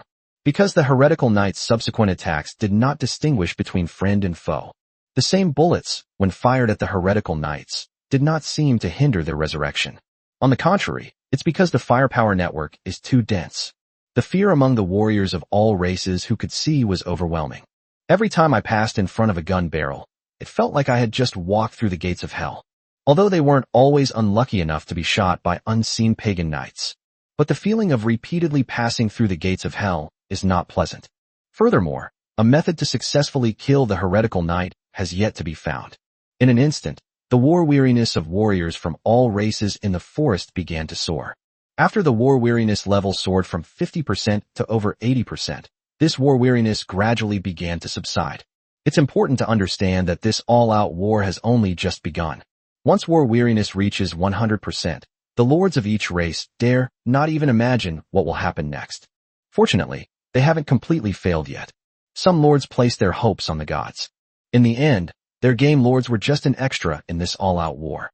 What we really want to see is the showdown between the various righteous gods and the restored holy authority. It is quite clear, even in the case of God. They also possess significantly more fighting force than the restoration of the holy authority. Everything will be alright as long as the gods intervene. That's right, as long as the gods intervene, everything will be alright. Sister Wanchuan. Sasha kept shaking Wanchuan's shoulders. Hurry up and take care of those troublesome guys. My sixth sense tells me that several new ingredients have appeared in the forest. But this pitch blackness completely covers everything. It's so annoying. Wanchuan was dizzy from being shaken by Sasha. After Sasha finally stopped moving, Wanchuan took a small hop and bounced to the side. He glanced at Sasha with empty eyes. A few seconds later, Wanchuan suddenly nodded. With his hands placed in front of his chest, Wanchuan adopted a gesture of prayer. Lost people. Wanchuan murmured a few words. The chilling atmosphere completely extinguished any signs of life on the ground. In a daze, figures seemed to appear around everyone, only to disappear in the next moment. Among them were barbarians, as well as warriors from 10,000 years ago. Unsurprisingly, all of these people were beings who had once been lost on the river of oblivion. Finally, a few minutes later, a huge figure appeared, swaying slightly. Feeling a sound like an earthquake, Gaochang forcibly broke free from the embrace of Data Expunged and poked his head out of its body. The first thing you see after emerging is a figure that blots out the sky. The god of mountains, Ju Luo explained. Her gaze also fell upon that figure. It was obvious that the mountain god was not in a good state.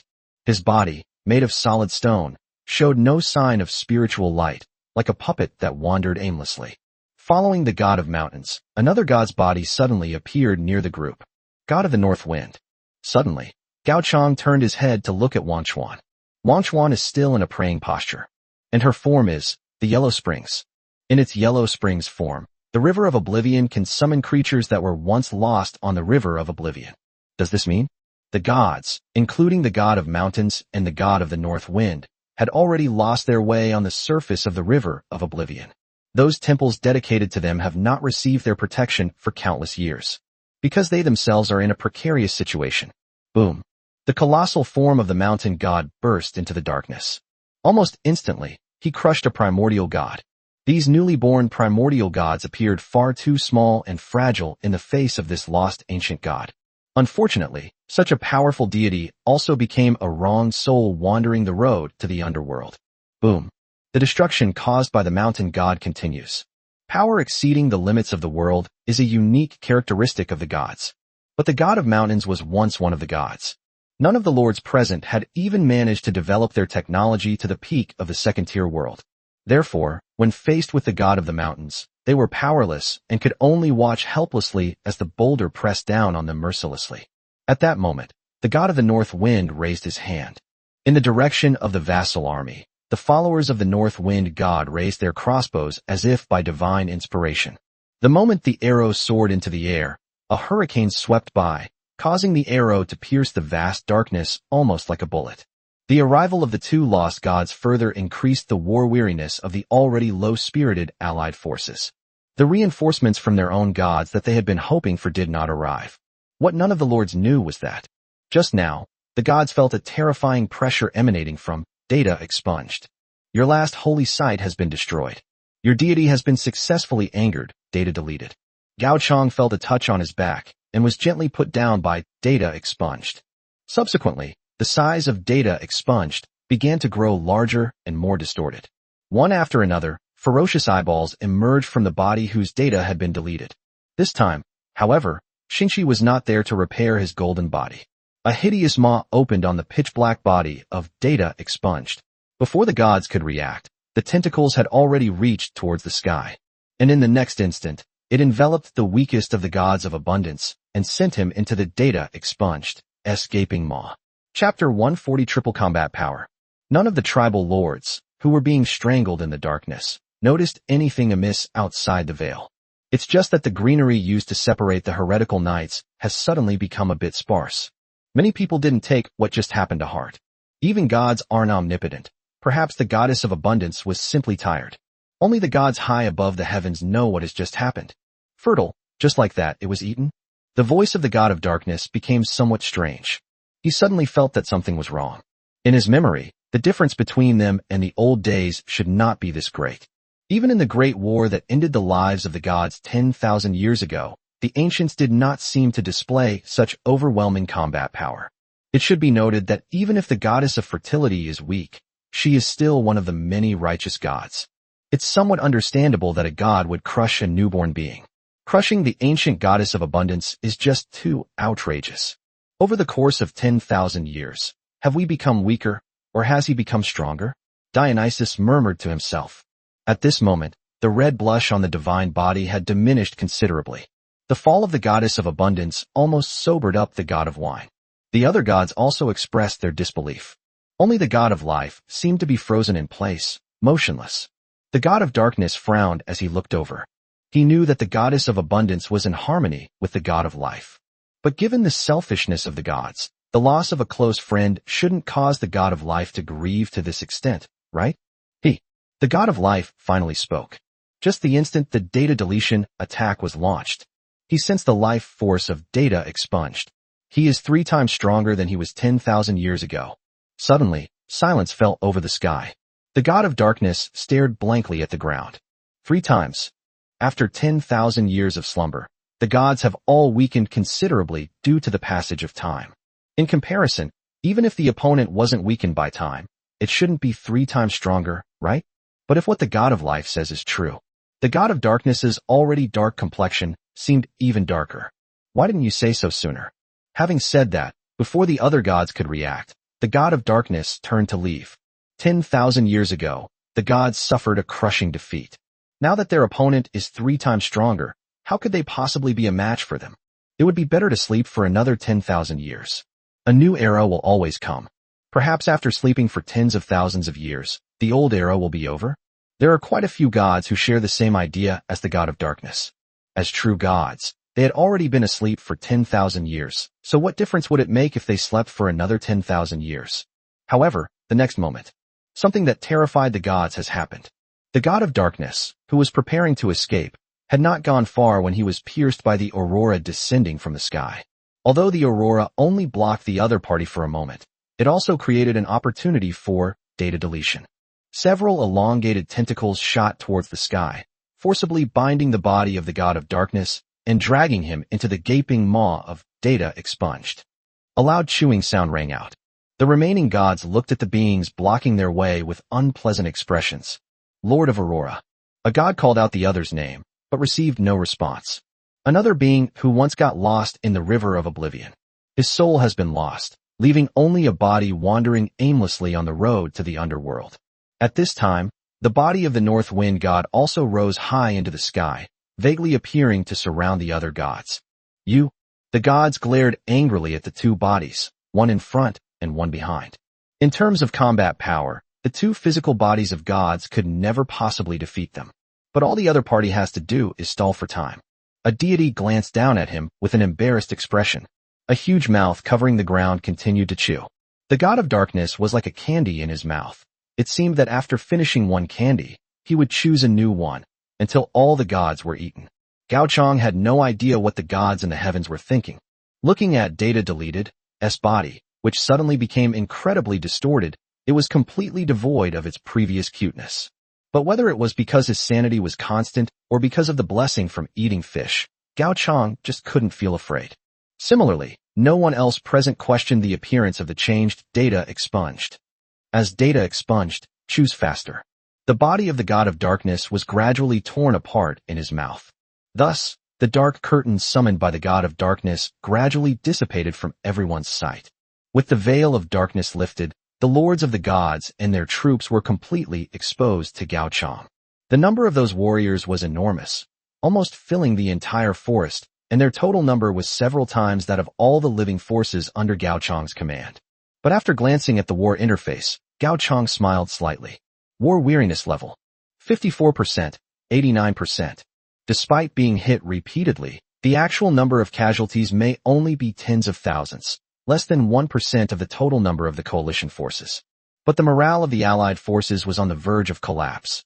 On Gao Chang's side, the only war weariness level was increased by the hundreds of thousands of auxiliary troops.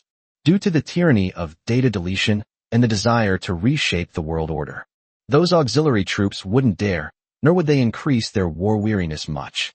As for the warriors of the old system, as long as Sasha, the flag bearer, is still alive, they will not die, and their war weariness will not increase.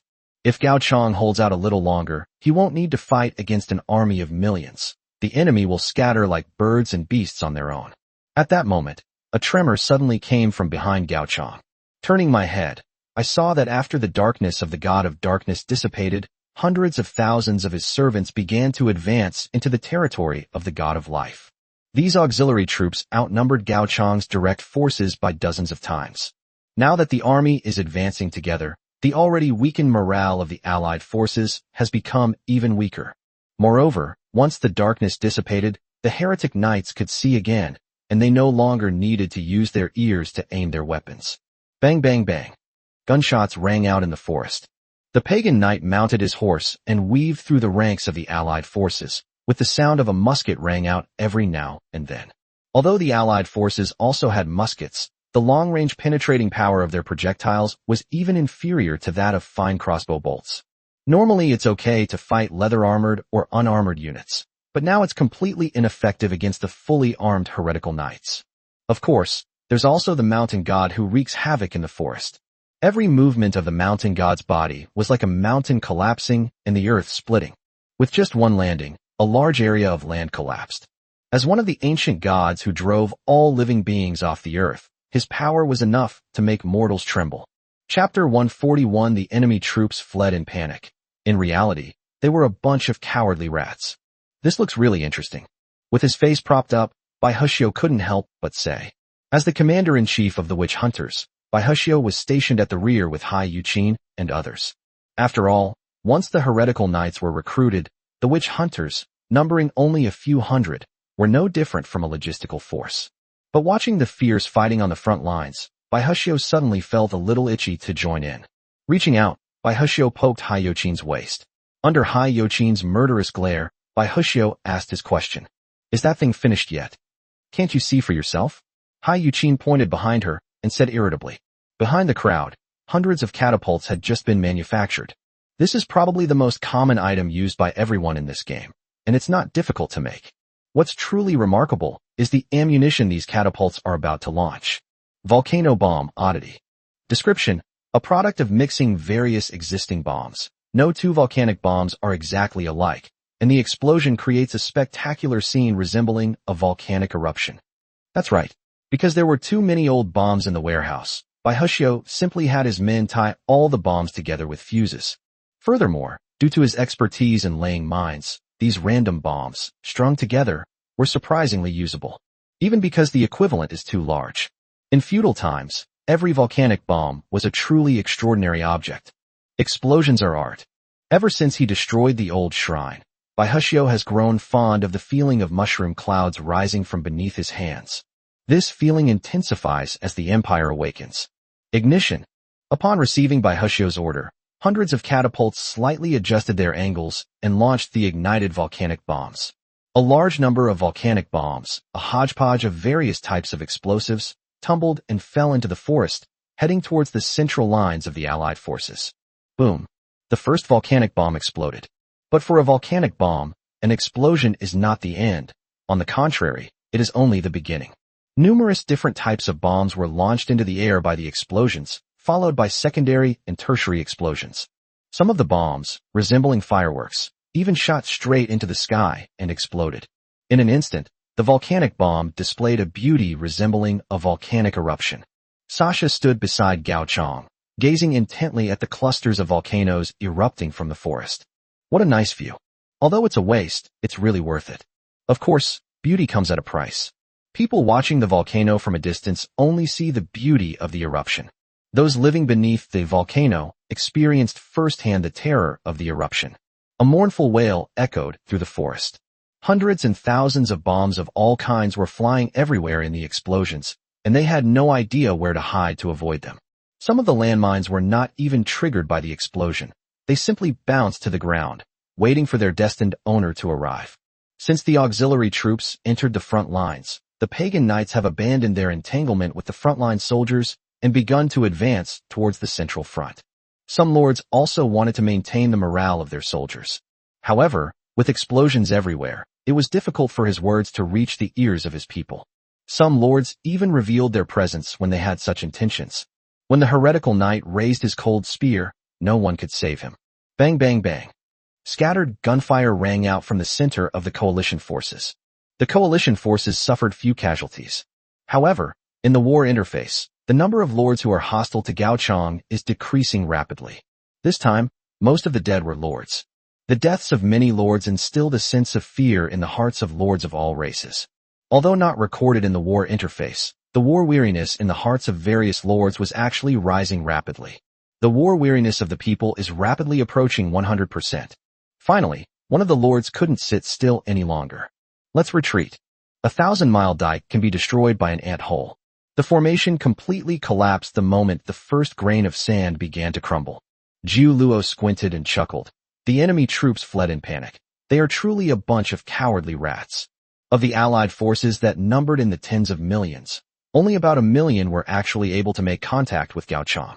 Even fewer actually engage in combat, numbering only around a few 100,000.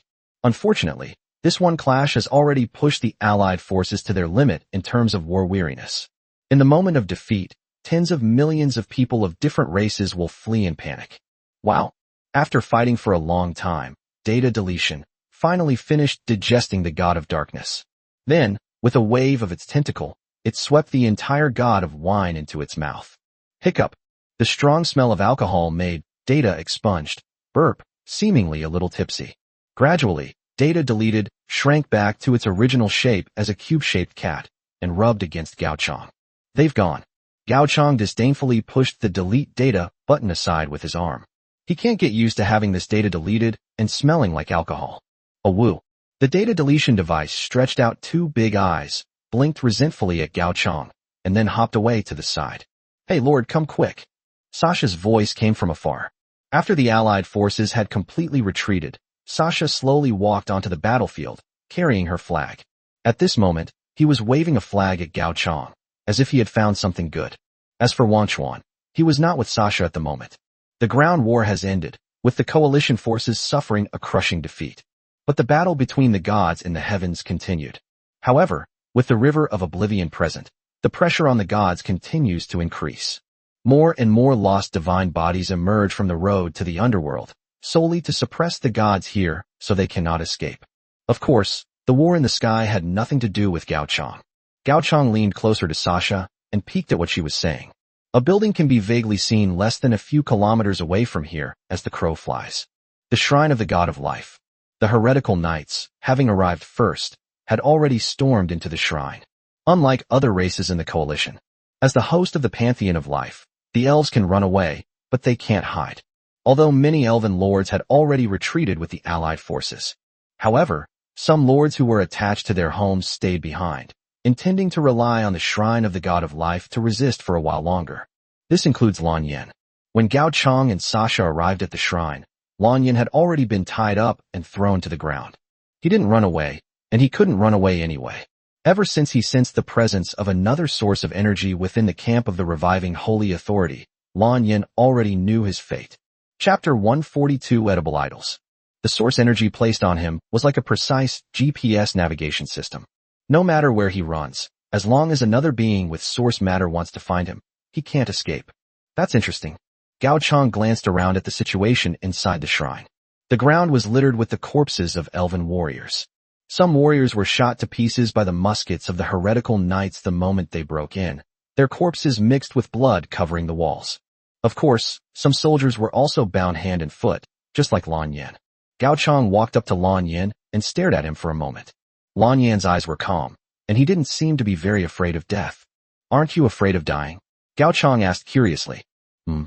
Lan Yin seemed to want to say something, but his mouth was covered, and he could only make muffled sounds.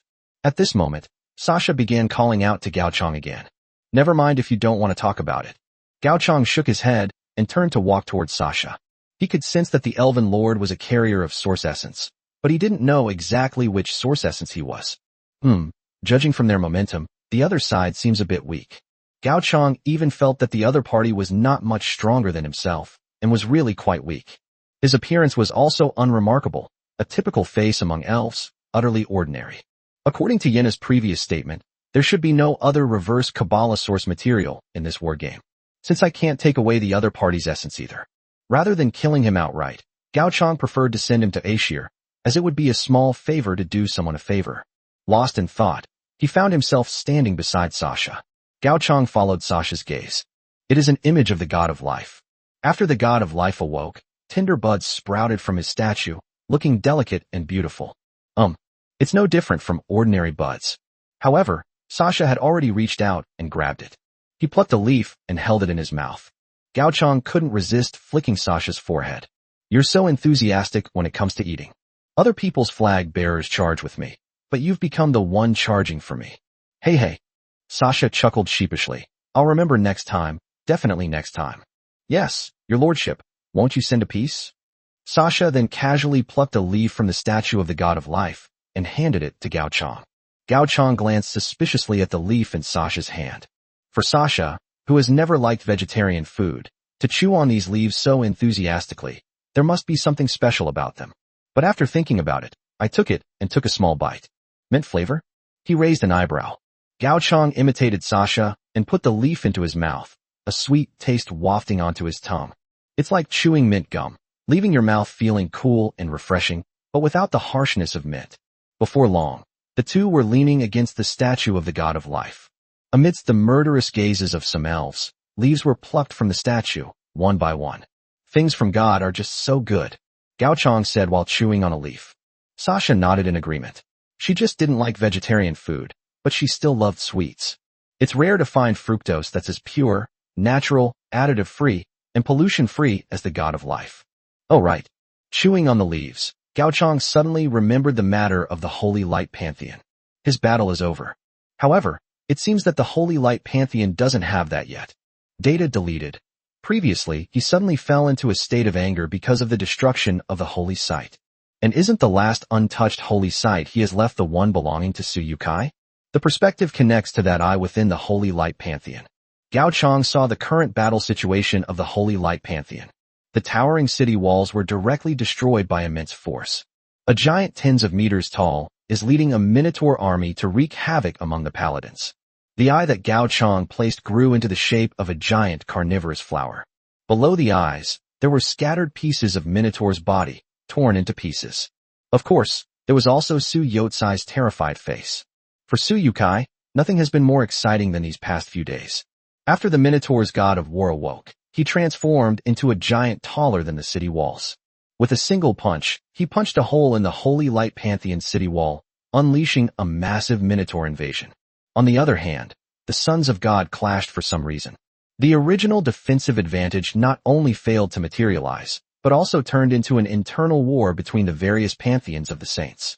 In other words, The Saints' forces are currently using 1/3 of their strength to resist the Minotaur invasion.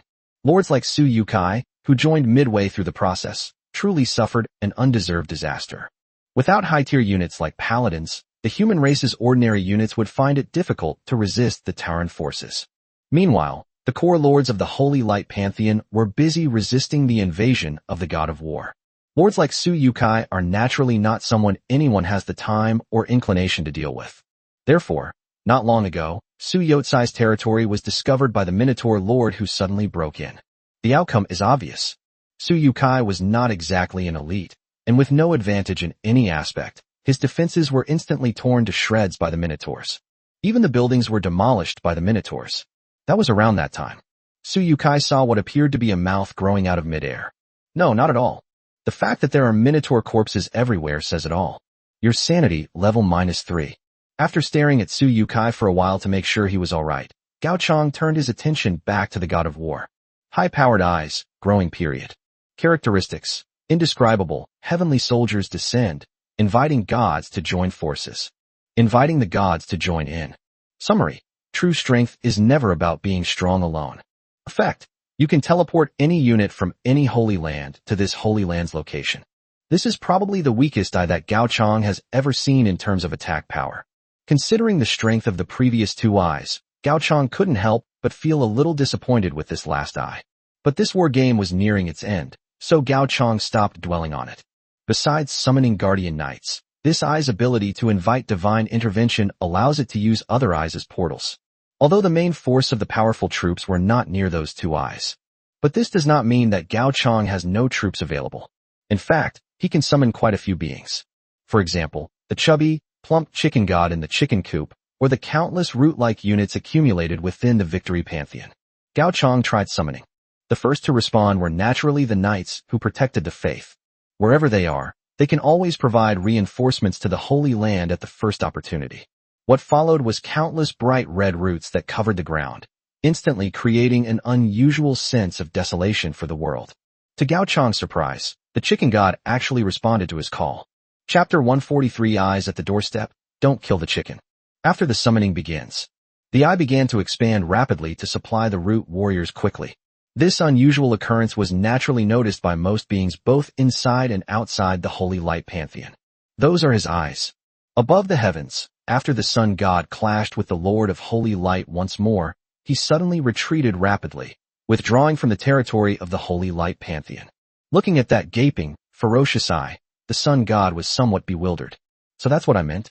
The god of Holy Light showed no intention of pursuing them beyond the territory. He simply shrugged helplessly. When he saw that being stick its eye in front of him, he knew who the true embodiment of justice was. Holy Lord, you. Before the sun god could finish speaking, something strange erupted from the area of his eye once again. A massive, ancient tree with roots sprouted from the gaping maw of the eye. Since it was severed in two by the god of victory, the ancient roots have become an independent entity and can naturally transport things using the properties of its eyes. The moment the ancient root tree appeared, a strong sense of danger enveloped the god of war. The god of war ceased his rampage through the vast ranks of paladins and turned to look at the mother tree of roots. He sensed a strong aura of decay emanating from the mother tree. That aura surpassed even that of the gods. It seems they want to drag the whole world into a desolate abyss. A rustling sound came from where the roots and vines were spread out. One after another, warriors of roots rose from the place covered by scarlet roots. Before the Minotaurs could react, the bullets fired by the root warriors had already pierced their bodies with red trajectories. Because most of the warriors were not wearing armor, the roots quickly began to erode from the wounded parts of the Minotaurs toward their heads. Blood vessels stretched across the Minotaur warriors' eyes. From a distance, they looked like a group of angry bulls. But in reality, only they themselves can feel the despair of life slipping away. Perhaps because of their different race, the Minotaurs did not go insane like the elves due to the erosion of the roots. Once their brain nerves are pierced by the roots, they often face only death. It was at this moment that, giggle, the sudden crowing of a rooster shattered the apocalyptic atmosphere. Everyone stared in disbelief and turned to look. When a large, round hen appeared behind the root tree, several question marks appeared on my forehead. Gao Chang stared at the chicken god who had been teleported in, his face full of black lines. The atmosphere was amazing, especially after the rooster crowed like that. There was no atmosphere at all. After a while, as the roots continued to spread forward, the lords gradually came to their senses. It's just a big hen, nothing to be curious about. The most urgent task is to deal with that strange mother tree. As the mother tree of roots opened its crimson, twisted giant eyes, the Minotaur lords all looked toward the god of war. This level of combat is beyond their capabilities. And the god of war did not disappoint them. With its massive body striding forward, the god of war passed over the heads of the paladins and walked straight toward the mother tree of roots. Unlike the half-awake, half-asleep god of victory at that time, the fully awakened god of war appears more agile and acts more recklessly. His power is still gradually increasing. Whether it was the battle between the Minotaurs and the paladins, or the attack launched by the roots, it was all nourishing his body. Even with the Lord of Holy Light unable to intervene, his mere existence would be sufficient to sweep through the Holy Light pantheon.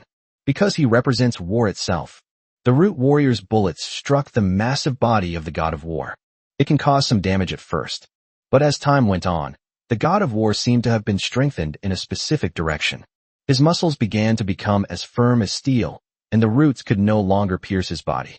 To everyone's surprise, having been ignored for a while, the chicken god suddenly clucked and rushed to the front of the root mother tree. Although he is not small, he is only compared to an ordinary human. Faced with the size of the god of war, the entire group of chicken gods combined was not even as big as the opponent's palm. However, chicken god still has speed. Although they were still several kilometers apart, the chicken god arrived at the feet of the god of war in just a few minutes. To this day, the god of war has not uttered a single word. He simply looked at the little chick that had come to him and gave it a disdainful smile. Boom. With one stomp, chicken god was instantly crushed into a chicken patty. Far away in the pantheon of life, Gao Chong covered his face. I just saw chicken god rush out like that, and I thought there might be some surprise, but chicken god gave him a second death. Speaking of which, I wonder if the chicken god will be able to live a third time. Your residence, chicken god, trait has been triggered. Huh. When did the chicken god become his subject? Could it be because of that resurrection after death? Hearing the war game prompt that suddenly came to his ears, Gao Chong turned his gaze back to Yan's perspective. From the eye's perspective, the god of war stomped on the meat pie beneath his feet a couple more times. But all beings facing the god of war were now looking behind him. That chicken god who had already been trampled to death by him. At this moment, it stood behind the god of war, its empty, dead fish eyes staring at him silently. Gao Chong tried to check the chicken god's personal attributes. It actually works. Chicken god. Occupation, god. Myth. Legend has it that this is a hen that can lay golden eggs. As long as she is alive, she can lay a golden egg every day that can cure all diseases in the world and is also very valuable. Having suffered the consequences of killing the goose that lays the golden eggs, he gained new power to correct this mistake. All who attempt to kill him will face endless retribution. Characteristics. Former clan, do not kill chickens. Looking at the name of the attribute, Gao Chong's lips twitched. What a straightforward name. Do not kill chickens. Synopsis. A chicken was killed as a signal. Where are the 500 axemen? Effect 1. The chicken god can be resurrected once per day. Effect 2. When the chicken god is killed, it will summon 500 chicken warriors, immune to physical damage, to retaliate. At that moment, a chilling aura suddenly appeared behind the god of war. For a god, this aura was far too obvious. However, as soon as they turned around, a bunch of roosters suddenly appeared out of nowhere. The roosters began pecking at the muscles of the god of war. Muscles that even roots cannot penetrate are as fragile as paper in front of those roosters' beaks. The god of war seemed to have no idea what was happening, but one of his legs had already been pecked hollow by hundreds of roosters, revealing the white bones beneath the muscles. His entire body tilted to one side. Chapter 144, a god who only cares about war, not victory. The enraged god of war waved his arms, seemingly wanting to crush the roosters that had offended him into mincemeat. But whenever he swatted a rooster under his palm like a mosquito, the rooster would always crawl out of his palm unharmed. Even on their way out, the roosters' beaks would take away some of the flesh and blood of the god of war. These things may seem to have taken a long time, but in the eyes of the Tauren lords, in reality, less than half a minute had passed. The god of war has already fallen. The rooster kept flapping its wings and scavenging for food on his body. The fact that they seemed never to be full no matter how much flesh and blood they consumed made the Minotaur Lord attacking the Holy Light Pantheon swallow hard. Is this the Holy Light Pantheon that represents justice? So the paladin they just fought was a beginner monster? The roots, vines, hens, and roosters that have appeared now are all more terrifying and bizarre than the last. I know they are attacking the pantheon of the true Holy Light Lord. Anyone who didn't know better would think they'd stumbled into the lair of some evil god. By the way, do evil gods exist in this world? Before the Minotaur Lord could even rub his chubby head and ponder the question, the god of war has been devoured in front of everyone in a slow and agonizing manner. Killing a chicken comes at a price, especially killing the chicken that revives the sacred rite. And now, he has paid the price he deserves. The giant that was originally tens of meters tall has disappeared without a trace. Instead, there was a skeleton lying on the ground. Gaochang couldn't help but click his tongue twice. It's a pity that the undead didn't participate in this war game. Otherwise they would have been overjoyed. After devouring the god of war, the unscathed rooster turned its head and gave a cold look in the direction of the Minotaur warrior. That look in his eyes. It's like watching a bunch of walking, dried beef jerky. This caused many Tauren lords to experience physical discomfort. No.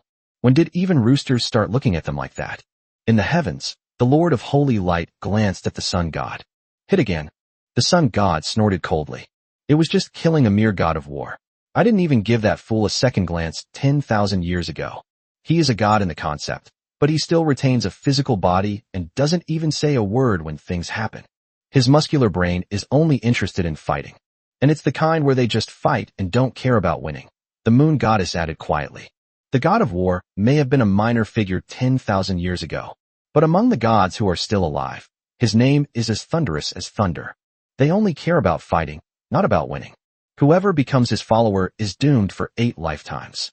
But the Lord of Holy Light ignored the two gods' attempt to change the subject. So, fight again? He continued to ask. Holy Lord, do you really think I'm afraid of you? The sun god snorted coldly. I'm only doing this because of that one. The Lord of Holy Light paused in his movements. You finally remembered? You said the same thing 10,000 years ago. The sun god has chosen to support the restoration of sacred authority, and all lords under his command automatically join the all-out war against the gods. The moon goddess has chosen to support the restoration of the holy authority. All lords under her command have automatically joined the all-out war against the gods. In an instant, the paladins and sun knights, who were constantly fighting on the ground, paused in their movements. At the border of the Holy Light Pantheon, the battlefield, which had just been filled with the sounds of swords and spears, suddenly fell silent. The wargame lord on the side of the sun god listened to the announcement of the sudden switch of factions. He was stunned for a moment. No, according to the orders of the Saint Sun, they had to take the preserved source matter from Ashur. But given the current situation, one of the lords swallowed hard. Because the sun god has switched sides, if they now want to attack their ally, the Holy Light Pantheon. It seems the mysterious unit type, the Sun Knight, is no longer under command. However, if we use regular troops, let them use those swordsmen and shieldmen to fight the paladins. I glanced at the paladin's tall figure, a cross shield still gleaming faintly in their hands. They had already witnessed the paladin's tenacious survival ability on the previous battlefield. Apart from the Sun Knights, the other soldiers could not withstand even a single stab to the chest. A paladin can also pull out his sword and cleave someone in two. Besides paladins, the combat strength of the various walker units in the 5 elements divine system is generally higher than that of ordinary units. Without the Sun Knight, how can we fight this battle? Just as many lords were frowning in worry, a gentle voice rang out from the rear of the battlefield. Gentlemen, Wenze appeared between the two opposing sides. Looking at Wenze, many lords on both sides couldn't help but blush. Some of them had met Wenze before, but for some reason, Wenze's expression didn't change at this moment. But there's always a subtle charm that makes people want to get closer. It seems like boys aren't necessarily excluded. Wenze frowned slightly.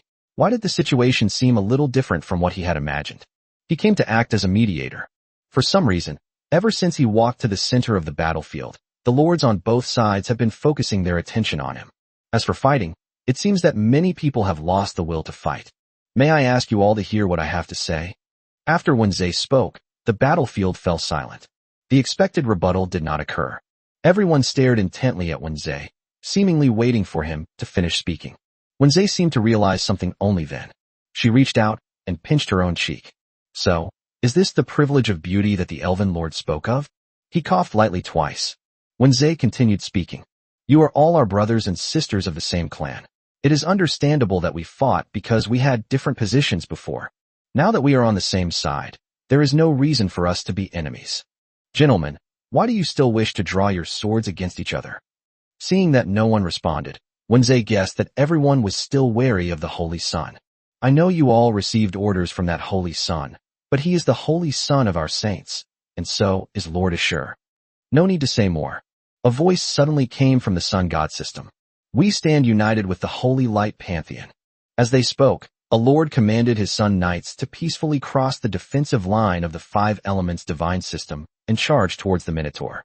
Wenze looked at the situation on the side of the Sun God system with some surprise. The situation went much more smoothly than he had expected. Now all that's needed is for the five elements divine army to turn its spearheads again. The Holy Trinity defense system will return once again. Chapter 145 almost lost his head. The Saints were the ones with the advantage in this war game. Once the Triad defense system returns, it will mean that this war game is about to come to an end. Previously, those who joined the side that was reviving the sacred authority would not have dared to say such a thing. But now look at the war interface. Several additional deities emerged from the side that revived the sacred authority. Although they are still scarce, they are all high-quality righteous gods such as the Lord of Holy Light and the Sun God. Next, consider the war weariness levels of both sides.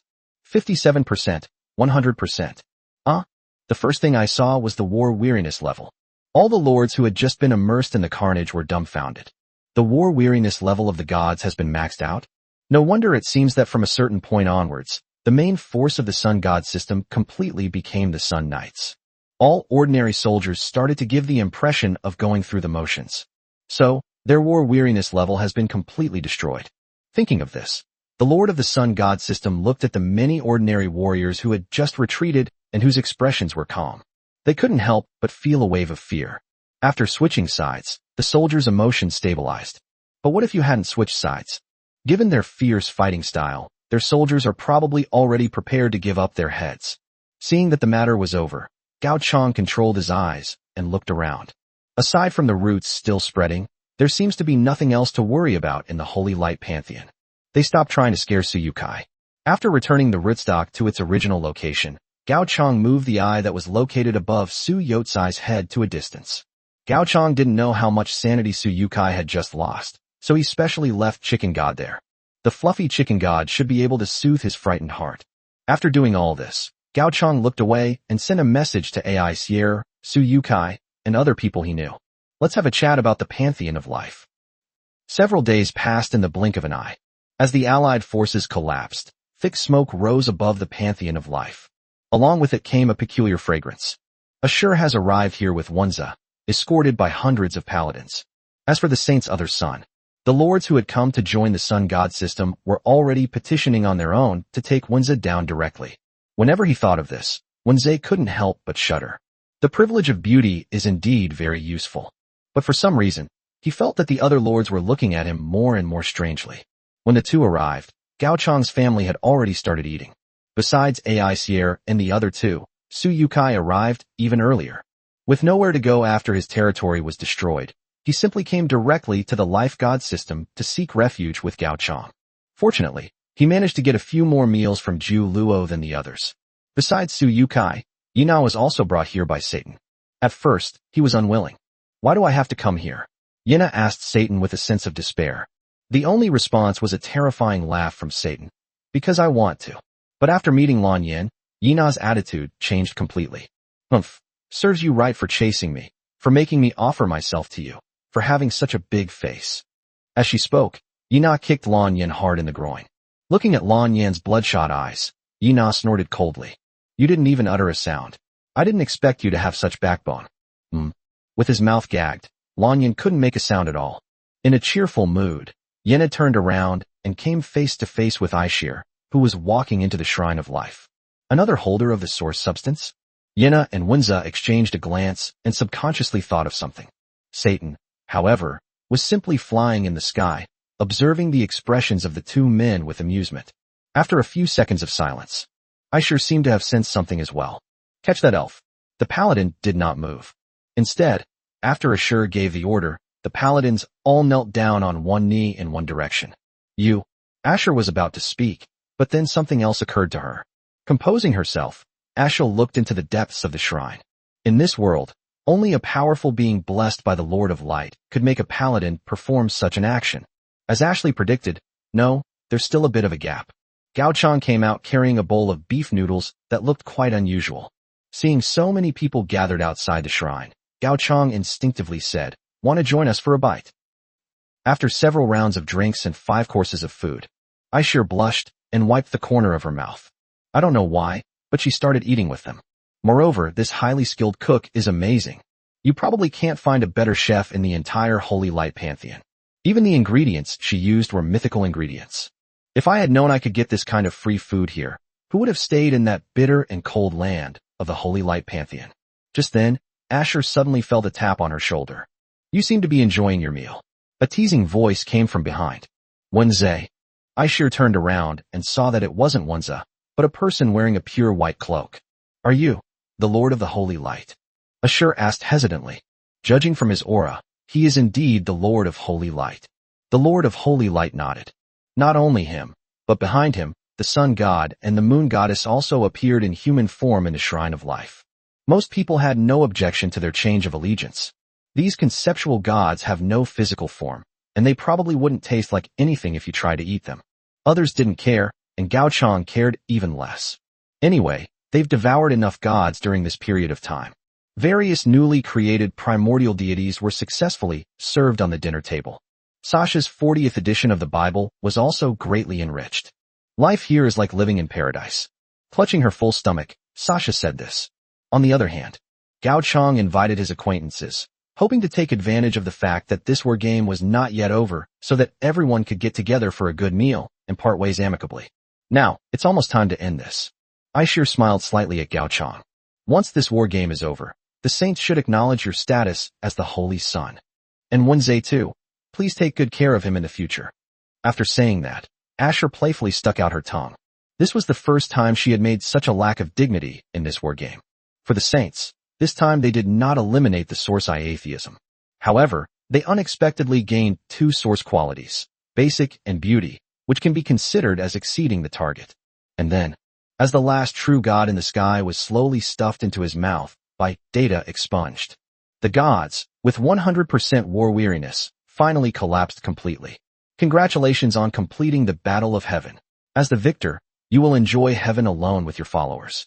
Additionally, after the game ends, you can choose to take 1 item with you. Calculating your contribution in this total war. Your contribution is 93%. Therefore, the item levels you can choose are Wonders and below. Chapter 146 Religious Triumph.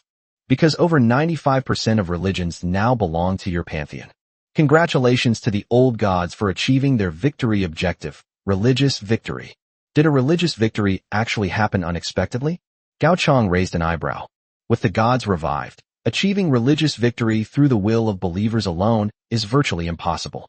However, data expunged consumed most of the gods. In this war game now, it seems that religion is the only thing left. I glanced at the contribution points screen and realized that this war game hadn't involved many acts of genocide or anything like that. Although the contribution points gained in the second-tier battlefield are generally higher. However, Gao Chang only received close to 800,000 contribution points, which was less than what he received in the ancient times. Of course, if the Allied forces were wiped out, the number would probably be dozens of times greater. However, Gao Chang isn't some kind of bloodthirsty monster.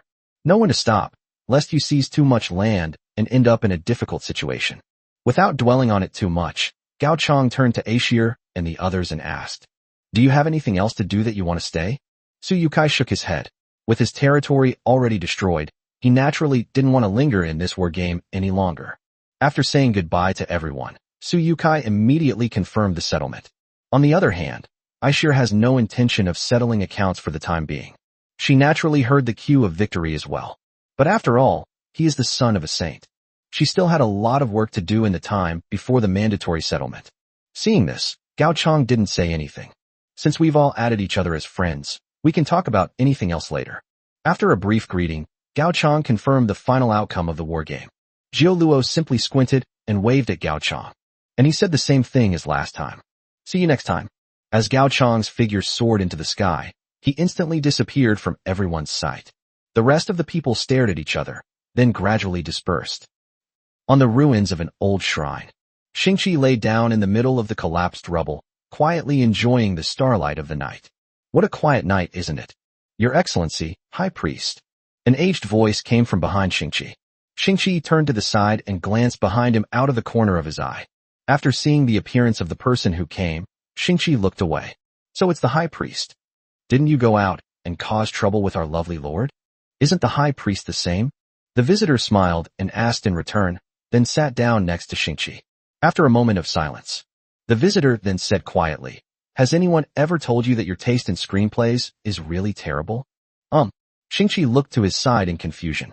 But then he noticed that the old woman next to him was holding another Bible. It should be that all the Bibles were destroyed because of the destruction of the old shrines. The next moment, what the newcomer said cleared up Xingqi's doubts. I found this in the Lord's hall, mother-in-law. Those young girls and boys are really a handful. I agree with that, Xingqi chuckled, acknowledging the other party's words. Immediately, Xingqi changed his tone and asked directly, are you going to read this Bible to me? I think you must have found quite a few clues, right? The visitor smiled slightly. The contents of this Bible are slightly different from those of the one the Lord saw. Then she told a story. In the Bible that Gao Chang saw, God is an existence that is not bound by the technology tree, so he can easily break through the boundaries of the world. But the gap between gods and mortals is widening.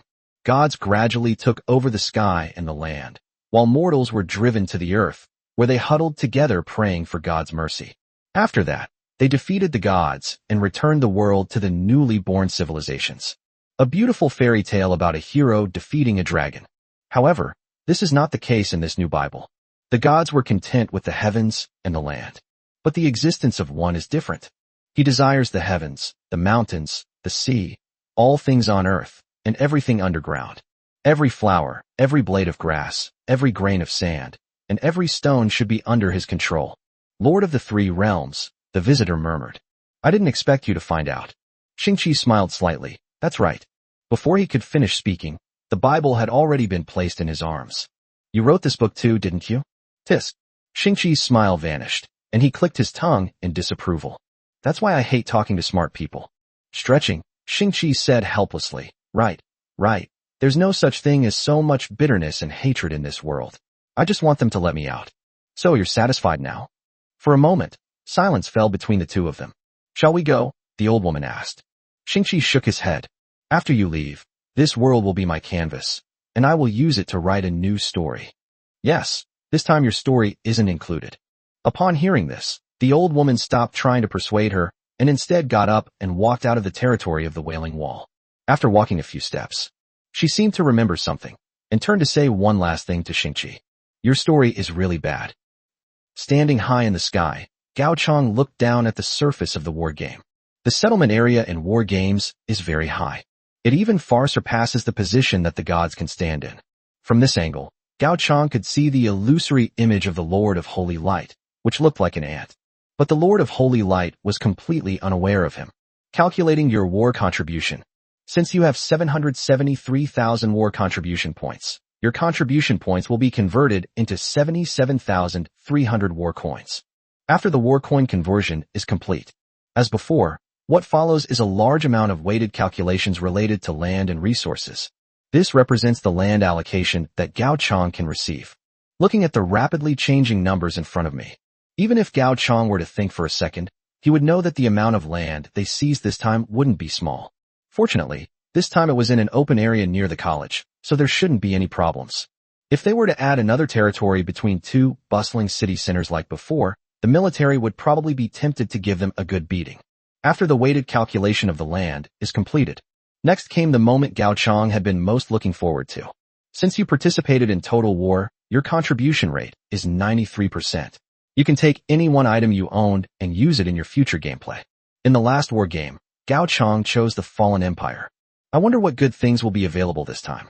Of course, because this war in heaven is considered a total war, the item level that Gao Chang can choose is also limited to the miracle level. Chapter 147 Settlement Time. Open the selection interface. Compared to the Stone Age, this feudal era, having mutated into the mythological era, offers a much wider selection of desirable items. Almost every item related to a deity can be rated as a rare artifact. For example, the Dark Bible of the God of Darkness, or the life canon of the god of life. Gao Chang also saw the new book written by Sasha and others. The 18 Cooking Methods of Primitive Deities, Revised Edition, Episode 40. This book was actually classified as a rare item. Effect 1. When the faction possessing this book faces a mythic unit, their threat level increases by 40%.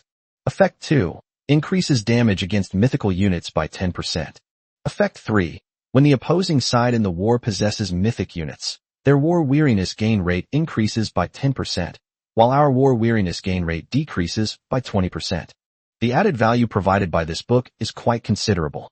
However, upon closer examination, the limitations are considerable. Mythical units are unique to the mythological era. Even if it exists in other war games, Gao Chang may not necessarily encounter it again. If you choose to take this book with you, the most likely outcome is that it will be useless to you for a very long time to come. With that in mind, Gao Chang continued scrolling down. Soon, Gao Chang spotted a familiar figure among the many items available. Data deletion. Characteristics: remnants of past power, creative force, intimidating, universal salvation, benevolence. Can you take your own gods with you? Moreover, the cost of taking it away is not high. The data deletion, having lost its cruelty attribute, is only considered a miracle item. In addition to data deletion, some buildings can also be removed. For example, the River of Oblivion. Taking the River of Oblivion is equivalent to taking away a miracle item. There's even a high probability that it will come with a listless, emotionless girl named Wanchuan. But considering the consequences of bringing the River of Oblivion back, Gao Chang quickly shook his head. If the River of Oblivion were placed near the academy, all the students and the military personnel who transported them would probably be in trouble. Thinking about it this way, it seems that the data deletion feature, which includes a benevolent attribute, is safer. After all, he is a benevolent god with ninefold merit. Without looking any further, Gao Chang directly selected data deletion as the item he would take from this war game. The war game has come to a close. Gao Chang's consciousness suddenly soared upwards, and the continent beneath his feet quickly vanished without a trace. However, if we had scrolled down a little further, Gao Chang will discover it. Starry Night. Rank. You're back. Shaking his head, Gao Chang looked around. This time, he didn't appear in any primeval forest like he did last time. It's unclear whose land they seized. Upon his return, Gao Chang immediately found himself mired in trouble. Black plants were everywhere around. When I reached out to grab it, there was absolutely nothing to lean on. Therefore, Gao Chang could only watch helplessly as he was gradually swallowed by the swamp. Just then, a small, black, rectangular object suddenly perched on Gao Chang's shoulder. I thought I would sink down. But the next moment, Gao Chang suddenly discovered that he had the ability to stand on the mud. He struggled to pull his body out of the mud. Gao Chang looked at the boundless swamp and couldn't help but twitch the corner of his mouth. It seems we've accidentally plundered too much again this time. Because Suyukai entered from a different location than him, Gao Chang was unsure whether Su Yotsai's return would affect him. As for now, all we can do is wish him good luck. To avoid being lost by the academy, Gao Chang had no intention of wandering around aimlessly. Compared to those, Gao Chang glanced at his shoulder. Then he picked up data deleted and carried him in his arms. After being removed from the war game, the smell of alcohol on data expunged finally disappeared. Only, how did it suddenly become so small? Gao Chang picked up the data deleted device and shook it, somewhat puzzled. Previously in war games, data expunged could easily completely conceal itself. When I took it out, it was actually smaller than half my arm. Is it because of the loss of cruelty? Is whitewashing really that much weaker? Data expunged. Body swayed in Gao Chang's hands, seemingly trying to struggle free. After realizing he didn't have enough strength, he deflated in a huff. Suddenly, a wicked smile appeared on Gao Chang's lips. In war games, data expunged always likes to hug and cuddle him. Now it's his turn. Before Gao Chang could do anything about the data deletion, suddenly, another heavy weight slammed down on Gao Chang's head, slamming him into the mud once again. It hurts, it hurts. A neutral voice came from above Gao Chang's head. It wasn't until he climbed out of the mud again that Gao Chang saw what exactly had hit him. A human girl dressed very lightly. Then, being carried by Satan and flying through the air.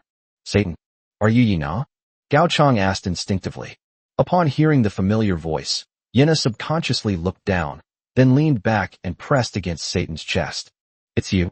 Then I saw Gao Chang's strange expression. Yina subconsciously touched and sniffed her own body, until I touched two large lumps of flesh.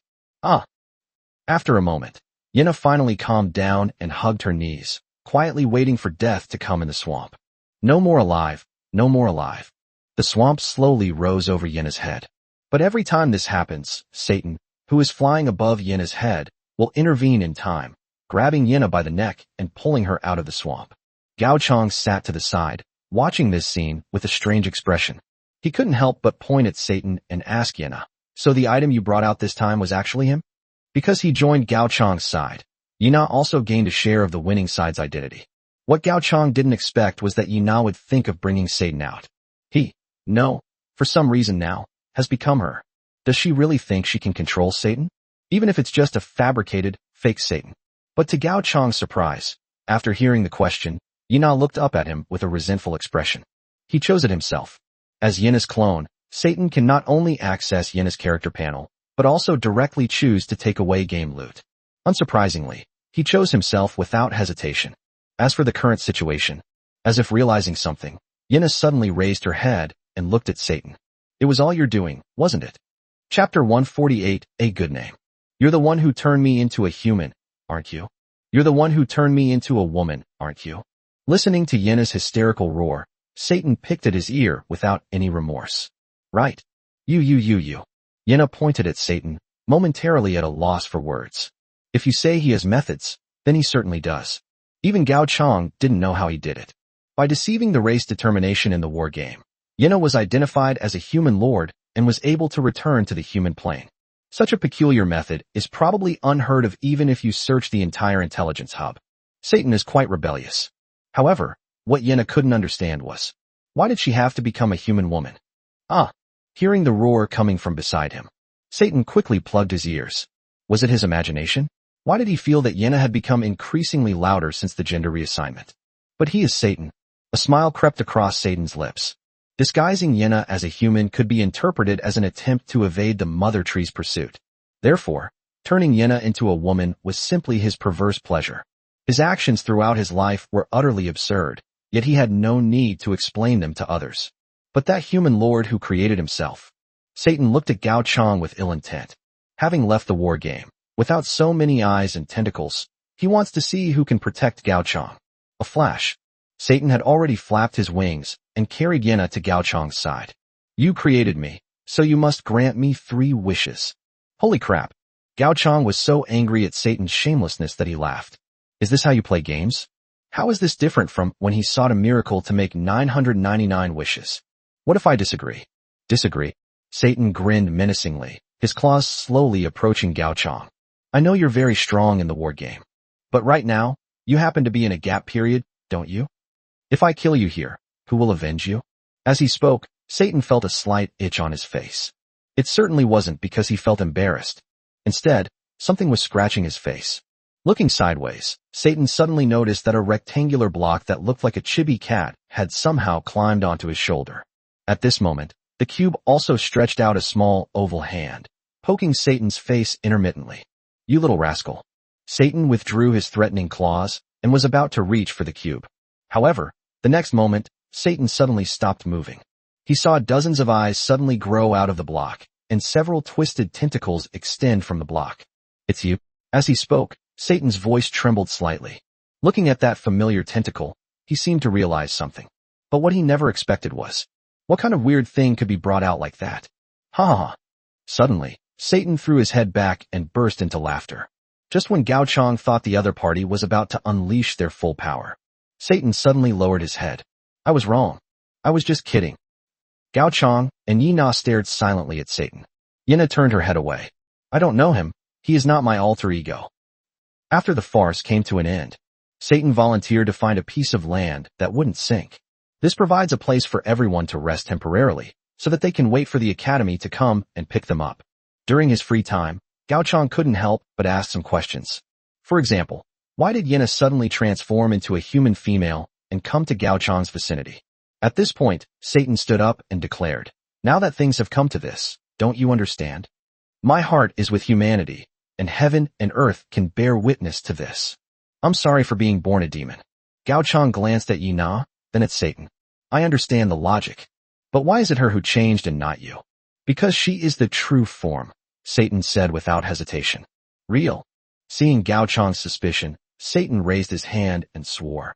I, Satan, swear to hell that if I have uttered even half a lie, I will be sent to heaven right now. A few seconds later, nothing happened.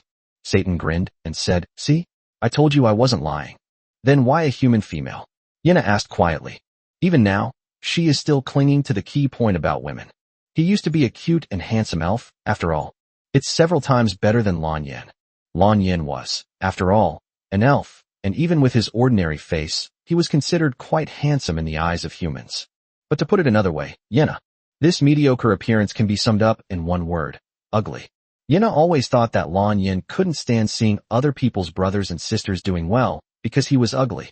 Unfortunately, having left the war game, Yenna has lost the word man and is left only with beauty. I couldn't come up with a reason right away. Satan could only give Yenna a wistful look. Tisk, did you just TSK? You just TSK, didn't you? Ignore Yenna's shouts. Satan looked around. Suddenly, he pointed to the delete data option and changed the subject. How about we give it a name? Yenna opened her mouth. Was she being ignored? Okay. Gao Chang nodded, realizing that constantly calling delete data was indeed inconvenient. It wouldn't be bad to find something to do before the college staff come to pick him up. She really was ignored. Yenna pouted and turned away, leaving everyone with a lonely silhouette that evoked a sense of pity. Gao Chang shook his head violently. After reminding myself several times that Yenna was a man, Gao Chang then focused all his attention on the data deletion function. Actually, he's not very good at naming things. They are especially bad at naming gods. Judging from the appearance of data deletion, it's pitch black. Is it called the god of darkness? It seems to overlap with other gods, and the name so-and-so god doesn't sound good either. I grabbed the data delete file and shook it. Meow. I heard the data delete message. Or call me cat. Gao Chang blurted out his inner thoughts. But then he shook his head. Not imposing enough. I picked up the deleted data, squeezed it, and rubbed it. Gao Chang's eyes suddenly lit up, as if he had a good idea. How about calling him Blackie? Meow. Data deleted. 2 wide-eyed stares were visible, accompanied by a dazed expression. Gao Chang thought about it. If we combine it with the characteristics of the past, we can call it the black dumpling left over from yesterday. Uft. Yina, who had been holding her breath, suddenly burst out laughing. Satan, on the other hand, clapped his hands with a straight face. Great name. The black dumpling left over from yesterday. What a wonderful name. But in Satan's eyes, a gloating smile appeared on his face as he looked at the black ball of flesh. Chapter 149, Returning to the Academy. Then let's call it the black dumpling that was left over from yesterday. Let's call it black dumpling. Ooh. The black ball of fluff drooped its body, looking utterly dejected. It seems he likes the name you chose, Satan nodded affirmatively. Wow. The black ball tilted its head and stared wide-eyed at Satan. It's a pity he can't speak, otherwise he would definitely want to say something. At that moment, an electronic voice came from midair. Identity confirmed. Gao Chang. Execute the recovery task. Gao Chang turned his head and saw a disc-shaped aircraft heading towards his location. It is the Academy's aircraft. Before entering the war game, after applying for land, it was this kind of aircraft that transported Gao Chang here. Logically speaking, after returning, the Academy's aircraft shouldn't have taken so long to find Gao Chang. Perhaps the land area brought back this time was too large, causing the spacecraft to get lost for a while. The disc was gradually approaching. Satan narrowed his eyes. He then grabbed Yenna by the neck and, ignoring her screams, penetrated her body. As Yenna spoke, Satan had already vanished. As a characteristic of atheism acquired in the feudal era, Yenna had actually separated and reunited with his alter ego several times. But this was the first time the clone had fully entered her body after being transformed into Satan. This feeling is completely different from the previous one of containing the clone. It was as if another intelligent life was inside her, making Yenna feel very uncomfortable. Sizzle. The disc had come to a steady stop above the swamp, and was constantly emitting a prompting sound urging Gao Chang to move forward. He picked up the little black ball in one scoop. Gao Chang stood on the disc and turned to look at Yenna. Would you like to come along? Going to college was not a good option for Yenna. After all, they came to human society to escape the Kabbalah tree of life. Going to the academy is like going from one wolf's den to another tiger's mouth. Gao Chang was fully aware of this, so he only asked the question casually out of politeness. As expected, Yina turned her head away, showing no intention of responding to Gao Chang's words. She has already made her stance clear. As for what she might do that could harm human society, Gao Chang wasn't too worried. The world era in which you live is equivalent to a fifth-tier battlefield in a war game. Even if Satan is powerful, even if Satan is a mythological entity, he is still bound by feudalistic constraints. If Satan or Yena really have some other intentions, modern warfare machine guns will teach her a lesson. Well then, see you again someday. Gao Chang waved his hand, about to direct the disc to leave. But then Yena let out a cry of surprise and stood on the disc. I can't control my body anymore. Yena exclaimed in terror. She didn't know why. Even though she was refusing, her body started moving on its own. She only regained control of her body after standing on the disc. But when she has the thought of leaving the disc, her body will once again become uncontrollable. Satan, Yena said through gritted teeth. As an avatar, Satan's actions have become increasingly outrageous. Not only did they forcibly change her gender and race, but now they are also defying her and forcibly controlling her body. Yena didn't dare to think about what might happen in the future. However, when she turned her head, she was met with Gao Chang and the Black Dumpling's strange expressions. I thought you weren't planning on following us. At this moment, the disc gradually rose into the air, and several tiny pillars of fire shot out and flew towards the floating academy. It was too late for Yena to back out. Enter the academy through the dedicated aircraft docking channel. I wonder if it's because there's never been such a precedent. Yena's identity as an elf went unnoticed by the academy, and she arrived at the aircraft's docking point smoothly with Gao Chang. There was already someone standing here, waiting for Gao Chang to arrive. I saw the people waiting in front of me. Gao Chang smiled and raised his hand in greeting. Senior Sister Qi Ling. It's been more than half a year since we last met. I didn't expect you to still remember me, Junior. Qi Ling returned a polite smile. But the next moment, she saw the woman standing next to Gao Chang. They don't look like college students. He glanced at Yena's face and chest with a small look. Qi Ling gave a sweet smile that everyone understood. Haven't seen you for half a year. Junior, you have quite the refined taste. Oh. Seeing that Qi Ling seemed to have misunderstood something, Gao Chang opened his mouth, about to explain. But Qi Ling interrupted him directly. All right. I'm not your counselor. I won't get involved in this kind of thing. I'm just responsible for taking you to see Mr. M. You can talk to Mr. M about what you need to say. By the way, that classmate who enrolled with you has already passed by. Gao Chang understood that Qi Ling was referring to Suyukai. Because Suyukai settled his account early, he managed to avoid being caught by the Academy's aircraft and was easily found and brought back. Next, Qi Ling stopped mentioning Yina and instead led Gao Chang to the right place. Yena and Satan remained very silent throughout the journey, while Gao Chang and Qi Ling chatted idly. During their casual conversation, Gao Chang learned what Qi Ling had been doing for the past 6 months. The first thing is the grade level. After half a year of unremitting efforts, Qi Ling has successfully advanced from her sophomore year to her junior year. Although it didn't involve war games, it can be considered a step closer to the academic path. On the other hand, most of the students who enrolled with Gao Chang have also passed the first-year certification and are now studying courses to advance to the second year. Yes, we've arrived. Qi Ling suddenly stopped. The campus offers convenient transportation, with escalators and elevators available everywhere. Therefore, after exchanging only a few words, the three of them were already standing in front of Mr. M's office. Knock, knock, knock. Qi Ling knocked on the office door. Enter. As Mr. M finished speaking, another person walked out of the office. Brother Chang. Upon seeing Gao Chang, Suyukai scratched the back of his head. He himself didn't know what he was doing in this war game, and he was a little embarrassed when he saw Gao Chang. They had the confidence that the Stone Age provided. Suyukai originally thought that this war game would be a battle where brothers would fight side by side, and no two generals could possibly clash. Unexpectedly, after a period of confused development, he was directly defeated by the Minotaur and ended up feeding like a ghost. If it weren't for the terrifying biological warriors descending from the sky, Suyukai wasn't sure if he would have seen the sun rise today. It was precisely because of this war game that Suyukai finally realized the gap between himself and the members of those powerful forces. The difference lies in vision, awareness, and strategic planning ability. It's not something that can be made up for with a little bit of resources. Of course, this excludes the situation where Gao Chang sends out resources that completely overwhelm the opponent. Chapter 150, What are the reasons for the war?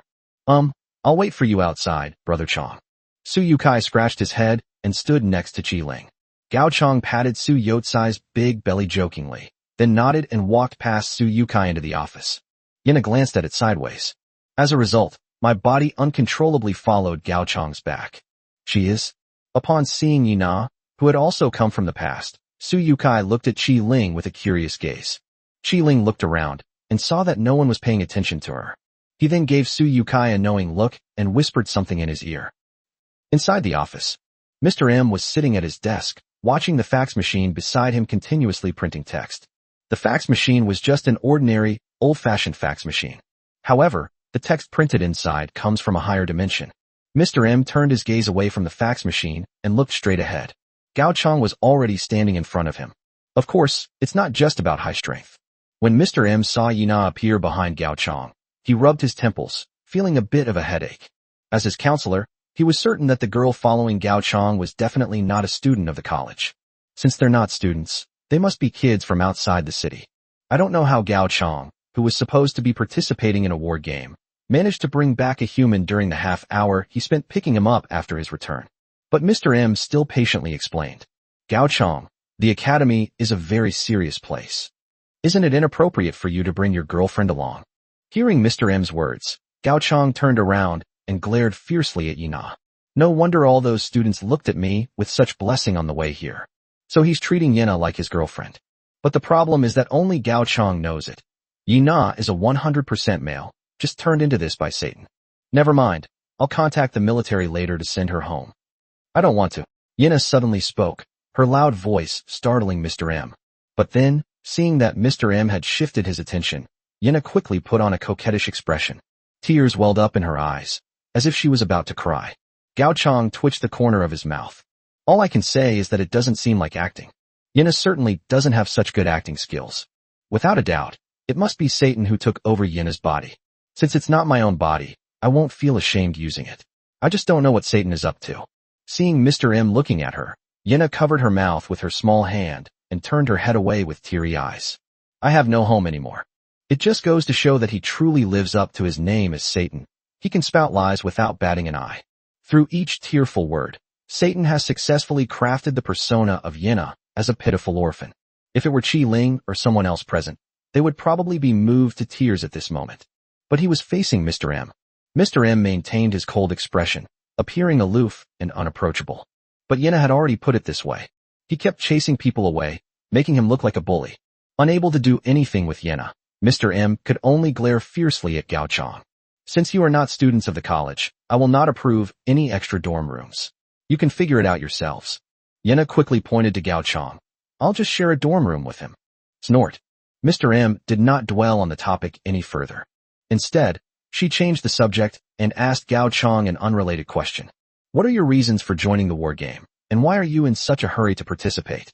After saying that, Mr. M reached out and pressed down. Don't rush to answer my question. Let me finish. I've already spoken with your friend. For him, joining the war game was completely aimless. In fact, it made no difference to him whether he participated or not. Land, resources, or becoming stronger. For Suyukai, none of this seemed to matter. This is also the difference between ordinary people and members of powerful forces. For members of powerful factions, it's as if they were born with a mission.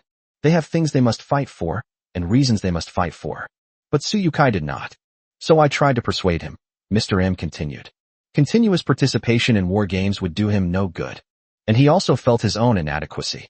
Next, he plans to pursue further studies at the academy, so that even if he cannot actually join the academy in the future, he will not be as lost and confused as he is now. Gao Chang nodded first, then looked at Mr. M. So, Mr. M, are you planning to try and persuade me as well? In fact, Gao Chang had already noticed something when Mr. M intercepted him when he was about to enter the game last time. Mr. M seems to want everyone to become stronger, but he doesn't want them to participate in dangerous war games. Qi Ling is a good example.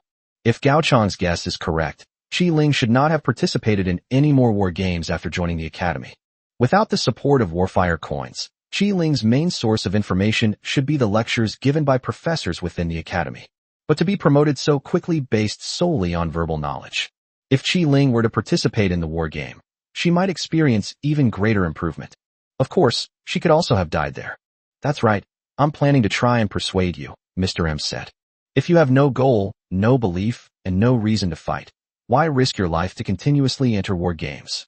Don't tell me it's to bring land and resources to humanity. I can tell you're not that kind of person.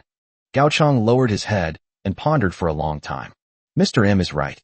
Land, resources, and becoming stronger. Does he really need it? For many, does the infinite war, the final destination, really want to go? Think about it carefully, Mr. M continued. At least here, you still have your family. You can take advantage of your holidays to travel around different places, and you can buy some snacks in your spare time. War is not something children should think about. So Mr. M only saw me as a child? Gao Chang smiled inwardly. But just then, Gao Chang suddenly felt his sleeve being tugged. Turning my head, I saw Yena's resentful expression. It seems that Gao Chang's lack of intention to participate in the war game makes him appear like a heartless man. Seeing Yena's expression, Gao Chang had an idea and already had a reason to speak. Was his purpose in participating in the war game to protect something? Protecting others around you? Of course not. I do think I really can take a good rest, Gao Chang replied to Mr. M with a smile. Chapter 151, Honorary Professorship. The life or death thread of the reverse Kabbalah source was gone. The strong sense of crisis has also vanished. Perhaps because he had spent so much time with everyone, Gao Chang always lacked a sense of urgency. He had never truly experienced walking on thin ice. For others, a war game is a war. But for Gao Chang, it was neither war nor a game. Instead, it's a sightseeing tour without a guide. He was the only tourist. Upon receiving Gao Chang's affirmative answer, Mr. M revealed an expression that suggested he was a promising student.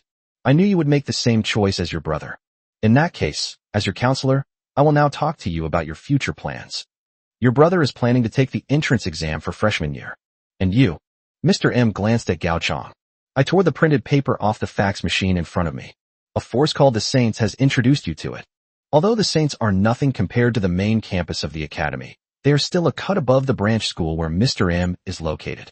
As a result of the referral, you can no longer take the exams for freshmen through seniors. Gao Chang tilted his head, looking at Mr. M with a puzzled expression. He had assumed that Mr. M would also arrange an entrance exam for him, as the first stepping stone to joining the college. But now it seems that's not the case. Because you will directly qualify to become an honorary professor in this department, which means you will become my colleague. At this point, Mr. M explained to Gao Chang the reason for obtaining this qualification. Just like the university in Gao Chang's previous life, many professors merely hold the title of teacher while actually holding senior management positions in companies or being business owners themselves. As the top power on the human side, the academy does not reject sharing resources with other major human powers. Talent is naturally a part of the resources. The various departments of the academy warmly welcome high-ranking members from various powerful factions to join as honorary professors. Although Gao Chang's status as the Holy Son has not yet been personally confirmed, it has been officially announced by the Holy Ones based on Aisher's report. As one of the Saints' Holy Sons, Gao Chang clearly possessed the qualifications to become a high-ranking member of the Saints. At the same time, he also qualified to become an honorary professor of the college. Of course, being an honorary professor is not without its advantages. The biggest advantage is that you can freely use the academy's teleportation facilities. To avoid instability caused by excessive population movement across different dimensions. Generally speaking, even students of the college need to apply in advance and wait for approval if they want to use the college's jump facilities. However, this restriction does not apply to honorary professors or regular professor tutors. With access to the warp drive, Gao Chang can travel to any other plane that also has a warp drive. Of course, the leap is a paid project, and even professors will not use it for free. Upon hearing about the benefits of such authority, Gao Chang looked at Mr. M with a half-smile. According to Mr. M, it's just a qualification. To become an honorary professor, there should be other conditions, right? That's right. Mr. M nodded. Actually, this condition is not difficult for you to meet. All you need to do is defeat one of the other professors in the academy or draw with him in a high-prism simulation war game. These conditions don't seem too difficult. Any other conditions? Gao Chang asked. Isn't this condition enough? Mr. M frowned. If you're that confident, you can have Qi Ling take you directly to a professor for a competition as soon as you step out the door. I know that beating me once has given you a lot of confidence, but I must remind you of something. Your chances of winning against those professors in the academy aren't very high. Gao Chang nodded. Then, suddenly looking at Mr. M, he said, but you lost to me before. That's enough. Roll. As a result, Yena was also kicked out of Mr. M's office. Outside the door, Qi Ling and Suyukai looked at each other, bewildered, as Gao Chang was kicked out of the office. I don't know what Gao Chang said that made Mr. M so angry. Oh right, Brother Chang. Suyukai seemed to have thought of something, and lowered his head somewhat embarrassedly, his hands clasped together and swinging back and forth. There's something I want to tell you. Just say it. Why are you acting like a woman? Gao Chang rolled his eyes at his good brother. He then took a step back, glanced at Yina, and looked at Suyukai with suspicion. Are you going to change too? Huh, transform into what? Suyukai didn't understand the meaning behind Gao Chang's words, but he still gritted his teeth and said what he wanted to say. Brother Chang, I'm afraid I won't be able to accompany you in the next war game. Suyukai himself didn't feel comfortable with these words. He always felt that saying that made him seem too cowardly. In reality, he just felt that he should do some studying. The gap in cognition and mindset makes it inevitable that Suyukai will become a background character when facing members of powerful forces. Or perhaps they are cannon fodder who don't even feel a thing when the enemy tramples them underfoot. Completing the Academy's program will make up for Suyutsai's shortcomings in operation and cognition. The college has many good resources. This is a good opportunity to catch up with the members of the major forces. Thinking of this, Suyukai slowly closed his eyes and uttered those words. Next, I want to study hard at the Academy. Let's meet again at the summit in the future. Fine. Gao Chang suddenly patted Suyukai on the shoulder. It's such a small thing. Why are you making such a fuss? I'll issue you your graduation certificate later. Gao Chang's interruption improved Suyutsai's mood considerably. However, upon carefully reading Gao Chang's words, Suyutsai's expression became somewhat strange. What do you mean by give him his graduation certificate later? However, at this moment, Gao Chang had already walked to Qi Ling's side. After briefly recounting her conversation with Mr. M, Qi Ling understood what Gao Chang was about to face. Challenge a professor. According to you, defeating any professor would qualify you for an honorary professorship. Because I was busy with my college applications, I do know where most professors usually appear at what time. But do you have anyone you'd like to challenge? Qi Ling asked. Or do you want me to recommend one? Since he didn't know any of the professors, Gao Chang didn't have many thoughts about it. So he simply said, just recommend one for me. Chapter 152 Challenge Objective.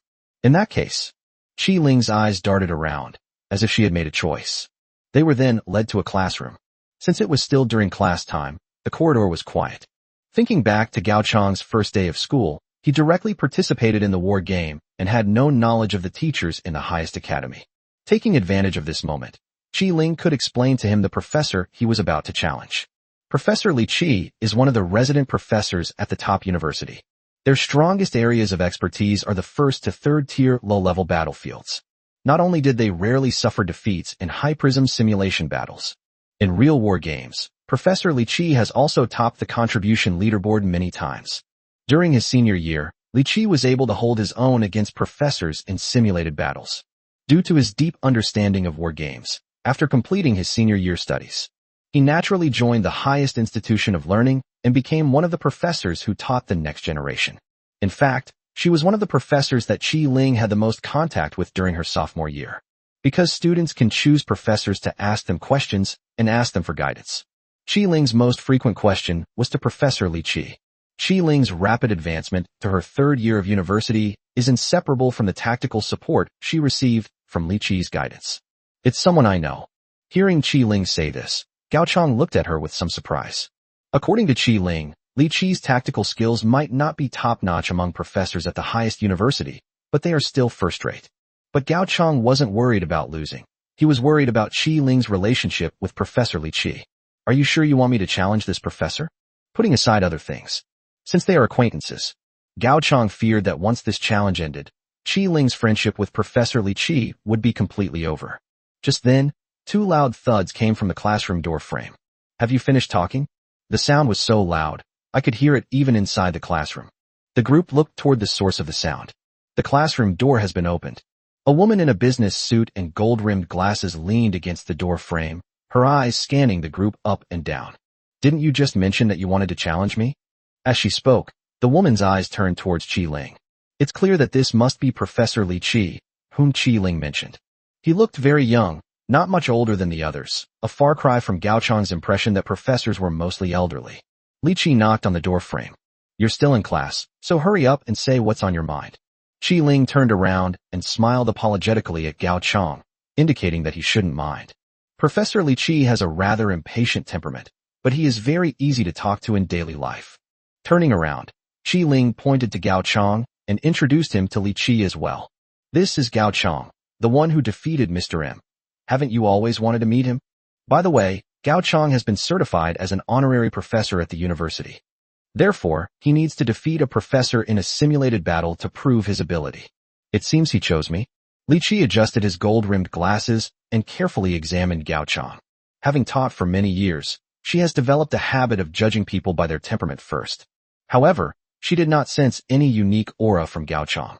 Rather, his imposing presence was less than that of the square on his body. Li Qi glanced at the black ball of fur perched on Gao Chong's shoulder. This little pet seems a bit peculiar. If it doesn't want people to notice it, it can make people subconsciously ignore its presence. But for Li Qi, this ability is not very useful. Compared to visual imaging from both eyes, Li Qi is equally willing to trust his intuition. From Li Qi's perspective, although the black ball of fur seemed lazy, its imposing presence was always stronger than Gao Chong's. How could someone who's not even as good as your own pet beat Mr. M? Li Qi frowned slightly.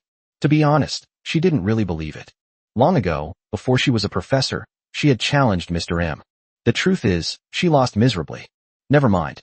I won't dwell on it anymore. Whether it's high strength or not, it doesn't matter. Now that the assessment target has been set on her, she will not change her strategy regardless of the other party's identity. Because of his familiarity with Qi Ling, Li Qi kindly reminded Gao Chong of something. Challenging me is not a good option for someone just starting out as an honorary professor. Many professors at the university are much friendlier than I am. Seemingly thinking about the practices of some professors, Li Qi shook his head. Because they are academics, some professors in top universities may feel a sense of pity for those who challenge them, as if they were the underdog. Perhaps they themselves didn't even realize it. Out of pity, many professors would give students a little leeway when conducting assessments. But Li Qi believes he is different. Even if it's a challenger introduced by an acquaintance, I won't show any mercy. The challenge has not yet been finalized. If you regret it, it's not too late to find another professor. No need. Gao Chong interrupted Li Qi. Since Li Qi is willing to be his examiner, it's good to save some time. Li Qi squinted at Gao Chong. That's strange.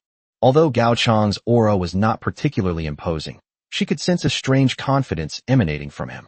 It was as if he really thought he would win. Then, come in. Li Qi slightly turned to the side, making way for the classroom door. We need to demonstrate the final battle in class. We were originally supposed to select students to come on stage, but you arrived at just the right time. Gao Chong followed him inside. Qi Ling, however, came to Suyukai and Yi Na's side and covered her mouth to chuckle. You seem very happy? Suyukai asked, somewhat puzzled. Is it a fun thing for your teacher and your classmates to compete against each other? Qi Ling nodded. Professor Li crushed me in 12 consecutive matches during the simulation battle. I had previously helped her find some student opponents, but most of them were all show and no substance, and none of them could make Professor Li lose even a little bit. But if it were someone whom Mr. M had lost to, they should be able to defeat Professor Li. TSK. Yena clicked his tongue inwardly, and she silently communicated with Satan, saying, Is this what a best friend is like among humans? Satan pondered for a moment. Perhaps we could also call it enemy honey? When the three entered the classroom, Gao Chong was already standing on one side of the podium, facing Li Qi. Meanwhile, there were more than a dozen students sitting below the podium. It was clear that they were very curious about Gao Chong's sudden appearance. Li Qi was the abyss Miju they had talked about countless times in private. It's one thing if they don't avoid me on ordinary days. Is there anyone who dares to challenge her now? Chapter 153 Targeted Rules. At this moment, Li Qi asked Gao Chong.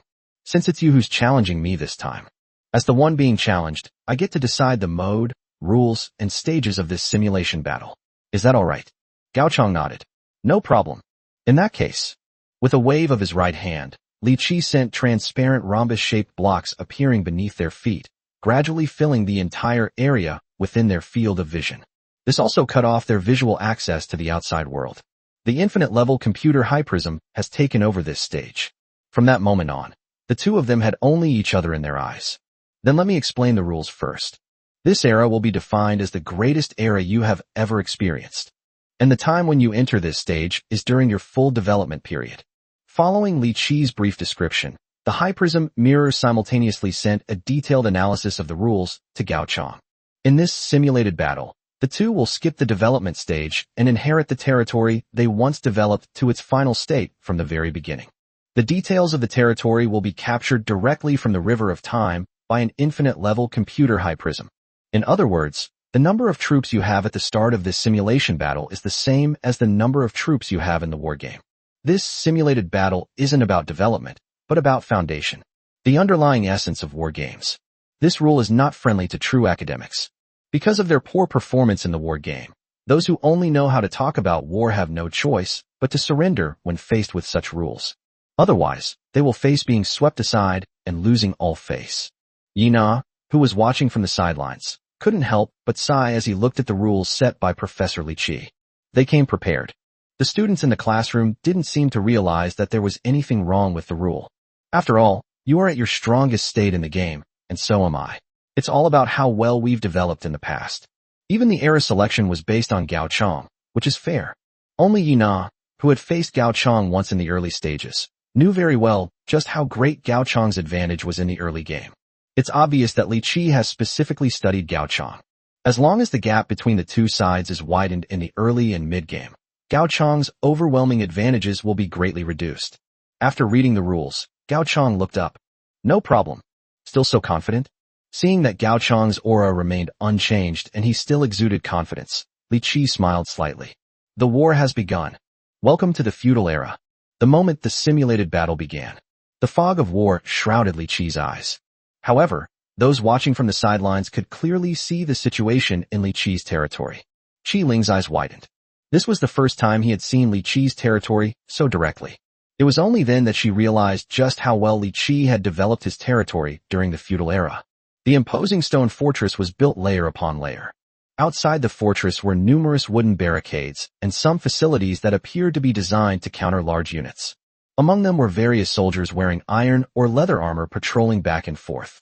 Clearly, Li Qi not only reached the end of the era in the war game, but also stayed there for quite some time.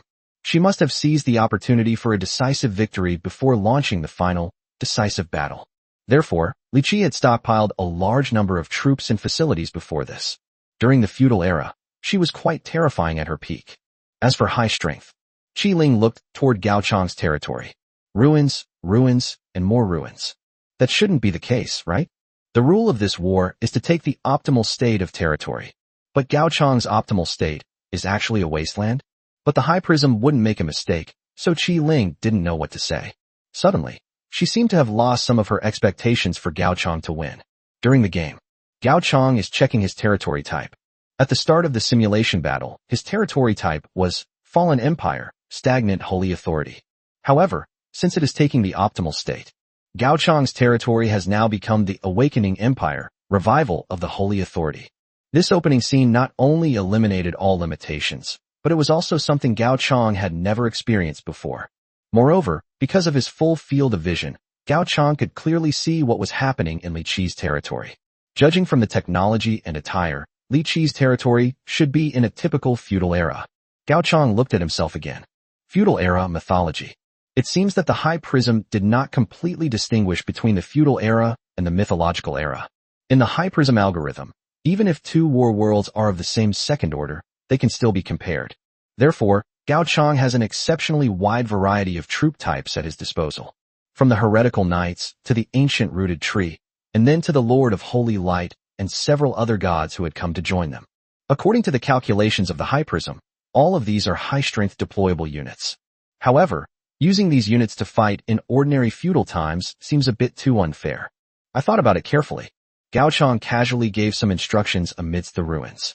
A knight of the Order of the Holy See strolled out slowly. He wanted to see what he could achieve if he sent out only one soldier. They've sent troops. Qi Ling tilted her head in confusion. She had guessed that Gao Chang would take the initiative to attack. But to everyone's surprise, Gao Chang only sent out one cavalryman. Just kidding. Is this some kind of solo journey? Even if they were scouts, which scout would use heavy cavalry, which is not good at hiding and has low mobility, for reconnaissance? Unable to understand what Gao Chang was plotting, Qi Ling could only continue to keep a close eye on the developments in the war game. Compared to Qi Ling, Yina did not have such a rich inner world. The moment Yenna saw the Knights of the Faith emerge, only one word came to her mind. Holy shit. Because the simulated battle progressed very quickly, a short period of time could pass in just a few days. The knights sent by Gao Chang have already been detected by the spies planted by Li Qi. Looking at the intelligence sent back by the sentry, Li Qi was momentarily unsure of Gao Chang's true intentions. Was the single cavalryman a scout? But leaving it unattended and letting the other side get more information about your territory seems like a huge loss. Thinking about this, Li Qi led a group of men to quietly flank the enemy. He's just a cavalryman. A quick victory will suffice. With the help of the sentries, Li Qi's men surrounded the Guardian Knights with almost no effort. Then several foot-operated crossbows slowly emerged from the bushes. In feudal times, these foot-operated crossbow bolts, with arrowheads made of fine steel, often possessed better armor-piercing capabilities than firearms. Swoosh! A few soft sounds of crossbow bolts rang out. The knight in charge of the faith fell to the ground, his chest pierced. Chapter 154 The Bug of the High Prism? Was there really only one cavalryman? Looking at the knight who had been confirmed dead, Li Qi frowned slightly. Isn't she being overly cautious? After all, he was just an honorary professor preparing for the assessment. Should I turn a blind eye? Just as Li Qi was thinking this, a sudden change occurred. The knight who had just been confirmed dead suddenly stood up and stabbed a crossbowman to death with his lance. Playing dead, Li Qi subconsciously thought of this operation. But the remaining crossbowmen didn't have time to get back. The foot-operated crossbow is not particularly good in terms of either flexibility or reload speed. Now, when faced with a heavy knight charging at them, even if the opponent is just a dismounted knight, they are helpless with their unloaded crossbows. The knights, one shot at a time, strung the crossbowmen together like candied hawthorns on a skewer. The first wave of conflict ended in a strong victory. Li Qi looked up at Gao Chang and said seriously, "This time I was careless." She really didn't expect that a heavy knight would have the option of playing dead, and to do it so convincingly. However, the actions of the Guardian Knights next puzzled Li Qi even more. After achieving victory in a minor conflict, Gao Chang did not instruct the Guardian Knights to stop while they were ahead. On the contrary, the Knights of the Holy See had already remounted and were heading towards Li Qi's territory, carrying spears adorned with strings of candied hawthorns. It felt as if Gao Chang could see her location. No. That knight is walking towards his territory? They watched helplessly as the Guardian Knights appeared in front of the barricades of their territory. The barricades that were placed to deal with large-scale wars were of no use to the Knights of the Faith.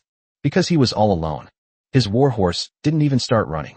A warhorse that walks slowly has many ways to slip through the gaps between the barricades. So, should the spearmen who remained around the barricades kill him? Li Qi already has a plan. A large number of spearmen gathered in the direction of the Guardian Knights, attempting to block them within the area marked by the barricades. However, what Li Qi did not expect was, with the simulator accelerating the passage of time, she actually watched the battle rage on for 3 days and 3 nights. Finally, blood and entrails stained the ground red. All the spearmen who joined the siege perished here.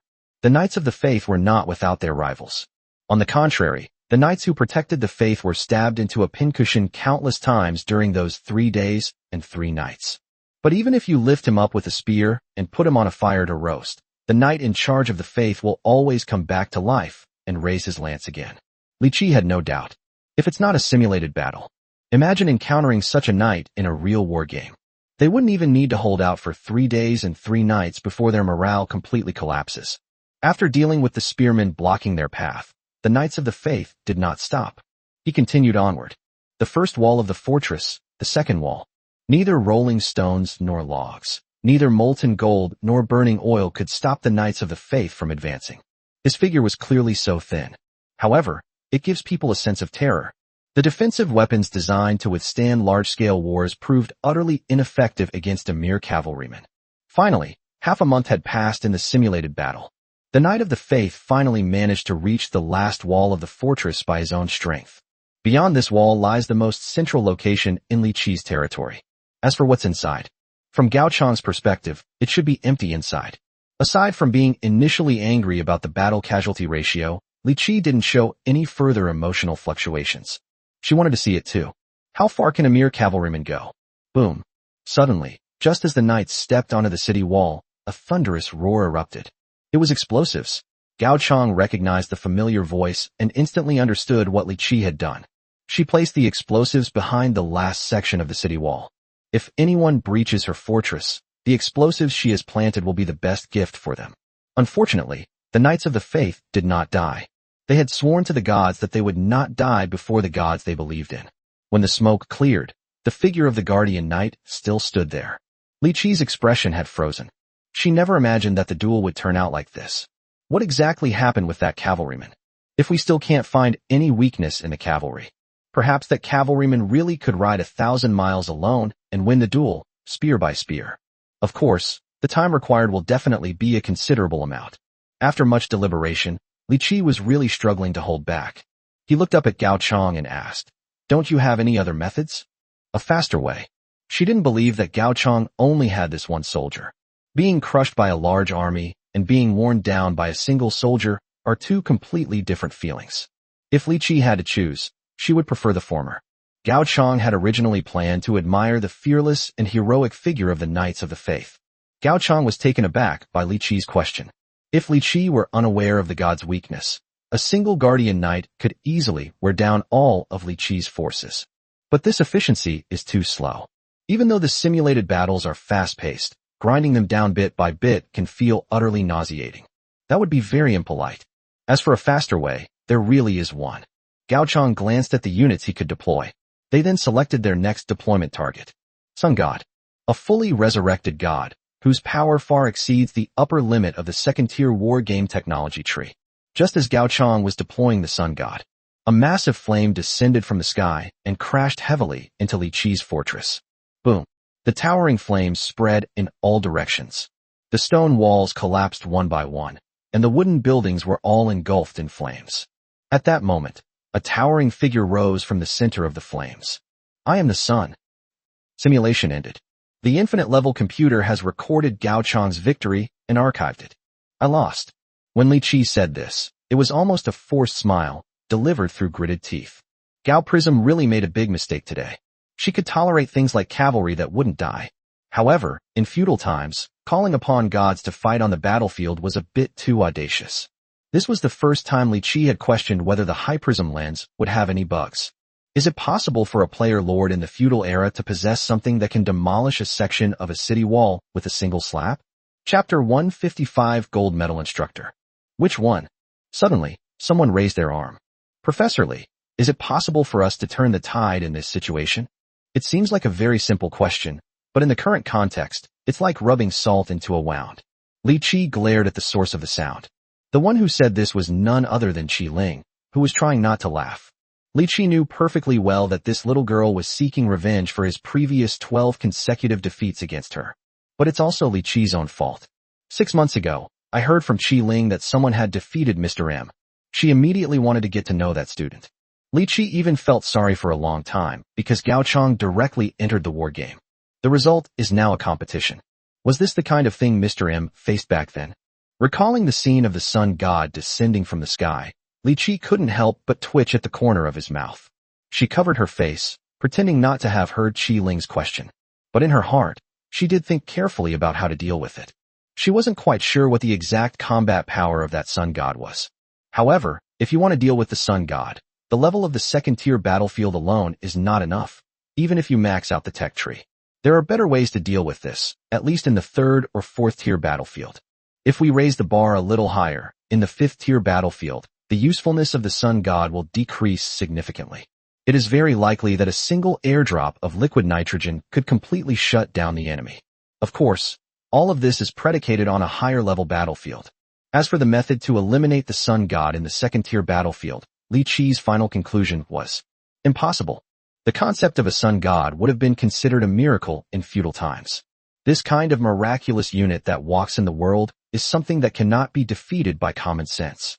Unless there were other similar miracles, such as a god who was hostile to the sun god, Li Qi had no idea how to kill him in feudal times. In the end, however, he still lost to the opponent's mere 2 units. This happened in front of more than a dozen students. Suddenly, Li Qi raised his hand and clapped. The smile that appeared on her lips caught everyone off guard. He pulled Gao Chong to the center of the podium. In front of more than a dozen students, Li Qi introduced Gao Chong's identity. "This is Professor Gao, who has just joined the top university. It's clear that Professor Gao's war tactics are quite unconventional. As he spoke, Li Qi's tone became serious. Meeting the students' gazes, her aura suddenly intensified. I know that everyone here has unique talents and was specially invited to join this top university. But you are not chosen ones. People like you are everywhere among the human race. In the tens of millions of battlefields generated every day by the War of Light game, how many geniuses like you are born every single day? Have you ever thought about that? You don't have any. You only think of yourselves. Li Qi slammed his hand on the table. All the students who met her gaze couldn't help but lower their heads. I've seen far too many prodigies die, some of them even stronger than you. Think about it carefully. If you were in this situation, if you were the ones facing Professor Gao today, how would you handle it? This is what I'm going to teach you today. During the rest of the class time, everyone will form groups of 3 to complete this week's group assignment. And this week's group assignment is to use your brains and think about how to deal with a formidable enemy like Professor Gao who suddenly appears. Each group's tactical strategy must be no less than 50,000 words. As Li Qi finished speaking, the students in the classroom all looked worried and distressed. But some people have started to think about it seriously. If they were in Li Qi's position today, how would they respond? After all, Gao Chang only used 2 units of troops from beginning to end. On the other side, several people stared in disbelief at Li Qi's speech. Mingming lost badly to Gao Chang. But Li Qi's words not only saved her face, but also gave the students the illusion that her defeat was justified. Even this failure was incorporated into the lesson content by Li Qi. Isn't it reasonable enough that the professor lost to Gao Chang, who is also a professor? She truly deserves to be called a top female lecturer at the most prestigious university. Such eloquence truly made Gao Chang feel inferior. Only then did Li Qi turn around and look at Gao Chang with a smile. The assessment is complete. Is there anything else, Professor Gao? The message to ask him to leave was clear, and Gao Chang felt embarrassed to linger in the classroom and continue to bother Li Qi. After leaving the classroom, Gao Chang shrugged with a wry smile. Well, although Li Qi doesn't seem like the kind of person who would hold a grudge against him just because of one failure. However, it's estimated that for the foreseeable future, Li Qi will want to avoid seeing him, just like Mr. M. Winning a simulated battle with only 2 units is really a bit too much of a ripoff. Wow, Junior, you were so cool just now. After walking out together, Qi Ling covered her mouth and chuckled secretly. As if hearing Qi Ling's words, the classroom door behind them slammed shut. Wait, we should call him Professor Gao from now on, Qi Ling added. Looking at Qi Ling, who continued to follow him, Gao Chang suddenly asked curiously, don't you have to go to class today? Class schedules at top universities are very flexible. Qi Ling waved her hand and said, and it was mainly commissioned by Mr. M. Mr. M knows that Professor Gao is not very familiar with the various things and benefits after becoming a professor, so he asked me to guide Professor Gao. Why doesn't he come by himself? Gao Chang asked casually. Recalling what it was like in Mr. M's office earlier, Mr. M didn't seem to be busy. Upon hearing Gao Chang ask this question, Qi Ling seemed to think of something funny and burst out laughing. Mr. M doesn't want to see you. Upon hearing this answer, Gao Chang was momentarily speechless. That's actually a very reasonable reason. All right. Qi Ling smiled slightly. Actually, Professor Gao probably doesn't have any particular intention of educating and nurturing students, right? Gao Chang nodded. To put it bluntly, it's not that he doesn't want to teach, but that his methods are something others can't learn. Does he want to tell others that they should spend 10,000 years developing their character before entering the war game? In that case, I do have an idea of where to take you. As she spoke, Qi Ling continued to guide the way. Suyukai left halfway through the journey, taking with him the dormitory key that Gao Chang had given him.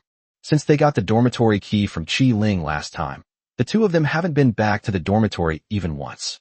Suyukai planned to take the college route and took this opportunity to clean his dormitory. Chapter 156, The Know-It-All's New Post. We've arrived. Qi Ling stopped in her tracks. Gao Chang looked up and saw that Qi Ling had brought him to a familiar place this time. Smart Hub. This is where you use your benefits and privileges. For a normal professor, it is also a place to examine their duties. However, since you are an honorary professor, you don't have many obligations because it's just a nominal position, and your benefits will also be reduced. Next, Qi Ling briefly explained the difference between honorary professors and regular professors. The regular professors in the college are those who have risen through the college's own channels, and in a sense, they are considered insiders of the college. These individuals can use many of the higher-level facilities provided by the college free of charge. For example, dimensional jumps, or activating partial permissions of an infinite number of computers, etc. However, the professors' main activities were also confined to the university campuses arranged by the college. Without entering the war game, professors must complete a fixed teaching quota each month. But honorary professors don't have as many rules and regulations. For the academy, the difference between the two is like that between a servant and a retainer. Because most honorary professors are high-ranking members of outside forces. For honorary professors, the college will only grant them the right to use the facilities, but will not provide them with many benefits. For example, if Gao Chang wants to perform a jump, it starts at 1,000 Warfire coins per jump, with no upper limit. Similarly, honorary professors do not have monthly teaching quotas, and are allowed to not participate in teaching activities at all. Gao Chang nodded. He understood what Qi Ling meant. Although honorary professors have the title of faculty professors, they may actually be more distant from the faculty than the students. The creation of this position likely reflects the college's broad vision and tolerant nature. I've said all I need to say. As for more, you can experience it for yourself in the Smart Hub. As she spoke, Qi Ling stepped aside to make way for her. Upon entering the Smart Hub, just like last time, Gao Chang was elevated to a separate area. Only, how long are you planning to stay with me? Gao Chang turned his head to look at Yena beside him. Although Yena behaved quite honestly and dutifully after entering the highest institution of learning. But Gao Chang really didn't understand what it meant for Yena or Satan to follow him. Shoo. Yena held up her hand and made a shushing gesture. There's something I'll tell you tonight. For now, just pretend I don't exist. Although his tone was much more serious this time. But Gao Chang could still tell that it was Satan's voice. After all, judging from Yena's appearance, she shouldn't be able to say such a thing.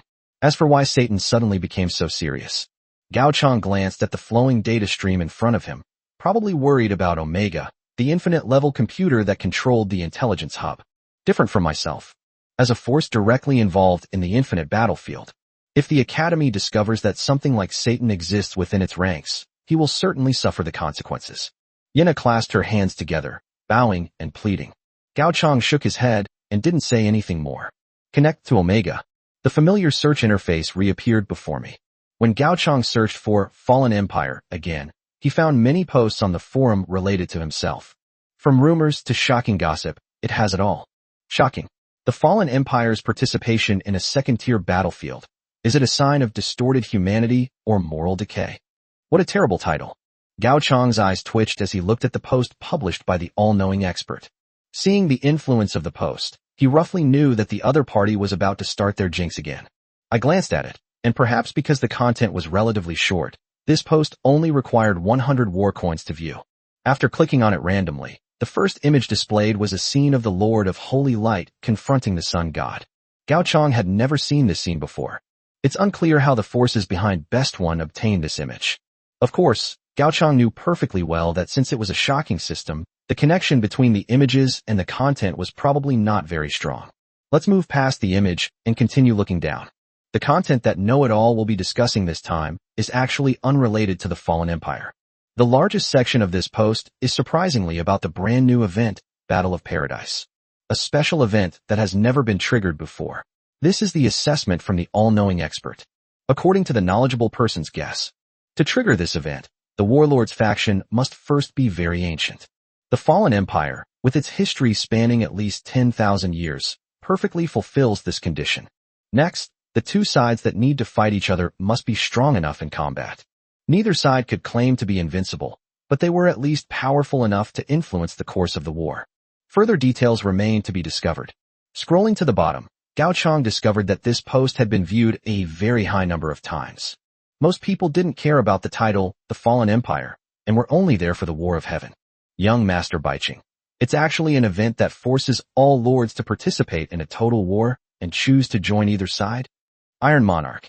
If this kind of event can be used properly, it can be a brilliant move not only in second-tier battlefields, but also in higher-tier battlefields.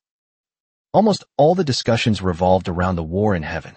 Will you share heaven with us, or be condemned to eternal hell as our enemy? Both the symbolism of this event itself and the effects it caused are quite fascinating. Moreover, the effects are quite powerful. It directly forces all warlords to choose a side to support. Enemies who remain neutral will become the common target of both sides. If you play the Heaven's War card in a high-level battlefield, it could certainly change many aspects of the battle and might even change the rules and gameplay of a war game. Therefore, most of the comments are discussing how to start the war in heaven.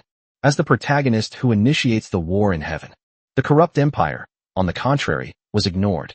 Smiling and shaking his head, Gao Chong closed the post. Perhaps because of the previous review by Best Know, the various factions seem to have some misunderstandings about the strength of the fallen empire. But so be it. In any case, Gao Chong had no intention of explaining anything. Interestingly, amidst numerous rumors and shocking posts, he also found an official announcement from the Saints. Recently, the Saints announced that 2 supernovas will be appointed as holy sons, Gao Chong and Wenzhe. The post briefly explained the situation of Gao Chong and Wenzhe, as well as the reason why they became holy sons. Even though this was a free post, its readership was only a fraction of that of the Know-It-All post. Chapter 157: The G Family's Intention to Make Acquaintances. And unlike Best Knows, judging from the comments section, the majority of people who read this post by the Saints are from groups of similar or even smaller size. Most of the words spoken were just polite congratulations, since saying congratulations on a free post wouldn't cost more than a few war coins. But from another perspective, there was none of the grand spectacle that Bai Xiaotong could generate, attracting viewers from all levels of society. It can only be said that Saint's external operational capabilities still need to be strengthened. You have received a friend request. The sudden pop-up war game notification puzzled Gao Chong. Who could be the person adding me as a friend at this crucial juncture? Looking at the friend request, Gao Chong felt a sense of familiarity with the name of the person on the other end. Ji Buxin. Is your surname Ji? Gao Chong had a vague feeling that he had some kind of recollection of something from somewhere. After casually accepting the other person's friend request, the other person took the initiative to identify themselves. Ji Boxian. I am Ji Boxian, the head of the Ji family in Haiqing. I am truly grateful for what my daughter and servants have said. You have helped my daughter a lot in the past. The Ji family in Haiqing. That brings Gao Chong to mind. That idiot who was used as a knife by Gong Xingjian back then. As for helping out, if jokingly giving her to Suyukai as his wife is considered helping out, then throwing her out of his territory is considered helping out. Perhaps he actually did help out a little. Gao Chong knew perfectly well that the Ji family, as a war-themed family focused on war games, had nothing to do with him no matter how much they doted on their young lady. They're spoiling their own young lady. What does it have to do with Gao Chong? Is Gao Chong a young lady from the Ji family? Almost a year and a half had passed since that war game, and Gao Chong had almost forgotten about Ji Lingyu when the Ji family came knocking on their door. That says it all. Ji Lingyu was just an excuse. As for the more important content, Gao Chong guessed it was still the identity of the Holy Son he was about to obtain. It just goes to show how fast the internet spreads information. Not long after the Saints released the statement, almost everyone who had any connection with Gao Chong knew that Gao Chong was about to obtain the status of a Holy Son. The Saints faction is a human force that plans for high-level battlefields. In the Ji family's view, although they were not familiar with each other, there was no harm in getting to know each other. At this moment, Ji Boxian received a new message in his friend's chat. I have already sent you a thank you gift through the Academy's channels, and I hope you will not refuse it. Just as Ji Buxian's message arrived, a small pop-up appeared on the search engine in front of Gao Chong. The head of the Ji family in Haiqing has paid you 100,000 war coins. Gao Chong then saw that his personal panel had an extra 90,000 war coins. As for the missing 10,000, that's naturally the Academy's withdrawal fee. It has to be said that the Ji family was very shrewd in choosing the Academy. Even when giving gifts, everyone, from top to bottom, should get a taste. Are you satisfied with this gift? Ji Boxian asked. Of course I'm satisfied. This gift was worth more than Gao Chong had played a war game. So how could Gao Chong not be satisfied? At the same time, Gao Chong also realized that the value of war coins to the faction might not be as high as he had imagined. In a war, the number of warlords is limited, and the contribution points they can obtain are also limited. Even if Gao Chong slaughtered all the lords, the amount of war coins he could obtain in a single war game would only be so much. But what about the major powers? The amount of war coins obtained by each ordinary member is probably less than a fraction of that obtained by a high-level member. However, they are located in different war games. Once these members come out, each of them can spend 10 war coins within their own faction. That's a pretty terrifying number. Gao Chong smiled and shook his head. From this perspective, In a human society where relationships are interpersonal, the gains from building connections far exceed those from any war game. Of course, even if Gao Chong wanted that many war coins, it wouldn't be of any use. Soon, news of Ji Boxian came again. If you'd like, the Ji family of Haiqing welcomes you to come and chat anytime. As the message arrived, the coordinates of the jump target also popped up on the search engine in front of Gao Chong. This must be one of the perks of becoming an honorary professor at the college. Gao Chong reached out and clicked on it. The search engine instantly switched to a brand new interface. This is a grid-like interface that contains the various human planes that the academy can jump to. The fees charged will vary depending on the jump distance. In short, the minimum is 1,000, with no upper limit. However, Gao Chong did not find the saint's coordinates. The reason is explained in the comments on the interface. Not all human planes allow the academy to set up plane movement mechanisms. The plane where the saints reside is one of them. I want to travel to the plane where the saints reside. Gao Chong must first go to the location that the academy can reach, and then use the dimensional movement methods of other forces to make several detours. The places with the most dimensional movement capabilities are undoubtedly the various warplanes. The plane where the Ji family resides is one of the warplanes. Judging from the fact that the Ji family seems to be paying attention to the situation of the saints, they might happen to have a way to travel to the saints' dimension. But Gao Chong wasn't in such a hurry to leave. On the one hand, Mr. M's words touched him, and he could have taken a good rest for a while. On the other hand, Gao Chong is only at the second level. As a young man who grew up in the living plane, he doesn't need to get involved in the warplane so early. Having no immediate desire to go to Haiqing, Gao Chong politely declined Ji Boxian's invitation. Ji Boxian expressed his understanding and said that the Ji family would welcome Gao Chong at any time, as long as Gao Chong was willing. Immediately afterwards, under Yi Na's watchful eye, Gao Chong flipped through some gossip that interested him. After spending over 1,000 war coins, it was already evening. Seeing that it was getting late, Gao Chong finally stopped getting engrossed in the gossip and romance of the various factions and left the Wisdom Hub. This also allowed Yena to breathe a huge sigh of relief. She had no idea that the kinship relationships among the major human powers were so chaotic. It's even possible for a bizarre situation to occur where your father's grandson is your grandfather. As a native elf born and raised on the mother tree, Yena felt that her worldview was being greatly challenged. SAN value -1. After leaving the smart hub, Qi Ling took Gao Chong back to his dormitory, thus concluding her day's guidance work. Qi Ling raised her hand and slowly stretched. Seriously, is it easy for me to earn just 1 credit? They actually made me stand there like an idiot outside the smart hub for an entire afternoon. She thought Gao Chong would come out soon. What an inconsiderate professor. After muttering her complaint, Qi Ling waved to Gao Chong and then turned and left. Well then, see you again sometime, Professor Gao. Chapter 158 Utter Rebellion. See you later. He watched Qi Ling leave. Gao Chong began to examine the door in front of him. Because he passed the honorary professor assessment, Gao Chong was assigned a room of his own within the academy. As for the original student dormitories, it seems that as long as the university doesn't make any other arrangements, Suyukai will have his single room for a long time to come. Standing in front of the door, Gao Chong felt a beam of light sweep down from above his head. The faculty and staff dormitories have a higher level of security and do not require keys. Instead, they are equipped with scanning beams that have identification capabilities. The automatic door is connected to the server of the top university and can identify the visitor's identity through the stored body information. After confirming the identity, the door automatically closed to one side. An electronic notification tone also came from inside the room. Welcome back, Professor Gao. The room was fully furnished, with sofas, beds, tables and chairs, and the materials used did not appear to be cheap. On the other hand, even if no one lives there, the house is kept clean regularly to prevent it from becoming dusty. Upon entering the room, the door closed automatically, and warm-colored lights were turned on around the room. Gao Chong had never been to the student dormitory, but he was certain that this place was much better than the student dormitory. At least, it's much more convenient. Soon, Gao Chong stretched and lazily lay down on the bed. Although the fallen empire had a technological advantage, Gao Chong's life experience in both the primitive and feudal eras was quite good. But these modern king-size beds, which aren't cheap these days, are just as good. At that moment, Gao Chong heard a sound coming from behind him. I sat up and looked towards the door.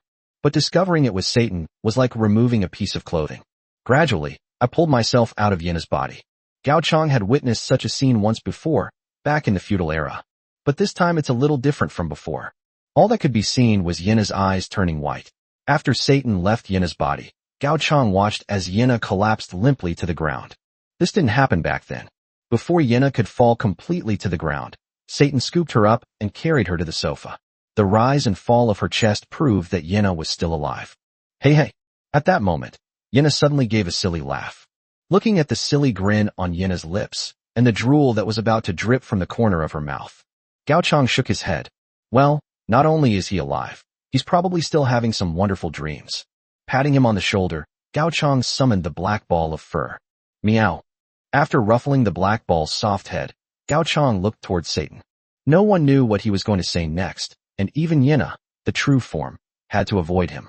Don't be so hostile. Satan flapped his wings, drew close to Gao Chang, and revealed a terrifying smile. You are my creator. How could I possibly harm you? First of all, I did not create you, Gao Chang corrected. I just watched you crawl out of her body, that's all. As he spoke, Gao Chang pointed to Yina, who was fast asleep. Satan did not reply, but only gave the black ball a deep look. Okay, you decide. Shrugging, Satan continued.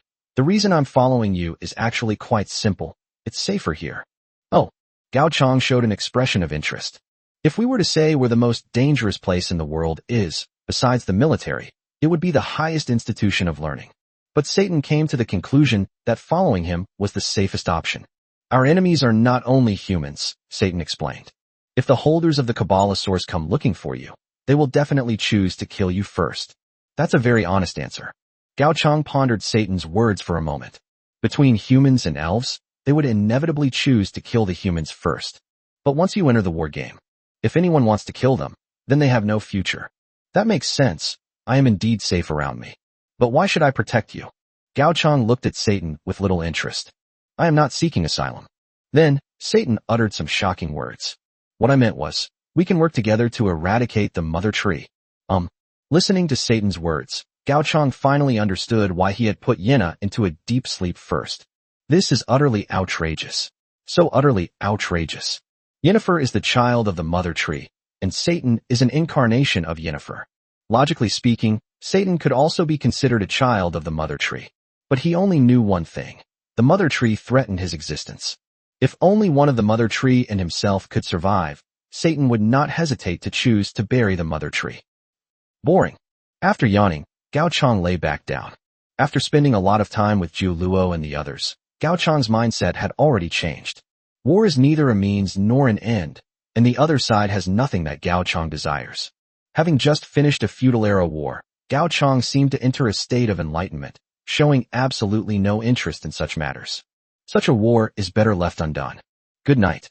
As soon as Gao Chang finished speaking, the lights in the room automatically turned off.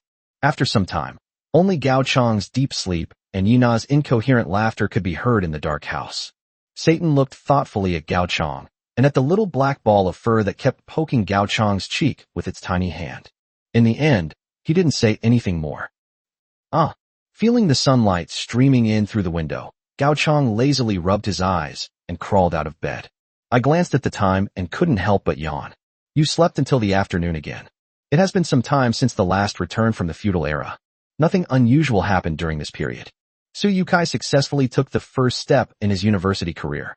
In the simulated battle, he wielded a pear blossom-shaped mountain-splitting axe with great skill and flair. By taking the lead in everything, he successfully completed the freshman entrance examination. Yina and Satan, on the other hand, were very well behaved and did not cause any trouble within the academy. Even because of the war coins, Yina would occasionally linger in the hub of wisdom to watch the human family dramas. Over time, many students in the college got used to the presence of this beautiful woman. As for Gao Chang, he embarked on a wonderful life as a professor. When they wanted to attend a class, they would simply audit a session with a regular professor, causing considerable distress to all the professors during the simulated battles. Sleeping until you naturally wake up when you don't want to go to class is one of the best things in life. Inside the intelligent hub, Yina sometimes couldn't help but ask Satan how long this peaceful life would last. It'll be soon, Satan would always reply. For that kind of person, the longer the period of calm, the easier it is for a small thing to trigger their emotions. Chapter 159, The Military's Wrong Decision. But you, aren't you having a pretty good time? Listening to Satan's ambiguous, half-smiling tone, Yenna felt a little embarrassed. The search engine in front of her prominently displayed, "After marrying my aunt, I became... I'm just studying the habits of humans, aren't I?" Yenna couldn't help but argue. Uh-huh. Inside Yenna's body, Satan nodded indifferently. If Yenna hadn't spent all his war coins just to read this gossip, he might have actually believed it. But the next moment, Satan suddenly took control of Yenna's body. "What are you doing? Let me read one more page. Don't move." Controlling Yenna's hand to exit the nexus, Satan looked ahead through Yenna's eyes. At the end of the corridor, a young girl strode confidently into the smart hub without looking back. Is she angry? Yenna asked herself, somewhat puzzled. Satan did not answer, but gave a sinister smile. The show is finally about to begin. Some time ago. Why didn't you tell me this sooner? The angry shouts came from Mr. M's office, and because the door wasn't closed properly, they could be heard clearly even in the hallway. Many students who didn't have classes quietly gathered in the corridor, trying to eavesdrop on the gossip in Mr. M's office. Gao Chang was naturally one of them. "Professor Gao, would you like a piece?" A student handed over a slice of watermelon. Gao Chang took the bite without hesitation. He was a man who had defeated the cold-faced demon lord and Abbess Miju, and he was also rather lazy, so it was easy for him to get along with the students. Yes, the first two are nicknames that the students gave to Mr. M and Li Qi, respectively.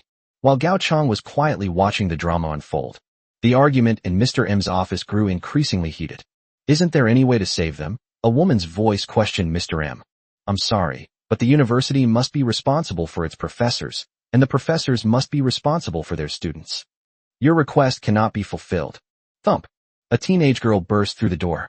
Gao Chang's eyes widened. It was none other than Long Xianyao, whom he hadn't seen in a long time. At that time, as if she were sulking with her family, she chose to directly enter a higher-level war game, just like Gao Chang. After Gao Chang's return, there was no news of Long Xianyao for a long time. Perhaps because the second-tier battlefield spans a longer period of time, the battlefield where Long Xianyao was located did not end the war so quickly. Sometimes, when Gao Chang thinks of the other person, he feels sorry that the other person may have died in the war game. Unexpectedly, the other party returned today and clashed with Mr. M again. Watching Long Xianyao, her eyes bloodshot, walk away from the crowd, Gao Chang slipped into Mr. M's office and locked the door from the inside. "What's wrong with her now?" Gao Chang asked Mr. M. After becoming familiar with the highest institution of learning, Gao Chang fully understood that the highest institution of learning and the academic cliques in various places could not be generalized. Long Xianyao's previous guesses seemed somewhat unreasonable after Gao Chang understood the true appearance of the academy. "You heard that?" Mr. M gave a wry smile. Given Gao Chang's status as an honorary professor, he did not hide anything and instead slowly recounted the details of his conflict with Long Xianyao. "Do you remember when you first enrolled?" Mr. M asked. Gao Chang nodded. On that occasion, Tunglong Group agreed to let Long Xianyao join the highest institution of learning. But it is clear that this was not Long Xianyao's original wish. "Long Ziyuan of Tunglong Group may not be coming back," Mr. M suddenly said.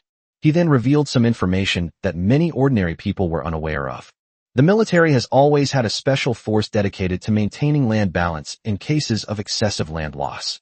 Logically speaking, this group of troops not only has guaranteed strength, but also acts with considerable caution. Even if it fails, it won't have too many negative consequences. After all, this is just a life-changing world, and the military wouldn't do anything as foolish as going all in. But theory is still just theory. This happened long before Gao Chang entered the war game. The military's secret forces suffered an unexpected and devastating defeat in the war game. If not handled properly, the lost land could potentially jeopardize the safety of the city. In order to avoid causing public panic, a 5-star general in the military made a decision. The secret unit was instructed to issue a distress call, and military personnel were subsequently dispatched to the battlefield. That's where things went wrong. Military personnel have a very high land ownership stake. If a large number of military personnel join the war game at the same time, victory would be fine, but defeat would have unimaginable consequences. But things took an unexpectedly bad turn. As more and more military personnel joined the war game, the situation not only failed to improve, but instead went further down the path of defeat. Which 5-star general failed to cut his losses in time? Gao Chang couldn't help but interject. Mr. M seemed to have heard something funny and immediately shook his head. He was among the first to respond to the call for help. It is precisely because a 5-star general was lost inside that the military will not let the matter rest while the enemy is still alive. But as the military suffered increasing manpower losses, if the war game fails, not only the city, but the entire province will be affected, and even neighboring provinces and cities will be impacted. Wait a minute. Gao Chong frowned. Recalling Long Xianyao's behavior just now, Gao Chong asked uncertainly, "Could my family be included in this province that can't escape the disaster?" Mr. M nodded. "It's not just your home. It's the home of millions of families. The foundation of Tunglong Group is right here. Long Ziyuan would never abandon his family business and run away. Therefore, the day after we finished speaking with Long Xianyao, according to our information, Long Ziyuan had already led his men to respond to the call for help. What Mr. M didn't say was, arranging for Long Xianyao to enter the highest institution of learning was, in fact, Long Ziyuan's way of protecting her. Failure was almost inevitable. If the war is lost, most of Tunglong Group's business will naturally disappear along with the land where it was born and raised.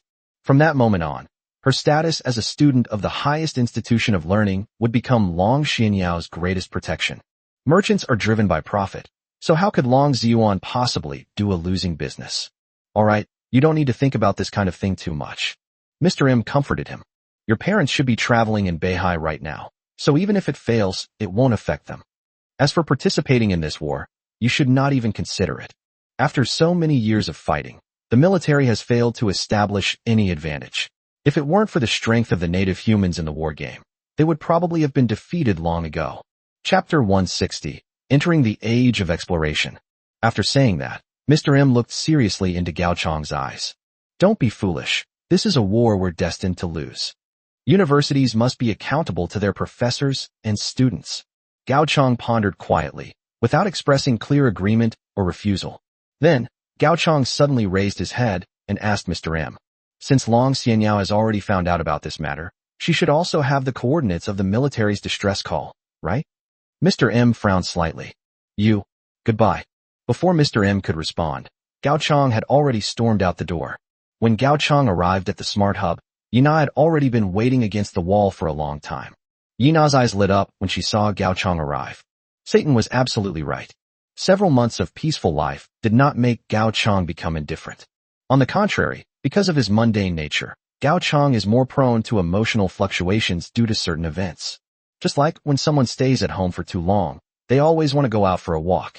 So, they stole from my house without my knowledge. Gao Chong whispered. Mr. M's words were like giving Gao Chong an excuse to enter the war game. Although he did not desire to become stronger. But if someone bullies him, that's absolutely unacceptable. As for what Mr. M said about impending failure, Gao Chong opened his friends list and sent a message to someone. Are you there? Gao Chong quickly received a response from the other party. Today I'm still a cute little fairy. Hey there, honey. What's up, honey? Is there any item that could prevent a war game from ending so quickly? Although Gao Chong's question was very ambiguous. But Aishir roughly guessed what Gao Chong needed. Take a look at this prop, honey. What do you think? Immediately afterwards, Aishir sent over a description of the item. Letter of request for battle oddity. Effect. After using the request for battle, the game will not proceed to the settlement phase unless your race wins or is completely wiped out. Nice one. Gao Chong's eyes lit up. But the next moment, Ashur's conversation continued. Since you like it, I happen to have one in stock. Thank you for your patronage. It costs 88,888 war coins. How would you like to pay? So expensive. Looking at the price that Aishir revealed, to be honest, it's not cheap. Purchasing this letter of request to fight basically means getting a free low-level battlefield battle. No wonder even major powers don't use similar things extensively in low-level battlefields. Who has the money to burn like that? Just when Aishir thought Gao Chong wouldn't reply, Gao Chong asked again, can we pay through the Academy's channels? Sure, but the college will take a 10% processing fee, dear. Not expensive. After receiving a positive reply from Aishir, Gao Chong stepped into the intelligent hub. Yina, who had been waiting for a long time, quickly followed. Gao Chong glanced at Yina, who was standing beside him, but made no attempt to drive her away. Instead, it directly invoked the professor's permissions, located Long Xianyao's position within the intelligent hub, and moved the two of them there. At this moment, Long Xianyao was squatting on the disk of the intelligent hub, secretly wiping away the tears from the corners of her eyes. As a member of the Long family, she can show her arrogance, but she must never show her weakness. Therefore, Even knowing that the entire Tenlong group could be destroyed in this disaster caused by the military's mistake, they were still aware of the danger. Long Xianyao also forced herself not to shed a single tear in front of outsiders. But Mr. M's refusal without hesitation has almost destroyed all of Long Xianyao's hopes. She didn't know what kind of war the military was facing. But even a 5-star general was killed. His father had been away in the war game for almost a year, and it was likely that he was in grave danger. Thump. Just then, a slight knocking sound interrupted Long Xianyao's melancholy. Suddenly a disc bumped into me. At first, it startled Long Xianyao. But when Long Xianyao looked up and saw Gao Chang's appearance, she was clearly stunned for a moment. It's you. Player, Gao Chang, has requested to add you as a friend. Stop talking nonsense and send me the coordinates of the military's distress call. As Gao Chang spoke, he sent friend requests to both Long Xianyao and Yina. As for Yina, since she wants to participate, let her participate. Meanwhile, Gao Chang was manipulating the Academy's interface to initiate a transaction with Ashir. More than 90,000 war coins were spent. A token with a slightly bronze hue was folded and presented to Gao Chang. It seems this is the letter of request to fight that Ashir mentioned. This was the first time Long Xianyao had ever seen Gao Chang act so decisively. Subconsciously, I sent the coordinates of the distress call through a friend's window. After receiving the coordinates from Long Xianyao, Gao Chang glanced at them subconsciously. It's just a level 3 war game. Mr. M also stated that the indigenous humans were the dominant force in this war game. Logically speaking, the military should be able to solve the problem. The specifics of the situation are still unknown, but Gao Chang did not hesitate. On one hand, the coordinates were forwarded to Yena, and on the other hand, a request was made directly to the highest academy for land for war. Seeing that Gao Chang was about to leave, Long Xianyao subconsciously opened her mouth. But Gao Chang didn't seem to care about him. Long Xianyao stamped her foot, applied for war land as well, and quickly followed. Should we apply? Yena asked Satan inside her strangely. Satan shook his head. I don't know either. The two stared at each other for a few seconds, separated only by a physical body. Never mind. Satan didn't intend to think that much about it. Controlling Yena to slip out of the academy while everyone was distracted, Satan then spread his wings and carried Yena to a decertified land. Let's go in from here. Around the same time as Yena, Gao Chang also joined the war game by issuing a distress call. Welcome to War Games. Welcome to the Tier 3 Battlefield 9522. The era depicted in this game is the Age of Exploration. Your territory type is fixed as Fallen Empire. Your miracle talent has been triggered. Please select up to 3 targets to intervene. At this moment, a panel appeared in front of Gao Chang. The panel displays the names of a group of human lords who have not yet entered the game. Like Gao Chang, they had just entered this war game. It seems that the military has not completely given up on this war and is still sending in follow-up troops. But those people who are complete strangers have nothing to do with Gao Chang. Gao Chang found the names of Long Xianyao and Yi Na on the panel and immediately chose to intervene. Sometimes, it's a blessing to be recognized by yourself. Selection complete. The target you chose to interfere with will lose their territory type, Lord Path, and personal talents for the remainder of this game.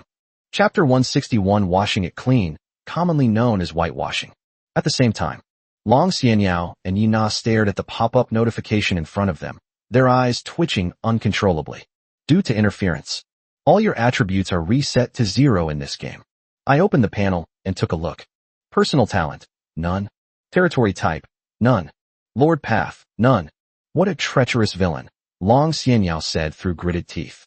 This was whitewashed before even entering the game, making the already disadvantaged side even worse off. Long Xianyao even had some doubts about whether it was right to recklessly chase after Gao Chang. With 3 blank cards at the start, is she here to deliver food to foreign tribes? On the other side, Yena touched her own body and was secretly overjoyed. No, that's not her. He's back to normal. Could it be because Satan was eliminated due to starting with 3 blank cards? Just as Yena had this thought, a sudden heat came from the back of her neck. We are one, my dear original self. Satan gently approached Yena, feeling Yena's neck suddenly stiffen, and chuckled coldly. This is truly a rebellion against heaven. How could someone say such a thing? Enjoy the game. After a brief pause at the start, all those who had been brought in by the distress call descended downwards. Practice makes perfect. This was Gao Chang's 3rd time entering the war game, and he had completely gotten used to it. While he was in the air, he briefly observed the situation in this war-torn world.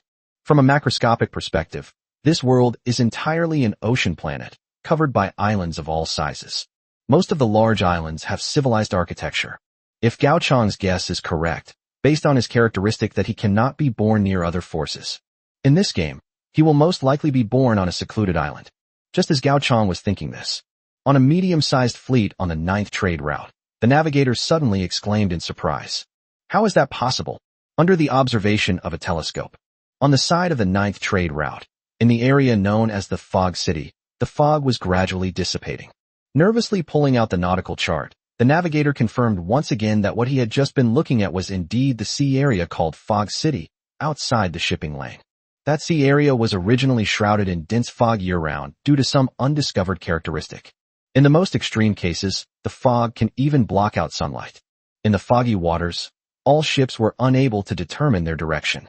Those who are lucky may find their way into other shipping lanes, while those who are unlucky may be lost forever inside the foggy city. But now, the fog that had perpetually shrouded this terrifying sea has actually dissipated. Has the fog over the Fog City waters cleared up? The fleet commander rested his chin on his hand, a strange light gleaming in his eyes. As people who make a living at sea, faced with such a bizarre event, his first thought was definitely not to get away. Instead, a new shipping route, and endless treasures and wealth. Suddenly, the commander smiled slightly. Notify all ships. Destination, Fog City waters. Set sail. Oh, exploring the unknown. This is the romance of the age of exploration, and the romance of every navigator. Shushu. Gao Chang opened his eyes. Although it is also a Fallen Empire type game, the style of the territory in this game is significantly different from the previous two war games. Gao Chang was born on a peaceful and tranquil beach. The waves lapped against the beach, and a refreshing sea breeze blew in. Slide. Suddenly, the sound of splashing water came from Gao Chang's right. I turned my head to look. The River of Oblivion? At this moment, Wang Chuan is holding an exquisite fishing rod and sitting on a rock on the beach fishing. She already had quite a catch in her fish basket. I heard Gao Chang's voice. Wang Chuan turned his head and smiled slightly at Gao Chang. But soon, he returned to his original blank expression, as if what Gao Chang had just seen was an illusion. At this moment, Wang Chuan put down his fishing rod. He carried the fish basket to Gao Chang's side. Wang Chuan picked up a fish and handed it to Gao Chang's shoulder. Ah! Hearing Wang Chuan's voice, which sounded like he was coaxing a child, the black ball of fur poked its head out from one side of Gao Chang's shoulder. Meow. Two small, oval hands took the fish from Wang Chuan and began to eat it in small bites. Seeing this, Wang Chuan put down his fish basket and returned to the reef to continue fishing. Gao Chang took the opportunity to try to open Wang Chuan's personal interface. This time, there were no surprises. River of Oblivion. Occupation, reclusive angler. The silent angler. Synopsis. Once the best angler, until she was hated by the water because of it. It seems that the River of Oblivion has now become a commoner and is no longer related to the River of Oblivion from the previous war game. I watched for a while. No fish were caught in Wang Chuan's new fish basket. It seemed that the previous success was just a coincidence. I will no longer disturb Wang Chuan's fishing pleasure. After Gao Chang put the black ball into the fish basket, he comfortably lay down on the warm beach and checked the situation of his territory in this war game. The Sighing Wall. Number of people, 73,100. Ships, 3 super dreadnoughts, 20 battleships. Defensive structures, 3,700 artillery pieces, 1,200 fixed mortars, 4x800 mm cannons. Production building, burial ground. Miracle buildings, none. Introduction. 10,000 years ago, the ancestors of this territory had already conquered the entire sea area. They no longer relied on the power of the wind to traverse the ocean, and for the first time brought the power of steel to the open sea. Until they tried to study an unsinkable warship, until they witnessed the pinnacle of the world. In the end, all that remained was silence. Their wisdom has no limits, but the world does. Even so, their legacy continues to this day, with the power of iron and fire protecting their descendants. For millennia, even the fiercest hunters of the oceans have never dared to extend their predatory claws into our lair. There are no wonder buildings. Gao Chang frowned. Compared to the previous 2 war games, this time the high-intensity version has an additional production building called the burial ground. But it directly resulted in the loss of one of the wonders of the world. It appears that the number of buildings the Fallen Empire constructs in each game is completely random and not fixed. After surveying the territory, Gao Chang did not rush to leave. Instead, he took out the letter of request to fight that he had bought from Ashur from his pocket. The bronze-colored token had a strange, tactile quality when held in the hand. This strange object seems to contain some kind of indomitable will. Once a petition is filed, it's all or nothing. Use. Chapter 162 The Romance of the Age of Exploration. You have already submitted your request to join the fight. This game will not proceed to the settlement phase unless your race wins or is completely wiped out. He watched as the bronze token gradually dissipated in his hand. Gao Chang smiled with satisfaction. He didn't know the current situation of the military, nor did he know if the military was about to lose. But from this moment on, as long as Gao Chang is not dead, other races want to win this game? No way. Spending over 90,000 war coins might seem expensive, but it was absolutely worth it. Just then, Gao Chang received a new message from AI Sierra. Today I'm a cute little fairy. Need any help, honey? The Saints are a pro-war force. If they need help in any foreign wars, they can contact us at any time. As the holy son of the Saints, you no longer have to fight alone, my dear. The last sentence was perhaps said by Ashir because she considered that Gao Chang was previously a solo player. Saints are different from colleges. The academy is a loosely organized entity and does not force its students to participate in any activities. The Saints, on the other hand, are a faction focused on war games. For the Saints, there is really no difference between participating in the newly opened war game and joining the world of the call for help. That's why Asher asked that question. But it was also quite heartwarming. After a moment's thought, Gao Chang still rejected Ashir's suggestion. He still didn't know the full story of the military in this war game. If the situation in the military is truly as bad as unimaginable, then the Saints joining in would only be suicide. Ordinary game lords do not have a special territory type like the Fallen Empire. For most people, the timing of development is really important. Besides, I already have enough here. Gao Chang looked towards the horizon. At the horizon, a colossal ironclad warship is sailing towards us. Thick black smoke billowed from above the warship. At the bow of the ship, a boy was waving at him. My lord. Bai Hsiao. Occupation, captain of the super dreadnought, Shield of Sustainability. The warships did not risk running aground, and instead rushed directly onto the beach. Instead, after maintaining a certain distance from the island, the power source was gradually shut down. Bai Hsiao then landed on the shore in a small boat. Bai Hsiao waved for the Eternal Shield to leave, then plopped down next to Gao Chang and lay down like him. Lord, you're enjoying the sun today too, Bai Hsiao said, stretching. All right, let's all slack off together. As he spoke, Bai Hsiao extended his gloved hand and made a shushing gesture to Gao Chang. Don't tell anyone else. Gao Chang scrutinized Bai Hsiao's current attire. The 1.7-meter tall boy wore an exquisite captain's uniform, the embroidery representing majesty and the medals representing honor shining brightly in the sun. Oh, don't tell anyone what happened. A familiar voice came from behind Bai Hsiao. Bai Hsiao stiffened and looked up. Jiu Luo's ambiguous smile came into view. Sister Jiu Luo, what a coincidence. Weren't you not here just now? Ooh. Just as Bai Hsiao said this, Sasha suddenly emerged from the beach. Shaking the sand off herself, Sasha corrected. The chef and I have been here the whole time. This. Gao Chang watched this scene unfold. So Sasha just buried herself alive, right? Jiu Luo covered her face and shook her head. Sasha is a bit naughty. I was just playing with her for a while. But it's you. Jiu Luo smiled and grabbed Bai Hsiao's ear.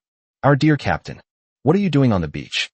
Bai Hsiao grimaced in pain, but glanced away. I just came to keep the Lord company because I was worried he might be bored. That's a great idea, Jiu Luo said with a smile. But you could tell from her tone that she didn't believe it at all. However, Jiu Luo still let go of Bai Hsiao's ear. After being released, Bai Hsiao visibly breathed a sigh of relief, rubbing his ears and looking at Jiu Luo with a resentful expression. Anyway, no one's going to come over here, right? Being adrift at sea is so incredibly boring. That's not necessarily true. Jiu Luo stretched out a finger and pointed into the distance. If what you say is true, what are they? Bai Hsiao looked in the direction Jiu Luo was pointing. A medium-sized fleet of dozens of ships is approaching the territory of the Wall of Sighs. Is there really anyone who dares to approach them? Gao Chang's focus is different from Bai Hsiao's. This is the first encounter upon entering this war game. He discovered that the crew of the opposing fleet were actually human. Wasn't it said that the military was on the verge of losing this game? Or is this the incredibly powerful indigenous human described by Mr. M? They carefully examined the fleet's appearance. The fleet's main warship was a wooden, double-masted sailing ship, with a large number of cannons arranged on its deck and inside the cabins. Judging by appearances, a single main warship would have no fewer than 40 cannons. The other ships weren't as huge, but they weren't completely without fighting capabilities either.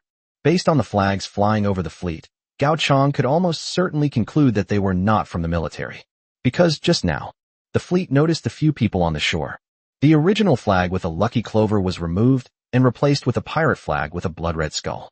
Sure enough, on the vast ocean, anyone you see could be a pirate. On the fleet's capital ship, the commander of this medium-sized fleet looked at the island before him with a greedy expression. He never expected his dream to come true so quickly. The area of the Foggy City Sea area seems to be smaller than imagined. So much so that after sailing only a short distance, he actually found an island that had never appeared on any nautical chart before. What does a new island mean? It means wealth, fame, and even power. He could easily take over the island, appoint himself as its governor, and then notify the outside world to gain recognition. Upon seeing Gao Chang and the others on the beach, the commander's expression of ecstatic joy was impossible to conceal. An island inhabited. This means that he has more than just wealth, fame, and power. You can also get a lot of free labor. All they had to do was reduce the island's natives to slavery.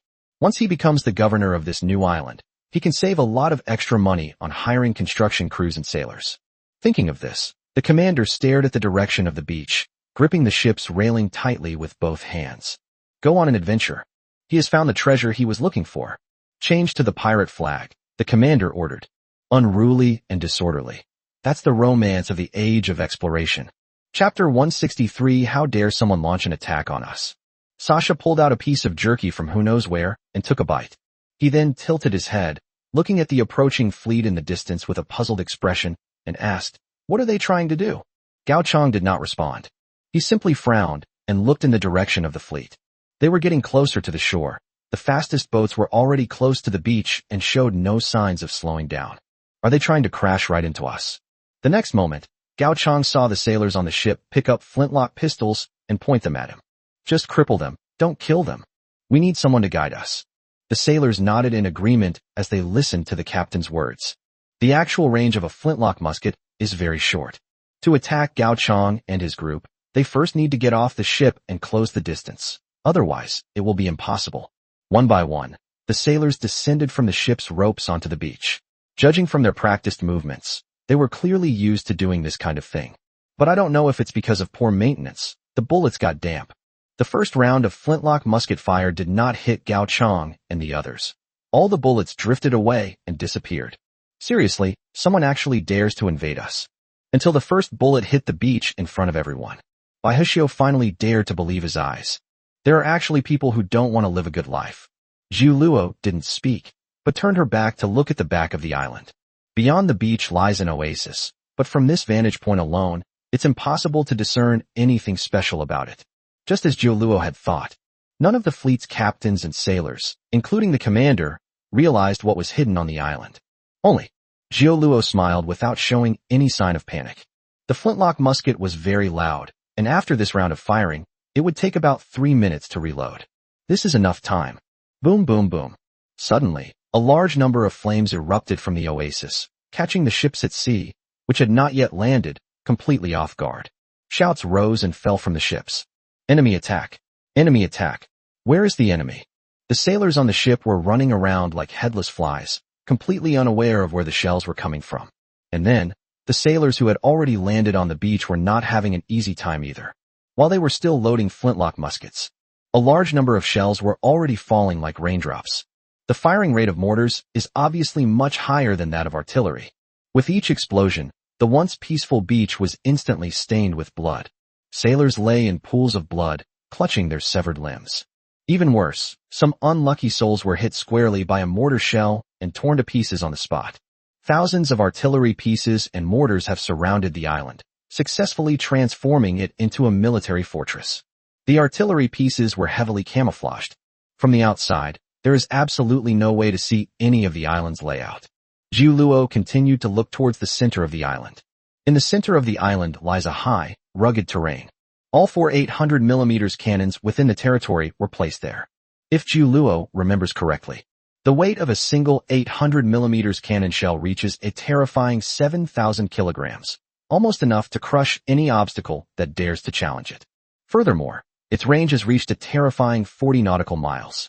Like the super battleship, this giant cannon has almost pushed the limits of being bigger, heavier, and stronger.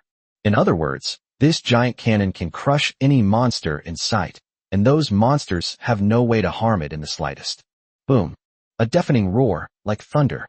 The sailors who landed on the beach had no idea what was happening when they heard a series of pitiful wails coming from behind them. The flagship has sunk. What? The sailors looked back with incredulous expressions. They had only been near the island for a short time. Given the sturdiness and firepower of the main ship, how could it possibly sink? But reality slapped everyone in the face.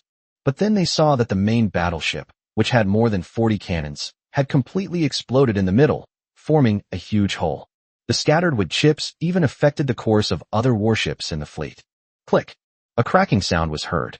The already overburdened capital ship collapsed and sank to the bottom of the sea. They didn't even have a chance to fire a single shell. One of the captains watched this scene in disbelief. The main warships are still so far away from the island. What kind of artillery could sink their capital ship with just one shot from such a distance? However, at that moment, they gave the fleet absolutely no chance to catch its breath. Under the glaring, furious eyes of countless sailors, a colossal warship, far larger than anyone could have imagined and entirely constructed of steel, sailed in from the other side of the island. How could it be? How could it possibly be an ironclad warship? They had only seen a warship of this caliber once before. The Pan-Ocean Free Trade Company's Meteorite Miracle ship is a nightmare for countless explorers, rebels, or pirates. It is precisely because it possesses a massive ironclad warship that the Pan-Ocean Free Trade Company is able to set the rules for this sea area. But now, they've actually seen a second one. In that moment of utter shock, Gao Chong opened the attribute panel of the Eternal Shield. Eternal Shield Super Dreadnought. Displacement, 90,000 tons. Dimensions, 300 meters long, 40 meters wide.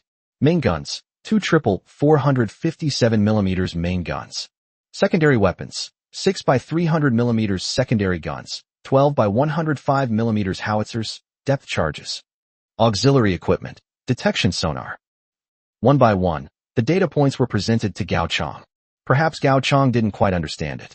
But one thing is certain. This iron tyrant is enough to dominate the seas and has few rivals.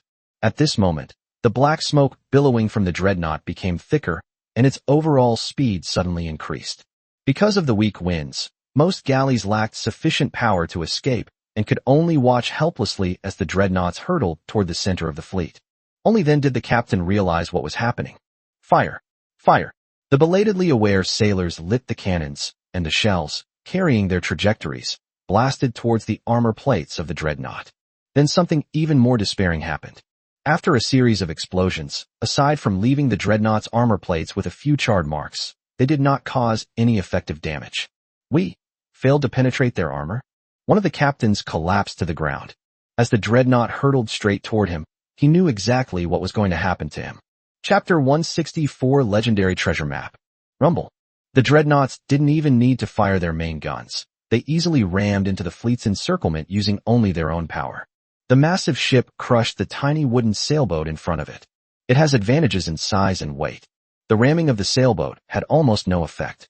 In the immediate aftermath of the collision, the entire ship, including the ram, was torn to pieces. Once the dreadnought moved aside, only a large number of broken wooden planks remained floating in the original spot. How could we possibly defeat such a monster? The captain's hands trembled as he gripped the helm tightly. At this moment, who can't see it clearly? The ironclad warship before us, which appears to be several hundred meters long, is definitely no less powerful than those legendary, miraculous warships. The reason why the miracle ships are legendary is that no one on the entire ocean dares to provoke their owners. Only by truly colliding with it. Only then did they realize what kind of monster they had disturbed. Why have I never heard of them before? Is the legend of those who never return from the foggy city waters because of them?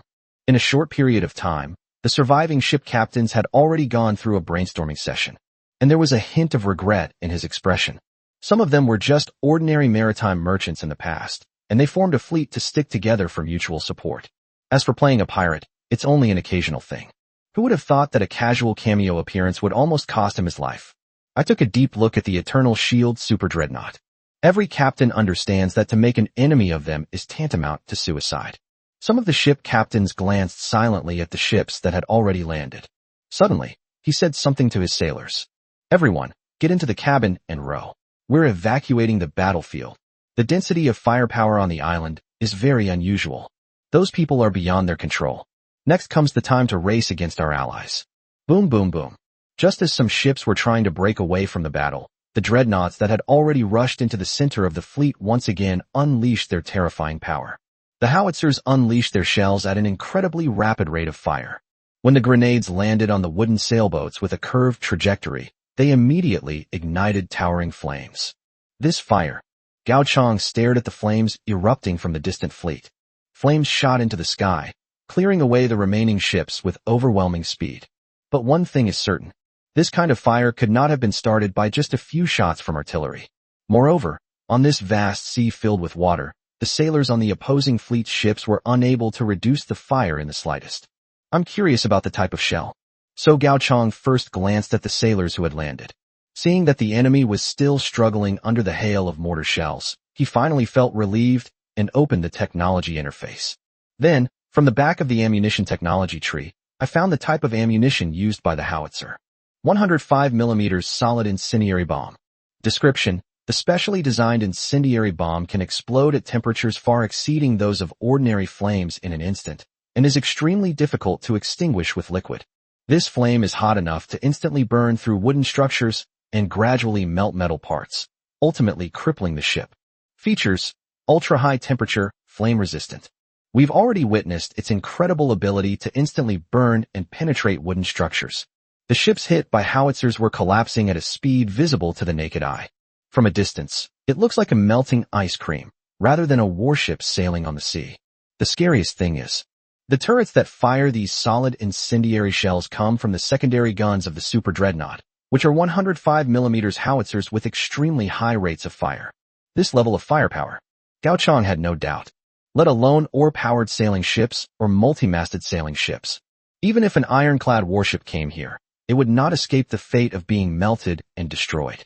In other words, this solid incendiary bomb was specifically designed to target ironclad warships with wooden panels inlaid with iron plates.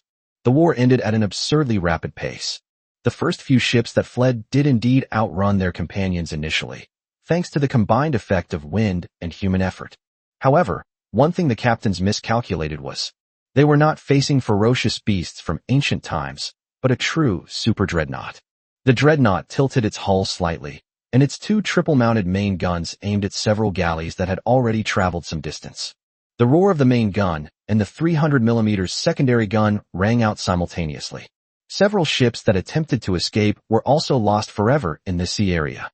At the moment when the entire naval fleet was captured, the few ships that had already landed on the beach were naturally outnumbered and unable to fight alone. The dreadnought slowly turned its guns toward the beach. A moment later, Gao Chang received a notification from the war game. Congratulations on completing a thrilling battle. Enemy casualties: 1 3-masted sailing ship, 13 2-masted sailing ships. Our casualties: none. Evaluation: a resounding and exhilarating victory. Reward: treasure map of a legendary navigator, fragmented. Treasure map? Gao Chang raised his palm, and a tattered map appeared in his hand. The map depicts an island and marks the location where the clues are hidden. However, due to the damaged map, the parts showing the waterways and the appearance of the surrounding islands have disappeared. Suddenly, Gao Chang felt several people around him sticking their heads closer. What is your lordship carrying? Sasha leaned over and took a look. Treasure map. Is there anything good to eat? Thump. Jiu Luo withdrew her fist from Sasha's forehead and wiped it on her chest. Then, acting as if nothing had happened, he began to analyze the treasure map in Gao Chang's hand. This treasure map came from a legendary navigator? Seeing Gao Chang nod, Jiu Luo showed a hint of interest. In our quiet years, we have heard many legends about this sea. I never expected that one of the treasure maps would end up in your hands. Do you know what treasure this treasure map contains? Gao Chang asked Jiu Luo, holding the treasure map in his hand. Jiu Luo nodded.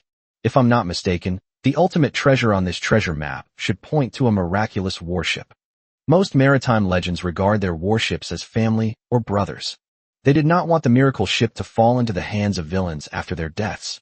Therefore, when they are about to die of old age, they will lead their old comrades to properly place the miracle ship and finally dismiss everyone, including themselves.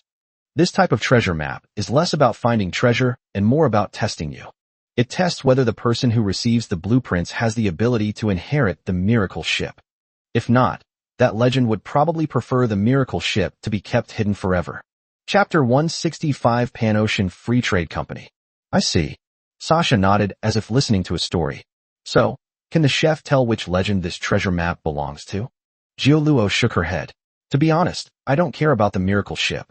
It's just that the Lord might be a little interested. Jioluo looked at Gao Chang. After learning that the ultimate treasure on the treasure map might be a miraculous warship, Gao Chang did indeed have some ideas. Of course, Gao Chang's main focus was not on the large ship, but on the word miracle. In this war game, one of the wonders is missing from your own territory. Therefore, in order to improve the path of miracles, Gao Chang would have to find other miracles in the outside world and then destroy them. Therefore, this treasure map is a very good alternative. Gao Chang waved the treasure map and asked Jioluo a question. Can this treasure map locate the island? Of course. Jioluo smiled slightly. Our warships have the most accurate nautical charts in the world. All we need is for our captain to cooperate. As she spoke, Jioluo glanced to the side. Gao Chang also looked over. However, Bai Hushio was nowhere to be found. In the distance, Bai Hushio had already walked away with an awkward laugh. As Bai Hushio passed through the broken limbs and ruins on the beach, he saw that he was about to reach the seaside. Sister Wangchuan, please help me.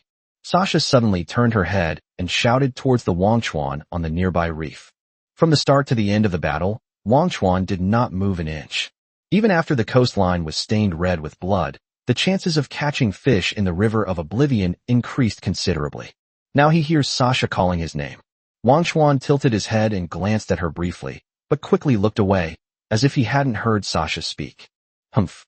Looking at the raft and the super dreadnought so close at hand, Bai Hushio revealed a smug expression. Are they trying to drag him away on another long trip? No way.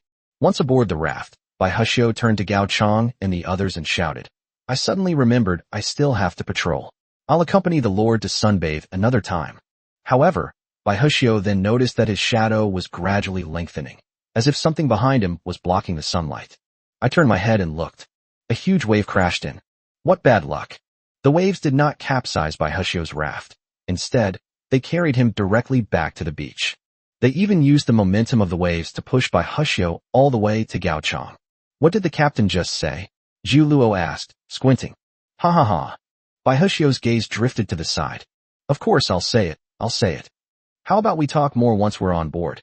After saying that, Bai Hushio pointed to the eternal shield, which had come to a complete stop. None of them objected to this. After boarding the eternal shield on a small raft, Gao Chang and the other two still kept their eyes on Bai Hushio. Stare.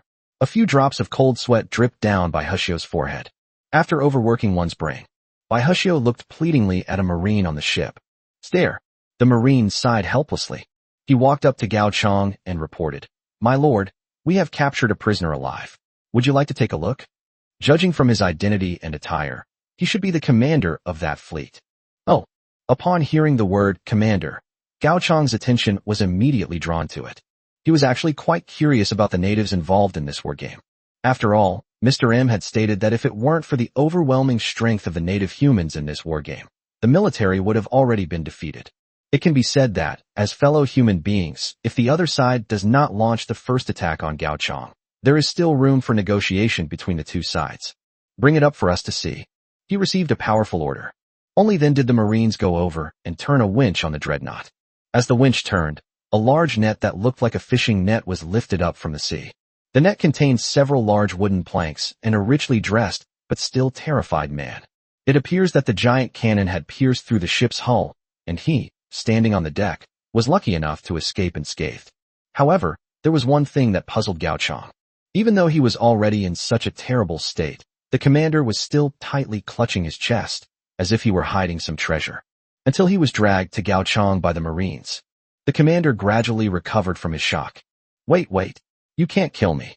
Before Gao Chang could speak, the other party spoke directly.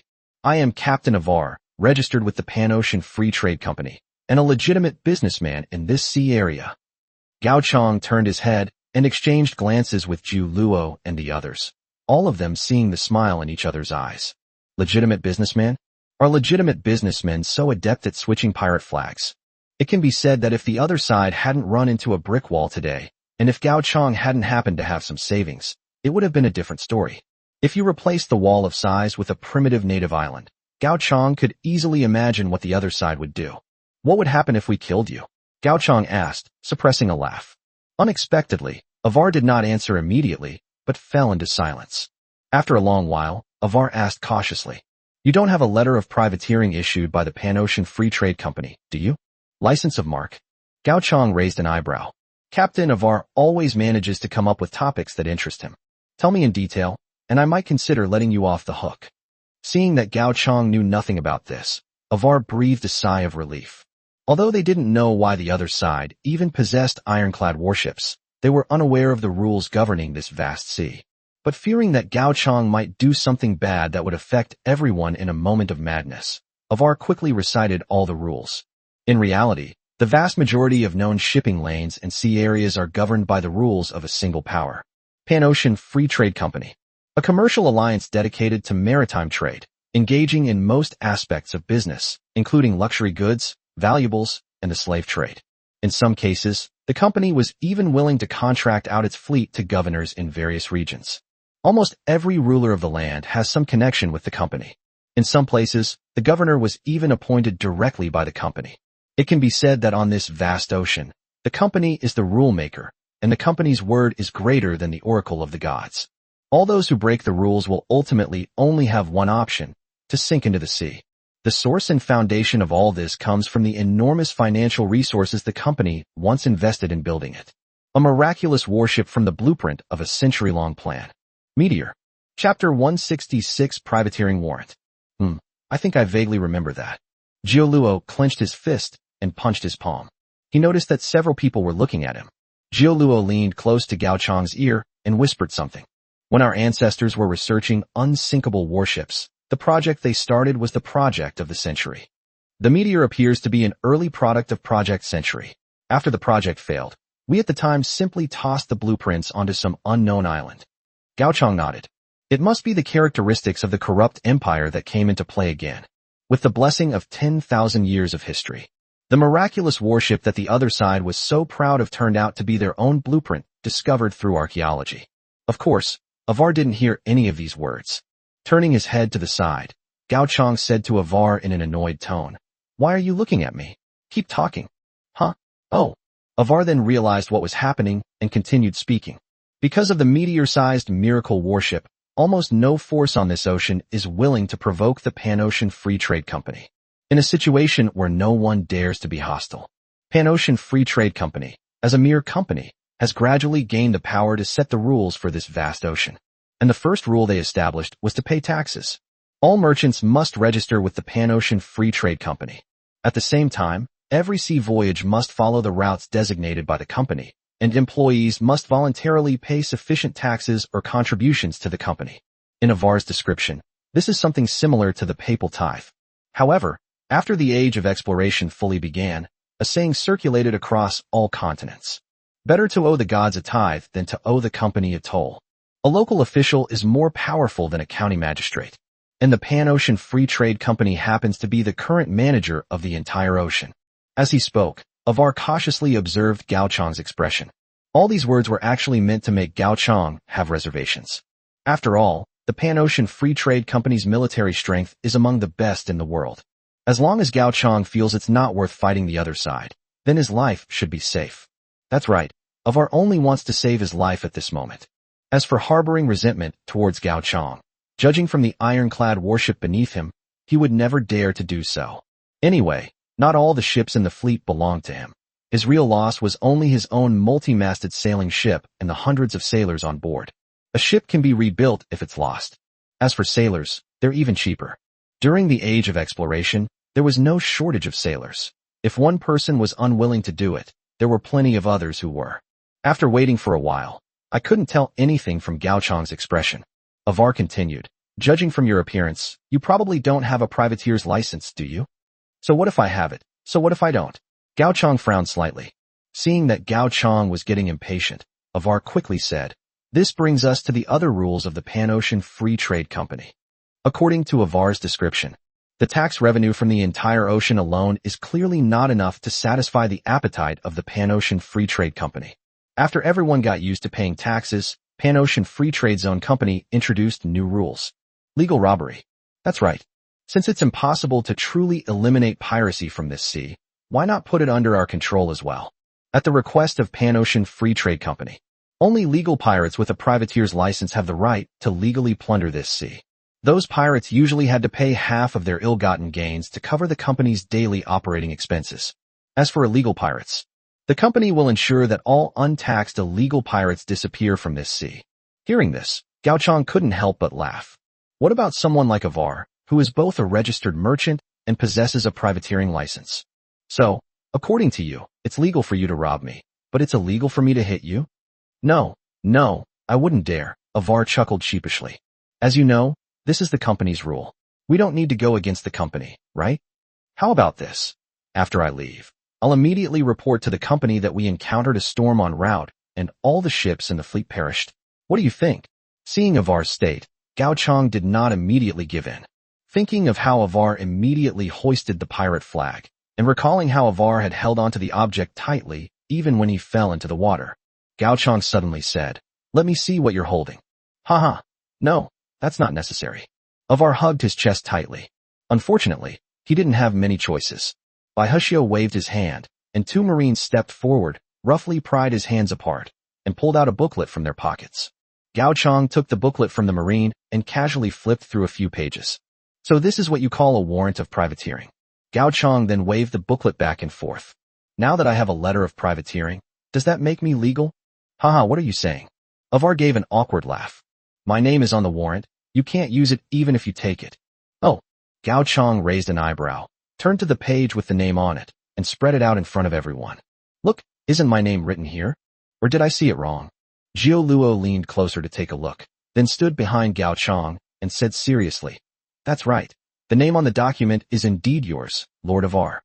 Alba's heart skipped a beat, as if he had a bad feeling. You must be joking with me. I have a heart condition and can't handle this kind of stimulation. Gao Chong squinted and walked closer to Avar. You say this is your identification, but how can you prove it? I noticed that your photo isn't on this ID card. In Gao Chong's eyes, this booklet had no insurance value other than a name and a stamp. There are only two possibilities in this situation. One option is that Pan-Ocean Free Trade Company doesn't care who actually obtains the certificate. Another possibility is that, given the current technology tree, the camera technology simply hasn't been developed yet. But whichever the possibility it is, now that the privateering warrant is in Gao Chong's hands, it is naturally his. As the lord of a fallen empire, he doesn't steal or rob, so why can't he just take something? Come on, tell me how you're going to prove you're yourself. Avar's mouth gaped open, his mind a complete mess. How can he prove that he is himself? I am Avar. Words are no proof. Gao Chong stomped his foot angrily. Pointing to the Marines on the dreadnought, he said, "Ask them who the real Avar is." Seeing that Avar was speechless, Gao Chong gave instructions to the surrounding Marines. Since you can't produce any evidence, guards, throw him into the sea to feed the fish. Wait, sir.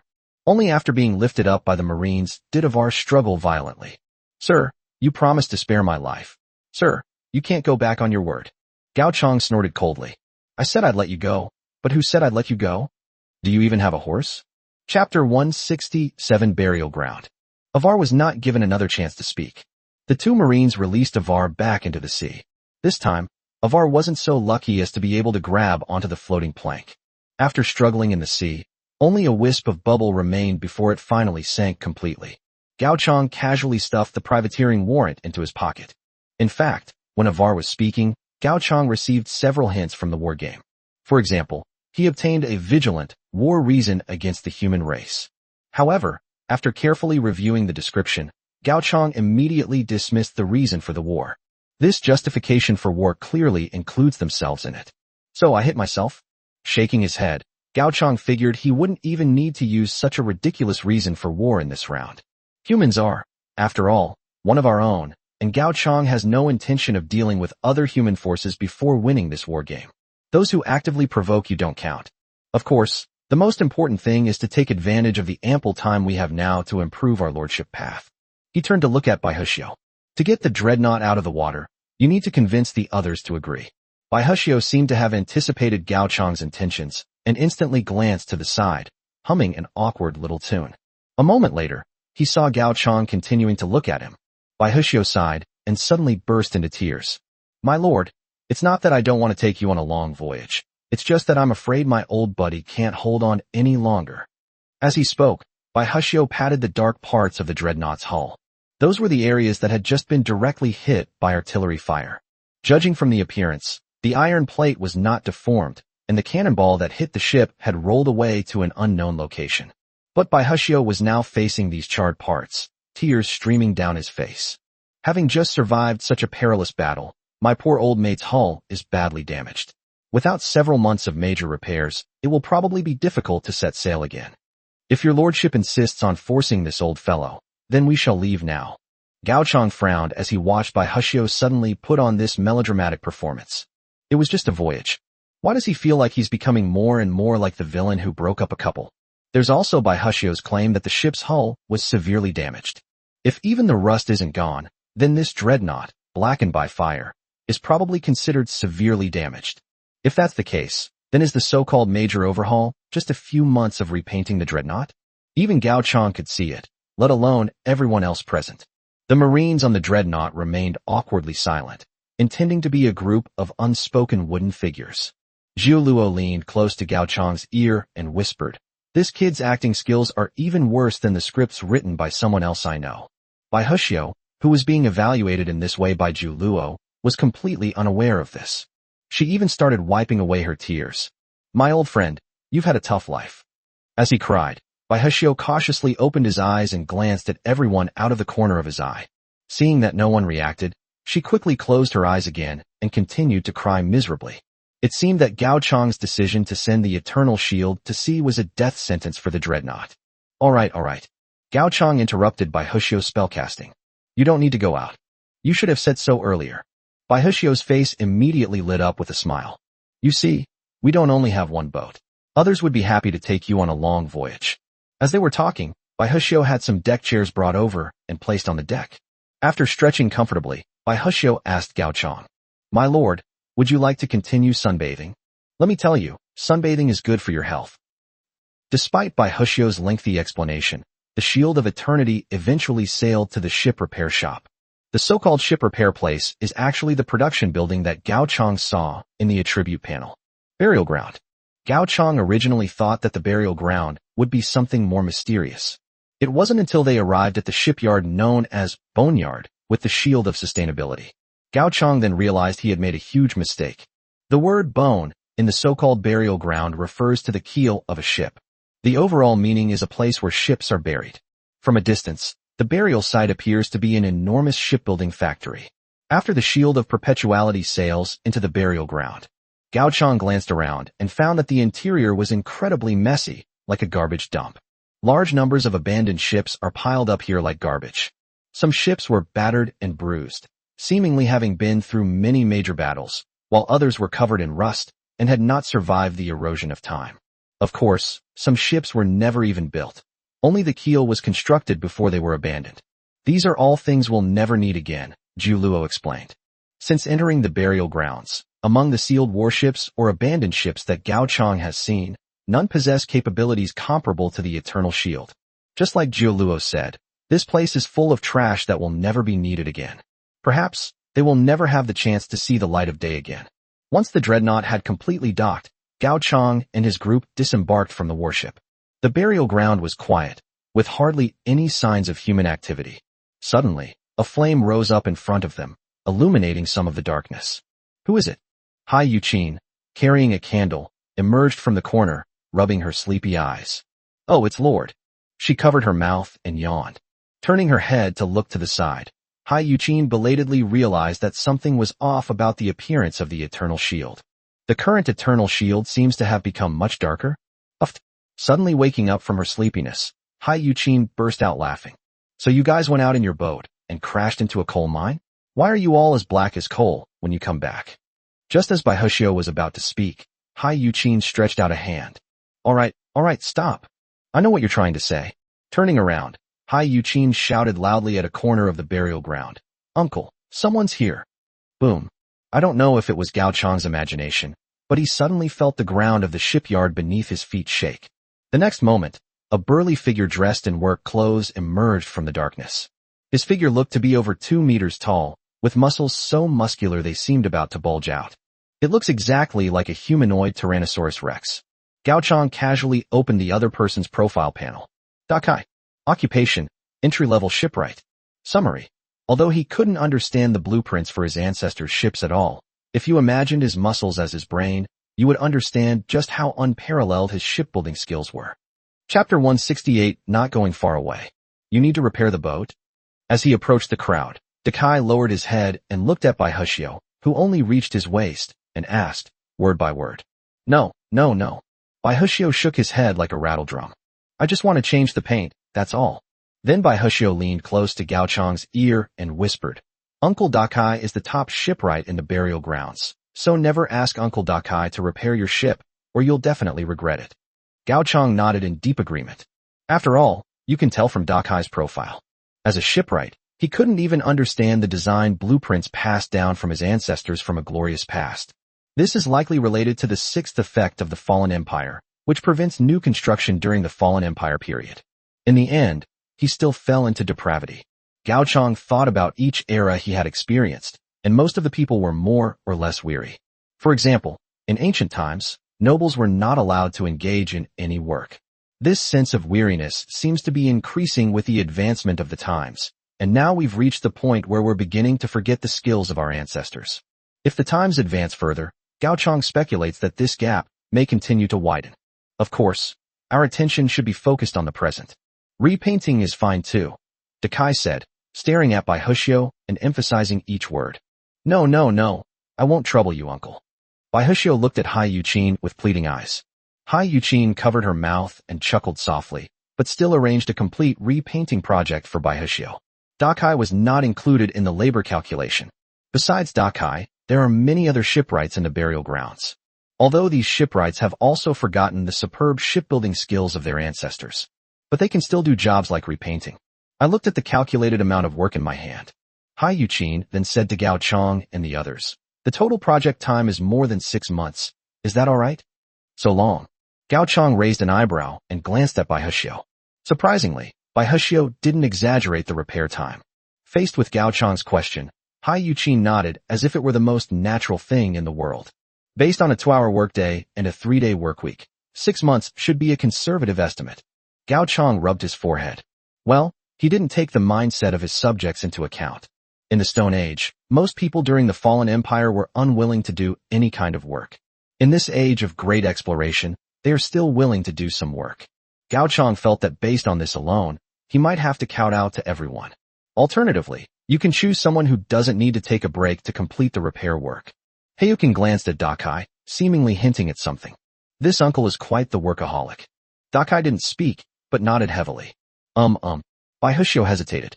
It wasn't until his gaze fell on Gao Chang that his eyes suddenly lit up, as if he had an idea. My lord will definitely need Uncle Dakai's skills. What? Seeing that Gao Chang didn't understand, Baihushio pulled Gao Chang aside and whispered, Didn't you want to go out to sea? Pointing to the burial ground, Baihushio continued, Look, aren't these all boats? With a little repair, we can build an entire fleet for you. That makes sense. However, Gao Chang was clearly not blinded by those words.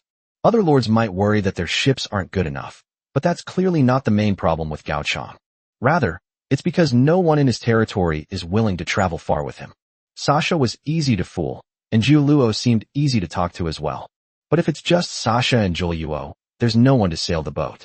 Thinking of this, Gao Chang suddenly noticed that there didn't seem to be any other active ships docked in this burial ground. Logically speaking, I should still have 2 dreadnoughts and dozens of battleships. Oh, you mean them? After questioning Hai Yuqin revealed an amused expression. The captains heard you were going on a long journey and fled overnight. If you wander around the island a bit more, you might find them. Well, you really don't want to travel far? Gao Chang's face darkened. The performance of the existing warships clearly demonstrates just how unwilling the seemingly indifferent citizens are to travel far from home before they awaken to their true potential. In this situation, even if Gao Chang could build a new fleet within this burial ground, he wouldn't be able to set sail at all. It seems we can only place our hopes on our own efforts. Gao Chang opened the path to miracles and looked at the unique ability he had gained during his last advancement. Put ones are in. This ability allows Gao Chang to reasonably give away things he doesn't need to the forces he interferes with. I initially thought it was no different from a transaction. Now that he has a target to interfere with, Gao Chang discovered that this ability actually has its own independent small panel. Long Xianyao, interfered with. Resources given away, none. None of the ships gifted. Lone leader, none. This panel shows that Gao Chang can adjust the level of support for the targets he is interfering with according to his own will. The bare minimum of support is, of course, no support at all. Without support, the interfered target will be completely useless in all aspects except for a threefold increase in research speed. This was certainly not what Gao Chang wanted. Opening the giftable items, Gao Chang saw the names of the 3 super dreadnoughts on the panel. The Kingdom of the Past, the Shield of Eternity, the Star of Tomorrow. The 3 super dreadnought warships appear to employ different design philosophies. When Gao Chang tried to drag the Shield of Perpetuality to the gifting panel, the gifting failed as expected. Gao Chang's behavior was seen as unreasonable by the people. Even through intervention, unreasonable gifts should not be made. As for what's reasonable, Gao Chang's gaze fell upon the burial ground. It's perfectly reasonable to take out some trash yourself, right? Of course, it's just trash compared to the dreadnought. In the burial ground, besides the wooden boat, Gao Chang also saw some ironclad warships. Although those ironclad warships were mothballed, they could still be used after proper repairs. Moreover, these are all so-called garbage. Giving gifts to targets that one has interfered with is clearly a reasonable behavior. With the help of Long Xianyao and Yi Na providing crew members, he would also lease out leaders who were willing to go to sea with him to the 2 of them. The idea of freely venturing out to explore before awakening might actually be realized indirectly. Seeing that Gao Chang seemed to have come to terms with it, Bai Huxiu breathed a sigh of relief. But thinking that not many people would be willing to accompany Gao Chang on his long voyage, Bai Huxiu immediately comforted him. My lord, you can go out with peace of mind. As the fastest man on this sea, I will avenge you the moment you encounter danger. Gao Chang's expression was somewhat strange. Listening to Bai Huxiu's words, something seemed off. Chapter 169 Breakthrough Level Shipwright. I didn't think about it deeply enough. Gao Chang, whose attention was entirely focused on his intervention capabilities, looked toward Dakai. Daka, uncle, can I ask you for help next? Hearing that there seemed to be someone alive, Dakai took 2 steps. Suddenly, Dakai disappeared from Gao Chang's sight. By the time Gao Chang realized what was happening, the other person was already standing behind him. You just choose. Dakai said, enunciating each word clearly. Gao Chang nodded. But instead of making a blind choice, she turned to look at Jiu Luo. There are many kinds of sealed warships in the burial ground, and Gao Chang certainly can't choose them all by himself. But he still trusted Jiu Luo's judgment. Jiu Luo looked at Gao Chang, then at Dakai behind Gao Chang, and smiled with a hand on her forehead. I understand what you mean, but I think you'll be pleasantly surprised later. Thanks to Jiu Luo's discerning eye, Gao Chang actually discovered quite a few good things in the burial ground. For example, an armored cruiser that may have been mothballed for 1,000 years. It roams the 4 seas, its voice resounds across the oceans. Perhaps this cruiser has a glorious history. Unfortunately, it ultimately ended up being thrown into the trash heap. It is no longer needed. This once powerful armored cruiser, which could wreak havoc on the high seas with its ironclad armor. Now, they can only lie quietly in their burial ground, waiting for the rust to slowly corrode them completely. How heartbreaking.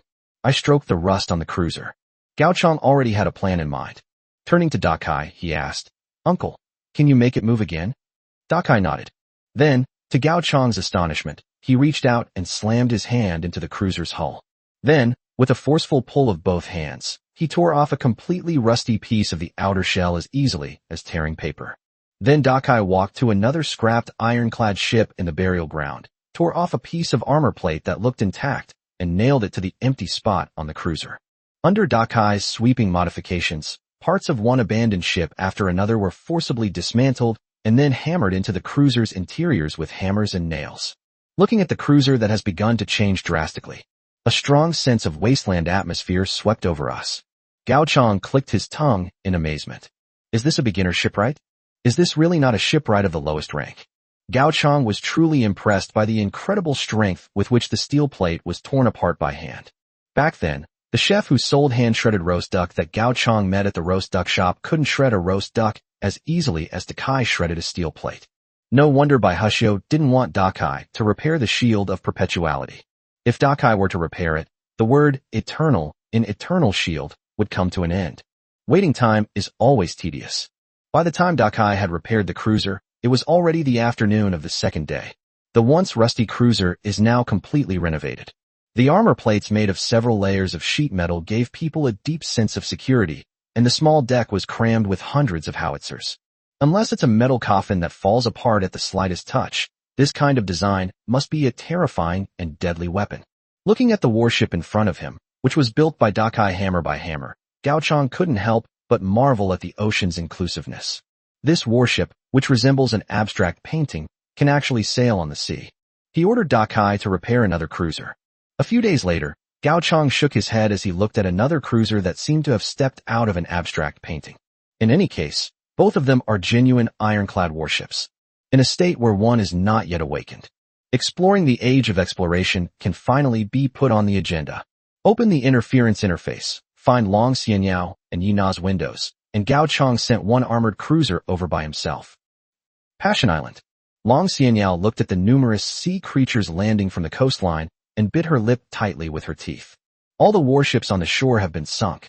At this moment, she had nowhere to retreat. I've only been in this war game for a few days. They were even fortunate enough to join forces with a small unit from the military headquarters. If only I could have a little more time. Thinking of this, Long Xianyao looked at her personal panel. Although all three are missing, I have gained a peculiar state. Being interfered with. Interference. Introduction. We stand on the shoulders of giants. Thus we see further than others, and every step we take is a major breakthrough that they could not have imagined. Effect. Research speed increased threefold. The threefold increase in research speed was not all that Long Xianyao had gained. Under Long Xianyao's testing, the interfered state even had a hidden benefit. All technological research is open to her. She can see the complete technology tree, and can even skip some unnecessary technologies and directly study the most useful ones. This is clearly a developmental ability. Given time, even if Long Xianyao enters this war game very late, she can ensure that she can catch up with the military's first echelon, or even surpass them. But what Long Xianyao didn't expect was, within this war game, humans are so powerless when faced with foreign invaders. After discovering who the foreign race would be in this war game was, Long Xianyao then realized that her father might be right. This is a war game that humanity has almost no chance of winning, and Long Ziyuan entered this war game with no intention of returning alive. Sending Long Xianyao to the highest institution of learning was more like entrusting her with a future heir. At this moment, looking at the retreating human lines on the beach, Long Xianyao couldn't help but smile bitterly. She's still too naive. Therefore, when the warship was sunk and no contribution was made, what could she possibly do with just a large group of unarmed sailors? Perhaps this is the end of it. With her eyes closed, Gao Chang's face gradually appeared in Long Xianyao's mind. If she had truly listened and stayed quietly at the top university, if she hadn't foolishly entered this war game, could the outcome be completely different? You have obtained one armored cruiser. The sudden notification sound from the war game made Long Xianyao open her eyes abruptly. What is it? However, the next moment, new notifications continued to arrive. Let's see just how far you can go. While Long Xianyao was still in a daze, an ironclad warship descended from the sky and crashed into the nearest safe waters to her. Long Xianyao suddenly clenched her fists. She seems to have survived? Meanwhile, in front of Yena, Satan was viciously gripping the neck of a human leader with his claws. Yena watched this scene helplessly. Because Yena entered the war game using a human identity, all the people she recruited were also human. And Yena has no path to becoming a traitorous lord. Therefore, when the human subjects saw his handsome face, which belonged only to the elves, their loyalty plummeted to negative numbers. Chapter 170. Which old fisherman couldn't withstand such a test? Damn devil. The old fisherman, held in Satan's hand, glared at Satan and spat out a mouthful of saliva. I will not yield to you. You'll never gain the loyalty of an old fisherman in your entire lives. Satan tightened his grip, leaving a red mark on the old fisherman's neck. But in the end, they didn't kill him. Yena turned her head away helplessly. Not only the old fisherman, but also the other people he had recruited were looking at him with hostility. But if he were to kill all these people, wouldn't he be left all alone again, just like in the last war game? Having finally managed to recruit people, Yenna still wanted to give it a shot. Yenna rubbed her face, trying her best to put on a gentle smile. Grandpa, I am, after all, our lord. Is there any need to make things so unpleasant? Pooh, don't think I don't know. Your heart is as ugly as that devil. Your subject's loyalty -10. The already negative loyalty level has dropped even further. The elves' beauty did not win them much favor among the old fishermen. Having spent years on the high seas, they have dedicated all their love to their ships and have no room for anyone else. Moreover, they were a foreign race with pointed ears and a winged demon. Yenna's eyes dimmed slightly. Is it because of his atheism that he is destined to be unable to gain his people? The old fisherman's angry curses could still be heard. Give up, devil. No matter how many lies you spout, no matter how much you offer, I will. Boom. An ironclad warship with an incredibly abstract appearance descended from the sky and crashed into the waters behind the group. The splashing water soaked everyone to the bone. At that moment, the old fisherman's angry curses got stuck in his throat. You're going to use something like this to test an old fisherman? Yenna had stopped paying attention to what the old fisherman said next. At this moment, his attention was completely drawn to the war game. Just now, several notifications popped up in succession. You have obtained one ironclad cruiser. You have temporarily been assigned the assistant, Sasha. You have temporarily acquired the administrator, Wang Chuan. Let's see just how far you can go. Looking at the inexplicable prompts on the war panel, Yenna suddenly heard a thud as he knelt down. Turning around, Yenna saw that Satan had released his grip on the old fisherman's neck. The old fisherman led his people in kneeling on the ground in reverence. Oh, my esteemed demon lord, your ironclad warship is even brighter than the bald head of Susan's husband next door. Please make sure we can follow in your footsteps. When the old fisherman looked up, Yenna could only read for words in his eyes. I yearn for it. I want to see things clearly. What old boy could resist an ironclad warship with hundreds of cannons? Satan fell silent at that moment. So all the so-called alien races are lies, right? Letting them operate fishing boats is to be damned, filthy, and vile devils. Giving them ironclad warships is to be treated like a venerable demon lord. Shit, how come humans can change their minds faster than demons? Thinking of this, Yenna opened his citizen interface. Despite being a lord of a different race, the loyalty of his subjects is now rapidly increasing. In such a short time, it has broken through the negative number and is slowly returning to positive. Although it hasn't reached the passing grade of 60 points yet, but it's a good start overall. Suddenly, Yenna received a message from Gao Chong. Gao Chong, have you received the ironclad ship? The nautical chart is in the captain's cabin. Once you receive it, hurry up and come to my grave to pick me up. I've also assigned 2 administrative officers to you. Remember to treat them well. It was actually Gao Chong who gave it to you. Yenna suddenly remembered the situation where she was interfered with at the beginning of the game. Now that Gao Chong has said this, there's no doubt that it was Gao Chong who did it. However, a civil servant? Yenna looked toward the ironclad warship. Sure enough, a cute-looking girl was already standing on the deck. Sasha tilted her head. So when is dinner served? A few minutes ago. Gao Chong looked at the interference interface in front of him and felt that it was still somewhat empty. What they gave away were the family fortunes that would follow them in their search for miracles. Although this mission felt similar to an emperor's incognito visit in ancient times, Gao Chong clearly wasn't planning to make things difficult for himself. Then let's assign some more administrative officers. Jiu Luo will definitely be taken away. A good chef is the foundation of a team. The rest is pretty much up to you. Gao Chong opened the rental option in the agent settings. In theory, every citizen can be rented to a target for intervention, and these citizens can help them develop according to their own ideas. However, after trying it on a few people, Gao Chong found that the same problem persisted. I don't know how many years I lived a leisurely life. This resulted in most residents having no desire to go out, let alone being rented to a target of interference. No one wanted to go. It's impossible for Gao Chong to try each of the more than 70,000 people one by one. Therefore, they could only choose a few people from those they knew. I tried dragging Hai Yuqin's profile picture, but it didn't move. Then Gao Chong saw Hai Yuqin in the distance stomp her foot while holding a candle, angrily turning her head to the side, as if ignoring him. Okay, if that's the case, then there are even fewer targets to choose from. After trying it out one by one, Gao Chong discovered that besides Jiu Luo and Sha Sha, Wang Chuan was also a target that could be rented out. Is it because the River of Oblivion won't resist? I recall Wanchuan's empty eyes. Gao Chang strongly doubted that even if the enemy swung their sword at Wanchuan, it wouldn't shake Wanchuan's fishing state in the slightest. For Wanchuan, rinsing it out would probably just mean changing his fishing spot. So, including Wanchuan, he already has 3 people with him. But Gao Chang felt it was still not enough. It would be fine if Bai Hushio was willing to go out. However, none of the captains, including Bai Hushio, were willing to go on long trips. They needed someone to ensure their safety. And among those present, besides the combatants, Gao Chang suddenly turned his head to look at Dakai. "Uncle, how about you come out with me? If the ship breaks down, we won't have to come back to repair it." When he said the first sentence, Gao Chang looked at Dakai, who had no expression on his face. But when the second sentence was mentioned, Dakai simply nodded. Good. After saying that word, Dakai's portrait became a target that could be successfully dragged in a high-intensity interference panel. Thinking about the principle that birds of a feather flock together, Gao Chang simply handed the unreliable Sasha and the emotionless girl Wanchuan over to Yina. As for Zhu Luo and Dakai, Gao Chang arranged for them to go to Long Xianyao's place. Chapter 171 Temporary Official. Cough cough. Long Xianyao held a rusty iron sword, supporting herself on the ground as she gasped for breath. She had thought that the appearance of the ironclad warships would secure victory.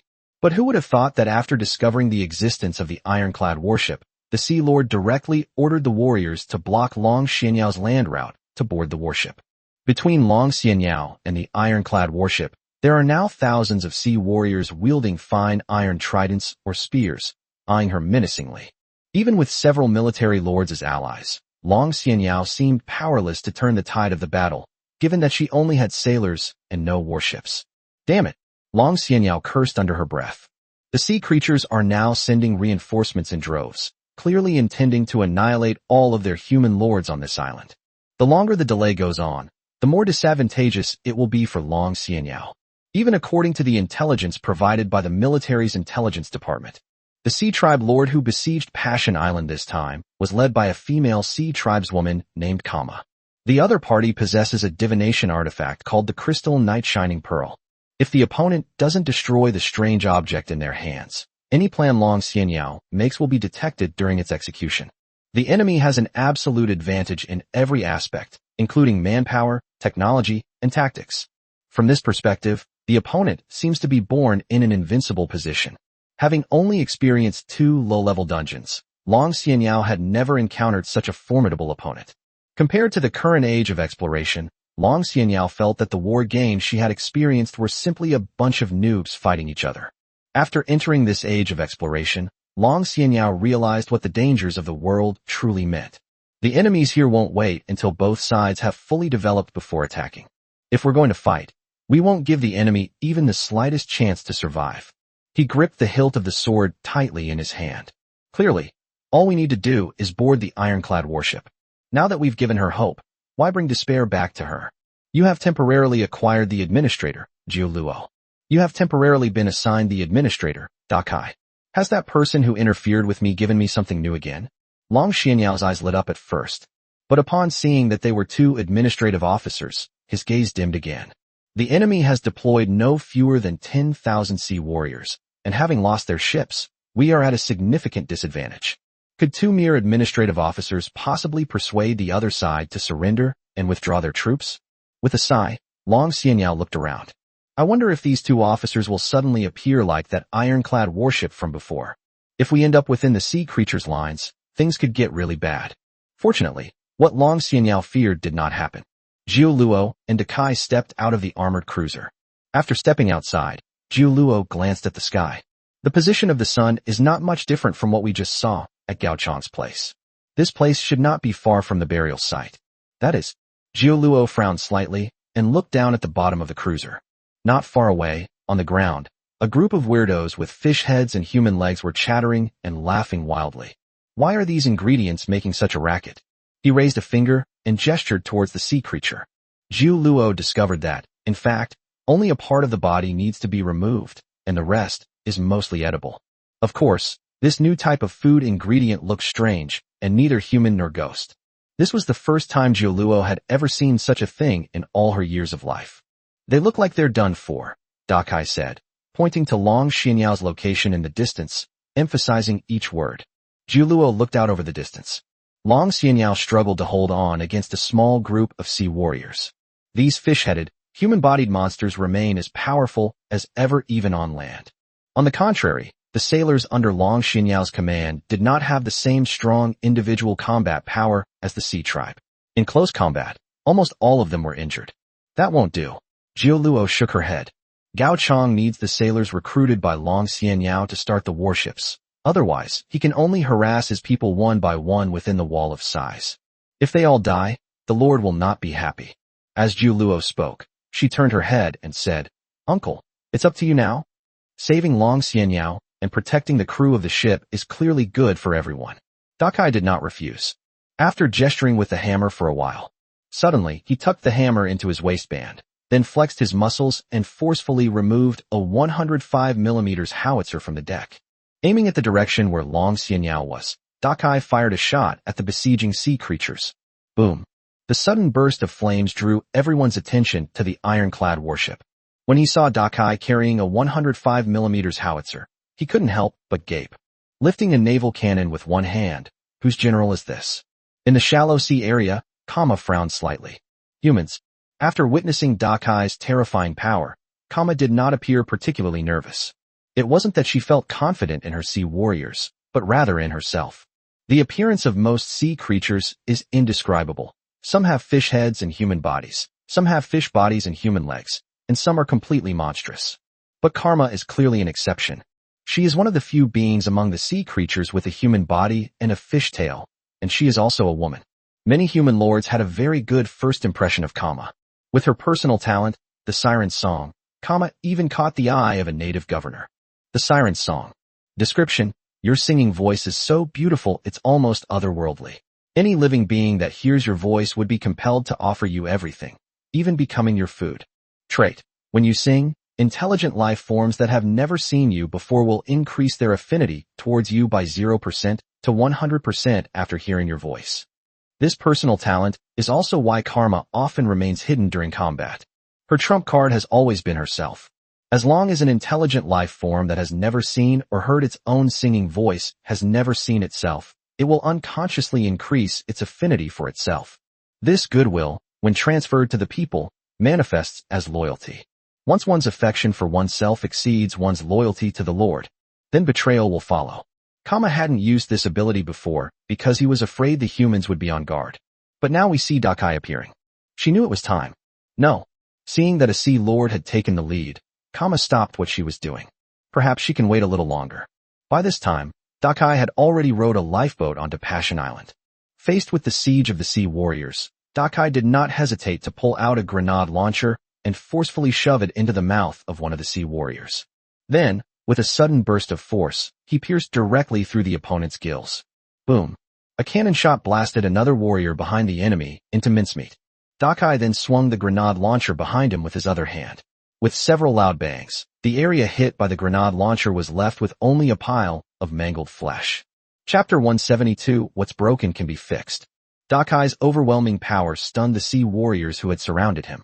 The sea warriors exchanged glances, all seeing the shock in their comrades' eyes. Facing Dakai, they felt as if they were facing a war machine disguised as a human. The terrifying power to wield a 105mm cannon and then smash a person into a pulp is something that no warrior in the entire sea tribe could do. The sound of a howitzer being dragged could be heard. Dakai looked at the sea warriors surrounding him and walked forward step by step. You will displease the Lord. Anything that makes the Lord unhappy must be broken. As Dakai spoke each word slowly and deliberately, the sea warriors, who had an overwhelming numerical advantage, suddenly felt a pang of fear. It was as if they were being targeted by some monstrous flood or beast. In the past, they would only experience this feeling of trepidation when facing adult sharks or even more terrifying creatures. But the aura emanating from Dakai was even greater than that of those ferocious beasts. How is that possible? How could humans possibly give them this feeling? Warriors of the sea tribes.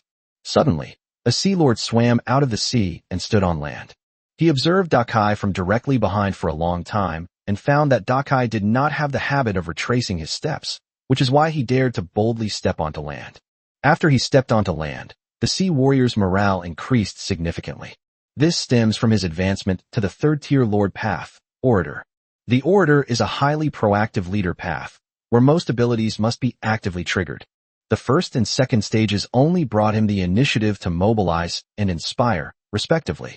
However, upon reaching the third stage, a qualitative change occurs. Deceived. Description: your words can briefly sway the fear of soldiers on either side of a war, causing them to fight to the death for a short period. Staring at Dakai, the Sea Lord shouted loudly.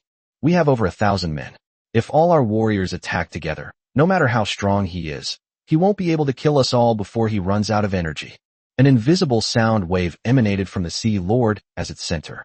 All the sea warriors struck by the sound waves were momentarily stunned. Their brains are rapidly secreting excessive amounts of dopamine. It seemed as if invisible voices were whispering in their minds. You are great. You are amazing. You can do anything. Numerous incentive and reward mechanisms stimulate the sea creatures' brains, making them seem to have forgotten fear. Suddenly, a sea warrior picked up a spear and charged toward Dakai. The result was that he was instantly smashed into a meat patty by Dakai wielding a grenade launcher. But under the deception of the Sea Lord on the shore, the sea warriors had long since lost their sense of fear. This scene not only failed to frighten the other sea warriors, but instead accelerated the production of dopamine in their minds. Soon, the eyes of the sea warriors became bloodshot. They felt like their brains were about to explode with excitement. It's going to break. A sea warrior covered his head and said, if we don't kill something soon, their bodies will probably be the first to collapse. In the world of life on the shore, only Dakai is allowed to be killed because he is the enemy. Don't anyone try to take it from me. A warrior suddenly roared and lunged at Dakai. As for his companion who had just been fried into mincemeat, he had completely ignored him. Dakai made no move at this moment. He thought he just heard from the sea warrior. It's broken? Boom. A grenade took out the Sea Lord behind him, who was still talking incessantly with his mouth open. Then Dakai casually tossed aside the empty grenade launcher, revealing a friendly, neighborly smile. It's broken, but it can be fixed. What? Before I could even think about what the other person meant, the sea warrior who lunged forward was already firmly held down by Dakai's large hand. Let go of me. After saying this, the sea warrior suddenly heard the sound of his skull cracking. It wasn't until the moment before he completely lost consciousness that he realized what that madman had done. He crumpled his own skull into a ball with his bare hands. Holding the fish head that had shrunk by half in his hand, Dakai looked at the other warriors. How should it be fixed? Let's stick to the old method. Suddenly reaching out to grab a sea warrior, Dakai tore open the man's fish mouth and stuffed the fish head, which he had been holding tightly, inside. After being struck several times with a hammer, the fish meat and bones mixed together, forming a bizarre mess that looked mushy yet was incredibly solid. The Sea Lord who was a speaker had just been killed by Dakai with a single shot. Now, after Dakai's intervention, the remaining sea warriors suddenly came to their senses. That's when they realized what Dakai was doing. He actually treated the sea creatures as spare parts. And they were piecing together the corpses of the sea warriors in an extremely brutal way, seemingly doing something horrific.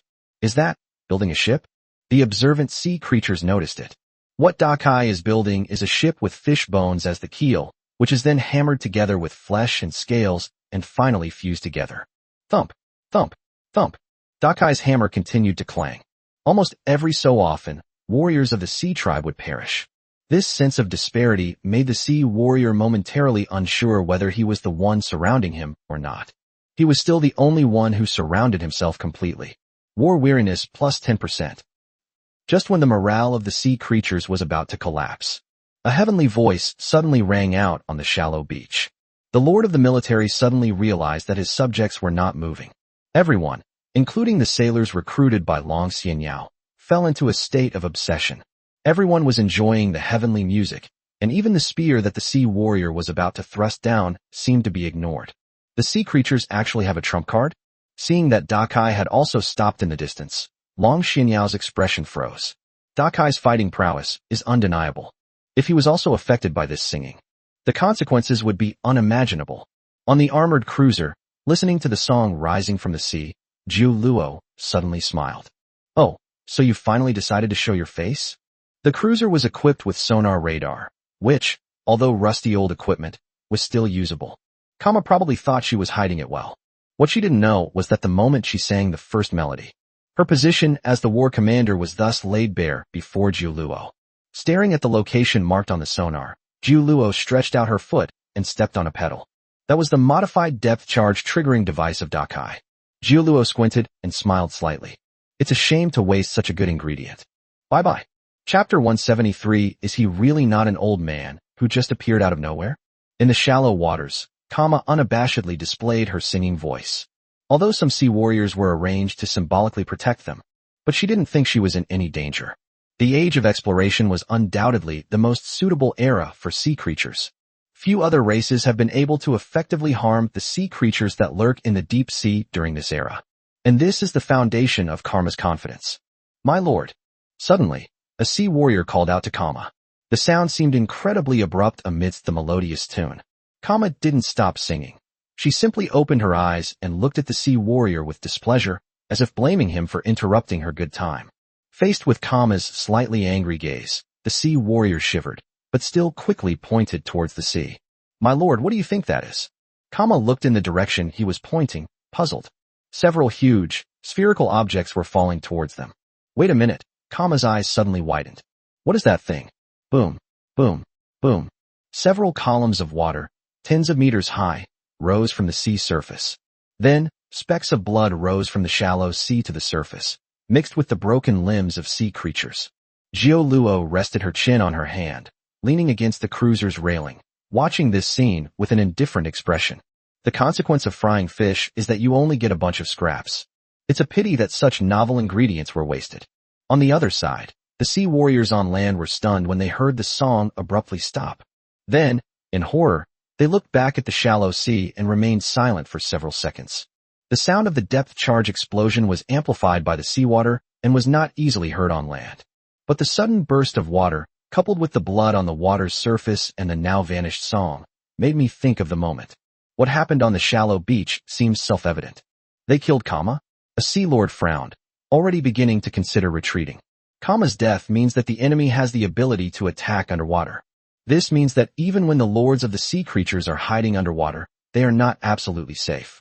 They did not care about the deaths of their people. But when it comes to their own safety, they absolutely cannot turn a blind eye.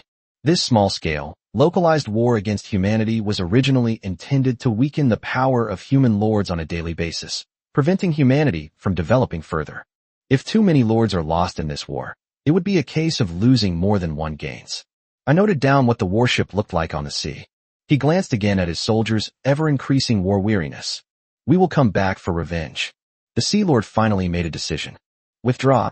Tens of thousands of sea warriors retreated from Baixiang Island in a grand procession, disappearing into the sea. Only then did the people under the military lord's command begin to recover from Kama's singing. Even so, they still savored the song, their faces showing expressions of rapture. The same was true for Long Xinyao's sailors. Although things have gradually returned to normal, I am still somewhat unsettled.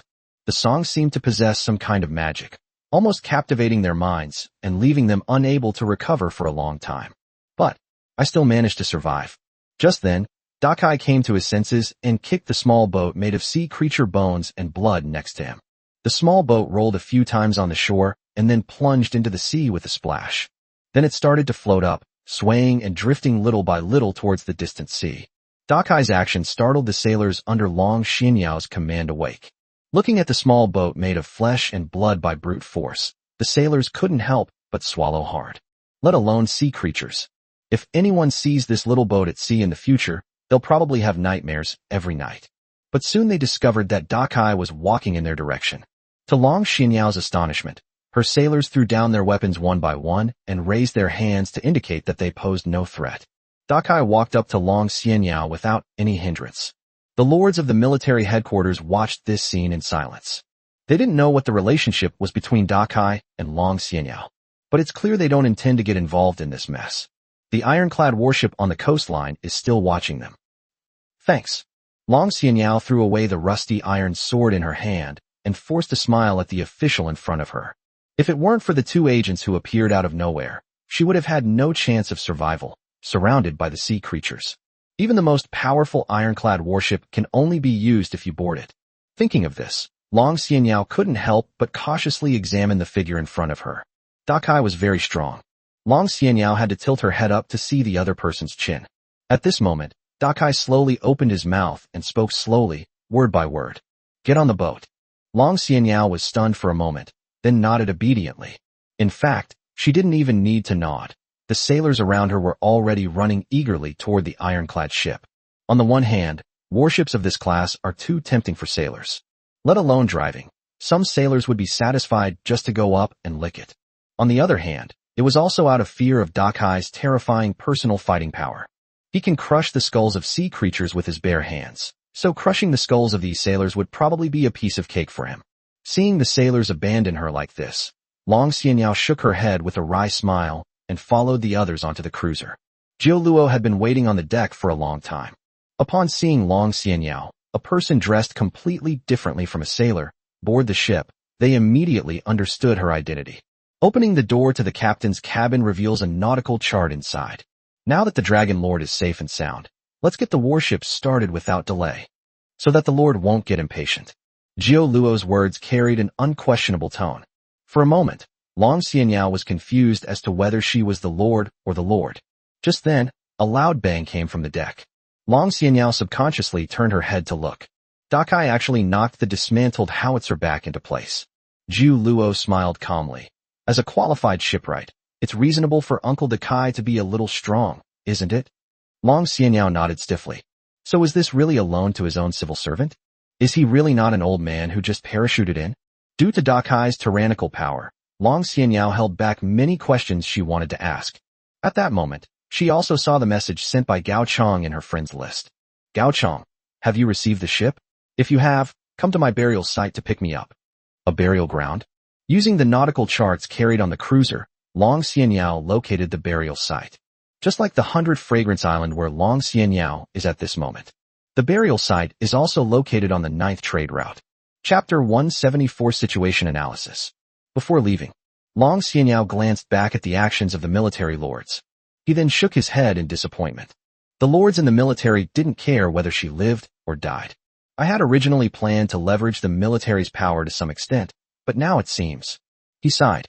Long Xianyao took the nautical chart from the captain's cabin. Set sail. By the time Long Xianyao arrived at the burial site, more than 10 days had passed. Upon arriving here, the first thing she saw was a giant dreadnought docked at the shore. The Eternal Shield is several times larger than an armored cruiser, and its size is truly awe-inspiring. Around the Shield of Sustainability, a group of people who looked like shipwrights were chatting and applying new paint to the ship. The armored cruiser, Long Xianyao, arrived. The shipwrights immediately stopped what they were doing and retreated deeper into the burial ground. I'm not a bad person. What did Long Xianyao want to explain? But in just a few moments, the shipwrights had vanished. Jiu Luo, standing behind Long Xianyao, covered her mouth and laughed out loud. They're just leaving get off work on time. What are you thinking? Get off work. Long Xianyao looked up at the rising sun outside the burial ground, a puzzled expression on her face. No employee in Tunglong Group has ever left work before sunset. Never mind. Long Xianyao shook her head and sent a message to Gao Chong. I have arrived. Not long after the message was sent, Long Xianyao saw an armored cruiser, just as abstract as herself, sailing towards her on the distant horizon. At a glance, on the deck, Gao Chong and Satan bumped into each other while holding coconuts, while Yina lay lazily in a deck chair, basking in the sun. At the bow of the boat, Wang Chuan and the old fisherman huddled together. After spending some time together, Gao Chong learned that the old fisherman under Yina's command was named Xiaoda. Having fished all his life, he obviously had a lot in common with Wang Chuan. Sister Wang Chuan, I'm starving. Sasha waited anxiously behind Wang Chuan, hoping she would climb the pole. The black ball of fur also perched on Sasha's head and meowed. There is only one word to describe this scene, which consists of humans, elves, demons, and gods. Comfortable. Long Xianyao took out a wad of handkerchief from somewhere and bit it hard. I'm so jealous. I'm so jealous. Was she the only one who got hurt? Oh, Xianyao is here. As Long Xianyao's cruiser approached, Gao Chong raised the coconut in his hand and gestured towards Long Xianyao. Just went to the next island to mooch some off someone. Want to grab some? It must be said that Avar's privateering warrants were indeed useful, since Gao Chong and Yina reunited. While waiting for Long Xianyao, he casually went to the shipping lanes to loot some goods. With the armored cruisers leading the way, almost every time Gao Chong pulled out his plunder warrant, the opposing ships would hand it over without even looking at it. No one could verify the authenticity of the looting warrant. Of course, this also reduced the sense of accomplishment from plundering, giving Gao Chang a rather ordinary, mundane feeling. Long Xianyao shook her head, not responding to Gao Chang's words. More than just eating and drinking, she had other questions to ask. Upon arriving at the warship where Gao Chang was, Long Xianyao stared at Gao Chang, pondered for a moment, and then asked her first question. Why are you helping me? From the very beginning of the intervention, even though it was only the start of the game, Gao Chang had clearly helped her a great deal. Otherwise, she might not have survived the sea creature's first attack. But what puzzled Long Xianyao was, she clearly couldn't even get past Mr. M. Logically speaking, the people in the academy should have no reason to help her. That's what you're saying. Gao Chang gulped down a mouthful of coconut juice. As a professor at a university, is it wrong for me to help my students? You've become a professor? Long Xianyao stared at Gao Chang and twitched the corners of her mouth. It's not that I doubt the veracity of what Gao Chang said. However, for her, who had never spent more than a few days in the academy, Gao Chang's words were simply unbelievable. Seeing that her questions had yielded no results, Long Xianyao had no choice but to give up. He then gave Yenna and Satan a deep look. So who are they? If Long Xianyao remembers correctly, the races in this war game should definitely not include elves and demons. Them. Gao Chang smiled and said, just like you, you'll get used to it in a few days. Without Yi Na and Long Xianyao, these two tool characters, how could Gao Chang explore freely without awakening his powers? But now that you're here, everyone's here. As they were talking, Gao Chang took out a tattered treasure map. Although this incomplete treasure map lacks reference objects and navigation markings. However, given the full map possessed by the fallen empire, it was still easy to identify. The island on the treasure map is located in the company's current 5th shipping route. Long Xianyao's expression changed several times as she looked at the location Gao Chang pointed out on the map.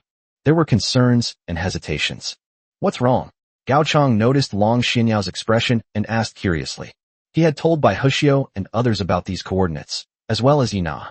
However, it is clear that no one else has such a rich range of facial expressions as Long Xianyao. That waterway is where vampires roam. Without much hesitation, Long Xianyao revealed the information she already knew. If nothing unexpected happens, my father will also be on that shipping route. After some thought, Long Xianyao decided to reveal the entire situation within the war game. This includes the reasons why Mr. M disagreed with supporting the military. In the age of exploration, humanity should not have been at a disadvantage. The Pan-Ocean Free Trade Company, despite being a dominant force in the ocean, is also a completely indigenous human organization. In such an environment, humans can only be described as thriving in this war game. However, the enemy was no small fry either. Vampires and sea creatures are humanity's greatest enemies in this war game. The sea creatures are particularly shrewd. They never provoke native forces, but instead target and gradually eliminate the weaker members of the human lords. Human lords like Long Xianyao, who enter through the distress call, are the primary targets of the sea race's attacks. The vampires, on the other hand, recklessly offended the Pan-Ocean Free Trade Company early in the game. They are now trapped on some islands in the 5th route by the company's fleet. Although it is very difficult to completely eradicate the vampire race. However, due to the company's blockade, the vampires can only roam within the 5th route now, and have no opportunity to develop. Isn't this perfect? Gao Chang clapped his hands. Heading to the 5th route, I'll find my miracle, and you find your father. We'll kill 2 birds with 1 stone. No. Long Xianyao's expression was somewhat solemn. According to military intelligence, the vampires have acquired a miracle warship. I have serious doubts whether a company that is based in the local area can withstand the pressure. Chapter 175. It's enough for the Lord to go out and train. It would be better if you couldn't hold on. Seeing Long Xianyao looking over in confusion, Gao Chang awkwardly turned his head away and coughed lightly twice. I accidentally blurted out what was on my mind. If the vampires overcome the company's pressure, it means that their miraculous warship will definitely be revealed. This saves Gao Chang the time of exploring the treasure map. He glanced at Long Xianyao. Gao Chang changed the subject, saying, by the way, can't you ask about your father's situation? Long Xianyao frowned and shook her head. Actually, I haven't been able to contact anyone from Tunglong Group since I joined the academy. Whether it's real-world communication or friend requests in war games, no one seems inclined to accept them. They must be deliberately avoiding me. As she said this, Long Xianyao glanced to the side. She herself didn't actually think so, because even if they were deliberately avoiding her, it was impossible to have absolutely no news about her. Long before the Sea Tribe besieged her, Long Xianyao had actually asked the military lord about this issue. However, the military has not received any intelligence about the Tunglong group's activities in this wargame for a long time. As the daughter of the Tunglong group, she naturally knew that the Tunglong group could not possibly keep its intelligence so secret. However, she also didn't believe that so many people from Tunglong group who followed Long Ziyuan and would all encounter accidents. Sure enough, I still have to go and take a look at the 5th channel. Upon seeing Long Xianyao suddenly fall silent, Gao Chong smiled. It seems you're ready. Long Xianyao nodded. After everyone reached a consensus, the 2 armored cruisers gradually sailed away from the burial site and headed out along the 9th channel. According to the markings on the nautical chart, if you don't want to take a long detour, you have to pass through a dangerous whirlpool area to get from the 9th channel to the 5th channel. Of course, this kind of problem is no challenge for Gao Chong at all. Standing behind Gao Chong, Zhu Luo squinted and whispered, "As you know, the shortest distance between 2 points is a straight line." After Gao Chong and the others left, Bai Hushio stood on the deck of the Eternal Shield, feeling the gentle sea breeze. Her loose, short hair swayed in the sea breeze. Immediately afterwards, a splashing sound came from the sea.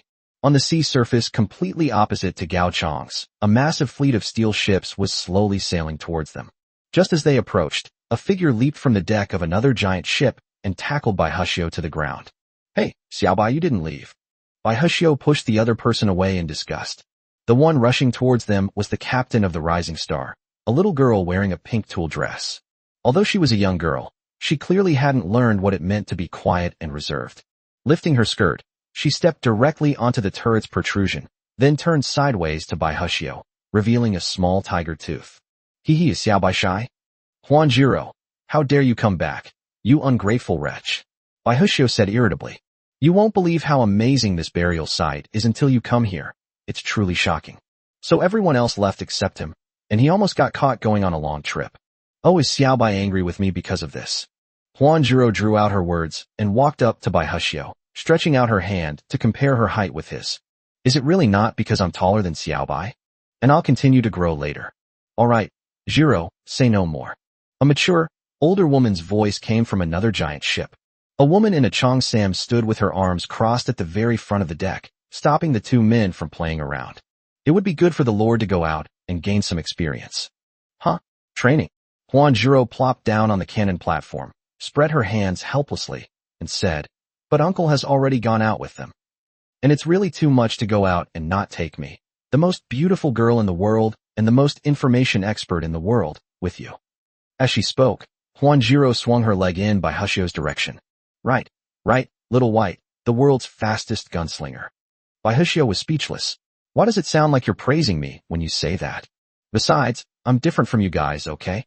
I am ready to give my heart for our honor at any time." "Huh?" Huanjiro looked at Bai Hushio with disdain. "Why didn't you go with me when you went on that long trip?" After careful consideration, Bai Hushio replied earnestly, "It's not too late to offer it tomorrow." "Wrong." Bai Hushio suddenly realized. "Why is everyone only talking about me? You bunch of cowards who deserted in the face of battle and didn't even call me are the real bastards." No. Huanjiro held up one finger and shook it. He then pointed to the mature woman in a cheongsam standing on the deck of another warship. "Sister Lianxian is different from you, okay? And what about you?" Bai Hushio squinted at Huanjiro. Huanjiro thought for a few seconds, but suddenly couldn't find a reason. He then squinted and met Bai Hushio's gaze. "I'll put your throat in my hand." Sigh. Lianxian sighed helplessly as she watched the 2 wrestling. He turned his head and looked at the spot where Gao Chong had left in the distance. "I hope everything is well with you, my lord." Ugh. On the cruiser, it was getting dark. The group of people were arguing enthusiastically over the fish that Zhu Luo had just grilled. Sasha stepped on Yena's abdomen with one foot and used the other hand to move the grilled fish away from Yena. He then shared his thoughts on winning. "Hee, serves you right for cooking so badly." Wow. Hearing the black ball's voice in her ear, Sasha had a bad feeling. Then I turned my head and saw that the black ball had already wrapped its big mouth around the grilled fish. "You better give in, you bastard." A scream pierced the sky, and Sasha shook the wooden stick in her hand, causing another chaotic scene on the cruiser. Are they always this noisy? Long Xianyao looked at the scene and twitched the corner of her mouth. As the daughter of Tunglong Group, She had never experienced anything like fighting over food before. On the other hand, Long Xianyao turned her head to look. Is grilling fish like this really a good idea?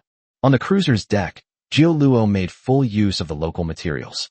A solid incendiary bomb was landed on the deck and ignited, to be used as fuel for grilling fish. Looking at the molten iron on the deck, Long Xianyao's eyelids twitched involuntarily. Hopefully, this ship will be alright. I hope nothing bad will happen. The new grilled fish is ready.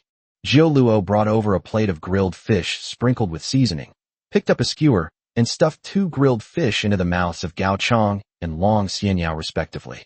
Then they headed towards the River of Oblivion. Sister Wanchuan, please have some too. Wanchuan nodded, took the grilled fish from Jiu Luo, and took a big bite, as if to avenge a day when no fish had been caught. Delicious. Chapter 176 The Actions of Wanchuan. After a period of playful banter, the night grew completely dark. Most of the people and sailors returned to their cabins to rest, and there were hardly any people left on deck. Gao Chang originally wanted to go back to rest, but he heard a series of knocking and banging sounds on the warship.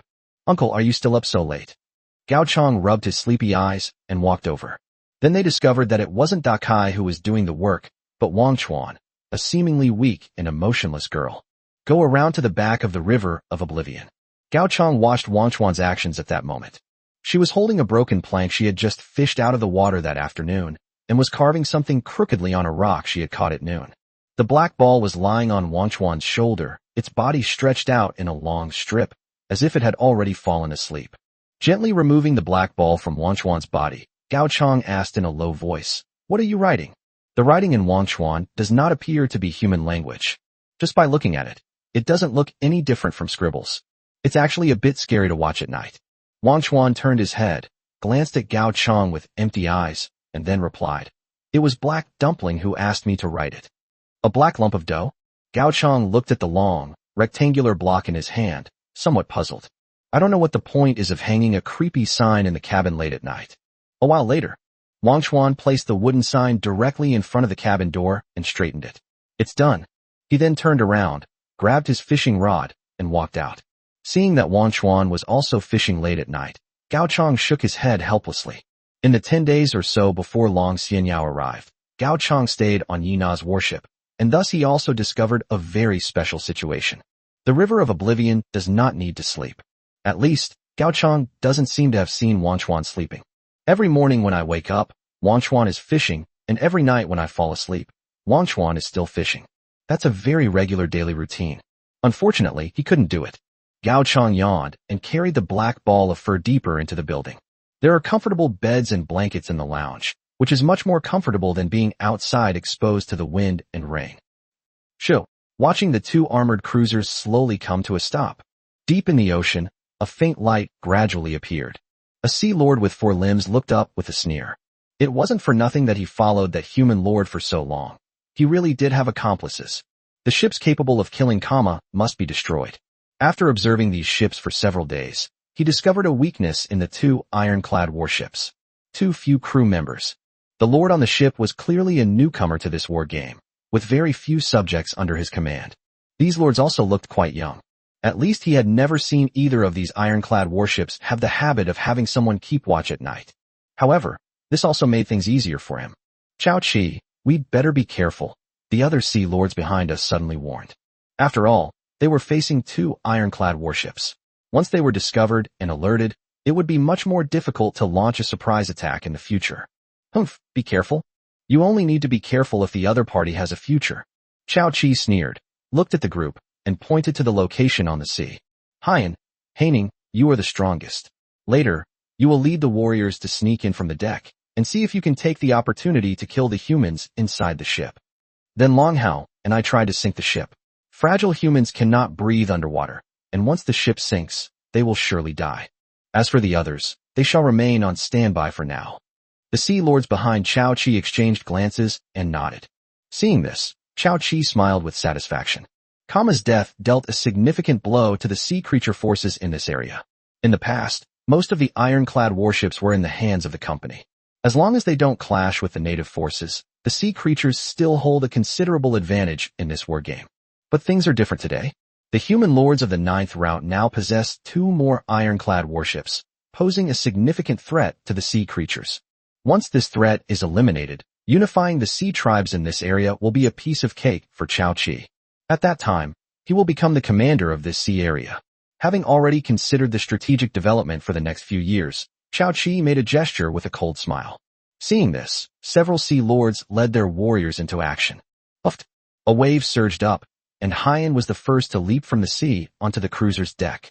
Looking around, Haiyan suddenly stopped moving, and the fish's body became somewhat stiff. There are still people on deck. It's just that the person was sitting at the bow of the boat the whole time, and was subconsciously ignored. So, does that mean I've already been discovered boarding the ship? In that instant, Haiyan pondered many things. The noise of boarding the ship was not quiet. If the other side shouted, the humans would surely be alerted immediately. Thinking of this, Haiyan tensed his legs, already prepared to run away. But the expected scream did not come. The little human girl sitting at the bow of the boat acted as if she were deaf, holding a fishing rod in her hand, completely ignoring Haiyan's arrival. Wait, a fishing rod? Haiyan looked at the fishing rod in Wanchuan's hand, and suddenly revealed an angry expression. The thing he hates most is the fishing rod that humans invented. If it weren't for this kind of thing, we wouldn't be in such a dangerous situation where we can't even eat safely in the sea.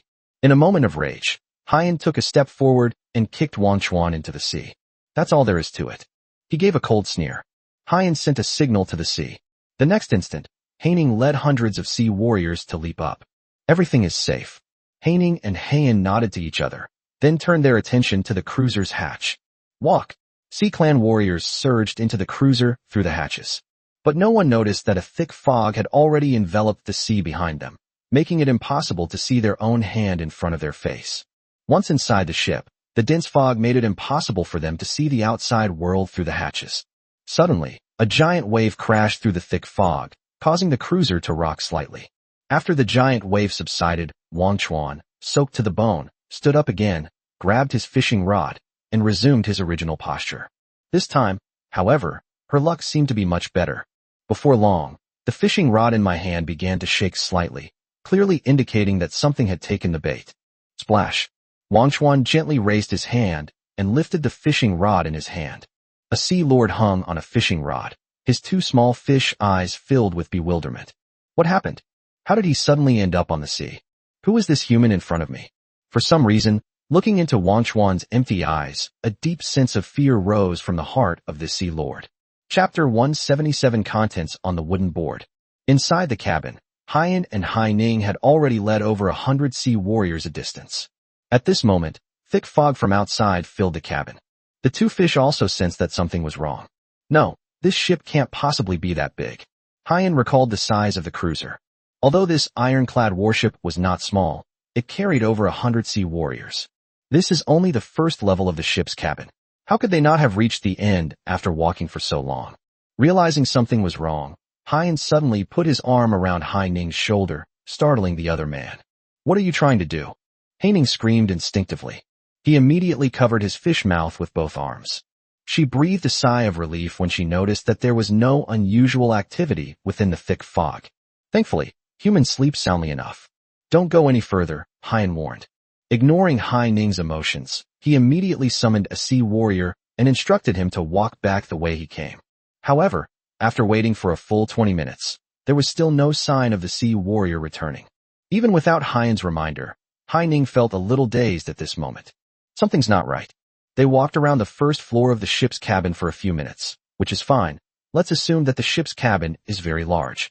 But a journey that takes only a few minutes can definitely be completed in 20 minutes round trip. Did that sea warrior encounter an accident on his way to the hatch? Unfortunately, due to the dense fog, visibility inside the cabin was completely obstructed, and Haining had no idea what the situation was. My lord, please take a look at this. At this moment, a sea warrior suddenly spoke up. Haiyan and Haining walked over and looked at the wooden plank that had appeared out of nowhere, feeling a chill in their hearts. The language of the sea people is written on this wooden board. But why would wooden boards inscribed with the language of the sea creatures appear on human warships? Moreover, the handwriting on the wooden board was not only ugly, but the meaning it conveyed was also very difficult to understand. Please note that he is merciful, so everyone has a chance to live, as long as they follow these rules. First, do not attempt to cultivate merit. for karmic consequences will temporarily divert his attention from you. Second, do not recite his true name. 3. If you notice his presence, pretend he doesn't exist. 4. Pay attention to your mind. When you frequently focus on it, you are not far from madness. 5. Don't look back. There's no way back. The wooden board wasn't big, and there weren't many words, but it sent chills down the spines of Hyan and Haining. They did not understand what the wooden board meant, nor did they know who the merciful god mentioned on it was. But upon seeing the 5th point, they seemed to already know the fate of the previous sea warrior. That sea warrior is probably never coming back. What should we do next? Haining silently looked at Hyan. Hyan remained silent for a moment. He was thinking, does the content on this wooden board need to be understood? After all, the night is short, and if they miss this window of opportunity, their sneak attack will be in vain once the human lords awaken. Road. Just as Hyan was about to get an inspiration. As if it had been planned, a sea warrior shouted excitedly. They found it without any effort. The stairs leading to the lower level that they were looking for were right there. It seems that no matter how big the ship is, it has reached its end after being walked on by so many people. Hyan subconsciously put the inspiration she had just had out of her mind. Haining, let's go. After saying that, he turned to look at Haining. As soon as he turned his head, Hyan froze completely, seeing a scarlet eye behind Haining. Those tumor-like eyes were growing on the ship's bulkhead. You looked directly at the black dumpling you ate yesterday for the first time, unlocking your sanity attribute. Your sanity level -10. Ignoring the warning from the war game, Hyan spoke in a trembling voice. Hi, Haining. What's wrong? You've been acting really strange. Haining looked in the direction Hyan was looking, but saw nothing. You didn't see anything? Hyan subconsciously raised his voice. But in the blink of an eye, the scarlet eyeball that had just been stuck to the bulkhead disappeared. It seemed as if everything was just his illusion. At that moment, Hyan suddenly swallowed. If he was the only one who saw that thing, did he just violate the 3rd rule on the wooden board?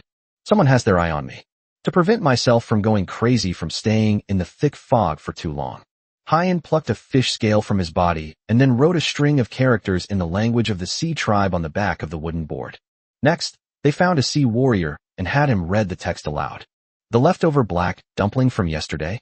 At that very moment, Hyan suddenly felt as if the sea warrior in front of him was being grabbed by some enormous force and pulled violently into the depths of the thick fog. After a few screams, silence returned. Is this the ship of a human lord? Hyan cursed inwardly. Through the death of a sea folk warrior, he had confirmed one thing. There's definitely something dirty on this ship, and it's a monster that's not just human. He turned his head and carefully memorized the contents of the wooden board. Hyan pulled up the unsettled Haining and decided to lead the team deeper into the area. According to the inscription on the wooden plank, they absolutely cannot go back. Otherwise, that missing sea warrior would be their fate. In other words, they must find a way to leave the ship while continuing to move forward. Alternatively, we can wait for Chao Chi to complete his plan and then let the ship sink to the bottom of the sea. When the seawater rushes in, they might be able to find their way out by following the direction from which the seawater is flowing. Meanwhile, Chao Chi, on whom Hyan had placed his hopes, was staring at the cruiser's outer armor shell and making clicking noises. So how do you even take this piece of junk apart? Chao Chi abruptly threw down his tools and roared at the sea. This was his first attempt to scuttle an ironclad warship. Who knew that sinking a wooden ship was not a similar level of difficulty to chiseling it out? It clearly looks like an outer layer of metal that's been haphazardly pieced together. However, upon closer inspection, it can be seen that each piece of iron plate was twisted together with tremendous force, fitting together perfectly. Besides Chao Chi himself, a group of sea warriors are also working hard on the cruiser's base. The trident, made of fine iron, struck the armored shell but left no mark. It even nearly broke off its own blade. This shows that ordinary tools simply cannot disassemble this lump of iron. The shipwright who built this armored hull was probably no ordinary person either. Looking at the large fist marks on the armor shell, Chao Chi swallowed hard. This thing is solid. Chapter 178 The Monster Inside the Cabin? The plan to scuttle the ship has failed. How is the situation on your side? If an assassination is not possible, try to retreat before dawn. Upon seeing the chat message from Chao Chi, Hyan's heart skipped a beat. We can't count on Chao Chi. The inside of this ship is too eerie. If he could, he would like to retreat right now. But unfortunately, the situation simply didn't allow it. Don't you think it's a little too quiet inside this ship? Haining suddenly uttered that sound. After hearing this, Hyan frowned and nodded. That makes sense. It is indeed a bit too quiet. Chao Chi and his group attempted to scuttle the two ironclad warships from the outside. Whether successful or not, there should be no sound coming in at all. Rather, the silence inside the ship was eerily unsettling. I wonder if I heard what the two fish were thinking. A gnawing sound suddenly came from the side of the two fish. Hyan turned his head and saw that the sound came from a steel hatch. They had seen too many similar hatches on the inner deck, most of which they couldn't open. But now this iron gate seems a little different. Hyan, Haining suddenly called out softly, bringing Hyan back to his senses. What's wrong with you? He turned to look at Shanghai Ning with a concerned expression. Hyan suddenly gritted his teeth and made a decision. He summoned a sea warrior and said, "You, go and open this hatch." After saying this, Hyan pulled Hai Ning and quickly retreated to the protection of many sea warriors, nervously watching the hatch. Under normal circumstances, this hatch should also be unable to be opened. However, under Hyan's tense gaze, the hatch, from which chewing sounds were constantly heard, was opened by the sea warrior with a creak. A thicker fog billowed out of the cabin. Gurgle. He swallowed. Hyan and Haining cautiously stepped forward and looked into the cabin. Because of the fog, they could barely see anything, except for a dark figure with its back to them. The continuous chewing sounds came from the dark figure. Your sanity score -1. -1. Shoo. Hyan gestured for Hai Ning to be quiet, while he led several warriors toward the cabin door. The closer they got to the hatch, the clearer the chewing sound became. Until a crisp sound rang out, Hyan stared wide-eyed at the thick red liquid flowing out of the fog.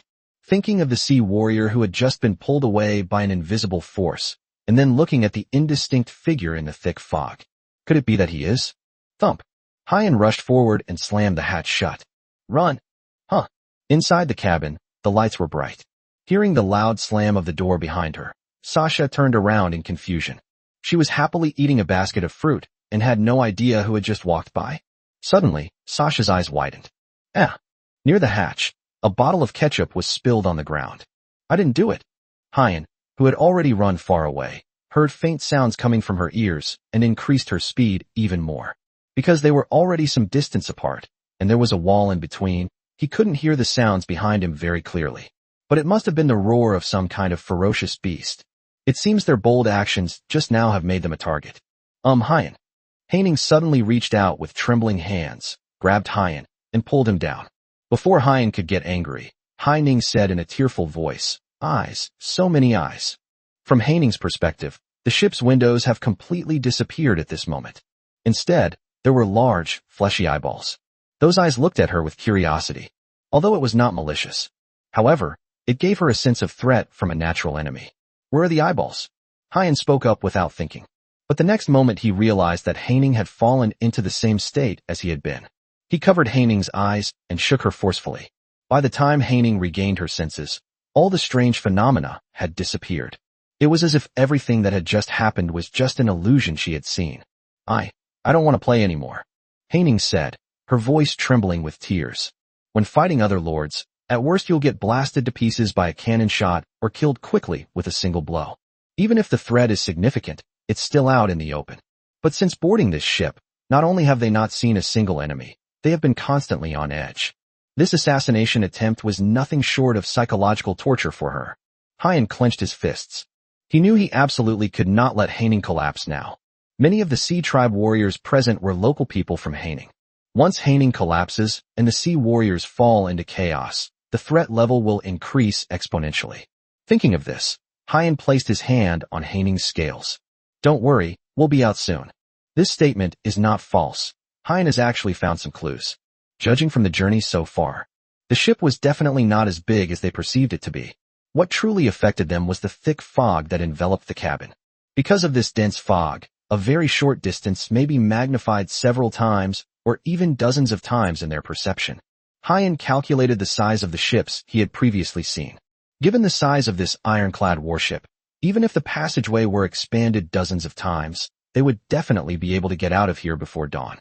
The prerequisite is that they don't go crazy before that happens. Just keep moving forward and don't think about the rules, Hyan reminded Haining, pulling her along. He is now beginning to suspect that the wooden plank at the door is a trap.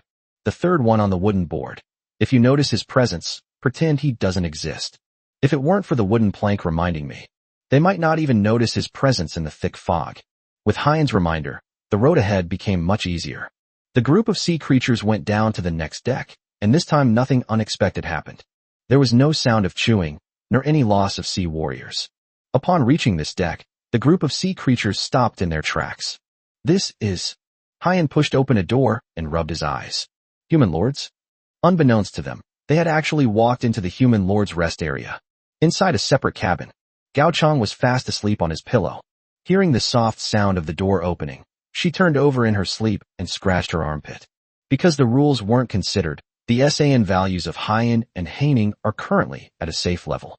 Looking at Gao Chang's completely unguarded appearance, he seems quite easy to kill. Hyan turned his head and exchanged a glance with Haining, both understanding the meaning in each other's eyes. Chapter 179. What the hell is this second stage? Maybe we should just leave, Haining said hesitantly. She understood the murderous intent in Hyan's eyes. But after experiencing a series of strange events in the cabin, she always felt that this assassination would not go so smoothly. They arrived safely at the human lord's quarters after losing only 2 sea warriors. No matter how you look at it, the security is far too lax. How will you know if you don't try? Now that things have come to this, Hyan shook his head. Although escaping is the priority right now. But this human is right in front of us. Killing one is a gain. If he doesn't seize this golden opportunity, he'll probably never be able to sleep well again. Moreover, he's not the kind of idiot who would joke about his own life. He casually summoned a sea warrior and solemnly handed him a fine iron trident. Kill him. The sea warriors did not refuse. Sleeping humans are easier to handle than lambs. In this war game, countless human lords have perished at sea in their sleep, and this time is no exception. Under Hyan's watchful gaze, the sea tribe warrior slowly walked up to Gao Chang. He aimed the trident at his heart and plunged it in. Thump. A crisp sound. The sea warrior felt something being inserted, but it wasn't the sensation of flesh being penetrated. It seems he inserted something hard. Turning his head, he saw that his companions were all looking at him with terrified eyes. What? The sea warriors fixed their gaze on the trident. Just now, a scarlet root suddenly grew out of the crack in the bed and blocked Gao Chang's heart. The roots were tough enough that the trident thrust by the sea warrior with all his might did not even scratch Gao Chang's flesh. But just as the sea warrior was about to finish him off, the roots suddenly sprang up and pierced directly into the sea warrior's brain from the eye. In a short while, only a thin slice of dried fish remained on the spot. This is bad. This is really bad. Hyan and Haining were facing Gao Chang, but their figures gradually moved to the side. After consuming the sea warrior, the root grew even thicker, seemingly growing at an incredible speed. In a short while, a giant warrior made entirely of roots appeared in the room. Crimson roots formed its muscles, armor, and greatsword. In terms of height alone, this warrior was 1.5 times taller than the sea race warrior, and in terms of waist circumference, he was more than twice as big as the sea race warrior. It almost filled the entire cabin. A sea warrior, eager to protect his master, rushed forward, only to be cleaved in two by the giant sword. Watching organs fly around in front of him, Hyan suddenly gave a bitter smile. He had considered the possibility of accidents and imagined many possible scenarios. But he really didn't expect things to turn out this way. Is this some kind of human lord? Why is it that only the human lords he encounters come with a second phase of the boss battle? Get out of this compartment immediately. Forget about being quiet. Hyan roared at the warriors behind him, then pulled Haining out of the cabin. Since it was impossible to walk backwards on the deck, Hyan could only continue running wildly toward the unknown future. As for leading 100 or so sea warriors to kill that monster, he didn't even consider it. Who can guarantee that there's only one of these monsters? If there are more, wouldn't they lose even the chance to escape? During his escape, Haining even turned his head to take another look. What made her tremble was that the small hatch did not stop the root monster's advance. In the thick fog, she vaguely saw that the monster's body was like it was made of water, and it just squeezed out of the hatch. Thump, thump, thump. The sound of heavy footsteps told Hyan that the monster had caught up. This monster clearly has nothing to do with the rules. They knew nothing about the monsters mentioned in the rules. We need to find a way to lure the monster away, otherwise everyone will die on this ship today. At this moment, Hyan could no longer ignore the rules on the wooden board. Recalling the contents of the rules. According to the inscription on the wooden tablet, he is a benevolent being, and the first rule is not to perform good deeds, as the karmic consequences will cause him to temporarily look away. Hyan has some understanding of the concept of merit and karma among humans. However, This content can obviously be interpreted in two ways. Fortunately, Hyan was not alone, so he had plenty of opportunities to conduct experiments. He immediately ordered one of his Sea Tribe warriors to attack Haining's men. Haining was caught off guard by Hyan's sudden issuance of such an order. In a moment of stunned silence, one of his subjects had his brain pierced by a trident. Hyan, what are you doing? Have you gone mad? Haining suddenly distanced herself from Hyan, looking at Hyan with surprise and suspicion. If she weren't currently trying to escape, she would definitely want to get to the bottom of things with Hyan. But Hyan was calmer than ever before at this moment. Staring in one direction through the thick fog, Hyan said calmly, "They're here." A gaping, blood-red maw opened wide. The sea warrior who had just killed his companion was instantly swallowed up, leaving only his 2 legs behind. Gurgle. Haining swallowed hard, watching the scene in horror. This. The most terrifying thing is that even after the sea warrior was eaten, the monster in the shadows clearly hadn't left. A dark shape loomed in and out of sight in the mist, seemingly already watching them. I understand now. Now that things have come to this, Hyan actually smiled. According to the first clue on the wooden board, he should be able to devour beings that have karmic consequences. What should not be considered a meritorious deed. This statement is actually directed at the he written on the wooden board. The real meaning is, do not become his merit. It seems that, as a benevolent deity, Hyan will temporarily refer to him as a benevolent deity. He would probably care more about things like merit and karma. Killing a fellow sea warrior naturally became a merit in his eyes. But karma will distract him. What it actually means is that one must possess good deeds. As long as one possesses merit, killing oneself will cause the karmic consequences, naturally diverting the karmic attention of the being.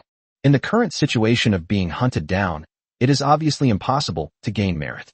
But this was no challenge for Hyan. After the monster appeared from the shadows, it was actually less terrifying than when it was hidden in the shadows. He directly ordered his men to kill the people of Haining. The sea warriors in Hyan's hands then surrounded and attacked the people of Haining. In the blink of an eye, a third of Haining's manpower was killed or wounded. Therefore, all the warriors under Hyan's command were tainted by the karma of their own kind, which became merit in his eyes. Hyan smiled and gave an order to his subordinates. Everyone split up and run. Soon the warriors disappeared into the mist. The black shadow that had been following them disappeared at the same time. Hyan knew he had done the right thing. Chapter 180, A Narrow Escape? He has no merit, but as long as he creates negative karma for others, the gaze of the good gods will not fall on him. If the sea warriors were to separate and hide, the good god would naturally stop following them. One of the monsters was temporarily lured away. Next up are the root monsters that are still chasing after everyone. Hyan suddenly approached Haining, lowered his voice, and asked Haining seriously, "Do you want to live?" Haining still wanted to struggle, but hearing Hyan's earnest tone, he couldn't help but nod. "Have your men stop that root monster." Hearing Hyan's words, Haining hesitated for a few seconds. After the recent uprising in Hyan, only 2/3 of her subjects remained, and most of them were injured. If we do as Hyan says, all these warriors must die here. But the lives of the people are versus one's own. Haining hesitated for a moment, then replied softly, "Okay." Upon receiving Haining's order, the Sea Tribe warriors turned back and fought back without hesitation. This also depends on the characteristics of the basic warrior units of the Sea race. Sea warriors. Characteristics: slow, strong. Slowed reaction time. Difficulty in dodging during close combat. Emotional responses delayed by 1 to 48 hours. Because of their slow-witted nature, the sea warriors' emotional responses are very slow. Whether it's fear or war weariness, they won't react immediately. Therefore, they would not immediately realize that they were killing their own comrades, nor would they immediately realize that their lord was killing them. Of course, this doesn't mean they won't realize it in the future.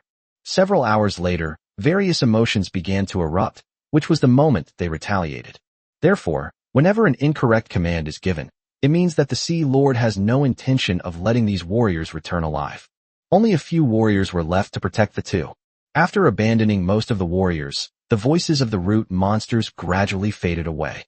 But Hyan and Haining still dare not slow down. Hyan had previously seen the ship's internal map by chance in Gao Chang's room. Both lower decks are actually U-shaped corridors, so even without backing up, you can easily leave this damn cabin from another exit.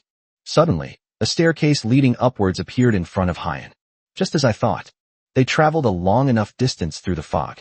Because the route is fixed, They will not get lost as long as they do not walk in the opposite direction.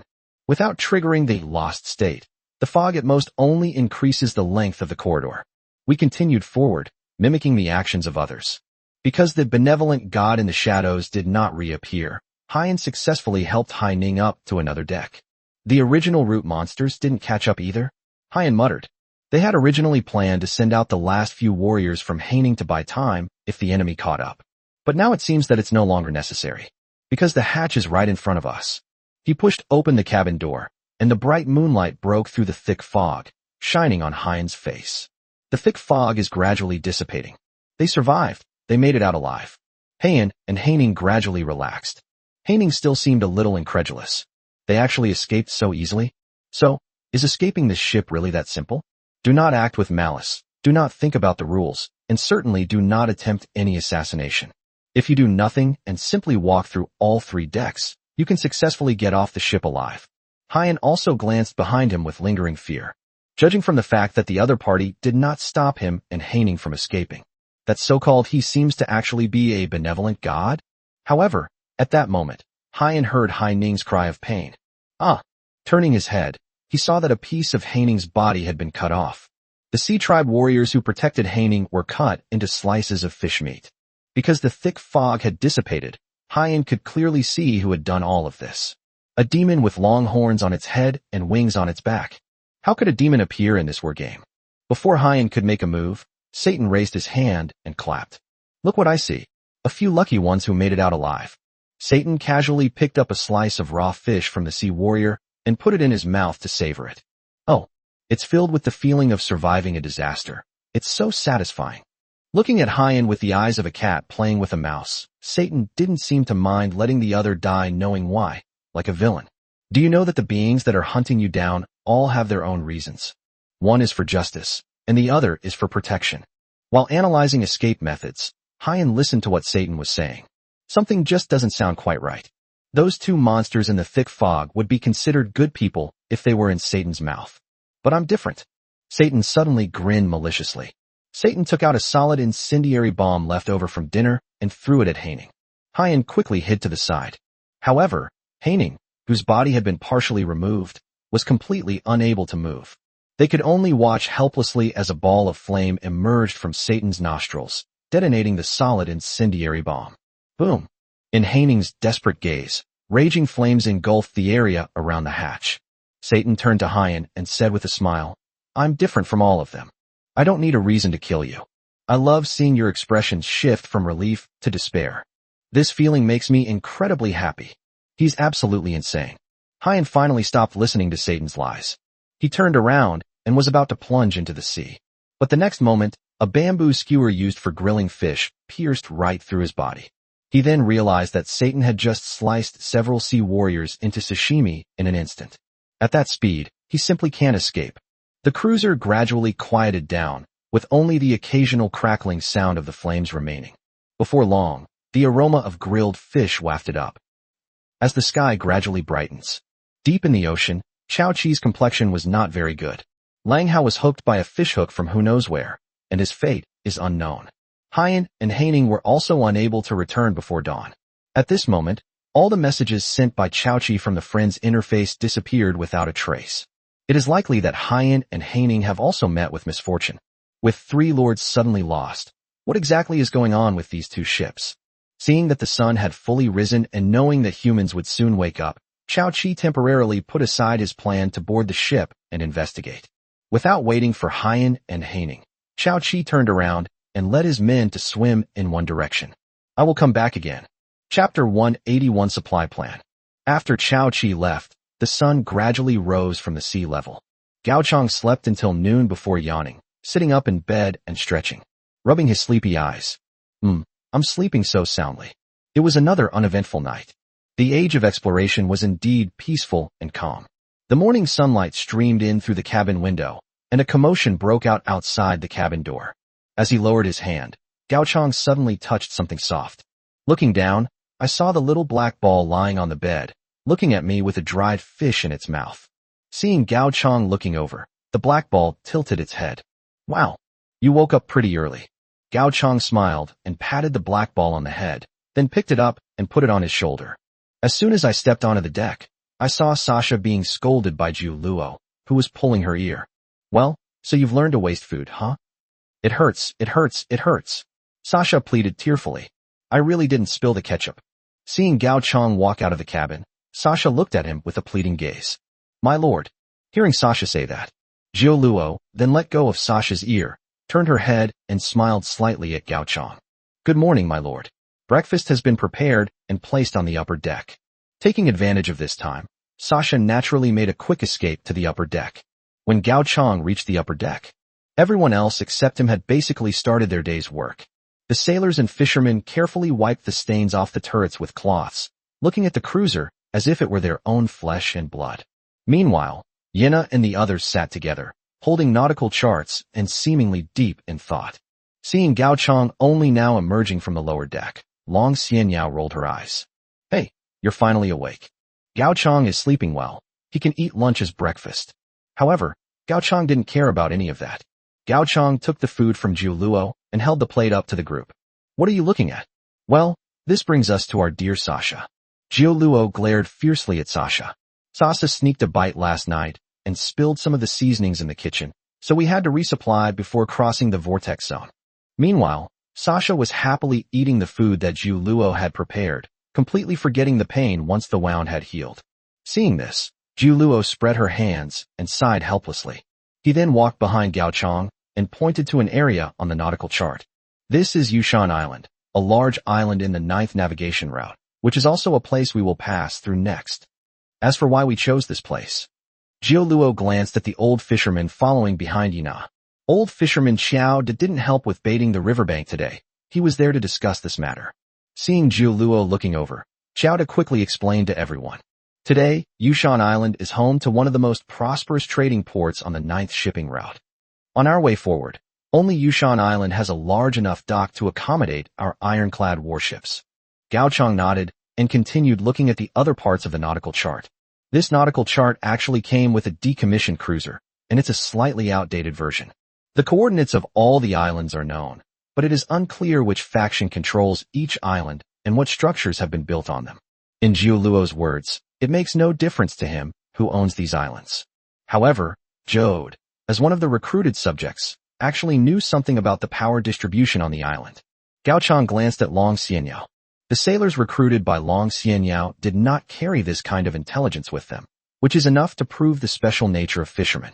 It seems that before Yena was intervened and cleared of wrongdoing, the type of territory she was randomly assigned was probably related to intelligence, which is why the initial sailor units were replaced with fishermen.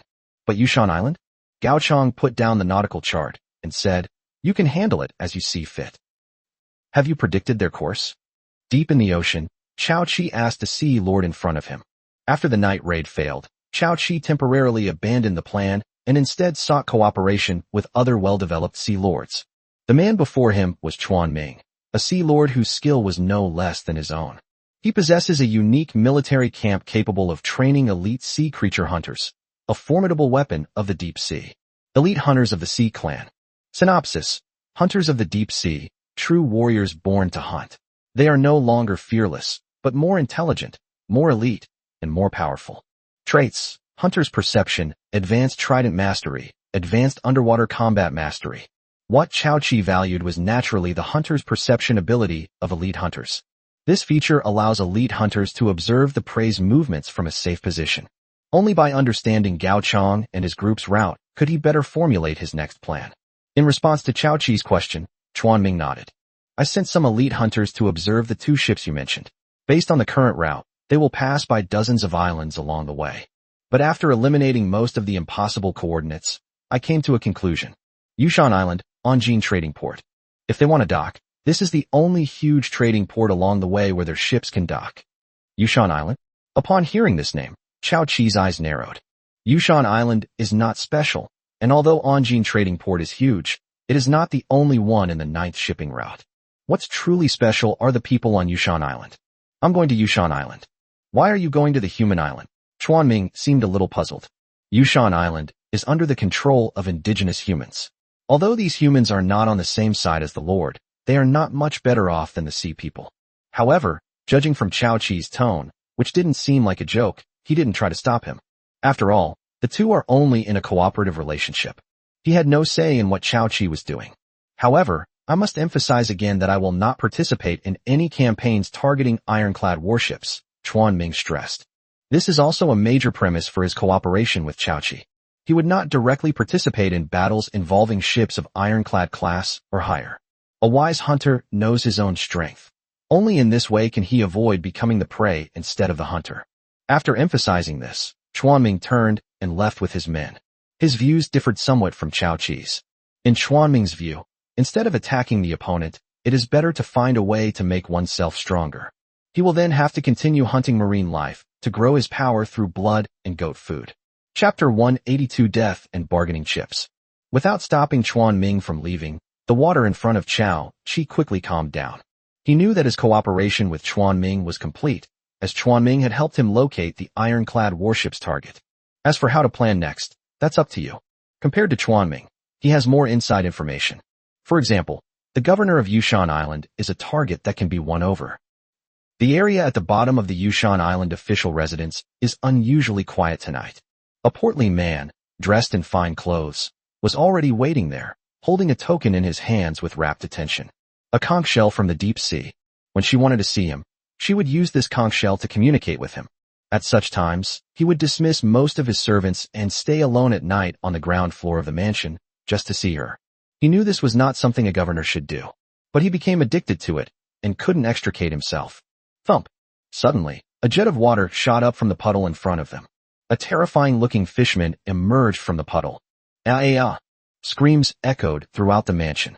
The governor's large buttocks slumped to the ground, and he kept backing away until he touched a musket hanging on the wall and gradually breathed a sigh of relief. And in front of him, after crawling out of the puddle, Chao Chi stared at the governor who was aiming his musket at him, then threw down his trident to indicate that he meant no harm. After rushing as fast as he could, he finally arrived at Jade Mountain Island before the human lord. Speaking of which, this passageway leading directly to the bottom of the official residence was personally built by Governor Zaka of Yushan Island for the sea people. Of course, the sea creatures mentioned here do not refer to him. At this point, Zaka calmed down and gradually put down his musket. He recognized Chao Chi's identity. Although most of the merfolk were ugly in his eyes, there were inevitably a few who were more impressive. "Why is it you who came today?" Zaka asked irritably. It seems that if Chao Chi doesn't give himself an explanation today, he'll be in big trouble. Chao Chi looked at Zaka's unfriendly gaze and knew what the other was thinking.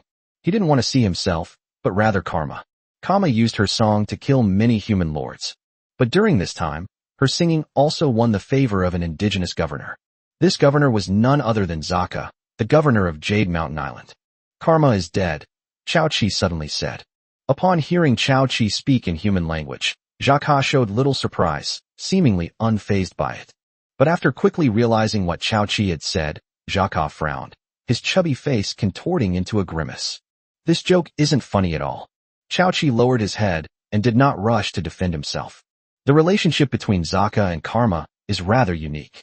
As governor, Zaka regarded Karma, who had a human body and a fish tail, as a special plaything and his personal possession.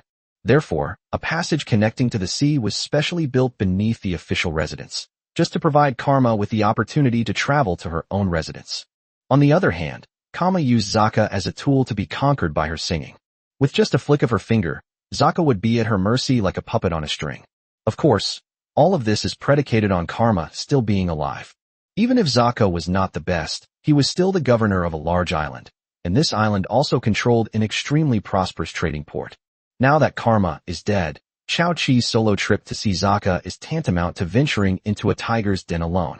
If Zaka doesn't trust him, he'll likely have little chance of leaving alive. But a moment later, seeing that Zaka did not leave the basement, Chao Chi knew that he had made the right bet. Sometimes silence is the best explanation. As a follower of Karma, I have no reason to lie to him about something like this. If Karma were still alive, this lie would be so easy to expose. "Who did this?" Zaka asked in a deep voice. Chao Chi pulled a wet nautical chart from the water and pointed to one of the areas. "City of Fog." Zaka frowned. Everyone knows that Fog City is a dangerous area where navigation is impossible. "Where did you go?" "No. Actually, I haven't seen any fog in this area of the sea." Chao Chi shook his head. In this sea area, There is only one island that is not marked on any nautical chart. Zaka waved his hand, interrupting the tide. You came to me to report her death, which is actually related to Chongqing, isn't it? That's right. Chao Chi nodded. The Fog City ship that killed Kama is heading towards Jade Mountain Island. I see. Having served as governor for so many years, Zaka couldn't possibly be unaware of the meaning behind Chao Chi's words. Squinting, Zaka looked at Chao Chi with a dangerous gaze. You're treating me like a knife in your hand. Chao Chi remained silent. He had anticipated the current situation. Without Kama, Zaka, the governor of Jade Mountain Island, is no naive or innocent fool. But he still has one more bargaining chip. The ship that killed Kama was an ironclad warship. After saying this, Chao Chi clearly saw a greedy glint flash in Zaka's eyes. Upon noticing this, Chao Chi couldn't help but feel a bit sarcastic. If it were solely out of hatred or greed, Zaka might not have attacked that human lord. But what if the two were combined? Whether it was to avenge Kama for the sake of the ironclad, or to covet the ironclad for the sake of avenging Kama, it doesn't matter. In conclusion, Zaka found reasons sufficient to convince himself. After coughing twice, Zaka watched Chao Chi with one eye open and the other closed. No matter what, this is only your side of the story. I, the governor, will personally go and meet those guys. Right and wrong will be clear in a single debate. Seeing Zaka turn to leave, Chao Chi couldn't help but ask, what are you planning to do? Upon hearing Chao Chi's question, Zaka paused in his tracks. He then gave a cold laugh. Naturally, we should first flatter them to the skies to lower their guard. But if the final result I get is different from what you say, you know what will happen. After saying that, Zaka left the basement of the mansion completely, leaving Chao Chi alone there. At this moment, Chao Chi was still reflecting on what Zaka had said. Praise to death? My lord, the waters ahead are the waters of Jade Mountain Island. As Jiu Luo's report reached his ears, Gao Chong's eyes were constantly scanning the surrounding sea. As we approached Yushan Island, the once empty sea suddenly became much more lively. Fishing boats were everywhere, and every now and then you could see giant merchant ships loaded with goods coming and going. Gao Chong even spotted ironclad warships from other factions. However, this so-called ironclad warship seemed quite different from his own cruiser. Chapter 183 was indeed quite neglected. Under Gao Chong's intense gaze, the ironclad warships in the distance appeared to be nothing more than wooden hulls covered with thick iron sheets. At the same time, the design of sailboat masts was completely abandoned, and instead, it was driven by human-powered water wheels. However, the ramming section was not made of wood, but of pure iron, which looked like it could easily tear apart an ordinary wooden boat. Huh. Jiu Luo suddenly let out a surprised sound. That ironclad seems to be approaching us. Just then, the ironclad warship turned all its guns in the opposite direction, sending a friendly signal. That's interesting. Gao Chong watched the movements of the ironclad warship opposite him and thoughtfully stroked his chin. While waiting for Long Xianyao, he took Ina to the shipping lanes to freeload. In Gao Chong's opinion, this ironclad warship might be coming for him. Logically speaking, I haven't stolen many ships, so how come my bad reputation has spread here? That's right, your infamy is known to everyone from the plankton on the seabed to the other side of the ocean. Satan's fawning voice came from behind Gao Chong. Gao Chong rolled his eyes. Don't use the same words you use to praise yourself to praise me. It's like you're some kind of evil person. However, if it really is related to the merchant ships he stole, could they be here to ask me to pay my taxes? Thinking about the word taxation, Gao Chong narrowed his eyes, giving him a dangerous look. Just as they were hesitating about whether to call for reinforcements to sink the enemy, the ironclad ship had already approached within range of the sound. All that could be heard was a sailor shouting at the top of his lungs from the ironclad ship opposite. Distinguished guest from the Fog City, our governor invites you to come over for a chat. Foggy City? Are they talking about us? Gao Chong looked at Jiu Luo in confusion. Since the age of exploration began, he doesn't seem to have seen any fog yet. Jiu Luo nodded, took out the nautical chart, and pointed to the area marked as the burial site.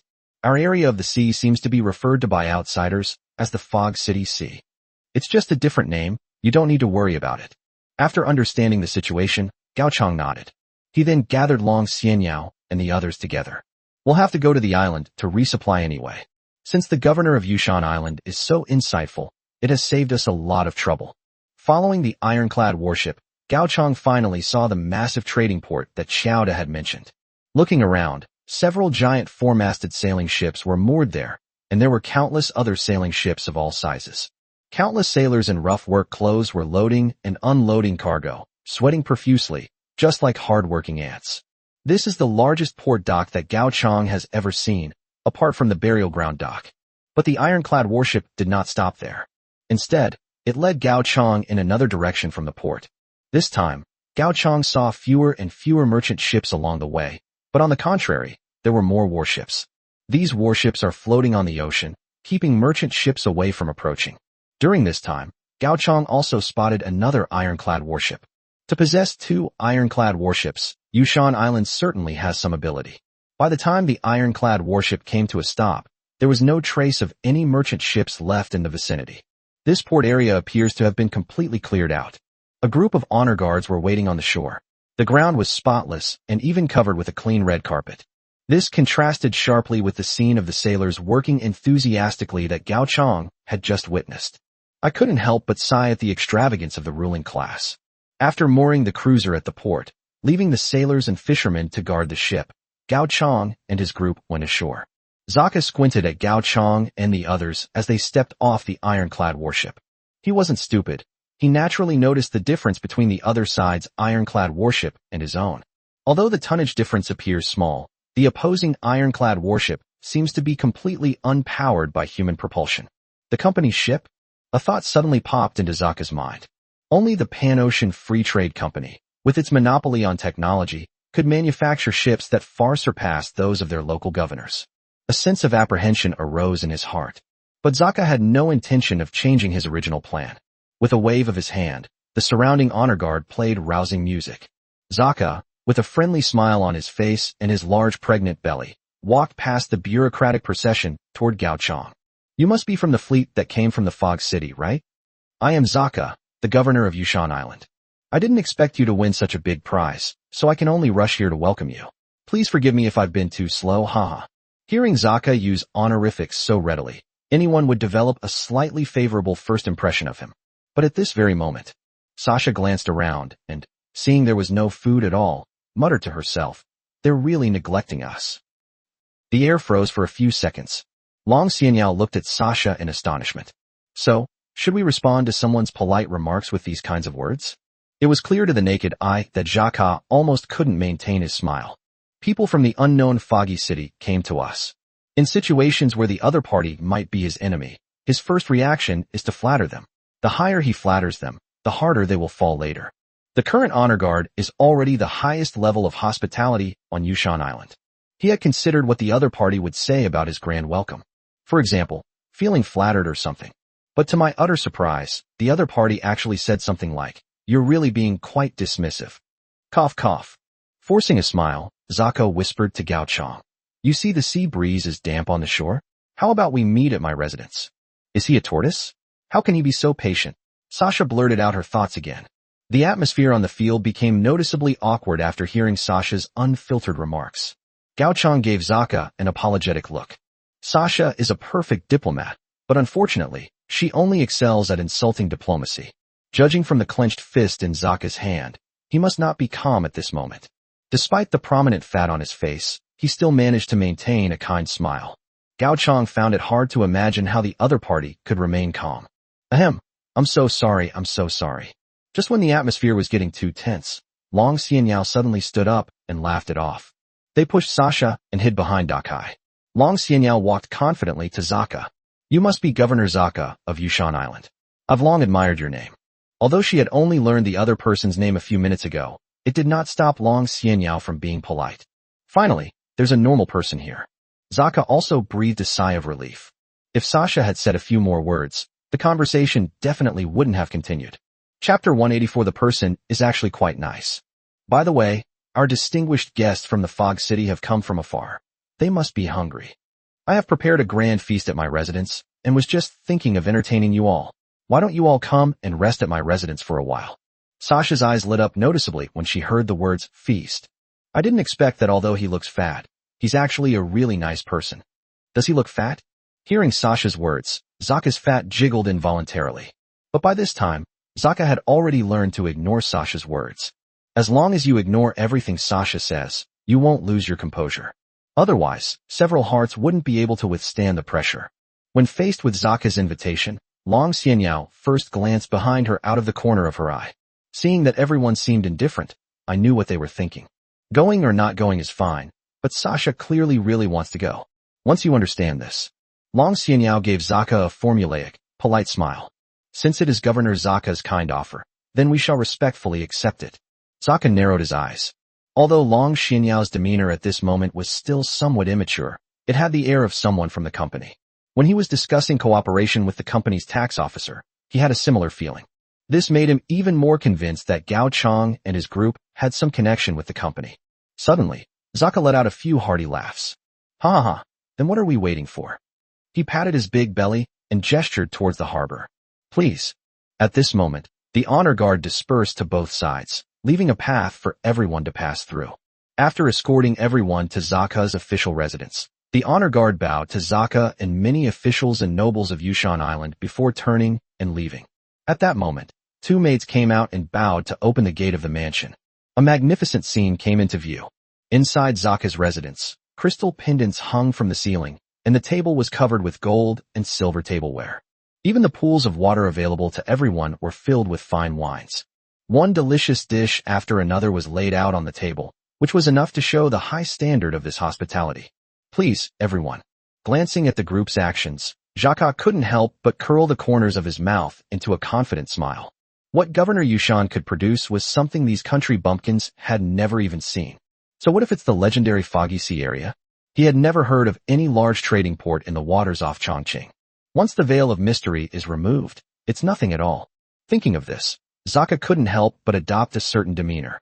Facing Gao Chong and his group, he smiled and said, "Don't stand on ceremony with me. Eat and drink whatever you like. Make yourself at home." Real. Upon hearing this, Sasha's eyes lit up, and she dashed out in a flash. Since Zaka said not to be polite, she naturally didn't hold back either. When Sasha arrived at a plate of roast suckling pig, she grabbed it without any hesitation. I tore off the fragrant and crispy roasted pork skin, dipped it in the sauce on the side, and ate it. Although it's a little worse than what the chef made, it's still acceptable. Zaka's eyelids twitched. They really weren't going to be polite to him. Upon hearing what Sasha said, Jiu Luo smiled and shook her head. "Sasha, you're the one who was treated to the food. You should at least give them some face." As he spoke, he walked past Zaka and stepped forward, picked up his utensils, and gently put a piece of roast chicken into his mouth. Suddenly, a strange smile appeared on Jiu Luo's lips. Oh, interesting. The roast chicken retained its juice as well, but unfortunately the seasoning was too heavy, which masked the chicken's own flavor. "You can even pick these?" Zaka's brow furrowed. He originally intended to shock the country bumpkins, but unexpectedly, these country bumpkins started finding fault with him. If you didn't know better, you'd think his official residence was hosting some kind of culinary competition, and Jiu Luo was one of the judges. I wanted to retort with a few words. However, considering his own objectives, Zaka held back for the time being. I'm so sorry. Long Xianyao quickly stepped forward to try to block Zaka's view while trying to smooth things over. "Your Excellency, it's quite a mess outside. How about we go inside and have a chat?" Zaka took a deep breath, suppressing his emotions, before nodding. After gradually calming down, he discovered that everyone present was a beauty, and in terms of appearance alone, they were all much better than his maids. Unfortunately, apart from Long Xianyao who was more sensible, everyone else was just talking nonsense. He gave a servant a look, and the servant understood and opened a side door of the official residence. Zaka looked at Long Xianyao with a friendly expression. But then I realized I hadn't even asked the other person's name. This distinguished guest from the Fog City is clearly a person of great character. Since you've made that request, let's go to the reception room to talk. After saying that, he tried to reach out and grab Long Xianyao's arm. Are you alright? Seeing Zaka's sudden overstepping actions, Gao Chong frowned and sent a private message to Long Xianyao. No matter what, he was his student and accomplice. Zaka's actions were quite disrespectful. It's alright, you can eat well outside. I'm good at handling these kinds of situations, he can't touch me. After replying to Gao Chong's private message, Long Xianyao looked at Zaka's outstretched arm and did not shy away at all. This was actually the first time she had ever dealt with such a move. But as the daughter of Tunglong Group, even if she hasn't eaten pork, she's certainly seen pigs run. The underhanded dealings between major corporations are no less than those involving a mere Governor Zaka. Facing Zaka head-on, Long Xianyao naturally avoided his pulling motion and simply shook hands with him. He then smiled slightly, and said, "Please."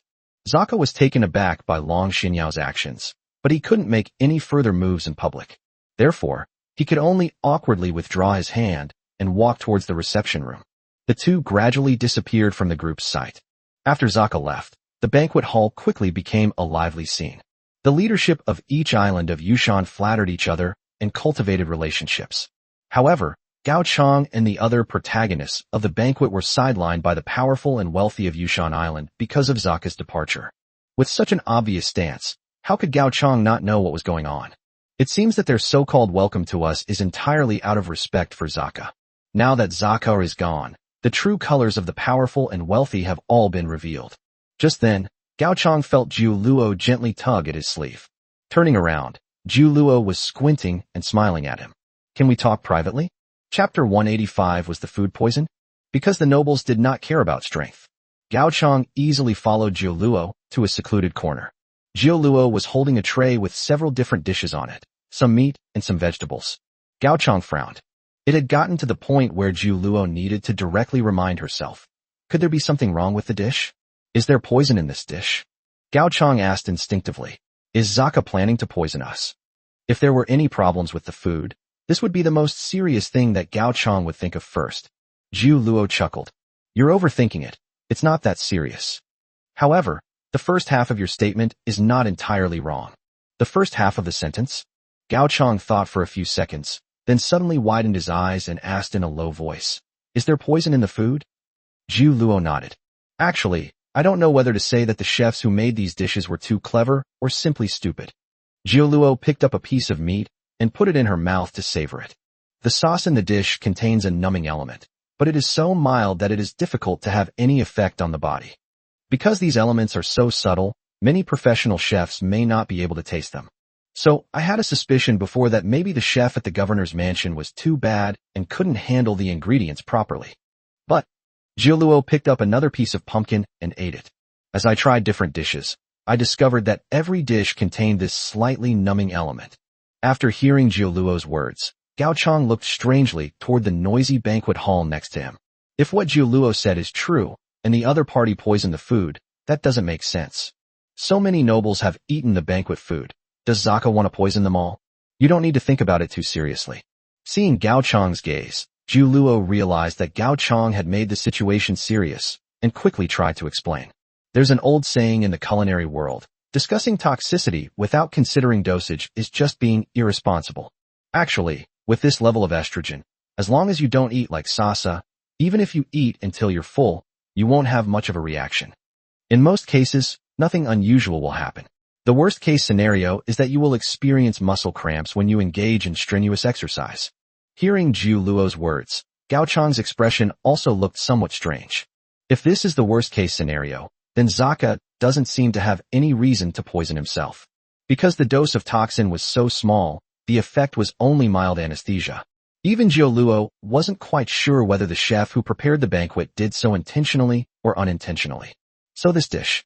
Gao Chang hesitated and looked at Zhu Luo. You can eat the food here without worry. Zhu Luo immediately responded. My main purpose is actually just to remind you that it's best not to completely believe the attitudes displayed by certain scoundrels. After receiving Zhu Luo's assurance about the safety of the dishes, Gao Chang quickly returned to the dining table. Sasha and Dakai had piles of bones in front of them, seemingly competing to see who could eat more, showing no manners whatsoever.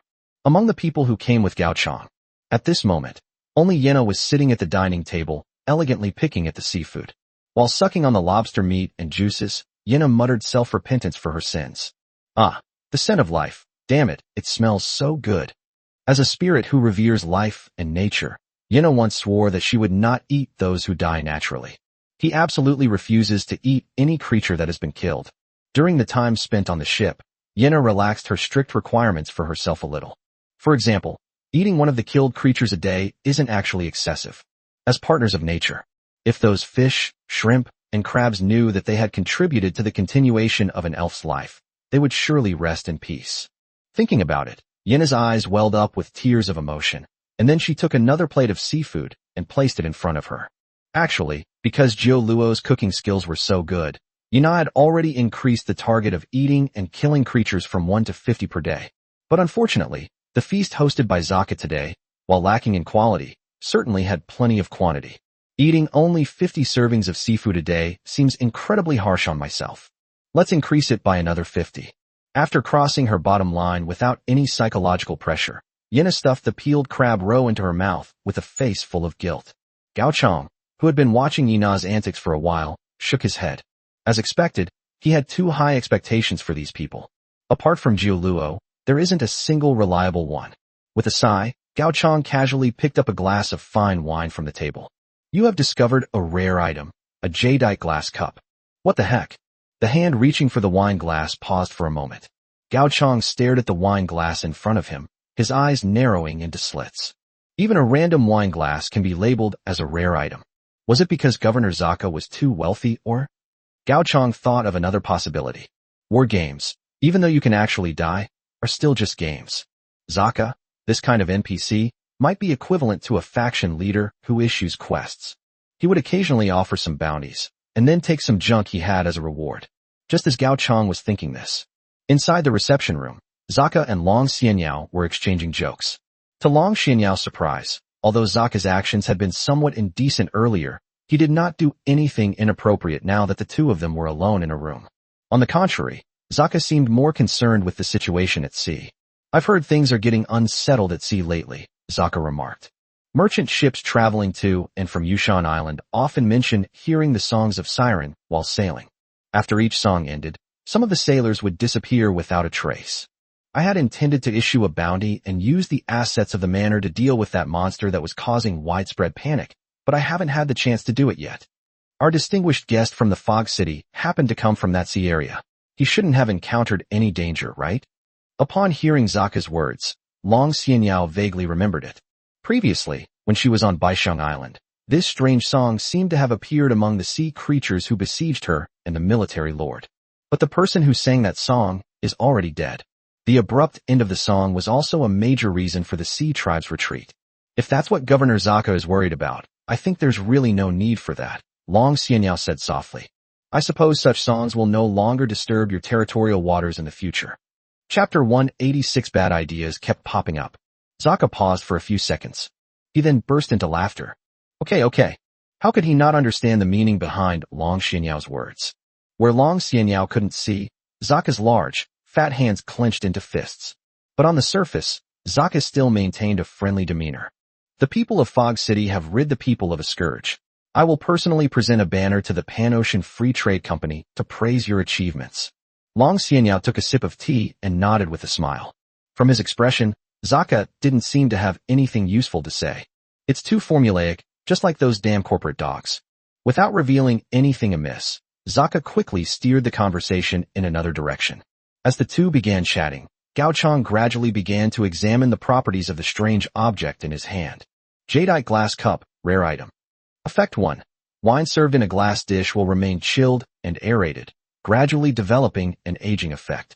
Effect 2.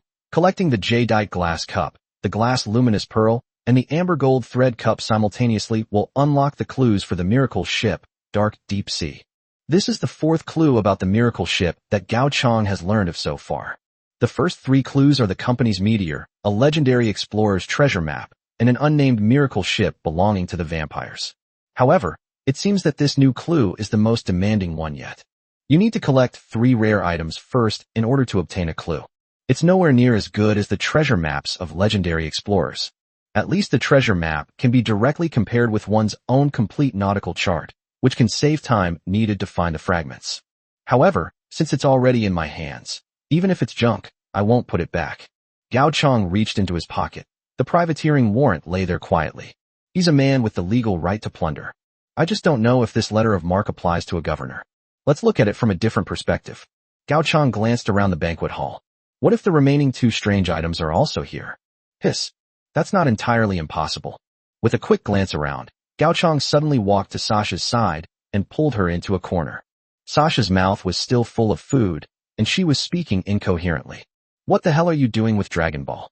After Sasha swallowed all the food in her mouth, Gao Chong took out the jade glass cup and pressed it against Sasha's face. Sasha didn't dodge. She just watched Gao Chong's movements with curiosity, until the jade and glass cup emitted a cool sensation. Wow, Where did you get such a treasure, Lord? Shadash. Gao Chong made a shushing gesture. He then pointed to the banquet hall. I found it in this banquet hall. I'm only telling you this, so please don't spread it around. Hee hee, my lord. Do I look like that kind of person? Sasha patted her chest with her greasy hands and assured them. Even if I eat all the food here today, I won't let a single person know about this. However, my lord, you said you picked it up from the banquet hall. Sasha's eyes darted around, and she gave a mischievous smile.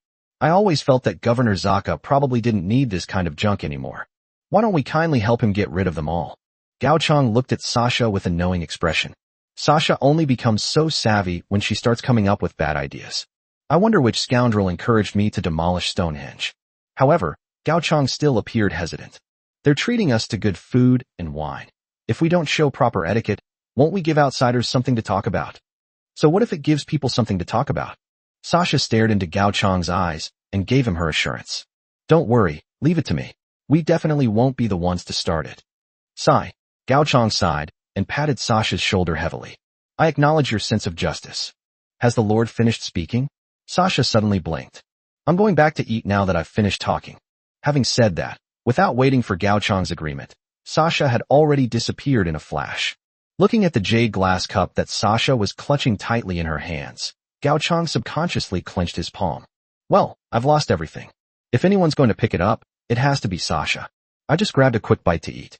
Because Jiuluo had mentioned that food contains trace amounts of toxins, Gao Chong didn't eat much, only about 80% full. Looking around again, Gao Chong realized that the banquet showed no signs of ending.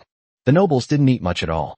They always seemed to have endless topics to talk about, so much so that they could spend a long time eating a simple pastry.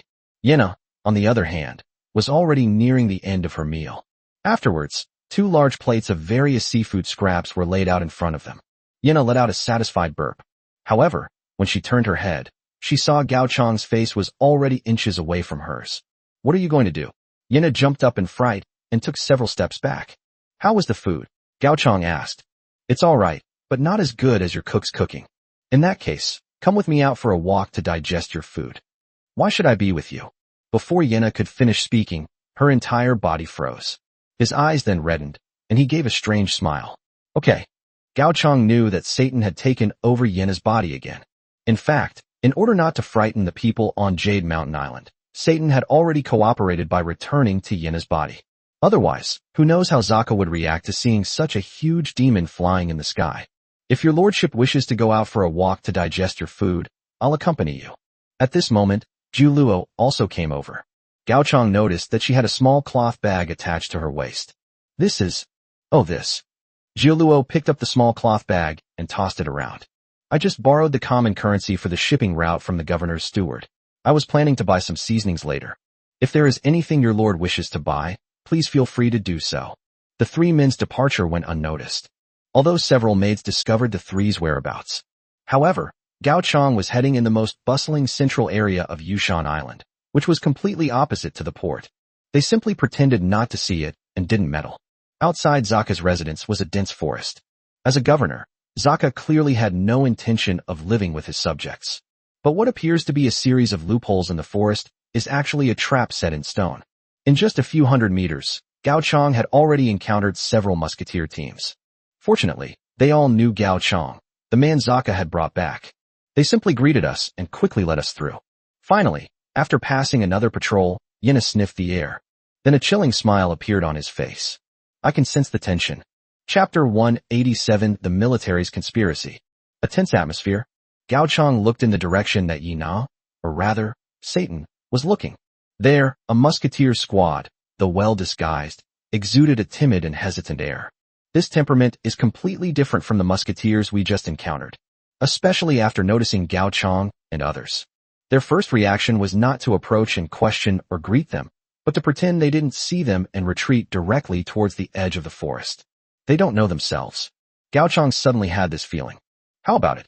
Want to follow them and take a look? Yenna asked in a seductive voice. Gao Chong stroked his chin. He only nodded slowly when the other person was almost out of sight. Good. Just now, while he was staring at the other person, because of his miraculous abilities, he could see the difference between them in the other person's back. In terms of military strength, the other side is as insignificant as an ant compared to us. This is a special application of estimation ability that Gao Chang discovered. Miracle, I estimate. Summary. The 37th of the 36 stratagems. When facing any enemy, always estimate that you can win. Effect. While you are alive in the game, all lords in the game can directly see the difference in military, economic, and technological levels between you and any other lord. This ability cannot be used by native characters in war games. In the earlier low-level battlefields, the natives were few in number and their temperament was too different from that of the lord, so they played almost no role. But as the gap between eras narrowed and it became increasingly difficult to distinguish between lords and natives, this ability finally found its purpose. The group of people must have suddenly become nervous because they saw the skill gap panel displayed in the wargame. In a certain aspect, the other side is like a god compared to us. Gao Chang was curious to know what this group of people, led by a human lord, disguised as musketeers and loitering near Zaka's residence, were planning. After receiving Gao Chang's affirmative reply, Yuna looked at the musketeers who were facing away from him in the distance with a cat-and-mouse gaze. Only after the group had completely disappeared did they begin to track them down. Don't worry, I can smell the tension they exude even if they escape to the ends of the earth. After dealing with several more musketeer squads, Gao Chang finally managed to leave the forest. Suddenly, the view opened up, and a dirt road in the mountains came into view. Zaka's residence is located on higher ground on the island, making it extremely difficult for anyone to ambush him. Looking down, one sees a bustling town stretching as far as the eye can see. Before arriving on the island, Chowda had discussed the prosperity of Yushan Island with Gao Chang and others. Yushan Island is a large island and also has one of the few giant trading ports in the 9th shipping route. The permanent resident population alone has reached tens of millions. This is the largest indigenous force Gao Chang has ever encountered in the game. On the soft ground of the dirt road, Gao Chang saw the tire tracks left by the musketeer team that had just left. It is clear that this was a premeditated action. It seems that while Gao Chang and the others were walking out, the other party had already left in a carriage. However, Yushan Island is such a large island that it would take a long time to walk there on foot. Just as Gao Chang was thinking this, a carriage slowly drove up from the other side. The decorations on the carriage are similar to the emblems on the exterior walls of the former official residence. This must be one of Governor Zaka's carriages, and it seems to be transporting something right now. Gao Chang nudged Yina with his elbow. We are guests, right? Yina smiled knowingly. Certainly. The next moment, a demon emerged from Yina's body. Jioluo sighed helplessly and turned away. Inside the slums of Ankan Trading Port, several horse-drawn carriages swiftly passed through the filthy, stinking roads and stopped outside a secluded tavern. Because it is a slum, the smell emanating from the tavern was certainly not very pleasant. It smelled strongly of cheap alcohol. Only the poorest, most despised sailors and pirate drunkards would choose to spend their money in such places. However, the people in the carriage clearly didn't care. A group of sailors jumped off the carriage, tossed their muskets into the carriage, and then filed into the second floor of the tavern. The carriage quickly left, and the area around the tavern quieted down as if nothing had happened. On the second floor, several people dressed in military uniforms were playing a game of sailor's poker, a popular game on the high seas. Upon hearing footsteps, they cautiously looked towards the stairs. Upon seeing the familiar face of the person who came, he breathed a sigh of relief, but was also somewhat puzzled.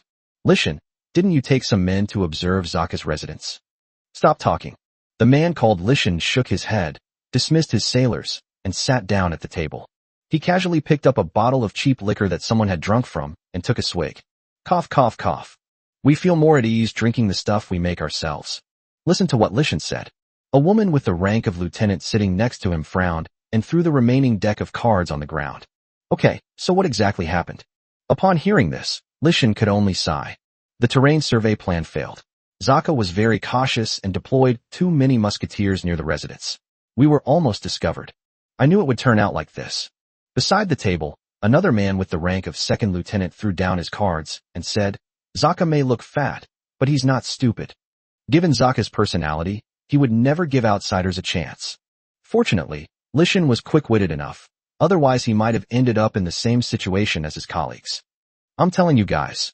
At this moment, another man with the rank of captain and a face covered in stubble slammed the two remaining cards in his hand onto the table with a dark expression.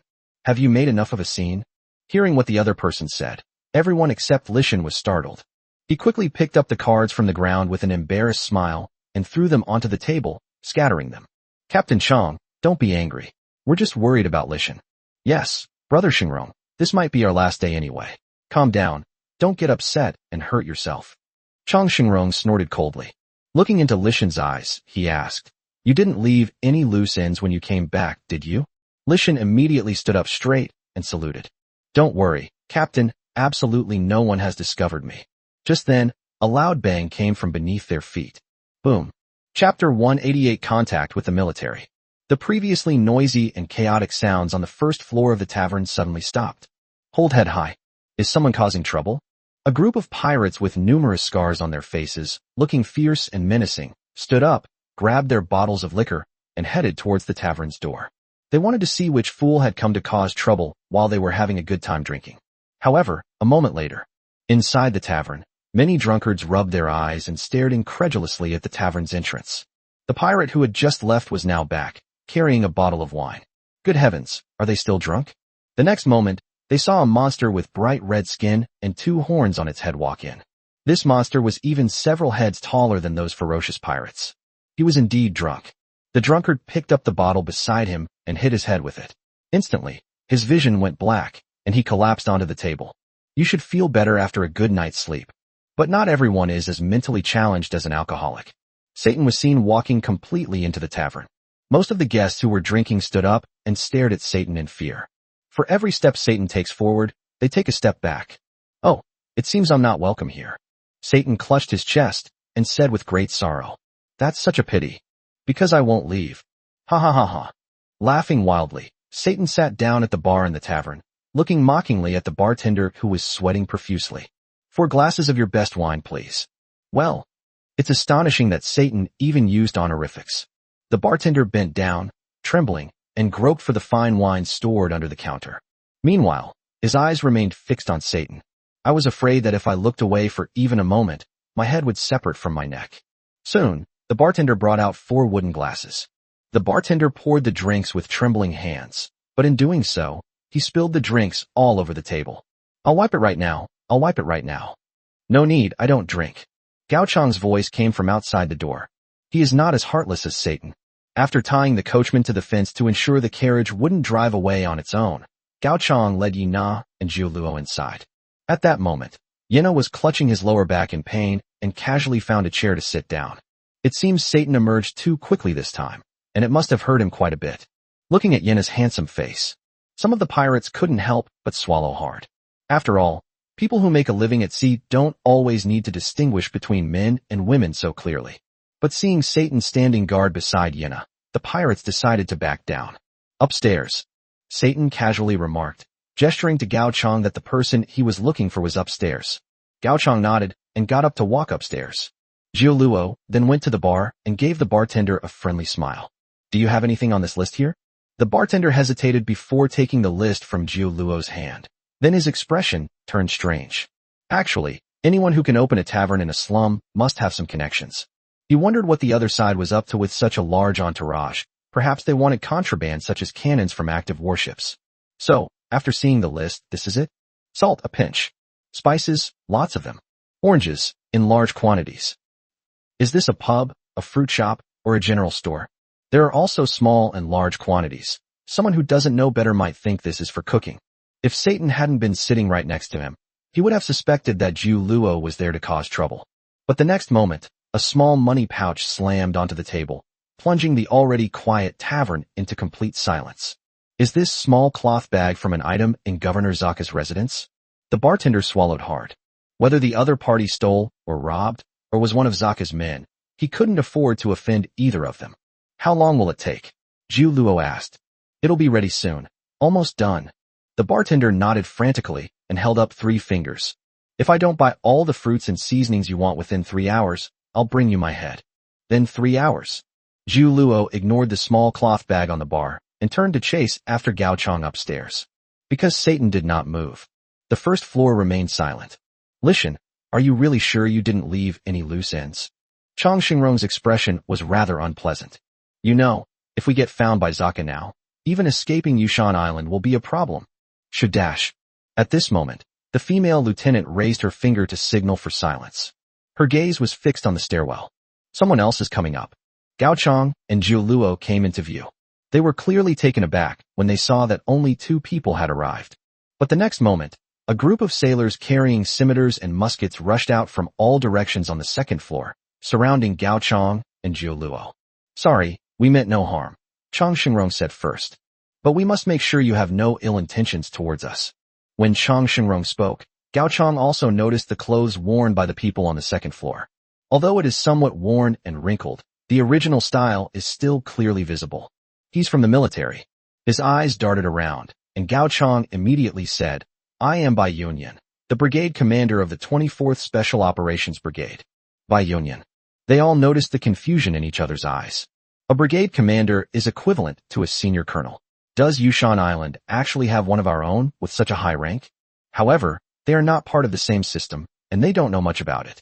Chang Xingrong and his group remained motionless for several minutes, seemingly trying to confirm with their friends whether Bai Yunyan actually existed. After a moment, Chang Xingrong revealed a strange expression and slowly said, Put down your weapons. He then patted the table in front of him. Colonel Bai, we have confirmed your presence with General Mike's intelligence department. Please have a seat. You just confirmed their existence, but don't you verify if it's really them? As Gao Chong sat down at the card table, he asked curiously. He just said it casually, but he didn't expect the other person to actually believe it. I should have just said I was a 5-star general instead of a brigade commander. What's there to believe or not believe? Chang Xingrong dealt Gao Chong a few playing cards, then took out a bottle of liquor with an offensive odor and gulped it down. Anyway, there are only a few of us left in the military on Yushan Island. We'd be happy to have more people. Why will there be no one from us left soon? Gao Chong did not refuse Chang Xingrong's cards. Playing cards naturally allows you to better understand the situation from your opponents. Chapter 189 Zaka's past. Why is there a reason? Isn't it because of the governor here, Zaka? Chang Xingrong glanced at Gao Chong, as if Gao Chong shouldn't be unaware of this news. But I quickly came to terms with it. While playing cards, Chang Xingrong chatted with Gao Chong about everything that had happened on Yushan Island. This war game has been going on for several years. Gao Chong calculated the time in his mind. According to Chang Xingrong, this war game had already started long before he came of age. Since the start of the war, the military's power has been fluctuating. Yushan Island, which was once almost entirely within the military sphere of influence, is now located in the area. The military lord here is commanded by Major General Eddie, a staunch supporter of General Mack. During Eddie's command, the relationship between the military and Governor Zaka was quite ambiguous. I wouldn't say we're as close as brothers, but we're definitely more than just nodding acquaintances. Zaka would often issue bounties to the lords of the military. The military cleared the threats in his shipping lanes for him, and he paid the price with some rare items or weapons and ammunition. This win-win cooperation should have continued for a long time. Until one day, Zaka politely invited Eddie to his residence for dinner. That was the most polite he had ever been to Eddie. According to Chang Xingrong's recollection, the way Zaka looked at Major General Eddie was not exactly that of someone looking at a lower class, but it was certainly filled with arrogance. On that one day, however, Zaka's face was full of smiles, and his eyes became incredibly gentle. Eddie, caught completely off guard, was beheaded inside Zaka's mansion, his blood spurting 3 feet high. It was from that day that the relationship between the governor's office of Yushan Island and the military completely broke down. The death of a major general was something that General Mike, a 5-star general, could not swallow. Zaka, however, clearly didn't care. He even issued an order to blockade Yushan Island, and to kill any sailor or civilian under any military lord. Strangely, however, he demanded that the lords of the military be captured alive. It is indeed quite strange. As Gao Chong listened, he fired the bomb in his hand. On the other side, Alexander, who had been standing straight for a long time, suddenly raised his head and shouted in a strong voice, "General Mike will never abandon us." General Mike said that we would definitely be able to go home before the end of this year. Come on.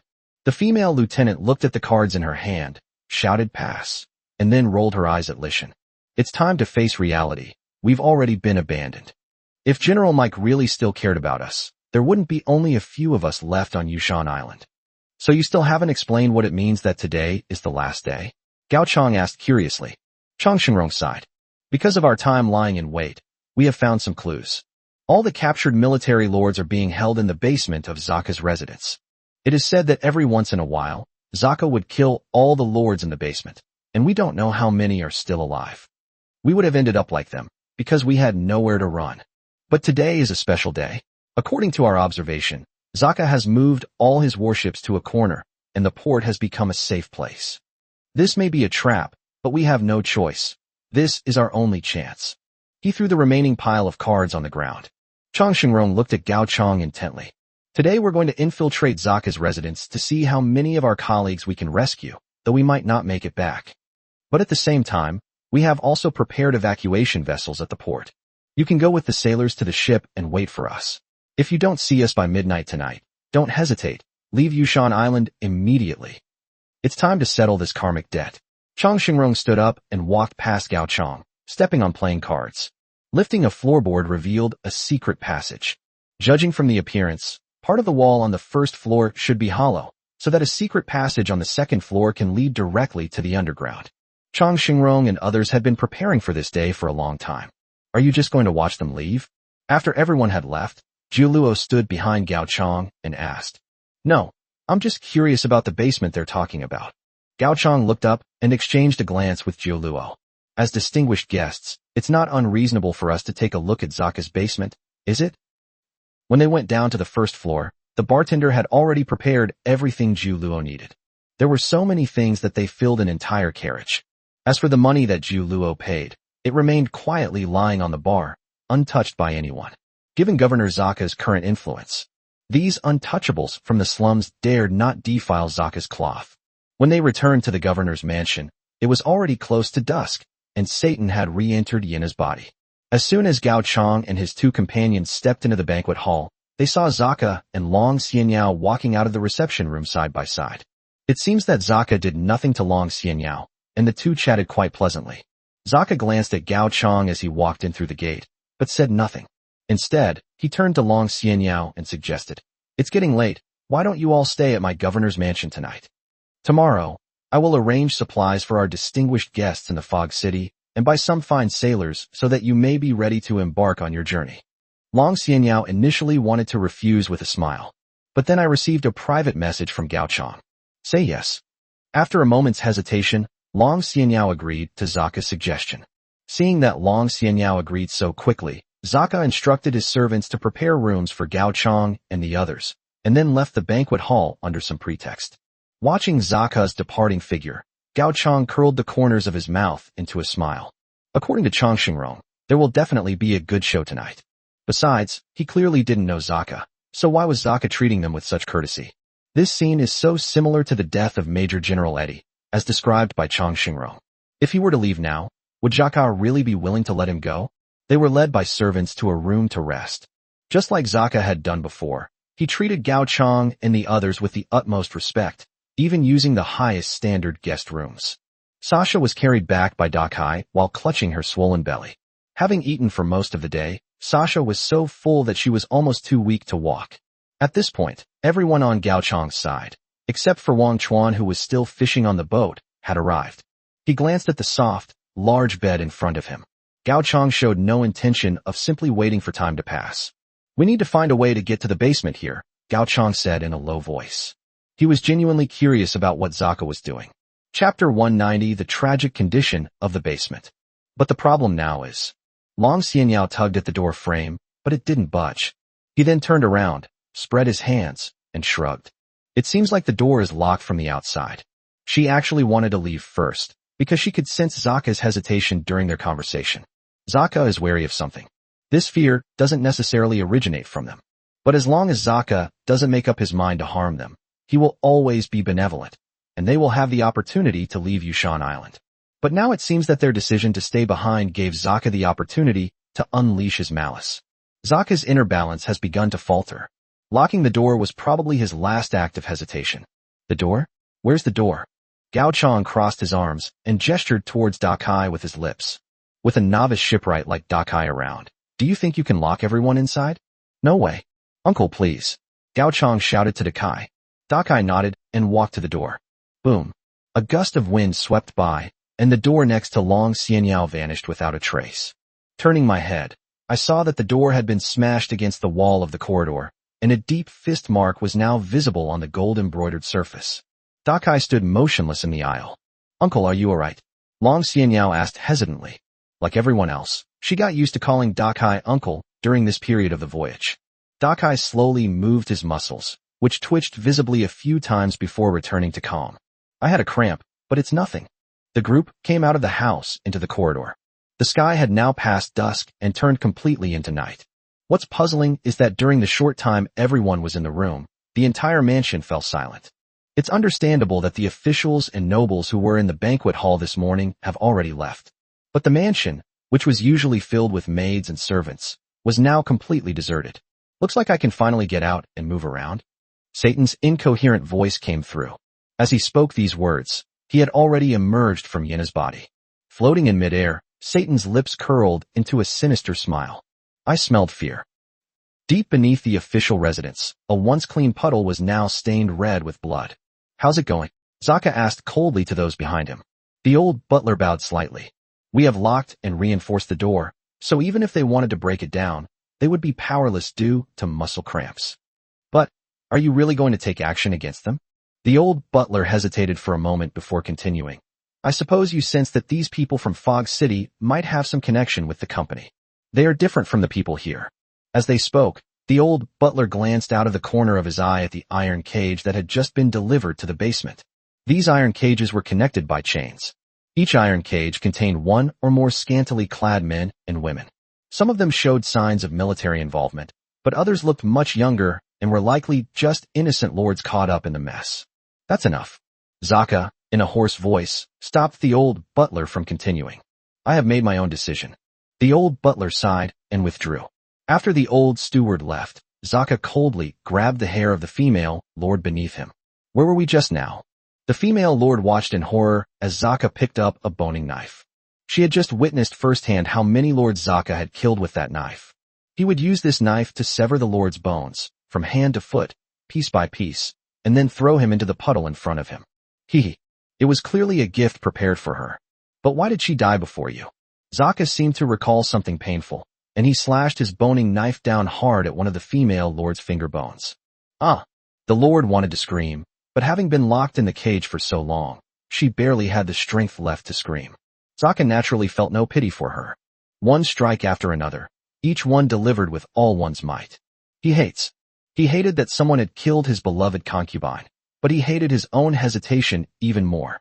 The enemy is right in front of him, yet he is hesitant and timid, and has even considered keeping to himself and avoid conflict. Gradually, the female lord in Zaka's hands stopped moving. When he chopped off the fingers of her second hand, she had already been tortured into unconsciousness. The subsequent cuts seemed more like Zaka was pointlessly venting his anger. Waste. He threw the barely breathing female lord into a puddle filled with blood. Zaka raised his head and looked at the lords locked in cages in the basement. All the lords lowered their heads, not daring to meet the gaze of this ruthless governor. Until a demonic face appeared before him. Wow, so much fear. Is this a gift you gave me? What are you? Zaka screamed instinctively. His whole body shuddered, and then he tripped over a stone. Because he was so fat, he rolled several times before stopping. However, his shouts also attracted the attention of the servants. A large number of servants rushed in from all directions, aiming their guns at Satan, who was floating in midair, and at the small hole that had appeared above the basement. Pointing a gun at a guest is not a good idea, Governor Zaka. Long Xianyao's cold voice came from above. Then, the group fell to the ground like dumplings being dropped into a pot. Dakai casually crumpled the several broken shovels into balls and threw them into the puddle. Under Jiu Luo's protection, Gao Chong surveyed the scene in the basement. The only word to describe it is shocking. Zaka's behavior is exactly like that of a game lord hunting down the human side. But as a fellow human, he should have no reason to do that. Unless it's for the sake of the sea creatures. Why you guys? After seeing Gao Chong and his group's faces, Zaka fell silent. I was already planning to let you go. Why can't you just live a normal life? Why did you all have to come down here and witness all of this? His roar was almost heart-wrenching. Because he knew that if the company found out what he had done, he would be finished. It's not that the company is particularly humane. Rather, the taxes he paid were not enough to make the company turn a blind eye to what he did. He simply couldn't afford the price he would have to pay to get the company to that level. At this moment, whether Gao Chong stays or leaves, Zaka will inevitably pay a heavy price. Finally, the scales in his heart tipped completely. Kill them. Chapter 191. No one could have predicted everything. You have obtained a reason for war against Governor Zaka of Yushan Island. Punishment. Just as Zaka was expressing hostility towards Gao Chong also obtained a reason to wage war against Zaka. The old tortoise has finally gotten angry, Sasha said, sticking out her tongue. Stop being so cheeky. Jiu Luo patted Sasha on the head. Ouch. Sasha rubbed her head and cried out, but she didn't dare to get angry at Jiu Luo. She could only glare at the servant holding the gun in front of her with a puffed-up look. Under Sasha's gaze, the servant instinctively pulled the trigger. Bang! The sound of a bullet leaving the barrel triggered a chain reaction. Gunfire erupted throughout the basement in an instant. Even before the gunshot rang out, Jiu Luo had already swiftly tackled Sasha and Long Xianyao to the ground. Dakai then casually picked up 2 airtight iron gates and placed them in front of the 3 of them. Fortunately, the servants' muskets were still using round bullets. Despite the impressive display, it served no purpose other than leaving a few marks on the iron gate. On the other hand, Yena has Satan protecting her. Satan flashed in front of Yena and used his body to take all the bullets aimed at Yena. Gao Chong, on the other hand, heard a howl. A thick, scarlet root sprouted from the ground in front of Gao Chong. Finally, the sound of muskets subsided. The servant's first wave of fire only inflicted effective damage on Satan. That annoying feeling again. Satan moved his body, flinging the bullets inside him onto the ground. I remember saying more than once that you think you can kill the great Satan with such a mere fatal wound. Who exactly are you looking down on? With his wings spread, Satan approached a servant and tore him to pieces. It will take some time before the muskets are fully loaded. Sasha took advantage of the moment to rush to the servants and kicked one of them, breaking his ribs. Humph, Sasha is pretty amazing too, okay. Just as Sasha said this, she suddenly felt a strange convulsion and collapsed. I'm having a muscle cramp. Before the servants could even form any thoughts about Sasha, Dakai and Jiulu rushed to Sasha's side and protected her. Watching the servants' movements, Jiuluo gave Sasha a light kick, feeling exasperated. If you eat so much, will you dare to do it again next time? Next time for sure. Just as Sasha fell to the ground in response, a loud shout came from behind the servants. Get out of the way! The servants instinctively made way for them. Behind the servants was a hidden door to a basement, where the old butler pushed a cannon and aimed it in the direction the group was. This is the direction Zaka usually stands in. How dare Zaka have his men aim their cannons at the place where he is standing? Does he really trust his subordinates that much? This turn of events was unexpected by everyone. Oh no. Seeing that the cannons were already aimed at the location of Sasha and the others, Gao Chong secretly thought that something was wrong. The distance is too far, making it difficult to react. Besides, the old steward had already lit the cannon's fuse with a torch. Under the wide-eyed gazes of the crowd, the fuse gradually burned out. Boom! A loud cannon shot rang out. Jiu Luo instinctively crouched down, closed her eyes, and protected Sasha. See you in the future? Jiu Luo said in a low voice. A short while later. Fine. Jiu Luo opened her eyes in confusion. Dakai did the same thing as himself, but like himself, Dakai was not hurt. Heavy warriors made of roots stood in front of everyone, blocking all the projectiles from the cannon. Are you alright? Gao Chong quickly ran over at that moment. Fortunately, the roots reacted faster than expected. Otherwise, the consequences would be unimaginable. Although Jiu Luo and Sasha are just subjects in the war game, perhaps it is because of the different gameplay. Gao Chong had long regarded the other person as a living, breathing person, just like himself. If something happens to the two of them, please don't stand in such a dangerous place. Jiu Luo stood up and reached out to block Gao Chong behind her. Then he looked at the old butler with a cold gaze. One by one, bullets were falling to the ground from the root warrior's body. Jiu Luo glanced at the bullets on the ground. Grape seeding, an anti-personnel artillery shell, can fire thousands of projectiles at once, turning people into mincemeat. It's an extremely inhumane weapon of mass destruction, am I right? So what if I'm right? The old butler said quietly. Jiu Luo and the old butler looked at each other, and Jiu Luo suddenly chuckled softly. I just didn't expect you to dare set up cannons in a place like this, a place where you could easily kill your own governor. Outside the two of them, Zaka broke out in a cold sweat upon hearing Jiu Luo's words. If it were him standing here, he would probably be dead by now. At this moment, the old butler slowly shook his head at Jiu Luo. His tone was somewhat wistful. Guest from the Foggy City, you didn't expect this scene. You seem quite surprised. You should know that new things are born every moment in this world. and no one dares to claim to be omniscient and omnipotent. There are many things you haven't anticipated. Just as the old butler finished speaking, a large pile of earth fell from above the basement. A full 12 cannons were pointed downwards. Did you foresee this? The old butler asked Jiuluo. After Jiuluo landed, Gao Chang took a deep breath. 12 cannons were positioned in all directions overhead, making it impossible for even the root warriors to intercept all the cannon fires simultaneously. If they were all the great bullets that Jiuluo had just mentioned, they could turn everyone present into mangled flesh in an instant. At this moment, Gao Chang couldn't help but have some doubts. Isn't he being a bit too arrogant? Would it have been better to have made a different choice and returned to the warship? Just then, Jiuluo gently grasped Gao Chang's hand. You are not wrong. Jiuluo's soft voice came. Because I am here, I will not let you make a mistake. After saying this, Jiuluo looked up at the old butler. Do you know what I expected? The old butler frowned, a sense of foreboding rising in his heart. That shouldn't be the case. Could something unexpected happen to him? But following his intuition, the old steward raised his hand, about to order Gao Chang and the others to be executed on the spot. And just then, boom boom boom, a series of explosions came from the official residence overhead. A large amount of mud and sand fell, and the shaking ground changed the direction the cannons were aiming, making the servants hesitant to fire for a moment. At such a close range, if the wrong shot is fired, it could very well tear Zaka to pieces as well. This situation did not last long. Just a dozen seconds later, amidst the continuous explosions, the ceiling finally collapsed. The bright moonlight shone in from outside, and so a road leading upwards was born. Chapter 192: The Killing Intent That Was Almost Uncontrollable. Jiuluo smiled and looked at the old butler with a provocative gaze. This time, you have lost. I will not allow the Lord to make the wrong choice, so the Lord's decision to stay is not wrong. At this moment, all 12 cannons were buried in dust. Amidst the old butler's pale face, the shouts of battle from above continued incessantly, and were even getting closer and closer to below. Just then, several corpses fell down. The old butler looked at the corpse, and his face turned even paler.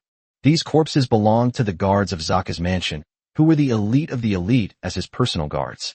And now, they are dead here. The bodies of the palace guards seemed to foreshadow something. In no time, a large number of elite pirates armed with knives and guns were seen falling through the blasted hole. The moment they saw the servants, they raised their guns and fired without hesitation. In an instant, the basement became incredibly chaotic, with gunshots and shouts of killing ringing out continuously. Hurry, we don't have much time. A familiar voice appeared in Gao Chang's ears. Chang Xingrong appeared under the protection of a large number of sailors. He was stunned for a moment when he saw Gao Chang. He then frowned. Didn't I tell you to wait for us on the boat? This time, Chang Xingrong didn't get completely drunk, and he finally managed to show some of the bearing of a soldier. On the other side, a woman wearing the rank of lieutenant walked in, casually raised her musket, and killed a servant who was loading it, then shouted at Gao Chang. Stop playing house, you commoner. Lishan and his companion won't last long against the palace guards, so run. Run? Upon hearing this word, Gao Chang's first reaction was to look towards Zaka beside the puddle. Jiuluo understood immediately and picked up a musket from the ground, handing it to Gao Chang. He watched as Gao Chang pointed his musket at him. Zaka finally panicked. What? What are you going to do? Why aren't you running? Gao Chang said coldly.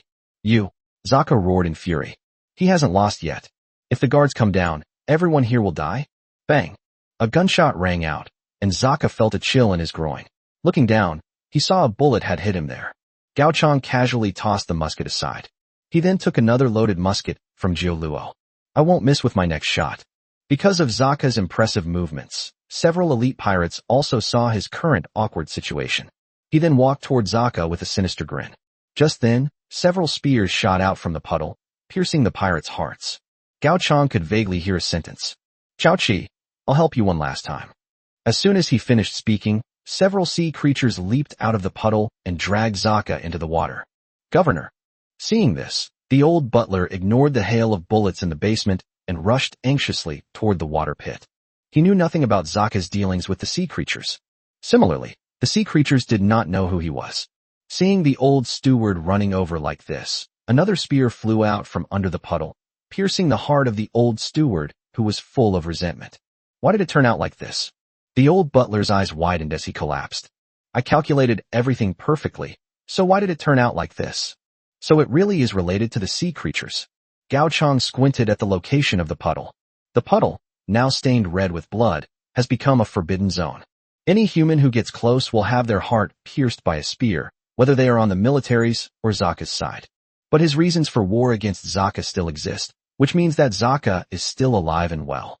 They got away, Zhu Luo said with some emotion. Yes. Gao Chang nodded. It's good that you ran away, the farther the better. Should we launch a war against Zaka, the governor of Yushan Island? Reason for war, punishment. Yes. The next moment, all the warriors on Zaka's side felt as if they were being stared at by some kind of ferocious beast, and their hearts clenched. Looking at the war panel with two 50% war weariness levels, Gao Chang squinted at the puddle. It was he who gave his main warships a reason to break free from their decline. But this is the only time in the 3 war games that Gao Chang was able to send troops, yet he couldn't generate the gratitude thought. He slaughtered the human lords, offering humans as gifts to the sea creatures, and even nearly caused the deaths of Zhou Luo and Sasha. Just now, Gao Chang almost couldn't contain his urge to kill him. If the sea creatures hadn't appeared and rescued him, Gao Chang might have actually chosen to kill him, thus abandoning the reason for the war. Fortunately, everyone was safe and sound. Commoners, get out of here. Then the female lieutenant's roar came again. Corpses began falling from above the basement again, like dumplings being dropped into a pot. But this time, the corpses were dressed differently than before. It's the musketeers from Lishan. Chang Xingrong, his face grim, opened another cage and handed the lord inside to the sailor. At this moment, most of the imprisoned lords have been rescued. As for those who were not imprisoned, he's probably already dead. Chang Xingrong was somewhat downcast. But he quickly composed himself and ordered those around him. Lishan is about to collapse. We must retreat immediately. We'd better get there before the fleet on Yushan Island can react. Yes, there's also a fleet on Yushan Island. Gao Chang coldly looked in one direction. Letting Zaka go had left him seething with anger, and he hadn't had a chance to vent it properly yet. Hey, civilian. The female lieutenant wanted to say something more, but saw that Gao Chang had already gotten up and left. With the help of Satan and others, Gao Chang and his group quickly climbed out of the basement. Only, the female lieutenant stared wide-eyed as she watched Gao Chang's departing figure. You're going the wrong way. That's the fleet assembly point on Yushan Island. The location of the coastline. Because of the continuous explosions coming from Yushan Island, the 2 docked armored cruisers have been surrounded by various warships. Hundreds of cannons were aimed at the cruiser, creating a tense atmosphere. Captain, why aren't we firing yet? A marine asked, looking puzzled. Idiot. The man called the captain knocked the other man's navy cap off. The enemy ship's armament is such that if you shoot through it, it'll just explode. Governor Zaka had already issued the order. These 2 ships must be intact, you understand? But nobody noticed. Under the cover of darkness, Gao Chang and the others have boarded the 2 cruisers again. Long Xianyao, you are transferring command of the battle to Zhou Luo, Gao Chang instructed. Long Xianyao didn't ask why, and simply handed over command. Immediately afterwards, he stared wide-eyed at the 12 golden entries on the panel. As for you, Gao Chang turned to look at Yina. After his gaze lingered on Sasha for a few seconds, Gao Chang pointed to the girl who had been sitting at the bow of the boat the whole time. You will hand over command of the operation to Wang Chuan. Chapter 193 The Entry for the River of Oblivion. Hearing what Gao Chang said, Yina looked at Wang Chuan, who was fishing at the bow of the boat, with distrust. Her? Yina looked left and right, but couldn't see anything special about the River of Oblivion. It wasn't until he handed over the command of the battle to Wang Chuan, as Gao Chang had instructed. The next moment, Yina's expression turned strange as he looked at the leader's entry for Wang Chuan. This sees aversion. This unit is not tolerated by the ocean. Neither this unit nor its vehicle can sink into the depths of the sea. Sinking fish, a goose feather cannot float, and reeds will definitely sink to the bottom. This unit experiences 3 times the resistance of swimming at 800 meters. Willing fish take the bait. When troops under this unit launch ranged, non-targeted attacks, there is a 50% chance of a hit. Why does this golden entry look so weird? However, after leaving aside the first few entries, things got much better after that. Lost. When this unit is attacked, it will trigger the lost effect, periodically reducing the total number of enemy personnel. Return of the Soul. Lost units may launch random attacks. Forgotten River Waters. When this unit is in a state of war, it can allow our existing combat units to join the battlefield as projections. Note, when a projected unit dies, its previous state will be forgotten. just as Yena handed over command to Wang Chuan. The warship group surrounding the two armored cruisers also received new intelligence. What? A large number of pirate ships are breaking into the port. Looking at the flames shooting into the sky in another direction of the port, the captain of an ironclad warship stood with his hands behind his back and his brows furrowed. Yushan Island is not an island where pirates are prohibited from passing through. If pirates were to break into the checkpoint under the current circumstances, and considering the recent explosion at Zaka's residence, the true identity of the person who broke through the checkpoint was immediately obvious. It must be those ignorant lords. They wanted to save their companions. And if I'm not mistaken, those lords actually succeeded. To do this right under one's nose. That's outrageous. Absolutely outrageous. The captain squinted. To protect the governor of Yushan Island, Zaka's guard was undoubtedly the most powerful land force in the surrounding waters. The fact that they were able to successfully raid Zaka's residence from the palace guards proves that the other party is indeed quite capable. Similarly, it also proves how unforgivable the other party is. The other party didn't take me seriously at all. In comparison, the two cruisers that were sitting obediently in front of them seemed rather uninteresting. A sinister smile crept across the captain's lips. When they sink to the bottom of the sea, they will regret their actions today. By order of Governor Zaka, all warships attempting to leave Yushan Island tonight shall be executed without mercy. The power of the land can only be used on land. On this vast sea, only they are the true overlords. The giant ironclad ship began to turn, propelling it toward another direction in the harbor. No lord may be allowed to leave Jade Mountain Island. This is a death order issued by Governor Zaka. In the current weak winds, the human-powered giant wheel of an ironclad warship would obviously provide better power. If they let themselves go unchecked, even if those lords successfully break through the checkpoint, they could easily pursue and kill them. Are those warships about to leave? Gao Chang also saw the firelight appearing from another direction of the port. If nothing unexpected happens, Chang Xingrong and his men are already preparing to evacuate Yushan Island with the rescued lord. And because of the actions of Chang Xingrong and others, a gap has appeared in the fleet line surrounding Gao Chang's two cruisers. It seems they don't see Gao Chang as a threat, and even have the capacity to deal with other matters. Of course, their desire to leave doesn't mean Gao Chang is willing to let them go.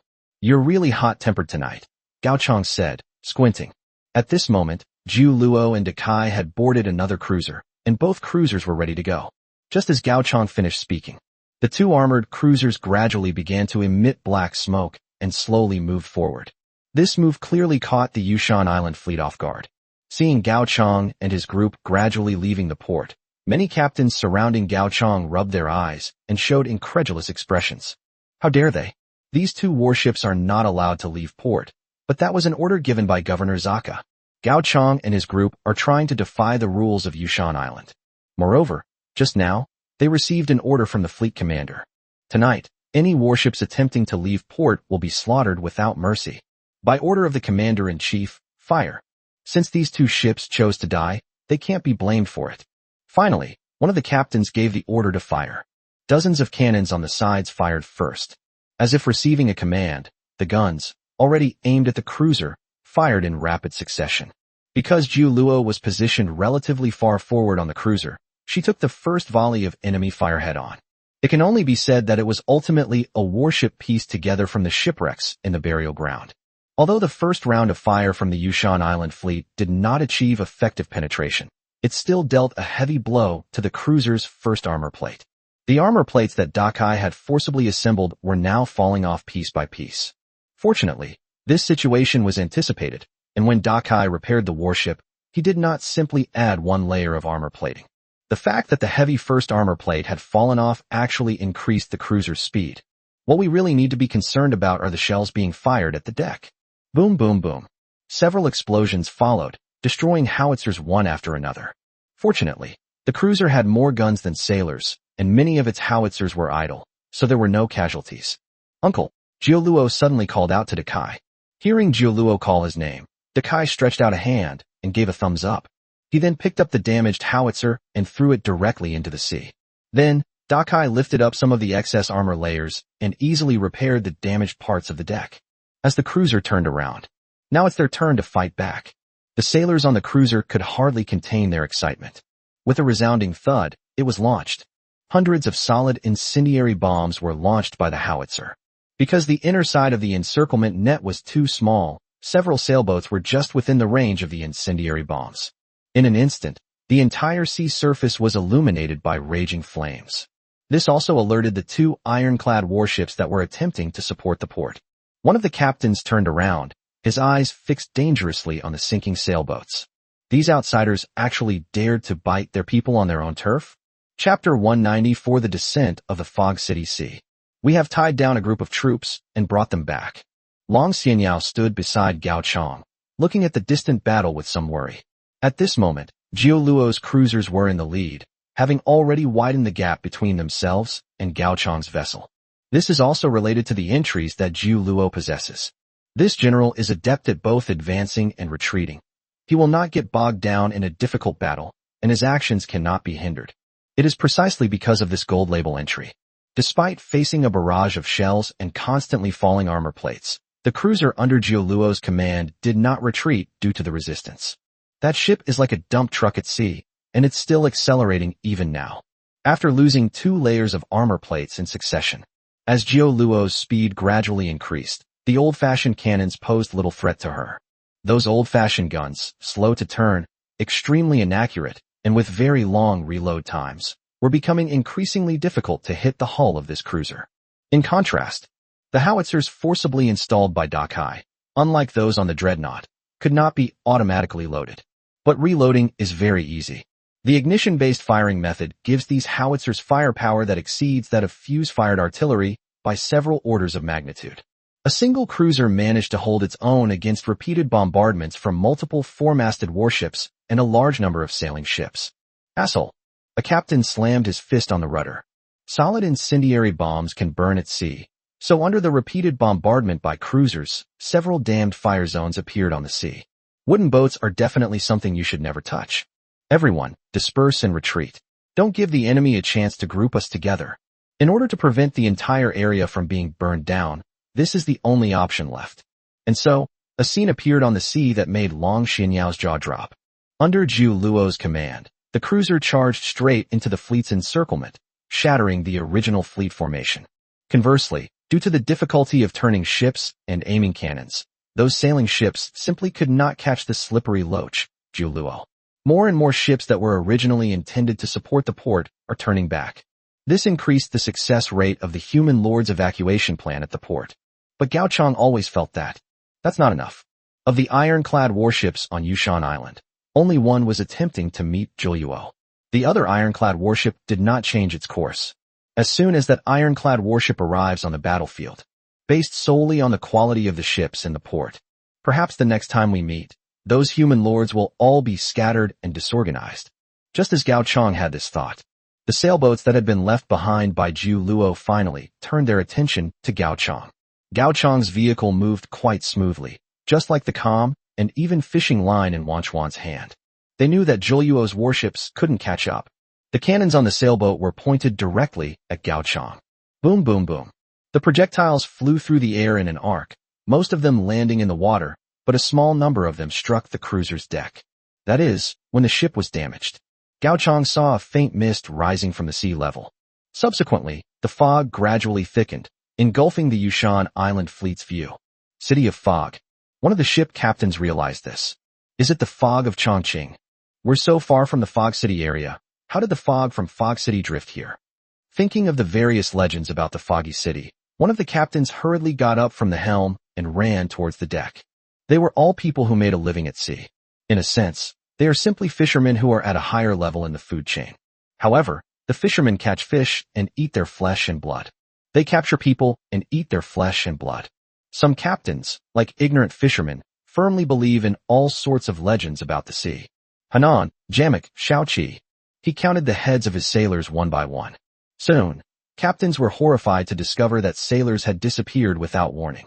This was compounded by the occasional booming of cannons and shouts of anger that could be heard through the fog. This eerie feeling gradually eroded everyone's psyche. The waters off Chongqing are a restricted area. Fire. Just then, Wang Chuan, who had been silent all along, finally uttered 2 words. After casually uttering the words fire, Wang Chuan returned to his indifferent state, continuing to fish. But we have no vision, Jode retorted. As a fisherman at sea, he knew exactly what to do in this situation. That is silence. In this situation where no one has any vision, the sound of cannons and the flash of fire put oneself in a disadvantageous position. Unlike Xiaoda, Gao Chong and Yi Na thought of the golden entry for Wang Chuan. Those who are willing will take the bait. Without a target, Wang Chuan's ranged attacks have a 50% hit rate. Do as he says. Yena instructed Jode and the other fishermen directly. Jode gave Yena, the alien lord, a deep look. But a lord is still a lord. High explosive shells were quickly loaded into the howitzer. Boom boom boom boom. The sound of cannons rang out continuously. The high explosive shell flew in an arc into the distance. It seemed as if it were preordained. Even though the trajectory of the howitzers was completely invisible, some warships managed to change course in the fog and catch the falling high explosive shells. After the violent explosion, cries of people falling into the water echoed through the thick fog. Gao Chong glanced at the war interface. War weariness level, 59% versus 78%. Because the fighting was so intense, although the losses of the Yushan Island fleet were not yet unacceptable, their war weariness was about to soar to the warning level. If they continue to bear even more psychological pressure, the fleet on Yushan Island is likely to collapse on the spot. But the next moment, Gao Chong heard a cheer. Immediately afterwards, an ironclad warship appeared from the side of the cruiser. Judging by this, it's the second ironclad warship. He ultimately did not choose to go and support the port. From the moment the thick fog rose, the captain of the ironclad warship knew that his backbone was not going to leave. Close to the high-strength side hull. Because the human-powered giant ship could accelerate briefly, the ironclad ship accelerated and charged forward recklessly. Two enormous ships of similar tonnage collided violently.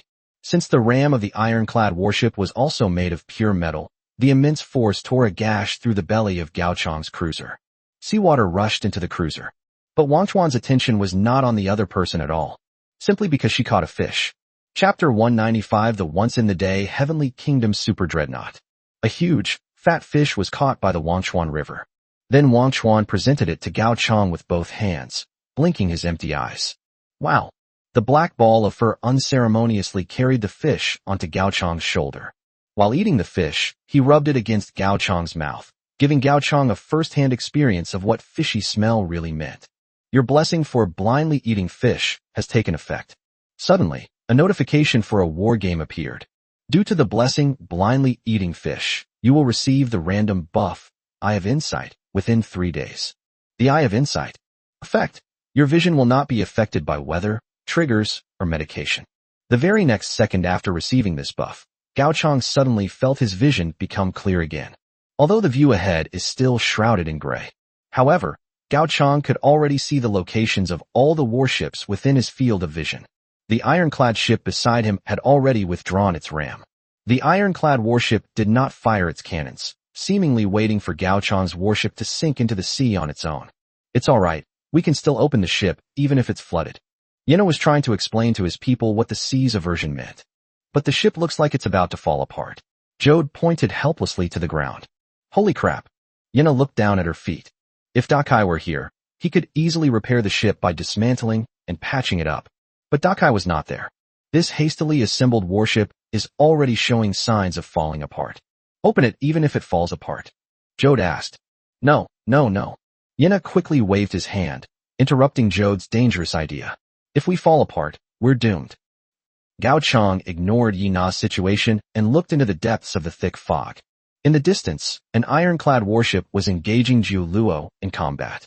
Because Jiu Luo had already pushed the speed to its limit. Even if that ironclad warship were to attempt a ramming attack, it would always narrowly miss Jiu at the crucial moment, managing to evade it by the slightest margin. Enraged, the ironclad warship unleashed a barrage of firepower at Jiu Luo. The intense gunfire also attracted most of the warships to approach. Just as Jiu Luo was about to be surrounded by the net. Woohoo! The piercing sound of horns echoed across the entire sea. In the thick fog, a huge lantern hanging at the bow of the ship illuminated a part of the area. The captains and sailors of all the warships looked in shock toward the source of the light. The location of the light source was the only place they could clearly see in the thick fog. But after seeing it, no one could believe their eyes. It was a ship, a giant ironclad vessel. Gao Chang roughly estimated that the size of this ship would not be weaker than the Eternal Shield piloted by Hashio. However, in terms of height, this ship is almost 3 times taller than the Eternal Shield. It's Sister Lianxian. She's actually here. Sasha burst into cheers, but quickly collapsed to the ground. Ouch, this cramp hurts so much. While Sasha cheered, Gao Chang also looked at the characteristics interface of the giant ship. Paradise of the Past, Super Dreadnought. Synopsis. A colossal vessel with a displacement exceeding 100,000 tons, once the only salvaged ship in the burial ground. It was transformed into an apostle traveling between the human world and heaven after being converted into a super dreadnought. Features: flame immunity, chained linkage, modular design, advanced cooling, fully loaded with marines. There were so many characteristics that Gao Chang didn't even have time to look through them one by one. Then they saw that the Kingdom of the Past was already heading towards the location where Jiuluo was. The fact that its displacement was more than 10 times that of a cruiser did not slow down the Kingdom of the Past. On the contrary, this super dreadnought was much faster than the cruiser used by Jiuluo. When the Kingdom of the Past approached Jiuluo, it was as if a wall had suddenly appeared on the sea, giving people a sense of fear of a colossal creature. Whoosh whoosh. Just then, the former Heavenly Kingdom launched a large number of harpoons from its broadside, which pierced the ironclads and cruisers. As the harpoon retracted, with a loud boom, the 2 ships were firmly secured to either side of the former paradise. The captain of the ironclad warship swallowed hard. At this moment, he was like a chick being led around by the giant of the former heaven, without any power to resist. No, it cannot be said that there was no force of resistance. The captain's gaze fell upon the heavy cannons on the ironclad ship. He can also fire the cannon. Some of the sailors shared the same thoughts as the captain. However, this was only the moment they came into contact with heavy artillery. They then discovered that above their heads, part of the wooden planks of the Forgotten Kingdom had been removed, revealing cold, hard cannon muzzles protruding from the ship's hold. Orchestral cannon. Description: anti-personnel machine gun, feared for its extremely high rate of fire and powerful suppressive firepower. Heh. Looking at the thousands of small cannon holes hanging overhead, the captain of the ironclad warship's lips twitched. No, really? The next moment, a dense barrage of firelight fell like rain. The upper deck of the ironclad ship was directly penetrated, and the living creatures on the deck were blasted to pieces by an excessive number of small shells before they even had a chance to scream. After doing all this, the Kingdom of the Past slowly retrieved the organ cannon, filled the muzzle with modular wooden planks, and continued sailing toward the other ships drifting at sea. More and more ships were captured by the Kingdom of the former heaven. In the past, the Heavenly Kingdom was adept at using harpoon guns to capture warships to their side, and then using the concentrated firepower of organ cannons to wipe out personnel and units. In the end, only one relatively intact ship will remain. During this period, there were ships that attempted to escape capture by the former Kingdom of Heaven. But once the thought of escaping arises, the highest point of the former heaven will fire a large number of chain bullets. This was done to break the masts of ships, rendering them completely incapable of operating at sea. Gradually, the Forgotten Kingdom approached the damaged cruiser beneath Gao Chang. The attack started with a harpoon, the chained harpoon securing the cruiser firmly to the side of the former heaven. Looking around now, the Kingdom of the Past has released thousands of chains. Nearly 100 warships, large and small, were being towed by the Kingdom of the Past, and from a distance, they looked like a floating island made of ships. This weight seems to be no problem at all for the former Heavenly Kingdom. Click. Just as Gao Chang's cruiser was securely fixed in place, the once Heavenly Kingdom suddenly opened a gap. The modular wooden planks were moved aside. A woman in a cheongsam walked down the street with Jiuluo in her arms and went straight to Gao Chang. At first glance, she was a head taller than Jiuluo. This must be the Lianxian that Sasha mentioned, right? Just when Gao Chang thought she was about to do something. But then Lianxian reached out and pulled Gao Chang's head close, rubbing it against her chest along with Jiuluo's. Remember to call an adult next time something like this happens. Lianxian smiled and spoke slowly and deliberately. Chapter 196. This level of understanding truly reflects our reality. While feeling the suffocating softness, Gao Chang pried at Lianxian's arm. Only then did Lianxian notice that Gao Chang's face was slightly flushed from holding back his anger. Oh, I'm sorry. Upon releasing Gao Chang, Lianxian instinctively covered her mouth. At this moment, Jiuluo also took the opportunity to escape Lianxian's embrace, came behind Gao Chang, and gently patted Gao Chang's back. After taking a few deep breaths of fresh air, Gao Chang looked up at Lian Qian and asked, "Did you come here this time because of the projection in the River of Oblivion?" Only a few hours have passed since the declaration of war. There's only one possibility that Lian Qian was able to arrive so quickly. Lian Qian nodded in response to Gao Chang's question. She then shrugged nonchalantly and gave a friendly, older sister-like smile. "I'll be leaving soon too, but before that, I need to help our lovely lord resolve all the issues." Chatting with Gao Chang didn't take up much time. However, the fleet on Yushan Island had already been scattered, and all the ships were trying to escape the fog. Although they were unsure of their course, they understood that they needed to get away from the location of the lights. Many warships sailed in all directions, gradually distancing themselves from the former paradise. After leaving the River of Oblivion, the Kingdom of the Past will be temporarily unable to carry out pursuit missions. Lian Qian covered her lips and let out 2 giggles. It really is a race against time. "Then let's not delay, my lord. Please come aboard the ship." After saying that, Lian Qian turned to the side, and the Heavenly Kingdom ship extended a wooden ramp from above. Stepping inside the Forgotten Kingdom, the bright interior is completely different from the cruiser Gao Chang had previously traveled on. The passageway itself was covered with a bright red carpet and decorated with warm-toned lighting. It doesn't look like a super dreadnought. It looks more like a comfortable cruise ship or a hotel. After everyone boarded the Forgotten Kingdom, the ramp was slowly retracted. After a few clicks, I looked back at the location of the ramp. The outer walls of the ship were tightly sealed, showing no sign that it had ever been separated. At the same time, it completely cuts off everyone's view of the outside world. The Kingdom of the Past was a product of the later stages of the Century Project, and one of the most perfect treasures left to us by our ancestors. Lian Qian introduced the group. She stretched out her slender fingers and gently stroked the wall of the corridor. Doing so would be tantamount to stroking the entire hull of the ship. Our ancestors believed, in the later stages of the Century Project, that an unsinkable ship should not rely on heavy armor or any part of the ship. As she spoke, Lian Qian remained in her pose and led the way toward the upper deck. "Come with me." Along the way, Lian Qian explained some of the things about the Heavenly Kingdom in the past to Gao Qiang. Of the 3 super dreadnoughts, the Forgotten Kingdom is the most uniquely designed. Unlike the unbreakable, perpetual shield of tomorrow, which is seamless and indestructible, the Kingdom of the Past did not add much steel to non-critical parts. Therefore, even though it was more than 3 times the size of the other 2 ships, the weight of the Kingdom of the Past was not much higher. The benefits of doing this are obvious. While ensuring speed, its massive size made the Kingdom of Heaven virtually impervious to artillery fire. An ordinary cannonball piercing the outer walls of the former heaven is no different from an insect biting a giant. On the other hand, a larger size also means that it can carry more modular structures. The numerous mechanical designs allowed the former Heavenly Kingdom to project firepower from almost any angle. At this point, Lian Qian stopped and reached out to stop the people behind her. Suddenly, the outer wall of the passageway in front of them deformed, separating into rows of firing ports. One by one, the organ cannons and their operators were pushed up by the machinery and placed at the firing ports. Through the firing port, Gao Chang could barely see the Marines below, who looked like ants.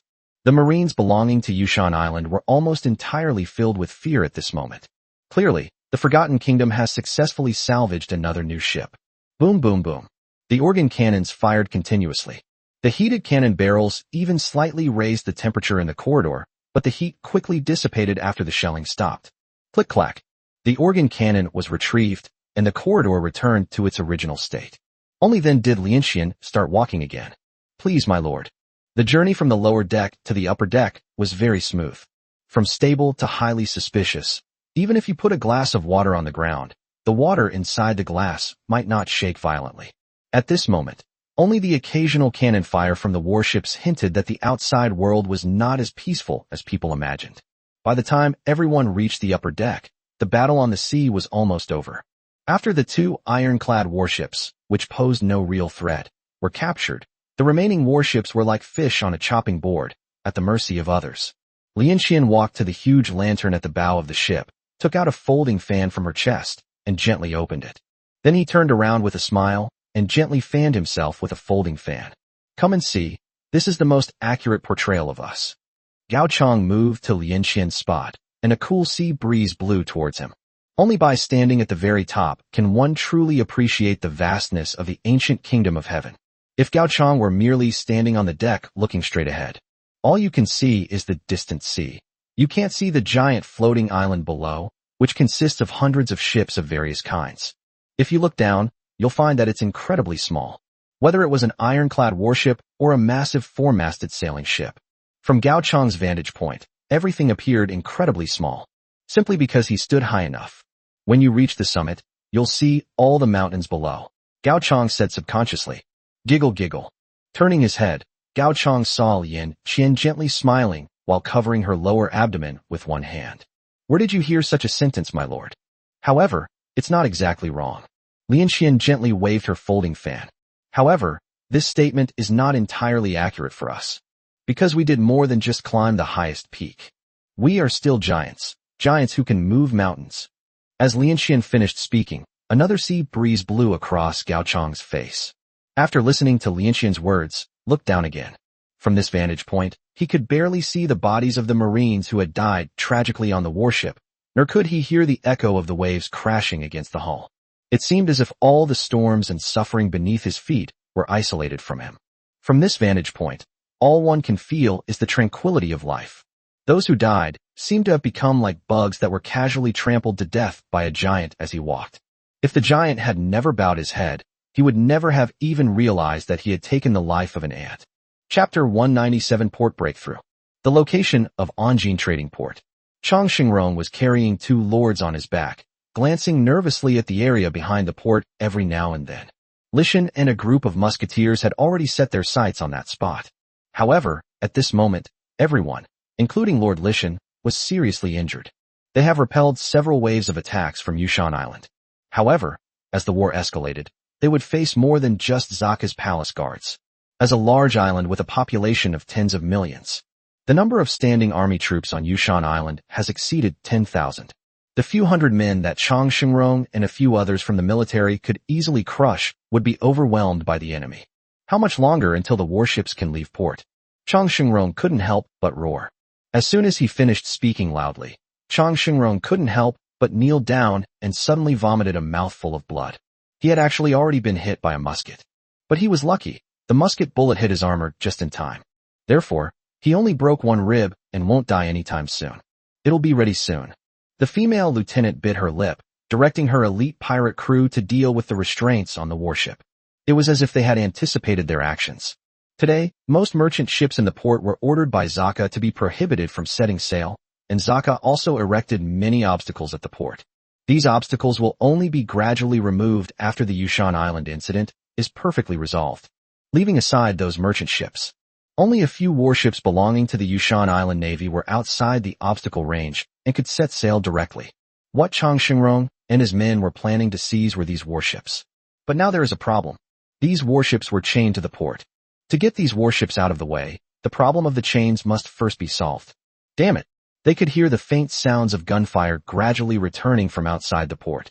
Chang Xingrong looked towards the sea with concern. Before anyone knew it, a thick fog had enveloped the entire port. Perhaps due to the dense fog, the fleet on Yushan Island did not react immediately to provide support to the port. But Chang Xingrong knew that he and his companions didn't have much time left. Once the Yushan Island fleet returns, that will be the moment the group dies on Yushan Island. Captain, the chains are off. Upon hearing this, Chang Xingrong's eyes widened suddenly, and he looked toward the source of the sound. Unable to cut the chains, the elite pirates simply sawed off the pillars to which the chains were attached. Although this is likely to affect the speed of the warships in the future. But in any case, they can finally leave the island. Lishan, quickly bring your people onto the ship. Chang Xingrong quickly turned his head and shouted towards Lishan. But the next moment, he froze. From all directions, large numbers of musketeers belonging to Yushan Island marched in orderly steps toward this place. Even if Lishan wanted to get on the ship, it was already too late. Captain. Facing the musketeers surging in like a tidal wave, Lishan spoke slowly. He turned around and smiled at Chang Xingrong. You must live well. Then please tell General Mike that I want to read his biography again in my next life. Lishan had barely finished speaking when he was blasted away by a sudden explosion. Hurry go. At a distance. The regular troops on Yushan Island have moved their artillery to the front lines. Chang Xingrong gritted his teeth. He knew that if they didn't leave now, no one would be able to escape once the warships were sunk. Weigh anchor! Chang Shingrong shouted loudly. Several warships slowly raised their anchor amidst the eerie laughter of the elite pirates. Freed from all constraints, they were propelled away from the port by the sea. Similarly, the sounds of gunfire behind them gradually faded into the distance. Thump! Good times don't last long. The flight path has only traveled a short distance. Chang Shingrong heard a loud crash, followed by the warship rocking violently, as if it had run aground. What happened? Chang Shingrong turned his head to look. After seeing what he had hit, Chang Shingrong collapsed onto the deck. What did he see? He saw a floating island, an island made up of countless ships. And overhead, a huge lantern was shining brightly. The object with the lantern is a giant ship. The other party is too big. So much so that the moment someone sees the other person, they simply cannot muster the will to resist. But right now, several of their own warships are being pushed and moved by the enemy. Chang Shingrong heard the sound of gunfire coming from the port once again. He knew that he had ultimately returned to square one. It's over. Gently close your eyes. Hearing the sound of heavy objects colliding beside him, Chang Shingrong seemed to have already foreseen the moment when his life would end. And just then, boom boom boom. A series of machine gun fires made Chang Shingrong open his eyes in astonishment. Look up. It was still the same giant ship, but their enemy seems to be the standing army on Yushan Island. At this moment, the kingdom of the past descended into the troop transport channel. The heavy wooden template was lowered, passing right over Chang Shingrong's head. As the passageway was connected to the ground, a section of the former heavenly kingdom was completely opened. A large number of fully armed marines were pushing various types of artillery, looking down at the musketeers below who were still confused about the situation with mocking eyes. The standing army on Yushan Island seemed completely oblivious to the current situation. But the artillery fire wouldn't give them any more time to think. Boom boom boom. The musketeers on the ground were caught off guard by the attack coming from above. Various anti-personnel artillery pieces, primarily organ-type cannons, blazed with fire and swiftly reaped lives like the Grim Reaper. The artillery brought by the musketeers couldn't reach the enemy's height at all. It's over. It's all over. In the deep sea, through his reflection in the water, Zaka could roughly tell how badly his army was being bullied. After being overwhelmed by their superior firing height, they were utterly helpless. It is likely that the standing army on Yushan Island will be completely disintegrated before long. It's all over. Zaka floated in the water with a vacant look in his eyes, muttering to himself. His fleet was finished, and his army was finished. This means that his tenure as governor of Yushan Island has finally come to an end. From then on, he never had the chance to set foot on Yushan Island again. Having lost his power and status, he was left to live like a commoner on this vast ocean. It would be easier to just kill him. Wake up! Chao Chi shook Zaka, his brows furrowed tightly, his entire fish-like face contorted in pain. Zaka was his chosen ally, and a very powerful one at that.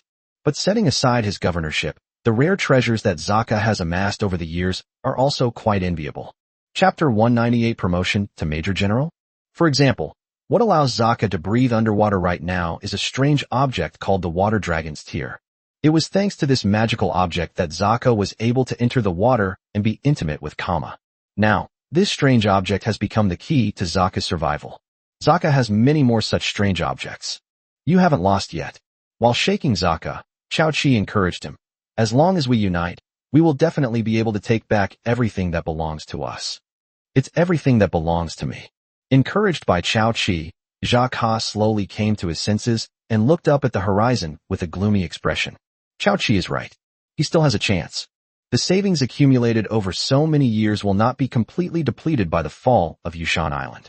One day, he will return, and both Gao Chang and the company will eventually be crushed to ashes by his rage. At this moment, Zaka had completely regarded Chao Chi and his group of sea creatures as his own. Once his basement activities are exposed, he will have no place on any major shipping lanes now that he has lost all power. So much so that he had to temporarily associate with the lowly sea creatures. Thinking of this, Zaka glanced disdainfully at the rugged appearance of the sea warrior. He arrogantly ordered a sea warrior. Take me away from here. After receiving Chao Chi's affirmative nod, the sea warrior stepped forward and became Zaka's means of transportation in the water. Zaka walked very fast, but Chao Chi knew that, given the other party's swimming skills, he would never be out of his control. Only, does it all belong to him? Chao Chi slowly grinned, revealing a row of sharp teeth. Speaking of which, it's time for him to find new allies. This time, he will surely find strong enough allies to bury those human lords in the sea. For example, vampires? No one knows what happens beneath the sea. All those on the sea knew was that the sounds of cannon fire from the kingdom of heaven had continued until dawn. All the buildings surrounding the port collapsed at this moment. The remaining musketeers huddled even deeper among the rubble of the building, not daring to show their faces. Fear spread through the port. What's even more frightening is that they don't know how long this fear will last. Some musketeers couldn't help but cry out. This feeling of being outmatched in terms of equipment has completely shattered their pride as the standing army of Yushan Island.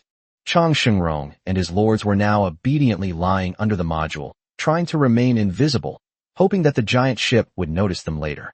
Suddenly, the intense artillery fire abruptly ceased. Immediately afterwards, Chang Shengrong heard several footsteps overhead. Lian Xian waved her folding fan and walked with light steps, escorting Gao Chang and the others to the port filled with the smoke of gunpowder. At this moment, the sun's rays are gradually shining into the thick fog. Lian Xian chuckled softly. Then I will escort you here, my lord. The morning sunlight shone on Lian Xian's face, adding a unique beauty to her mature features. If we deal with them to this extent, there shouldn't be any more rebellious individuals on this island, right? Lian Xian turned her gaze toward the ruins. At this moment, the firepower projection of the former kingdom of heaven has long since ceased. Even so, none of the musketeers dared to break out of the ruins and confront Gao Chang and his men. On the eve of departure, Lian Xian picked up Gao Chang and the others and ruffled their hair one by one. Then, satisfied, he added, next time you encounter something dangerous like this, be sure to call an adult first. Even if the sky were to fall, it should be the taller ones who carry it. After saying that, Lian Xian took a step back and walked onto the module that had been lowered to the ground earlier. The module quickly rose, taking Lian Xian's figure with it as it shrank into the interior of the former heavenly kingdom. The harpoons binding the two cruisers were removed. As the sun completely dispelled the fog, the kingdom of the past also vanished without a trace. The floating islands made up of ships on the sea also disappeared. Looking out over the sea, everything is calm and peaceful, as if everything that happened last night was just a dream. Of course, this is on the premise that you don't go to see the large number of ruins at the port. Because of the departure of the kingdom of heaven in the past, Gao Chang finally spotted Chang Shengrong's warships. Looking at that familiar figure on the warship, Gao Chang couldn't help but smile. It's nice to see you again, Captain Chang. Yes, Colonel Bai, what a coincidence. Hearing Chang Shengrong's polite words, Gao Chang couldn't help but feel a little amused. They're not calling people commoners anymore. Haha, what are you saying? Chang Shengrong paused for a moment, then looked at the mess at the port. So, we don't need to run away anymore? General Mike. Far away in the first channel, 5-star Admiral Mike was awakened from his sweet sleep. What's all the noise about? He loudly rebuked the Major General who had woken him from his sleep and sent him aside. Mike slowly got out of bed. He put a military cap on his head and then picked up a pipe and lit it. After exhaling a smoke ring, Mike looked up at the Major General who had woken him. So, what are you trying to say? Upon hearing this, the Major General quickly looked up. Good news, General Mike. According to reliable sources, Zaka, the governor of Yushan Island in the 9th route, has successfully fallen from power. Zaka. As Mike smoked his pipe, he tried to recall who Zaka really was. Oh, I remember now. That native governor who was extremely hostile to us. At this point, Mike frowned. He had a trusted general named Eddie, who died at Zaka's hands. It is said that his head was cut off with a knife, and the scene was extremely bloody. A bunch of useless trash. If I were here, Zaka would have had to surrender in less than 3 days. The Major General under his command was used to Mike's comments and made no further comment. After commenting on Zaka's weakness and Eddie's stupidity, Mike turned his attention to the Major General. You said someone killed Zaka. Who did it? I was just talking about Zaka's downfall. The Major General thought to himself. But he quickly responded to Mike's question. According to those below, the person who brought down Zaka was Bai Yunyan, the brigade commander of the 24th Special Operations Brigade, who held the rank of senior colonel. Never heard of it. Mike shook his head. He wasn't the only 5-star general in the military. The other party was likely not one of his subordinates. Moreover, even if it were his own men, given his 5-star general's discerning eye, he wouldn't bother remembering the name of a mere colonel. But soon, a strange light flashed in Mike's eyes. Pass on my order. Bai Yonyan is promoted to Major General, effective today. He is to hold Yushan Island until reinforcements from the military arrive. Because of the sea creatures, the human lords have been at a disadvantage for far too long in this war game. Since he took over the battlefield, 4 of the 6 waterways where the military was active have gradually been lost out of the 9 major waterways. Now, Zaka has fallen from power. Could it become the banner of the military's counteroffensive? Chapter 199: The Temptation Left Behind. The port of Yushan Island. Several days have passed since the battle with Zaka's fleet. Zaka's downfall did not cause much chaos on Yushan Island. In fact, the day after Zaka fled Yushan Island, the Yushan Island Merchants Association spontaneously took over the governance of the port. All caravan trade continued as usual, without any impact whatsoever. Over the course of several days. Today, Anjin Trade Port, a giant trading port on Yushan Island, has become a tax-free free port. The original owner of this port, the Yushan Island regime, was powerless to do anything about the disappearance of the vast majority of its warships. Ultimately, the officials of Yushan Island had no choice but to compromise with the Merchants Association. After completely abandoning its navy, it became a landlocked force that only retained its army and completely lost its dominant position on the 9th line. Are you really not going to reconsider? In front of Gao Chong, a man in a well-tailored suit was looking at him with a smile. If you wish, the company is willing to nominate you as the new governor of Yushan Island, and you will also have the legitimate right to rule this large island with a population of tens of millions. Gao Chong stared at the man's smile and slowly shook his head. To be fair, the other person's smile was very similar to the smile that Long Xianyao had shown when she faced Zaka. It had a touch of mercenary shrewdness, yet was quite proper, like a smile sculpted from a template. The other party was a tax officer from the Pan-Ocean Free Trade Association, who appeared out of nowhere the morning after Zaka's defeat. His influence was evident in both the Merchants Association's power grab and the establishment of the free port. During their first meeting, Gao Chong had asked the other party why they shouldn't be on the same side as Zaka. The other party's answer was also very realistic. The taxes paid by Zaka did not include the provision that the company should have provided assistance when Zaka was attacked. The taxes he paid were far from enough. In recent days, the man has invited Gao Chong to become the new governor of Yushan Island more than once. Now, after being rejected by Gao Chong once again, the man is not angry at all. That's such a pity. I hope you will reconsider this proposal when we meet next time. After saying that, the man very sensibly turned and left. But after so many days of harassment, Gao Chong realized that this was not the end. When the other party said, "See you next time," they meant exactly what they said. Sometimes, Gao Chong could meet the other party several times just by strolling around the port. Of course, that's all for today. Gao Chong turned around and glanced at the repair work on the 2 cruisers. Both cruisers sustained varying degrees of damage during the previous battle. To give Dakai time to repair the ship, the group stayed on Yushan Island for a few more days. The 2 cruisers have now been repaired.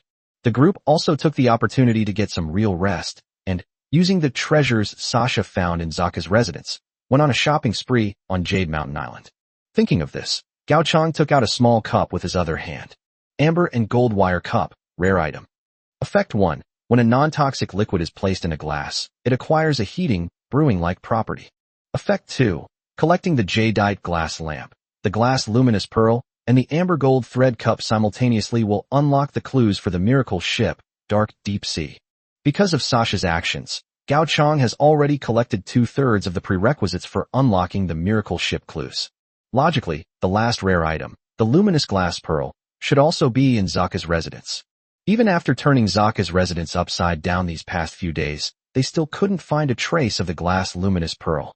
Gao Chong guessed that this strange item might have already been given away by Zaka as a reward for some bounty. He also asked Chang Xingrong and others, but they were clearly unaware of the matter. Well, speak of the devil, and he appears. Gao Chong had just been thinking about the military personnel when he saw them approaching. Compared to a few days ago, their complexion was clearly much better. Many lords have recovered their strength after a few days of rest. Besides Mountley, Gao Chong looked toward a person being pushed in a wheelchair. The young man who had been covering the rear for the military was now wrapped up in bandages, with only his mouth exposed to the outside world. "We are here to express our gratitude to you before you leave." Chang Xingrong stepped forward and said solemnly, "The 217 lords who survived on Jade Mountain Island will never forget your kindness. As well as, are you really not considering staying?" Chang Xingrong looked at Gao Chong intently. General Mike's orders have been issued. As long as you stay, from now on, you will be Major General by Yonyan of the military. It will still be effective even if you leave this war game. Forget it, Gao Chang said with a smile, waving his hand. He had no interest in staying on Yushan Island to guard the military reinforcements. That would be too boring. Go find your Bai Yunyan. What does it have to do with me, Gao Chang? Having said that, Gao Chang boarded the cruiser's deck without waiting for Chang Shengrong to try to persuade him to stay. Chang Shengrong paused, but ultimately didn't say what was about to come out. Until we meet again, he said to Gao Chang in farewell. Until we meet again. The two cruisers departed port one after the other. Gao Chang also relaxed and stretched. Next, we can finally head to the fifth route and witness the miracle of this era. Because we stayed for a few more days, we had replenished most of our supplies, including all sorts of odds and ends. In addition to the originally planned spices and seasonings, Zhu Luo also acquired a number of various maritime stories. These stories are often compiled by fishermen or passed down orally, only revised by the company into the form of a book. Thinking of this, Gao Chang glanced at a spot on the deck. It seemed that Yena had maintained the same reading posture ever since he boarded the ship. What story made you so happy? Gao Chang quietly approached Yina and saw the storybook in his hand. The Legendary Fisherman and the Deep-Sea Octopus, an untold story. TSK. How strange, let me take another look. Gao Chang watched for a while before Yina suddenly realized something was wrong and quickly hid the book under her bottom. With a slightly flushed face, Yena coughed twice and glanced towards the horizon. Would you believe me if I said I was studying human behavior? That's right, I'm studying human habits so that I can better deal with human lords in the future. Gao Chang's eyes looked a little strange. Using deep-sea octopuses to deal with human lords? What a wicked idea. Speaking of which, can't you pay more attention to your student? Yena suddenly changed the subject with righteous indignation. However, after Yina said that, Gao Chang realized that as they approached the fifth route, Long Xianyao's mood seemed to be getting increasingly depressed. Chapter 200 Passing Through the Whirlpool Zone. We spent several days at sea. Long Xianyao always kept herself cooped up in the cabin. When we occasionally ate together, she always seemed sullen and unhappy, making it difficult to find an opportunity to strike up a conversation with her. This situation persisted until the cruiser approached the vortex zone. The whirlpool area is not the transition point between waterways. Because waterspouts often spontaneously form in whirlpool areas, the company does not recommend any fleet to attempt to cross whirlpool areas unless absolutely necessary. Although neither cruiser used wind power for propulsion. However, in order to ensure a timely response in case of an emergency, Zhu Luo still made everyone gather on the deck. Zhu Luo was giving instructions on precautions. One person, however, seemed somewhat distracted. Is the fifth route just beyond here? Long Xianyao looked at the vortex area in front of her and murmured to herself. Actually, everyone was quite lucky. Fortunately, the weather cooperated today, and there was no heavy rain in the vortex area. Therefore, in the vast sea area, there are only a few slender waterspouts, which, like pillars supporting the sky, span the boundary between the sky and the sea. These waterspouts are quite far apart, and each moves at a rather slow speed. In such clear weather, not to mention the cruiser Gao Chang was on, even an ordinary multi-masted sailing ship could easily pass by. I need some peace and quiet. After greeting everyone with a smile, Long Xianyao sat down in a corner of the cruiser and stared intently at the area opposite the vortex. Suddenly, she felt a figure sit down beside her. Promise. Gao Chang handed over a piece of cake. Thanks to ample supplies, Zhu Luo's diet has become more varied. At least nowadays, it's perfectly fine if none of our 3 meals consist of fish. Thanks. Long Xianyao took the cake from Gao Chang and ate it in small bites. Seeing the other party's attitude, Gao Chang was somewhat puzzled. Is something bothering you? Did Zaka lay a hand on you earlier? Seeing Long Xianyao's low spirits, this was the first possibility that came to Gao Chang's mind. However, it doesn't seem like it. At that time, Zaka was clearly wary of them. They probably wouldn't dare to openly show hostility towards Long Xianyao. Oh, stop making wild guesses. Long Xianyao sighed and responded helplessly. It has nothing to do with Zaka. Actually, what makes me hesitate is that I am about to get close to my father. Long Xianyao's eyes flickered as she slowly voiced her hesitation. Since entering the game, she has been trying to add people from the Tunglong group as friends. Without exception, everyone seemed to have vanished without a trace. Long Xianyao knew that not long after she joined the academy, Long Ziyuan led the Tunglong group into this war game. Now, she has completed a war game. This period spans a long time, and anything could happen. The worst-case scenario that Long Xianyao could imagine was the complete annihilation of the Tunglong group, including Long Ziyuan. Only in this way can we explain why no one accepted her friend request. The closer they got to the fifth route, the clearer Long Xianyao's idea became. Naturally, their mood became even more depressed. She didn't know how to face reality if her guess was correct. Then let's go take a look. Gao Chang put one hand on Long Xianyao's shoulder. After all, among the current clues, there are 2 miracle ships in the fifth route, one of which is in the hands of the vampires. If Long Xianyao were to go and search for her father, a clash with the vampires would be almost certain. Thinking of this, Gao Chang glanced at the war interface. It must be said that Zaka's ability to endure was unexpected. Despite the fact that Yushan Island had already been captured by Gao Chang and all territory had been lost, Zaka was still able to maintain a 92% war weariness level and refused to surrender. As a result, Gao Chang is still in a state of battle with Zaka. Continue at this pace. Several super dreadnoughts and destroyers remained in sortie status, and it was estimated that they would rendezvous with him soon. Even if we face the vampire's miracle warship, we should have no problem. The coverage area of the vortex zone is not large. In just over an hour, Gao Chang had barely managed to ease Long Xianyao's anxiety when the cruiser arrived at the middle of the vortex zone. Here, you can see a lot of broken planks floating everywhere, and some buckets that occasionally float to the surface. Clearly, Gao Chang was not the first person to choose to force his way into the vortex zone, nor would he be the last.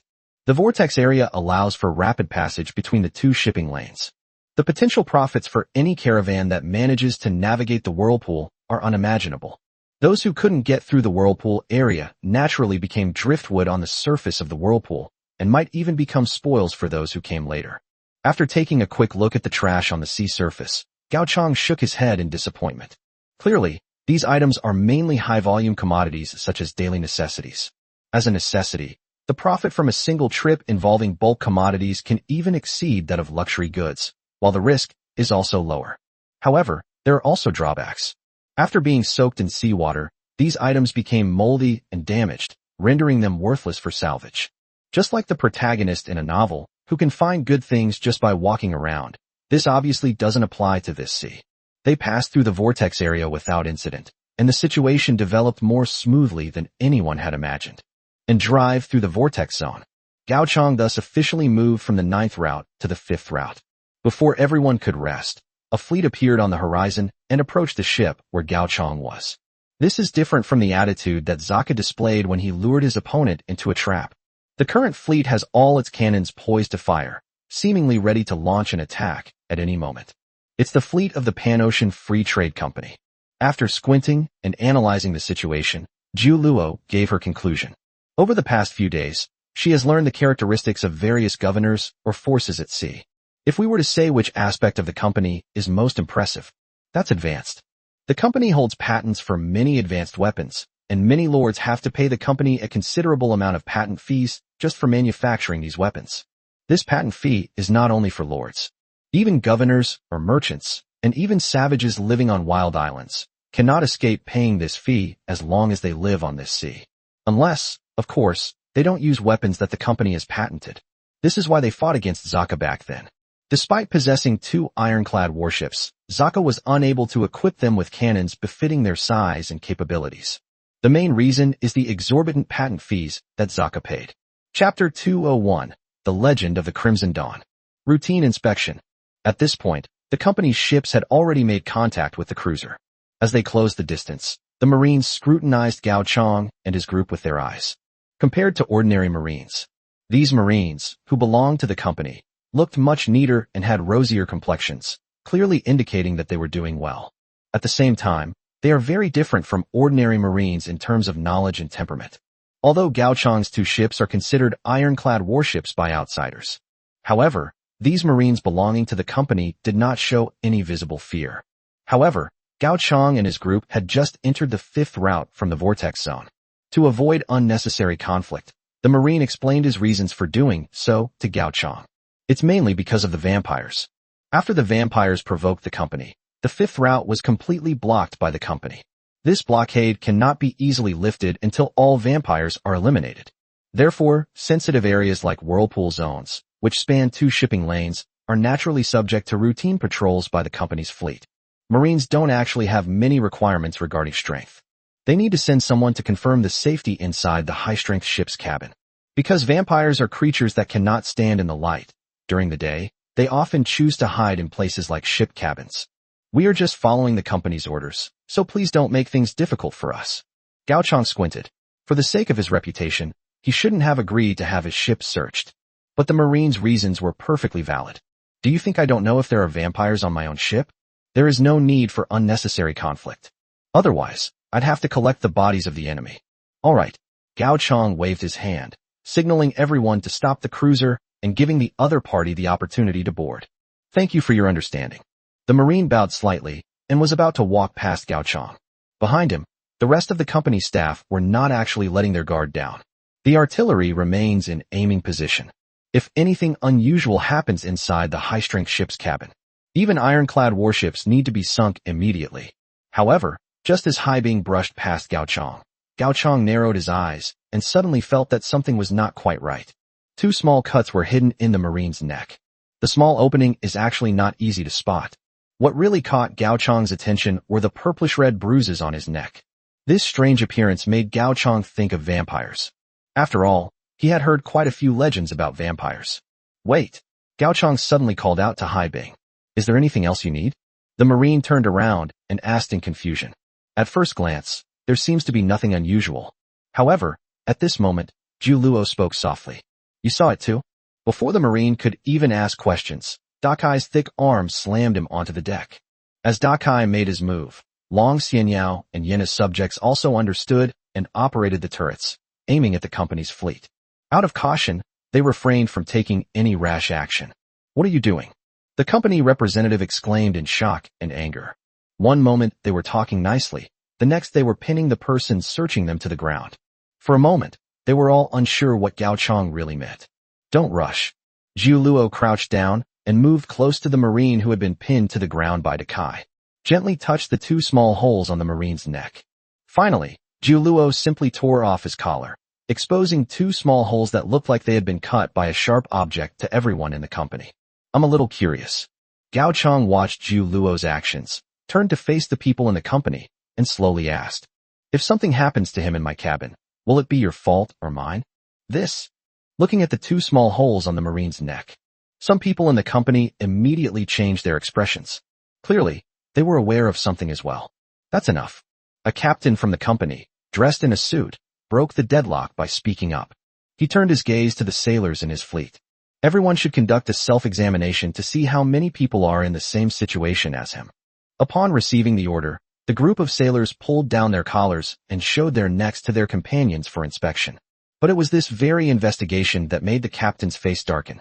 How so? Almost a third of the Marines in the entire fleet had wounds on their necks.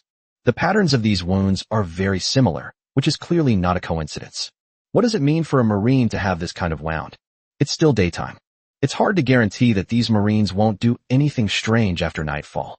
The most terrifying thing is that, judging from the wounds on the necks of some of the Marines, those wounds had been there for more than just a day or two. The captain's face darkened as he realized he hadn't sensed any danger all these days. Tie them all up. At this moment, he couldn't worry about Gao Chang's situation. Maintaining the stability of the company's fleet was his primary task. However, just as the captain issued this order, the sky suddenly darkened. What? The captain looked up in disbelief, as if he had thought of something, and looked towards the other side of the sea. There, a ship with bright red sails was gradually disappearing into the darkness. Crimson Dawn.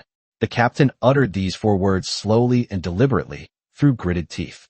On the other side, seeing Gao Chang's confusion, Zhu Luo took out a book of sea legends and explained it to him. If the legend is true, then the warship known as the Crimson Dawn is actually a miraculous vessel that a powerful being sought after, a miracle that has descended to the mortal realm. Legend has it that it was once the vehicle of the legendary navigator, the Duke of the Ocean. The Duke of Ocean was a dissolute man who had many romantic affairs with the daughters of governors at the time. Therefore, he is also resented by many people. Until one day, the Duke of the Ocean, who was drunk, was finally found by his enemy. His enemies dared not confront him directly to seek revenge. So they secretly poisoned him, blinded him, pierced his legs, and threw him into a tavern, where he suffered from hunger in the darkness. After 9 days and 9 nights, The Duke of the Ocean finally breathed his last. His car was also completely burned to the ground. However, to everyone's surprise, the warship that had been burned and sunk soon reappeared on the sea. The once pristine ship was now dilapidated, and its sails were stained with blood. This time, its return brought with it a curse from the Duke of the Ocean, cast from hell. He wants the world to suffer as he does, to never see the sun again, just like him. From then on, this ship was known as the miracle ship Crimson Dawn. When the Crimson Dawn arrives, the eternal night will descend. Wow! Just as Ju Luo finished explaining, the Marine, who had been suppressed by Dakai, suddenly let out a roar that was not human.